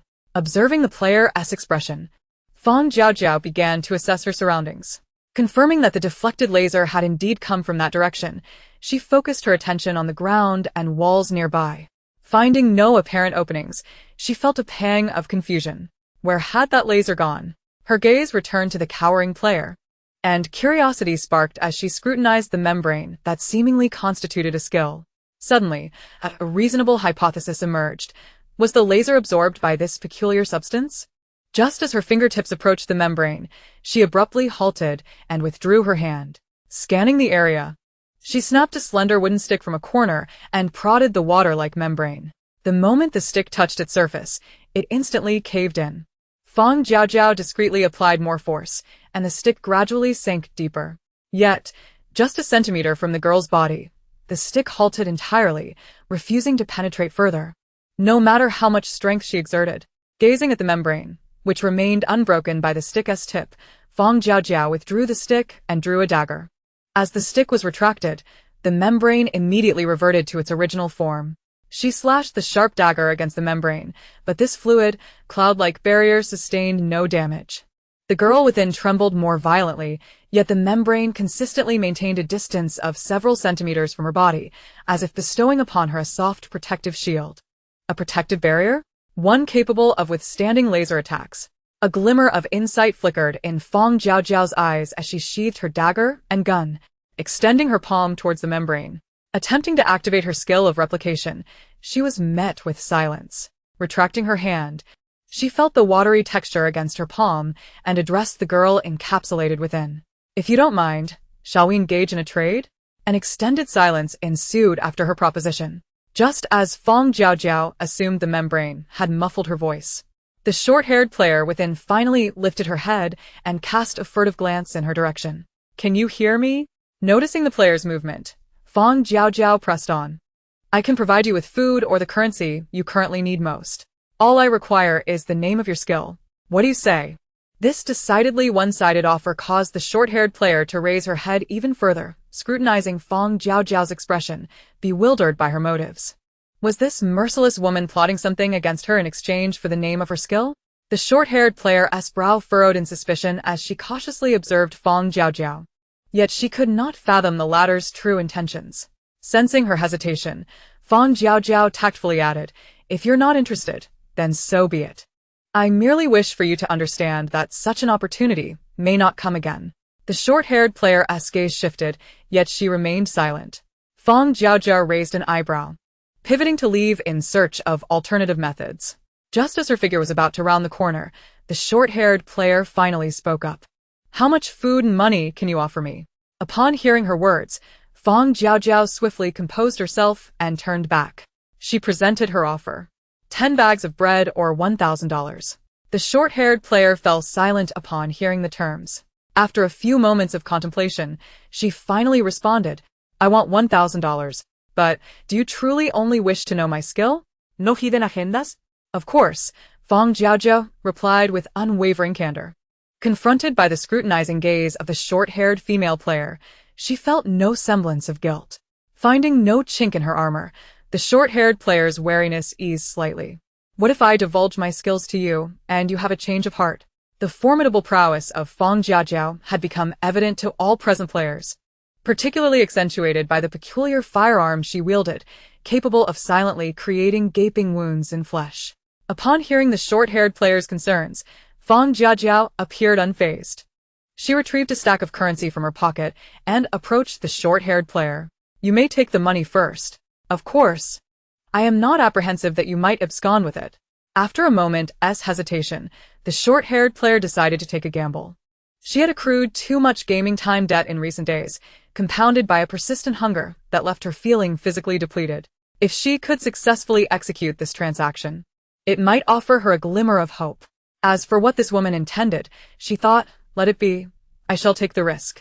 Should she truly wish to harm me, I can always evade. Finally resolved. The short-haired player fixed her gaze on Fang Jiaojiao's expression and the hand hanging loosely by her side, slowly reaching for the stack of money. As her hand extended, the thin membrane enveloping her body shifted and elongated in response to her movement. It was only when her fingers brushed against the currency that the vigilant membrane parted slightly at her fingertips, allowing her access. Having successfully grasped the money, the short-haired player observed that Fang Jiaojiao's expression remained unchanged, and her other hand showed no sign of action, prompting her to release the breath she had been holding. Chapter 216. Absolute Defense. With her fingertips fully enveloping the stack of money, Fang Jiaojiao discreetly acquired what she sought. Once the short-haired player withdrew her hand, the membrane reassembled, sealing her once more. Only when she was entirely encased in defense did the tension in her heart dissipate. After hastily counting the bills to ensure none were missing, she lifted her gaze to Fang Jiaojiao. My skill is absolute defense. Indeed, that is quite impressive, Fang Jiaojiao replied. Having already been informed of the skill's name upon receiving the system notification of its successful duplication, she then turned and departed. As the short-haired player watched her silhouette gradually fade into the distance, she glanced at the stack of money in her hand and then towards the direction in which Fang Jiaojiao had vanished, feeling a twinge of confusion. Was this what set these prominent figures apart from other players? Had she offered such a substantial sum merely to satiate her curiosity? Despite her intrigue, the short-haired player could not fathom the reasoning behind it. As for Fang Jiaojiao, the frustration from being harassed by other players evaporated, replaced by a singular focus on returning to her hotel to examine her newly acquired skill. Absolute Defense? What a splendid name for skill. When Fang Jiaojiao reached the entrance, awaiting the tour guide and the bus, other players began to congregate in small groups. Seeing her still standing intact at the exit heightened their wariness. Many players, having caught sight of the bloodstains on her attire, began to entertain thoughts of retreat. Let the gaming time extend if it must. It will not be indefinite, after all. But to provoke this fearsome woman might well seal our fates. In contrast to the varied sentiments among the players, Li Xiang regarded Fang Jiaojiao with a hint of regret. Had he known she possessed such formidable combat prowess and an intimidating presence, he would have insisted on recruiting her then and there. As some players shifted their focus to his group, he realized that despite their collective efforts, should this trajectory continue, he would inevitably replace her as the new target for other players. No. I must devise a strategy to alter the current situation. Thoughts and calculations began to swirl in his mind, immersing him in contemplation, oblivious to the glances of his temporary teammates, who frequently darted towards Fang Jiaojiao. When the time came, the tour guide and the three-tiered bus arrived simultaneously at the entrance. Due to the internal strife among players, a number had quietly perished. Consequently, the final tier of the bus had become nearly vacant. Quite the financial might you possess, the tour guide quipped as she accepted Fang Jiaojiao's card. Aware that this stoic player would not offer her the expressions she sought, she merely helped to raise her hostility level before turning to greet others. Though the players accumulated increasing hours of game time, their discontent towards the tour guide remained unvoiced, as they dared not act recklessly. After enduring 10 additional hours of frustration, they finally boarded the vehicle. Despite being in a game world that ostensibly lacked peril, the players were still subjected to profound suffering. Hunger, the relentless accumulation of game time, the constant vigilance required against their roommates, and the impossibility of completing the tourism objectives left them feeling tormented. Upon disembarking the bus, they trudged back to their hotel rooms. Faced with a multitude of strangers, even the most exhausted dared not succumb to sleep. It was at this moment that the players recognized the wisdom of Fang Jiaojiao's decision to reside alone. Yet, despite their envy and jealousy, the absence of funds remained their greatest hardship. Upon returning to her room, Fang Jiaojiao eagerly opened the game panel. Upon seeing the newly added absolute defense at the bottom of her skill list, a smile finally graced her lips. Skill, absolute defense, 1-5. Skill upgrade, 0. 10,000 energy crystal. Capable of enveloping a 10-centimeter radius in front of the player with an energy shield, creating an absolute defensive space. It can also withstand all dangerous attacks up to level 3. PS. The energy shield can be used once per day, with a duration of half an hour. Moreover, it was a skill that could be upgraded. Fang Jiaojiao contemplated the energy crystals required for the skill S enhancement, grateful for her prior foresight. Not to mention 10,000, even 100,000 energy crystals would not pose a challenge for her. Yet, to withstand dangerous attacks up to level 3, how exactly was that danger tier classified? 10,000 energy crystals might not be easily gathered by other players, indicating that the short-haired player as absolute defense was still at level 1. A level 1 defense could withstand attacks from laser guns, which fell within the level 3 category. This merely level 1 shield was already impressively potent. However, the drawback remained. It could only be utilized once per day, in a realm where an absolute defensive space can withstand dangers up to level 3. Fang Jiaojiao silently retrieved a pale red energy crystal from her inventory and began the process of replication. Upon amassing a total of 10,000, she promptly submitted her request for an upgrade. Absolute defense 2-5. Skill upgrade 0, 100,000 energy crystals. This skill allows an absolute safety zone, extending half a meter from the player's body, capable of withstanding all dangerous attacks up to level 5. The attached energy shield can be controlled by the player's will, with a maximum distance not exceeding half a meter. PS. The energy shield can be used 3 times a day, with each use lasting for half an hour. The radius of the defensive shield expanded from the previous 15 centimeters to half a meter, allowing for autonomous control over its range. Furthermore, the frequency of usage increased from once a day to thrice daily, totaling to an hour and a half of protection. This was more than sufficient. Given that even the power of laser guns was categorized within level 3, the upgraded shield capable of resisting level 5 threats was adequate for her current needs. Moreover, the subsequent upgrade required a staggering 100,000 energy crystals. With her personal shelter and laser gun also in need of energy crystals, it was prudent to delay the upgrade for the time being. Most players, particularly those newer to the game, likely possess skills at only level 1. With even the occasional veteran player unable to reach level 5. Chapter 217. Madness. Activating absolute defense. Observing the delicate, translucent membrane of pale red unfolding around her, Fang Jiaojiao curiously reached out to touch it. How peculiar, she pondered. Why is it red? Has the color changed post-upgrade? Glancing at the familiar hue, she produced another energy crystal from her inventory. Indeed, it bore a striking resemblance. Yet, the membrane's red was considerably lighter and more translucent than that of the crystal. Returning the crystal to her inventory, Fang Jiaojiao carefully retracted the membrane until it clung to her skin at a distance of 1 centimeter. Studying the barely discernible red on her arm in the mirror, she confirmed her suspicions. This membrane appeared less pronounced than the one worn by that short-haired female player. The subtle red, draped over her black attire, resembled a semi-transparent crimson overlay. Had that short-haired player not approached her directly, one would hardly discern that this faintly flowing protective shield was the same as her skill, absolute defense. The shield's color shift inadvertently minimized the exposure risk of her replication skill. With this layer of protection, even if those hostile players banded together to attack her, she now possessed the means to safeguard herself. Perhaps due to her ruthless demeanor in combat, the number of players seeking retribution dwindled significantly over the following week. Free from their disruptions, she could devote her attention solely to her tasks, easing her burden considerably. In stark contrast, Li Xiang and his team endured a grueling week. Realizing that Fang Jiaojiao was not easily overpowered, these players redirected their focus toward Li Xiang's group. They faced relentless ambushes and provocations that wore them down, all while grappling with the daily demands of mandatory expenditures. After enduring this strain for over half a month, their finances had dwindled perilously. Although Li Xiang had grasped the unspoken rule that higher project fees correlated with increased safety, the pressure of their dwindling funds forced them to opt for the cheapest options. This necessitated the expenditure of significant energy to complete tasks, compounded by the rising pressure from other players. In their hearts, dissatisfaction with Li Xiang, the mastermind behind their gathering, began to simmer. The more effortlessly Fang Jiaojiao navigated her challenges, the greater their discontent grew. Finally, after being compelled to exhaust their skills against yet another group of provocateurs, they could no longer contain their frustration and discreetly approached Fang Jiaojiao. "You wish to team up with me?"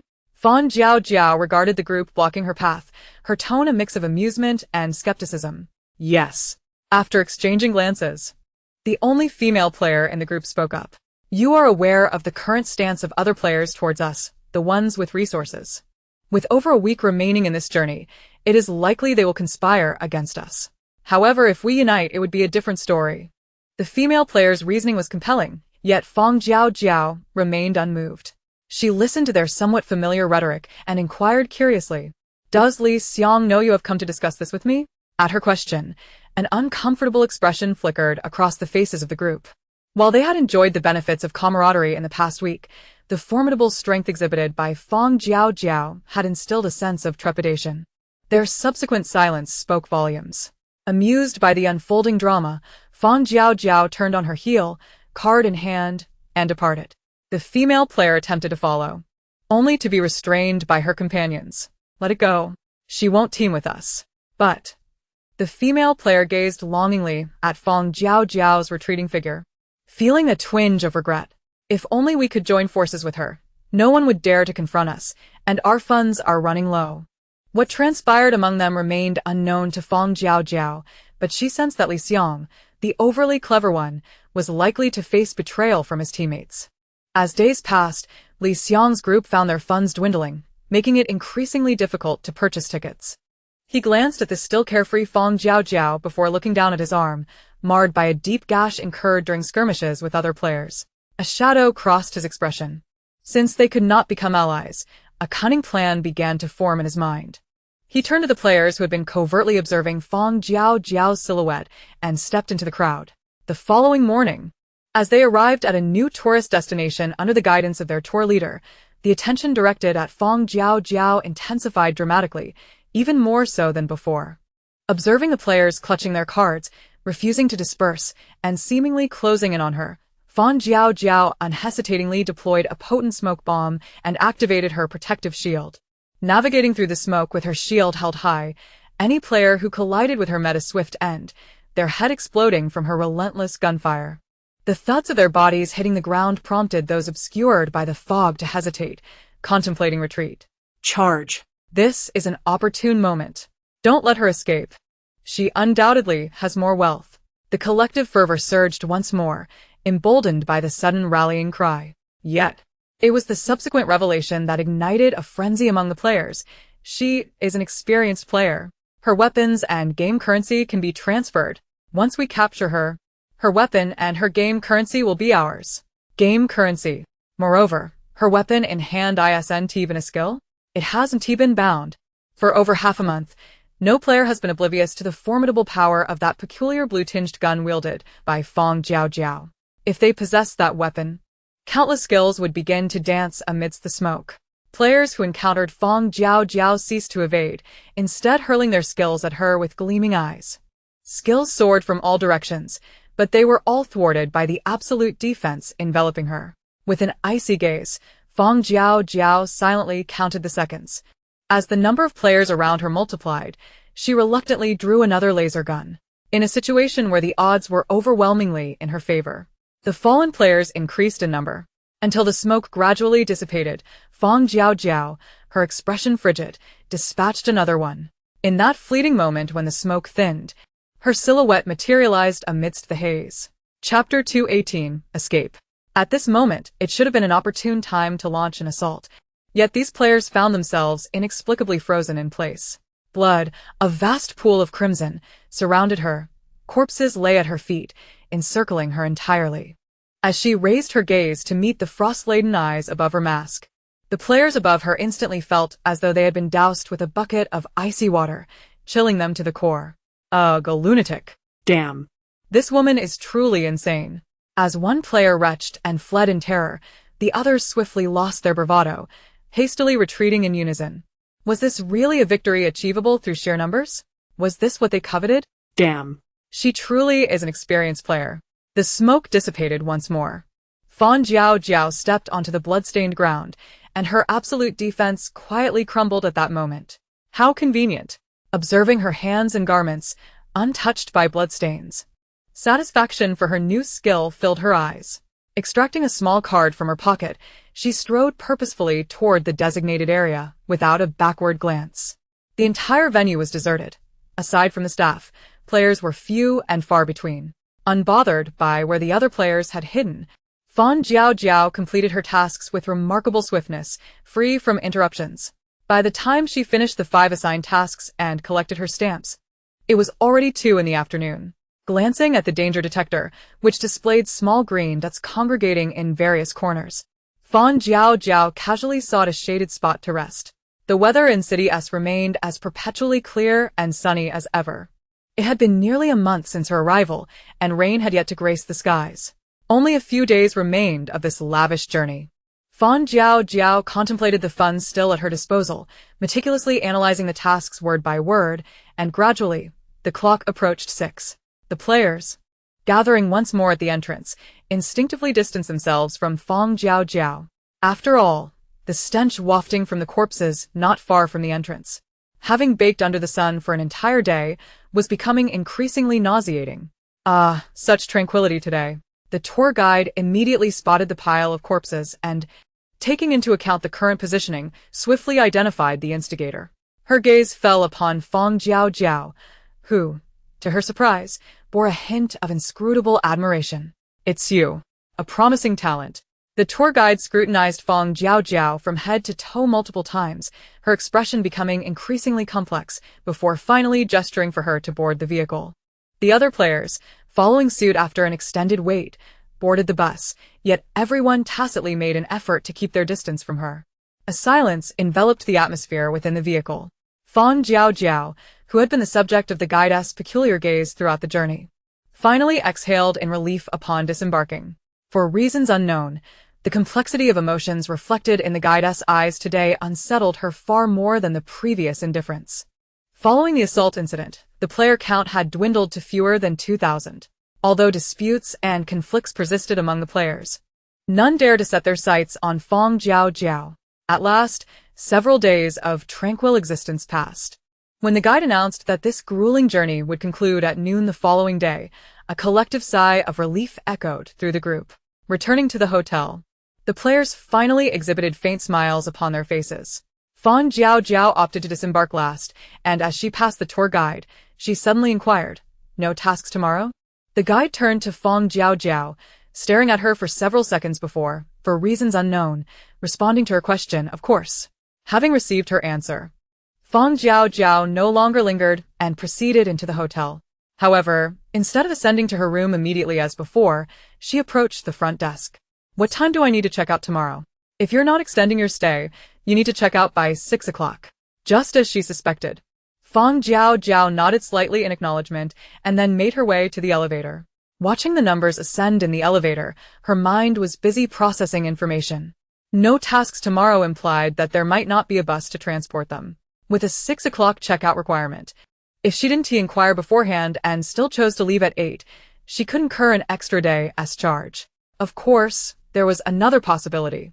Upon reaching her designated floor, Fang Jiaojiao exited the elevator and entered her cramped little room. There was another possibility that the bus would indeed come to take them to the airport tomorrow. Aside from incurring an additional fee, the primary concern was that this luxurious journey included round-trip tickets. The ticket for arriving had been used. What about the return? Given that the Game S location was specifically designated to City S, if they were compelled to board a flight back, leaving the task location might directly result in a game failure. Yet, if they did not utilize the return ticket, would the luxurious journey be deemed a failure as well? Fang Jiaojiao furrowed her brow in contemplation, her thoughts racing as she received her dinner from the hotel staff, devoid of any appetite. According to the unreasonable nature of the apocalyptic game, if a reasonable solution for the return ticket could not be found, she would likely be judged as having failed the game. That would render the money spent over the past month entirely wasted. What possible solutions existed for the ticket? Could she transfer it to another local? However, the ticket was bound to her player information, making it unlikely. Could she concoct an excuse to miss the flight? If she resorted to that method, she would probably also risk being deemed a game failure. The ticket. Could she cancel it? A spark of inspiration ignited in Fang Jiaojiao's eyes. The more she pondered this seemingly absurd, yet normal solution, the more feasible it appeared. Although this game world was rife with anomalies and traps targeting players, it was undeniable that it operated on the surface, like the real world. Currency exchanged for goods. Indigenous people performing regular jobs, familiar traffic rules. Perhaps, just perhaps, canceling the ticket truly is the singular correct answer. With a flicker of insight, Fang Jiaojiao swiftly finished her meal and sat on her bed to continue her conjectures. As the clock struck midnight, flight information popped up once again on the phone she purchased in the game. Fang Jiaojiao felt a surge of confidence.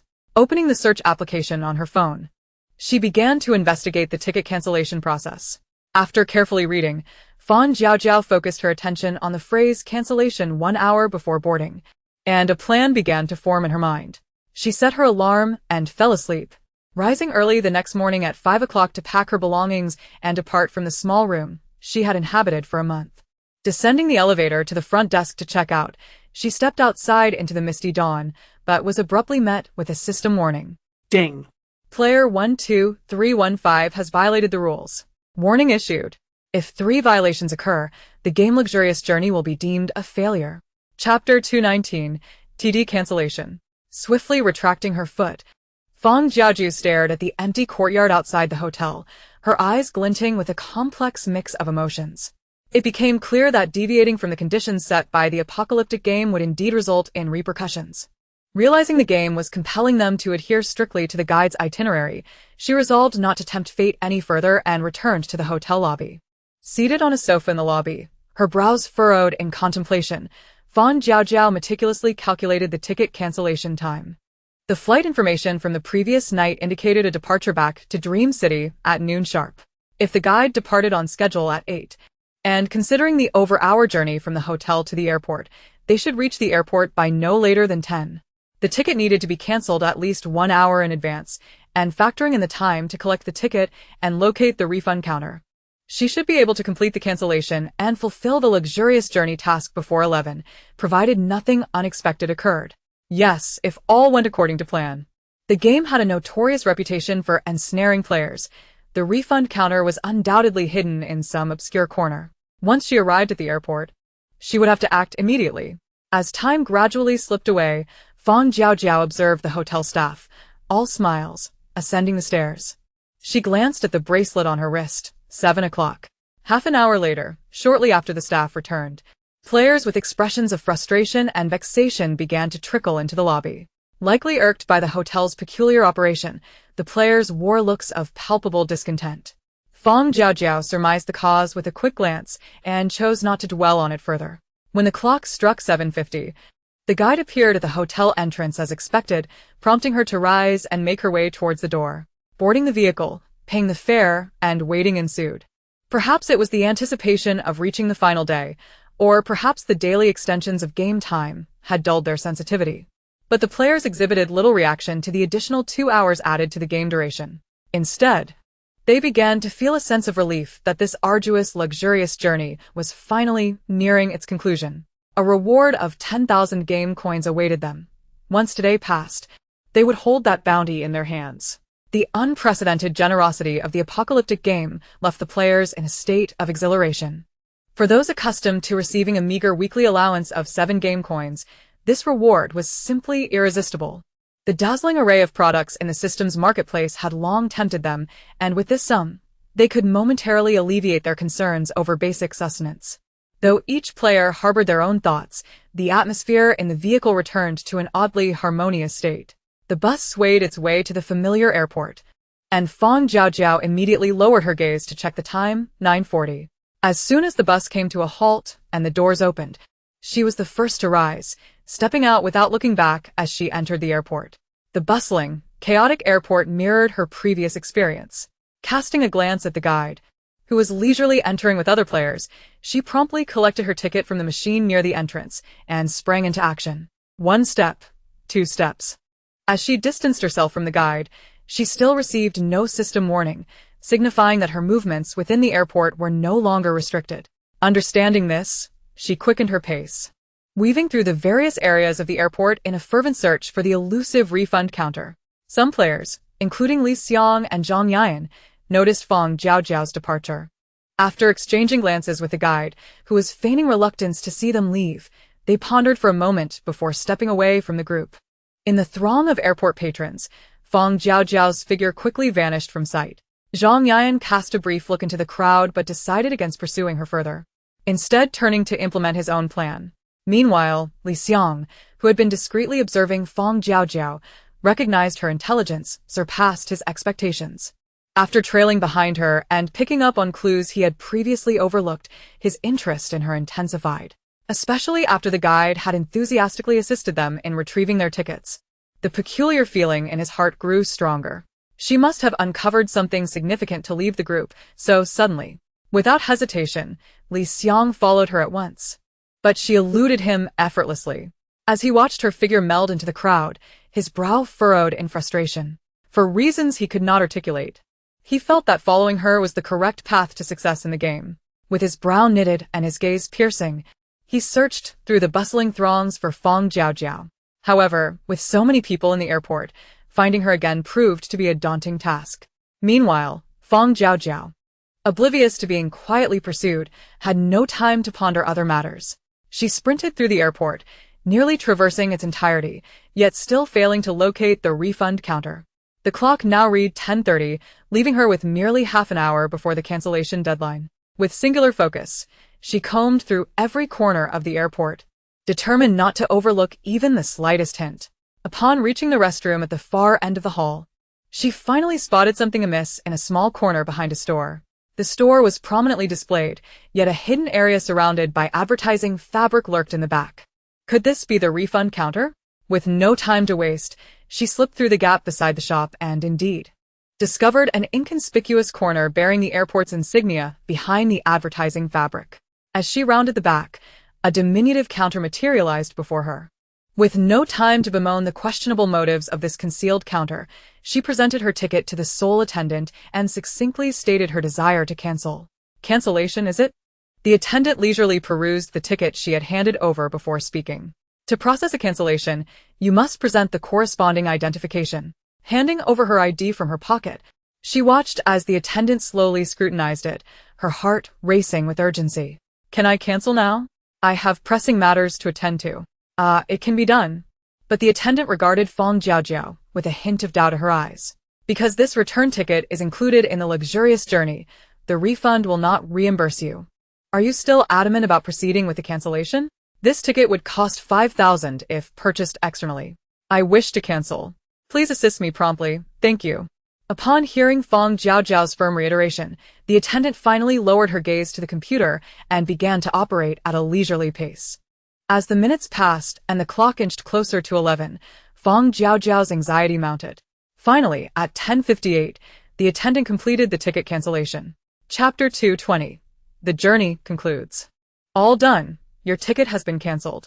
This is your identification card. Please keep it safe. As the staff's words faded, a notification echoed in their minds. Congratulations, player 12315, for successfully completing the luxurious journey in City S. 10,000 game coins have been credited to your account. Please check your balance. Upon hearing the system's announcement, Fang Jiaojiao finally felt the immense weight on her chest lift. Observing the sudden increase of 10,000 game coins in her account, a relieved smile broke through the tension that had gripped her face all day. After securing her identification card, she maneuvered out of the corner, where the airport's loudspeakers were announcing the boarding process for passengers returning to Dream City. The notification jolted the players, who had been passively listening to their tour guide's incessant chatter. Returning to Dream City. Their gaming location was City S. If they boarded the flight back to Dream City, how could the game possibly continue? Moreover, why had they not received any notification that the luxurious journey had concluded? They had stood there for an extended period, following the tour guide throughout. With the plane on the verge of taking off, why had the system not declared the game a success? As the players' faces shifted to panic, the tour guide's smile grew increasingly pronounced. Watching them scatter from the group to inquire about the situation only deepened her amusement. Tour guide, what's going on? Didn't the luxurious journey already conclude?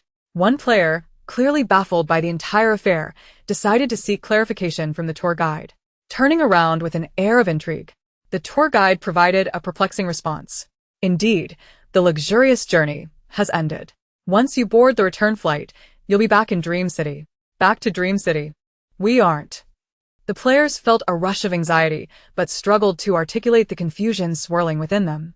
Just as they were spiraling into despair over how to remain in this place, one player suddenly suggested, "Why don't we just not board the plane?" With the tour guide leaving, they could simply refuse to fly back to City S. Yes, exactly. If we don't leave, we can stay. The players, momentarily dazed, regained clarity. Reflecting on their earlier foolishness, they could hardly fathom why their thoughts had become so sluggish and dull. Staying in City S seemed easily resolvable. But what about the luxurious journey? Would they have to wait until midnight for it to truly conclude? They had no time for further contemplation. As the announcement for the flight to Dream City echoed, those who had chosen not to board were abruptly declared as having failed the game, resulting in a sudden extension of their game time by 60 days. Game failure? How can that be? The players were devastated as they absorbed the system's voice, realizing that all their hard work over the past month had turned to ash. I have always adhered to the game tasks. Isn't today the final day? How can it be a game failure? One player, brows furrowed, speculated aloud. Could it be because we didn't T-board the plane? However, another player swiftly countered. That's impossible. If we had boarded the plane to return to Dream City and left City S, not only would the luxurious journey fail, but the original game tasks would also be nullified. Neither boarding nor refusing to board seemed to yield a solution. What was the reason behind this predicament? No one could provide an answer. The players were disheartened, their eyes filled with the grim reality of their prolonged game time. Initially, the extended month had begun to feel like an insurmountable challenge, slowly transforming into a countdown. Now, with the additional 60 days imposed as a penalty, they faced the prospect of remaining for a total of 105 days. Coming to terms with this grim reality proved too much for many players. Yet, even in their despair, unwilling to accept defeat, they clenched their teeth and reluctantly resolved to endure. Rather than linger in place, they began to disperse from the airport in small groups, seeking a place to weather the next 100 days. Meanwhile, Li Xiang, having received the penalty for the Doomsday Game, finally spotted Fang Jiaojiao amidst the crowd. Did you succeed in your game? The 60-day penalty had left Li Xiang with little time for niceties as he rushed up to Fang Jiaojiao, asking point-blank. Amused by his presumptive tone, Fang Jiaojiao sidestepped him and continued toward the exit, ignoring his inquiry entirely. Seeing Fang Jiaojiao disregard him, a flicker of frustration crossed Li Xiang's expression. But he quickly suppressed it. He fell into step beside her, undeterred in his quest for information. This Doomsday Game task is quite peculiar. Not only is there an enforced task, but the failure seems utterly nonsensical. Could it be designed to intentionally keep players trapped? I suspected something was amiss with the return ticket. However, receiving a game failure notification despite not boarding the flight leaves me puzzled as to what other clues may be hidden within this situation. Clearly, I underestimated the complexities at play. What are your plans moving forward? If you don't mind, perhaps we could team up? As the game's challenges grew increasingly convoluted, two astute minds collaborating would surely yield better results than one struggling alone. Li Xiang persisted in sharing his thoughts and conjectures, attempting to forge a reliable partnership through his outdated earnestness. Yet, Fang Jiaojiao remained unresponsive to his overtures. Finally, when the car she had hailed arrived, she turned to face Li Xiang. You expend so much effort on me in vain. You'd be better off contemplating how to navigate your own upcoming time. As for me, I am accustomed to solitude and lack the patience to play the role of caretaker. With a resounding thud, The car door closed before him. Watching Fang Jiaojiao drive away, the shadows of frustration that had flickered in his eyes now fully consumed him. "Madam, where to?" the driver inquired once they had exited the airport premises. Fang Jiaojiao glanced at the map in her hand and replied, "Take me to the largest housing rental center in City S." As the vehicle glided smoothly along the road, she perused the map on her phone, considering her dwindling finances. Aside from rent and round-trip bus fares, along with the entrance fees for various attractions, she had retained a total of 144,800 coins. If she could find a reasonably priced short-term rental, she could comfortably navigate the upcoming month of gameplay. Her primary concern, however, was that the remaining month would not unfold as peacefully as she hoped. In stark contrast, the other players, who emerged from the airport with empty pockets, found their circumstances plummeting to new lows. Chapter 2:21. The Final Month. The airport in City S is located quite a distance from the city center. They had previously taken a bus for over an hour to reach their hotel. Now, with no money in hand, the only option to return to the city center would be to walk the distance. Why not simply remain at the airport? The airport's isolation and exorbitant surrounding prices made staying there untenable. They needed to devise a plan to endure the next 100 days, and remaining there was simply not feasible. One player had discovered a rough map of City S in a free magazine at the airport. After estimating the distance from the airport to the city center to be approximately 80 kilometers, a sense of despondency washed over everyone. 80 kilometers. If one were to rely solely on their own two legs, it would take no less than 20 hours to traverse the distance. Moreover, they currently possessed neither food nor water, making the prospect of returning home a formidable challenge. The discussions among the group were devoid of any pretense, and upon learning of the daunting distance from the words of their fellow players, many began to lose hope and ponder alternative solutions.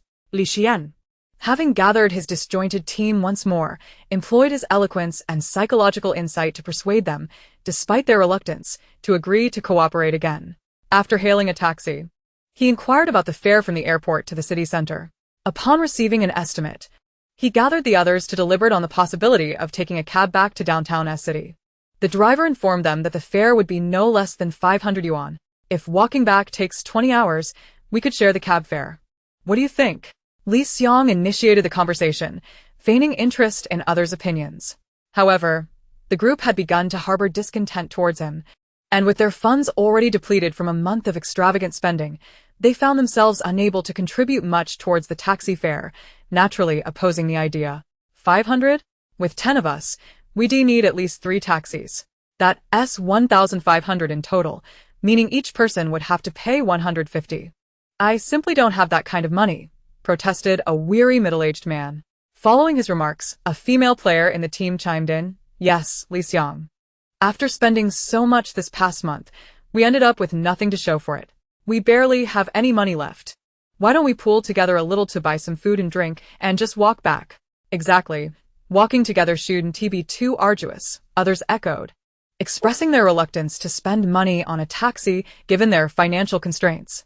Observing their discontent, Li Xiang forced a smile, attempting to mend the rift. "Perhaps I was too hasty in my thinking.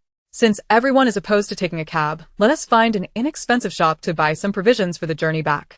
The group turned away from the airport, searching among the various shops nearby for reasonably priced food, while pretending to examine the items in his hands. A dark shadow crossed Li Xiang's eyes. He had initially intended to exploit this opportunity to deplete their funds before finding a chance to abandon them, but it appeared that they had grown wary of him. This complication was troublesome. The luxurious month had left them all empty-handed, and he himself was down to his last 500 yuan. What was once a seemingly secure mission had turned into a precarious failure, leaving him increasingly anxious about his own survival in the game. Even though his gameplay duration was comparatively shorter than others, the 2-month penalty for failure loomed ominously over him. This punishment was undeniably severe, and even he could not help but worry whether he would endure until the game's conclusion. No, he must prevail. The intensity of his dark thoughts deepened, reddening the edges of his eyes. Quietly stuffing a slightly deformed item into the back of the display case, he regained his composure. But the remnants of calculation lingered in his gaze. That woman. She must have already acquired the game reward of 10,000 game coins. Given her lavish spending throughout, she likely still possessed a considerable sum of money. If he could locate her again and extract something of value, perhaps he could secure his own survival in this game. Li Xiong set his sights on Fang Jiaojiao, determined to devise a plan to seize her resources as a means of ensuring his own safety.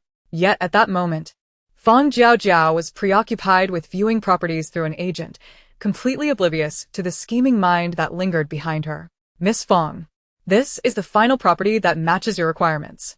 Do you find it satisfactory? The real estate agent, wearing a pleasant smile, opened the door to welcome Fang Jiaojiao into the apartment. Observing the modest yet bright one-bedroom unit, she approached the sole floor-to-ceiling window and glanced down, confirming her decision to rent the place. I'm delighted that it meets your approval. While this apartment is small, it is fully equipped with essential living facilities. The windows and doors are constructed from the most robust and advanced materials, ensuring your safety while residing here. As the agent continued the presentation, he produced a contract he had prepared in advance, presenting it to Fang Jiaojiao with both hands. Although our company typically requires a 1-month deposit and 1-month rent up front, as you are a VIP client, I have arranged an exceptional concession for you: monthly payments. The rent for this apartment was set at 10,000 per month. Would you prefer to pay by card or cash? Thank you, I will pay by card. Fang Jiaojiao retrieved her black card and processed the payment for a month's rent. After receiving the keys from the agent and bidding them farewell, she finally settled onto the sofa in the small living room. This rent was indeed steep, but when compared to the other properties she had viewed earlier that afternoon, it was significantly better. Other options either had undesirable locations that jeopardized her short-term concealment or exorbitant rents that exceeded her budget. This one, after careful consideration, proved to be the most suitable choice.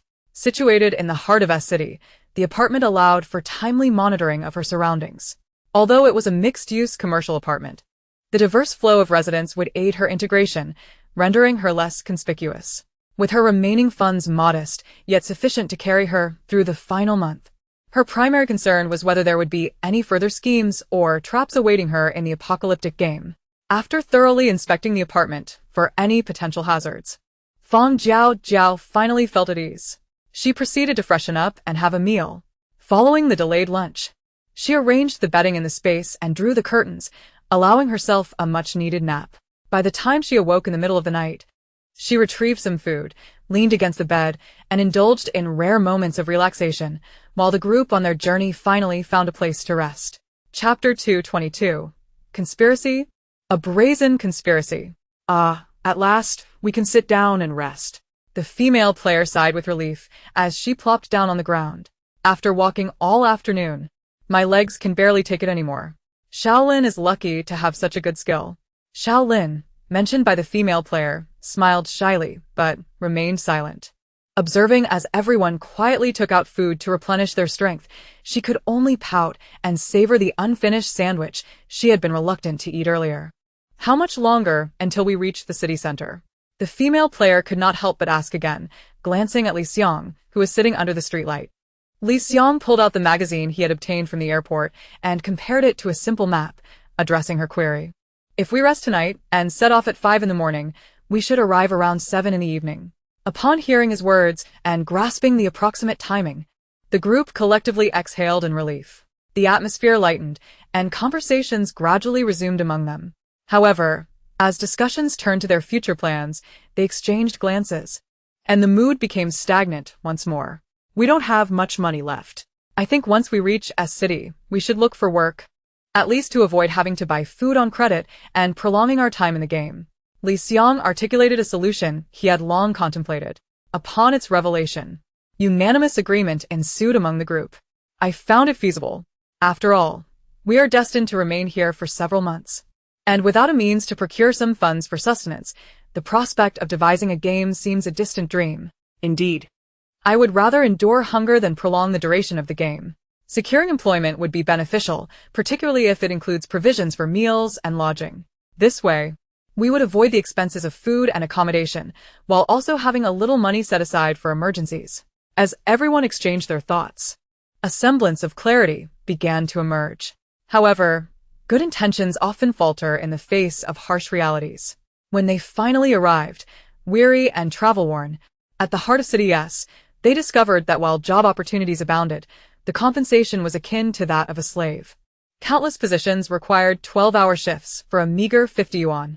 Far from providing meals and accommodation, even the paltry 50 yuan jobs vanished upon inquiry, as the employers claimed to have filled all vacancies. After 2 days of wandering the streets and confirming the exploitative wages of the city, which barely sufficed for even the most basic sustenance, hope crumbled within them. Damn it! This wretched game is deliberate. A middle-aged man, visibly agitated, scratched his scalp and could not suppress a curse. This damned game seems intent on draining our funds, ensuring we remain indebted, and prolonging the game's duration.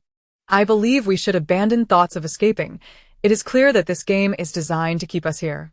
His words echoed the deepest fears harbored by the group. The apocalyptic game, having silently manipulated them into depleting their finances, then inexplicably announced their failure and extended the game by 60 days. Once they became destitute and unable to exit the game, the only recourse left was to seek labor to earn money. The drastically reduced wages rendered even the most basic 3 meals a day unattainable. With nothing but hunger and tightened belts to sustain them, they were left to borrow and extend their game time.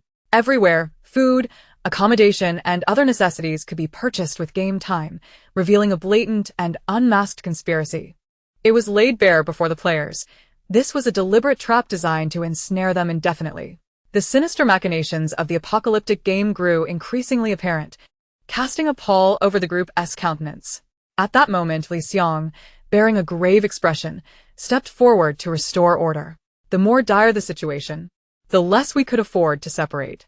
Capturing everyone's attention, Li Xiang continued, while enduring hunger is bearable, lacking a place to rest at night poses a far greater danger. Who knows what other traps may lie in wait? At least we are numerous. By sharing the burden of accommodation, the pressure will be significantly alleviated. Li Xiang's rationale held merit. With 10 individuals in their ranks, renting a modest space together would require only a small contribution from each. If they could just grit their teeth and endure, they would be able to hang on until escaping the game. Renewed with hope, they no longer hesitated and readily agreed. If there was a way to survive and exit the game, none wished to remain trapped here. They scoured the streets in search of a residence and ultimately rented a dilapidated and cramped semi-basement. In the center of City S, even such a semi-basement demanded a monthly rent of 1,000 yuan. Fortunately, their numbers allowed them to pool their resources, each contributing merely 100. With a place to stay secured, they divided to seek employment. Yet their circumstances were largely the same, for any job offering a slightly higher wage. A throng of players competed. Even once employed, the work was far from easy. The tasks assigned to the players often involved grueling labor such as moving goods and cleaning. 12 hours of physically demanding work, compounded by constant hunger. Day in and day out, they were tantalized by the aroma of food wafting from nearby restaurants, and inevitably, some players succumbed and exchanged game time for sustenance. Pledging game time was akin to borrowing. Once initiated, it proved difficult to halt. Upon realizing that a satisfying meal required merely 20 minutes of game time, the players' vigilance began to wane. Gradually, this seemingly effortless method proliferated. They no longer wished to settle for a 20-minute meal of plain rice and vegetables, but craved dishes worth half an hour, such as stir-fried meat. Their desires swelled, and game time insidiously escalated. Observing this trend among fellow workers at the same establishment, Li Xiang, upon finishing his shift, immediately and sternly forbade his teammates from utilizing game time for purchases. He understood that once this behavior began, it would be challenging to rein it in. Moreover, now that they shared living quarters, should one individual commence this practice, it would inevitably influence the others. He had not yet given up on locating Fang Jiaojiao, but the grueling work left him little time to spare. It was only by sharing the burden of rent with his compatriots that he managed to maintain a semblance of normalcy in his game time consumption. The meager earnings merely sustained his basic carbohydrate needs, preventing starvation. Yet, should even one person disrupt this tenuous balance, he would struggle to uphold this fragile existence. Should game time continue to rise, a dead end awaited these players. Chapter 2:23. The conclusion.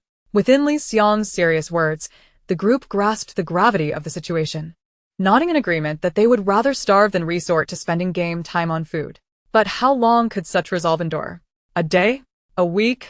A month? Nearly 3 days passed when the middle-aged man, laboring in the restaurant, found himself irresistibly drawn by the tantalizing aroma and inexplicably purchased a serving of braised pork. This plate, valued at 30 minutes of game time, was radiant in color and redolent with fragrance. Having abstained from meat for over a month, the sight of the dish left his eyes wide with desire. The melt-in-your-mouth braised pork paired with rice was simply divine, and he quickly devoured it, shoveling morsels into his perpetually empty stomach. Only after finishing the entire plate did his reason slowly return. Had he truly exchanged half an hour of game time for this dish? Staring at the empty plate on the table, the middle-aged man slapped his own face in dismay, grappling with regret for his actions. The vacant plate served as a constant reminder of his foolishness. Restless and agitated, he hastily paid and retreated to the kitchen to immerse himself in work, seeking to alleviate his discomfort through labor. Even upon returning to the cramped underground dwelling shared with others, he dared not reveal a hint of his folly, fearing their judgment. Yet, the reprieve was short-lived. Scarcely had they settled down when his stomach began to churn violently. Clutching his abdomen, he rushed to the communal restroom, feeling utterly drained. Now. He regretted his earlier decision to indulge in game time. Resolute, he vowed never to resort to using game time again. Each day, he gritted his teeth and toiled, and when hunger struck, he forced himself to eat only the cheapest boiled vegetables. However, consuming such bland, insipid fare while being tantalized by the myriad aromas from nearby restaurants proved torturous, especially after having once savored the braised pork. The tantalizing aroma of succulent meat seemed to emerge from the depths of his mind, gradually enveloping his entire consciousness, leaving him preoccupied with thoughts of that delectable braised pork throughout his arduous day of labor. Why not indulge in a portion? Consider it a reward for your tireless efforts. No. I vowed not to squander any more game time. How could I possibly return if I continue this way? A single serving of braised pork would only take half an hour. Just half an hour. The difference between half an hour and 30 minutes is negligible. After all, it's still early to leave the game, merely half an hour. Perhaps it could serve as a morale booster? His inner conflict waged a fierce battle, yet ultimately he succumbed to temptation, spending half an hour to purchase a serving of braised pork. Once awakened, desire is a challenging beast to restrain. A middle-aged man, having tasted the pleasures of indulgence, could hardly content himself with a meager, tasteless diet. From occasionally spending game currency on braised pork to growing weary of the dish and shifting his cravings towards others, his game time surreptitiously began to increase. Upon returning to the basement, fragrant and enticing, his comrades could not help but swallow hard, voicing their mild reproaches. "Brother Wang, we understand you work in a restaurant, and it's inevitable that you carry the scent. Yet, could you at least consider us and air out your clothes before returning?" "Indeed, Brother Wang. Enduring this daily grind is challenging enough. Let us show some mutual consideration." "Yes, brother, the aroma from you is so enticing that even in my dreams, my stomach growls." As his roommates lamented, the weary Li Xiang chose to feign sleep, closing his eyes to avoid further engagement. Meanwhile, the middle-aged man, listening to their unreasonable complaints, felt a swell of grievance and irritation. "Can I be blamed for smelling of food? I work in a restaurant, spending 12 hours a day there. It would be strange not to carry an aroma. Am I to air out my scent before returning? After a long, exhausting shift, I merely wish to come back and rest, yet I am met with this." After a few rounds of mutual grievances, they parted on an unsatisfactory note, and the middle-aged man began to harbor resentment towards them. The stress of covertly enjoying good food weighed heavily on him, and returning to face such indignities was unbearable. In a fit of frustration, he decided to rent a room anew, intending to live alone. His departure took his roommates by surprise. Upon discovering he had chosen solitude, those who had been cramped on the damp floor couldn't help but entertain their own thoughts. Li Xiang's little collective began to spiral out of control, and other struggling players were also facing hardships. S-City was thriving, with its vibrant nightlife, bustling streets, and an abundance of culinary delights and entertainment. Forced to toil through grueling hours, the players watched as NPCs reveled in the pleasures of life, stirring up a swell of emotions within them. Some succumbed to temptation, gradually testing the waters of game-time expenditure, while others staunchly resisted, unwilling to touch a single minute of their precious game time. Regardless, after laboring diligently for a stretch, accumulating a bit of hard-earned currency, they were abruptly faced with a city-wide inspection. The nature of this inspection was straightforward, a random check of legal residency identification. Alas, the unfortunate players working in the food and healthcare sectors were also scrutinized for the health certificates they had never been warned to obtain. What seemed a simple inspection proved to be a trap for many players. Not every player had the foresight to secure their identification. Those relying solely on flight ticket numbers to retrieve their tickets had entirely overlooked this requirement. The unlucky players who failed to meet the inspection criteria faced fines of 3,000, alongside the loss of their hard-won jobs. 3,000. Translated into game time, that equated to 30 hours. Not to mention the daunting task of starting anew after losing their jobs. The apocalyptic game knew precisely how to drive players to desperation. Many were forced to further extend their game time to cover living expenses during their job search, while the players toiled under the weight of game time debt. Anxiously anticipating other potential dangers, Fang Jiaojiao found herself in a rare state of ease. After nearly half a month of tranquility, she gradually began to utilize her remaining funds to acquire new possessions. However, despite her daily observations of the bustling S-City, it remained consistently bright and cheerful. There were no storms or diseases, nor any enemy attacks. Aside from witnessing fellow players working in various establishments, no significant changes occurred. It felt as though the remaining month of respite was a personal reward bestowed upon her. Even under constant vigilance, nothing transpired. After exhausting her funds, Fang Jiaojiao was smoothly transported back that afternoon. Standing in the empty transfer space, disbelief washed over her. Had the apocalyptic game truly spared her? Chapter 224. The Emergence of a Shelter. This fortunate turn of events was indeed due to the million credits in her black card, which had allowed her to navigate the treacherous game landscape with relative ease. Coupled with the successful completion of her luxurious journey, she had not incurred any additional game time. Thus, the apocalyptic game could not ensnare her. With an extra 10,000 game coins from this venture, Fang Jiaojiao dutifully spent on a comprehensive health examination. Once assured of her optimal physical state, she approached the panel. If players carry infectious viruses within the game world and do not spend game coins to eliminate them, will they be transported to the real world? Yes. Can infectious viruses from one game world be transmitted to another game world through the apocalyptic game? No. Indeed, it was as she suspected. If these players were unwilling to spend money or lacked the means to eliminate the infectious viruses they carried within the game world, they would inevitably bring those viruses into their original world, akin to parasitic spores. These spores would be transported by players into reality. Yet they would not be carried into the subsequent game world. It was as if each world possessed a form of viral isolation. Upon entering a new game world, the infectious spores would be contained within that realm.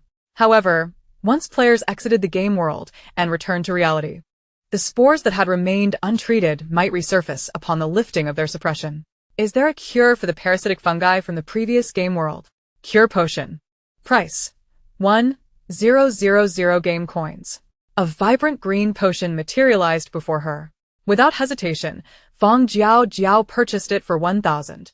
Upon exiting the transfer space, she opened her eyes to find herself safely back in her solitary shelter. The surroundings remained secure, devoid of intruders. She glanced at the clock on the wall in the living room.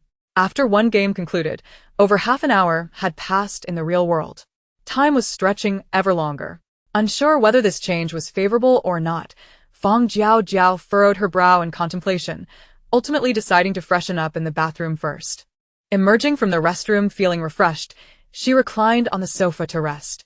Her hair had grown long enough to brush her earlobes, no longer an unsightly mess. After hastily drying her dripping hair with a towel, she retrieved the healing potion purchased from the system. Healing a potion? She indeed possessed a healing skill that bore a striking resemblance to the potion's name. Gently shaking the emerald liquid contained within the glass vial, Fang Jiaojiao activated her replication skill, multiplying the potion from 1 to 50 bottles. Retaining 2 upgraded vials for herself, she placed the remaining 48 for sale in her shop. Priced at 1,000 each, she refrained from inflating the cost. Selling them for the same amount she had acquired them for, no one could argue against her fairness. Deeming her a conscientious merchant, once she had dispatched her solution, she turned her attention elsewhere and retreated to the kitchen to prepare a meal as a reward for her return from the game. After satisfying her hunger and thirst, She tossed the dishes into the dishwasher and sauntered back to her room for a restorative nap, soothing her weary nerves. She slept the entire day away. It wasn't until the last fortunate player, pale and emaciated, exited the game that she leisurely retrieved the items she had procured from the previous world, embarking on the task of embellishing her cozy abode. Plush cushions, placed upon the sofa. Various exquisite cups and kitchenware, tucked into the kitchen cabinets. Toiletries and fragrant bath bombs, situated in the bathroom. Amidst her bustling renovations, even the long vacant attic above was transformed into a makeshift gym. One might say that aside from her still modest wardrobe, her single-person haven had become a relatively complete little home. This newly vibrant sanctuary provided her with a greater sense of comfort, allowing her mind, which had been taught with contemplation within the game, to fully relax and rest. While Fang Jiaojiao was engaged in nurturing her well-furnished refuge, she discovered that the leaders in her shop were also diligently devising solutions. The official shelters were being constructed rapidly, with leaders and top-tier talents already residing in the central area. Within the modestly assembled research institute, these scientists were utilizing the most rudimentary materials to investigate the most critical matters. The composition of the potions produced by the system was indeed beyond their current level of understanding. Fortunately, they held a trump card. After reporting to the upper echelons, they managed to procure simplified tablets through their unique methods. Although these tablets left occasional twitching side effects, they were preferable to the alternative of death. The tablets, which could be distributed to each individual, represented the best option available. The leaders above certainly had their ways. Gazing at the pea-sized tablets in hand, the researchers expressed their astonishment and admiration. An assistant, after swallowing a tablet and taking a sip of water, inadvertently remarked, "It's all thanks to a formidable player. Otherwise, how could we have obtained these medications? This is beyond what we could research in our world. Do you have any insider information?" Upon hearing this gossip, the researcher's eyes brightened. He leaned closer to the assistant, attempting to probe further. However, the assistant, realizing he had let slip too much, clamped his mouth shut, refusing to divulge another word. "Please, no more questions, or I might not survive." Acknowledging the truth in his words, the researcher promptly ceased his inquiries. Observing the assistant's effort to shift the topic, he finally breathed a sigh of relief. The shelter was gradually taking shape, with the items brought back by the surviving players. Small experimental plots were slowly being established. After hearing some whispers while out for a stroll, Fang Jiaojiao replicated her carrot and rice seeds from her space, selected the best, and uploaded them to her shop. The seeds were offered at a nominal price, merely 1 game coin per seed. Witnessing others gradually building new homes in the apocalypse, cultivating crops for sustenance, she was more than willing to provide this small support and assistance. If they could indeed grow enough food for everyone, it would be a boon. With food available to fill their bellies, they would no longer need to desperately seek a glimmer of hope within the apocalyptic game. Everything seemed to be progressing in a positive direction. As the shelters began to take form across various locations, more and more individuals settled into these havens. Even though the spaces within the shelters were cramped and lacked soundproofing and privacy, having a place to shelter provided a sense of stability. A series of regulations were established within the shelters. No fighting or brawling, and no idly consuming resources without contributing. Aside from the surviving game players, everyone entering the shelters was assigned a task, whether it be cleaning or providing logistical support. The management of the shelters endeavored to keep them occupied, ensuring that they contributed in some manner. Naturally, corresponding work entailed the issuance of points. The monthly rent for the shelter, daily necessities such as food and water, and collected life supplies and essentials all required points for exchange. Chapter 225, Temperature. Everything appeared to be flourishing and brimming with potential. Yet, the official shelters suddenly disclosed the treatment of game players. The official shelters exhibited a trend of larger outer circles enveloping smaller inner ones. The central core, nestled amidst layers of protection, was undoubtedly the safest and most comfortable. The spacious shelters in the middle layer were specifically constructed for players and those of high contribution. Compared to the cramped outer area, this middle layer not only boasted various makeshift shops but also housed a small restaurant. While the standard of living could not compare to that before the apocalypse, it certainly surpassed the conditions of the outer layer. Moreover, amidst the envious gazes of others, a series of policies targeting players were issued and implemented one after another. Players residing in the middle layer needed only to pay 3 game coins monthly to enjoy free accommodation, water, and electricity. 1 game coin could be exchanged for 500 life points in the shelter, sufficient to cover basic monthly living expenses. Players could bring their family members to reside in the middle layer. As long as one household had a game player, the living conditions for the entire family could improve. Players had the privilege of purchasing limited products preferentially. Family members of players were entitled to a free subsidy of 50 points per person each month. With each regulation enacted, the status of players steadily rose, soaring to new heights. In no time, the collective fear of the apocalyptic game seemed to dissipate significantly. Observing the enjoyable lives of players and their families residing in the middle layer, while they themselves labored tirelessly to earn rent and utility fees, the balance in their hearts inevitably began to waver once more. If only there were one player in each household. If only a player could emerge from their family. Many families began to contemplate this prospect, slowly calculating the benefits. After enduring so much hardship, they gradually understood that the apocalyptic game was not a place to be trifled with. Those who entered the game were almost certainly heading to their demise. Having already secured housing and work to exchange for necessities, they had resolved not to venture into the game again. However, the preferential treatment afforded to players in the shelters was undeniably enticing.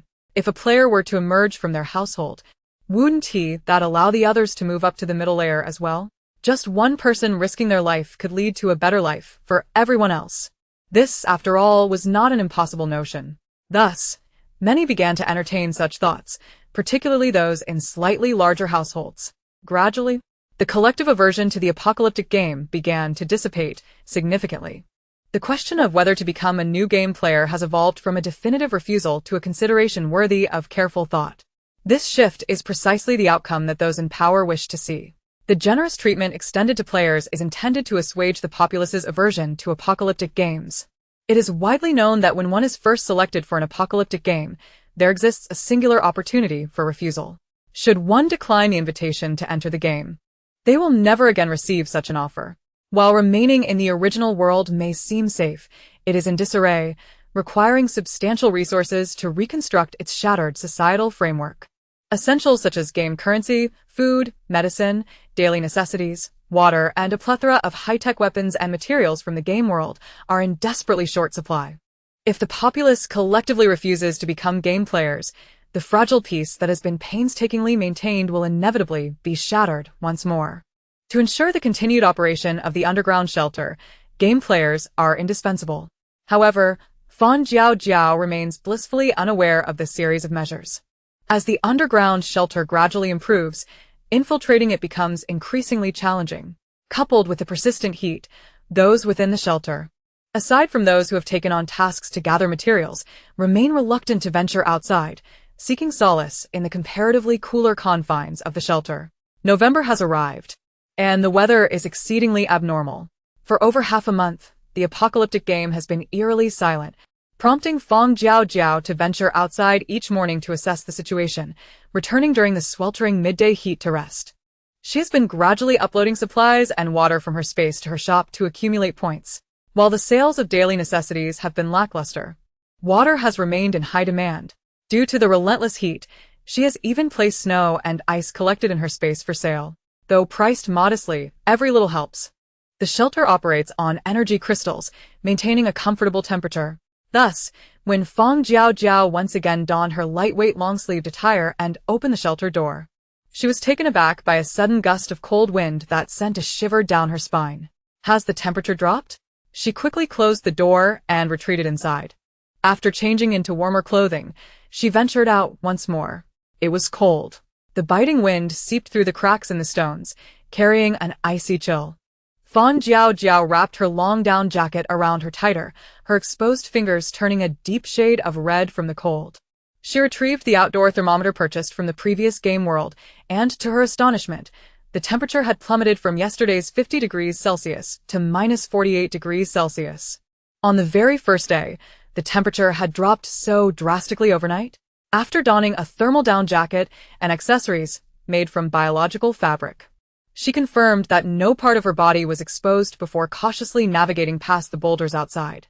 Contrary to her expectations, the ground was not blanketed in thick snow but rather bore only damp earth. The frigid wind was undeniably real. Yet the absence of even a single snowflake in the sky was perplexing. How could it be minus 48 degrees without any snowfall? This was truly bizarre. Cautiously approaching the official shelter, she noticed from a distance that a group of disheveled individuals was huddled on the ground, busy with their own endeavors. A glance at their ragged blankets, summer clothing, and tattered fabric made her retreat. Sensing that her well-kept appearance would attract too much attention, she turned away before they noticed her presence. The people outside were clearly wrapped in whatever they could find to fend off the cold. If she were to be seen now, she would stand out as suspicious. Aside from the sudden drop in temperature, nothing else seemed to have changed outside. Returning to her own shelter to rest, she remained preoccupied with the unexpected extreme weather. The following morning, she dressed meticulously once again and emerged from the shelter, only to find the temperature had indeed dropped another 5 degrees. The sky remained devoid of snow, and the moisture on the ground. Could it be the result of rain during the night? To ascertain this, Fang Jiaojiao resolved to keep vigil at the air raid shelter entrance that night. However, from 10 o'clock until 5 in the morning, she detected no signs of rain. The ground remained damp, the surface cool to the touch, yet the biting cold air had not frozen the moisture into frost. How strange. Chapter 226. Desert, Ninth World. The temperature continued to decline day by day. Eventually, Fang Jiaojiao ceased to venture outside easily. She could not fathom how long this peculiar cooling would persist. If it continued to plunge, the inhabitants of the official shelter would soon face the threat of freezing to death. Fang Jiaojiao's suspicions proved accurate. This sudden drop in temperature caught the official shelter completely off guard. Unlike her shelter, the official facility lacked intelligent temperature control to maintain a suitable climate. The drastic overnight temperature drop indeed claimed the lives of many who succumbed in their sleep. Fortunately, the authorities responded swiftly, implementing measures to remedy the situation and avert the further spread of this calamity. However, this drop in temperature was not without its benefits. The ground outside, coated in a thin layer of unfrozen, moist mist, presented an unexpected boon. With careful use of sponges to absorb it, they could obtain water of greater clarity than purified water.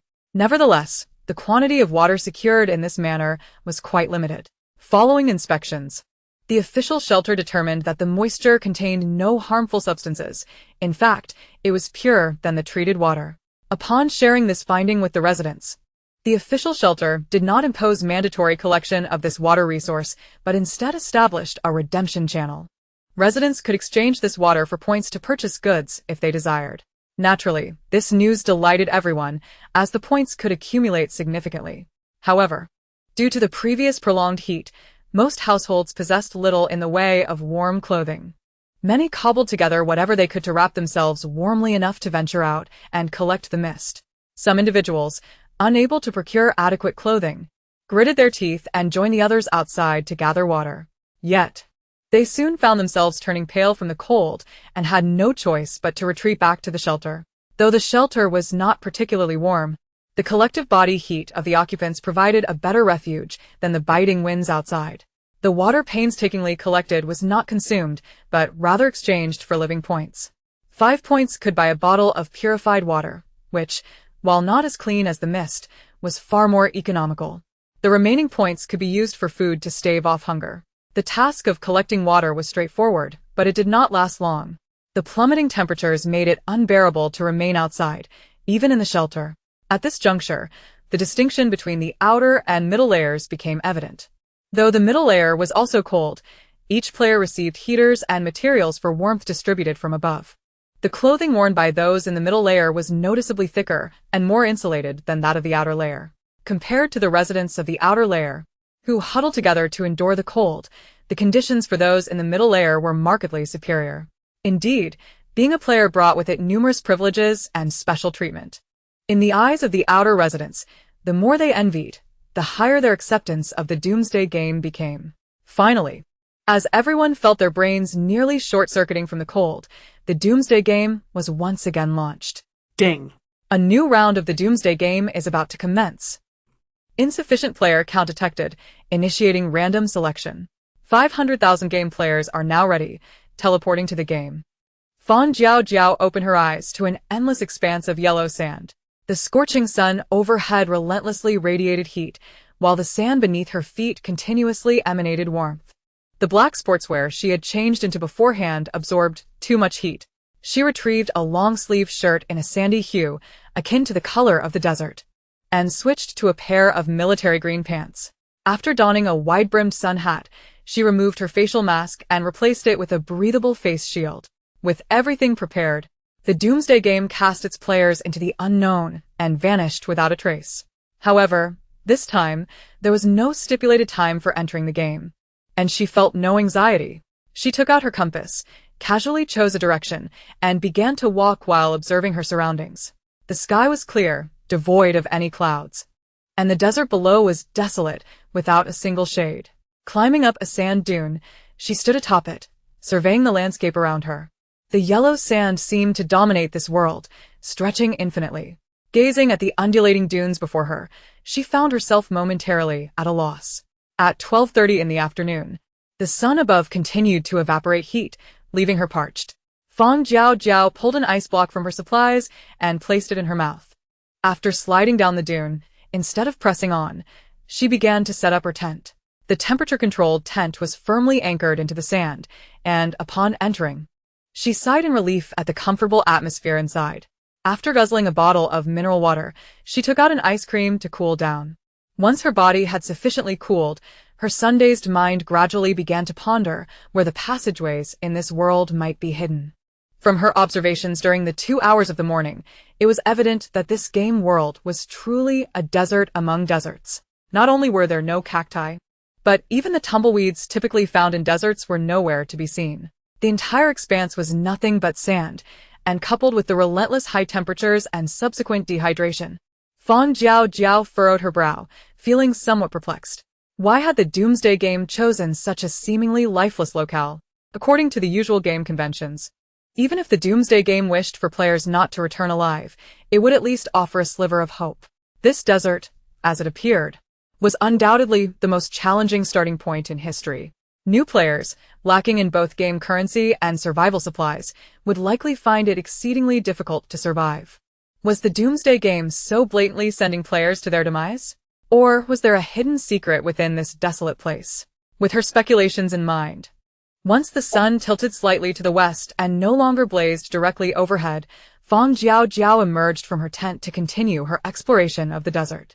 However, after walking for a considerable distance, she still failed to uncover anything of significance. It was only when the sun began to lower, turning a shade of yellow and merging with the yellow sand, that she sought a suitable spot to camp for the night. The danger detector indicated that she was the sole occupant of this area. Observing the dropping temperature and her rumbling stomach, Fang Jiaojiao took out her alcohol stove and snowfield biological meat to prepare a meal. As the stove gradually heated up, she sat on the cooling sand, slowly cooking the meat. Watching as the meat transitioned from raw to cooked, she flipped it with tongs, yet her mind remained devoid of any clarity. With no clear direction, she resolved to move forward step by step. After leisurely filling her stomach, she retreated into her tent to sleep. Compared to the torment other players faced, she felt a sense of security with her ample supplies. Chapter 227: Venomous Insects. That night, her sleep was far from peaceful. By midnight, the wind began to rise in the desert. The tent rustled ominously in the gusts, prompting Fang Jiaojiao to alertly crawl out to investigate. Under the dim moonlight, she spotted a large shadow in the distance. The wind whipped up sand that stung her face, bringing a sharp discomfort. At that moment, she had no time to ponder. She quickly packed up her tent, donned her temperature-controlled down jacket, and fled the area. The yielding yellow sand impeded her escape, and after only a few paces, the wind intensified behind her. The colossal force of the wind seemed to threaten to sweep her away. This was dire. Fang Jiaojiao turned back to see the shadow had drawn remarkably close. Realizing she could no longer escape, she expanded her absolute defense shield to its maximum and frantically began to dig into the sand. With swift movements, she excavated a pit large enough for her to crouch in. Just as she settled into the pit, the sandstorm rushed over her location. The sky filled with yellow sand, and dust swirled around her. Fang Jiaojiao tightly covered her mouth and nose with her sleeve, shutting her eyes, and silently prayed for the storm to pass swiftly. Perhaps due to the scale of the sandstorm, she remained crouched in the pit for quite some time before finally sensing the winds behind her beginning to abate. The temperature had plummeted in the night desert, and combined with the winds from the sandstorm, it had dipped to 10 degrees below zero. In stark contrast to the daytime heat, this was a world apart. Fortunately, Fang Jiaojiao had already donned her temperature-controlled down jacket, and, with the protective shield in place, she successfully avoided any sharp objects in the sand from piercing her jacket. Thus, the sandstorm only resulted in a bit of sand entering her nose without causing further harm. After more than 10 minutes, the sandstorm completely dissipated. Rising from the pit, she surveyed her surroundings to confirm the absence of danger before retrieving water and wet wipes to cleanse her mouth and nose. After taking some time to tidy herself, she stored away her water bottle and trash, then pulled out her compass. Due to the sudden sandstorm, she had severely deviated from her original course and needed to realign herself with her previous direction. After all, in this endless desert, without any identifiable plants or prominent structures to guide her, she could easily lose her way and wander in circles if she did not keep an eye on the compass. Gripping the compass, she set her foot towards her earlier direction. The moonlight illuminated the night, sparing her the need for a flashlight. The area was remarkably smooth after the sandstorm, with small dunes flattened by the winds, making her progress effortless. Having been roused from her slumber by the turmoil of the sandstorm, she decided to press on for a while longer, intending to find a suitable place to set up her tent and rest. As she walked, however, a sharp pain suddenly shot through her ankle. She swiftly retrieved her flashlight, loosening her pant leg to illuminate the area around her ankle. To her dismay, she discovered a pinhole-sized wound on the outer side of her ankle, oozing dark blood. The culprit that had inflicted the injury had already vanished without a trace. Although she was unaware of what creature had bitten her, the color of the blood streaming from the wound indicated that the insect responsible was undoubtedly venomous. Fearing that the creature had not strayed far, she dared not linger in the spot any longer. Fang Jiaojiao hurriedly took several steps to the side before daring to sit down on the ground to tend to her wound. Fearing that the toxin might spread to other parts of her body, she retrieved a bandage and tightly secured it above the injury. As she was about to pour saline solution to cleanse the wound, a sudden wave of dizziness washed over her, and her breathing became labored, her consciousness slipping uncontrollably into a haze. With a thud, the saline bottle fell from her grasp, creating a small indentation in the sand. Struggling through the fog of her awareness, one hand gripped her thigh firmly, attempting to rouse herself with pain, while the other hand fumbled in her space for a life-saving antidote. Not this, nor that. She recalled that there should be an antidote among her supplies. Just as her pain-fueled awareness began to blur once again, her hand finally found what she sought, the detoxifying serum. This was it. With her remaining strength, she uncorked the vial and poured the serum into her mouth before collapsing onto the sand. Fang Jiaojiao was unaware of how long she had been unconscious. When she finally opened her eyes again, the sun was shining directly on her face, beads of sweat glistening on her forehead from the relentless heat. As her consciousness returned, she propped herself up and immediately reached for the fallen saline solution, unscrewing the cap to cleanse her wound. After a night's rest, the dark purple marks surrounding the injury had faded, leaving only a small red puncture-like impression. After finishing the saline, she unwrapped the bandage from her foot, which had grown weak and sore under its binding. Once she returned the refuse to her space and inspected the wound, confirming that the toxin had completely dissipated. Fang Jiaojiao finally lay back down on the ground, utterly drained. After resting for a while, to regain her strength, she struggled to rise and slowly distanced herself from the area. After walking for some time, and ensuring she had reached a safe distance, she finally unfurled her tent and crawled inside. Perhaps the venomous creature that had bitten her was exceptionally potent, even after consuming her enhanced detox serum. She still felt weak all over. It took considerable time for her to recuperate inside the tent. As she began to feel a semblance of strength returning, she sat up and brought her marten boots before her, scrutinizing the ankle where she had been bitten. Sure enough, amidst the marks of abrasion, she discovered puncture wounds identical to the one on her foot. What manner of creature was capable of such a feat, piercing through her boot to reach her flesh? Moreover, the venom was no ordinary toxin, as the onset of her disorientation had occurred within mere minutes of being bitten. Had she not possessed the antidote serum salvaged from the desolate planet, she feared she might not have survived the night. With her life hanging by a thread due to the insect's bite, she had not even caught a glimpse of the creature that had inflicted the wound. Alongside her lingering fear, a sense of frustration welled within her. If she were to perish at the hands of another player or in any other manner, it would be preferable to this ambiguous demise at the jaws of an unknown insect. She feared that, even in death, her eyes would remain unclosed. Feeling her strength gradually return, her stomach began to protest in hunger. After rummaging for a while, she unearthed half a pot of mincemeat porridge that she had not finished in the shelter. Unsure whether the toxin would leave any lingering effects after being quelled by the antidote, she resolved to take extra care of her health during this time and adhere to a diet of bland, nourishing meals for the next few days. Chapter 228. Clues. As she slowly nourished her body, her mind fully restored, Fang Jiaojiao finally directed her attention to the sudden appearance of the venomous insect. Since entering the game, she had encountered both the sandstorm and the poisonous creature the previous night.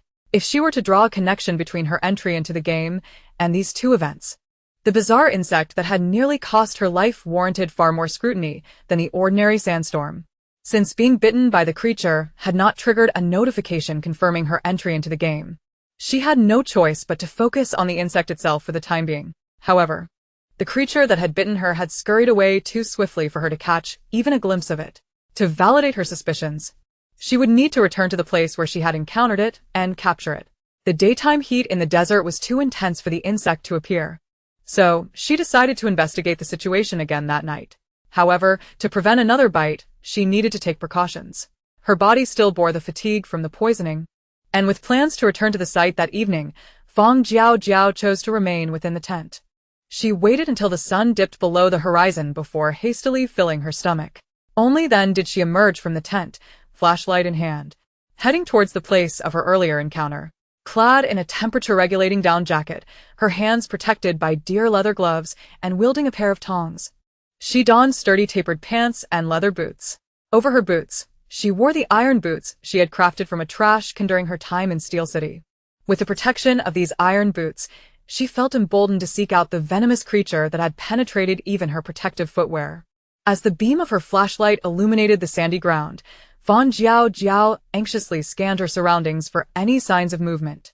However, against her expectations, she circled the area several times without encountering any trace of the insect. Frowning in determination, she conducted another thorough search, but still found no sign of the creature. Reluctantly, she halted, uncertainty creeping into her mind. Had the insect already fled?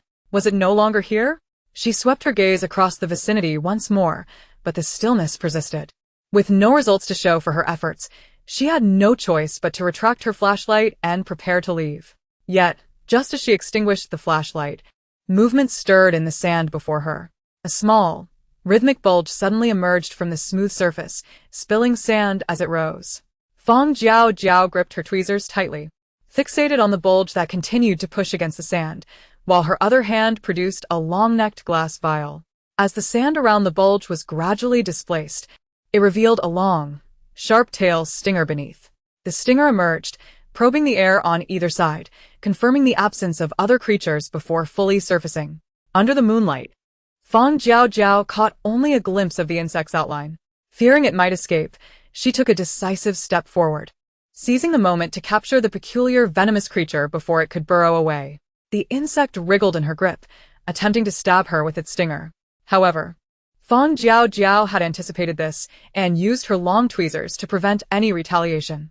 Ignoring the creature's futile attempts to break free, she aimed the tweezers toward the opening of the glass vial and carefully deposited the insect inside. Once the tweezers were withdrawn, she swiftly sealed the vial. Watching the venomous creature thrash about in the glass container, its elongated stinger flailing wildly, she cautiously ensured that the vial remained intact against the creature's onslaught before directing her flashlight toward it for a closer examination. The once lively insect now lay subdued in the corner of the vial, rendered lethargic by the light's glare. Fang Jiaojiao furrowed her brow as she turned the glass bottle, scrutinizing it closely.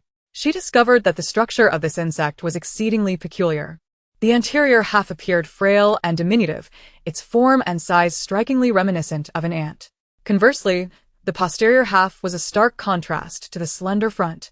The stinger was long and sharp, and the venom sac at its tip was roughly the size of a thumb, utterly disproportionate to its foreboding.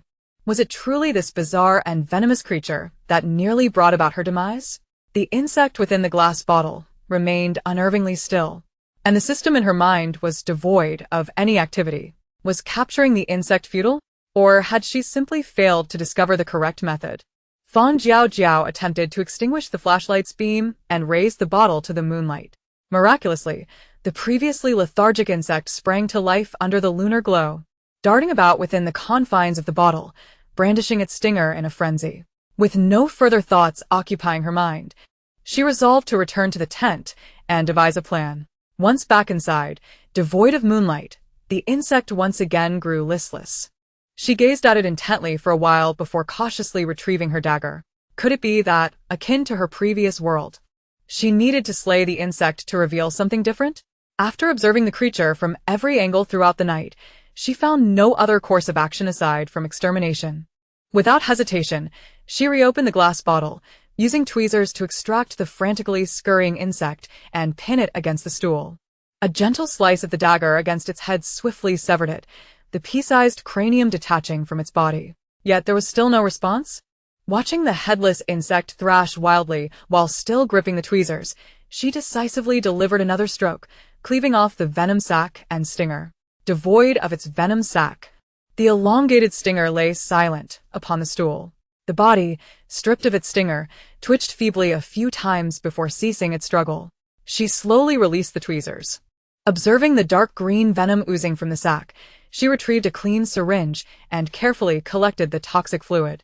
This insect's venom was exceptionally potent. It was indeed a valuable substance. Once the venom was entirely siphoned away, the insect became utterly motionless. Just as she secured the venom-filled syringe, a familiar mechanical sound echoed in her mind. Ding! The crisp chime resonated, yet followed by a prolonged silence. Sitting still, Fang Jiaojiao focused intently, confirming that aside from the solitary chime, there was no further indication from the system. Her brows knitted in confusion. What could this signify? The system's notification after the insect's demise indicated that the act of killing the insect was indeed linked to the game. However, absent any additional alerts, it became clear that she had yet to uncover the correct method to enter the game. What could be the reason? Had she erred in slaying the insect? Had she chosen the wrong approach? Or was this solitary chime merely a form of counting? The sudden thought that flared in her mind illuminated Fang Jiaojiao's expression. The more she contemplated, the more plausible it seemed, aligning perfectly with her reasoning. Chapter 229. Digging in the Vast Desert.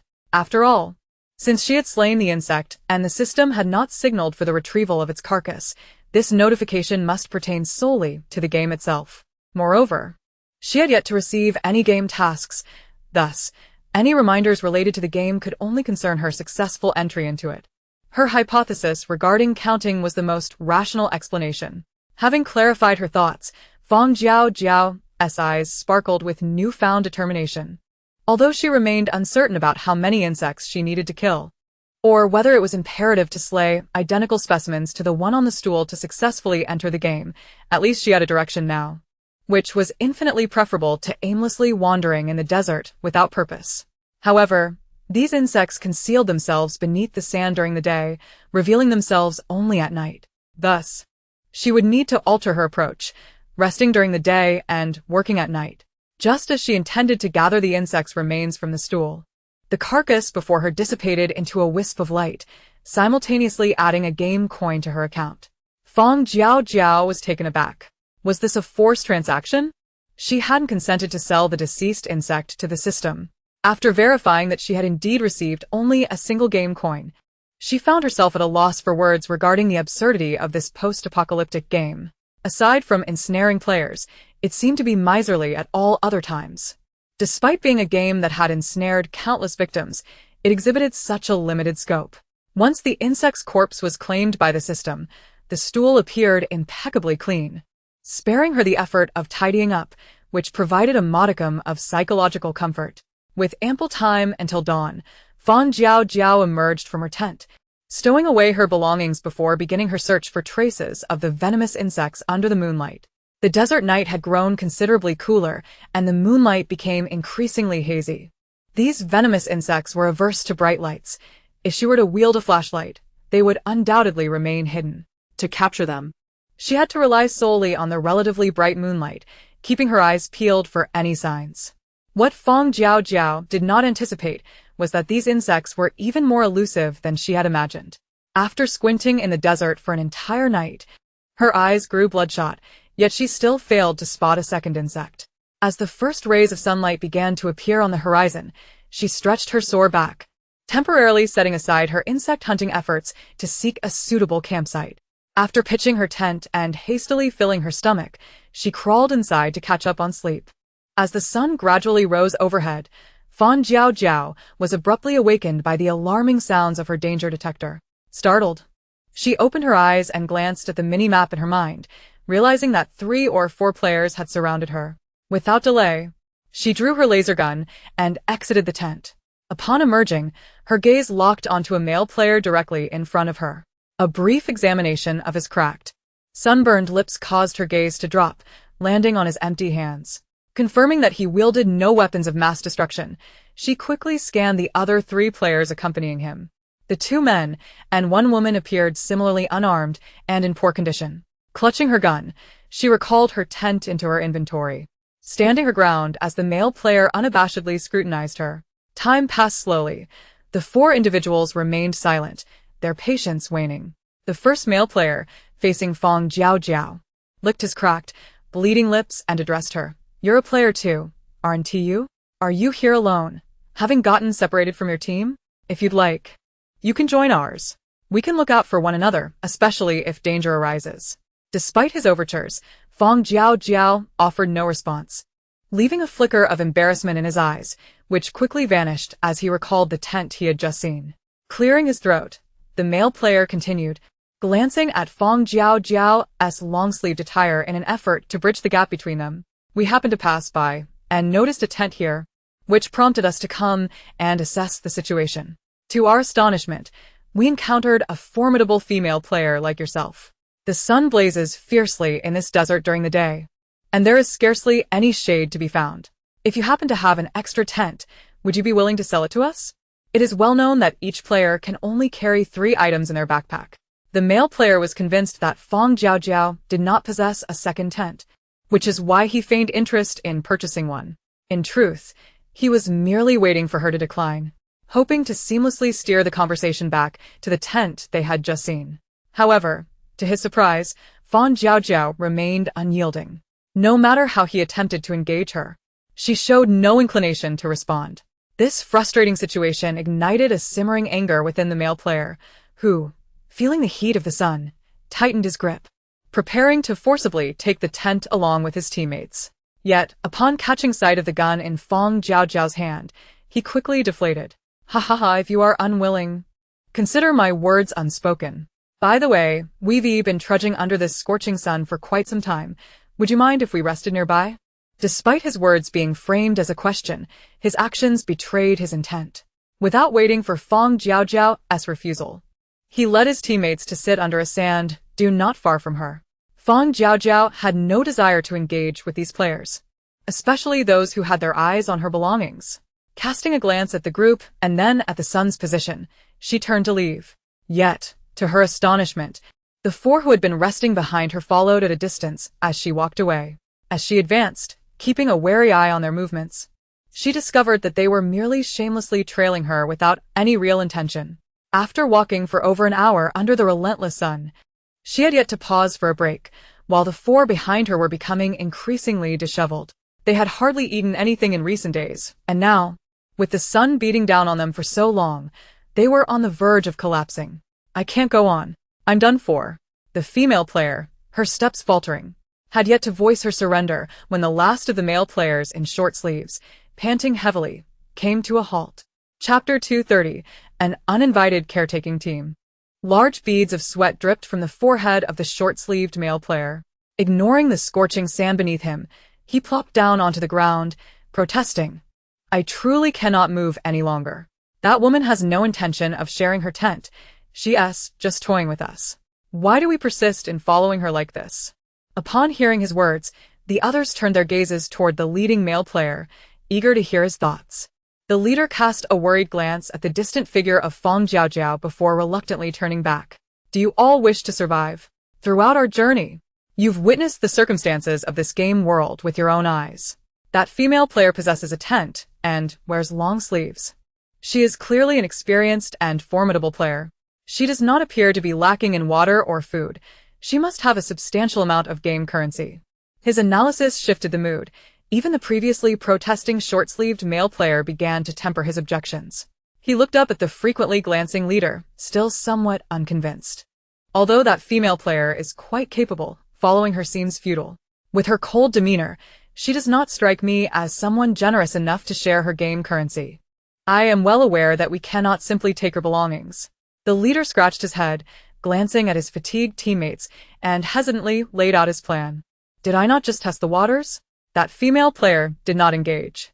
It is impossible to take advantage of her. She has a gun, and if we attempt to rob her, it would only lead to our demise. However, we do possess skills, do we not? Xiaoya's skill can create a breeze for her. Zhao Guo's can provide her with a back massage, and Xiaoli's can predict danger. As for me, my skill of summoning insects may not be of much use, but I could assist her with minor tasks. She does not seem inclined to attack us. If we persistently follow her, we might find an opportunity to offer our services. If we can latch onto her as an ally, our lives could be saved. After the male player finished speaking, his teammates fell into silence. Just as he feared they might disagree with his decision, the short-sleeved male player quickly sprang to his feet. Brother, I think you're right. The female player nodded in agreement, expressing her support. Previously, we survived by conserving the 2 game currencies we had left from the last game to buy water. As we can see, our game currency is nearly depleted, and our water is running low. If we do not devise a plan soon, we may well perish here. Indeed. Another slightly older male player chimed in. In the previous game world, we survived by heeding your advice. If you have a plan, we shall naturally follow your lead. Excellent. With his teammates in agreement, the male player turned and led them in pursuit of Fang Jiaojiao, who had begun to distance herself. Although they had lost ground, the vast expanse of the desert provided little in the way of cover. After quickening their pace for over 10 minutes, Fang Jiaojiao's silhouette came into view once more. Meanwhile, she, having believed she had shaken off the group, was in search of a place to rest when she noticed several small greens reappearing on her danger detection device.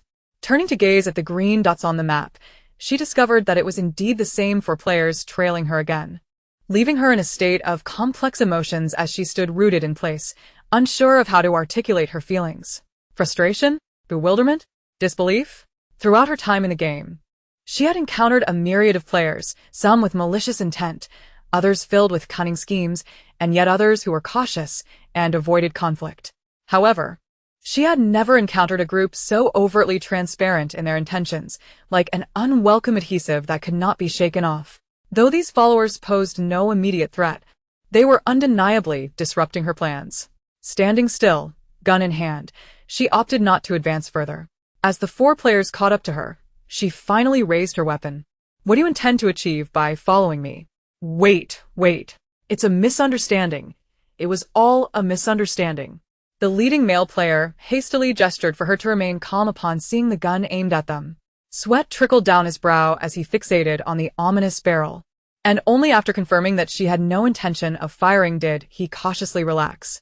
Actually, it's like this. The leader wiped the sweat from his brow and, feeling somewhat embarrassed, spoke up. We merely wish to inquire if you might need a caretaker. What? Fang Jiaojiao furrowed her brow, struggling to comprehend his words. Seeing her confusion, the male player quickly elaborated. You see, we were hoping to use our skills to exchange for some game currency from you to buy water, which is why we followed you, wondering if you might require a temporary caretaker. You need not decline immediately. Allow me to provide you with a brief introduction first. The lead male player drew the female player beside him, declaring, This is Xiaoya. Her wind-based abilities can serve as a makeshift fan. While it may not produce a chill, it can certainly offer you considerable relief on a sweltering summer day. Upon concluding his introduction, he gestured towards a young male player nearby. This is Xiaoli. Though his skills may not extend to childcare, he possesses the knack for predicting dangers. In the desert, fraught with sandstorms and quicksand, it is through his abilities that we have managed to traverse safely thus far. Noticing Fang Jiaojiao set down her weapon and gaze at them with curiosity, the lead male player seemed invigorated, his eyes gleaming with excitement. And this is Zhao Ge, he continued, pointing to a middle-aged man. Before the apocalypse, Zhao Ge ran a traditional Chinese medicine clinic endowed with ancestral skills in acupressure. Coupled with his strength-enhancing abilities, he can undoubtedly alleviate all your physical fatigue.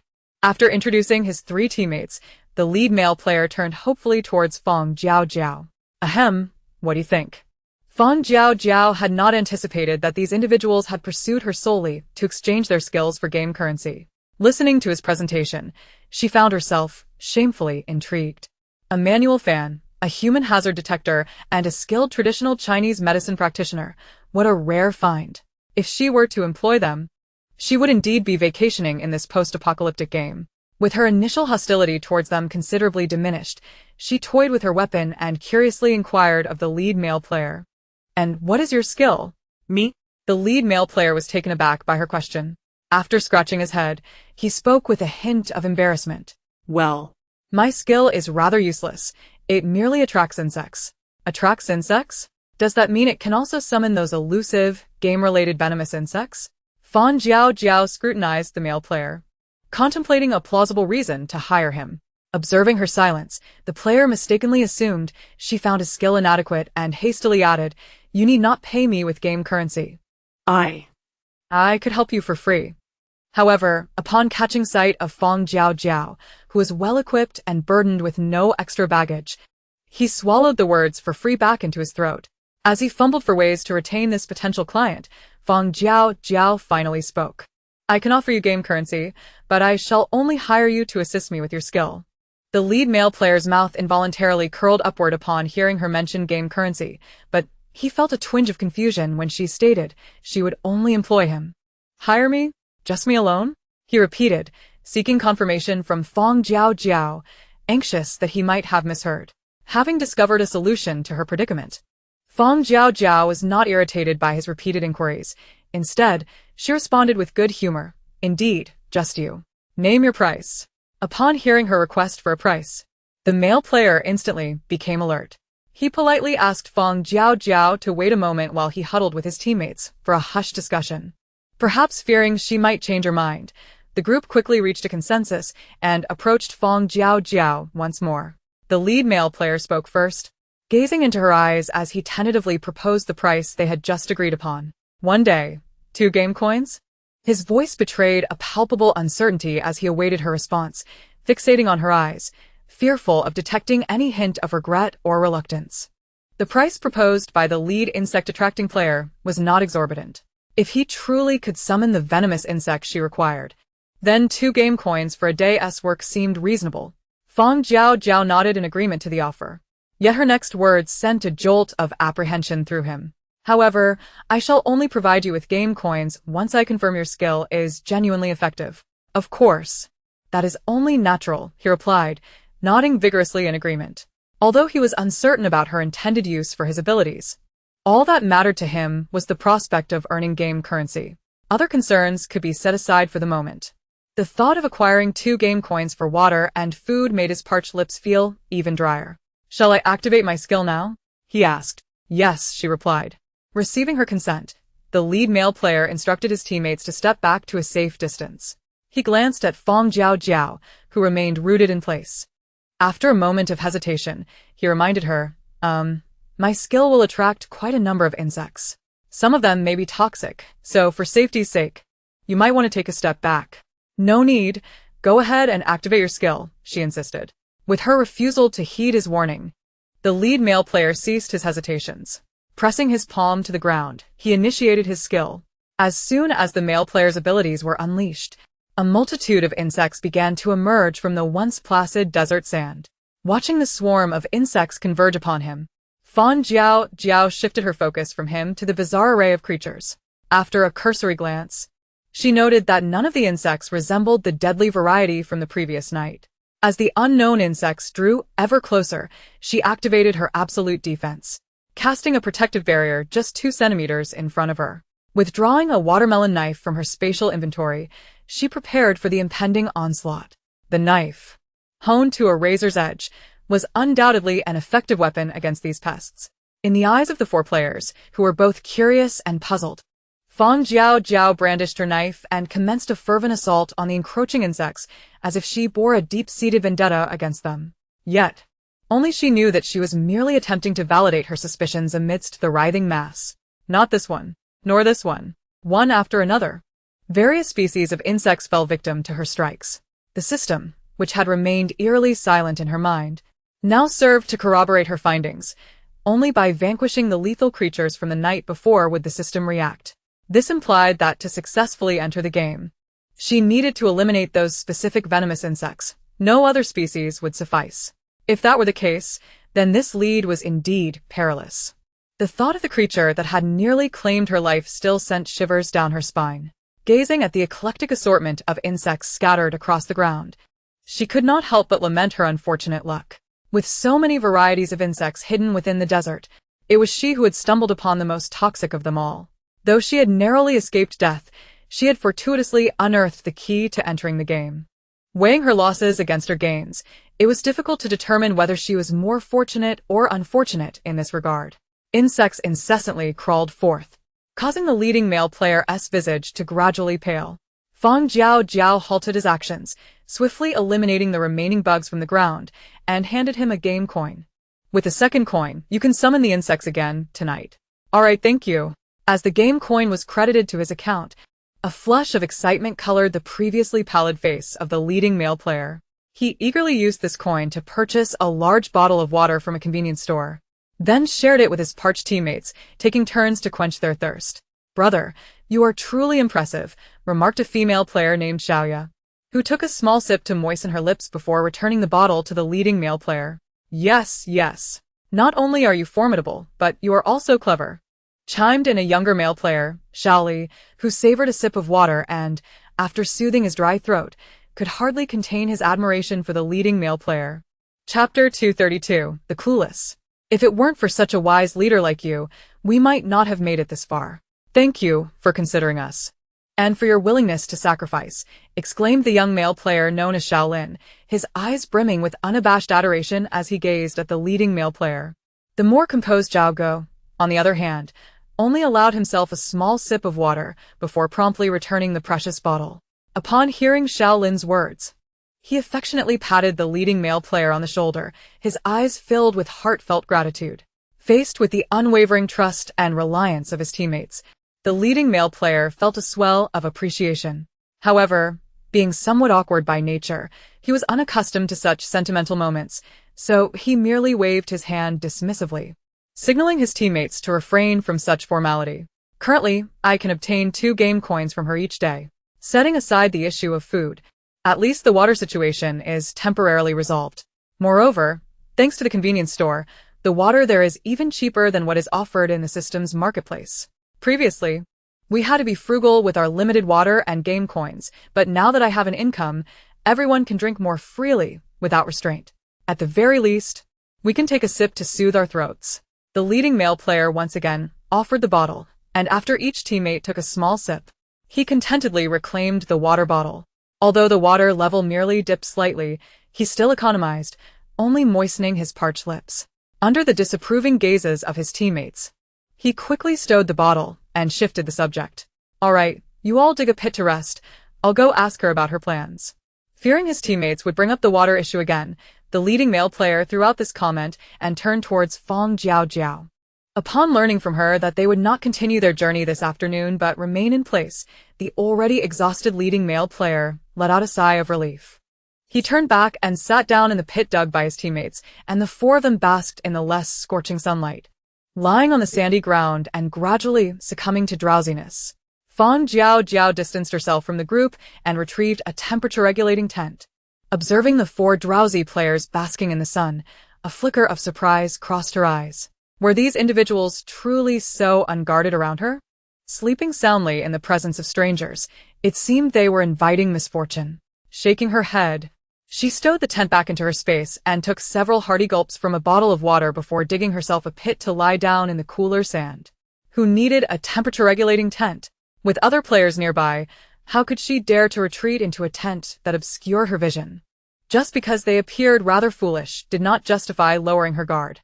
Tilting her head slightly to avoid the glaring sun, Fang Jiaojiao kept an eye on the movements of the 4 players while pondering the elusive venomous insects she had been eagerly anticipating.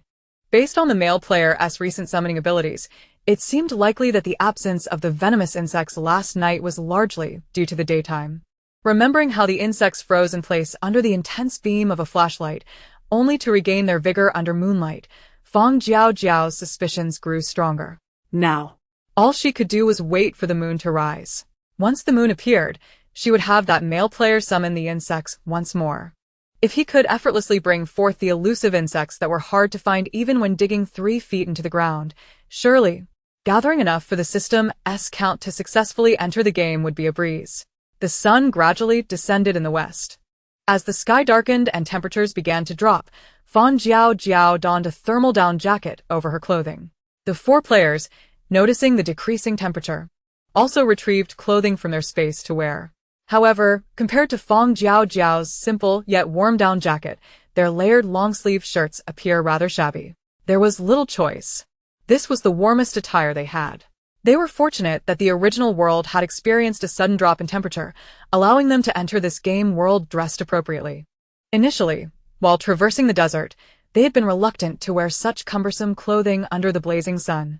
But fearing they would lack proper attire upon returning to the original world, they had reluctantly brought all their removed garments with them. This decision had ultimately enabled the 4 of them to survive the chilling desert nights.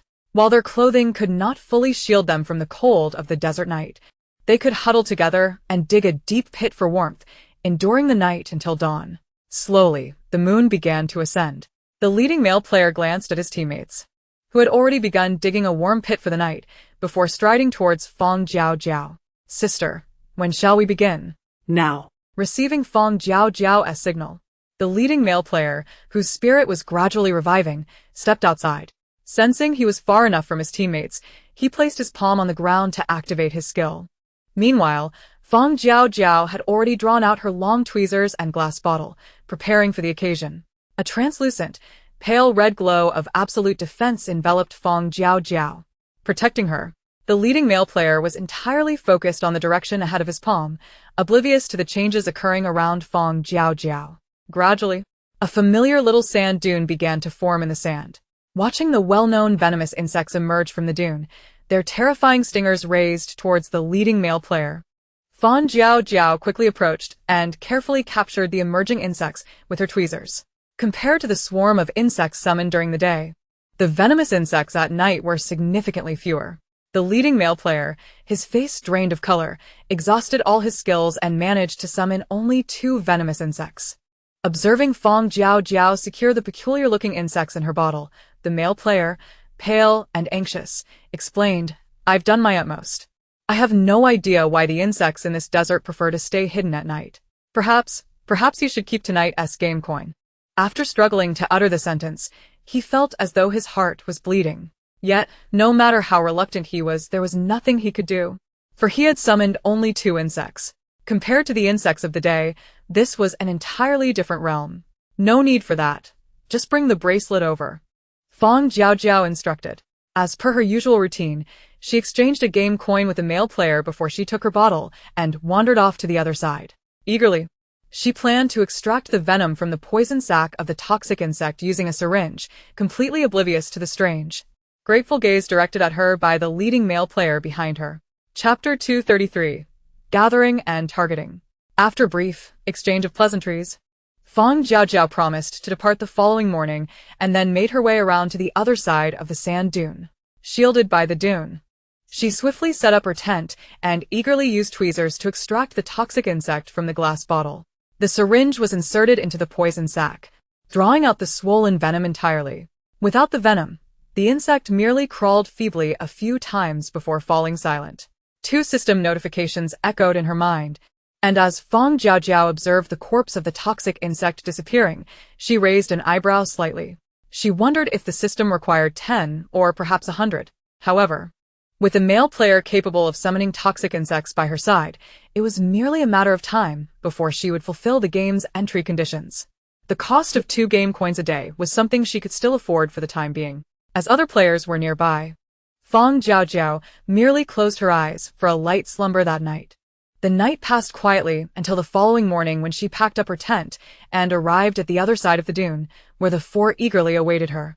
Meeting their hopeful, shining eyes, she fell into a brief silence before announcing their departure. The quartet trailed closely behind Fang Jiaojiao, maintaining a distance until noon when they finally paused. Noticing Fang Jiaojiao had halted, the male player capable of summoning insects scampered up to her. "Sister, are we summoning insects here?" No, we'll do that tonight, she replied. "Ah, understood," he said, though he hesitated as he processed her words. Sensing his reluctance, Fang Jiaojiao reassured him, "Rest assured, the cost remains 2 game coins a day." Great. "Then I'll head over first. Call me whenever you need me tonight," he responded, a smile immediately brightening his face upon hearing the answer he sought. Upon returning to his teammates, he wore a confident expression. The group resumed their activities of digging for shade, sharing meals and water frugally. As night fell and the moon rose, Fang Jiaojiao, after capturing the toxic insects, paid the leading male player his due. They silently watched as she distanced herself to set up her tent for the night, dutifully excavating their own resting place. Tonight's haul was marginally better than the previous night, yielding 3 insects. She absorbed the venom as usual, listening to the system prompts echoing in her mind while keeping count silently. Daytime was for travel, while nighttime was for capturing insects. For 2 weeks, Fang Jiaojiao led the 4 players in this manner. On the night they finally gathered 50 toxic insects, the long-awaited system announcement echoed through the air. Ding. Congratulations to player 12315 for successfully entering the game. This game mission, survive for 100 days. Reduce the number of pursuers to below 300. Please note, upon entering the game, all skills of player 12315 will be temporarily sealed and recalled until the end of the game. Fang Jiaojiao had yet to analyze the sudden emergence of this second task and the glaringly specific warning aimed at her when the system broadcasted again. This time, it was a collective announcement directed at all surviving players. Ding dong. Player 12315 has successfully entered the game. Player 12315 has successfully entered the game. Player 12315's skills will be temporarily recalled in this world. Player 12315's skills will be temporarily recalled in this world. Task synchronization issued. Kill player 12,315 within 100 days, and all players will be immediately teleported out of the game, receiving a reward of 1,000 game coins each. A bonus reward of 10,000 game coins will be granted to those who kill player 12315. If the killing task fails within 100 days, all other players, excluding player 12315, will have their game duration extended by an additional 100 days. The system's announcement, directed at all surviving players, repeated 3 times to ensure that every living player comprehended the task before it finally withdrew. Upon hearing the glaringly specific system task aimed at her, Fang Jiaojiao instinctively turned her gaze towards the group of 4 standing not far off. Though the other 3 players harbored their suspicions, they dared not hastily conclude that the woman before them was the player 12315 just mentioned. However, the leading male player, who had received game coins from Fang Jiaojiao, understood that the account providing him coins over the past 2 weeks was indeed that of 12,315. Cautiously raising his gaze, he found himself caught in the depths of her cold, indifferent eyes. His body stiffened instantly, and beads of sweat began to flow uncontrollably down his forehead. With a snap, Fang Jiaojiao retrieved her laser gun and loaded it with an energy stone right before the eyes of the 4. The murderous intent in her gaze was unambiguously apparent. As she raised her gun once more, aiming at them, the leading male player's heart raced furiously. He didn't even dare to wipe the sweat that dripped into his eyes. "Sister, big sister." Realizing the dead end his team had reached, the leading male player's voice faltered, almost unable to escape his throat. Under Fang Jiaojiao's watchful gaze, he suddenly knelt before her, pleading desperately for himself and his companions. "We would never oppose you, sister. You provided us with the opportunity to earn game coins. We would never be ungrateful. Yes, we know nothing. We just happened to be passing by here. We haven't encountered anyone else besides ourselves. Hearing the leading male player's words, the other three promptly knelt in supplication, terrified that a moment's delay might cost them their lives. Fang Jiaojiao silently scrutinized the four before her, her gaze sweeping across their faces and eyes. After a prolonged pause, confirming that their expressions were filled solely with a fervent desire to survive, she retracted her gun and swiftly turned to leave. Forget it. Without them, I cannot complete the insect gathering swiftly to enter the game. Although this glaring trap is set against me, the skills wielded by these four pose little immediate threat. If they foolishly choose to follow, it will not be too late to deal with them later. As she walked away, disappearing from sight, the leading male player and his three teammates finally released the heavy stone that had been pressing on their hearts. After exchanging glances, filled with relief, the leading male player opened his mouth but hesitated, ultimately closing it again. He rose and fled in the opposite direction with his teammates in a panic. Meanwhile, Fang Jiaojiao walked on, vigilantly glancing back to observe her surroundings. Confirming that the four players had not followed, she finally had the leisure to analyze the newly assigned game tasks. Chapter 234. Clouds of Suspicion. The tasks assigned to her were to survive for 100 days and to reduce the number of pursuers to below 300. The first task was self-explanatory, akin to the previous survival mission. As long as one can survive until the time expires, escape from the game will occur naturally. Yet, unexpectedly, a second task has emerged, to reduce the number of pursuers to fewer than 300. Based on the system's announcement to all players, the pursuers seem to be all other players aside from herself. This directive to diminish the number of pursuers to under 300 implies that, in order to hasten her exit from the game, she must eliminate other players. The tasks assigned to the other players are evidently aimed at her as well. If they succeed in killing her, all remaining players can exit the game immediately, each receiving a reward of 1,000 game coins. The notion of sacrificing one individual to escape the torment of this desolate desert, coupled with the prospect of earning 1,000 game coins, is enticing. Conversely, failure to act would result in continued struggle in this arid wasteland, with uncertain survival until the game's conclusion. Furthermore, the player identified in the announcement has had their skills revoked, significantly diminishing their power. Such an inequitable choice is evident even to the simplest of minds. The optimal decision is clear. The system incites other players to oppose her while simultaneously employing rewards and severe penalties to fuel their fervor in pursuing her. With a targeted confiscation of her array of skills, Fang Jiaojiao's brow furrowed, her eyes filled with seriousness and confusion. Why is the Doomsday Game so overtly targeting her? Is it attempting to leverage the strength of other players to eliminate her? Does it seek to prevent her from progressing further? As Fang Jiaojiao reflected on the various game worlds she had traversed, she realized this was the 9th world she had encountered, causing her heart to race. Only one more world remains. She is but one world away from unlocking the silver chest within the space. Could this be the reason for the system's sudden interference? That seems unlikely. If the system truly intended for her demise to prevent her from accessing the silver chest, it would not resort to such convoluted measures. What if she, in her desperation to escape the game, unleashed a massacre? In this sparsely populated desert, even with skills, other players would stand little chance against her. Moreover, even if she chose to avoid confrontation, hiding from other players for 100 days, she could still rely on the provisions of food and water within her space to survive until the game's end.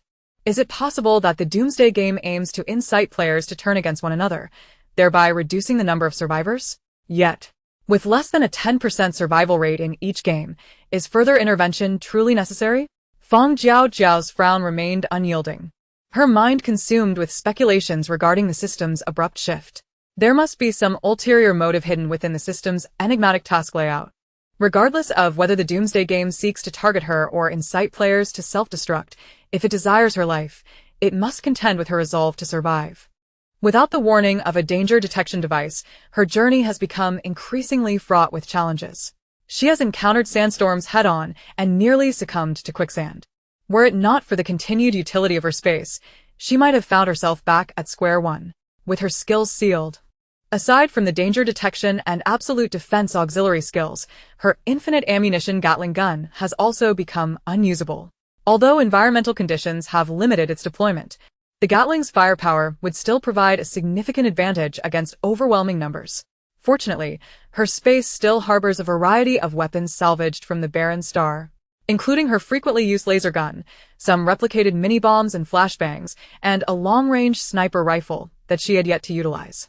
Medical supplies, including the nanoswarms and detox serum scavenged from old Xiao, genetic stabilizers, and unutilized organ growth solutions, are also sufficiently stocked. The provisions of food and medicine within her space are ample, and her assortment of tools is diverse enough for self-preservation. However, she must remain vigilant against the myriad of skills wielded by other players, particularly the seasoned ones. Indeed, Fang Jiaojiao does not intend to follow the Doomsday Game's wishes and engage in a deadly confrontation with other players.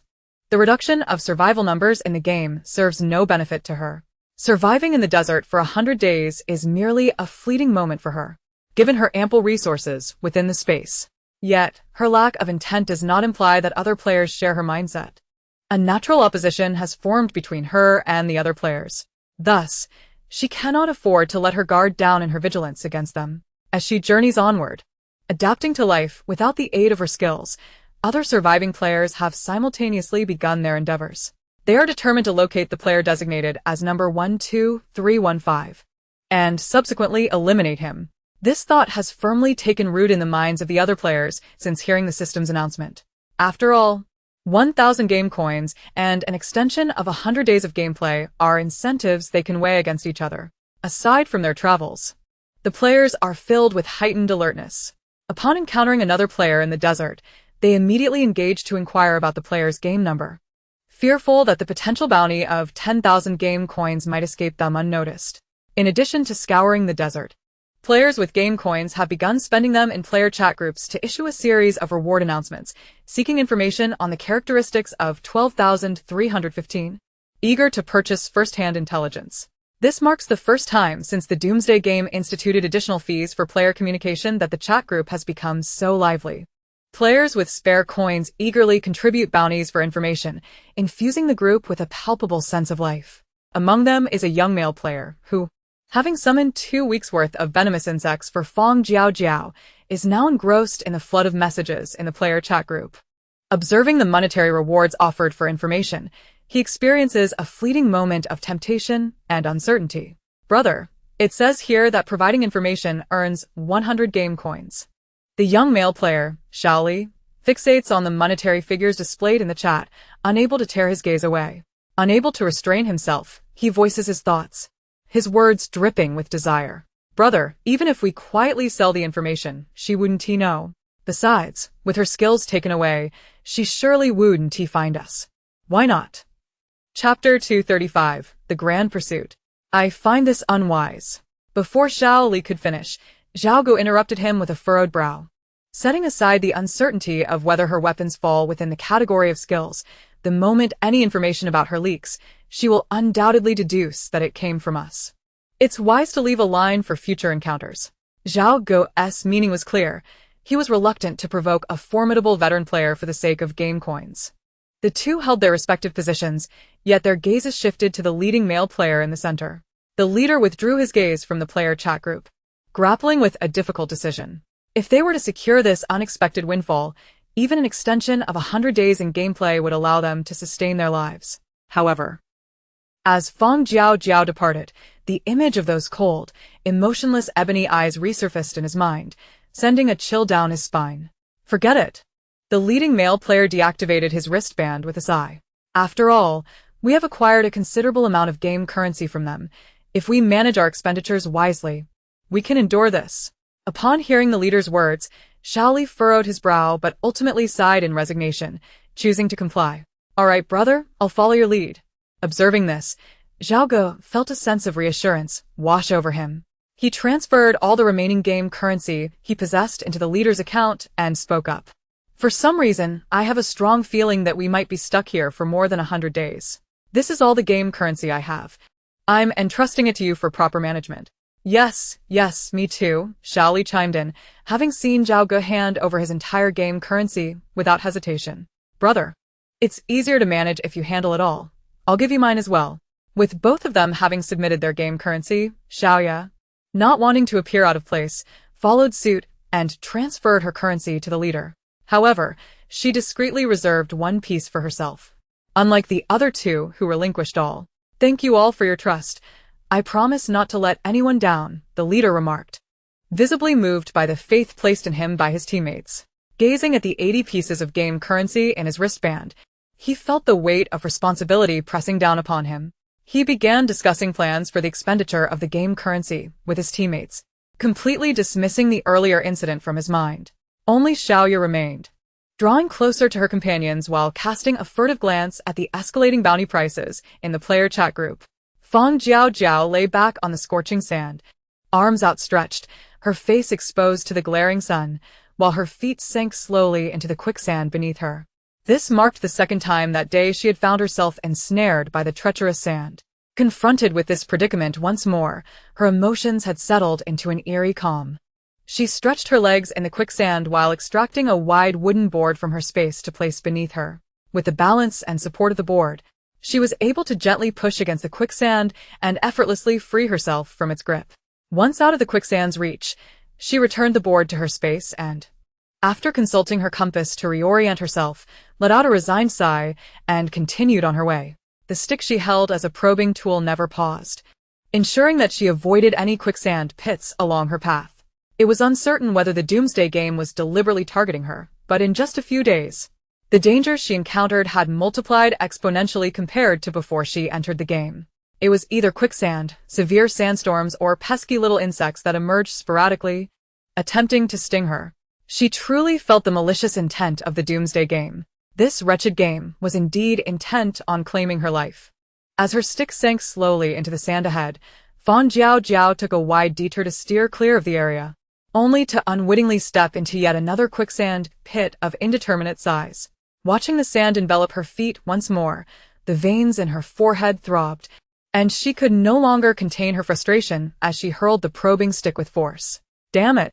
Repeating the same motions to extricate herself from the pit. She even found herself on the same familiar wooden board beneath her. The relentless underhanded tactics of the Doomsday Game had thoroughly vexed her. Looking around at her surroundings, she decided to set up camp right between two adjacent sand dunes. "So there are pits everywhere, huh? One misstep, and it's all over? Then I might as well settle down and not leave at all. I'll stay here for 100 days and exit the game in the face of this Doomsday farce. Once I reach the transfer space, I'll make sure to expose this cheating game." Determined to reside there long-term, Fang Jiaojiao secured her tent firmly and draped a layer of desert camouflage fabric over it that she had found in a camping supply store. Only after she had retreated into the climate-controlled tent, enjoying its air-conditioned coolness, did her fury subside somewhat. Perhaps it was the oppressive heat that had incited her temper. Or perhaps it was the glaring unfairness she faced that fueled her indignation. Her emotions had rarely manifested so uncontrollably before. After the outburst of anger, for reasons she couldn't quite fathom, her spirit began to ease slightly. The Doomsday Game's obstructions were merely attempts to thwart her progress, and the more it interfered, the more it underscored the significance of the silver box she held. The emotions in her eyes quietly settled. Fang Jiaojiao retrieved the small silver box, palm-sized and securely stored in her space, determination radiating from her gaze. Soon, she would uncover the secrets concealed within this box. She would soon grasp the hidden tale of the Doomsday Game. Perhaps caught off guard by her audacious defiance, Fang Jiaojiao's little tent remained eerily calm from afternoon through evening. This unexpected tranquility surprised her. After peeking outside several times to confirm there were no sandstorms or venomous insects nearby, she finally relaxed her guard, allowing herself to enjoy a rare peaceful slumber. Rested and rejuvenated, she emerged from her tent early the next morning, eagerly setting up a stove to prepare breakfast for herself. Just as her good mood lingered after a hearty meal, the system's troublesome antics returned to haunt her.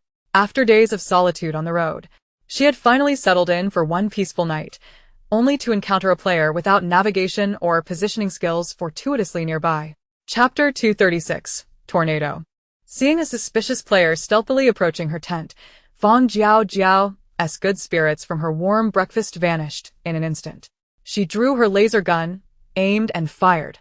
A deep, wide hole erupted at the player's feet, sending a spray of sand into his face. Realizing the formidable nature of Fang Jiaojiao, who clearly possessed skills, The player, who had initially harbored a glimmer of hope to test whether the occupant of the tent was indeed the system reported 12315, felt his courage and ambition evaporate alongside the flying sand. I took a wrong turn. I took a wrong turn. Fearing he might be trapped if he didn't flee immediately, the sneaky player turned and ran. Having scared off a timid player, Fang Jiaojiao did not lower her guard. Who knew if this player had been sent by the Doomsday Game to gauge whether she would retaliate? If it were indeed a test, this ordeal was far from over.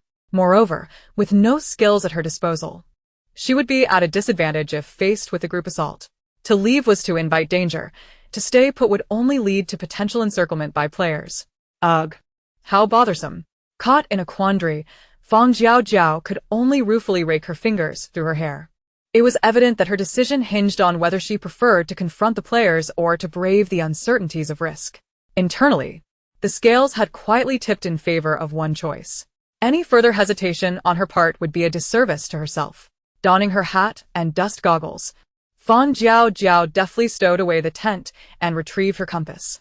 In comparison to facing players with myriad cunning eyes, the quicksand and sandstorm seemed rather trivial.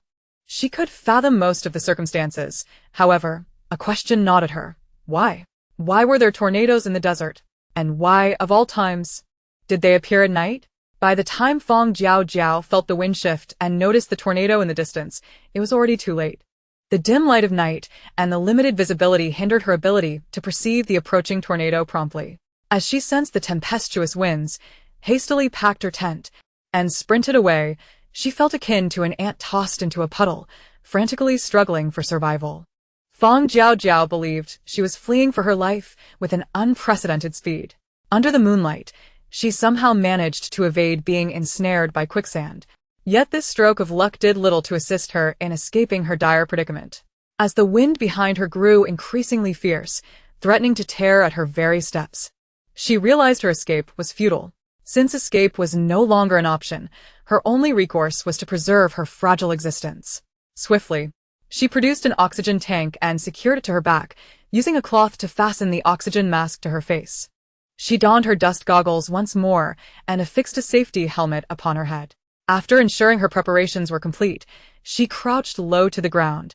As the storm behind her began to exhibit an alarming propensity to overturn her, protecting her head and neck with her arms, Fang Jiaojiao found herself enveloped in a whirlwind of swirling sands, rendering her vision utterly obscured.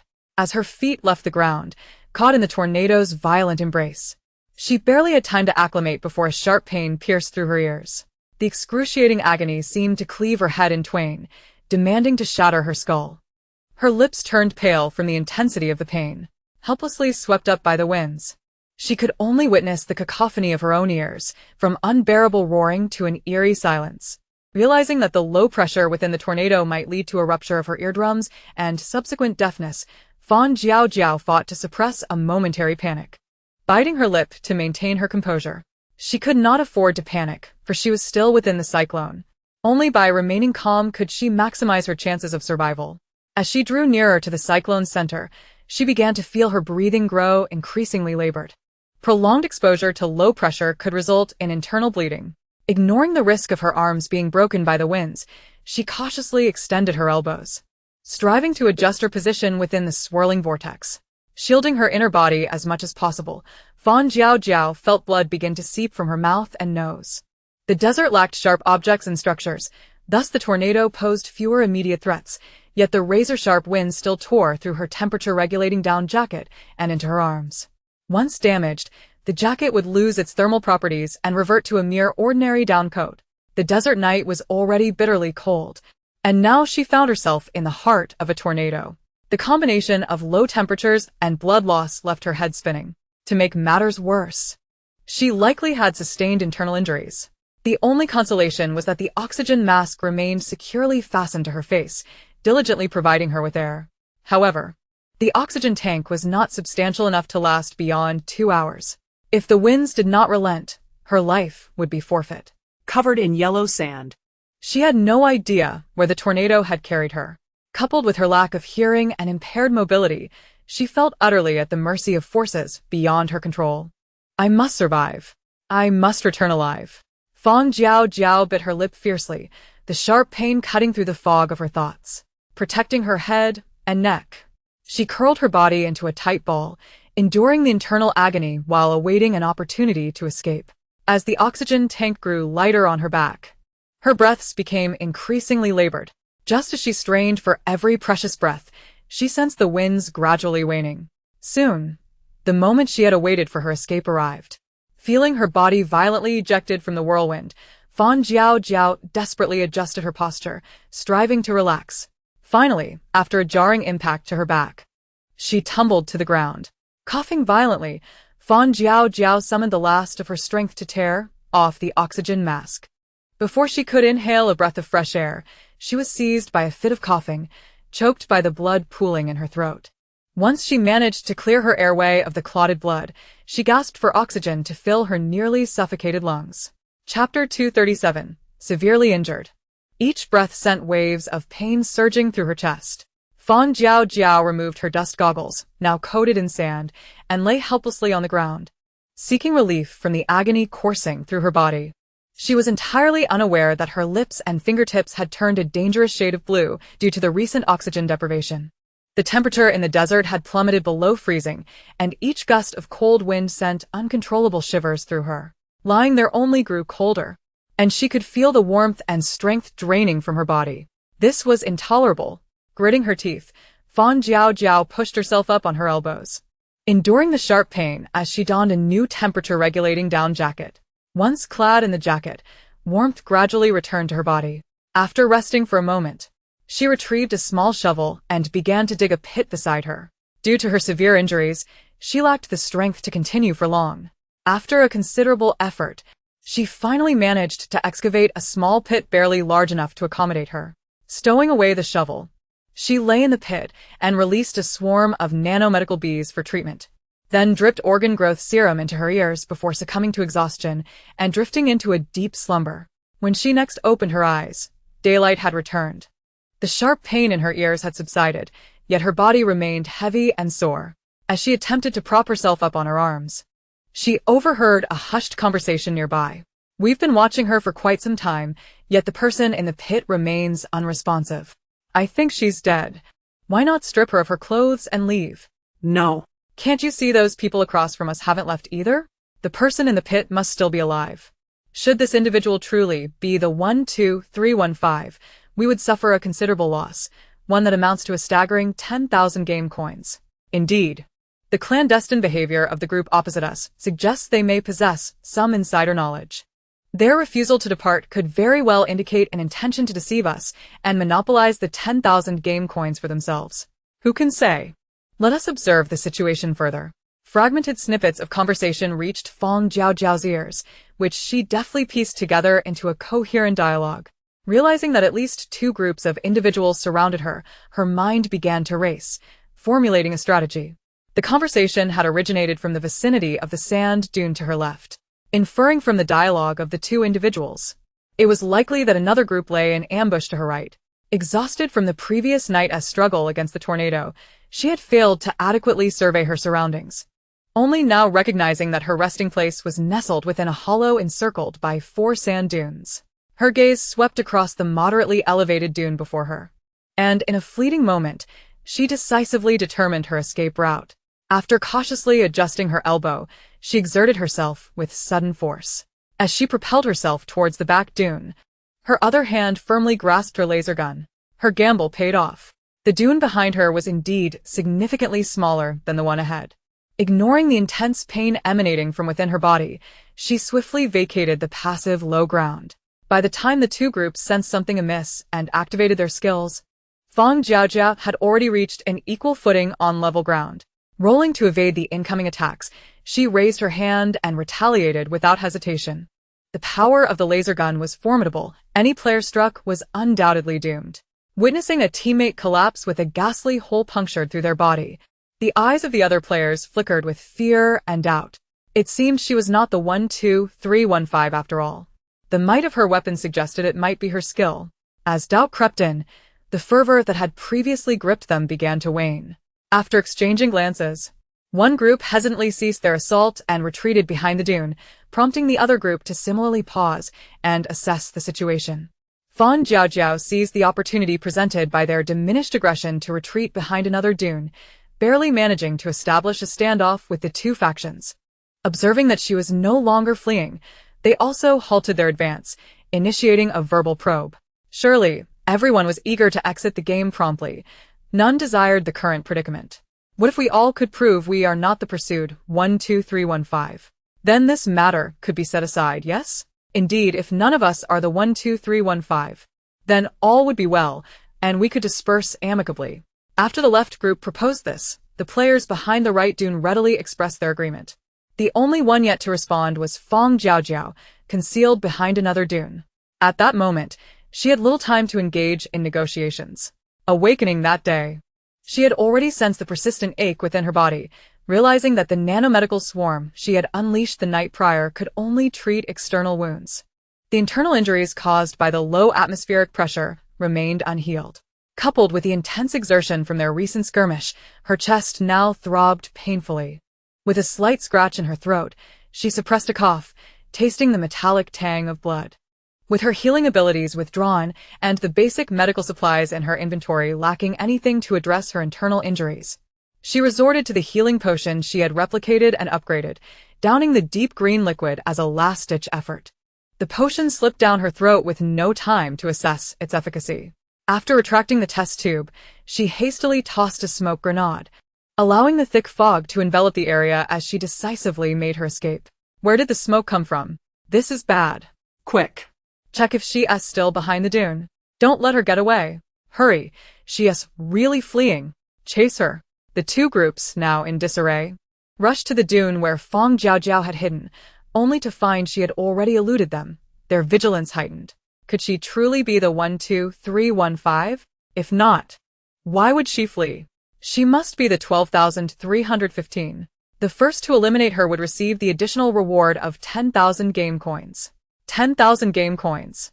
10,000 game coins. The lingering smoke did little to dampen the players' fervor as they pursued Fang Jiaojiao, even obscured by the haze. Their desire for the enticing rewards spurred them onward, charging recklessly through the area. As visibility returned, they found no trace of Fang Jiaojiao. Unwilling to let the nearly grasped 10,000 game coins slip away, the two factions commenced a thorough search. Meanwhile, after a brief respite from the smoke, Fang Jiaojiao had only managed to run for a little over 10 minutes before the pain in her chest forced her to halt. She stood still, recovering for a moment, desperately trying to suppress the metallic taste of blood in her throat. Realizing the healing potion she had consumed offered little help for her internal injuries, she reluctantly rummaged through her inventory once more. Chapter 238, Siege. Aside from basic medications to enhance blood platelets and antibiotics, vitamins, the only remaining option was the gene stabilizer she had yet to test. After briefly assessing that these medications would not interact harmfully, she confidently swallowed them all. With the gene stabilizer aiding her, she resumed her escape. As she walked, she cleaned the dried blood from her face and donned a dust mask. After stowing her temperature-regulating down jacket in her inventory, she slipped on a desert camouflage jacket.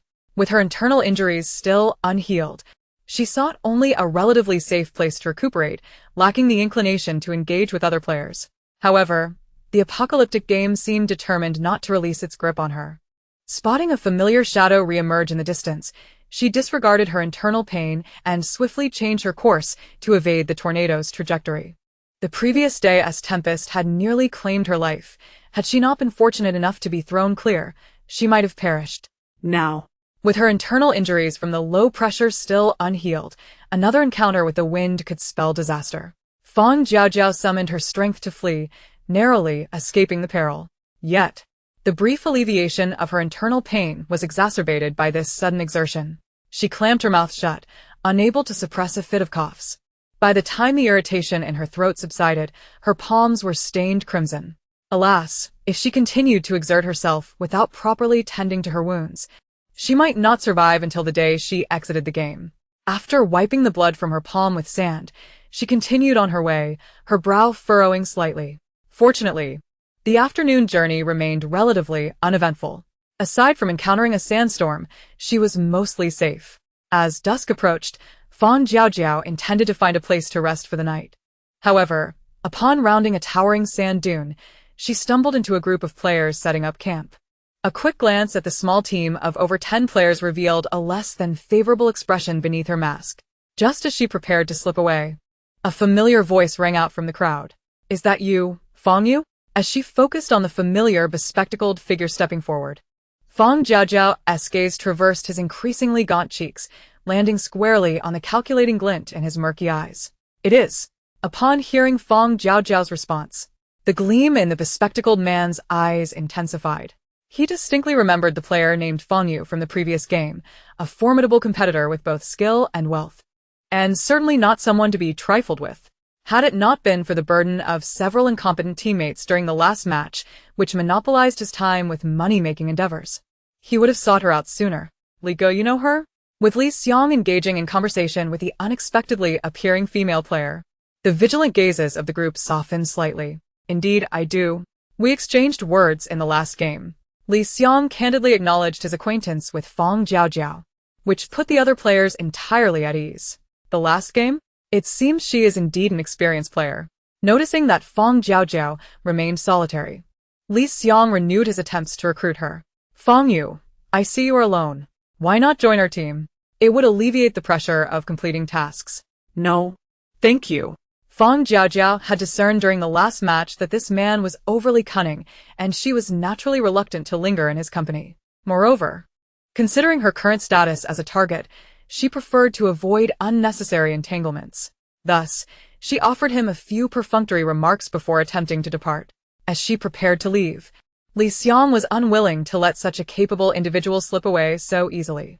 He hastily closed the distance between them and intended to reach out to stop her, only to be met with the barrel of her gun pressed firmly against his chest. Hold on. "I merely wish to extend a friendly invitation. If you prefer to leave, there's no need for such hostility." Having observed Fang Jiaojiao stealthily during the previous game, he was well aware of the weapon she wielded. Furthermore, he understood that this gun was not merely a player skill. "It seems I have yet to witness Fang Yu employing any skills. I remain uncertain of her true capabilities." He had only seen her use this firearm. Her inherent skills must either be of a weak auxiliary nature or... "Fang Yu, considering our familiar relationship, we need not resort to violence. How about this? Our team is in need of an auxiliary player, and I am willing to hire you with game currency." Li. "What are you saying? She is pointing a gun at you, and you still want to hire her?" "Brother, perhaps we should." Li Xiang's words had barely left his lips when his teammates, who had been glaring at Fang Jiaojiao, were taken aback. Listening to their clamorous objections, Li Xiang raised his hand to silence them, turning his earnest gaze back to Fang Jiaojiao. "I genuinely wish to collaborate with you. I may have offended you with my words in the last game, but you must understand that in this environment, we are all compelled to be ever cautious. As if wishing for 800 extra eyes. With your prowess and my intellect, our partnership would allow us to navigate this game with ease." After a prolonged silence following Li Xiang's declaration, Fang Jiaojiao finally spoke again. Indeed, who does not yearn for an abundance of vigilance? Upon hearing her agreement, the smile that was beginning to form on Li Xiang's lips was abruptly replaced by a sharp pain in his chest. His eyes widened in horror as he looked down to see his chest pierced. The venomous resentment in his gaze was palpable. Fang Jiaojiao swiftly fired another shot into his head before immediately deploying a smoke grenade to cover her retreat.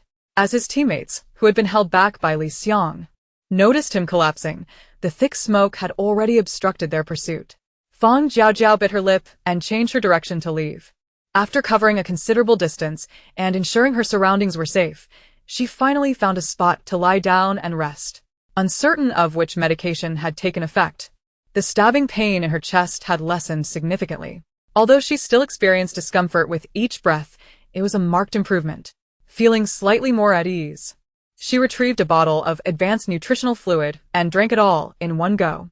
Gazing at the moon, which radiated a serene glow, a fierce determination crossed her eyes. Li Xian. That man, more cunning than a sieve. His final remarks had been an overt test. He had already suspected that she was the target the system had announced for elimination, 12,315, hence his sudden offer of game currency. TSK. She loathed dealing with individuals who were overly manipulative. Chapter 239 Momentum. However, there was no need to fret any longer. with both her chest and head wounded. Unless he possessed 2 lives, his demise was inevitable. Exhausted from the tumultuous events of the day, Fang Jiaojiao lay still for some time before mustering the strength to set up her tent for the night. Without the aid of a danger detection device, she woke early to avoid encountering other players while unguarded. After donning her gear and hydrating with some tablets, she commenced her daily activities. Throughout her journey, aside from encountering 2 or 3 venomous insects that had yet to burrow back into the sand, she faced no other threats. Even when she spotted players in the distance, she deftly circumvented them before they could notice her. Following this routine for about a week, Fang Jiaojiao felt a significant improvement in her injuries. The most notable change was the complete disappearance of the pressure in her lungs during breathing and running. However, this past week had not been devoid of changes. The most apparent transformation was the increasing temperature fluctuations in the desert. During the scorching midday hours, it became nearly impossible to venture under the sun. The relentless rays seared the skin, and the sand beneath her feet felt as if it had been baked. Stepping onto it, the heat threatened to melt her shoes. As the days grew hotter, the evaporation of moisture from players' bodies intensified. The more moisture evaporated, the more vital it became to replenish it. Yet, most players were novices who entered the game with only the meager provisions provided, lacking sufficient game currency to purchase water. Moreover, the player convenience stores had run out of affordable water, compelling them to purchase smaller quantities from the Doomsday Mall. Consequently, water became increasingly scarce. As desperation mounted, more players resorted to self-sustenance, while some who had failed to replenish their fluids for an extended period found themselves unable to urinate. The rising daytime temperatures were met with even colder nights. The scant clothing players wore offered no protection against the frigid winds of the desert. Many were forced to collaborate, huddling together in the deep pits they had dug just to survive the night. However, the night winds also brought with them the scarce water resources of the desert. Astute players ingeniously arranged food packaging to collect dew by dawn, yielding a small supply of moisture. Although meager, it was enough to sustain them for the time being. An increasing number of players began to emulate this method. Those equipped with better tools could gather a bottle's worth of water by working through the night. Though water was present, it merely served to prolong life, insufficient to keep pace with the body's rate of evaporation. To return alive to the original world, the only solution lay in swiftly locating the wanted player, 12315. Finding him and eliminating him would finally bring an end to this month of torment. Unspoken among the players was a tacit understanding to rest during the hottest part of the day, reserving the other hours for the search. Realizing this was a battle for survival, the players' eyes had long since lost sight of the system's bounty of 10,000 game coins. They understood that unless they swiftly dealt with the player numbered 12315, they would all face death. In a rare moment of accord, players occupied different directions during their searches. They yearned for a swift conclusion to the game and a departure from this place. Consequently, the likelihood of Fang Jiaojiao encountering other players on her journey greatly increased.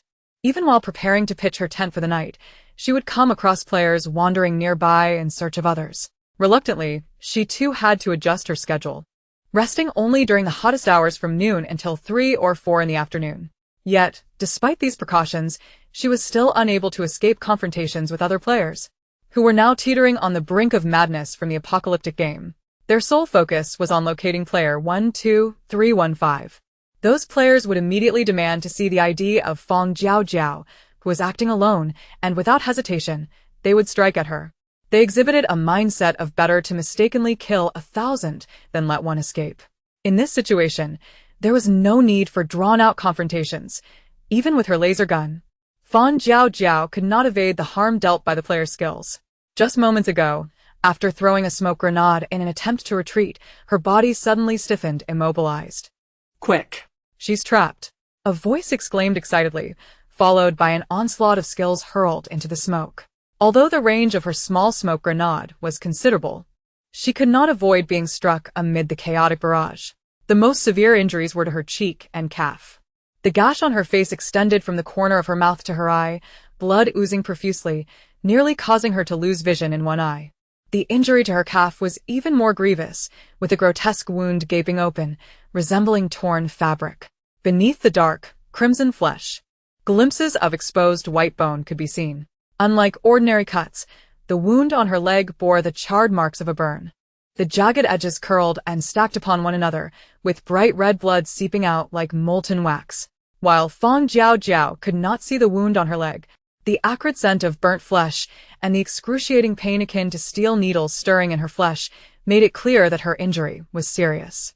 Her leg muscles twitched uncontrollably, the nerve endings transmitting unbearable agony. If not for being pinned in place by the player's skills, she surely would have collapsed from the pain. The sun beat down relentlessly, yet cold sweat continued to pour from her back. Finally, the relentless barrage of probing attacks ceased. Listening to the players' conversations as they planned to investigate, a sense of urgency welled up within her. A smoke grenade could only last half an hour, and she feared that at least 10 minutes had already passed since she had deployed it. How long could the immobilizing skill persist? If they were to keep her pinned until the smoke dissipated, the outcome would be dire. Moreover, the players outside were preparing to enter the smoke, and she feared that she would not survive long enough for the smoke to clear. Fang Jiaojiao attempted to muster all her strength to move her arm that gripped the gun. However, her efforts only caused the blood from her wounds to flow more rapidly, yielding no other results. Chapter 240. A target of all. Life hangs by a thread. She could even hear the footsteps of players approaching her position. In that critical moment, her mobility returned. As her body regained its functionality, Fang Jiaojiao stumbled, nearly losing her balance. The pain from her calf wound was excruciating, each movement akin to being pierced by thousands of steel needles. Gritting her teeth against the agony, she swiftly retrieved bandages to bind her wounds and prevent her blood from leaving a trace. After tossing a button-sized mini-bomb onto the ground, she gritted her teeth and fled. There are bloodstains. Just after she departed, the players who entered the smoke discovered the droplets of blood that had fallen from where Fang Jiaojiao had stood. A male player, observing the sand that had absorbed the blood yet still revealed signs of severe bleeding, excitedly called his companions over. Following the sound, others moved in closer, only to find that all that remained were the dried bloodstains evaporated by the scorching sand, with no sign of Fang Jiaojiao. Where is she? My skill can only control for 20 minutes at most, and it varies by individual. She must have escaped. It's your fault. Why didn't you say earlier that you didn't see her when you came over? Yes. If we let her escape, when will we ever return? The opportunity for survival was slipping through their fingers, and the team that had previously united to capture Fang Jiaojiao began to turn on one another. Just as they were about to assign blame, the mini-bomb that Fang Jiaojiao had set to detonate at a predetermined time exploded beneath their feet. The inconspicuous button-sized bomb embedded in the sand unleashed formidable power. The deafening explosion obliterated all living beings in the vicinity, creating a deep crater in the once flat sand. Upon hearing the explosion, Fang Jiaojiao quickened her pace. Meanwhile, the other players, sensing something amiss, began to converge towards the sound. When they witnessed the horrifying crater and the scattered remnants of bodies, they belatedly realized that the player they had been pursuing, 12315, possessed strength far beyond their expectations. Even without skills, she was capable of causing such devastation, annihilating more than a dozen pursuers in one fell swoop. Could they still complete the chase and return to their original world? Yet if they did not take a chance, they risked having their game time forcibly extended by 100 days upon failure. At that point, they would truly find themselves in a dead end, wouldn't they? An increasing number of players began to attempt forming alliances, hoping to overpower the formidable 12,315 with sheer numbers. On the other hand, Fang Jiaojiao was not faring any better. After being ambushed and severely injured by player skills, she had been dragging her battered leg for quite some time. Had it not been for her indomitable spirit, she would have collapsed beneath the scorching sun that made her head spin. Aware that the commotion she had caused could attract more players, she gritted her teeth against the pain and accelerated her escape. After walking for over 40 minutes and ensuring she was far enough away, she finally threw herself into her tent. Drenched in perspiration, Fang Jiaojiao lay within the confines of her tent, her garments thoroughly soaked. This sweat was not merely a result of traversing under the blazing sun, but more so a manifestation of the cold sweat induced by the pain from her injured leg, exacerbated by the repeated strain of her exertions. Her hair clung damply to her forehead, while the wound on her left cheek was intermittently brushed by beads of sweat, sparking sharp pangs of discomfort. The injured leg, resting lightly on the tent floor, was overtaken by involuntary spasms, sending waves of agony that felt like needles piercing her skull. Her lips were pale, a bluish hue creeping in, and a veil of dizziness clouded her vision. Fang Jiaojiao had never felt so wretched in this game world. Just recently, she had narrowly escaped death from a tornado, only to now be nearly delivered into the hands of her own kind.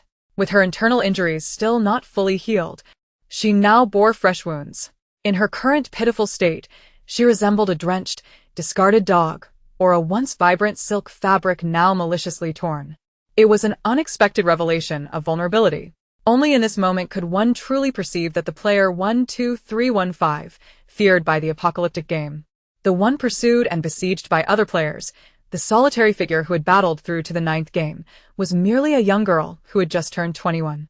After lying in the tent for what felt like an eternity, Fang Jiaojiao finally regained some strength.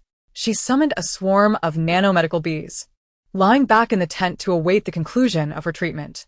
Perhaps due to the severity of her injuries, the diminutive bees hovered around her damaged leg for an extended period, yet, despite their efforts, they failed to restore her nearly charred limb to its former state before their energy was depleted. While the scar on her face had healed, the wound on her leg still hindered her mobility.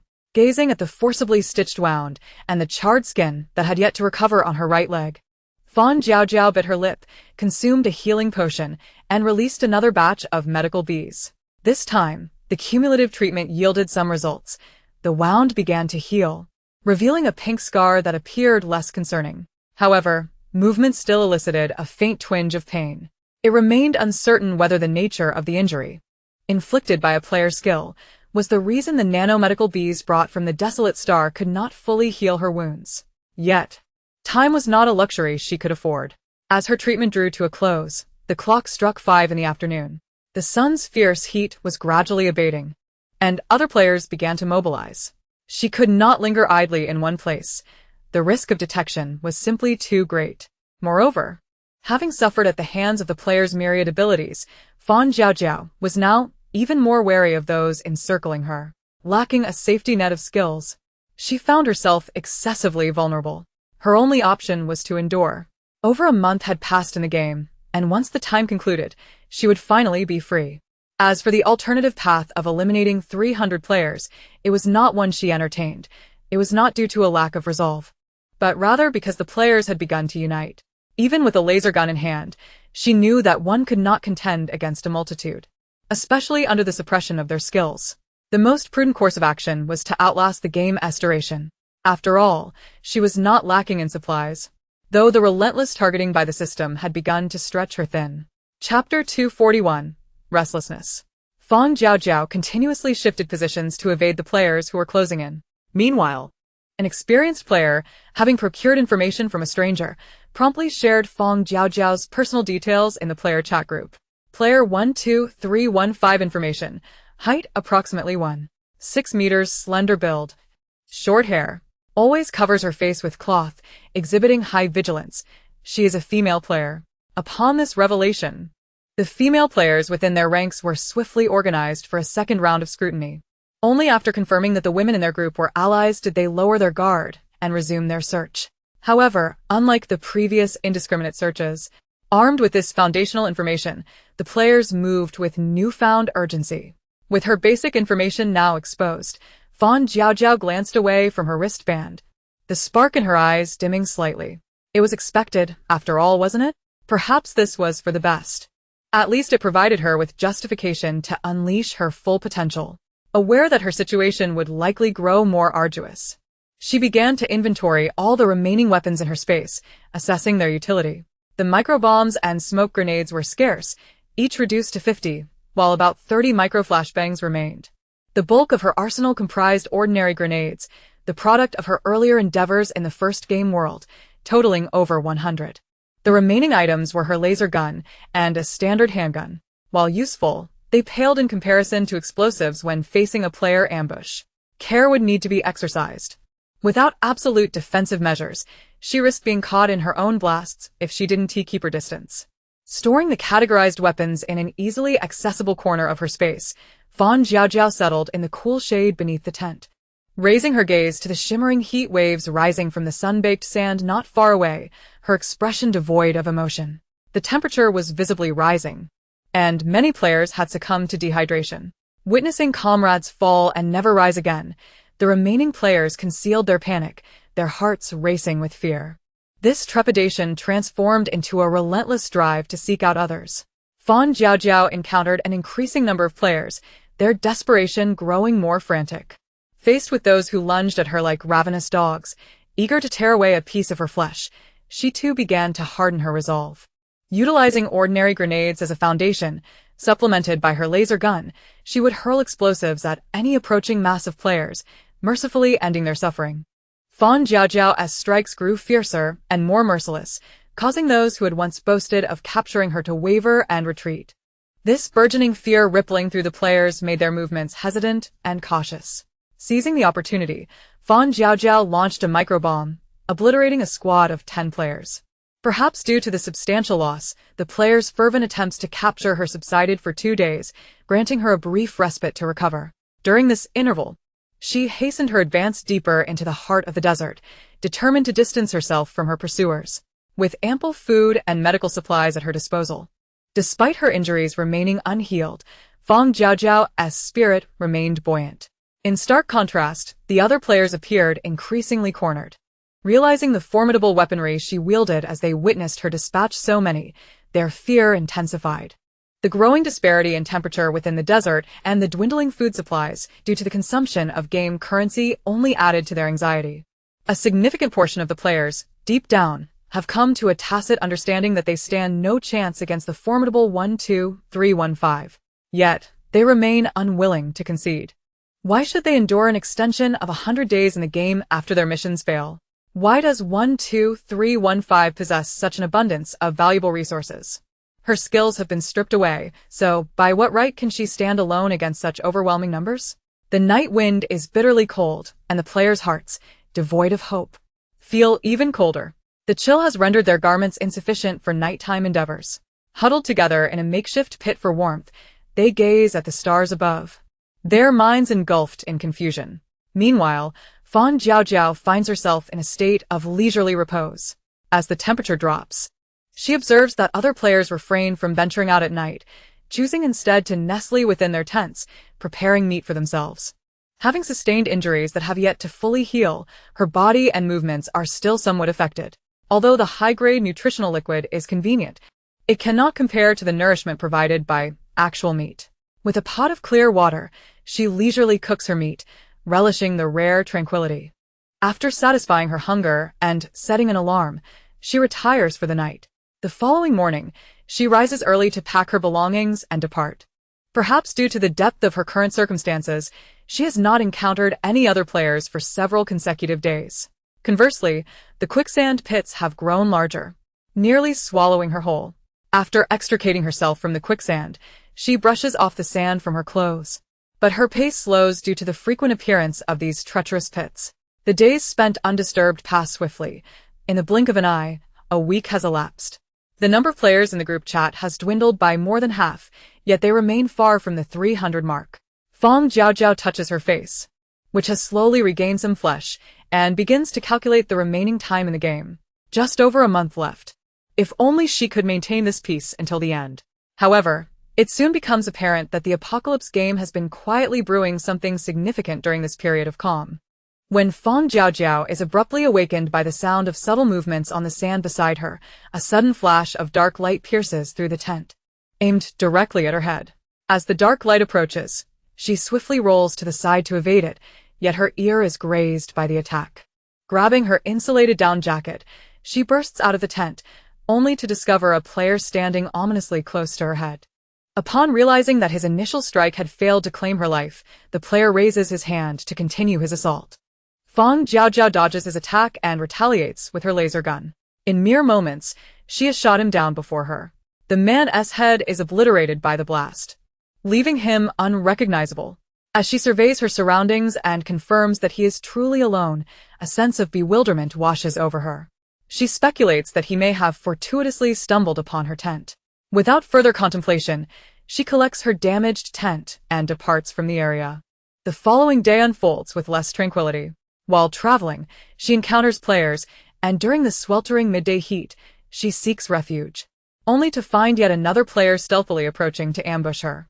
As night falls, she realizes that if she remains in one place for more than an hour, it will inevitably be surrounded by players coordinating their attacks. Recognizing the unsettling pattern, she sends away the group that attacked her and deliberately relocates to fish. True to her instincts, it isn't long before players, seemingly drawn by the scent, follow her trail. This time, a duo arrives first, their numbers minimal. From her elevated position, she swiftly takes down one player with a single shot, then shatters the leg of the other. Approaching the lurking player, she presses the barrel of her gun against his forehead.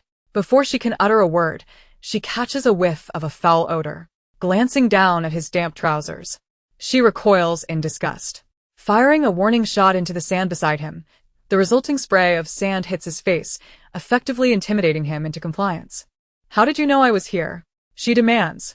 I. The man's eyes begin to dart nervously as he hears her question. Noticing his evasive gaze, she decisively aims and shoots through his other leg. As her gun slowly rises to target his head once more, he finally yields. "The system shared your location with us." "Location?" Fang Jiaojiao's pupils constrict, and she presses for more details. "Be specific." "Since last night, the system has suddenly begun broadcasting your real-time location to every player's wristband. We merely wanted to verify if the location was accurate. We had no intention of opposing you." Despite his pain, the man struggles to suppress his fear, seeking to justify himself.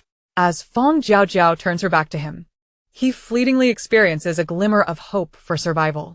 However, this fleeting hope is shattered by the laser shot that pierces the air before him, confirming his demise. She finally turns to leave. As she wanders through the desert, grappling with the implications of the man's words, her emotions are tumultuous. It appears the apocalypse game is determined to ensure her demise. After only a few days of relative peace, it has begun broadcasting her real-time location to other players. It seems intent on preventing her from escaping. Moreover, this tracking appears designed to elude her notice, aiming to catch her off guard and ensure her downfall. This contemptible game. Fang Jiaojiao quickens her pace, her jaw clenched tighter with each step. These players, now equipped with her location, swarm toward her like unleashed hounds. Just as she finishes off the player who had impeded her progress, she barely has time to catch her breath before another wave, drawn by the tracking, arrives before her. Dodging an incoming attack, she raises her hand to retaliate, but her head suddenly spins. It feels as though her mind is engulfed in a haze, a voice incessantly urging her to drop her weapon and cease her resistance. Caught in a struggle between her fading rationality and the encroaching confusion, Fang Jiaojiao finds her grip on the gun growing heavier. As her eyes begin to lose their focus, she stands dazed, prompting the observing players to gain confidence. Believing victory is within their grasp. Among the crowd, a petite female player watches intently from behind, murmuring something under her breath. The other players, sensing her anticipation, cease their actions, hoping she will deliver the news they seek. As Fang Jiaojiao's expression grows vacant, her weapon wavering, a blade suddenly flies from the throng. The blade pierced unerringly into Fang Jiaojiao's thigh. The pain jolted her nerves, pulling her back from the brink of a hasty departure from home. The gun, nearly slipping from her grasp, was tightened in her hand as she observed the clarity returning to Fang Jiaojiao's eyes. The female player, drenched in sweat, hastily called out a warning. "Not good. Hurry." But before she could finish her sentence, her throat was pierced by a laser gun. Fang Jiaojiao fired wildly with one hand while the other retrieved a grenade, which she mercilessly hurled into the throng of adversaries. Run. With a resounding boom, her counterattack was swift and ferocious, forcing many players to flee in panic, unable to retaliate amid the chaos of grenades rolling at their feet. After scattering her foes, Fang Jiaojiao yanked the blade from her thigh, hastily bound the wound, and departed quickly. The number of players wielding peculiar skills was overwhelming.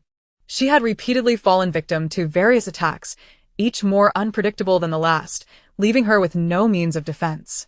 Had she not received that critical warning, her fate would have been sealed.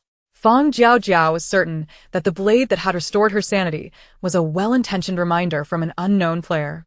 Her state had been perilous, her mind clouded and dazed. If not for the timely intervention of that blade, she might have succumbed to the voice in her head, laying down her weapon and resigning herself to death. Once she had distanced herself sufficiently, Fang Jiaojiao took out some alcohol and bandages to tend to her injury. With nimble hands, she secured the wound and immediately set off again. Since players had acquired their tracking devices, her life had become increasingly difficult. Just 2 days had passed since the devices were distributed, and players had already deprived her of any opportunity to rest.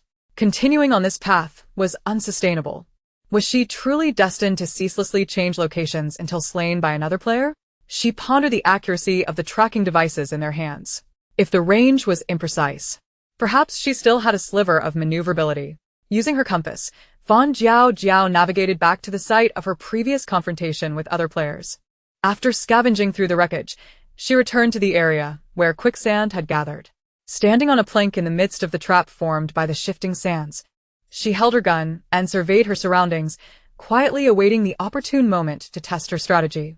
Fortunately, she did not have to wait long. Within an hour, as the desert sky brightened, players began to appear nearby. Chapter 243. I Walk the Dog. As a man crested the sand dune, he spotted a figure lying on the ground, facing away from him, their condition uncertain. Observing the dark crimson stains on the sand, remnants of absorbed blood, he glanced down to confirm the tracking device's signal. When he raised his head again, his eyes gleamed with unmistakable elation. He scrambled down the dune, ready to approach the figure, but suddenly halted as if struck by a thought. Summoning a sharp dagger from thin air, he lunged forward, thrusting it violently into the figure's back. After a moment, blood trickled down the blade, staining the already filthy clothing. The sight of blood eased the man's doubts. After verifying once more that the player's tracking signal was indeed in the vicinity, he proceeded confidently toward the downed individual. 12315, the player wanted by the system.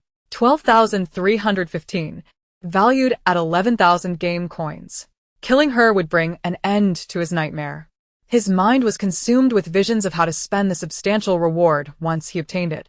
As he gathered his skills into a formidable blade, he approached slowly, intending to deliver a final strike to the valuable bounty. Suddenly, the ground beneath him gave way. The quicksand, like a ravenous wolf that had been lying in wait, ensnared him the moment he stepped into its grasp. The sands enveloped his feet, and he lost his balance, tumbling into the treacherous depths. The quicksand was indiscriminate. As he felt himself sinking, both hands and feet ensnared, panic seized him, and he began to struggle frantically. Yet, the more he fought, the quicker he sank. In mere minutes, the sand had swallowed him to his nostrils, filling his breaths with the acrid scent of earth. As death loomed, his eyes darted around in desperation, filled with stark terror. Just as he was about to be consumed by the sands, Fang Jiaojiao appeared before him, standing on her plank. Ignoring his desperate gaze, she walked past him to the corpse lying on the ground. With a swift motion, she extracted the dagger from the lifeless body, adjusted the wig resting atop it, and tidied the scene before stepping away. The man was now buried up to his head, only the dark crown of his skull visible above the sand. After this encounter, Fang Jiaojiao had gleaned some insights. Realizing that the system had not provided her precise location, she formulated a plan. Glancing back, she saw the man had been entirely consumed, vanished without a trace. The quicksand, having devoured one player, began to revert to its innocuous state. Reassessing her surroundings, Fang Jiaojiao donned her desert camouflage once more, returning to her previous vantage point. The now recovered quicksand trap could be used again, and after luring in another unsuspecting player, she would need to consider relocating. Perhaps the allure of Fang Jiaojiao as bait was indeed compelling. It wasn't long before another group of players took the bait. This time, the squad appeared to consist of 5 or 6 individuals. Upon discovering the down figure within the tracking range, they exchanged incredulous glances, filled with disbelief. After confirming the location multiple times, their expressions transformed into sheer delight, akin to discovering treasure. They rushed toward the prone figure, but as they neared the quicksand, conflict erupted. One player ambushed a teammate from behind, attempting to claim the kill and the accompanying points for himself. The injured teammate, realizing the betrayal, retaliated fiercely. A chaotic melee ensued beneath the sand dune, each player convinced of their imminent prize of game coins. despite their varying degrees of injury. An eerie equilibrium was established among them, preventing anyone from advancing closer to their quarry. As they continued to grapple with one another, another group arrived, drawn by the tracking signal. Sensing the impending competition, the previously bickering players suddenly ceased hostilities, exchanging knowing glances before dashing toward the target on the ground. The group on the dune was initially uncertain, but upon witnessing the demeanor of the preceding party, which exuded authenticity, they swiftly intensified their pursuit. Unreservedly, they unleashed their skills, aiming directly at the vital points of the individual sprawled on the ground not far ahead, each player vying for the coveted first kill, worth 10,000 points. These abilities struck true, piercing the fallen figure, yet they themselves failed to reach him in time. The leading few were the first to fall victim, unfortunate enough to step into a vast expanse of quicksand. The quicksand ensnared its prey, collapsing instantaneously, and in the blink of an eye, several were bound at their feet, forced to halt in their tracks. As they witnessed their comrades ensnared by the quicksand, the others behind quickly grasped the situation. It was a blatant trap. However, before they could retreat, they were swiftly dispatched by Fang Jiaojiao, who lay in ambush nearby, eliminating them with precise gunfire. Players outside the quicksand fell victim to her sniper shots, and those trapped in the quicksand proved to be even easier targets. Fang Jiaojiao, devoid of interest in their pleas for mercy and contrition, rapidly concluded the remaining foes, selected a few less imposing corpses to stow in her inventory, and tidied the scene before departing to seek her next hunting ground. As she walked, she observed the surrounding terrain. Deprived of the quicksand's natural assistance, Fang Jiaojiao had to rely on her own ingenuity to set traps. She chose a hilly area abundant in dunes for her layout. After arranging and embellishing the bodies, she donned wigs and placed them at the base of the dunes as bait, then retrieved explosives and, cloaked in desert camouflage, concealed herself beneath another dune that she had previously excavated, lying in wait. The camouflage enveloped her as she pushed back, sending a cascade of sand tumbling down, effectively concealing her further. From a small aperture left open, she carefully monitored the outside, patiently awaiting her quarry. Regardless of the environment, there will always be fish that bite for various reasons. Furthermore, the bait she had left was indeed enticing enough to lure many. Chapter 244. Fear and Retaliation. 10,000 game coins. An opportunity to exit the game early. If she were to adopt a different perspective, she too would feel tempted. Yet, life rarely presents so many what-ifs. Currently, she found herself in a precarious position, with those wishing her demise akin to fish ready for slaughter in her net. This time, Fang Jiaojiao had to wait a considerable while before she heard the signs of movement. The deliberate softening of footfalls and the subtle sound of sand scraping against soles quietly reached her ears. Fang Jiaojiao realized that the prey she had been anticipating had arrived. She remained still, biding her time for the perfect moment. As she observed shoes approaching her bait, she stealthily retrieved a grenade, fingers poised on the pin, ready to launch it at the unsuspecting intruder. Just as she prepared to throw the grenade, the figure before her suddenly spoke, addressing someone behind him. "Bro, you mentioned that the 12315 is a female player, right? This person's height seems to match what was described in the group. Perhaps she is indeed the 12,315 we are searching for." "Really? I can't shake the feeling that this is all too easy, which raises my suspicions." The individual behind responded with a few murmurs, still harboring doubts. He stood still, scrutinizing the silhouette sprawled beneath the opposite dune, deciding to confirm in person. Another pair of shoes slowly came into view, causing Fang Jiaojiao to instinctively furrow her brow. The earlier figure had approached without making a sound.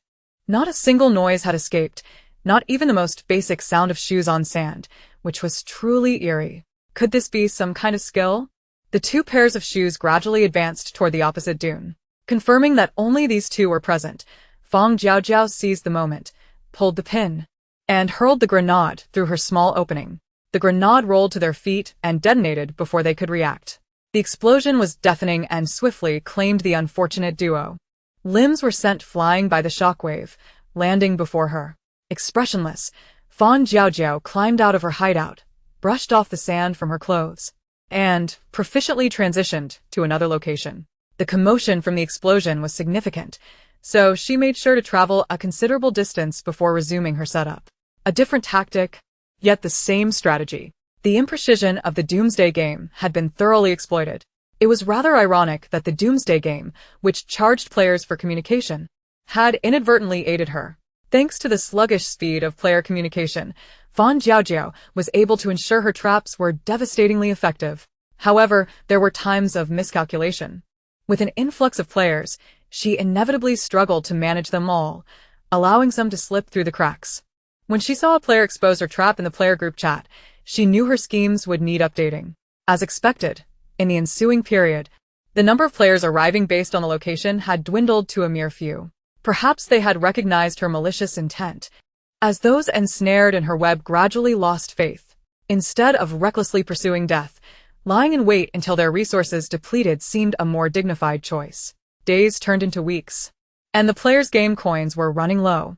With their water supply dwindling, a red-eyed male player suddenly stood up, determined to make one last attempt. He scanned the players gathered nearby and felt a wave of despondency wash over him. Were they truly resigned to waiting for death? Did they not wish to continue living? Their families, friends, loved ones, did they not long to see them again? His words struck deep, prompting some previously indifferent players to voice their objections. If we could survive, who wouldn't want to keep living? It's easy for you to say. Who doesn't know that 12315 is cunning and ruthless? So many players have fallen victim to her schemes. If we go, we'll just be walking to our deaths. Exactly, we're doomed regardless.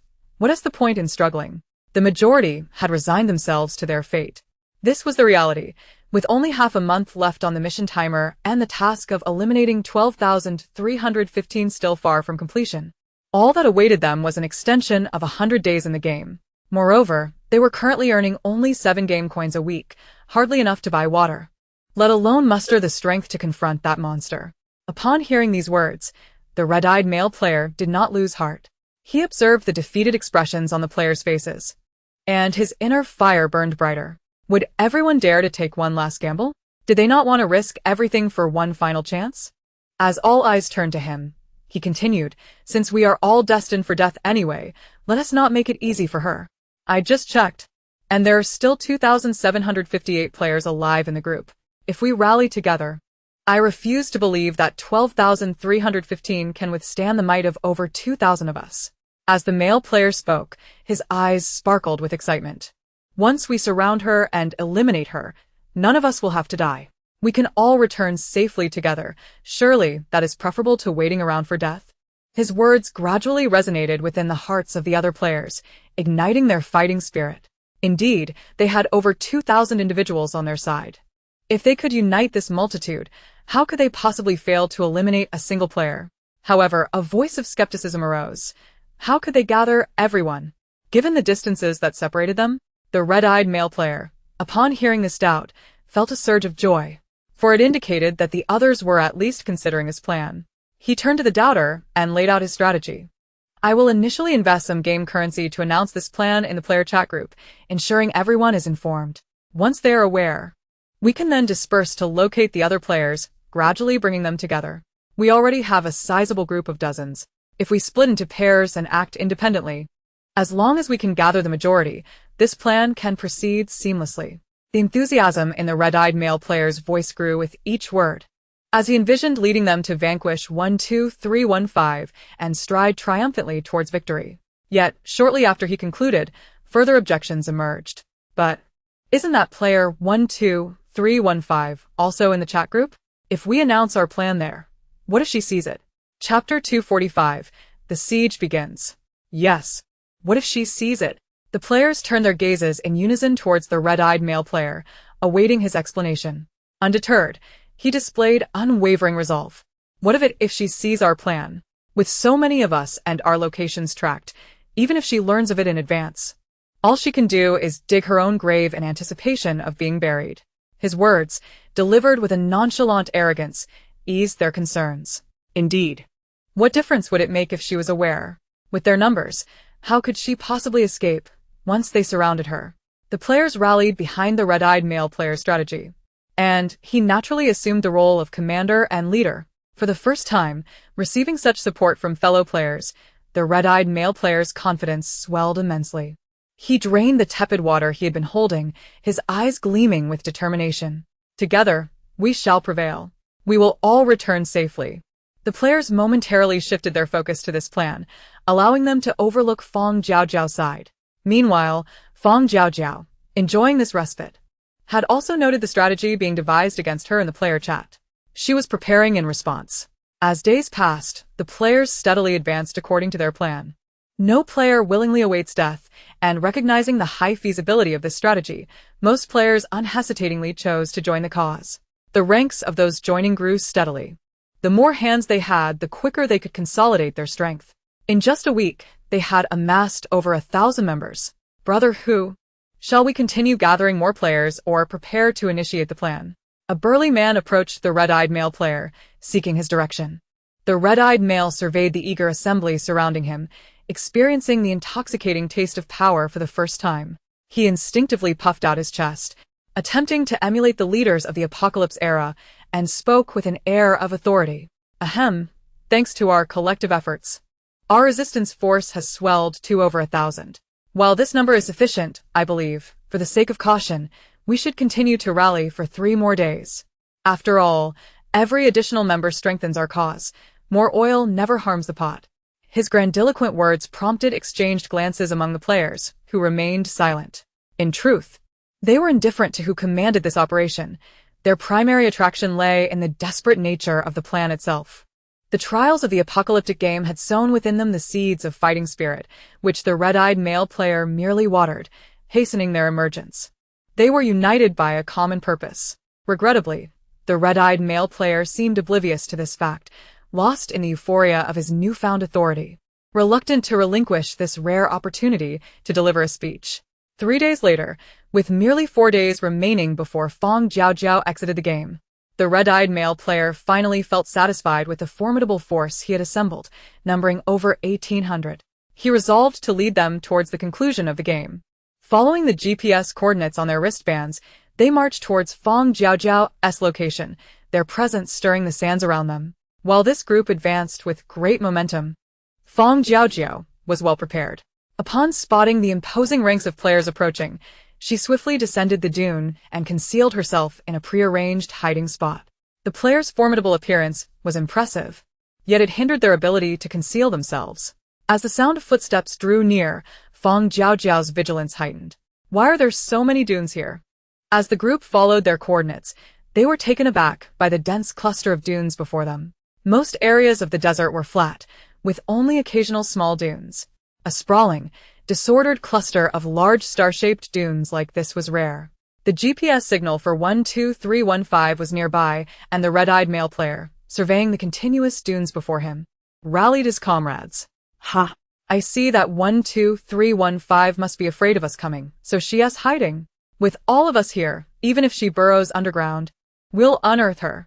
Brothers, let us eliminate 12315 and return home.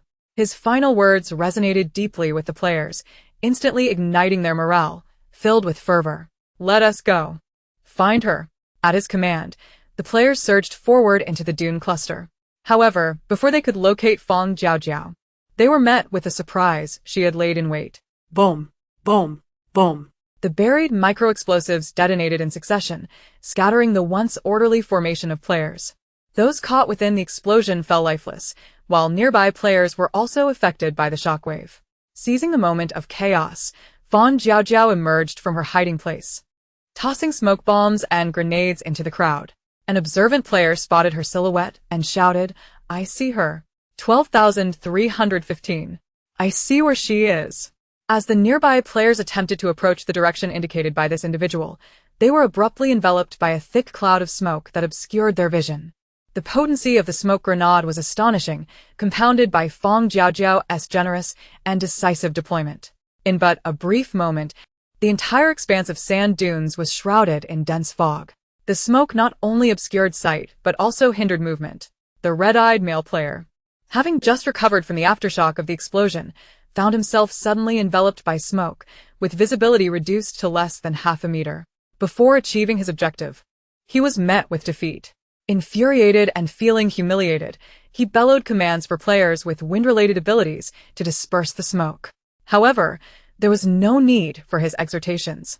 The players had already commenced their own rescue efforts. Some were fanning the air, Others were dousing the flames. And a few were even groping their way back toward the spot where Fang Jiaojiao had last been seen. Chapter 246. Ambush. With the situation having escalated to this point, no one wished to suffer another defeat. However, Fang Jiaojiao was not one to remain idle and wait for an attack. Observing the smoke blanket the area, she retrieved the homemade Molotov cocktails she had crafted over the past few days.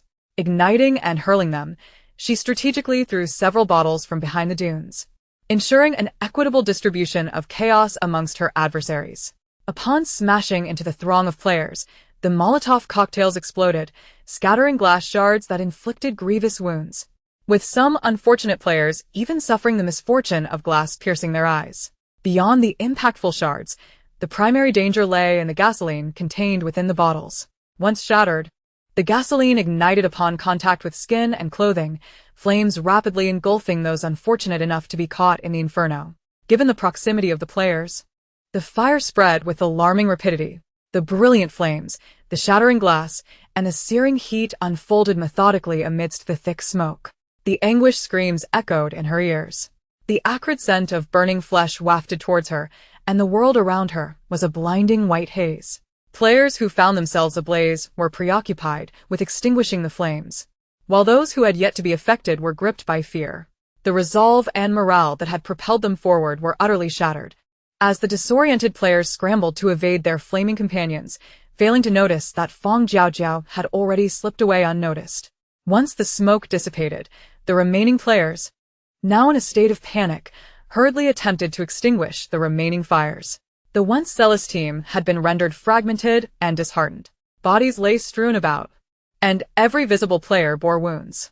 The prices of medical supplies in the system shop were exorbitant, and their resources had been depleted by the harsh desert conditions. Without timely treatment, the severe burns would fester and decay within mere hours. What to do? Was death their only fate?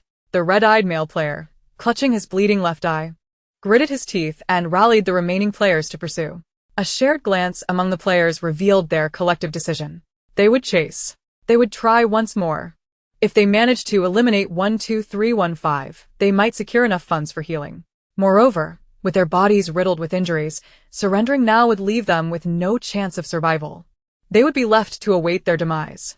They had been driven into a corner, with no path for retreat. The wounded players hastily tore strips from their clothing to bind their wounds and set off in pursuit of the direction Fang Jiaojiao had taken, unaware that they were about to stumble into yet another of her traps. It was merely a change in tactics. Previously, she had used her positioning to evade small squads of players. Now, she was exploiting the same vulnerabilities on a larger scale. Fang Jiaojiao understood that she could not confront the multitude of players head-on. Thus, she wisely chose to employ guerrilla tactics, striking and then swiftly relocating. Although her stock of bombs was limited, she had an abundance of Molotov cocktails at her disposal. Having witnessed their effectiveness firsthand, she felt a renewed sense of confidence. Moreover, she was not one to passively await her end. She had thoroughly studied the terrain that would facilitate her counterattacks and was currently lying in wait in a trench, anticipating the moment when her fish would once more take the bait. The players pursuing Fang Jiaojiao slowed their pace as the positioning on their wristbands came to a halt. The lingering fear from their recent ambush still fresh in their minds, their vigilance heightened. As they navigated around the dunes, gazing over the expanse of gravel and scattered boulders, their caution only intensified. She was near. A player, after repeatedly verifying the positioning, could not restrain himself from vocalizing a warning. However, despite his alert, he remained rooted in place. The other players, not lacking in intelligence, were unwilling to act as a decoy. Noticing his inaction, they disregarded him entirely. Even his words fell upon deaf ears. They remained silent, standing still and observing, unwilling to approach the designated location. With a swish, a player tentatively hurled a skill toward the positioning coordinates. Others soon followed suit, casting their skills haphazardly. Yet, they failed to catch a glimpse of Fang Jiaojiao, their skills merely stirring the empty air. Where was she? One player spotted a corner of fabric protruding from behind a rock and excitedly began bombarding that area with skills. The sight drew the attention of others, who also directed their abilities toward the rocky outcrop, testing for any signs of her presence. Just as the majority of players were fixated on that spot, Fang Jiaojiao emerged from the side, launching smoke bombs and miniature explosives. Where is she? The sound of the mini-bomb-esque explosion coincided with the player's frantic warnings. As the oncoming skills bore down upon her, Fang Jiaojiao had already maneuvered through a pre-dug trench to the opposite side. Fire! Fire! Extinguish it quickly. Damn it! How does she still have so much ammunition? She's on the other side. Watch your step. Where are you throwing your skills? The familiar terror of the smoke bombs was unparalleled to their previous encounters. The relentless barrage of Molotov cocktails and grenades mercilessly claimed the lives of players. Yet, the moment the smoke cleared even slightly, the cunning 12,315 would vanish as swiftly as an eel slipping into mud. Fang Jiaojiao's strategy proved exceedingly effective. In just a couple of encounters, the players began to waver. After some hushed deliberation, the pursuing group dwindled significantly. Armed with ample Molotov cocktails, they intermittently interspersed their attacks with laser guns and grenades. When Fang Jiaojiao finally maneuvered to her fourth battleground, the atmosphere behind her had grown eerily quiet. Awaiting the return of her adversaries in the meticulously chosen arena, she found herself disappointed by the absence of any further commotion. Doubtful of her misjudgment, she lingered. And it was not until the moon hung high overhead that she reluctantly confirmed it. Her pursuers were truly not returning. Fang Jiaojiao withdrew the smoke bomb she had been clutching and emerged from her hiding place. After scanning the vicinity and confirming the absence of other players, she plopped down onto the ground. Having traversed 3 or 4 locations throughout the day, fatigue weighed heavily upon her. Moreover, the fear of encountering another player capable of controlling her movements kept her in a constant state of vigilance, ever wary of compromising her own safety. Fortunately, despite some flaws, her plan proved to be somewhat effective. With only 3 days remaining until the game's conclusion, she took a moment to rest. After ensuring that the surroundings were free of lurking players, she dug a small pit and lay down within it. The cold night breeze swept by, carrying with it a swirl of sand. Fang Jiaojiao adjusted her dust mask, yet she had no intentions of retrieving her temperature-controlled tent. Even while nestled in her sandy refuge, she would occasionally rise to survey her surroundings. With the end of the game so imminent, she remained cautious, mindful of the imminent threats posed by the apocalyptic game. Its targeting of her was palpably evident in this world, and at times, it seemed to embody a reckless abandon. Given the blatant nature of the apocalyptic game's intentions, it was reasonable to expect that the final days would not be easy for her. With narrowed eyes, Fang Jiaojiao once again rose to cautiously explore her environment. Thus, she spent a night in a state of guarded repose. Despite not detecting any immediate dangers, her sense of apprehension only intensified. The past 2 days had been unexpectedly tranquil, arguably the most serene she had experienced since entering the game. There were no sandstorms, no tornadoes, no venomous creatures, and no players launching attacks. The entire desert felt eerily, as if it contained only her presence. Yet, this tranquility only heightened her unease. Throughout these 2 days, her brow had rarely relaxed. She racked her brain, contemplating the apocalyptic game's machinations, ever wary of the dangers that might emerge from the shadows. She could not afford to let her guard down for even a moment. Finally, when the time on her wristband struck midnight, a massive translucent screen appeared above the desert. The high-tech, pale blue display was identical to that of the apocalyptic game's system, and it was immediately clear who was behind it. What caused Fang Jiaojiao considerable distress, however, was the content displayed upon the screen. This hovering panel was actively broadcasting her precise location in real time. At the top of the screen, a red 24-hour countdown loomed ominously, while the bottom featured a bounty of 10,000 game coins. Perhaps determined to keep her here, the screen also displayed a small window that was currently live-streaming her every action. Estimating the angle of this live stream, Fang Jiaojiao looked up towards the sky. Yet, apart from the exceptionally bright stars, there was nothing else to be seen. Unable to disrupt the broadcast, she could only grit her teeth and endure this humiliation. Tightening her dust mask, she rose decisively and departed from the area. Every movement of her being was laid bare on the screen above, and the glaring red countdown was painfully conspicuous, while the magnified real-time location seemed to silently beckon all players to take a bold risk. Tick, tick, tick. The faint sound of the countdown seemed to penetrate the barriers, etching itself into her mind. Listening to the mechanical rhythm of the countdown, The players' previously calm hearts began to race with tension. In truth, I had long suspected that the convenience store was operated by the player numbered 12315. A raspy voice suddenly broke the silence, delivering a bombshell revelation. Upon hearing this, players hurriedly accessed their wristbands to confirm, only to lower their arms with complex emotions. This store had likely been operating for quite some time, so how many game worlds had she traversed? I know that only by navigating through 3 game worlds can one qualify to open a store, and establishing a shop requires the payment of several thousand game coins. With the requirements for opening a shop laid bare, players soon understood why 12315 possessed such a wealth of valuable items. Observing the ever-vigilant 12315 on the screen, players' thoughts diverged.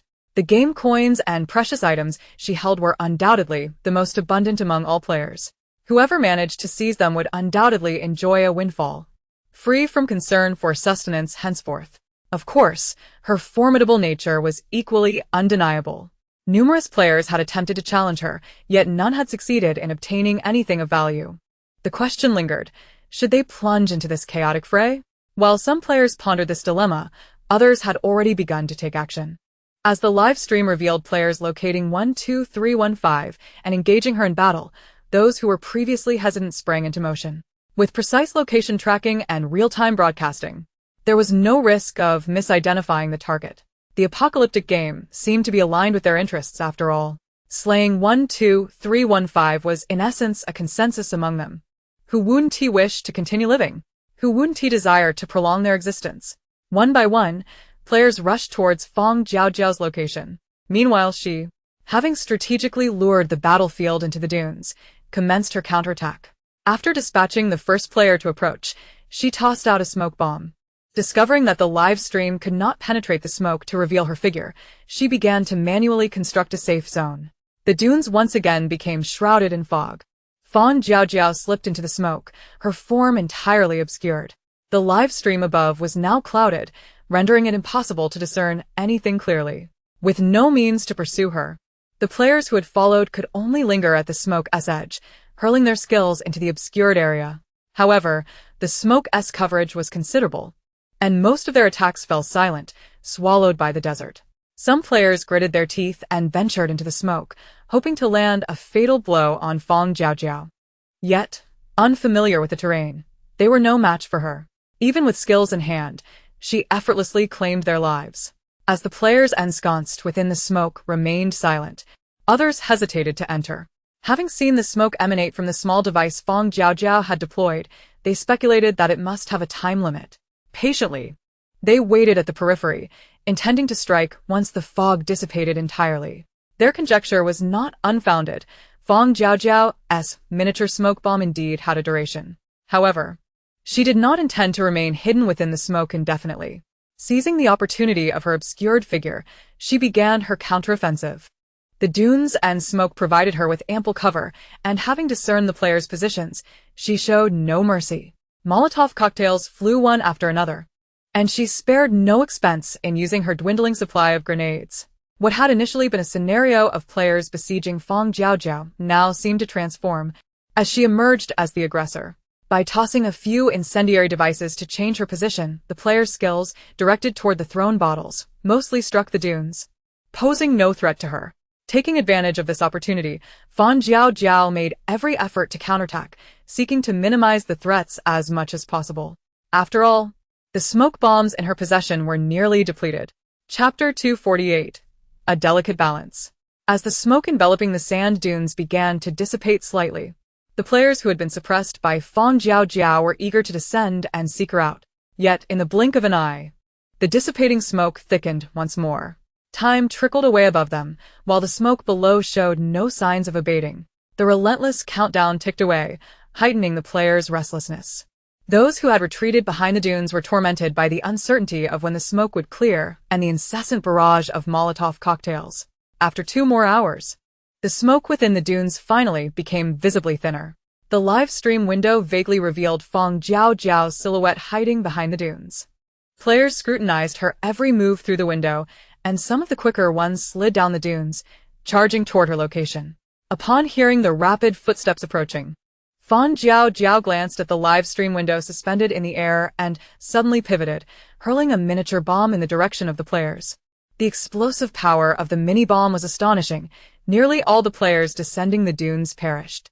Retrieving her arm, which bore the marks of her skills, she noticed some players had stealthily flanked her. Without hesitation, she threw another smoke bomb to change her position.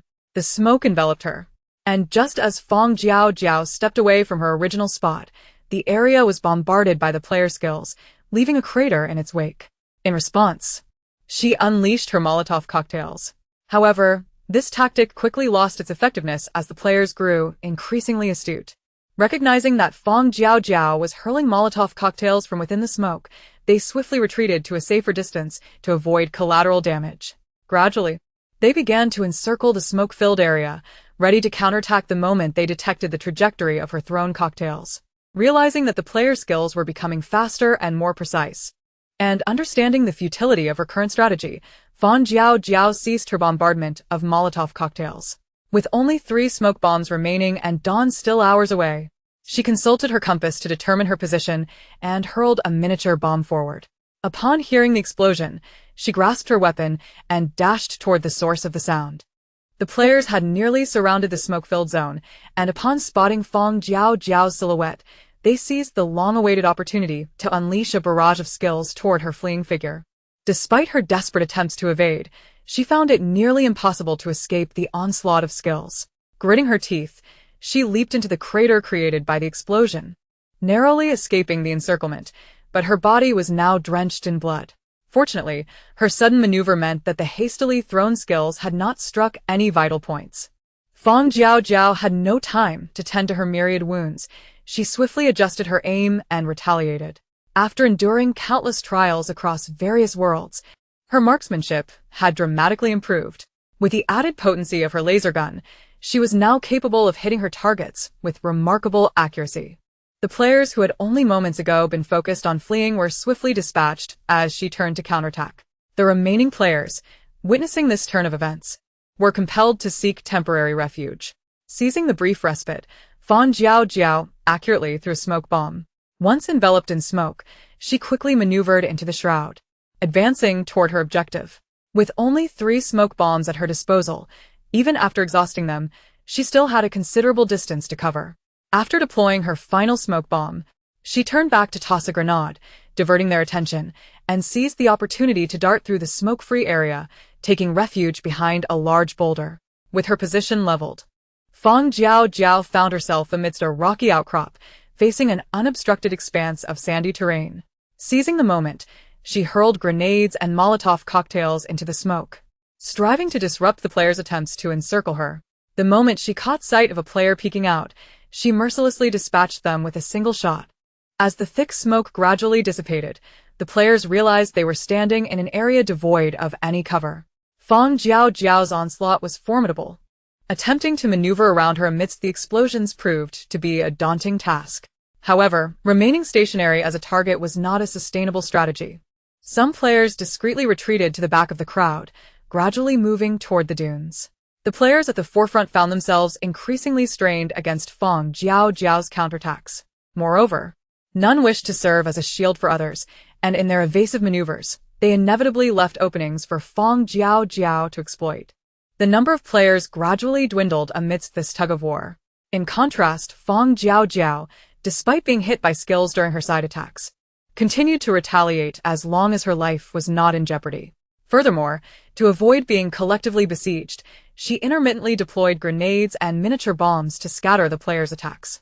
The fiercer her assaults became, the deeper the players' apprehension grew. Although the distance between them and the boulder she was hiding behind was merely a few dozen meters, they found it insurmountable. The retreating players circled around, gradually closing in. Not wanting to linger, Fang Jiaojiao decisively threw her last smoke bomb. Upon striking the ground, the smoke bomb erupted, enveloping the entire area in a thick haze. The players unleashed their attacks into the smoke without hesitation, only to realize that Fang Jiaojiao was actually retreating in the opposite direction. The smoke bomb she had thrown was merely a diversion. As the players redirected their pursuit, Fang Jiaojiao had already sought refuge behind her next cover. By employing the strategy of alternating between attack and retreat, She managed to maintain her distance from the other players. Although this strategy was fraught with danger, it was currently the most cost-effective approach. In the vast, open desert, the only way to avoid being overwhelmed by the players was to continually alter her position. Consistently extricating herself from the encirclement was the most prudent method of survival. However, the inherent risks were substantial, as evidenced by the numerous wounds adorning her body, a testament to the inevitable drawbacks of this tactic. Gritting her teeth, she held her ground against the players closing in from behind, desperately striving to maintain the fragile balance she had painstakingly established. In a clearly disadvantageous position, she exerted her utmost effort to prolong the game, carving out a brief respite for herself. As the countdown on the screen above ticked away, Fang Jiaojiao found it increasingly difficult to locate a moment of reprieve. Just as she endeavored to create distance, the delicate balance she had fought to uphold was abruptly shattered. A seed, thrown at an unknown moment, suddenly sprouted under the influence of the player's skills, ensnaring her left hand, the one she used to throw grenades. Chapter 249. The Conclusion of Conflict. Despite her desperate attempts to break free from the binding grasp, her left hand was painfully severed, blood oozing from the wound, revealing a glimpse of white beneath. Fang Jiaojiao gritted her teeth, suppressing the tremors of her injured hand, and began to prepare for her retreat. The player who had thrown the seeds never anticipated that they would inflict such severe damage upon Fang Jiaojiao. Upon witnessing this unexpected stroke of fortune, he was filled with exhilaration. As dusk descended, the seeds, intermingled with the barrage of attacks, became increasingly difficult to evade. The player retrieved more seeds, intent on thoroughly ensnaring Fang Jiaojiao's feet, temporarily incapacitating her.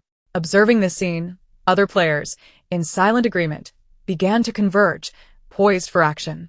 Seeds and miniature explosives were hurled simultaneously. Before the seeds could be activated, the explosives detonated. The explosion, occurring at such close range, unleashed a shockwave that indiscriminately engulfed every individual present. Fang Jiaojiao struggled to her feet and seized the opportunity to stagger away from the chaos. By the time she had managed to distance herself significantly, the players on the ground were just beginning to regain their senses. Gazing at the chaotic figure fleeing on the live stream, coupled with a countdown clock indicating merely 3 hours remaining, they were momentarily taken aback before resuming their pursuit. 3 hours, Fang Jiaojiao must perish. The frantic chase unfolded amidst the desert sands. Observing her sand-sunk footprints and the players drawing ever closer behind her, Fang Jiaojiao's composure shattered completely. Damn it! The miniature explosives and grenades had been exhausted, and her supply of Molotov cocktails was running low. The players pursuing her were still numerous, and now, injured as she was, being caught would spell her doom. As the players closed in, she grasped a gasoline canister and doused the ground with it. The gasoline seeped into the sand, and after discarding her lighter, she fled with haste.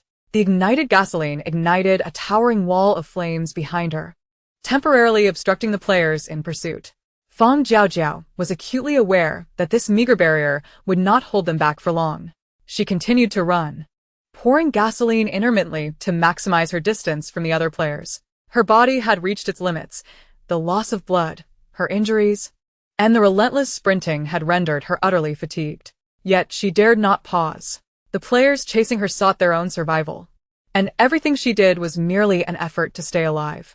Time trickled away, each tick of the clock growing louder. The rhythmic ticking resonated within the hearts of all players, tightening their nerves and accelerating their heartbeats. This cannot be. The game was nearing its conclusion. No, they could not possibly remain here for another 100 days. Some players charged straight through Fang Jiaojiao's wall of flames, disregarding the searing pain of burns as they relentlessly pursued her. Others formed pairs to circumvent the flames and flank her. A semi-encirclement began to materialize, and Fang Jiaojiao, caught in the center, appeared to have no means of escape. Damn it! A surge of fear gripped her as she noticed players closing in on either side. With all exits behind her blocked, her only option was to push forward and attempt to carve out a path to survival. After discarding all her remaining Molotov cocktails, she glanced at the countdown timer and, gritting her teeth, sprinted ahead. Her muscles tensed, and her heart raced. The players hindered by the Molotov cocktails soon resumed their pursuit, encroaching closely behind her, refusing to be shaken off. As she accelerated, she had to continually dodge incoming attacks, her mind beginning to feel the effects of blood rushing to her head. Congratulations to player 12315 for successfully completing the game. You are now being transported out of the game. Countdown, 10, 9, 8. The announcement of the game's success echoed in her mind as the players chasing her received the same notification. Game mission is about to fail. Punishment countdown, 10, 9, 8. failure? About to fail? Why? Leave me behind. Why? Why can you go back? I will kill you. Hearing the countdown in her mind, the players, enraged, launched frenzied attacks. Fang Jiaojiao desperately dodged, but her body, exhausted to its limits, could not sustain the agility she once possessed. Watching the skills aimed at her head and heart, she could only awkwardly roll to avoid critical hits. As for the non-lethal injuries to her ears and cheeks, she had no energy to attend to them. 5, 4, 3. The Doomsday Game seemed intent on prolonging its departure. Fang Jiaojiao's limbs began to twitch uncontrollably, yet the countdown continued unabated. The players behind her were consumed by bloodlust, determined to slay Fang Jiaojiao before the timer expired. Her legs weakened, unable to support her. She spotted a nearby sand pit and clenched her teeth to protect her head as she tumbled down. The pit was vast, and the descent was swift. Fang Jiaojiao curled her body to shield her head and neck, quickly creating distance from her pursuers. As she rolled further away, the players, trapped in desperation, reluctantly followed. 3, 2, 1. The countdown ceased. Dazed and disheveled, Fang Jiaojiao was enveloped in a blinding light and transported to the transit station. Lying helplessly on the floor, she gazed at the bright light above, her heart racing uncontrollably and her lungs overwhelmed, struggled to supply oxygen. Her limbs convulsed uncontrollably and sweat dripped into her wounds, leaving her with no strength to wipe them away. Fang Jiaojiao's head spun, and an inexplicable wave of nausea surged within her chest. Realizing that this was the toll of intense exertion on her body, she took a moment to gather herself before mustering the energy to move toward the interface. After selecting all the highest-level healing options, she reclined on the ground. The healing light descended upon her, gradually mending her battered body and weary spirit. Once she felt that both her body and mind had returned to their optimal states, Fang Jiaojiao finally had the time to settle accounts with the Doomsday Game. She opened the interface to search for the report window. Just as she was about to select the report button, an unseen figure could no longer contain themselves and revealed themselves. The pale blue screen overlaying the report panel glowed faintly. Upon reading the words displayed, Fang Jiaojiao's expression darkened instantaneously. What's the compensation? I sacrificed quite a lot to survive. Surely you must offer some recompense? Fang Jiaojiao suppressed her emotions, refraining from commenting on the words on the panel, and instead turned to demand compensation from the person who had been spying on her. After a brief flicker, the panel rearranged itself, presenting 3 boxes beneath. Chapter 250, Report. Ignoring the rearranged letters on the panel, Fang Jiaojiao swiftly seized the 3 boxes into her possession. Complete set of interstellar combat devices, latest medical chamber, skill attachment card. Is this all you offer to placate me? After inspecting each of the 3 boxes and placing them into her inventory, she still showed no inclination to relent.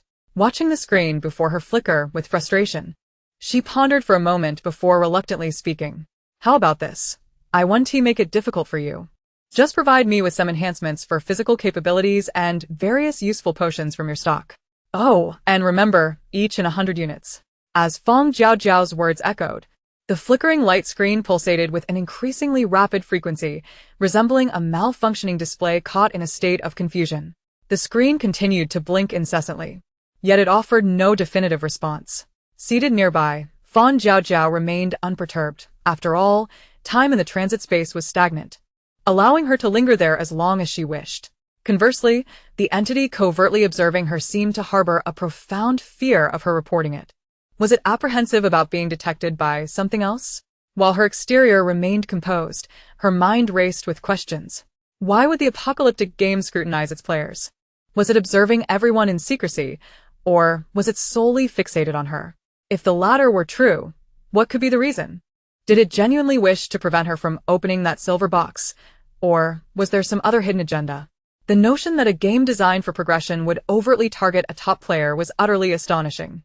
Isn't the essence of a game to challenge its players? Unless, perhaps, This entity was not aligned with the apocalyptic game at all. Fang Jiaojiao's gaze fixated on the erratically blinking blue screen, her suspicions deepening. Indeed. If this observer did not belong to the apocalyptic game, then everything would start to make sense. Its fear of her reporting suggested a dread of exposure. Gradually, the blue screen before her quieted, and the rearranged letters conveyed its final concession. 10 portions. 10 portions? Very well. She would accept 10. Fang Jiaojiao raised an eyebrow, unexpectedly relieved. Her straightforwardness caused the screen to stutter once more, taking a full minute before delivering the compressed box to her.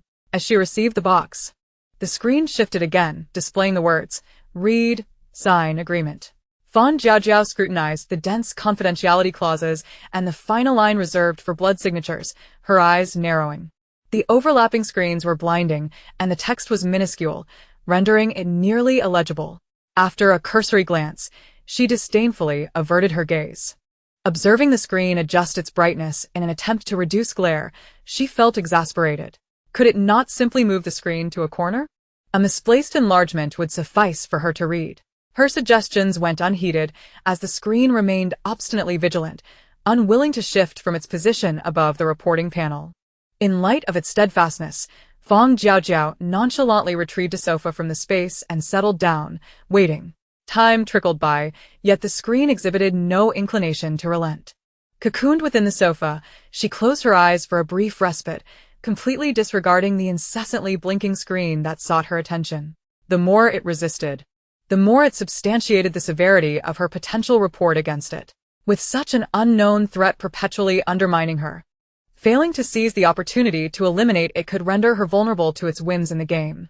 The recent lesson from the game lingered vividly in her mind, and she was unwilling to gamble on a likelihood that would inevitably recur. She yearned to discern whether the entity sabotaging her was indeed the apocalyptic game or an infiltrating virus. Fang Jiaojiao's breathing lengthened and steadied, as if she had drifted into slumber. The screen flickered in vain, failing to capture her attention, and its frustration crescendoed. Observing the motionless figure on the sofa, it cautiously retracted the screen and delved back into the game system, attempting to close the reporting page. The moment of opportunity had arrived. Seizing the chance, Fang Jiaojiao, feigning sleep, sprang up and dashed to the panel, clicking the report button. Just as the reporting page was on the verge of closure, it suddenly sprang open, subduing the lurking insect, and the official system of the apocalyptic game abruptly appeared on the screen.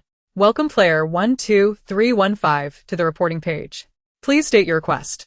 After carefully perusing the page, Fang Jiaojiao succinctly summarized the events that transpired in the previous game. Your request has been received and is currently under investigation. The progress bar on the screen advanced swiftly, and before long, the results of the investigation emerged. A tracking virus has been detected within the game system and has been successfully removed. As compensation for your loss, the apocalyptic game will grant your account a compensation of 100,000 game coins. Tracking? Virus? Was the targeting in the last game not a deliberate act of the apocalyptic game? Staring at the credited 100,000 game coins, Fang Jiaojiao remained unsettled. The reporting page before her closed, and the sensation of being watched in the transit space had indeed dissipated. Fixated on the panel, she voiced her lingering doubts. Were the player tasks in the last game altered? Yes. What were the original game tasks? All players in the apocalyptic game had identical tasks. Survival. Survival? Survival. A mere elusive virus, which they failed to eradicate, had turned them into crickets trapped in a cage, forced to fight one another. What was the value of human life? What was the true purpose of this game? Why did they, as players, struggle to survive? Fang Jiaojiao gazed intently at the panel's answers, her heart unable to find tranquility. Did other players exit the game? Upon detection, the last game experienced viral interference. All surviving players have been successfully transported out of the game and compensated with 1,000 game coins. Compensation. Were it not for her fortuitous survival, would she even be here to receive compensation? Fang Jiaojiao's expression turned increasingly frigid as she turned to exit the transit space. Only upon returning to her cozy shelter did her spirit finally relax. After washing up and changing into fresh gear, Fang Jiaojiao donned her attire and emerged from the shelter. With a press of a button, the shelter minimized to fit in her palm, which she placed into her space before departing the abandoned air raid shelter. The other players from the last game had also emerged alive, and they would undoubtedly reveal their experiences. Residing adjacent to the official shelter was no longer safe. She needed to find a new place to settle. Chapter 251. Unending Troubles. Outside, the weather remained bitterly cold, despite the absence of any visible snowflakes. A piercing chill permeated the air. Fang Jiaojiao adjusted her snow-patterned scarf and plunged into the frigid ruins. Meanwhile, the players who had barely escaped dehydration were abruptly transported out of the game. The fortunate souls stood in the pristine transit space, fixated on their player wristbands. After inspecting the game coins within their wristbands multiple times, they finally dared to believe that the system announcement they had just heard was not a figment of their imagination. They had truly survived and exited the game. And what of the virus and compensation the system had mentioned? Although they did not fully comprehend the implications of the system's words, the 1,000 game coins resting in their wristbands were undeniably real. They had, overnight, become wealthy. The purchasing power of 1,000 game coins was quite considerable, especially in convenience stores. The mere thought that this affordable and convenient shop was established by the player 12315 from the previous game stirred a complex array of emotions within the players. After a brief moment of self-reflection, they eagerly exited the game. These players, who had received 1,000 game coins without effort, were so reluctant to spend 3 coins on healing that they returned to their families in a disheveled state. Upon learning that the players had logged out, the leadership within the sanctuary began to mobilize. Expressions of sympathy, commendations, and probing inquiries were employed, an all-too-familiar strategy with an evident agenda. Yet, given their current residence in the sanctuary, no one dared to offend its leaders. Furthermore, these players were eagerly awaiting the allocation of better accommodations from the sanctuary. Thus, they responded to the inquiries from above with unreserved candor. The frequent mention of player 12315 caught the attention of the leaders, prompting them to delve deeper into this player's background. Upon gathering information, they became acutely aware of the potential significance of this player and promptly organized a report. The highest echelons of leadership, having encountered repeated references to player 12315 in the incoming reports, became particularly attentive. An experienced veteran, having participated in at least 5 games, a lone female player who held her own against others, and the proprietor of the convenience store, each of these attributes warranted significant scrutiny. And the convergence of all 3 was even more compelling.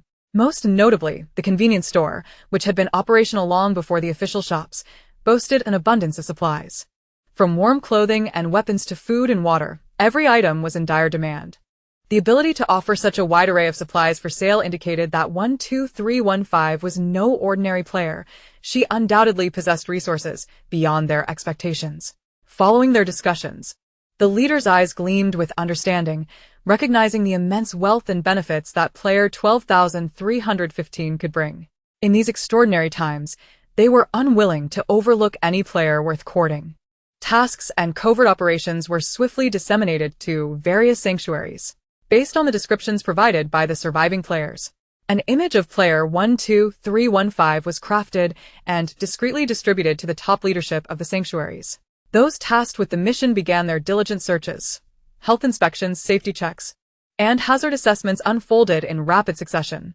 Young women within the sanctuary garnered a staggering 1.2 million observations. Although the inspections were thorough, the outcomes were far from satisfactory. The distributed images of the masked player were frequently compared, yet player 12315 remained elusive. After several rounds of effort, the highest-ranking officials began to express doubts. With no sanctuary able to locate this player, could it be that she was never part of their ranks? Did she remain outside the sanctuary all along? As the temperature outside plummeted, even those within the sanctuary found it unbearably cold. The ability to survive alone in such harsh conditions outside suggested that player 12,315 possessed resources that had not been anticipated. This individual must be found. The scope of the search expanded, gradually extending beyond the sanctuaries.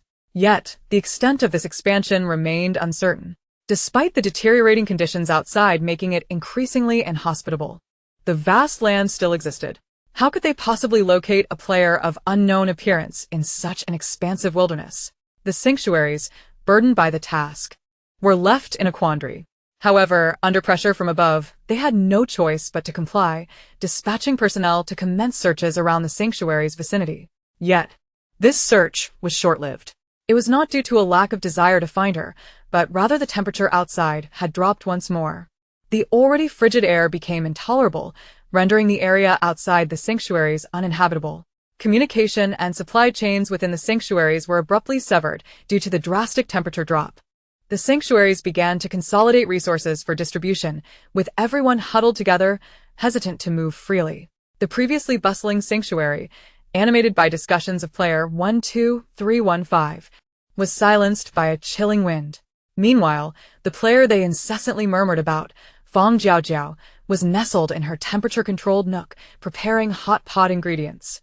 Snowfield biological meat, freshly sprouted vegetables and fruits, seafood from her space, and an assortment of snacks, all laid out before her. As she surveyed the spread, Fang Jiaojiao carefully poured ice-cold cola into her meticulously chosen cup. Sitting down, she turned on her small pot to cook and took a hearty sip of cola. The effervescence danced on her tongue, dissipating the fatigue that had accumulated over the days. The sanctuary had settled into a semblance of peace once more. After tirelessly searching for a suitable place, her eyes nearly blinded from strain, she had finally found a perfect spot. In the aftermath of the earthquake, debris and ruins were everywhere, but her sanctuary, situated underground, remained undeterred by these challenges. Her primary concern was to find a secure location for concealing the entrance to the sanctuary. Wandering down a secluded path, she stumbled upon exposed pipes revealed by the earthquake. And a sudden realization struck her. Why not hide the sanctuary's entrance within these sewer pipes? However, the exact location for concealment required further investigation. It couldn't be too close to the sanctuary due to the conflicts in the previous game, which had already exposed her player number and shop. If discovered, countless troubles awaited her. Not wanting to entangle herself further with others after the hardships of the game, Fang Jiaojiao decisively ventured into the sparsely populated mountains. Chapter 252. Frigid Cold. The mountains occasionally harbored abandoned villages devoid of human presence. After meandering through a village twice, she still failed to find a suitable place. It wasn't until she arrived at a bottled water filtration plant nestled deep in the mountains that she finally came to a halt. This large production facility had fallen into disrepair due to the earthquake and disasters. The water source, situated in the mountains, had seldom attracted visitors even before the apocalypse. Let alone now. With water resources polluted and depleted, everyone was preoccupied with survival. The deep mountains, post-earthquake, were deemed hazardous, naturally discouraging any leisurely exploration. Intrigued, Fang Jiaojiao ventured into the ruins, and her excitement grew when she discovered an underground warehouse buried beneath the debris. After clearing the rubble from the entrance, she entered the expansive underground warehouse. Although the structure had been compromised by massive stones and collapsed buildings, the pipelines used for transporting water remained intact. The entryway was wide enough for her to navigate without any difficulty. After circling around the undamaged sections, she finally identified the most suitable location, the center of the building, where the destruction was most pronounced. The sanctuary would be established deep underground, with its entrance concealed within the pipes. Once she confirmed that the surroundings of the sanctuary were secure and the entrance was well hidden, Fang Jiaojiao's previously anxious heart finally relaxed. The temperature outside is exceedingly low, rendering those exposed to it utterly uncomfortable. Free from concerns, she leisurely retreated into her cozy abode, slowly savoring the warmth of a bubbling hot pot. The surface temperature had plummeted to unprecedented lows, and the world beyond was ensconced in a delicate layer of crystalline frost, whipped up by the biting winds. This ubiquitous frost, a rare source of pristine water, remained unclaimed, as no one dared venture outside to gather it. In such terrifyingly frigid conditions, even a moment's exposure could freeze one into a lifeless statue. Who would dare aspire to claim this perilously close yet deadly ice? Even the meticulously dressed Fang Jiaojiao was deterred from stepping out by the eerie chill. As for those within the official shelters, their plight was even more dire. With warmth supplies and fuel distributed daily, they huddled together, barely managing to stave off the bitter cold. However, the howling winds had severed the supply lines, leaving each shelter to fend for itself. Faced with dwindling food and fuel, The players found their in-game currency temporarily requisitioned for the purchase of essential supplies. The system's marketplace was brimming with goods, yet their prices remained exorbitantly high. Just as everyone prepared to purchase food from the convenience store as usual, they were met with the harsh reality that prices had surged there as well. The cost of food and water now rivaled, if not surpassed, that of the system's marketplace. Yet, in contrast to the latter, the convenience store offered bulkier, more suitable winter clothing and blankets. Nevertheless, the prices had significantly increased. What audacity! Why the sudden hike? Indeed. The proprietor of this convenience store is certainly no saint. While we are on the brink of starvation, she dares to raise prices. What a shameless profiteer. To raise prices now is utterly inhumane. If we all perish from hunger, what good will it do her? The ordinary citizens, who eagerly awaited news from the convenience store, found it difficult to accept the price increases. With family members among the players, they had heard about the convenience store's offerings. Compared to the system's marketplace, a single game coin could purchase twice the amount of water at the convenience store.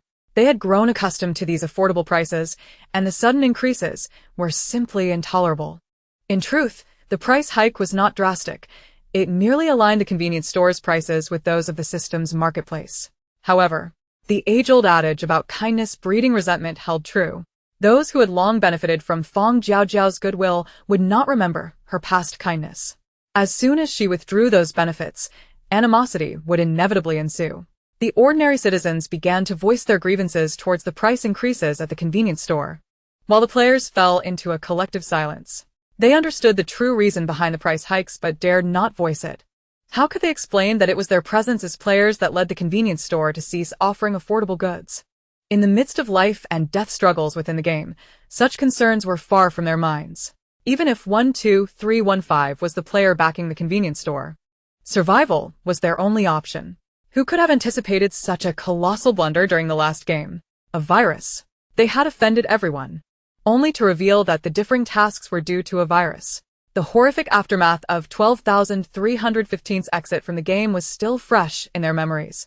She likely harbored a desire for revenge and would never sell them affordable supplies again. With no other recourse, they begrudgingly continued to purchase overpriced food from Fang Jiaojiao's convenience store, knowing that, at least, the quantities were slightly more generous than those in the system's marketplace.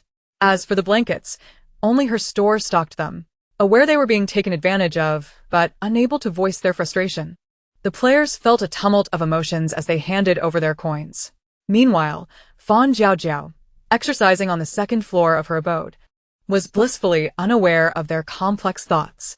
Upon learning that those players who targeted her would receive 1,000 game coins as compensation after exiting the game, she adjusted the prices of her store's supplies.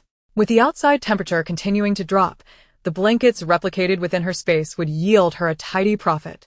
Only one game world remained, and she could glimpse the secrets hidden within the chest.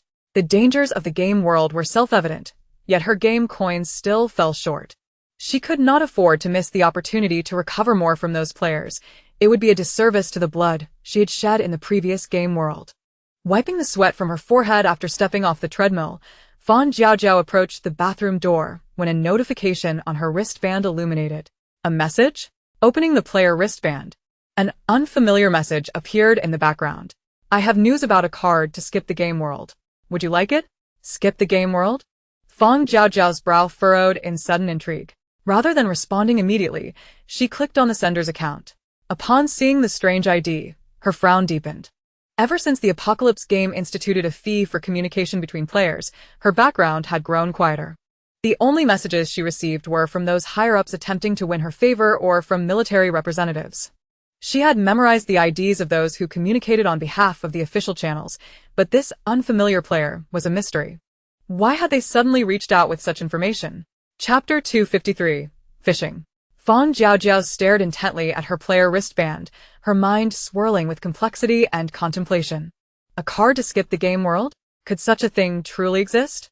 As her thoughts began to wander, her fingers unconsciously brushed against the panel before she ultimately rested them there. What do you want? After sending her message, she waited a considerable time for a response. When the reply finally came through, Fang Jiaojiao scoffed coldly and promptly shut off her wristband.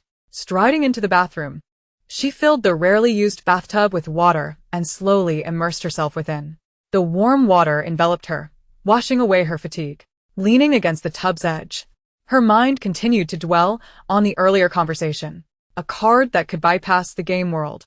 If such a card existed, it would be akin to exploiting a loophole in the apocalypse game. Yet, if this card were real, she would no longer need to worry about her final game world. However, the mysterious player's demands resurfaced in her thoughts. 10,000 game coins for a piece of information whose usefulness was uncertain jolted her back to reality. She had merely emerged from the last game world with a compensation of 10,000 game coins. The stranger was demanding the same amount for a mere tip. Did they truly believe her, 12315, to be a fool with ample coins to spare? Fang Jiaojiao let out a deep sigh, forcefully suppressing that thought. She possessed game coins, but they were intended for unlocking the silver chest. She recognized that the challenges within the game world were escalating, whether from the emergent virus or the increasingly intricate hidden tasks testing human nature. As she approached the most critical game world, anxiety began to creep in. The water in the bathtub gradually turned cold, prompting Fang Jiaojiao to rise and don a comfortable loungewear before meandering to the sofa in the living room. She extracted a palm-sized silver box from the void and held it in her hands. Placing her hand upon the box, a blue light swept across it, projecting a luminous screen before her. Player 12315. Game progress 910. Game assets 1000 000 1000 000. The glaring numeral 9 hung before her eyes. Fang Jiaojiao stared intently at the pale blue screen, lost in thought for a moment. Sighing softly, she carefully stowed the box away, then reclined on the plush sofa, closing her eyes. Meanwhile, the group of individuals anxiously monitoring the player wristbands grew increasingly restless as Fang Jiaojiao remained unresponsive. Do you think the price we offered is perhaps a tad too high? One of them questioned nervously. What if she doesn't respond because she's unwilling to buy? The man squatting nearby could no longer contain himself and spoke up. Shall we lower the price a bit? I mean, 100 000 does seem rather excessive. What do you know? Another man, waiting for news, scolded him, silencing his remarks. This information is invaluable. 100 000 is hardly excessive. Securing this intel is akin to obtaining an extra life. With her wealth, spending 100 000 to buy her own life is hardly unreasonable, is it? Indeed, I concur with the elder brother, the man in the middle chimed in, and the slender man on the other side quickly offered support. The information in the elder brother's hands is so useful. Selling it to her is already a favor. Perhaps player 12315 is currently gathering funds. Shall we wait a bit longer? Very well, then let us begrudgingly wait a little longer. With this concession, the man who had been fixated on the player wristband finally lowered his raised hand. The three huddled together in a small room, surrounding a meager fire pit for warmth. The pit contained only a few scattered lumps of black coal, with the majority being damp firewood. The unseasoned wood, when singed by the sparks, emitted a stinging, acrid smoke. Despite their eyes turning red and tear-filled from the smoke, the trio stubbornly remained close to the fire, showing no inclination to distance themselves. The fuel in the shelter had dwindled, and the daily ration of coal and firewood decreased further. Players fared slightly better, as they could still secure some firewood for warmth. The ordinary citizens, however, suffered greatly. After the supply lines were severed, their living resources were significantly curtailed, and with the temperatures dropping, they found themselves bereft of heating materials. Families with many members could huddle together for warmth, but those with fewer people faced dire circumstances. The outermost layer of ordinary citizens saw many succumb to the cold. Although the shelter was striving to find solutions, the atmosphere remained tense, with everyone fearing they might be the next to freeze to death. The player's situation was equally grim. Initially, with a system compensation of 1,000 game coins, they could live relatively comfortably. However, with the onset of the extreme cold, the shelter imposed a temporary requisition of all players' game coins to procure supplies. Though they were reluctant to part with their coins, they had no choice but to comply under duress. The frustration of surrendering their game coins resulted in a life devoid of even dry firewood for warmth. At first, the players enjoyed decent treatment, with ample coal and firewood for warmth. Yet, as the cold wave lingered, their conditions deteriorated sharply. The firewood they received could barely sustain a day's worth of warmth. Consequently, they had no choice but to huddle together, pooling their firewood to maintain a semblance of heat throughout the day. However, the smoke produced was overwhelmingly suffocating. As they waited from day to night, the three men anxiously watched the wristband, but it remained silent. The man in the center began to fidget, frequently glancing at his wristband and repeatedly checking player 12315's backend and chat window, yet no new messages appeared. Anxiety crept into his heart, though he maintained a facade of composure. The slender man, noticing the growing tension, also found it increasingly difficult to remain still. They had initially hoped to strike a lucrative deal with player 12315 to procure some much-needed supplies to endure the harsh winter. The continued silence from her side was disheartening, as without game coins, their situation grew more dire. Stealing a glance at the man in the middle, the slender man hesitated before speaking. "Brother, perhaps we should consider lowering the price? After all, we are all players, and it would be generous of us to offer her a reduction of 1,000 or 2. It shows our willingness to assist her." Chapter 254. Preparations. "Very well, if you insist, let us lower it a bit," the man in the center replied, conceding to his subordinate's suggestion. After a lengthy discussion, the trio settled on a new price. With their hard-earned game coins dwindling, they transmitted the new offer and once again awaited with bated breath. Fang Jiaojiao lay on the sofa, enjoying a brief reprieve as her earlier agitation dissipated. She stood in the corner of the living room, delicately polishing her parents' urn, when the wristband flickered to life once more. Ignoring the brief flash of white light, she continued her task until the urn gleamed without a speck of dust. Only then did she retrieve the incense she had purchased and light it, placing it in the small bronze burner before the urn. The incense released tendrils of fragrant smoke, gradually permeating the small room.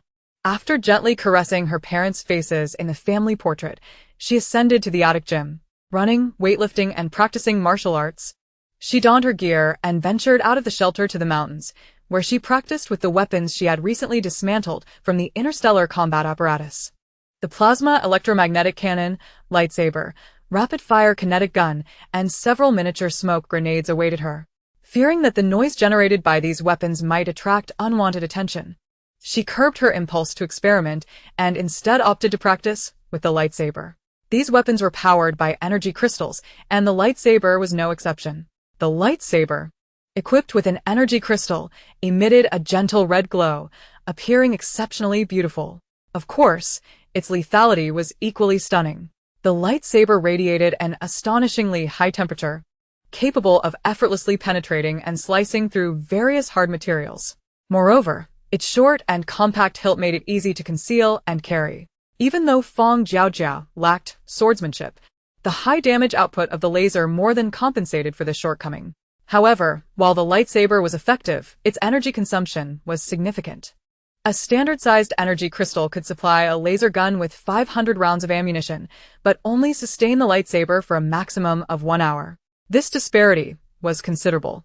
Nevertheless, the lightsaber's destructive power and capability were unmatched by the laser gun. As a weapon for self-preservation, the lightsaber was currently the most suitable armament in her possession. Of course, the accompanying plasma electromagnetic cannon and rapid-fire kinetic gun also boasted formidable capabilities.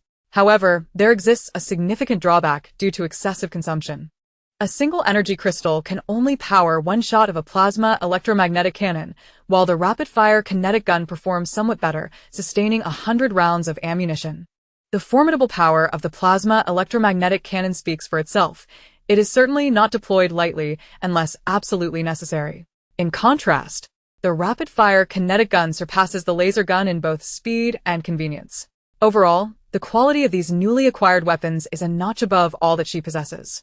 After the enhancement of her copying skills, the potency of these weapons becomes quite remarkable. Grasping such an extraordinary array of weaponry, Fang Jiaojiao felt her confidence bolstered considerably. After witnessing the might of the lightsaber, she returned to her small abode, with eyes gleaming with excitement.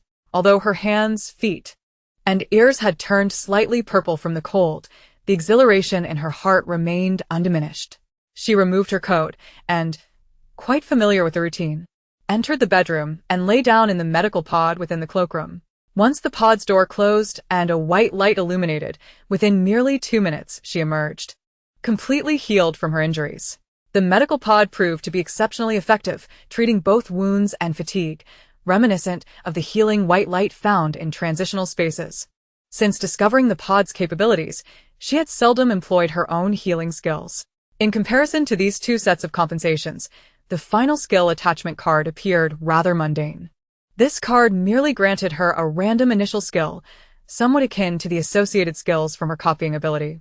However, while she could choose skills from other players, the skill drawn from this card was entirely random. Not yet considering the use of this card. Fang Jiaojiao had been wholly absorbed in her newly acquired weapons over the past few days, completely forgetting about the phishing information in her wristband.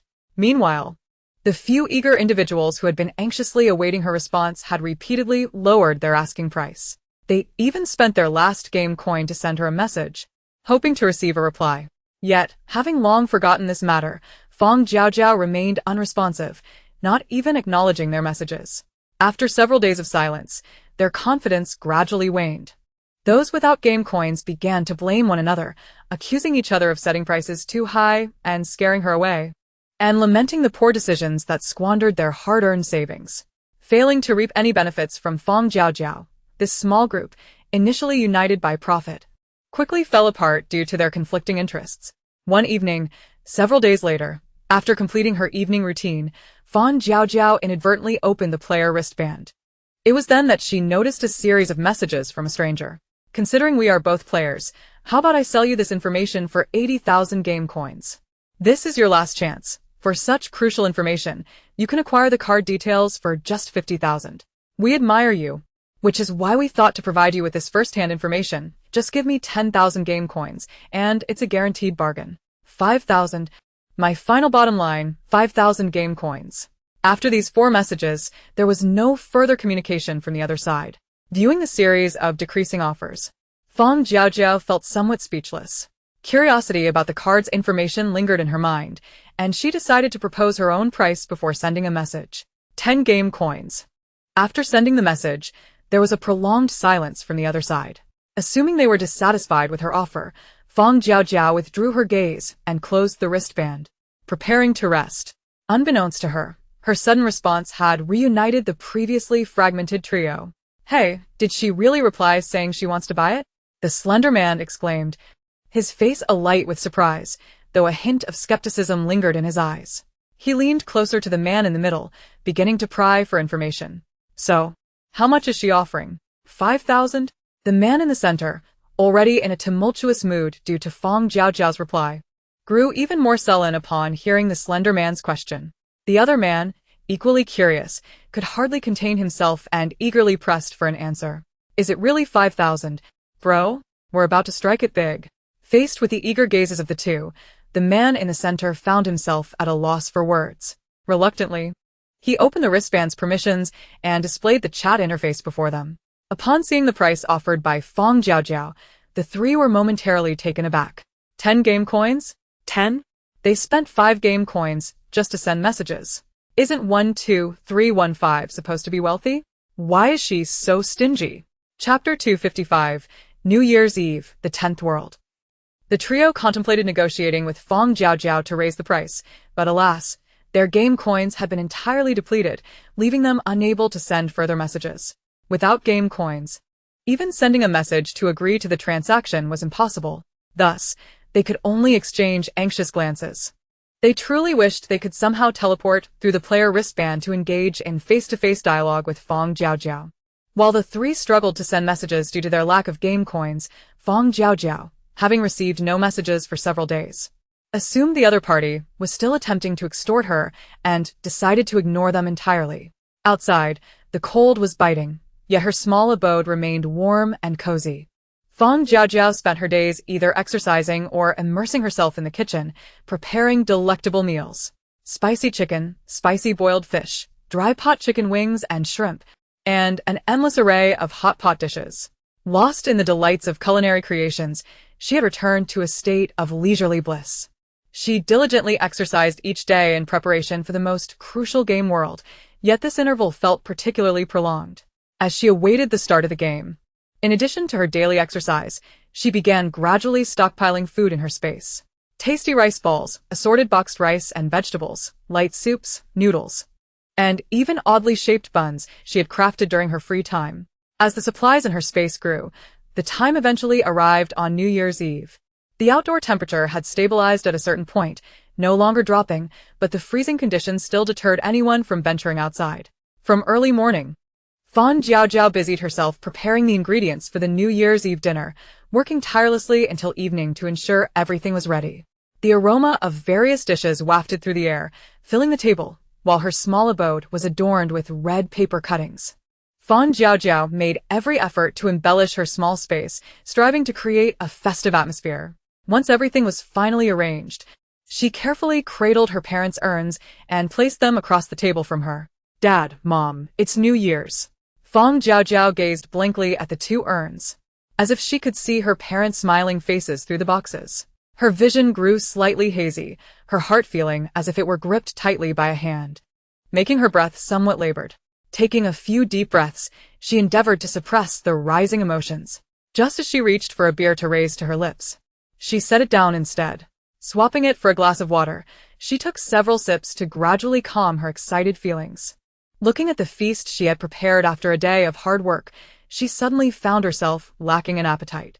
After simply picking at the dishes with her chopsticks, she set them down. Fang Jiaojiao sat still in her chair for quite a while before finally rising to clear away the nearly untouched food from the table. The clock on the living room wall ticks rhythmically, marking the imminent conclusion of a year fraught with peril and excitement. Fang Jiaojiao lies languidly upon the sofa, her gaze vacant as it fixates on the ceiling. Not a trace of joy graces her eyes. Why is this so? Despite the cozy, stable temperature of her small abode, an overwhelming chill envelopes her. Perhaps the garish red window decorations and the auspicious characters on the walls are too glaring for comfort, causing her eyes to water after prolonged scrutiny. Or maybe it is the essence of New Year's Eve itself, laden with the concept of familial reunion, which amplifies her suppressed feelings of longing and grievance, rendering them impossible to contain any longer. As the clock strikes midnight, the familiar voice of the system resonates in her mind, announcing, "Ding! A new round of the Apocalypse game is about to commence. Beep. Player 12315 has successfully connected. Transmitting the game, countdown, 10-9. The sound of the Apocalypse game ignites her alertness. Upon hearing the countdown, she swiftly dons her code and darts from her shelter. The sanctuary diminishes into the void of space as she steps into the game just as the countdown reaches its conclusion. It is only when the blinding light of the game's transmission envelopes her that she suddenly realizes she is the sole player in this iteration. The light is as piercing as ever. Upon opening her eyes, her arm is unexpectedly yanked by a hand beside her. Someone is there? Instantly, her muscles tense, and just as she attempts to break free, a voice, achingly familiar, reaches her ears. "Jiao Jiao, darling, stand here. Let mommy take your picture. Yes, yes. Let your mother capture a moment to cherish." Click. The camera's flash ignites, and she jolts, pulling herself from her reverie. Before her, her beloved parents, radiant with smiles, bustle about to capture her likeness. After cautiously surveying her surroundings, her brow furrows slightly in confusion. Is this the day she reported to university? Sweetheart, Come here and smile for me. don't wear such a forlorn expression.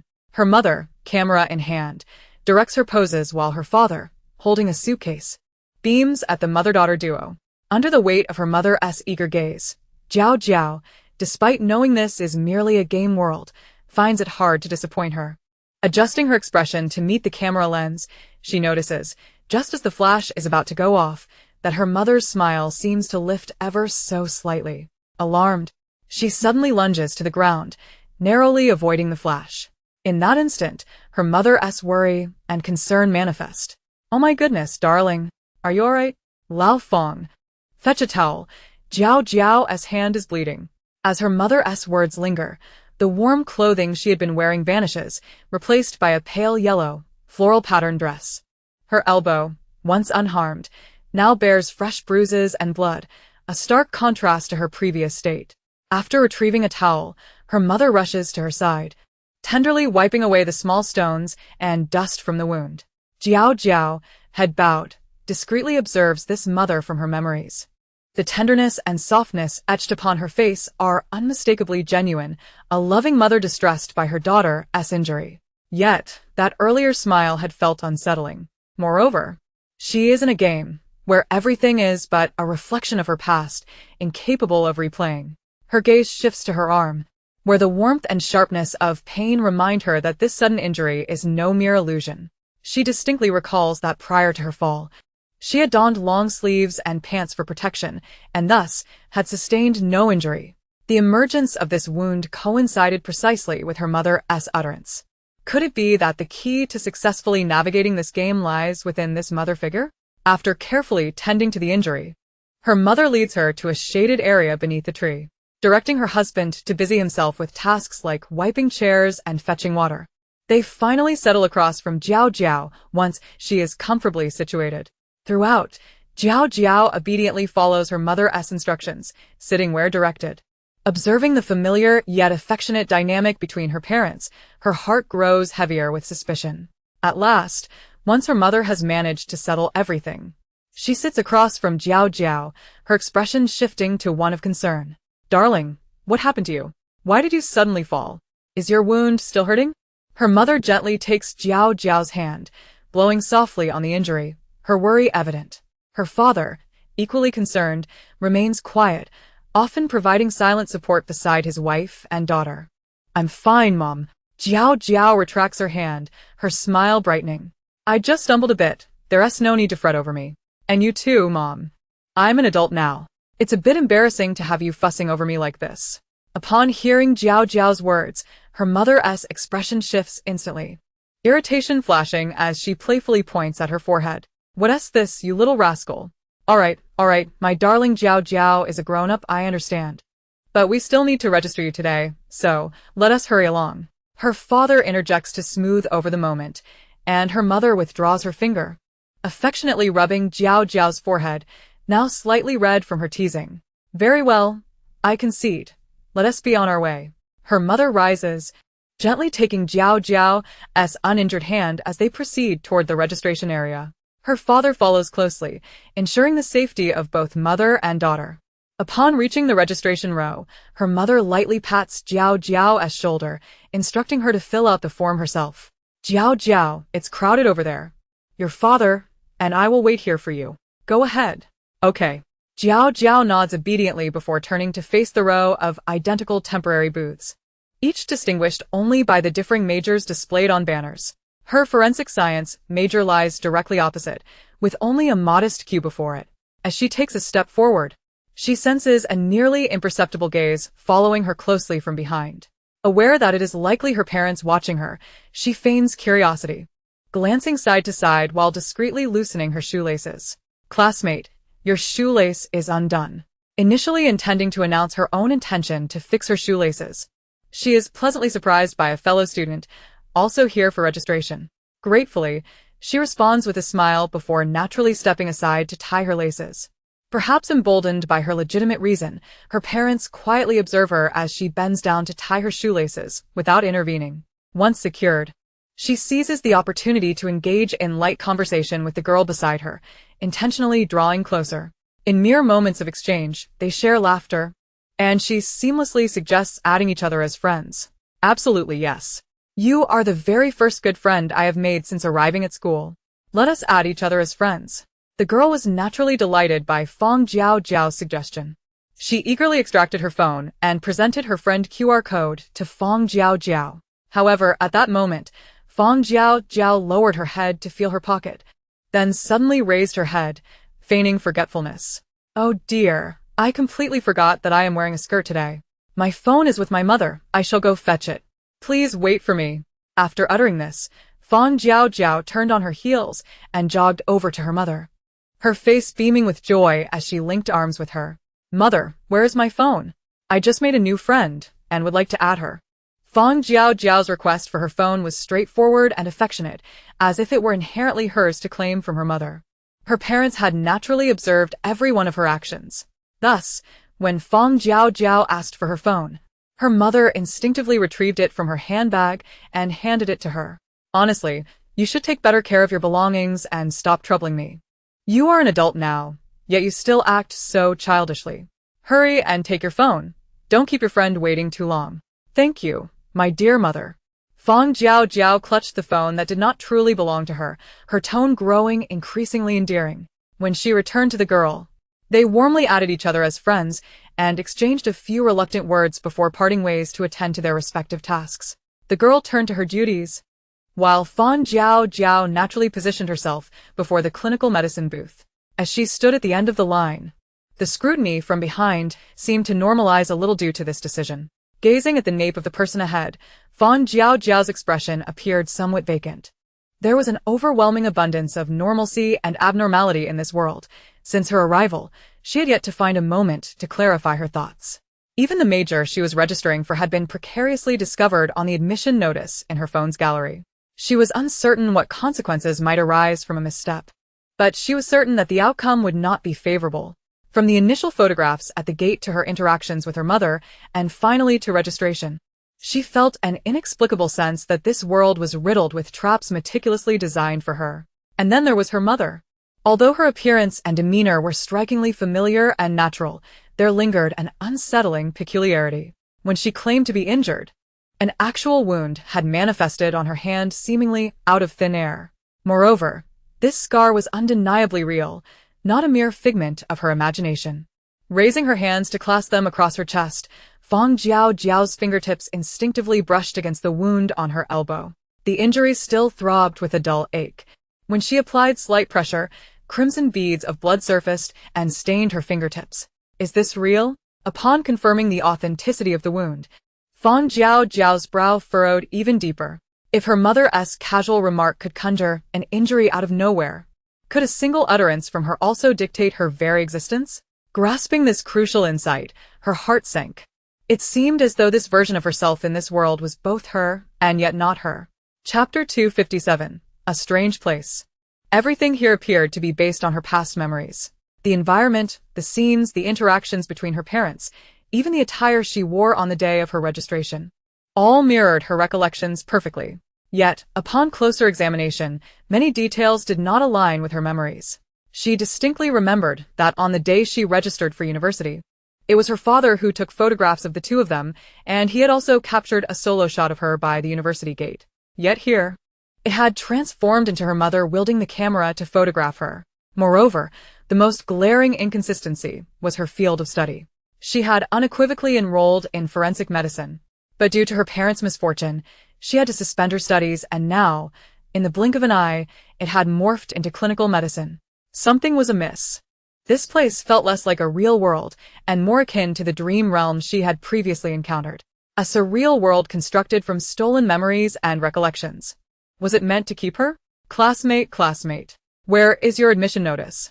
At some point, the line had progressed to her, and the senior sitting across the table gently reminded her to present her admission notice for form completion. Fang Jiaojiao snapped back to reality, preparing to turn and retrieve her belongings from her mother when, unexpectedly, a crimson admission notice appeared in her hand. All right, senior. Fang Jiaojiao forced a smile and placed the unexpectedly acquired admission notice on the table, picking up a pen to begin filling out the form. Name, gender, identification number.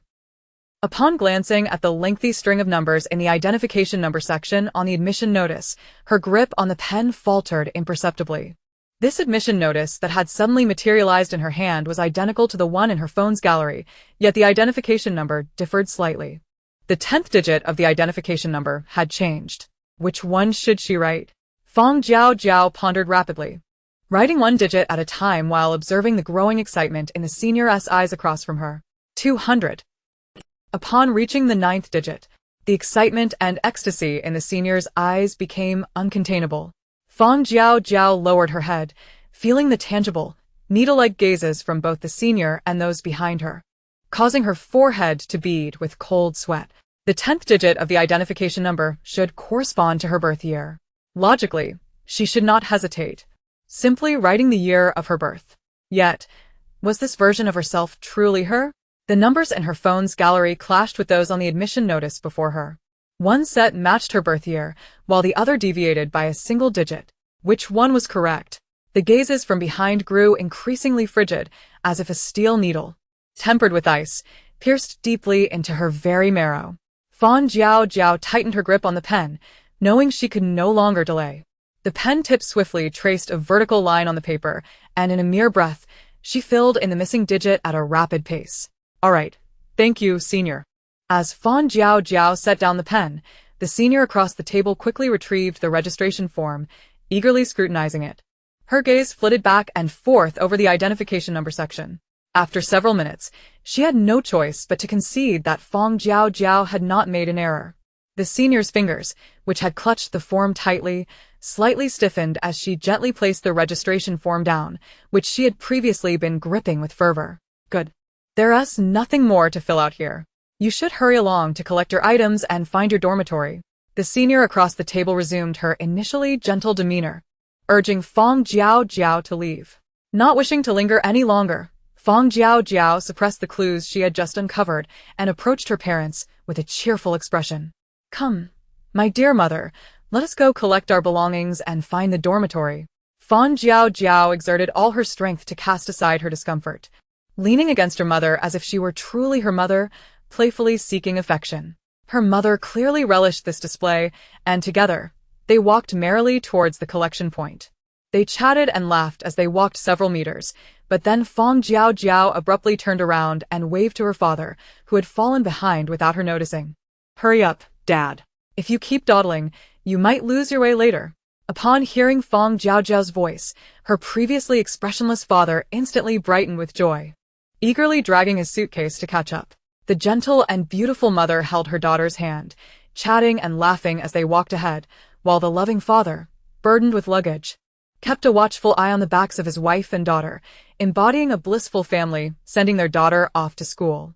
Fang Jiaojiao discreetly withdrew her gaze from behind, using her conversation with her mother as a cover to scrutinize her surroundings, seizing the opportunity to observe her mother's subtle expressions. Regrettably, this mother seemed like a mirror image of her deceased one. Her words and actions, even the interactions between them, mirrored each other perfectly, leaving no room for criticism. The resemblance was so strikingly flawless that even as her biological daughter, Fang Jiaojiao occasionally felt a sense of disorientation. Suppressing the obscurity in her eyes, she shifted her focus to the bustling crowd around her. The passers-by brushed past with natural expressions, their eyes and faces radiating excitement and joy for the future. Everything appeared normal, devoid of any issues. As she slightly averted her gaze, she unexpectedly caught sight of something amiss amidst the throng. This university, alive with the clamor of students returning for the new school year, was indeed bustling. However, a closer observation revealed a stark contrast. While those surrounding the three of them exuded vitality and normalcy, the further away pedestrians, nearly fading into the background, wore expressions of daze and dullness. Although their actions were indistinguishable from those of normal people, the faces brimming with varied emotions belied a lifeless gaze, resembling something akin to NPCs, non-player characters. Retracting her gaze, Fang Jiaojiao dutifully followed her mother through the routine of registration, submitting forms, collecting items, locating her dormitory, and making her bed. Once she had navigated the entire process, her mother tenderly caressed her face, reluctant to part ways. "Jiaojiao, my dear, we're leaving now. Be sure to take good care of yourself while living alone at school. Don't let yourself fall ill. Your meal card is loaded, so when you're hungry, head to the cafeteria for a meal. Don't rely solely on takeout. You mustn't let yourself get too thin." Her mother's concerned admonitions flowed incessantly. Suppressing her discomfort, Fang Jiaojiao refrained from pulling her hand away, instead allowing her eyes to redden as she played along with this poignant farewell. "I will take good care of myself, Mom. You and Dad should also look after yourselves at home, eat well, have fun, and don't tire yourselves out too much. I'll return to accompany you both as soon as the holidays arrive." In this affectionate exchange, Fang Jiaojiao and her mother engaged in a back-and-forth that would lead anyone to remark on the evident bond between them. At last, as the number of people in the dormitory increased, her mother reluctantly withdrew her hand, signaling for her father to rise and leave. Fang Jiaojiao acted the part perfectly, anxiously escorting them to the door. Only after witnessing their departure did she turn back to the dormitory, her face reflecting a deep sense of longing for home and her parents. With reddened eyes, she buried her face in her pillow and quickly drew the curtains shut. The muffled sounds of suppressed sobs emerged from behind the curtain, and after exchanging glances, her roommates refrained from approaching. Isolated from prying eyes, Fang Jiaojiao still felt a lingering unease. She used her pillow to stifle her expression as she quietly wept, seizing this rare moment of privacy to rapidly consolidate the information she had gathered that day. The most crucial realization stemmed from the registration forms she had filled out. She had entered an identification number that differed from her original birth date, yet, serendipitously, it had matched. This indirectly confirmed that in this realm, she was not truly herself. Coupled with the NPC-like pedestrians she had observed on her way here, she became even more convinced that this place was not a genuine game world. It seemed to be a fantastical construct based on her memories. However, what puzzled her was that if this world was indeed a reflection of her memories, she should have been the one in control. Yet, it appeared that her mother was the dominant force in this realm. This was not a game world, and her mother was the protagonist. To escape, she would have to find a way to exert influence over her mother. But how could she achieve that? Would it require her mother to explicitly state that she could leave? Or perhaps a specific opportunity would arise? Was self-harm a possible solution? Or could it come to the unthinkable act of killing her mother? A flurry of thoughts raced through Fang Jiaojiao's mind, yet she could not immediately arrive at a decisive conclusion. She resolved to analyze each option one by one. Self-harm would ultimately be a last resort, as she feared that doing so in this place might lead to her demise in the real world as well. Every choice that posed a threat to her life warranted meticulous consideration. The option of directly killing her mother also demanded careful evaluation. For now, her mother appeared to be the absolute authority here. It was uncertain whether she could be killed, and there was no guarantee that doing so wouldn't worsen her situation. Thus, the remaining course of action involved cautious testing and guidance. As the clarity of her thoughts sharpened, the sounds of her weeping gradually subsided. Rubbing her eyes to make them appear more wistful, she drew back the curtain. Her 3 roommates turned to look at her, immediately noticing her reddened eyes. "Don't be sad. You can go back to see your parents during the holidays," one roommate comforted. Fang Jiaojiao naturally responded, "Thank you for your kindness. I just miss them a bit. It feels like we've been apart for ages, even though it's only been a short while."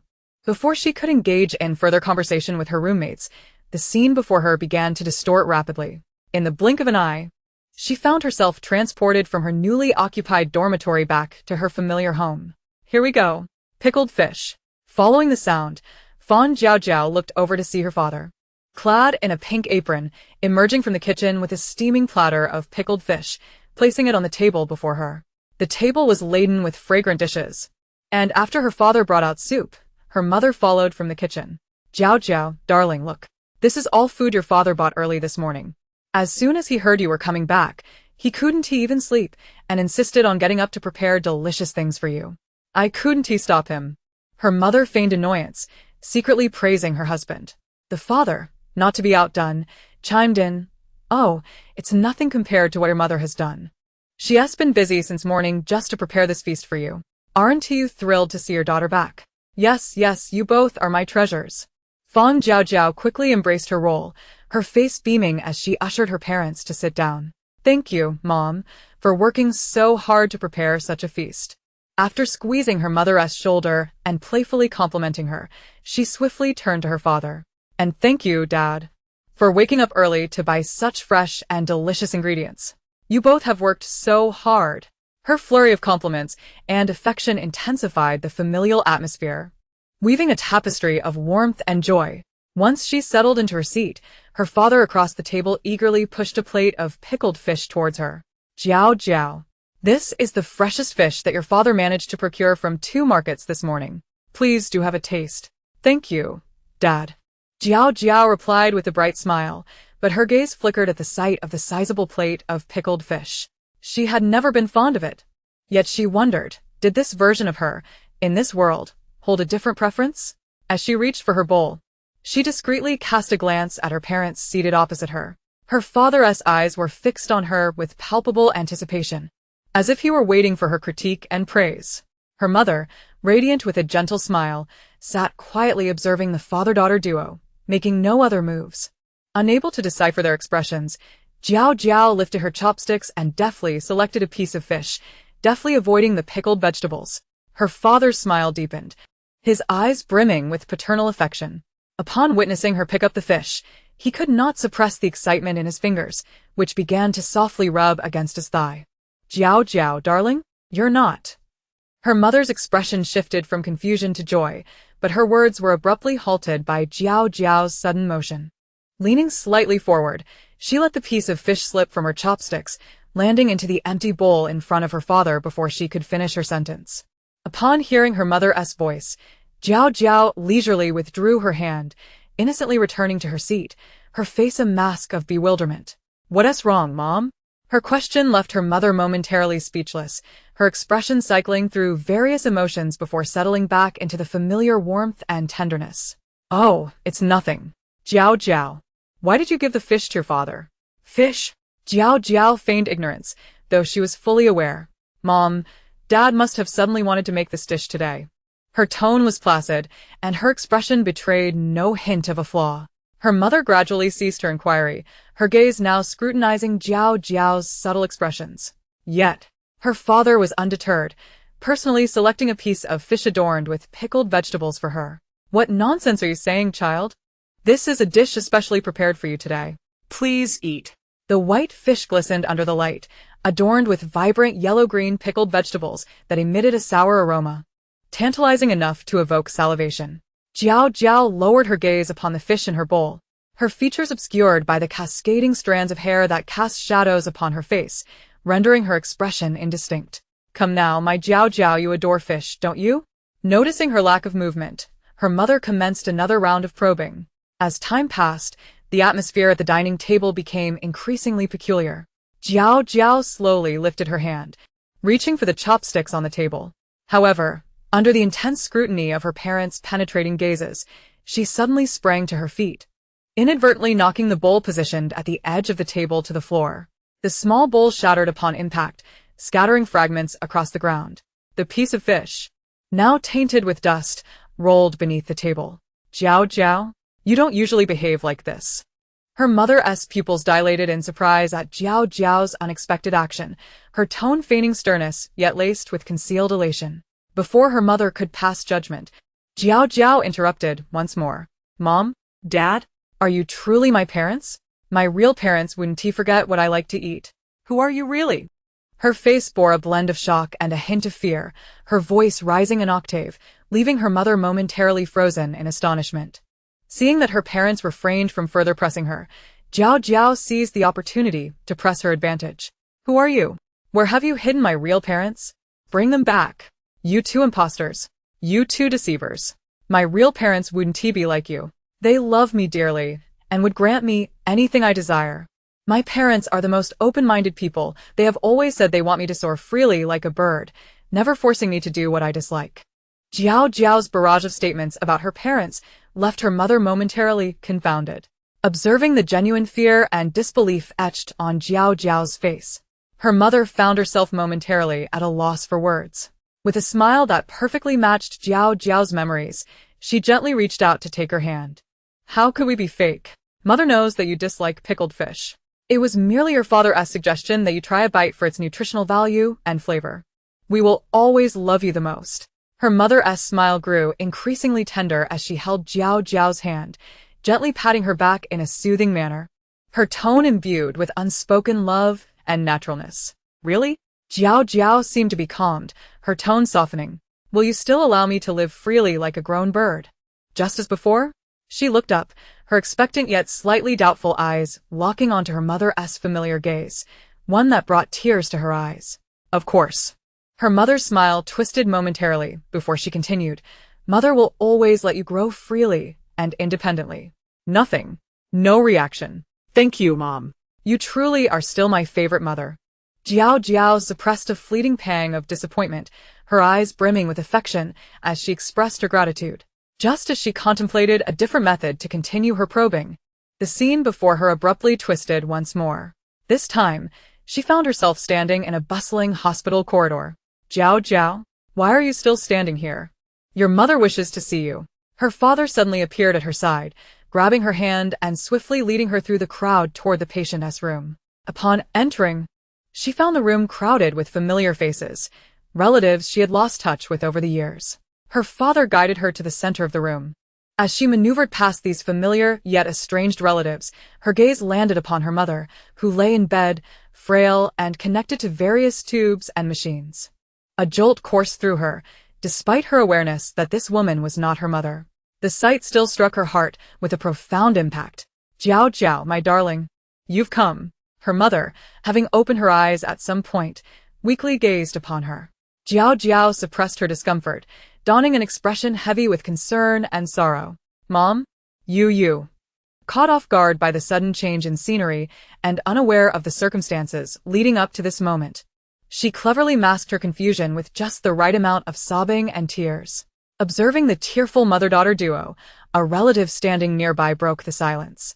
"Jiao, dear. Observing the unwavering kindness your mother bestows upon you daily, indulging you with delectable treats and gifts, one might ponder, now that she finds herself in a state of illness, is it not time for you to reciprocate her boundless affection?" Upon the utterance of these words by an unnamed uncle, the aunt beside him promptly joined in to exert pressure. "Indeed, your mother has labored tirelessly, sacrificing her health to ensure your well-being. Just look at her frail condition now. It is only your organs that can match hers, and thus, it is time for you to repay her." As the aunt concluded her remarks, Fang Jiaojiao began to comprehend the nature of the predicament into which she had been thrust. Under the intense scrutiny of her relatives, and gazing at her emaciated mother lying in the hospital bed, she grasped her mother's hand, bowing her head in tears. Her hair fell across her brow, obscuring her expression. Yet her mind raced to devise a strategy. Escape was not an option, given the relentless succession of scenarios and traps. The environment surrounding her was entirely orchestrated by her mother. No matter where she fled, as long as she remained within this peculiar realm, she would be unable to evade the roles thrust upon her. Chapter 260. The Maze. The intent behind this insidious role-playing was clear. It aimed to expose her. Once revealed, she feared there would be no favorable outcome. A direct refusal to donate would undoubtedly unveil her true sentiments, for she was a dutiful daughter, deeply affectionate towards her parents. Her mother, now gravely ill due to her own tireless efforts, left her in a position of fortuitous ability to save the one she cherished most. As a dutiful daughter, her reasonable course of action should be to agree without hesitation. However, the relative had merely mentioned organs. She had not specified which organ would be involved. What if it were her heart? Should she consent, would it be removed to save her mother? The loss of her heart would result in her untimely demise, and the fate of her original self would be beyond her control. This was a perilous decision indeed. No, she could not gamble her singular life. Fang Jiaojiao discreetly attempted to activate her skills, but to no avail. Left with no alternatives, she lifted her tear-streaked eyes, grappling with the NPCs while seeking a means of self-preservation. Of course, I do not wish for my mother to be ill. I yearn for her recovery. Mother, you have lost so much weight, but do not worry, you will surely regain your health. Once you are better, my father and I will ensure you are plump and healthy once more. Redirecting the conversation to her mother's frail condition, she deliberately avoided addressing the life and death question posed earlier. The NPCs, naturally displeased with her evasion, exchanged glances before steering the discussion back to the previous dire situation. "Jiao, the doctor has already visited. He stated that your mother cannot endure much longer. Urgent surgery is necessary for her survival." "Jiao, we all know you are a kind-hearted child. You wouldn't allow your mother to suffer and perish, would you?" "Indeed, Jiao, does it not pain you to see your mother in such a state? We are all deeply distressed. Were it not for the fact that only your organs are a match, we would willingly make sacrifices to save a life. Just one organ could save a life. Moreover, this is not a stranger. It is your mother who has given you life and nurtured you. Can you truly refuse to part with so little?" The relative's words grew increasingly harsh and piercing. They took turns applying pressure on Fang Jiaojiao, gradually encircling her at the bedside. Casting her gaze downward, she realized that refusing to comply would mean she could not leave. She then lifted her head to look at her mother lying in the hospital bed. "Mother, do you wish for my organ?" Returning the question to her mother, Fang Jiaojiao fixed her gaze upon her face, awaiting a response. "Jiao, your mother respects your decision." Her mother, with a pallid complexion, deftly returned the ball to Fang Jiaojiao's court, blocking any avenue of retreat. But I believe that my dear Jiao loves her mother most dearly, does she not?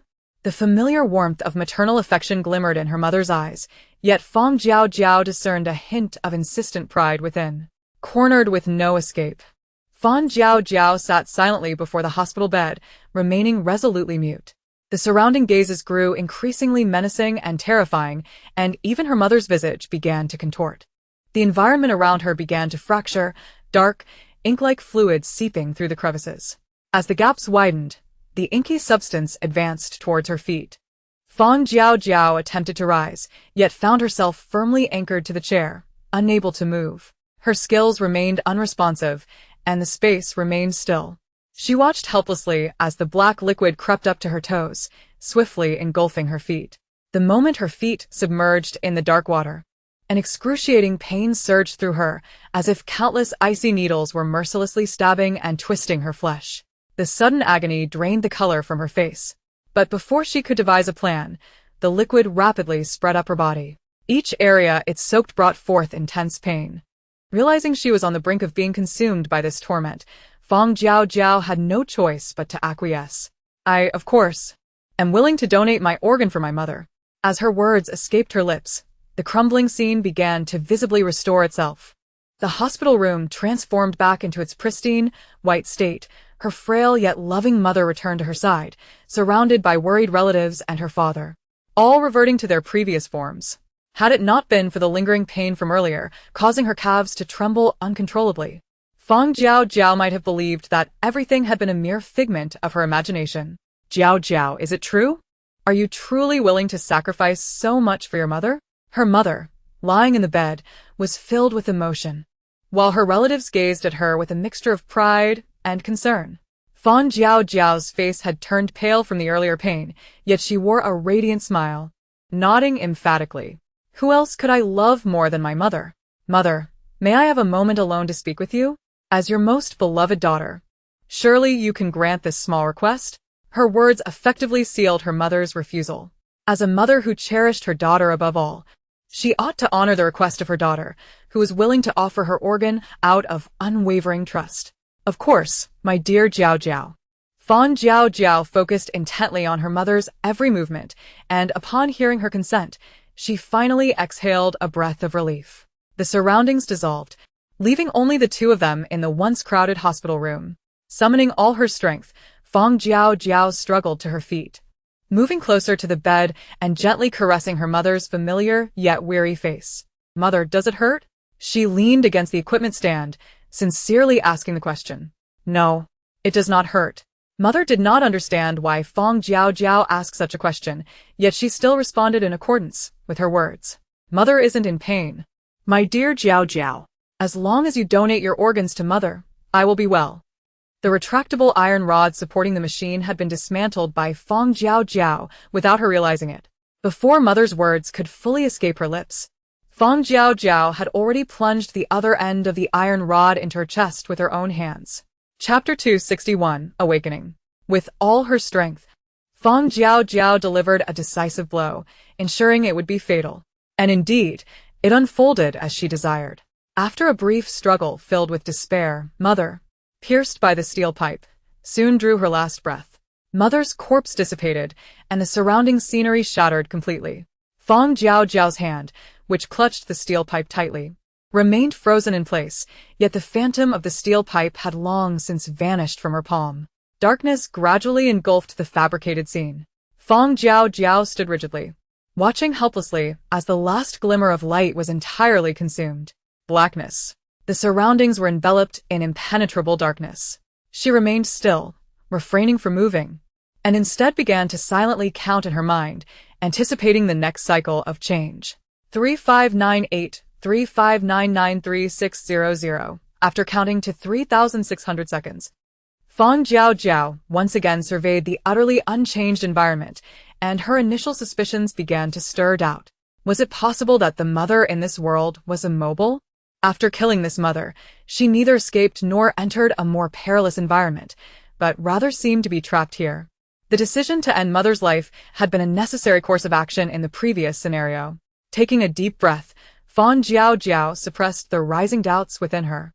She stood still, adjusting her breathing, and silently commenced the next round of counting. At last, after counting to 18,000 seconds, the monotonous environment finally shifted. To her astonishment, a glimmer of light emerged from the pitch-black surroundings. Following the direction of the light, Fang Jiaojiao cautiously approached, the brilliance becoming increasingly blinding as she drew nearer. Upon stepping fully into the dazzling light, she was compelled to shut her eyes against its intensity. When she finally reopened her eyes, she found herself no longer in that dark place, but lying rigidly in a confined room. The walls around her were painted a pristine white, and the sheets beneath her were a familiar soft blue. Listening to the beeping error signals from the machines nearby, Fang Jiaojiao glanced down at the bold characters spelling out First Hospital on the sheets, and she instantly comprehended her current location. Assuming she had fallen into a new trap, she attempted to rise and gather information while no one was watching, only to discover that her body felt amiss. It was as if her body were heavy, disconnected from her mind. She felt she had completely lost control over her limbs. Not only was she unable to get out of bed, but she also could not even raise her arm to press the call button beside her. Only her head and neck retained the ability to move, while the rest of her body lay rigid like that of a vegetative state. The inability to act freely significantly diminished her capacity to withstand risks. If someone were to burst in and attempt to harm her now, she would be utterly defenseless. The unease stemming from her physical predicament made Fang Jiaojiao anxious. She exerted herself, attempting to regain her bodily coordination. Finally, after countless attempts, her fingertips began to move. With this breakthrough, Fang Jiaojiao felt a glimmer of hope and hastily seized the opportunity to expedite her recovery. Gradually, her hands, from her palms to her forearms and then to her upper arms, began to regain simple mobility.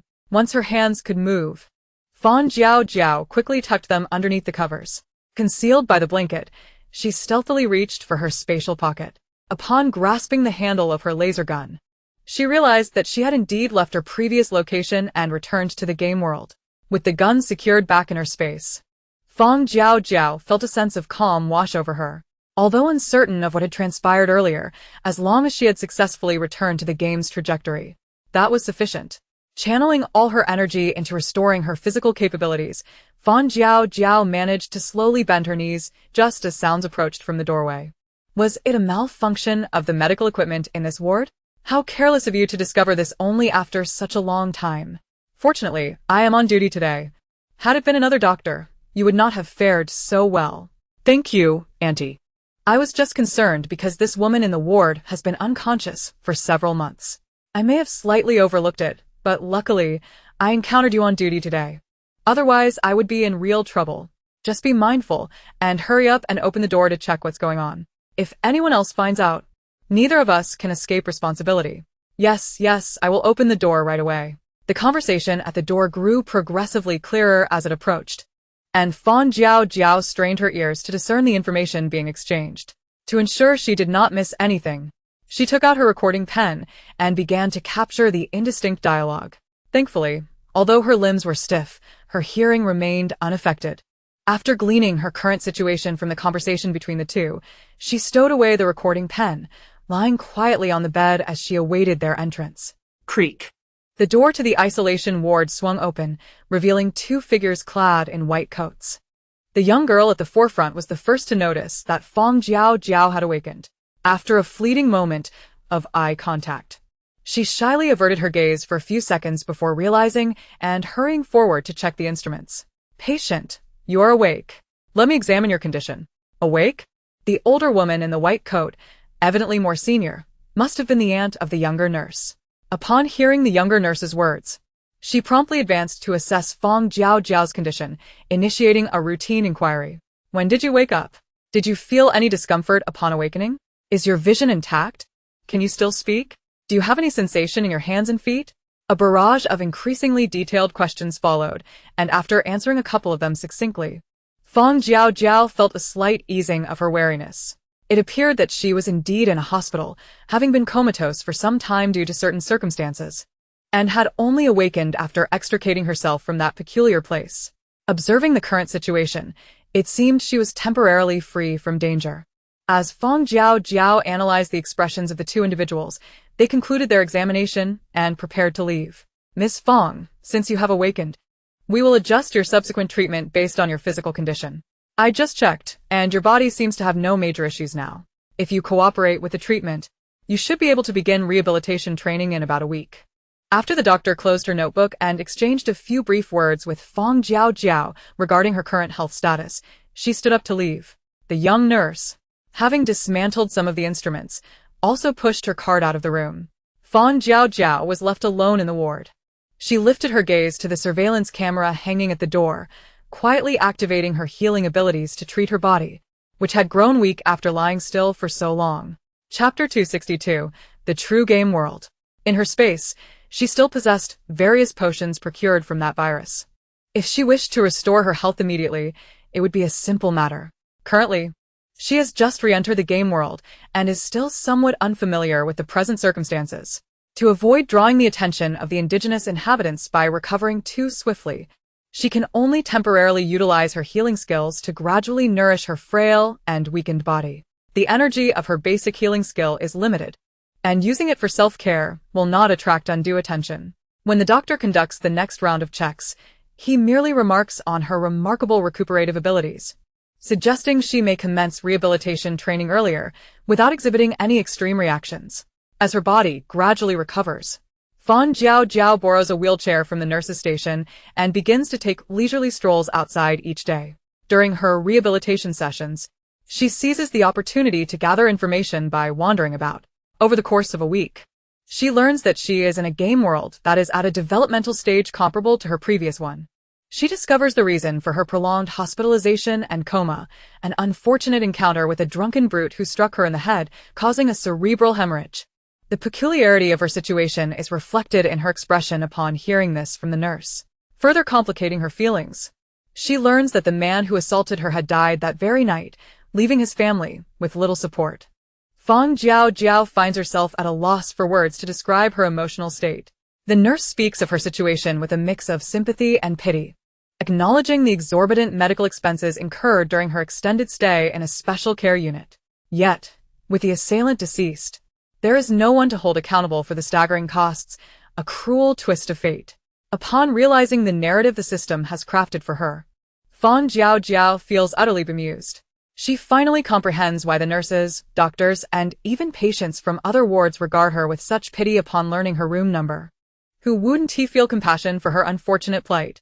Even she feels a sense of sympathy for herself, particularly after completing her basic rehabilitation and receiving the hospital bill. She feels an urge to confront the system that has ensnared her in such a predicament. To awaken in a strange place and accrue a staggering debt of 1,800,000 for medical expenses? Even if she were to exhaust the 1 million on her black card, she would still owe 800,000, a burdensome debt. In a flash of inspiration, she remembers the voice recorder in her possession. After retrieving it and confirming it captured her earlier conversations, she approaches the nurse and doctor who had been attending to her. Following a cordial exchange and playing the recording, she leaves the facility with her remaining medical bill of 800,000 fully paid off and an additional 100,000 in cash. Free from debt, Fang Jiaojiao steps out of the hospital, her black card now devoid of funds. As she crosses the threshold of the hospital, she suddenly receives a notification from the system. Ding! Congratulations, player 12315 has successfully entered the game. This game mission, survive for 100 days in City Z. So, completing her payment and checking out has signified her entry into the game? The bizarre place she had been in, and the strange mother figure must have been part of the system's trials. Perhaps? Nightmares? Illusions? Otherworldly realms? Various conjectures flash through her mind as she makes her way to the nearest police station to handle her temporary identification. After obtaining her documents, she decides to explore the vicinity, wandering through hospitals, schools, shops, and streets, observing the surveillance systems. Everything here bears an uncanny resemblance to her previous world. Similarly, all seems normal, and there is no indication of the dangers that may lie ahead. The apocalyptic game would not cast her into a danger-free vacation. Since it requires her to survive for 100 days, she knows peril must inevitably descend upon this place. Yet, she currently lacks any concrete leads. After a night in a hotel, she spends the following day, armed with her newfound wealth, viewing properties and gathering information about City Z. It takes her 3 leisurely days to finalize a rental in a newly constructed high-rise. By now, she has gleaned a good deal of information about City Z. It is a first-tier city in the nation, not particularly large but robustly positioned as one of the key cities due to its power generation capabilities. The city boasts ample greenery and fresh air, making it a pleasant place to live. Fang Jiaojiao considers herself fortunate to have arrived in such a suitable environment. However, apart from these surface-level observations, she still lacks any insight into the hidden dangers the city may harbor. With no other option, she continues to venture out, purchasing supplies while seeking further information. Her stockpile in her space grows more abundant, yet this city remains strikingly ordinary. One morning, as she pulls back the curtains, she discovers it is raining outside. The gentle patter of raindrops against the window obscures her once clear view. Given the persistent rain and the absence of any news over the past week, she decides against venturing out that day. Instead, she retrieves a set of dumbbells from her space and exercises while gazing at the rain. As she leisurely prepares meals throughout the day, after dinner and tidying up, she retires to the bathroom to freshen up. Upon exiting, she realizes that the rain has not ceased for an entire day. Frowning, she approaches the window, where the rain continues to pelt against the glass. Drawing the curtains closed, she takes out her newly purchased phone to check the weather forecast, only to discover that rain is predicted for the entire week ahead. A full week of rain? For reasons she cannot quite articulate. A sense of unease gnaws at her as she views the forecast filled with heavy rain warnings. Searching for additional information on her phone, she learns that City Z is historically known for its rainfall, which should have calmed her nerves. However, her apprehension only intensifies. That night, she struggles to sleep, frequently rising to check the rain's intensity. By 7 in the morning, seeing no sign of the rain abating, she can no longer remain still.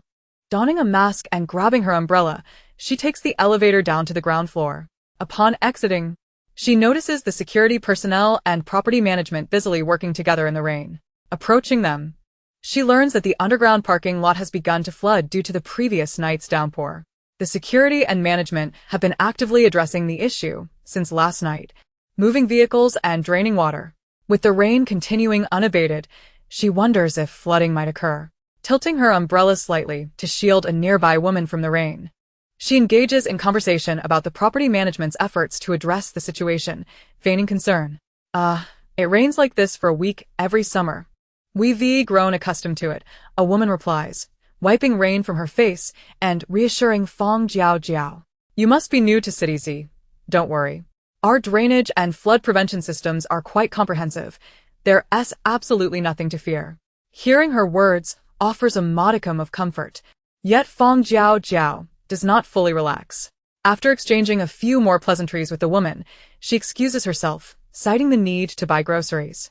In the sunken areas of the streets, a considerable amount of water had accumulated, yet the pedestrians passing by appeared entirely unfazed, as if they were oblivious to the torrential rain and the pooling water. After wandering around the vicinity, Fang Jiaojiao found herself meandering into a shopping mall and a large supermarket. Noticing the lack of people fervently stocking up on supplies, she felt compelled to temporarily suppress the odd emotions stirring within her. She purchased a set of snorkeling gear and an oxygen tank from a diving specialty store, followed by a few essential medications from a pharmacy. After stowing her purchases in a concealed space, she opened her umbrella and leisurely strolled through a nearby snack street. Whenever she spotted a delectable dish, she would pack a few portions to carry in her hands, and once they became too cumbersome, she would find an inconspicuous spot devoid of surveillance to store the food away. Bubble tea, barbecued skewers, fried chicken, hamburgers, grilled fish, hot pot, steak. Sichuan cuisine. She would stop at various establishments to gather a delightful array of culinary treasures. After thoroughly exploring the area, she casually bought some vegetables from a nearby market and prepared to head back home. The rain showed no signs of relenting, and Fang Jiaojiao's clothing was already drenched at the hems of her garments. Upon returning to her residential complex, she encountered a neighbor in the elevator who happened to be ascending to the same floor. Given their shared level and the man's obvious foreign appearance, she couldn't help but take a few extra glances. However, when her gaze drifted to the black, sealed plastic bag the burly man was carrying, she distinctly sensed a momentary tension in his arm. Although the change was subtle, The muscles beneath his loose long sleeves were undeniably pronounced, revealing his alertness. Was he cautious? Fang Jiaojiao's eyes shifted from the plastic bag to the area around his wrist, which was securely concealed beneath the cuff of his sleeve, obscuring the sight of what she sought to see. Lifting her vegetables slightly, she unabashedly raised her gaze to meet the man's eyes. "Are you here to travel?" she inquired, her curiosity unabashedly evident. The burly man offered no reply. However, as his eyes traveled from her face to the modest amount of vegetables she held, barely enough for a single meal, some of his vigilance seemed to dissipate. Casting a glance at her unadorned wrists, he subtly shifted his stance, clearly indicating his disinterest in conversation. With neither party speaking further, they stood in silence within the elevator, patiently awaiting their destination. Ding! The elevator reached the top floor, and Fang Jiaojiao gestured for the man to proceed ahead. The man, positioned closer to the elevator door, stepped out without hesitation. Yet, as he exited, he instinctively angled his body slightly, avoiding a direct confrontation with her presence. Once again, Fang Jiaojiao felt the palpable caution emanating from the foreigner. Suppressing her emotions, she cast a fleeting glance in the direction he had departed, then quietly listened. The sound of his footsteps faded after only a few steps, leaving an eerie stillness in the air. Fang Jiaojiao then ambled toward her door, quietly retrieving her keys to unlock it, refraining from directing any further glances toward the man's path. Upon entering, she closed the door behind her, allowing her gaze to linger outside for a brief moment. As she released her grip on the door, it clicked shut, completely severing her connection to the world outside. Only then did she allow her eyes to narrow, tossing the vegetables onto the kitchen table with a casual flick before making her way to the living room. The relentless rain continued to pour outside, yet her thoughts were consumed by the encounter with the foreign man in the elevator. The game world she had previously traversed seemed to consist solely of parallel realms inhabited by her own kind. She had never encountered players or NPCs from other nations before. This was her first encounter with someone from a different country within the gaming universe. The man's wariness and counter-surveillance instincts, which were incongruous with the native inhabitants of the game world, compelled her to question further. The black plastic bag he carried obscured its contents from her view, but the bulges and shapes hinted at numerous boxed items within. With such a multitude of boxes, she rummaged through her space to retrieve the medications she had just bought from the pharmacy earlier that day. As she examined the packaging, a sudden spark ignited in her eyes. The contents of that man's bag appeared to resemble medicine. What could he possibly need such quantities of medication for? The earlier speculation surged back into her mind, accompanied by vivid recollections of the man's tightly bound sleeves and instinctive caution. An unprecedented idea began to take shape within her thoughts. Could it be that the burly man was also a player in this game? Moreover, perhaps he was a player from the same world, albeit from a different country. She realized she had been oblivious to this possibility since her entry into the game. Her own nation had been ravaged by a strange substance, contaminating food and water sources, plunging them into an apocalyptic crisis. Had other nations on the same blue planet escaped unscathed?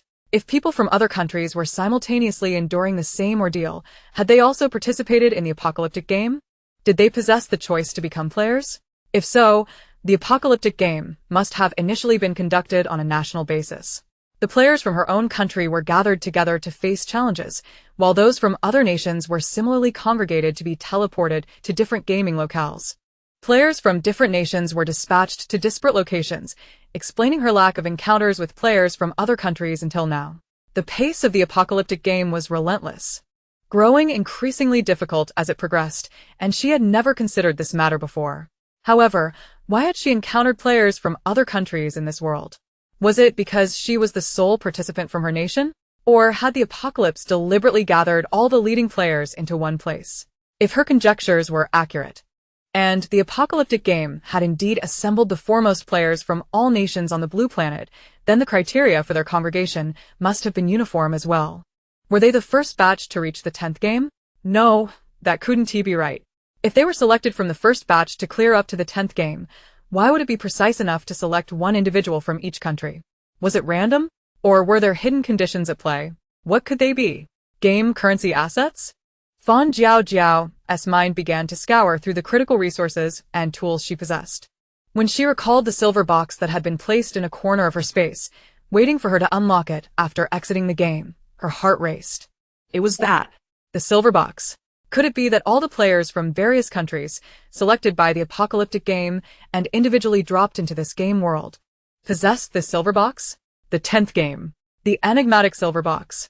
If this box were to be possessed by only one individual from each country, then players who fully meet these two criteria would indeed be limited to one per nation. The more Fang Jiaojiao contemplated this, the more she felt that the apocalyptic game was orchestrating a grand scheme. Frowning, she rose from her seat and began to pace restlessly around the room. Unable to remain still, these were merely her own speculative extensions. However, if this conjecture were to hold true, then within their ranks, these players would likely engage in fierce competition. Players from different countries and, moreover, the leading players within each nation. Those who managed to survive through the 10th round of the apocalyptic game were certainly not easily fooled. Furthermore, she had only briefly lingered her gaze on the plastic bag held by the burly foreign man for a mere 2 seconds in the elevator. Yet he had already been alerted to her scrutiny. His sudden pause as he exited the elevator had been to listen for the sound of her departure. Had she been foolish enough to remain standing there, or to follow him in hopes of surreptitiously glimpsing his room number, she would have undoubtedly exposed herself. The small black plastic bag that peeked out from around the elevator's corner as the doors closed had likely been placed there by him, who was observing her from behind the elevator's bend.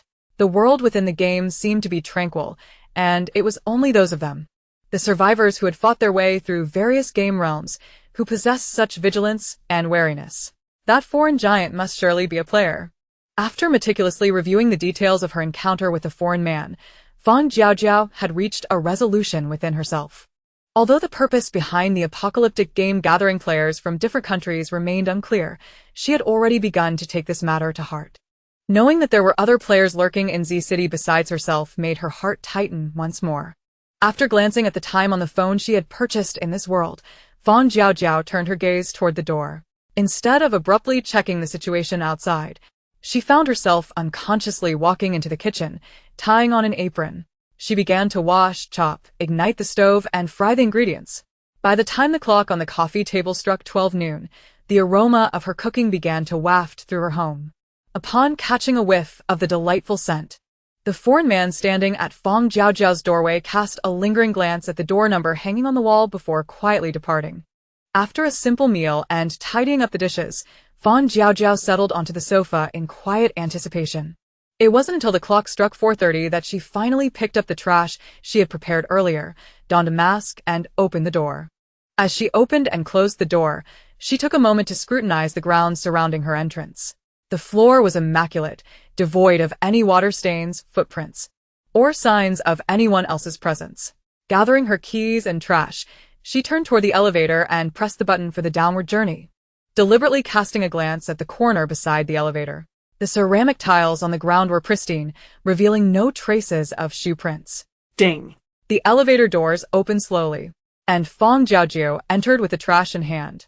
As the doors began to close, the flicker of thought in her eyes surged rapidly. Indeed, there was someone standing at the corner of the elevator. The corner closest to her door was dusty, untouched by the property management, while the other side was inexplicably clean. The floor had surely been meticulously wiped, the intent being to obscure any shoe prints and conceal the direction of their standing. Moreover, while her entrance appeared normal, the strands of hair she had deliberately discarded by the door had vanished without a trace. That burly man had undoubtedly slipped in after her entry. His vigilance was indeed impressive. After discarding the trash at the refuse point beside the first floor, Fang Jiaojiao walked away from the community without looking back. After meandering through the market and purchasing some vegetables and fruits, she was just about to head upstairs when she encountered the elderly lady she had spoken with in the morning. "Did you go shopping for groceries? You're back so early." The elderly lady, having just disposed of her trash, greeted Fang Jiaojiao with casual warmth. After nodding in acknowledgement, Fang Jiaojiao intended to leave, but her keen eyes caught sight of a familiar corner of clothing behind the trash bin. Coincidentally, the lady's next remark pertained to the foreign man, prompting Fang Jiaojiao to linger a moment longer. "Which floor do you live on? I saw a foreigner in our community this morning. He must be here for tourism. It's a pity he came at the wrong time, right in the rainy season of Z City. It's been raining non-stop, so there's no good scenery to enjoy." Fang Jiaojiao, holding her vegetables, deliberately followed the lady's lead. A foreigner? He is quite tall and has a lot of facial hair, right? I ran into him when I returned from shopping this morning.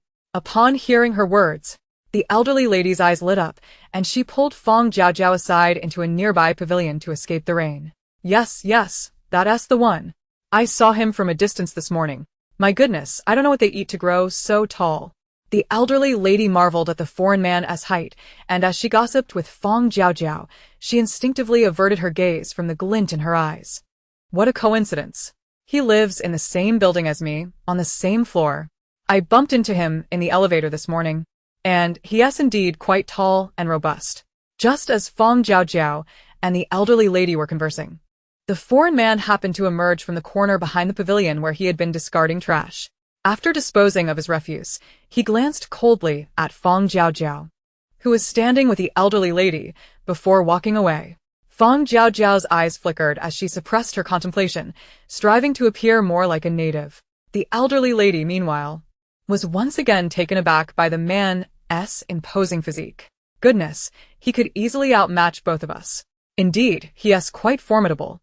Fang Jiaojiao pondered whether this incident had alleviated the foreign man's suspicions even slightly. After exchanging pleasantries and contact information with the elderly lady, she seized the opportunity to excuse herself and depart. Chapter 265, Rising Waters. In the following 2 to 3 days, she did not encounter the foreign player who resided on the same floor again.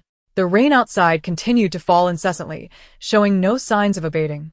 Although the reason for the apocalyptic game gathering players from different nations in this predominantly East Asian realm remained a mystery, Fang Jiaojiao was determined not to squander the inherent advantages it presented her.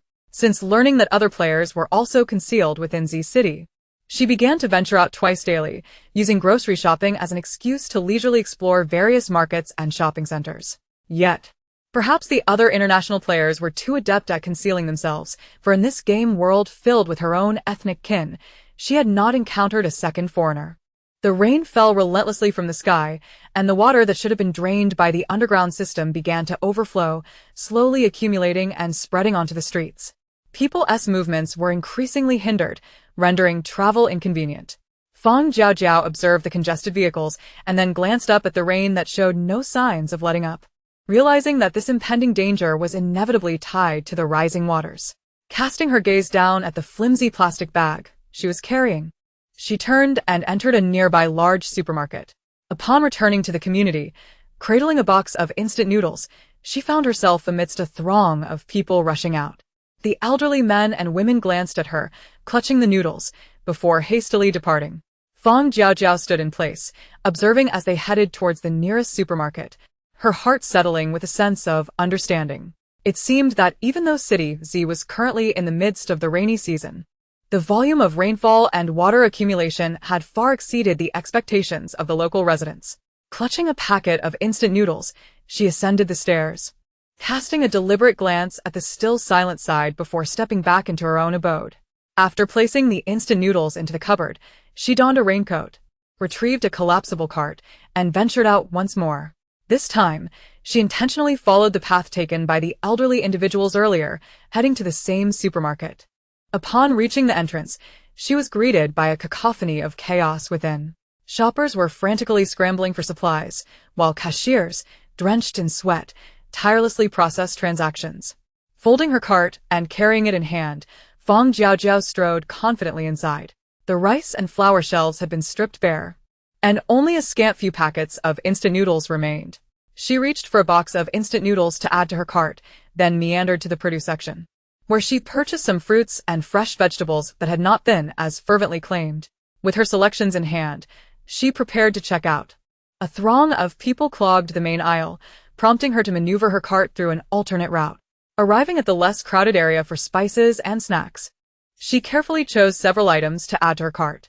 After standing in line to pay, she rejoined the masses heading back, once again encountering the foreign giant she had not seen for several days.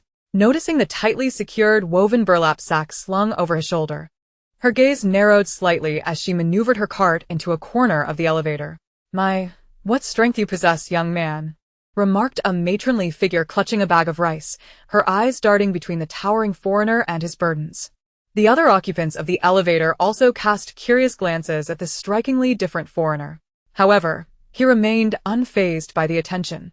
His gaze fixed intently on the ascending numbers displayed in the elevator, seemingly oblivious to those around him. As the elevator continued to ascend, the number of passengers gradually diminished, until only Fang Jiaojiao and the foreigner remained toward the top floor. The once boisterous elevator fell into a hushed stillness. Fang Jiaojiao glanced at the numbers, then at her belongings, choosing not to initiate conversation. The foreigner's gaze shifted from the elevator display to the reflective steel panel beneath, subtly glancing at her in the process. Upon reaching the top floor, the foreigner exited first, casting a fleeting glance at the instant noodles perched atop her cart before turning and swiftly making his way around the corner toward his room. Fang Jiaojiao trailed behind at a leisurely pace, pulling her cart in the opposite direction, her mind swirling with curiosity about the contents of the foreigner's sack. She stacked the instant noodles together and placed the fruits and vegetables into the kitchen refrigerator.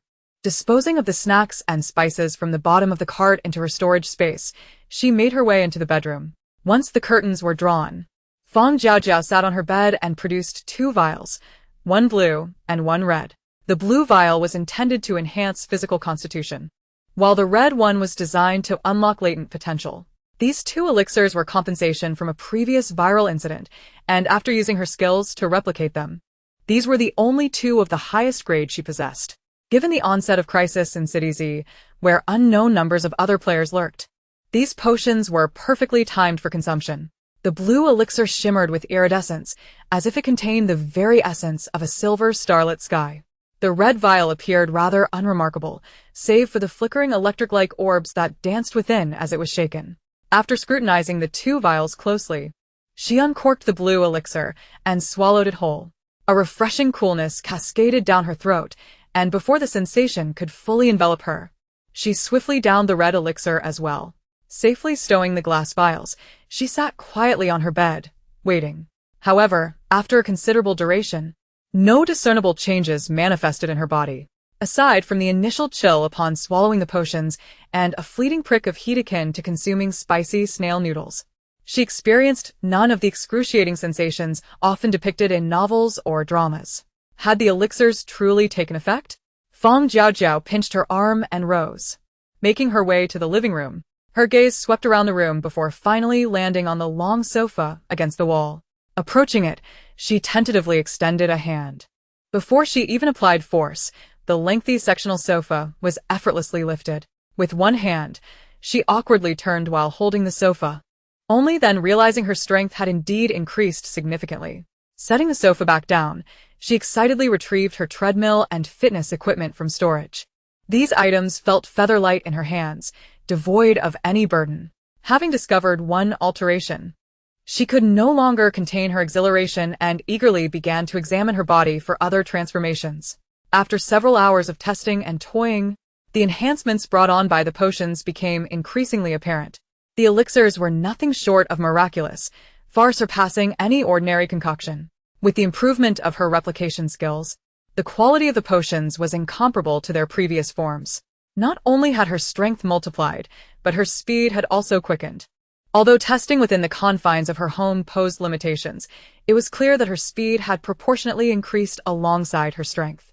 Her endurance and recovery capabilities were the final revelations. After her nightly workout, she remarkably felt no fatigue, even adding several more sets to her usual regimen, until she finally reached the point of extreme exertion. Surprised that the elixirs had also enhanced her endurance, she impulsively drew a dagger and made a small incision on her arm. Watching the blood flow, she paid no heed to the droplets that fell to the ground, instead focusing intently on the wound as she counted. 60. After 60 seconds, the bleeding had evidently slowed. Counting an additional 20 seconds, the flow ceased altogether, and the wound gradually closed. Using a wet tissue, she cleaned the dried blood from the cut, which now appeared to have staunched completely. Observing the depth of the incision and the rapidity of the clotting, Fang Jiaojiao understood the implications. The elixirs had also augmented her healing speed, enhancing her recovery capabilities. Placing her other hand over the wound, a flash of green light enveloped her arm, and she found it restored to its original state. After meticulously cleaning the bloodstains from the floor, she cheerfully entered the bathroom to freshen up. Having discovered the most evident changes, she pondered whether other transformations lay hidden within her. This exhilarating sensation of strength not only became addictive, but also provided Fang Jiaojiao with a rare source of joy. From that day forward, seeking out other latent enhancements became a delightful pastime for her. The rain not only persisted but intensified, with the water on the streets deepening. The city's government had long issued warnings via the internet and announcement vehicles, advising citizens to remain indoors and avoid unnecessary outings. As the water levels continued to rise and the relentless rain showed no signs of abating, the residents clung desperately to their meager food supplies. Unable to endure the situation any longer, an increasing number of individuals began to wade through the floodwaters towards supermarkets and stores, eager to stockpile additional provisions. The shops became chaotic scenes of frenzied looting, with panic escalating as people scrambled for resources. The more frantically they fought for goods, the thicker the atmosphere of fear became. This sense of unease drove them to hoard even more supplies, creating a vicious cycle. Amidst the turmoil, some opportunistic individuals seized the moment to snatch items and flee, prompting others to follow suit, heedless of the shopkeepers' desperate cries behind them. As more individuals resorted to theft, stores that had nearly sold out of products began shutting their doors, leaving many who worked long hours and had scant food at home in even greater distress. With the water levels climbing ever higher, venturing out to buy food became increasingly impossible. In desperation, they turned to their community groups, seeking to purchase supplies from fellow residents. Aware that these individuals would go to great lengths to secure a meal, sellers often inflated their prices exorbitantly, seizing the opportunity for profit. Thus, to stave off hunger, they found themselves compelled to pay exorbitant prices for even a single bag of instant noodles. Unfortunately, this situation fostered growing animosity among neighbors. Yet another day of torrential rain arrived, and the first floor of the apartment complex was finally inundated. The water surged rapidly, and with their homes on the verge of collapse, the residents of the ground floor hastily gathered their belongings and fled upstairs. The hallways and corridors were eerily empty, offering a fleeting sense of safety, yet the lack of cover in the stairwell made them acutely vulnerable. With so many first-floor occupants huddled together, they remained ever watchful, anxious that someone might seize the opportunity to pilfer their provisions. Is there a kind soul willing to temporarily shelter my family? I can offer 5 kilograms of rice as compensation. We only need a room. Please message me if you live on the 10th floor or higher. One resident of the ground floor, unable to endure the exposure of the stairwell any longer, sought refuge in the community group.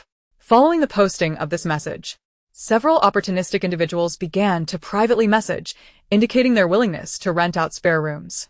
The man chose a household with few occupants, arranged the details, and quickly called his family to pack their things and relocate. Observing this, others in the corridor soon followed suit, posting their own requests for shelter in the group. I'm looking for a room to accommodate my family of 6. It must be on the 15th floor or higher, and I can offer 2 kilograms of noodles. Is there a kind lady willing to share her home with me? I can provide 2 kilograms of flour and help with cooking and cleaning. Anyone on the 15th floor or above, please message me. I'm alone and can offer 5 packs of instant noodles. The subsequent messages varied widely as residents scrambled for shelter. Yet none offered as much as the initial poster.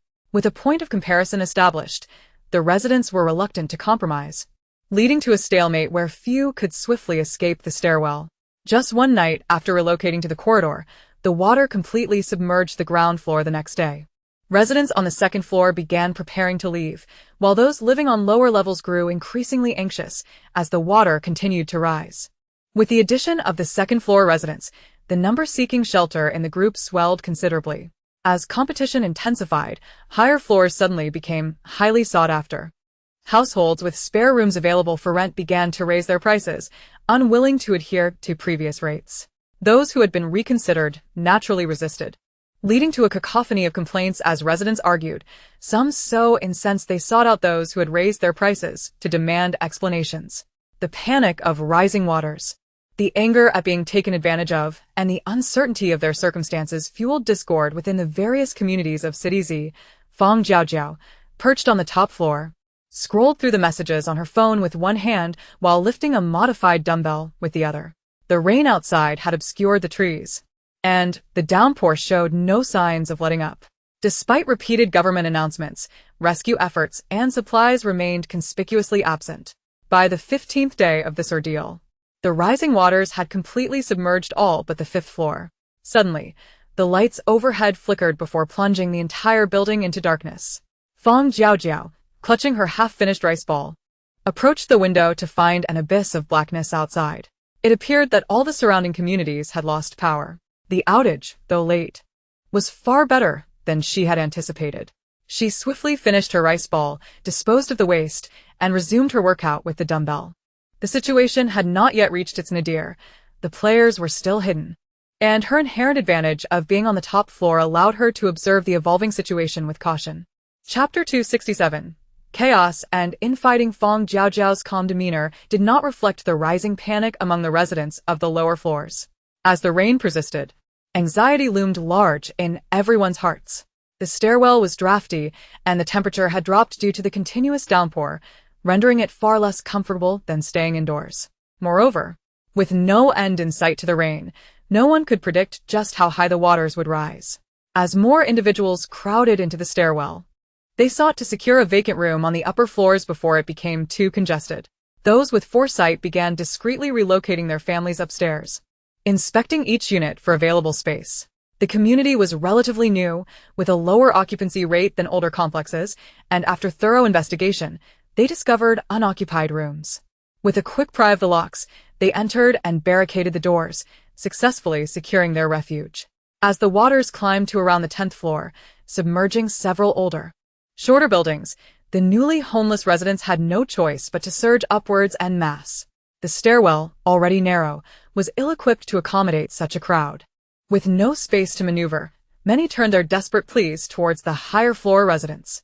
"Is anyone home? Please, I beg you, let us stay temporarily. I can pay you handsomely. We just need a place to stay. Have mercy. My mother is in her 70s and cannot endure the stairwell. Just a bedroom, or even a corner of the living room. Please let us in." In the face of disaster, should not everyone extend a helping hand? If you allow us to stay until the waters recede, I assure you we will repay your kindness. With the mobile network long since down, those trapped in the stairwell began knocking on doors, pleading for refuge. However, the residents were not naive. They were unwilling to invite strangers into their homes during such a precarious time. Furthermore, the earlier price gouging by opportunistic individuals had eroded any remaining goodwill among neighbors. Now, faced with this dire situation, everyone clung tightly to their doors, unwilling to extend hospitality to strangers. As the knocking went unanswered, the hopeful pleas turned to despair. Just when it seemed that this unfortunate chapter would close, an unexpected incident occurred in the dead of night. Some individuals, harboring resentment after failing to secure a place to stay, covertly gathered a couple of burly men. Under the cover of darkness, while everyone else slumbered, they stealthily pried open the door to the upper floor. The towering figures swiftly overpowered the original occupants of the household, binding them together before promptly summoning their own families. Each group of families occupied a room, completely disregarding the original owners discarded in the living room.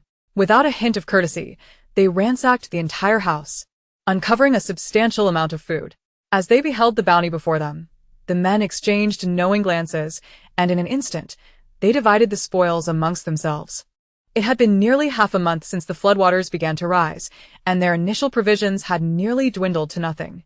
Just as they were lamenting their inability to find sustenance, this unexpected windfall served as a key, instantly revealing a shortcut to survival. Indeed, with their own supplies depleted, why not seize what others possessed? Having tasted the sweetness of their newfound fortune, they became insatiable, emboldened by their numbers to seize food from others. From merely daring to pick locks in the dead of night, they grew brazen enough to commit outright theft in broad daylight. With this gang's incitement, the once relatively stable high-rise, which had a modicum of remaining provisions, descended into chaos at an alarming pace. The commotion erupted downstairs, and Fang Jiaojiao pressed her ear against the door, discerning the situation unfolding beyond. The waters continued to rise, the governing body within the game remained inactive, and food supplies dwindled. With nowhere to stay and nothing to eat, unrest was inevitable. At this rate, it would not be long before the turmoil reached their floor. Fang Jiaojiao's conjecture proved accurate. Indeed, within just 4 days, the people below were forced to retreat to the lower levels due to the encroaching waters. Meanwhile, the top floor, which had remained undisturbed since the onset of the flood, began to see an influx of original residents. Upon arriving at this new level, they commenced the familiar ritual of knocking and pleading. However, the top floor was now occupied solely by Fang Jiaojiao and another foreign player, who naturally chose to ignore the ill-intentioned locals. Unable to pry open the door, these individuals grew increasingly bold, attempting to pick locks one by one after discovering several empty rooms. Hearing the rustling outside her door, Fang Jiaojiao grasped the baseball bat she had prepared and pulled open the door with her other hand. The intruders were taken aback by the presence of someone within, momentarily surprised. Yet, upon realizing that the occupant was merely a young girl wearing a mask, their astonishment quickly morphed into delight. Having pried open several doors only to find them unoccupied, they initially welcomed the absence of contention. However, the lack of residents also meant a scarcity of food. With their larger families consuming supplies at an alarming rate, they were desperate for provisions and had not anticipated stumbling upon Fang Jiaojiao, who resided alone. "Little girl, do you have any food? Please spare us some. With our large family, our consumption is great, and surely you, living alone, must have plenty to share? I promise to return tenfold once the waters recede." The man on the left was the first to break the silence, immediately demanding provisions from Fang Jiaojiao, his intentions glaringly transparent. When she remained silent, the man on the right adopted a more aggressive stance. "How can you be so cold-hearted, you little girl? We are starving and freezing in the hallway, and you refuse to help us with even a morsel? Fine, if you are so heartless, do not blame us for discarding neighborly kindness." After exchanging glances, the two men appeared ready to launch a concerted attack. Fang Jiaojiao was reluctant to prematurely reveal her identity as a player, which would place her at a disadvantage. But she was equally unwilling to stand idly by and be bullied by these locals. With a few swift swings of her bat, she sent the two men crying for mercy, and after delivering a few more blows to drive them away, she cautiously shut the door. Mindful of the curious gazes from the corridors, Fang Jiaojiao had easily dispatched them with her measured force. However, the other residents bore doubts regarding this incident. After all, she was of slight stature and did not appear particularly strong. Her initial strikes seemed rather effortless. How could she have sent those two burly men fleeing? Could it be that they were merely actors she had recruited for a ruse? To avoid being robbed, had she staged this performance for their benefit? Although her actions had temporarily instilled a sense of deterrence, it was not sufficient to quell their greed.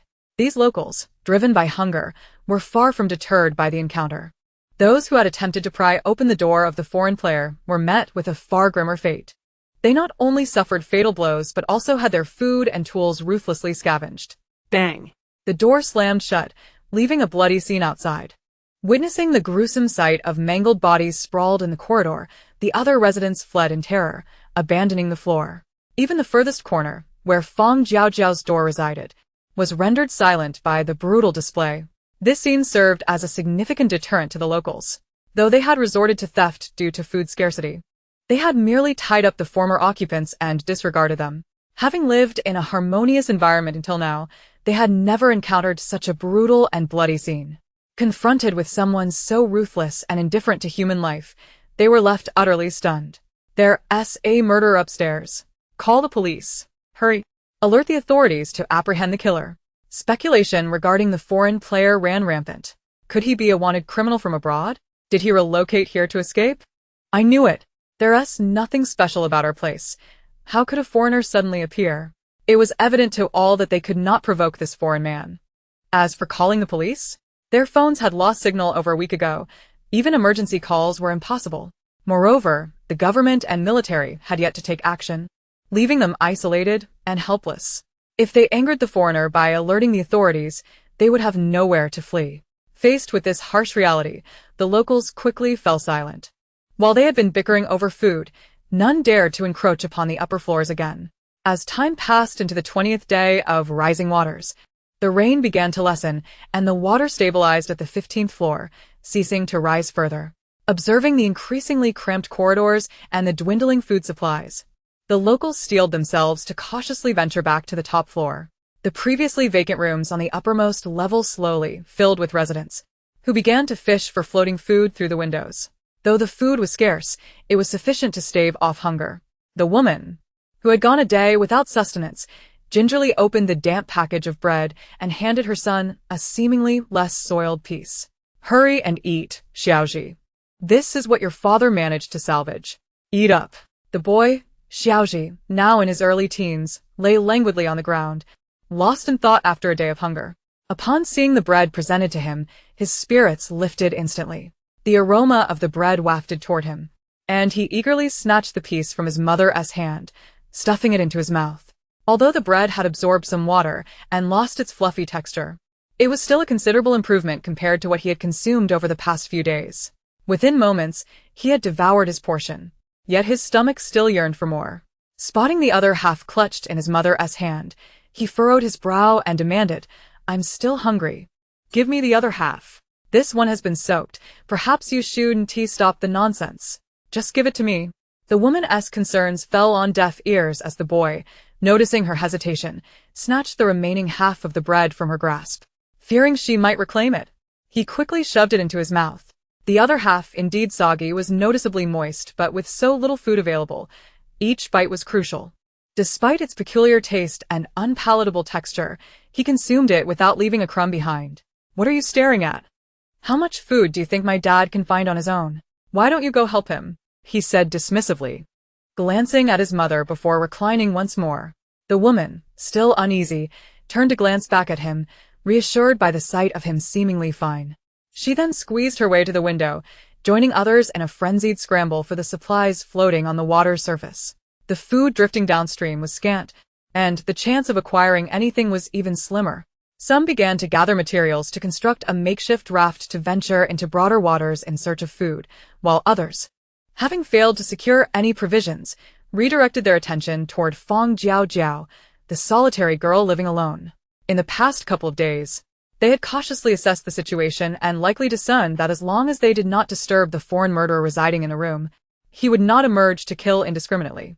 As for the reclusive young girl living on the other side, she seemed entirely unrelated to him. With the foreign brute's influence diminished, Fang Jiaojiao, who had not ventured outside, re-entered the collective consciousness of the residents. "She hasn't come out at all. Has something happened to her? As neighbors, we should check on her. Indeed, the girl lives alone and might be in trouble. With so many of us, we need not worry about inconveniencing her. Yes, in the face of danger, we ought to help one another. If anything is amiss, we can assist her." A group of individuals, spouting such lofty sentiments, gradually amassed at Fang Jiaojiao's door. Though their words were laced with concern for the solitary girl, what truly lay in their hearts remained known only to them. Claiming they would check in, they neither knocked nor called out, instead producing hammers with the intent to break the lock. Ever since these newcomers had arrived, Fang Jiaojiao had been particularly vigilant, and she had overheard their conversation at the door quite clearly. If the lock were to be damaged, her living situation would become inconvenient. Seizing the opportunity before they took action, she opened the door herself. Chapter 269. A Peculiar Calm. As the door swung open, the indigenous residents outside were taken aback, momentarily locking eyes with Fang Jiaojiao. However, their gaze quickly averted, choosing to ignore her presence as they peered past her into the room. The space was pristine, yet there was no sign of food. Had it been concealed? The residents outside jostled one another, craning their necks to catch a glimpse inside. Even in the absence of food, they remained undeterred. With so many bodies and a narrow doorway, they found Fang Jiaojiao, who was blocking their view, to be rather obstructive. One resident, unable to see inside, even reached out, attempting to pull her aside. In response, Fang Jiaojiao wielded a baseball bat and struck down with force, shattering the hand that sought to grasp her. "Ah!" The man, whose arm had been brutally broken, could not suppress a pained scream. The others, initially eager to push their way in, hesitated upon hearing his cry. This sudden display of ferocity from Fang Jiaojiao suggested she was not to be trifled with, even if she lacked the terrifying presence of the foreign murderer. Her strength was undeniable. Those who had suffered broken bones dared not entertain any further thoughts of malice, fleeing with urgency. The others, who had managed to evade injury, were not foolish. Witnessing her formidable resistance, they too made a hasty retreat. The residents on the upper floors were not to be underestimated, and even those who harbored resentment were momentarily deterred from further scheming. In their quest for sustenance, they remained vigilant by the windows, attentively observing the surface of the water at all hours. Occasionally, they would manage to fish out some food, but more often, they would retrieve nothing but refuse, enduring yet another day of hunger. As time passed, the food drifting nearby became increasingly scarce. Crowded in the corridors and stairwells, they spent sleepless nights, tormented by hunger. Not only was food elusive, but their water supply had also run dry. In the days following the rain, they had managed to collect some water to boil. But now that the rain had ceased, their firewood reserves were nearly depleted. To conserve what little they had, some less discerning individuals resorted to scooping up the sediment-laden water and drinking it after a brief settling period. When others witnessed no immediate ill effects from this practice, they too followed suit, consuming the untreated water. After 2 days of this, before illness could take hold, an unexpected calamity arose. Upon discovering a bloated corpse floating downstream, the residents swiftly and unanimously abandoned this unsanitary habit. As the body drifted away, the water before them became even more unpalatable. In truth, the water had never been clean. It was already tainted with debris and the residents' daily waste. Now, with the addition of a corpse, it was evident that they could no longer deceive themselves. Not long after the discovery of the body, several more bloated, discolored corpses would soon follow the current. This was yet another confrontation with death, following the few bodies that had already surfaced on the upper floor. Meanwhile, the other indigenous residents had become embroiled in a fierce struggle for survival amidst the flood and food shortages. In the building where Fang Jiaojiao and her companions resided, an unexpected tranquility prevailed due to the formidable presence of a foreign player.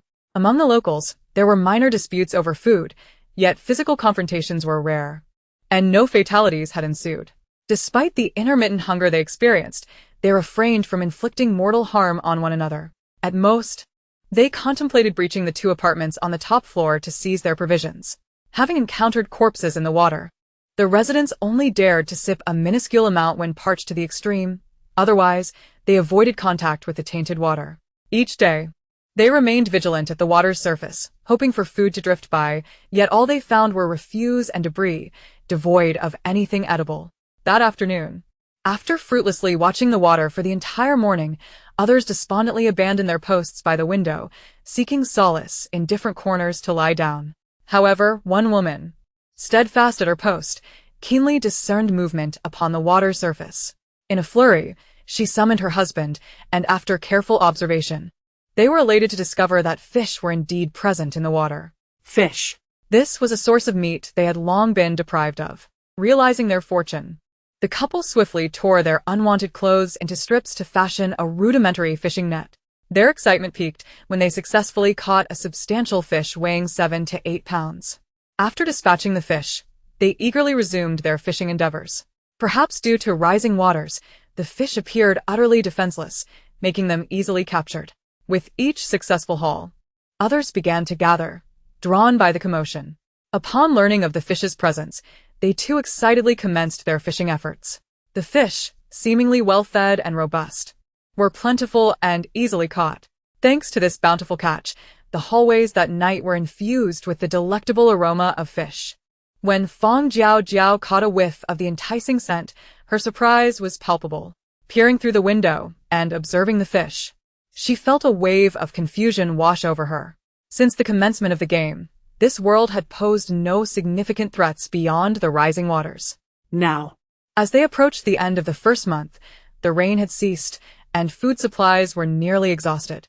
Yet, the sudden influx of fish seemed to alleviate their predicament, significantly lowering the survival difficulty. Was this truly a benevolent twist of fate bestowed upon them by the apocalyptic game?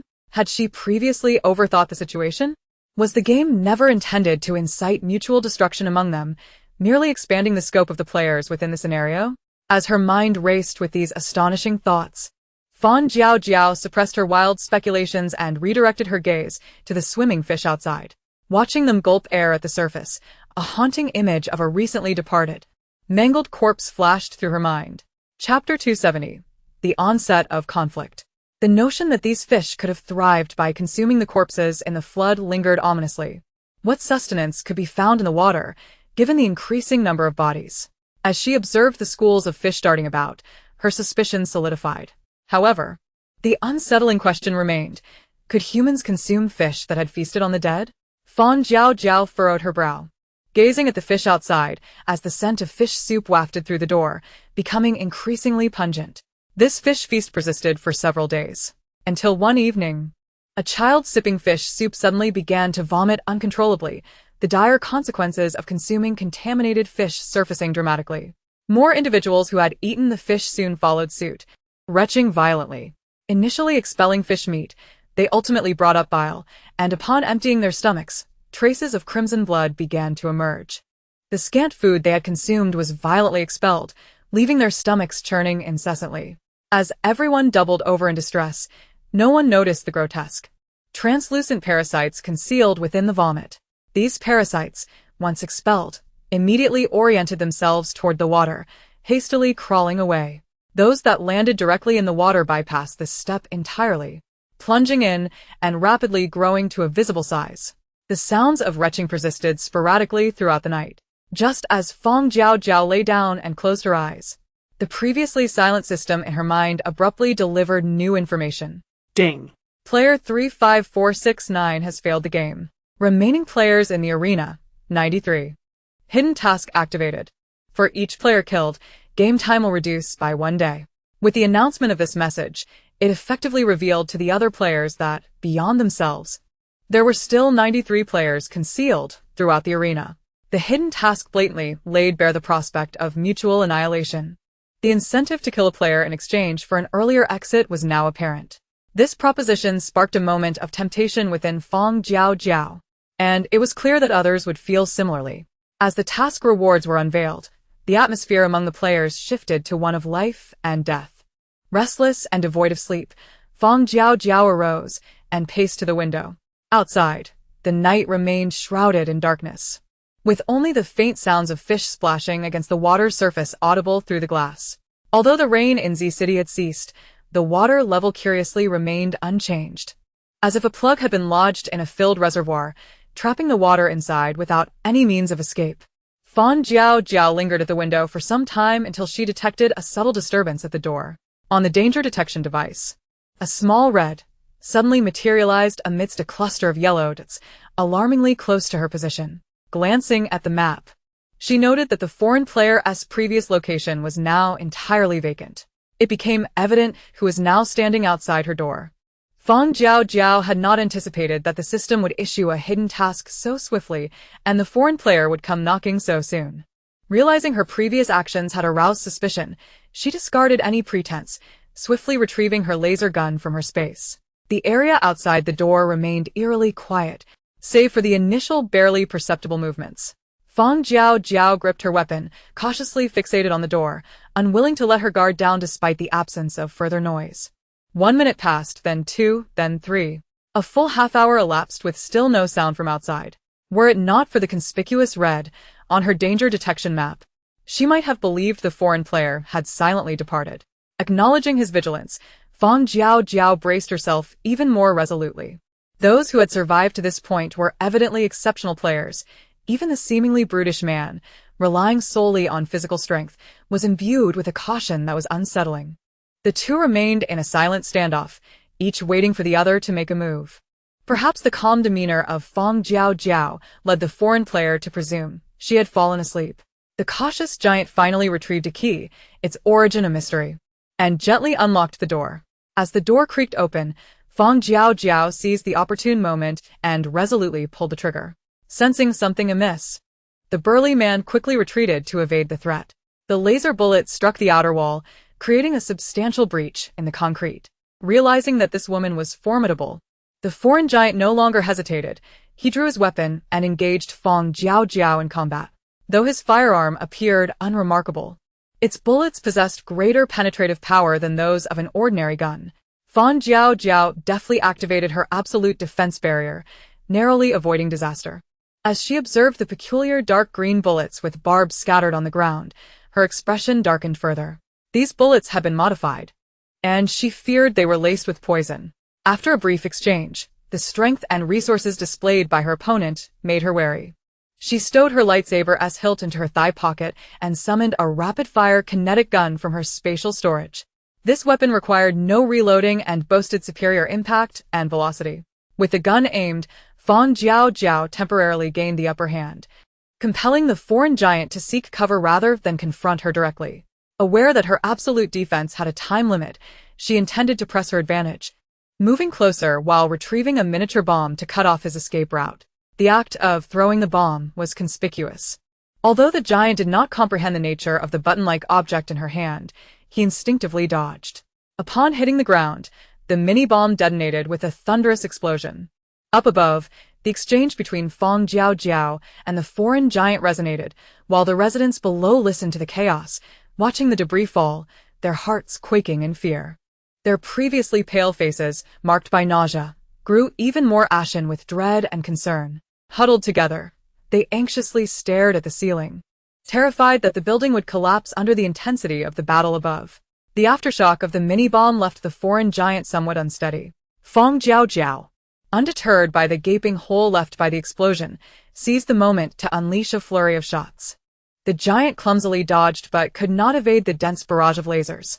As a laser bolt hurtled towards his heart, it ricocheted back towards Fang Jiaojiao at an alarming speed upon piercing his body. The laser rebounded violently against her protective shield. In the next instant, the shield's duration expired, shattering into nothingness. Chapter 271, A Struggle. Fang Jiaojiao's heart raced as the ricocheted laser struck before her. She had not anticipated that this foreign player possessed such a counterattack capability, leaving her shaken. Had she not been shielded, that sudden accelerated attack could have claimed her life. After the shield crumbled, she swiftly retreated behind cover and activated a second layer of defense. Noting Fang Jiaojiao's safety, the foreign giant's expression hardened, his caution heightened. His previously untested trump card had failed to subdue this meticulous woman, confirming her formidable nature. As Fang Jiaojiao re-established her shield, she turned to resume her assault, this time replacing her rapid-fire kinetic gun with the laser gun. Uncertain of the duration of the giant's reflective skill, she scrutinized his demeanor and expressions while launching her attacks. However, the giant was not without his own resources. His weapon, though inferior to hers, unleashed a steady stream of grenades and bullets. Ordinary players typically carried a 3-slot backpack, and the foreign player had evidently occupied all 3 slots with weapons. Could it be that his entire backpack was filled with these arms? Fang Jiaojiao's observations grew, increasingly astute. She noted that whenever the giant retrieved a grenade, he would intentionally brush his fingers against the ring adorning his ring finger, which was distinctly feminine in design. This detail heightened her suspicions regarding the nature of the ring. Switching her mini-bomb for a smoke grenade, Fang Jiaojiao quickly glanced at the timer on the player's wristband before unhesitatingly tossing the smoke grenade in the direction of the foreign giant. Upon impact, the grenade erupted, engulfing the entire floor in thick smoke. As the smoke billowed, Fang Jiaojiao swiftly advanced toward the giant. With 10 minutes remaining on her shield, she aimed to seize that enigmatic ring from the foreign giant's possession. The giant, not a fool, initially believed she had thrown yet another of her formidable bombs and swiftly turned to find cover. However, upon witnessing the smoke, he instantly realized her intent to engage him in close combat. With his reflective skill still active for a few more minutes, he was apprehensive about remaining within the smoke. Fearing he would be at her mercy, he hastily retrieved a grenade, intending to use the explosion to divert her attention. While cautiously retreating toward the stairwell, with his modified gun at the ready, Fang Jiaojiao moved with remarkable speed, closing the distance before the giant could retreat significantly. Drawing her lightsaber, which had been preloaded with energy crystals, she unleashed a faint red glow as it ignited. Advancing swiftly, she swung the saber, slicing through the smoke to target the giant's arm. The laser sword's reach was substantial. By the time the giant sensed the danger, the translucent red beam was already upon him.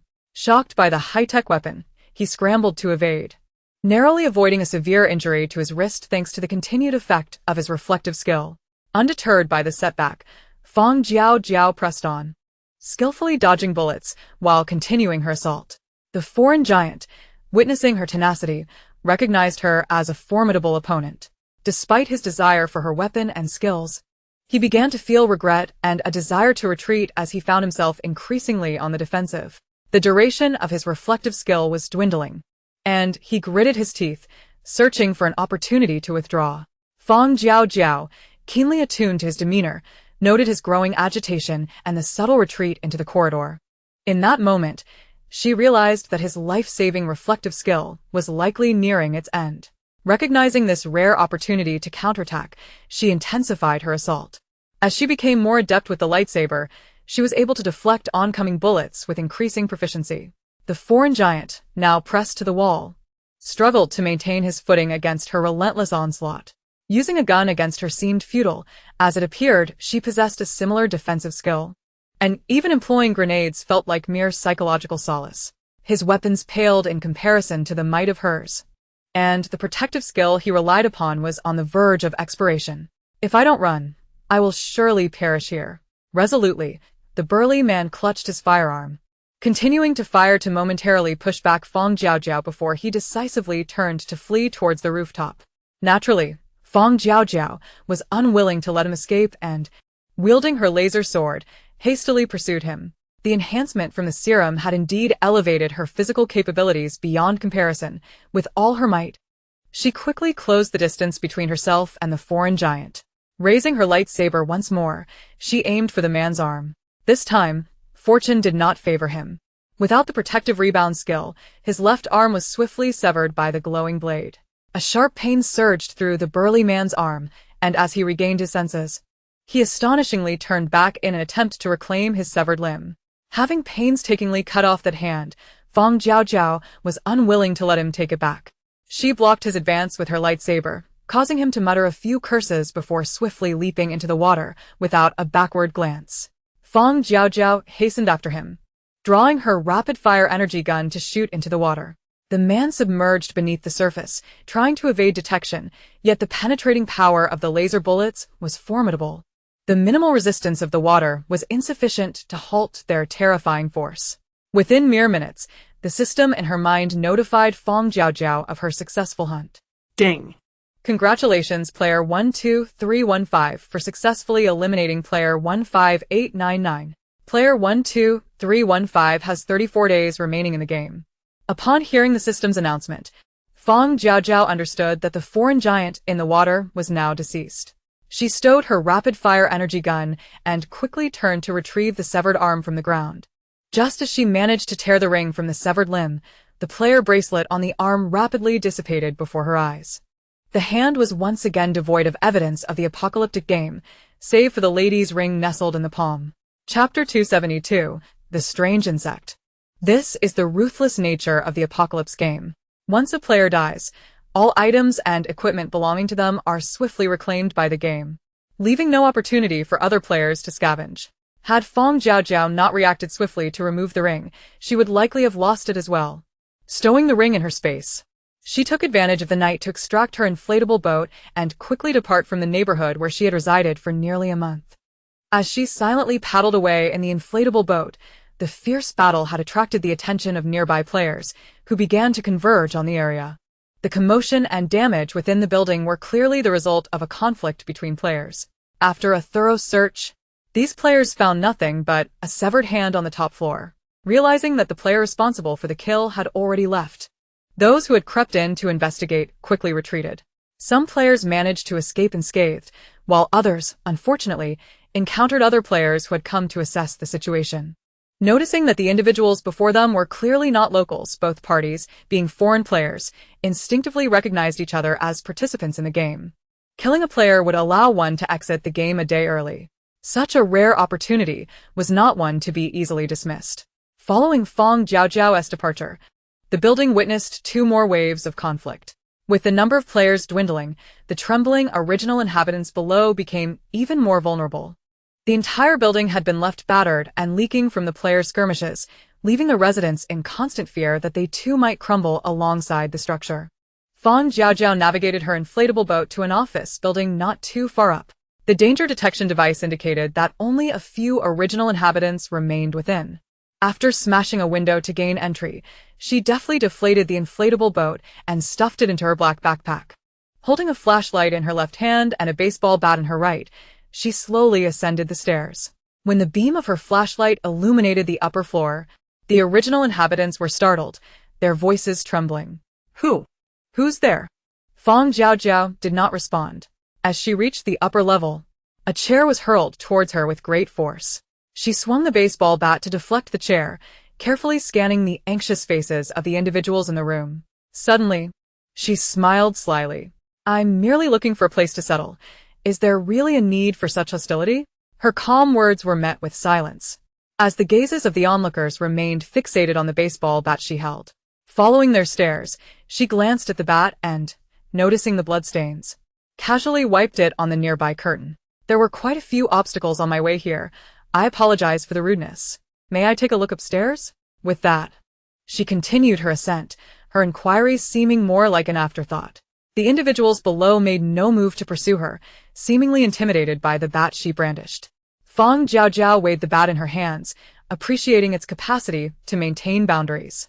The city of Z harbored numerous hidden game players. The burly man she had just encountered was no exception. It was evident that other concealed players would be equally formidable. She needed to devote her entire attention to remaining vigilant against other players, while minimizing her concerns about the original inhabitants. The top floor was desolate, devoid of cover or inhabitants. After securing the iron door behind her, she found a dry spot to sit and retrieved the ring she had yet to examine from her space. The ring was a simple silver band, slender and exuding an understated elegance. After inspecting it thoroughly, she found nothing amiss. Observing the ring's unremarkable nature, she tentatively slipped it onto her finger. The moment the ring was adorned, she felt a connection to a space approximately 5 square meters in size, filled to the brim with firearms and ammunition, reminiscent of those previously held by the foreign giant. So, it was an external spatial container? Fang Jiaojiao removed the ring, examining it closely, her apprehension tightening within her. The weapons within the ring were transferred to her own space, and after cleaning the now empty ring, she placed it back on her finger. With this item as a guise, she could justify retrieving belongings from her infinite space. She was acutely aware of the value of the infinite space in her possession compared to her 3-slot backpack. Rather than exposing her space and becoming a target for other players, it was wiser to present this external space as a distraction, thereby concealing the secret of her own. With only ordinary original inhabitants in the building, the threat to her was limited. Exhausted from the night's events, Fang Jiaojiao leaned against the wall, eyes closed, and dozed off. Yet, she had scarcely rested when the dawn broke outside. Today was a rare sunny day. Gazing at the sun just peeking over the horizon, vibrant and captivating, she stretched lazily before retrieving milk and rice balls from her space for breakfast. However, her meal was interrupted by swarming insects flitting about. Frowning, Fang Jiaojiao set aside her unfinished food and rose to her feet. Waving away the insects that nearly clung to her, Fang Jiaojiao, after zipping up her jacket, proceeded to the edge of the rooftop, following the direction in which the bugs danced. Below, the water surface was teeming with even more of these peculiar creatures, which bore a striking difference from ordinary insects. Their translucent bodies and wings, coupled with the unobtrusive beige of their intestines, rendered them almost invisible, were it not for their long, prominent black proboscis reminiscent of mosquitoes. Frowning deeply, Fang Jiaojiao scrutinized these bizarre insects that had suddenly emerged. Sensing the lively scent of a human, the bugs began to flutter their wings and swiftly approach her. Alarmed by the increasing swarm closing in, she hastily retreated back into the confines of her room. Upon her return, the native inhabitants of the building eyed her with renewed vigilance. Only when she retreated into her private office and firmly closed the door did they exhale a sigh of relief. Inside her room, Fang Jiaojiao shut the door and swiftly retrieved a pair of binoculars from her belongings, rushing to the window. After a meticulous survey, she discovered that the water surface was nearly entirely covered with these strange insects, tightening her frown even further.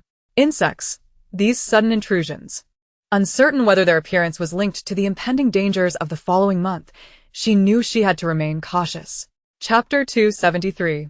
Larvae. Moreover, the sheer number of these insects, coupled with their inconspicuous appearance, significantly increased the likelihood of being bitten. She must take precautions promptly. Securing the cuffs of her pants with a rope, she exchanged her footwear for a pair of marten boots, tucking her trousers inside. Fang Jiaojiao meticulously tightened her sleeves to prevent any skin exposure, yet upon glancing at her attire, she felt insufficiently protected. Summoning the remaining protective suit from her space, she activated her replication ability. In the blink of an eye, she pulled out a distinctly different, semi-transparent protective suit from the pile that had appeared on the ground. This suit resembled a raincoat, but offered greater enclosure and security. The tightened cuffs thwarted any chance of insects burrowing inside, while the circular opening for breathing was shielded by an adjustable transparent visor, leaving no opportunity for the bugs to invade. After donning the protective suit with utmost care, she retrieved gloves to securely seal the connection between her hands and the cuffs of the suit. Just as she was about to stow away the surplus protective gear, a commotion erupted outside the door. Hey? Something's biting me. What is this? Where did all these bugs come from? Damn, these mosquitoes are sucking my blood. The peculiar insects she had observed had infiltrated the floor, launching an assault on the unsuspecting natives outside. Due to their transparent bodies and wings, along with their nearly silent flight, the inhabitants only realized the threat when the insects were upon them. Surrounded by the swarming bugs, the natives futilely waved their hands in the air, attempting to disperse the assailants. However, the insects, drawn by the scent of humanity, relentlessly sought to draw near and bite. The spots where they were bitten resembled mosquito bites, not painful, but exuding an unbearable itch. Frustrated by the incessant bites, the natives grabbed documents from their desks and began swatting at the bugs. Once airborne, the insects became exceedingly difficult to track, and after a prolonged struggle outside, they found themselves covered in bites, itching uncontrollably. I can't take this anymore. It itches beyond belief. What kind of mosquito is this? We should find a room to hide. A middle-aged man nearby scratched at the welts on his arms, an itch that seemed to radiate from his bones, driving him nearly to madness. His nails had drawn blood as he clawed at the skin, yet the intolerable itch showed no signs of abating. With no other option, they hurriedly sought refuge in a room, hoping to keep the biting insects at bay. Yet, the bugs, having tasted blood, were not easily deterred. Some flew closely behind them into the room, while others sought entry through the gaps in the door and windows. In essence, attempting to escape these vexatious insects by hiding indoors was a mere fantasy. A few insects also found their way into Fang Jiaojiao's room. Upon noticing one crawling on her visor, she immediately turned to inspect the tightly sealed cracks of the door. The gap beneath the door remained securely blocked, showing no signs of loosening. So, from where had these insects entered? Fang Jiaojiao raised her hand to swat the bugs clinging to her protective suit, but as she prepared to remove her contaminated outer gloves for a fresh pair, she realized something unsettling about the squashed insects. Their bodies had been flattened, leaving remnants on her glove, yet the insides were still faintly twitching. Not dead? Fang Jiaojiao leaned in closer, observing that from the wriggling innards of the insects emerged countless tiny, thread-like entities. Watching these minuscule threads begin to crawl towards the edges of her palm sent shivers down her spine. Instinctively, she retrieved some alcohol from her supplies and poured it onto her palm for disinfection. Despite the alcohol pouring down, the writhing threads showed no signs of being affected, continuing to twist and crawl. As the abominable things threatened to ascend her wrist and invade her protective suit, she swiftly removed the outer gloves. Tossing the gloves aside, she hurried to the edge of the room, meticulously inspecting the remaining pair of gloves she had on. Fortunately, the inner gloves were untainted, and the strange, parasitic-like entities had not managed to crawl onto her.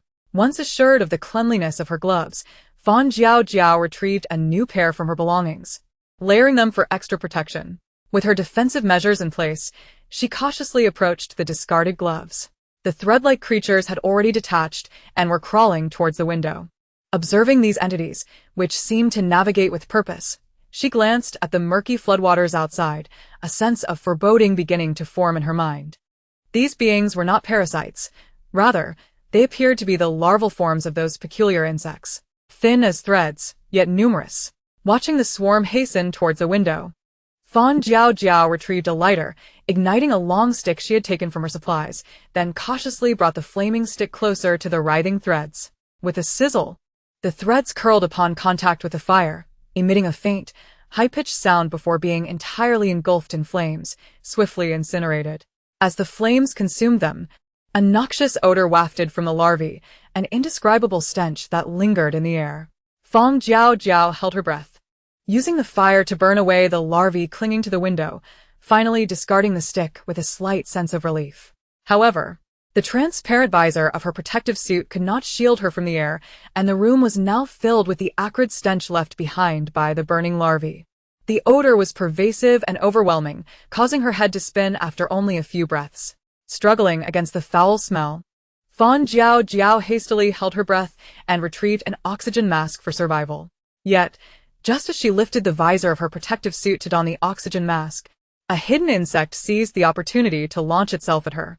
In the room, insects still lingered, and Fang Jiaojiao had no choice but to swiftly remove her oxygen mask and securely fasten the visor of her protective suit. As the insects flitted before her, failing to find a crevice to slip through, they were incinerated by the flame of the lighter she wielded. Though the burning insects emitted a foul stench, this act prevented the larvae within them from escaping. After extinguishing the immediate threat, Fang Jiaojiao meticulously examined the office and soon discerned that the insects had infiltrated through the central air conditioning's exhaust vent. Once she had thoroughly sealed the vent with gauze, the remaining insects were gradually eradicated. With all avenues for ventilation blocked, the circulation of air was impeded, and the noxious odor that erupted after exterminating the insects lingered persistently. After ensuring that no remnants of the insects remained, she donned the oxygen mask to filter her breaths. Chapter 274, Parasitism and Transmission. The cool oxygen filled her lungs, gradually clearing her previously foggy mind. Uncertain whether it was the toxic odor from the charred insects, she found herself increasingly lethargic, her thoughts dulled. Once the heaviness in her head dissipated, Fang Jiaojiao cautiously inspected her protective suit, noting the minute punctures that seemed to be the result of the insect's mandibles. Fortunately, there remained a considerable distance between the protective suit and her skin. Although the suit could not prevent the insect's bites, she had thus far been lucky enough to avoid any injury. Meanwhile, in the adjacent room, the original inhabitants continued their futile attempts to swat at the biting mosquitoes. The squashed remains of the mosquitoes were carelessly wiped with paper and discarded onto the floor. Preoccupied with scratching and swatting at the pests, they remained oblivious to the multitude of thread-like larvae stealthily emerging from the discarded paper. As these larvae crawled determinately toward the source of moisture through the cracks in the door, the itchiness from their bites became increasingly unbearable. Damn it! What kind of mosquitoes are these? Why does it itch so much? The middle-aged man, the first to be bitten, could no longer contain himself. The itch on his arm escalated to an intolerable level. Even scratching it until it bled provided no relief. This itch penetrated to the very marrow, as if a feather were incessantly tickling beneath his flesh. His movements grew more frantic, and the wounds on his arm deepened. Brutally. Your arm! Exclaimed a young man gripping his elbow across from him, turning with a sudden, piercing cry. Others, alerted by the commotion, turned to the middle-aged man, their faces frozen in shock at the grisly sight before them. Strands resembling noodles were grotesquely writhing out from his bloodied arm. These tendrils continued to crawl out, intertwining with the red flesh and white parasites, creating a scene that was both gory and chilling. Witnessing the horror on his own arm, the middle-aged man turned pale with fear. His stomach churned violently, and an uncontrollable wave of nausea surged over him. Gritting his teeth against the pain, he yanked the grotesque creatures from his arm and hurled them to the ground, but despite his efforts, the turmoil in his stomach could not be quelled. He bent over the table, retching violently. What emerged was not the food he had consumed, but a writhing mass of living white parasites, twisted and intertwined with his stomach acid. The onlookers stood frozen in terror, rooted in the corners of the room, unable to approach. They could only watch as these horrifying and bizarre entities crawled through the doorway and out into the open. The middle-aged man's hunched form never straightened again. Waves of vomiting threatened to empty him of all strength, yet the relentless expulsion of parasites seemed endless, showing no signs of abating. The witnesses could only watch in horror as he grew weaker, swaying unsteadily, until finally, he collapsed onto the ground, his mouth still spewing forth the parasites. At some point, his breath had quietly ceased. Yet, gazing into his wide-open eyes and the writhing parasites spilling from his mouth, the onlookers remained in stunned silence for what felt like an eternity. Gradually, the wounds on their own bodies began to exhibit similar abnormalities. As they watched the parasites surging forth from their flesh, despair washed over their faces, turning them ashen. After witnessing the middle-aged man's gruesome fate, they understood all too well what these emerging parasites heralded. Fear, terror, despair, and unwillingness. Even as they frantically clawed at the newly emerged parasites, the other larvae, having already hatched within them, would not simply vanish.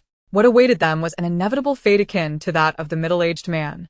This grim scenario unfolded simultaneously throughout various locations in City Z. Within those who had been bitten by the insects, parasitic eggs had already taken root. These eggs proliferated rapidly, hatching within the warmth of the human body. In a matter of 1 or 2 hours, they transformed from eggs to larval forms, surging forth to find an exit. The parasites that emerged from the bodies swiftly made their way toward the nearest water source. Once fully submerged, they would undergo rapid secondary development, maturing into flying mosquitoes capable of laying eggs. Thus, the cycle continued, leading to an ever-increasing number of insects in the air. Simultaneously, the residents and players trapped in City Z were tormented by these incessant pests. As the commotion from next door gradually subsided, Fang Jiaojiao withdrew her attention, her brow furrowing involuntarily. The sounds and utterances from the adjacent room hinted at the post-effects of the insect bites. However, with the soundproof door in place, the exact nature of these effects remained elusive. Noting the silence that had persisted for over half an hour, she surmised that the chances of survival for those bitten in the neighboring room were almost non-existent. Were these ubiquitous insects truly so lethal? In less than 2 hours, had those bitten already succumbed? Casting a glance at the insects skimming the surface of the water outside, she sensed their numbers were indeed increasing. The protective suit offered little defense against the insect bites, and at present, her only means of counteracting these pests was through fire. Drawing the curtains, she began to sift through the weapons at her disposal, her gaze brightening as it fell upon the laser sword. Just as she was examining this translucent, pale red beam, a series of alarming notifications rang out in her mind. Ding. Player 25697 has failed the game. Remaining players in the arena, 90. Ding. Player 35418 has failed the game. Remaining players in the arena, 89. Ding. Player 12344 has failed the game. Remaining players in the arena, 88. The relentless barrage of failure announcements caught Fang Jiaojiao off guard. She furrowed her brow and rose, her eyes filled with an inescapable gravity. The incessant announcements were evidently not a result of a balance of power among players, but rather an indication that an increasing number of insects lurked outside.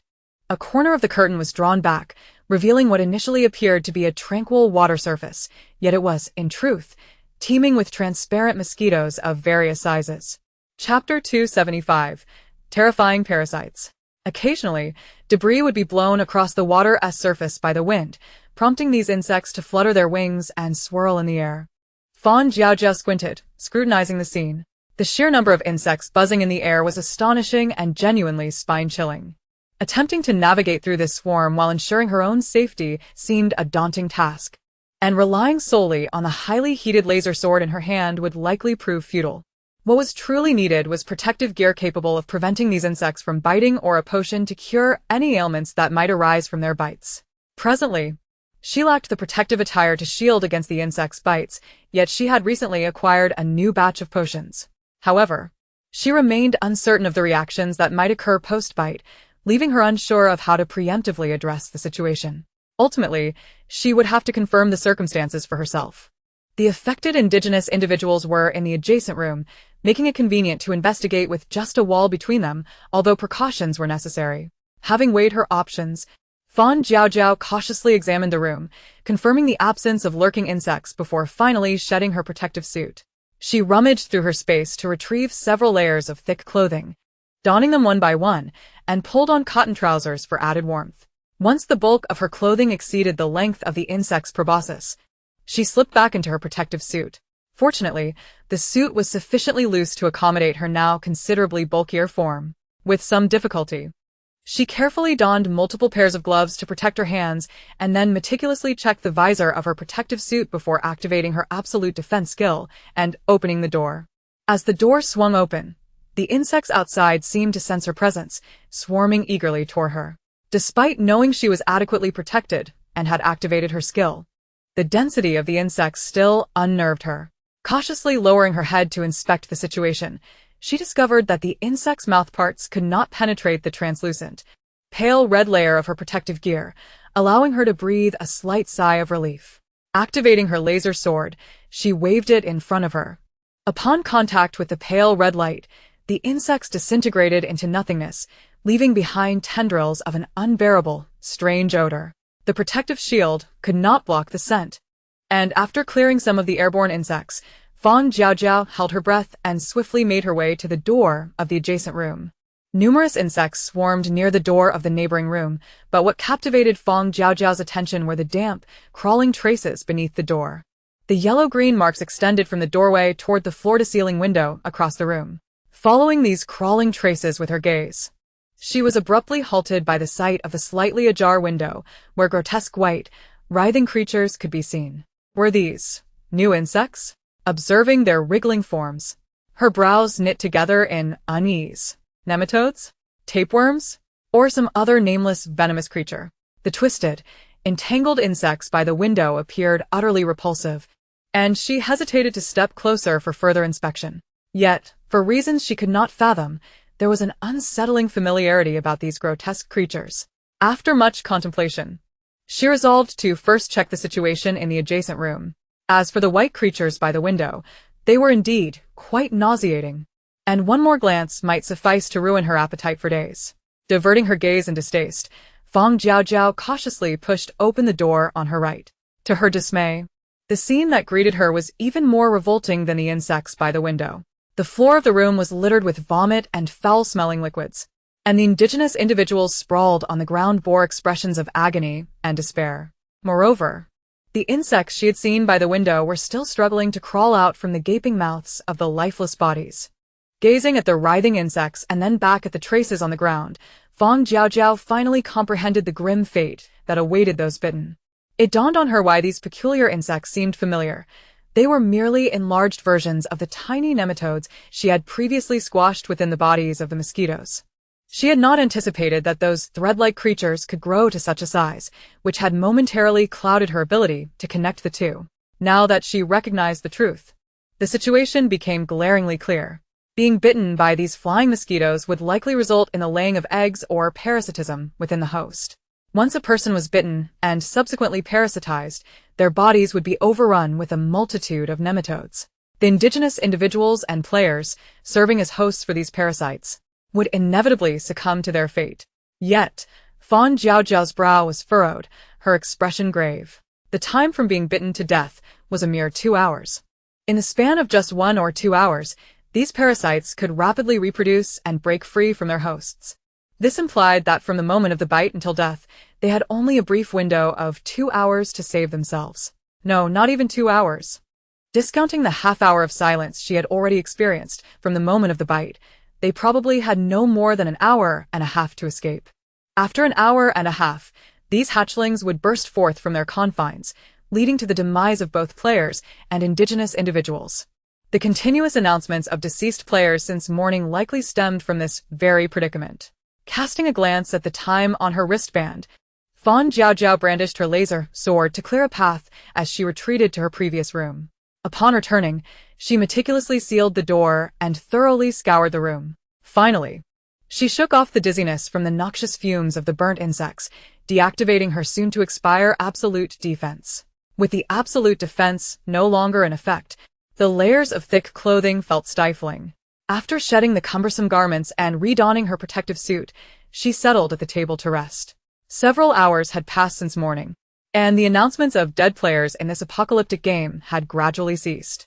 The first batch of players, caught off guard and bitten by the insects, had perished, leaving behind only those who were now wary of the mosquitoes outside. In contrast to the heightened vigilance of the remaining players, it was the indigenous individuals of City Z who suffered the highest fatalities amidst this insect catastrophe. Chapter 276 Mosquitoes. The translucent insects fluttering in the air were hardly noticeable. Preoccupied with their quest for sustenance, they paid little heed to the sudden emergence of the mosquitoes. Even when bitten, they merely regarded it as a minor annoyance akin to the sudden hatching of mosquitoes after a flood, scratching the bites without further concern. until the sensation of being bitten by insects became unbearably itchy. Only then did a few glances shift towards the source. However, most merely scratched at the affected areas before diverting their attention back to the food floating on the water's surface. As the itchiness grew increasingly intolerable, gnawing at their very core without resolution, the others began to take notice. Yet, even upon realizing something was amiss, they found themselves powerless to act. Aside from scratching the afflicted areas until they bled in an attempt to alleviate the itch through pain, they had no other recourse. After more than half an hour had passed, the fully hatched larvae within their bodies began to writhe, seeking an escape. At this stage, the only fate awaiting these indigenous people was death. As the number of the deceased escalated, so too did the swarms of insects outside. By evening, the number of flying insects had more than doubled. Fang Jiaojiao, clutching a nutrient solution, stood by the window. As dusk descended, the half-transparent forms of the insects became increasingly inconspicuous against the growing shadows. After returning to her room, Fang Jiaojiao meticulously examined the potions in her possession, finding none capable of exterminating the parasites. Though her inventory contained insecticides and deworming pills, their efficacy remained uncertain. Lacking absolute confidence in her ability to preserve her life after being bitten, she hesitated to venture outside. Fortunately, for the time being, she found herself alone in the office building, and with the vast number of insects outside, the likelihood of other players arriving was minimal. Thus, she could afford to remain in this sanctuary for a couple of days, observing the situation outside before making any decisions. In actuality, Fang Jiaojiao resided there for several days.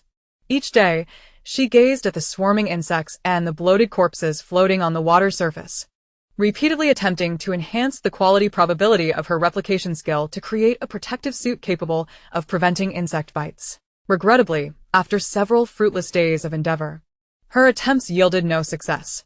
Although she had amassed a considerable amount of clothing, and some had indeed thickened after quality enhancement, she remained uncertain whether the insects outside had mutated. Despite their appearance resembling that of ordinary mosquitoes, their black mandibles proved to be unexpectedly hard and sharp, transcending Fang Jiaojiao's imagination. Regardless of the material, no attire seemed impervious to their piercing. After several attempts, she found herself increasingly vexed. The alloy in her inventory, impervious to these insects, was too thick and heavy to fashion into clothing. Her absolute defense had yet to upgrade, allowing for a maximum usage of only an hour and a half per day. In exceptional circumstances, even that duration proved insufficient. With the outside teeming with insects, was it to be that the remaining month for these players would be spent evading the swarms? Other players aside, she possessed ample food in her space, so she had no cause for concern. If it truly came to living in seclusion for a month before venturing out, it was a feasible option.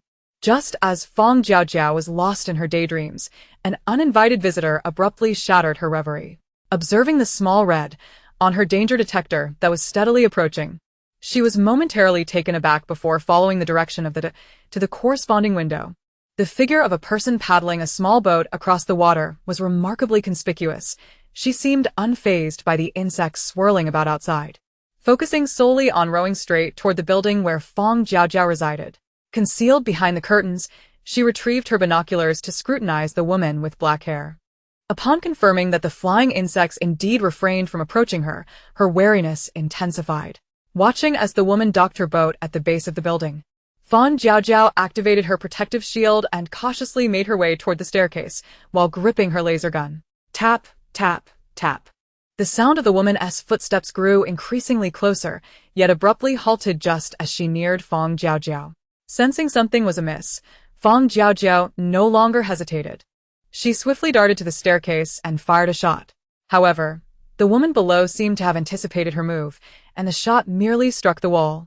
With one miss, Fang Jiaojiao observed the woman retreating to the corner, leaving her no choice but to temporarily withdraw behind the wall. Uncertain of the skills possessed by this female player or whether she bore any firearms, Fang Jiaojiao refrained from further impulsive actions. Meanwhile, the woman below appeared to possess greater composure than Fang Jiaojiao had anticipated. After a prolonged silence, she decided to clear the increasing number of insects in front of her with her lightsaber while straining to listen intently. Fang Jiaojiao felt a mix of confusion and vigilance. The player below was equally perplexed, Her skills had been activated for quite some time, yet the upper floor remained eerily silent. Was it that the woman above was exceptionally patient, or did she possess a skill that rendered her immune to insect bites? If she indeed had such a skill, the woman below found herself in a precarious predicament. However, having encountered another player, particularly a female one, she was torn. If she eliminated her, she could potentially escape sooner. After a moment of inner turmoil, the woman resolved to probe further. Raising her hand, she concentrated white light, and, astonishingly, all the insects enveloped in its glow transformed into her minions, ready to obey her commands. Kill the woman upstairs. The airborne insects seemed to comprehend her command, flocking towards the upper floor.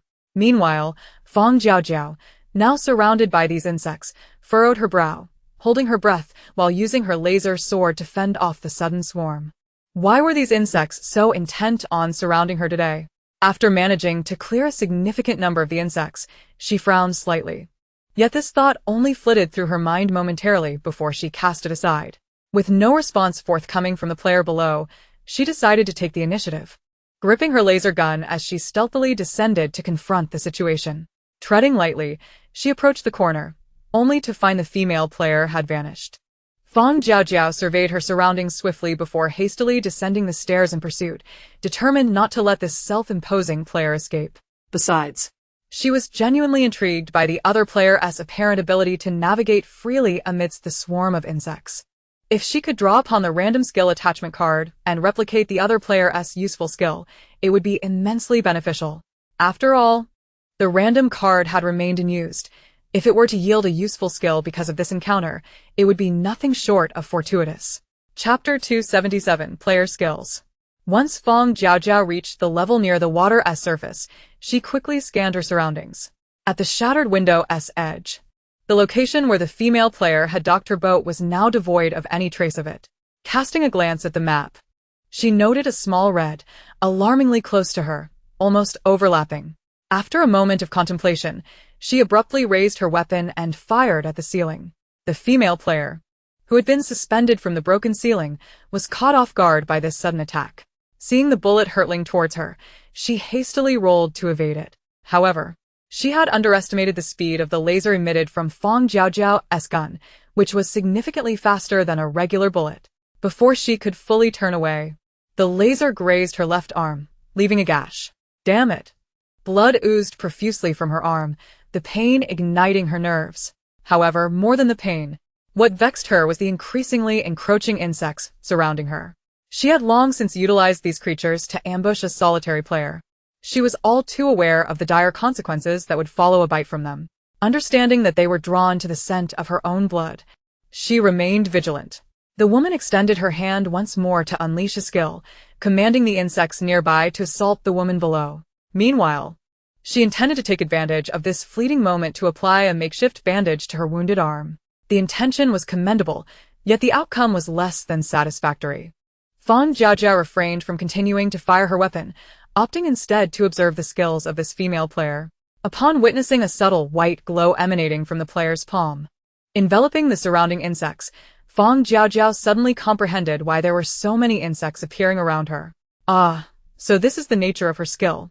Not only can it deter the insects from approaching, but it can also command them? Fang Jiaojiao's eyes sparkled with intrigue.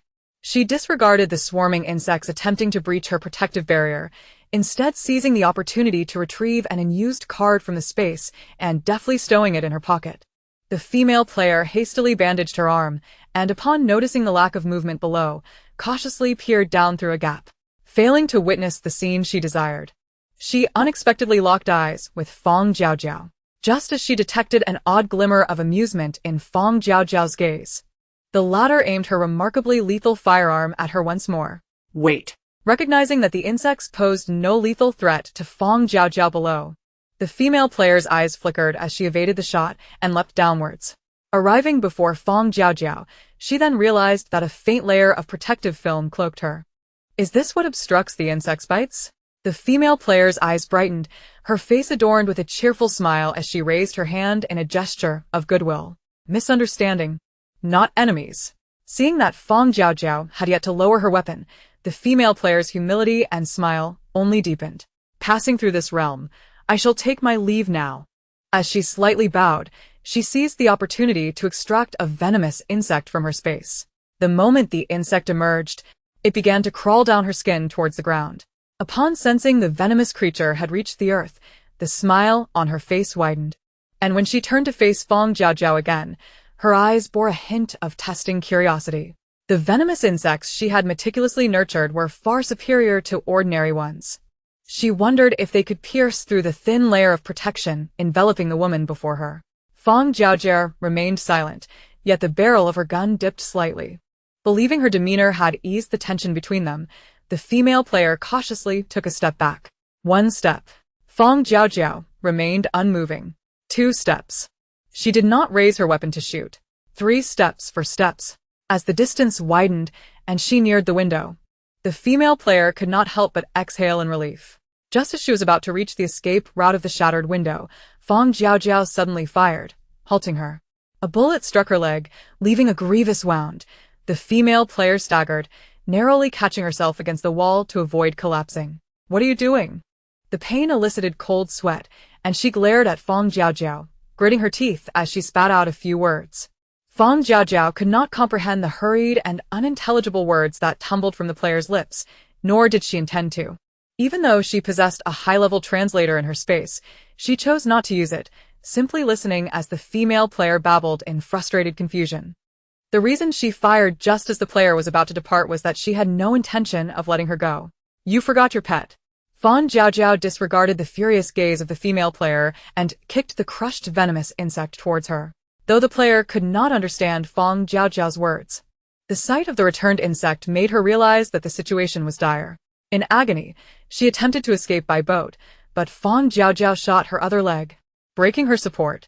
With her legs no longer able to uphold her, she crashed heavily to the ground. Realizing that her chances of escape were slim, the female player drew her last bomb. Just as she prepared to detonate it, taking them both down, the device was swiftly kicked away. With reddened eyes filled with fury, the female player turned, only to be startled by Fang Jiaojiao's sudden approach, her pupils contracting in fear.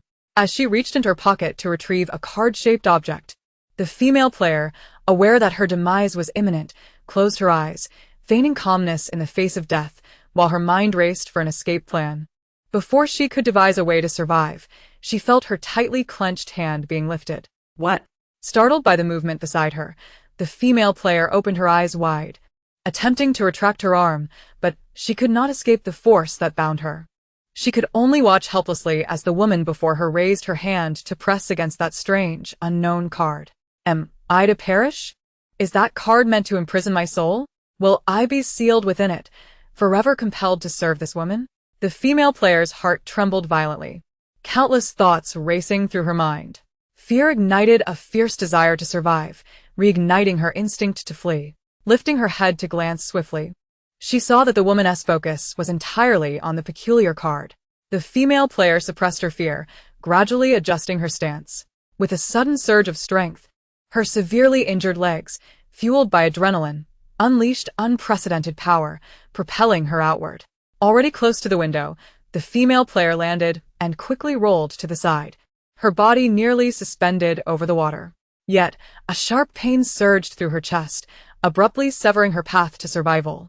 With no hope left, she fell heavily into the water. Meanwhile, Fang Jiaojiao, having heard the system's announcement, was engrossed in examining the new skill she had just acquired. Chapter 278, The Insect Leader. Perhaps drawn from that female player's hand, this newly acquired random skill indeed bore a striking resemblance to the one possessed by her.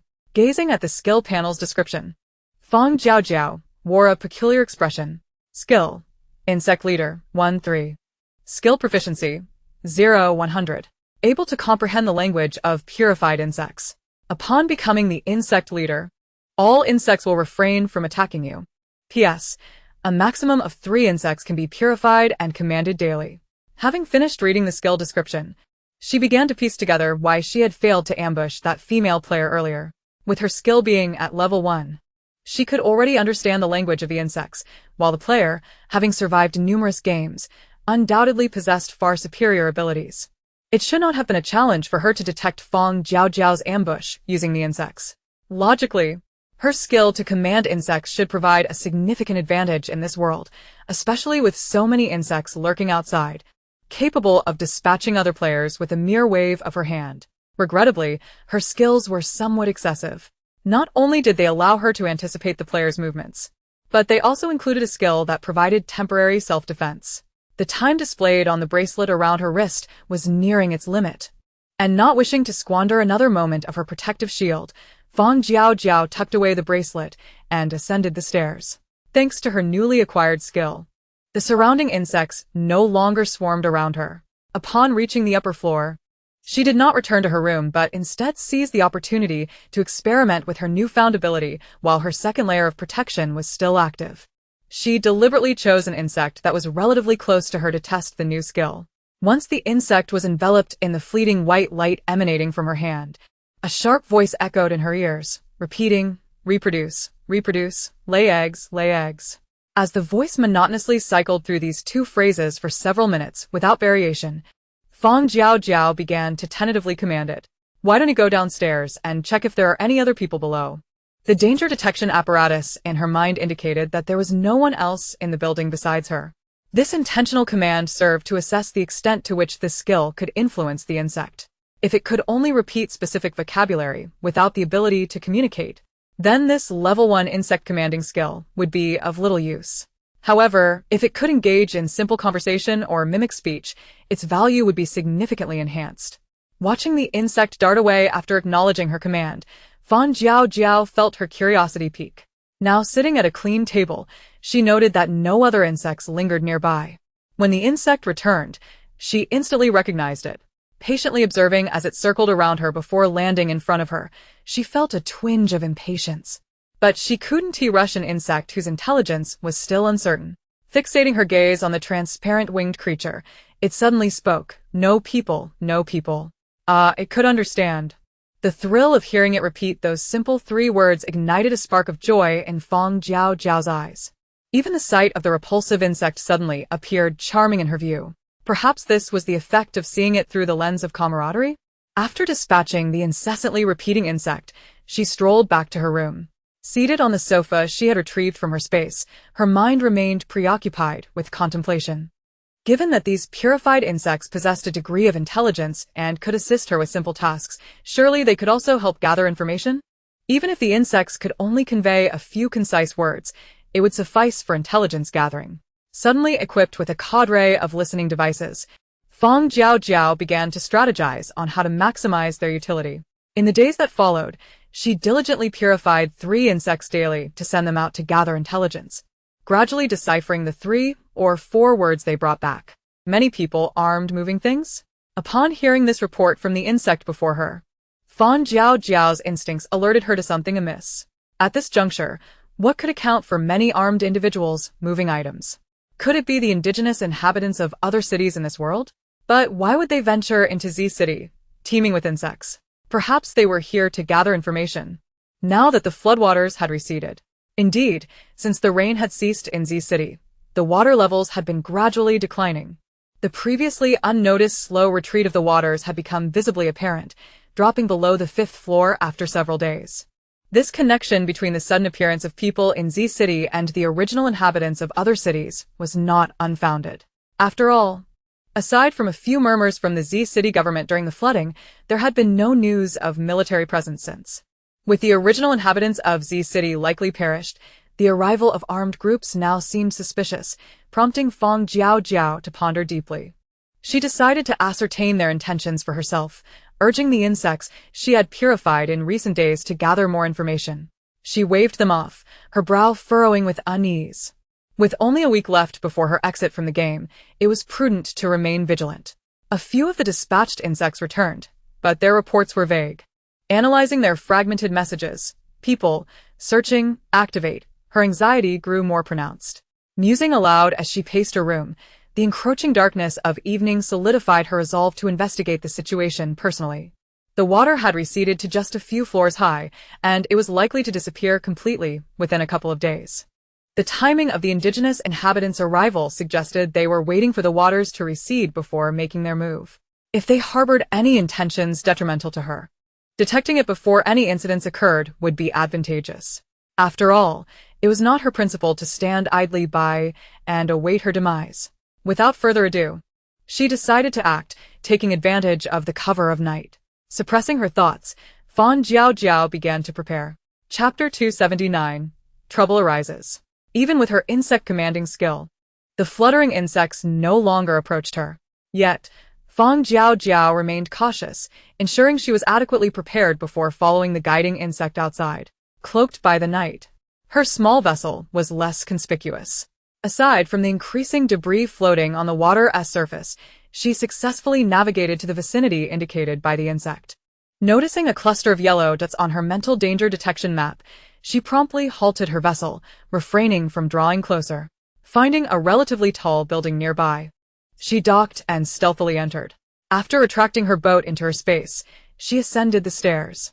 The corridor was damp and reeked of decay. Fang Jiaojiao slowed her breathing and swiftly made her way to the rooftop, extracting her binoculars to observe the gathering of yellow dots. Fortunately, the surrounding buildings were not particularly tall, and with the aid of her mental map, she quickly located the armed individuals mentioned by the insect. Hiding by the window, she carefully scrutinized the group across the way, confirming they were indeed the original inhabitants of this world. Rather than feeling relieved, her vigilance intensified. What were they doing here? Armed, the group appeared well prepared. With a pile of dark boxes of unknown contents on the floor and handheld jet devices and heavy-duty protective suits made of some robust metal material. This entire ensemble seemed specifically designed to confront these insects. In her heart, Fang Jiaojiao's perplexities twisted and turned, but remained unaddressed. She summoned her remaining few insect minions, dispatching them to gather further intelligence. As she watched the diminutive creatures take flight, she retrieved her binoculars to continue her scrutiny of the opposite building. The indigenous inhabitants within seemed to be convening, a group huddled around a table, deep in discussion. While the binoculars provided a view of their actions, they offered no sound. Were it not for the numerous guards stationed throughout the entire building, Fang Jiaojiao might have been tempted to stealthily approach and eavesdrop. Fortunately, the returning insects had brought back news. After absorbing their reports and reassigning them for further reconnaissance, her mind was already brimming with the fresh intelligence she had just acquired. Sufficient action. Slowly contemplating the implications of these two words, she began to analyze them exhaustively. The sudden arrival of these indigenous people in Z City, plagued by swarming insects, surely hinted at an ulterior motive. Sufficient. What were they here to collect? Moreover, they had likely already procured it. A fleeting image of the numerous large black boxes she had glimpsed through the binoculars rushed through her mind. Fang Jiaojiao began to ponder what could possibly remain in the current Z City that would compel someone to risk their life for a search. The indigenous populace of Z City was likely extinguished, leaving only her and a handful of hidden players alive. The movements of these players would not be easily exposed, especially given the rampant insect presence outside, which would surely render everyone more cautious. If the players remained concealed, Z City would appear to the outside world as a mere ghost town. What remained in this post-disaster wasteland? Corpses? Valuables? Or perhaps? Fang Jiaojiao's gaze drifted, inexplicably landing on the insects fluttering nearby.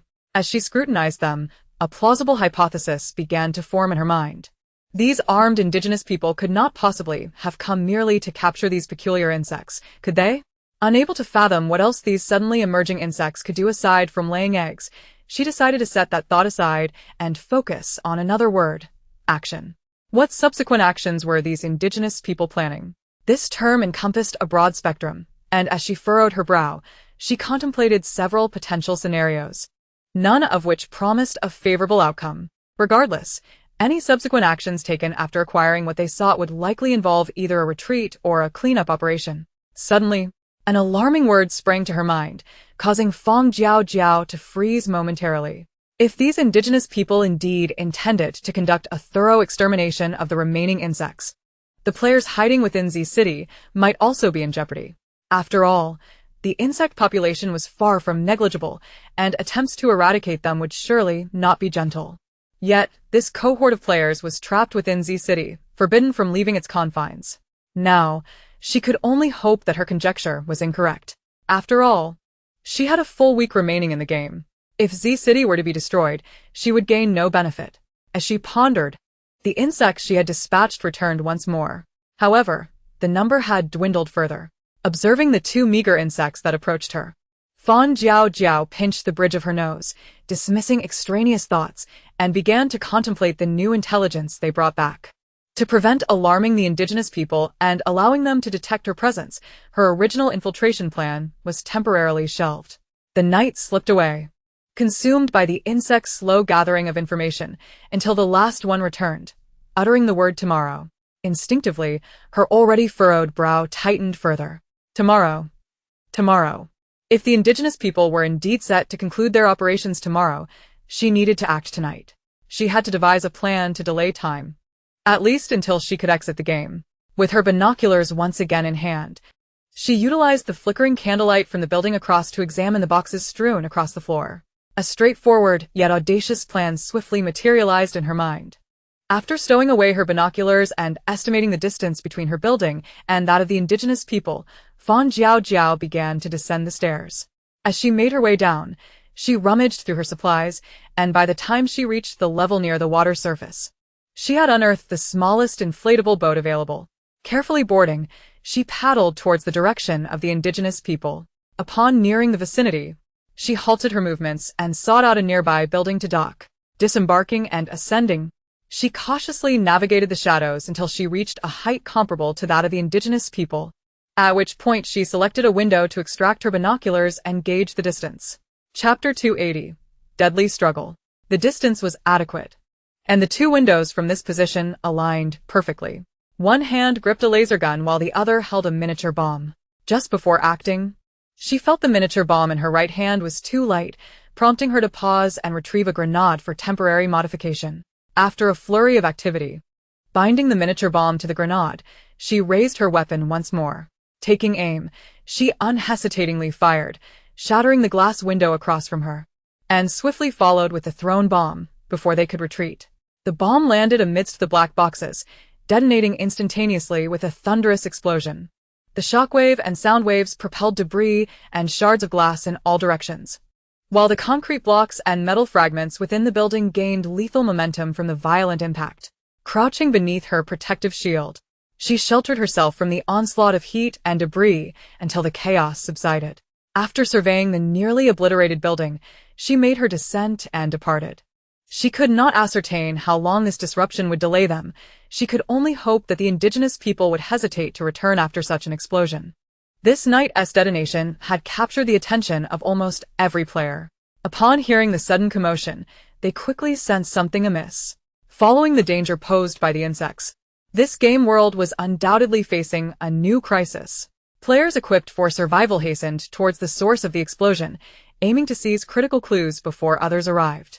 Meanwhile, those unequipped and trapped in their rooms found themselves caught in a dilemma due to the explosion. Fang Jiaojiao was unaware of the movements of the other players. She could only wish that events unfolded as she hoped. Thanks to the interference from the insects, the brutal skirmishes among players had come to a standstill. Now, armed with her insect leader skill, if she could successfully delay matters, she would secure her exit from the game. After receiving an overwhelming amount of information throughout the night, she had scarcely managed to rest before dawn broke. Once again, she purified and reclaimed 3 small insects, sending them forth to survey the situation. Not lingering any longer, she glanced at the receding water level, now just a single story high, and began to utilize her danger detection device to survey Z City. indeed. The situation was far more complex than she had initially anticipated. After an entanglement with a blonde, blue-eyed foreign player, she had scarcely departed when she stumbled upon a new group of natives. Identical gear and the same black boxes were evident. Without a moment's hesitation, she deduced that they too had received the same quest. Rather than acting immediately, she sensed something amiss and decisively altered her course for exploration. Indeed, she soon discovered more natives elsewhere in Z City. These groups of natives operated in unison, their numbers overwhelming and dispersed. It was improbable that she could thwart them alone. Nearby, the natives had begun to depart with their boxes, and after furrowing her brow, Fang Jiaojiao followed them at a distance. Upon realizing they were retreating directly outside Z City, she halted, rooted to the spot. It appeared that the situation was far worse than she had anticipated. From the information the insects had relayed this afternoon, she had pieced together the natives' intentions. They had entered Z City fully armed with the sole purpose of seizing the strange insects that reproduced endlessly. Once they collected the necessary insects, the remaining ones would naturally need to be exterminated to prevent them from breaching defenses and spreading to other cities. Initially, Fang Jiaojiao had presumed the natives might use chemicals to eliminate the remaining insects, or, if nothing else, incinerate them in designated areas. However, watching the natives evacuate with the boxes, she realized their methods might be even more thorough than she had envisioned. After all, Z City had become a desolate city rife with venomous insects, and cleaning it up posed no moral dilemma. The situation had indeed worsened. Fang Jiaojiao's expression tightened, and when she looked up again, a palpable chill and darkness enveloped her gaze. Z City was on the brink of annihilation. It was likely that several more waves of natives had entered Z City, and even if she attempted to stop them one by one, she would be too late. As for rallying other players to join her cause, she dismissed that notion instantaneously, setting aside whether other players would believe her if word got out. The system's reward for eliminating a player a day in advance of the game was a powerful incentive. Even if they knew the information was credible, they would not unite to avert this catastrophe. Conversely, upon seeing other players, they would likely only think of killing as many as possible before the impending danger struck. After all, those who had survived to this point had long since lost trust in one another. The only true gain was that which lay in one's own hands. And she was no exception to this mindset. Having slain a player on her way here, her time to exit the game had dwindled to 5 days. Before the danger fully manifested, she needed to act swiftly. The danger detector in her mind provided her with immense convenience. While other players were still oblivious to the unfolding events, Fang Jiaojiao followed the coordinates given by the detector, targeting players who had yet to emerge from their hiding spots in the buildings. Those still lurking indoors were likely lacking means to evade the insects. With the guidance of the danger detector and aided by 3 or 4 insect companions, dispatching these players was a mere trifle. Just as she claimed the life of a large dark-skinned player, the native sweep had already commenced. Listening to the deafening cacophony outside, Fang Jiaojiao cautiously opened her protective shield and approached the window to assess the situation. Several aircraft had already taken to the skies, and the explosions resonating were the result of munitions being deployed from above. These spherical bombs detonated upon impact, creating deep craters. But the real peril lay in the sparks and the acrid gasoline that spread during the explosion. The bombs contained a significant amount of gasoline, and due to the shockwave from the blasts, the gasoline splattered across the area. Once ignited by the sparks, a raging inferno erupted. Coupled with the retreat of the last layer of floodwaters, the flames rapidly spread throughout the abandoned city. Explosions, heat waves, and flames obstructed any attempts at escape. The players hiding in the shadows were forced out by the sudden chaos, and as the city teetered on the brink of becoming a crematorium, the quick-witted players seized the opportunity to harvest the lives of others. The players, momentarily stunned by the hellish scene, soon regained their composure and began retaliating. At this critical juncture, no one was willing to become a mere stepping stone for others to achieve victory. Thus commenced the true spectacle of their deadly struggle. Chapter 281. The Departure. The flames soaring skyward enveloped in an astonishing heat wave soon rendered the entire city impenetrable. The players driven out by the fire paid no heed to the swarming insects, placing all their remaining cards on the line in their battles against one another. After all, even if bitten by an insect, they still had an hour or two before they would truly perish. However, should they fail to emerge and fight, they would be incinerated well before that time elapsed. In an instant, all players cast aside their reservations. On the contrary, the inevitability of death from the insects spurred them to fight with fervor. After all, defeat meant death regardless. They might as well gamble everything. Player skills soared, as explosions and ambushes erupted everywhere. Fang Jiaojiao had just used her laser gun to claim the life of a male player who had staggered close, when suddenly, several grenades hurtled toward her. Her final protective shield absorbed the brunt of the explosion, leaving her with only one more player to eliminate before she could exit the game. The flames intensified, and the waterlogged buildings and trees around her ignited with alarming speed.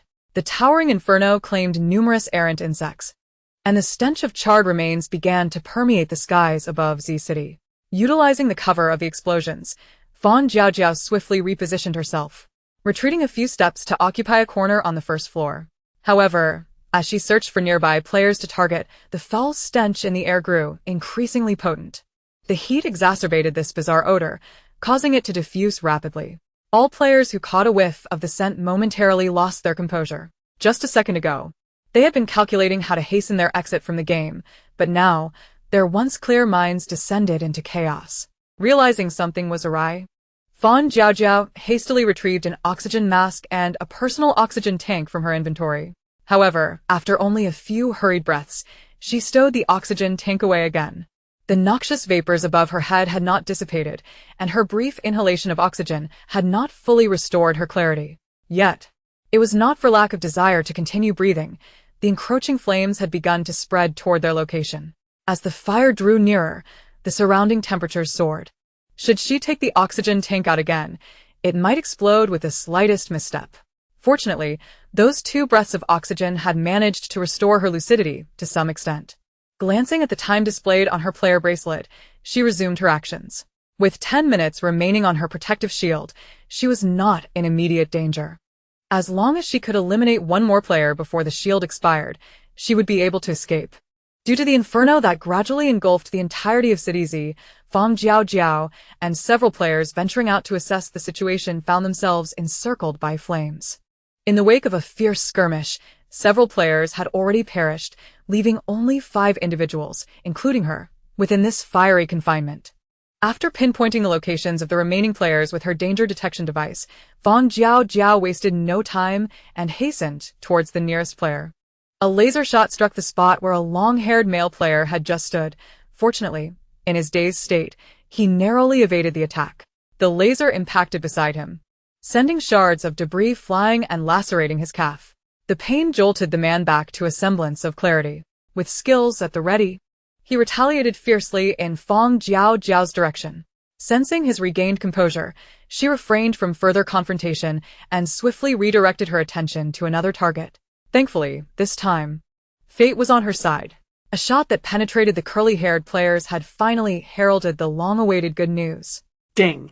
Congratulations, player 12315, for successfully completing the game. You will now be teleported out of the game. Countdown begins. 10, 9, 8.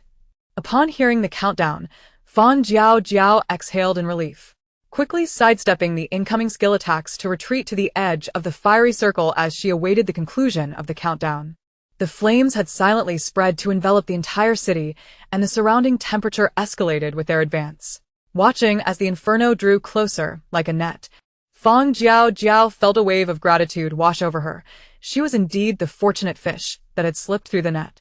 As the white light flashed before her, she finally dared to release the breath she had been holding once she firmly stood on the pristine ground of the transfer space.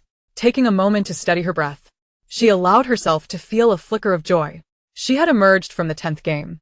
The glimmer in Fang Jiaojiao's eyes flickered repeatedly, and her lips involuntarily curved into a slight smile. Ah, the box.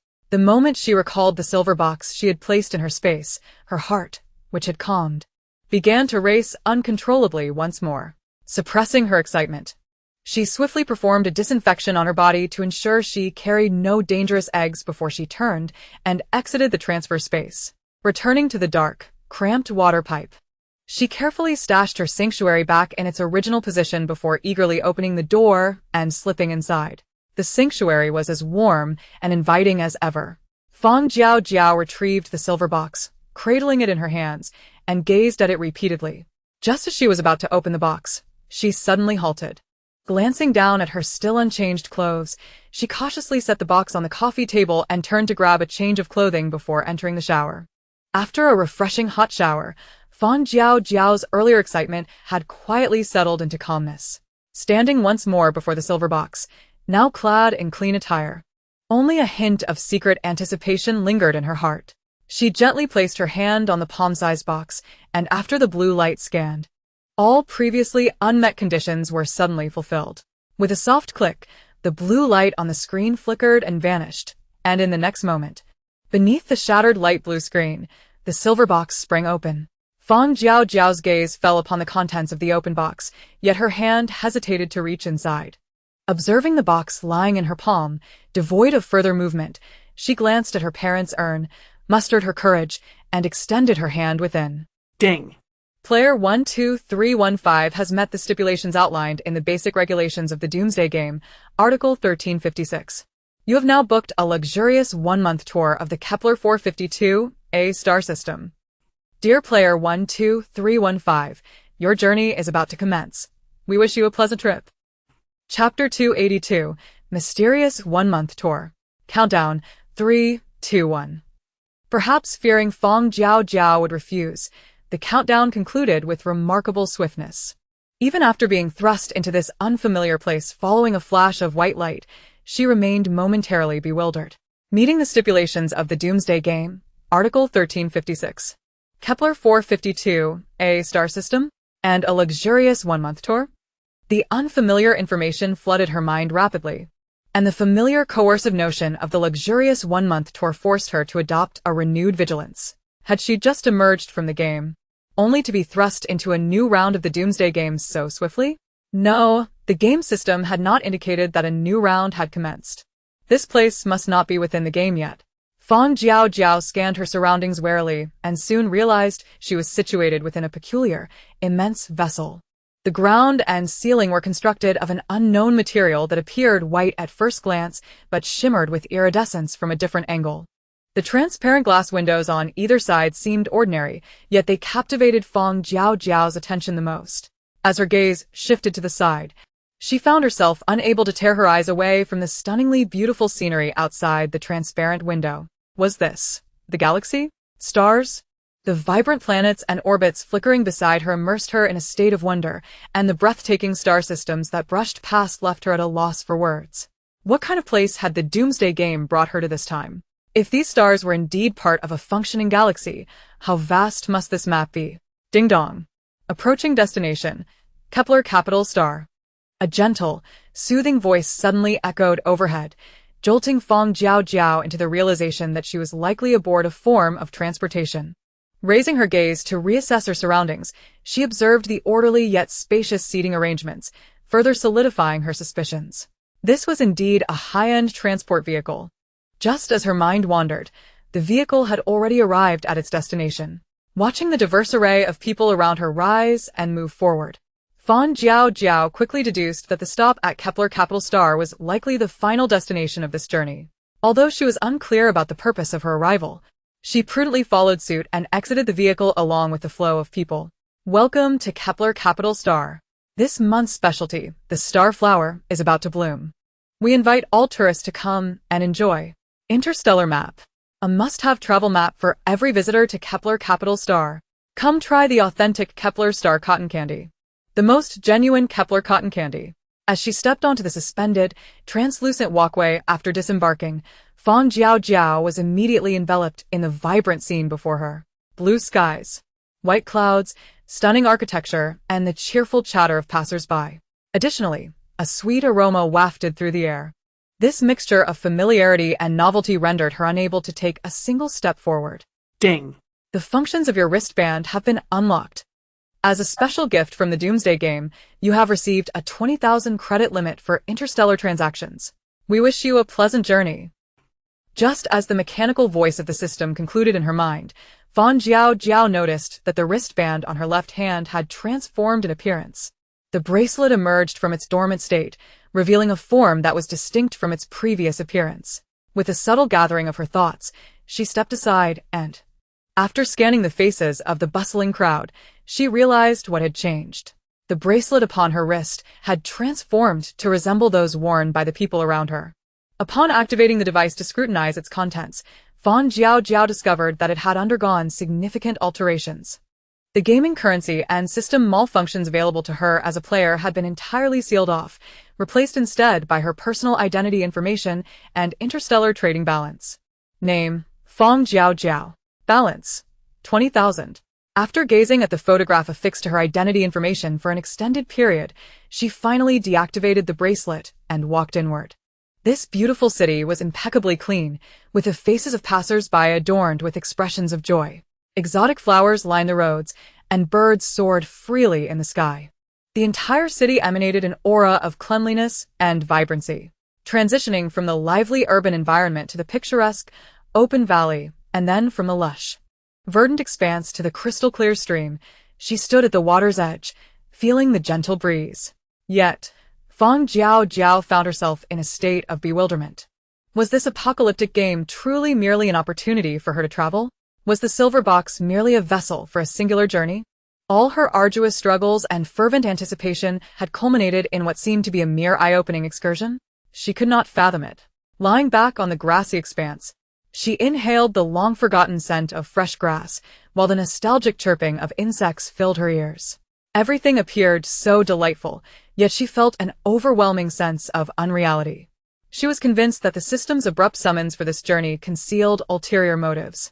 It could not possibly be that a game forged from the flesh and blood of countless individuals had suddenly developed a conscience, wishing to reward its most dedicated players.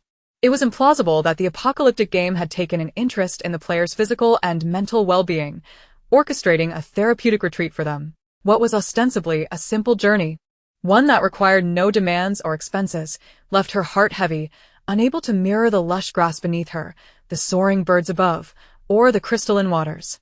It seemed that anxiety and wariness had insidiously taken hold of her emotions. The once vibrant essence of her spirit appeared to have been lost in the endless iterations of the game. If this was indeed the final journey of death bestowed upon her by the apocalyptic game, it would not be difficult to accept. Yet, her parents' urns remained in the shelter, left behind in the world she once knew. To be so far away alone was a daunting solitude. The sun above radiated a comforting warmth. And as she lay on the grass, Fang Jiaojiao felt a wave of drowsiness wash over her, raising the back of her hand to shield her eyes.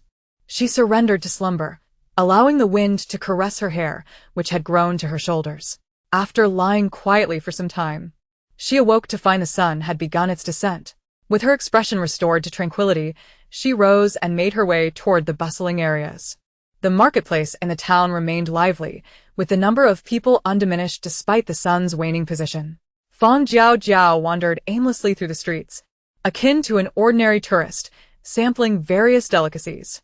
It was not until she purchased an assortment of treats and paid that she was astonished by the generosity of the apocalyptic game. The eclectic array of snacks she had bought had only cost her a mere 2 coins from her account. Chapter 283, Travel. Storing the surplus snacks within her ring space, Fang Jiaojiao's perception of her 20,000 coin balance underwent a transformation. As she ambled along, tasting numerous unfamiliar delicacies and acquiring local candies with unique properties, she learned from the cheerful vendor that the red candy was called roar candy, which invigorated the spirit, while the yellow candy was candy, known for uplifting one's mood. The green candy, however, was yet to be revealed. The candy vendor, brimming with delight, packaged the treats while enthusiastically sharing their benefits. Upon noticing the empty packaging bags, she retrieved more from the necklace adorning her neck. Here, a total of 12. The transaction was swiftly completed as their bracelets exchanged a gentle touch. Suddenly, Fang Jiaojiao turned to the candy vendor and inquired, "Where did you purchase your necklace? It is truly exquisite. If you don't mind, could you recommend the store to me? I would love to visit." "Of course," the vendor responded without hesitation, her eyes sparkling with joy at the compliment. With one hand caressing her newly acquired necklace, she pointed Fang Jiaojiao in the right direction, her face radiating delight at being acknowledged. At the end of the street, around the corner, there's a jewelry shop. The owner may have a temper, but the pieces he crafts are both beautiful and affordable, with ample storage space. Everyone here loves to shop there. After enthusiastically providing directions, the candy vendor glanced skyward as if just realizing the late hour, hastily adding, "However, the jewelry shop's owner is likely closing up now. He probably won't open until 10 tomorrow morning, so you won't be able to purchase anything at this hour." In response to the kind candy vendor, Fang Jiaojiao softened her tone. "That's all right. I will visit tomorrow. Thank you for the heads up." "Not at all. I should be the one thanking you for appreciating my candies." After exchanging pleasantries, Fang Jiaojiao bid her farewell. She strolled along the gradually illuminating streets, her fingers unconsciously twisting the plain silver ring she wore. With a store now on her agenda, she casually sought out a nearby hotel for lodging. After following a small robot to her room and indulging in the comprehensive services of a high-tech butler, she emerged from a soothing bath completely relaxed and collapsed onto the cloud-like softness of the bed. Travel. Just travel, she mused, as her thoughts drifted into a haze. The room adjusted its lighting and temperature to the most conducive levels for her comfort, detecting her serene slumber. Soothing sound waves enveloped the bedroom, while the intelligent butler meticulously regulated the humidity and oxygen levels, ensuring her body sank into the most blissful sleep. A night devoid of dreams. When Fang Jiaojiao awoke, she felt an unparalleled sense of ease and clarity, her mind as unclouded as a polished mirror. The chaotic thoughts that had plagued her dissipated, and after stretching and freshening up, she prepared to depart when she suddenly halted. "I slept wonderfully last night, thank you." With that, the door closed, and her figure vanished from the room. The cleaning robot entered to commence its sanitation, yet the lights in the bedroom flickered unexpectedly, as though the electrical circuit were unstable or a surge of excitement had momentarily burst forth only to be swiftly quelled. Upon exiting the hotel, the day was still young, and Fang Jiaojiao had adopted a fresh mindset, ready to genuinely enjoy her travels. She sought out shops and savored the local breakfast, all while covertly eavesdropping on the gossip shared by nearby diners over a cup of vibrant local beverage. Upon learning from the nearby populace that all celestial bodies within the Kepler 452A system were tourist destinations, her brows, hidden beneath her fringe, involuntarily arched in surprise. Indeed, she had ventured into a veritable paradise for travelers. After purchasing 2 specialty beverages, she successfully struck up a conversation with a young couple at the adjacent table. From their wristbands, she procured an official tourist map of the Kepler 452A system before bidding a heartfelt farewell to the reluctant couple. Following the direction indicated by the candy lady from the previous day, she strolled to the end of the street and, upon turning her head, spotted a charmingly sweet jewelry shop. She gazed at the enormous pink star adorning the shop's entrance for a considerable time before pushing open the delicate yellow door to step inside. The interior of the shop, however, bore little resemblance to its exterior. Understated decor allowed an array of glimmering, exquisite jewelry to captivate the eye, resembling a constellation of radiant stars scattered throughout the store, thus elevating the simplicity of the space to an opulent grandeur. She was free to select whatever caught her fancy. The shopkeeper, a somewhat grizzled elderly gentleman with a touch of gray in his hair, merely acknowledged her entry with a brief greeting without lifting his gaze from his tasks behind the counter, confirming his rather irritable demeanor. After casting a cursory glance at the busy proprietor, she redirected her attention entirely to the dazzling array of jewelry. Each piece was marked with a price, and as she perused, she discovered that most items were priced around 100, aligning perfectly with the candy lady's claim of being both beautiful and affordable. Picking up a floral-themed ring to admire, she turned her gaze towards the shopkeeper. "May I try it on?" "Be my guest," he replied tersely, still not bothering to raise his head before returning to his work. Withdrawing her gaze, she delicately slipped the ring onto her other hand. An unfamiliar, expansive space re-entered her mind upon donning the ring. This space was considerably larger than the plain silver ring she held, indeed more than twice its size. After trying on several rings, she noted that the spaces within them were all quite generous. Once she had examined the rings to her satisfaction, her attention shifted to bracelets, necklaces, brooches, and other adornments. She was equally astonished by the size of the spaces within these pieces.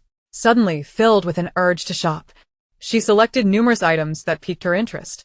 As she admired a pair of cufflinks she had taken in hand, a new question arose. "Do you have any space jewelry that preserves freshness?" Freshness?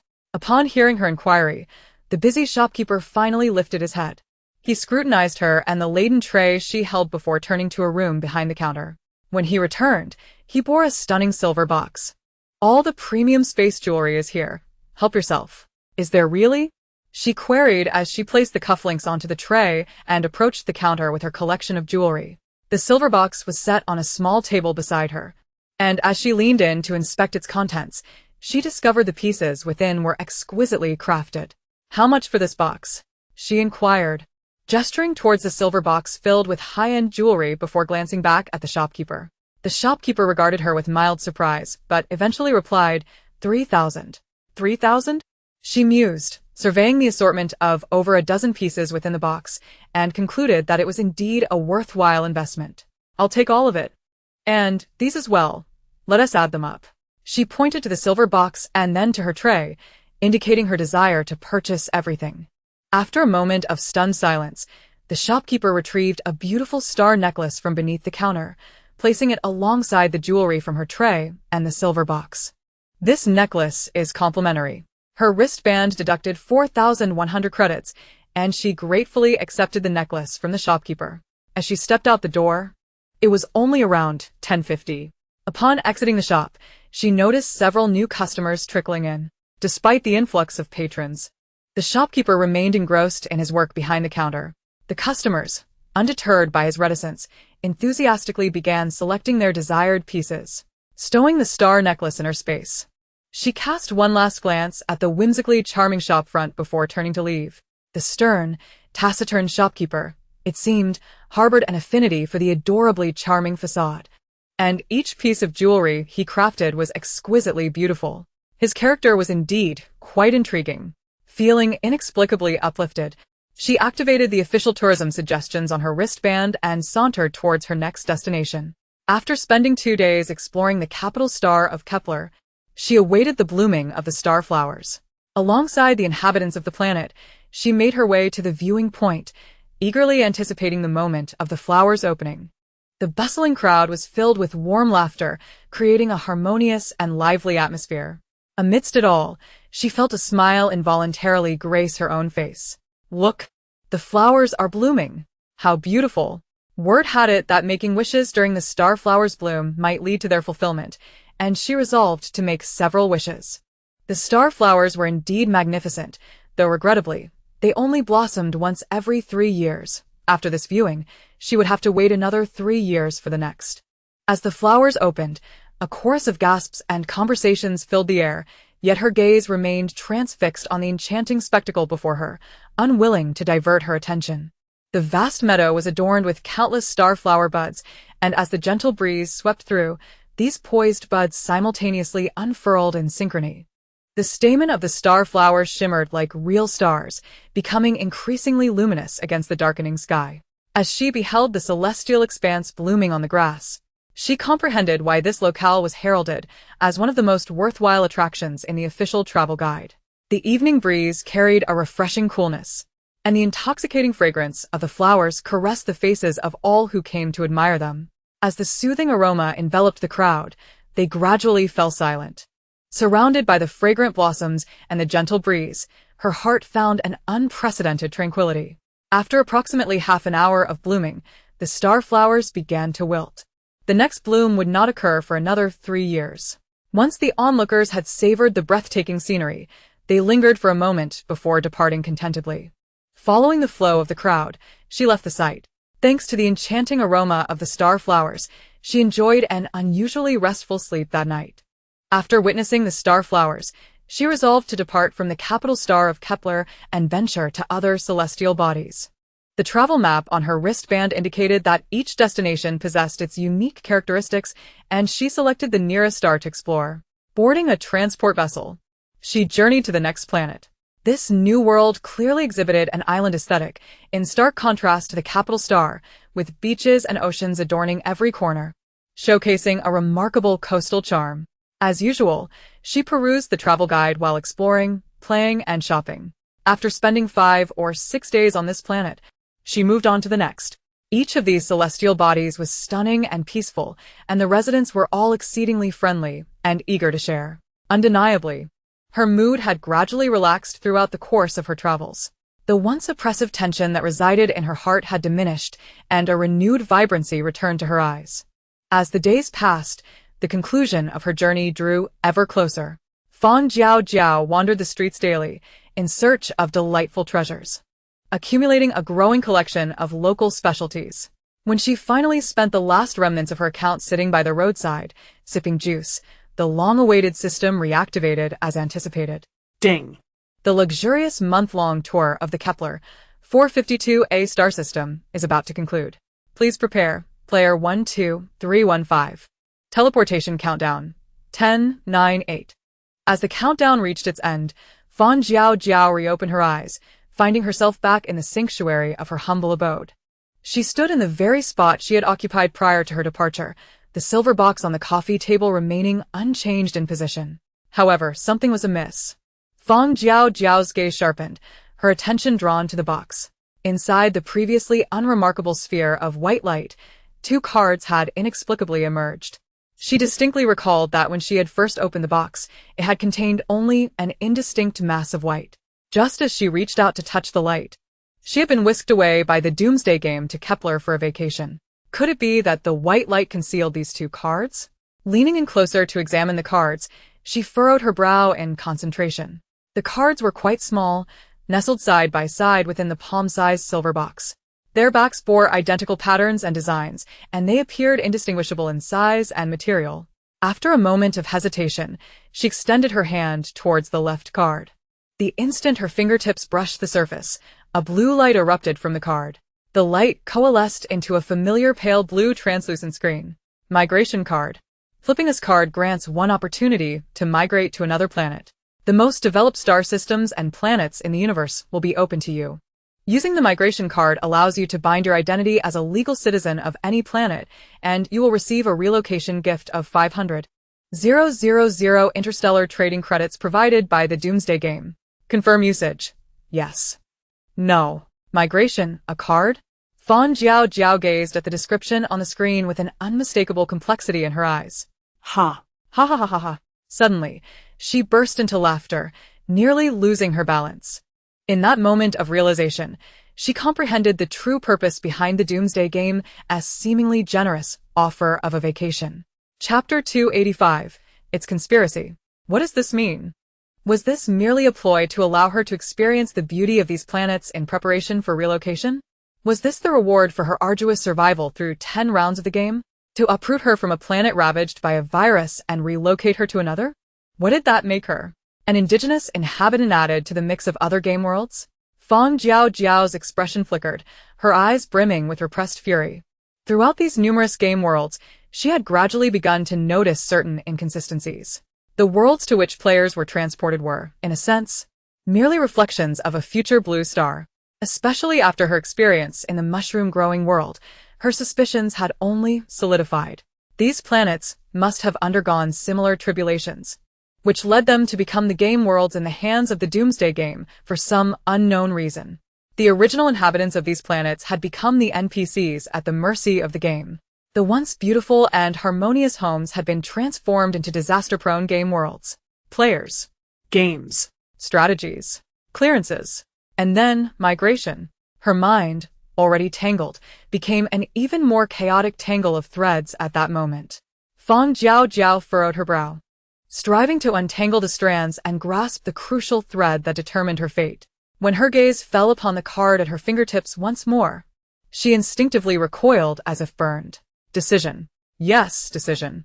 Who, after all, had made the choice to abandon their original planet, allowing it to descend into a game world controlled by the Doomsday Game?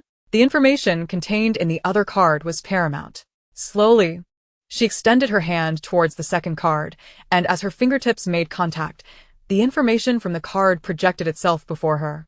Reset card. Flipping this card grants one opportunity to reset a planet. Additionally, all previously experienced game progress will be simultaneously reset. Upon using the reset card, you will become the temporary agent of the planet, with the exception of the user. All players and residents of this planet will immediately and permanently lose their identities as Doomsday Game players and the series of conveniences afforded by the Doomsday Game. Simultaneously, the user will become the sole legal player of this planet.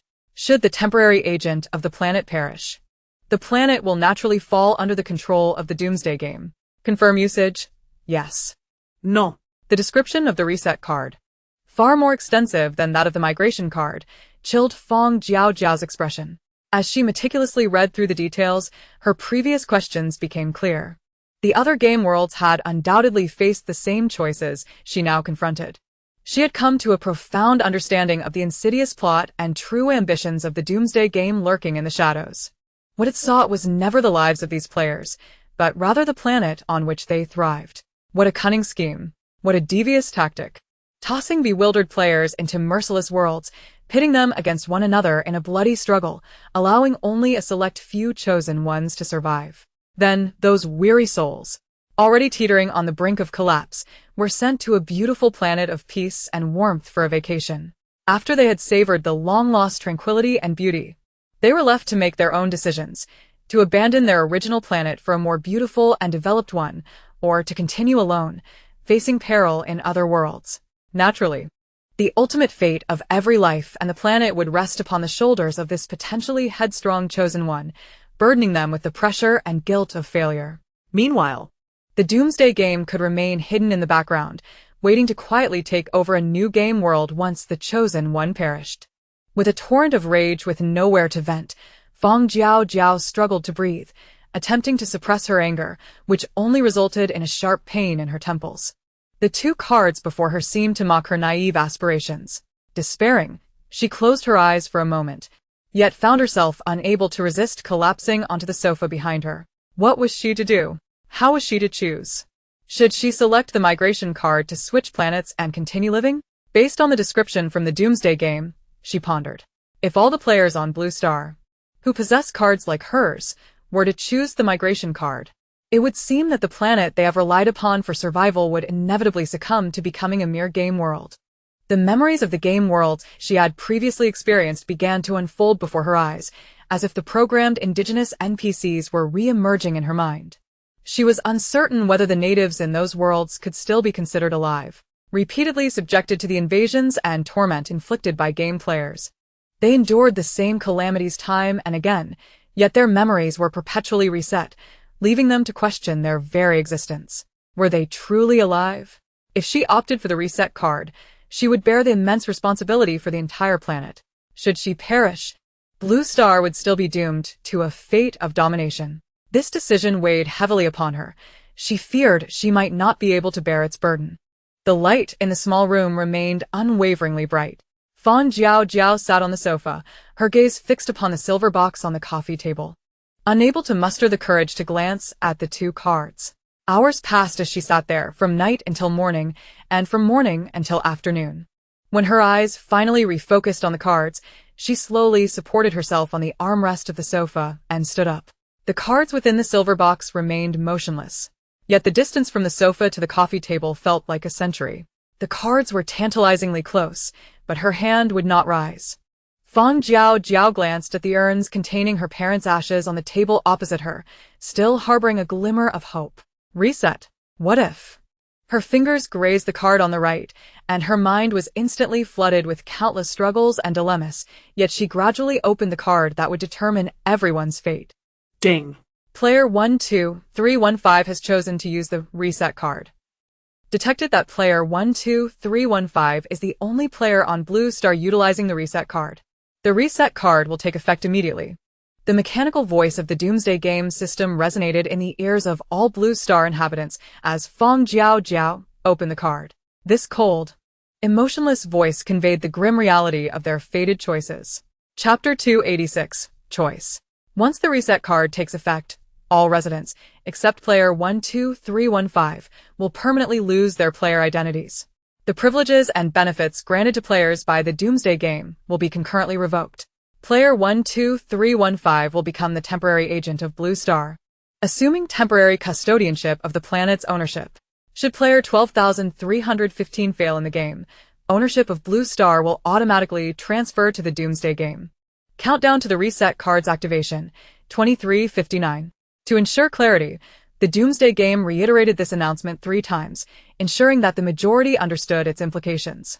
Only after confirming comprehension did the Doomsday Game display a conspicuously large countdown in the sky for all to behold. Simultaneously, the frigid temperatures and pollution hazards on Blue Star were momentarily sealed.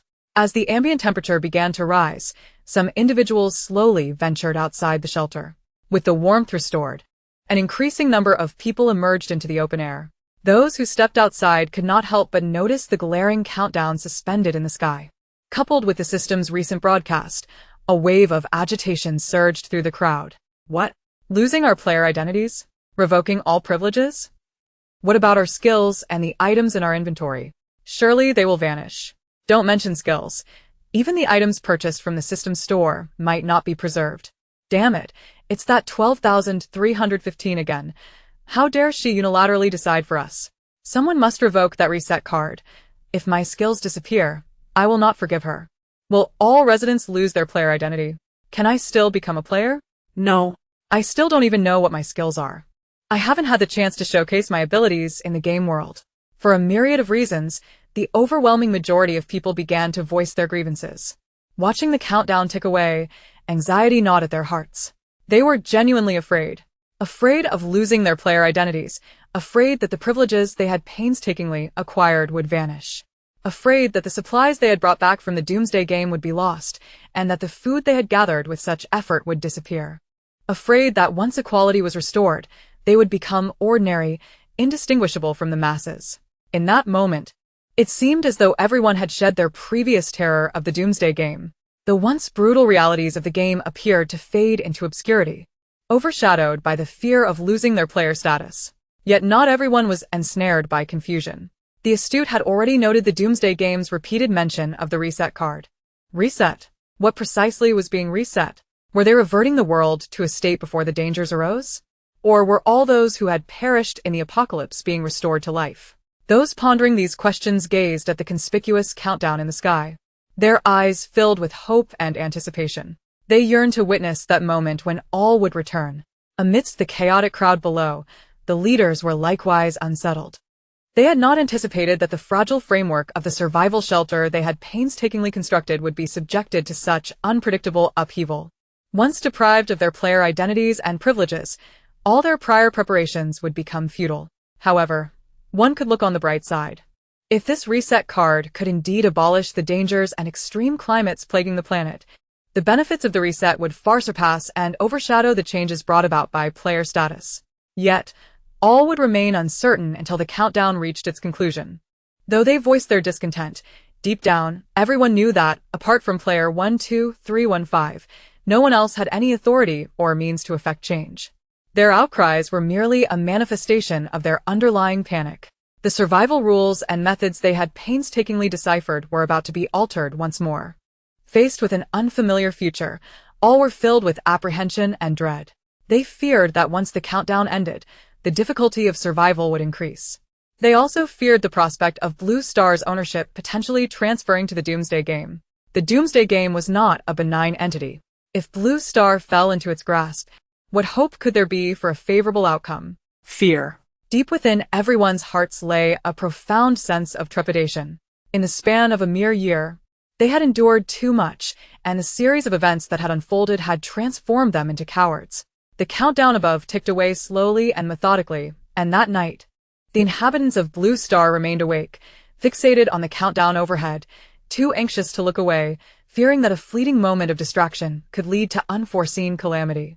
Finally, as they waited in hushed anticipation, the countdown began its final seconds. 5, 4, 3. Fang Jiaojiao parted her lips, slowly yet resolutely preparing to face the final moment. 2, 1. As the countdown reached its conclusion, the timer suspended in the sky fragmented into a myriad of twinkling stars. In the places where these stars descended, all traces of pollution vanished. The cracked earth swiftly healed, and the barren surface gradually began to teem with life. However, everything that had been brought from the apocalyptic game, along with all the resources purchased from the system's marketplace, dissipated entirely. With a thunderous roar, a long-forgotten rumble echoed from the depths of the heavens. The moment the long-absent raindrops fell, everything rooted in this world from the apocalyptic game was thoroughly washed away. The sole remnant connecting to this planet was Fang Jiaojiao, who bore the weight of all destinies. Upon hearing the thunder, she emerged from the shelter. Witnessing the once desolate and lifeless earth rejuvenate before her eyes, rekindling a spark of hope within her. Pure, untainted raindrops cascaded upon her head and body. Fang Jiaojiao extended her hand to catch the pristine rainwater, feeling a warmth swelling in her heart. She lifted her gaze to the sky, allowing the rain to trickle down her cheeks. As the rainwater overflowed from her eyes, sliding down her face, she felt a peculiar warmth mingling with the cold droplets. Reset. Though she understood that no matter how many times she reset, she could never return to the time before losing her parents, an undeniable sense of loss surged within her. Father, mother. To prevent the world, where her parents lay in eternal slumber, from transforming into a grotesque and scarred fragment of a game. And to break free from the shackles of the apocalyptic game, she found herself unable to depart alone.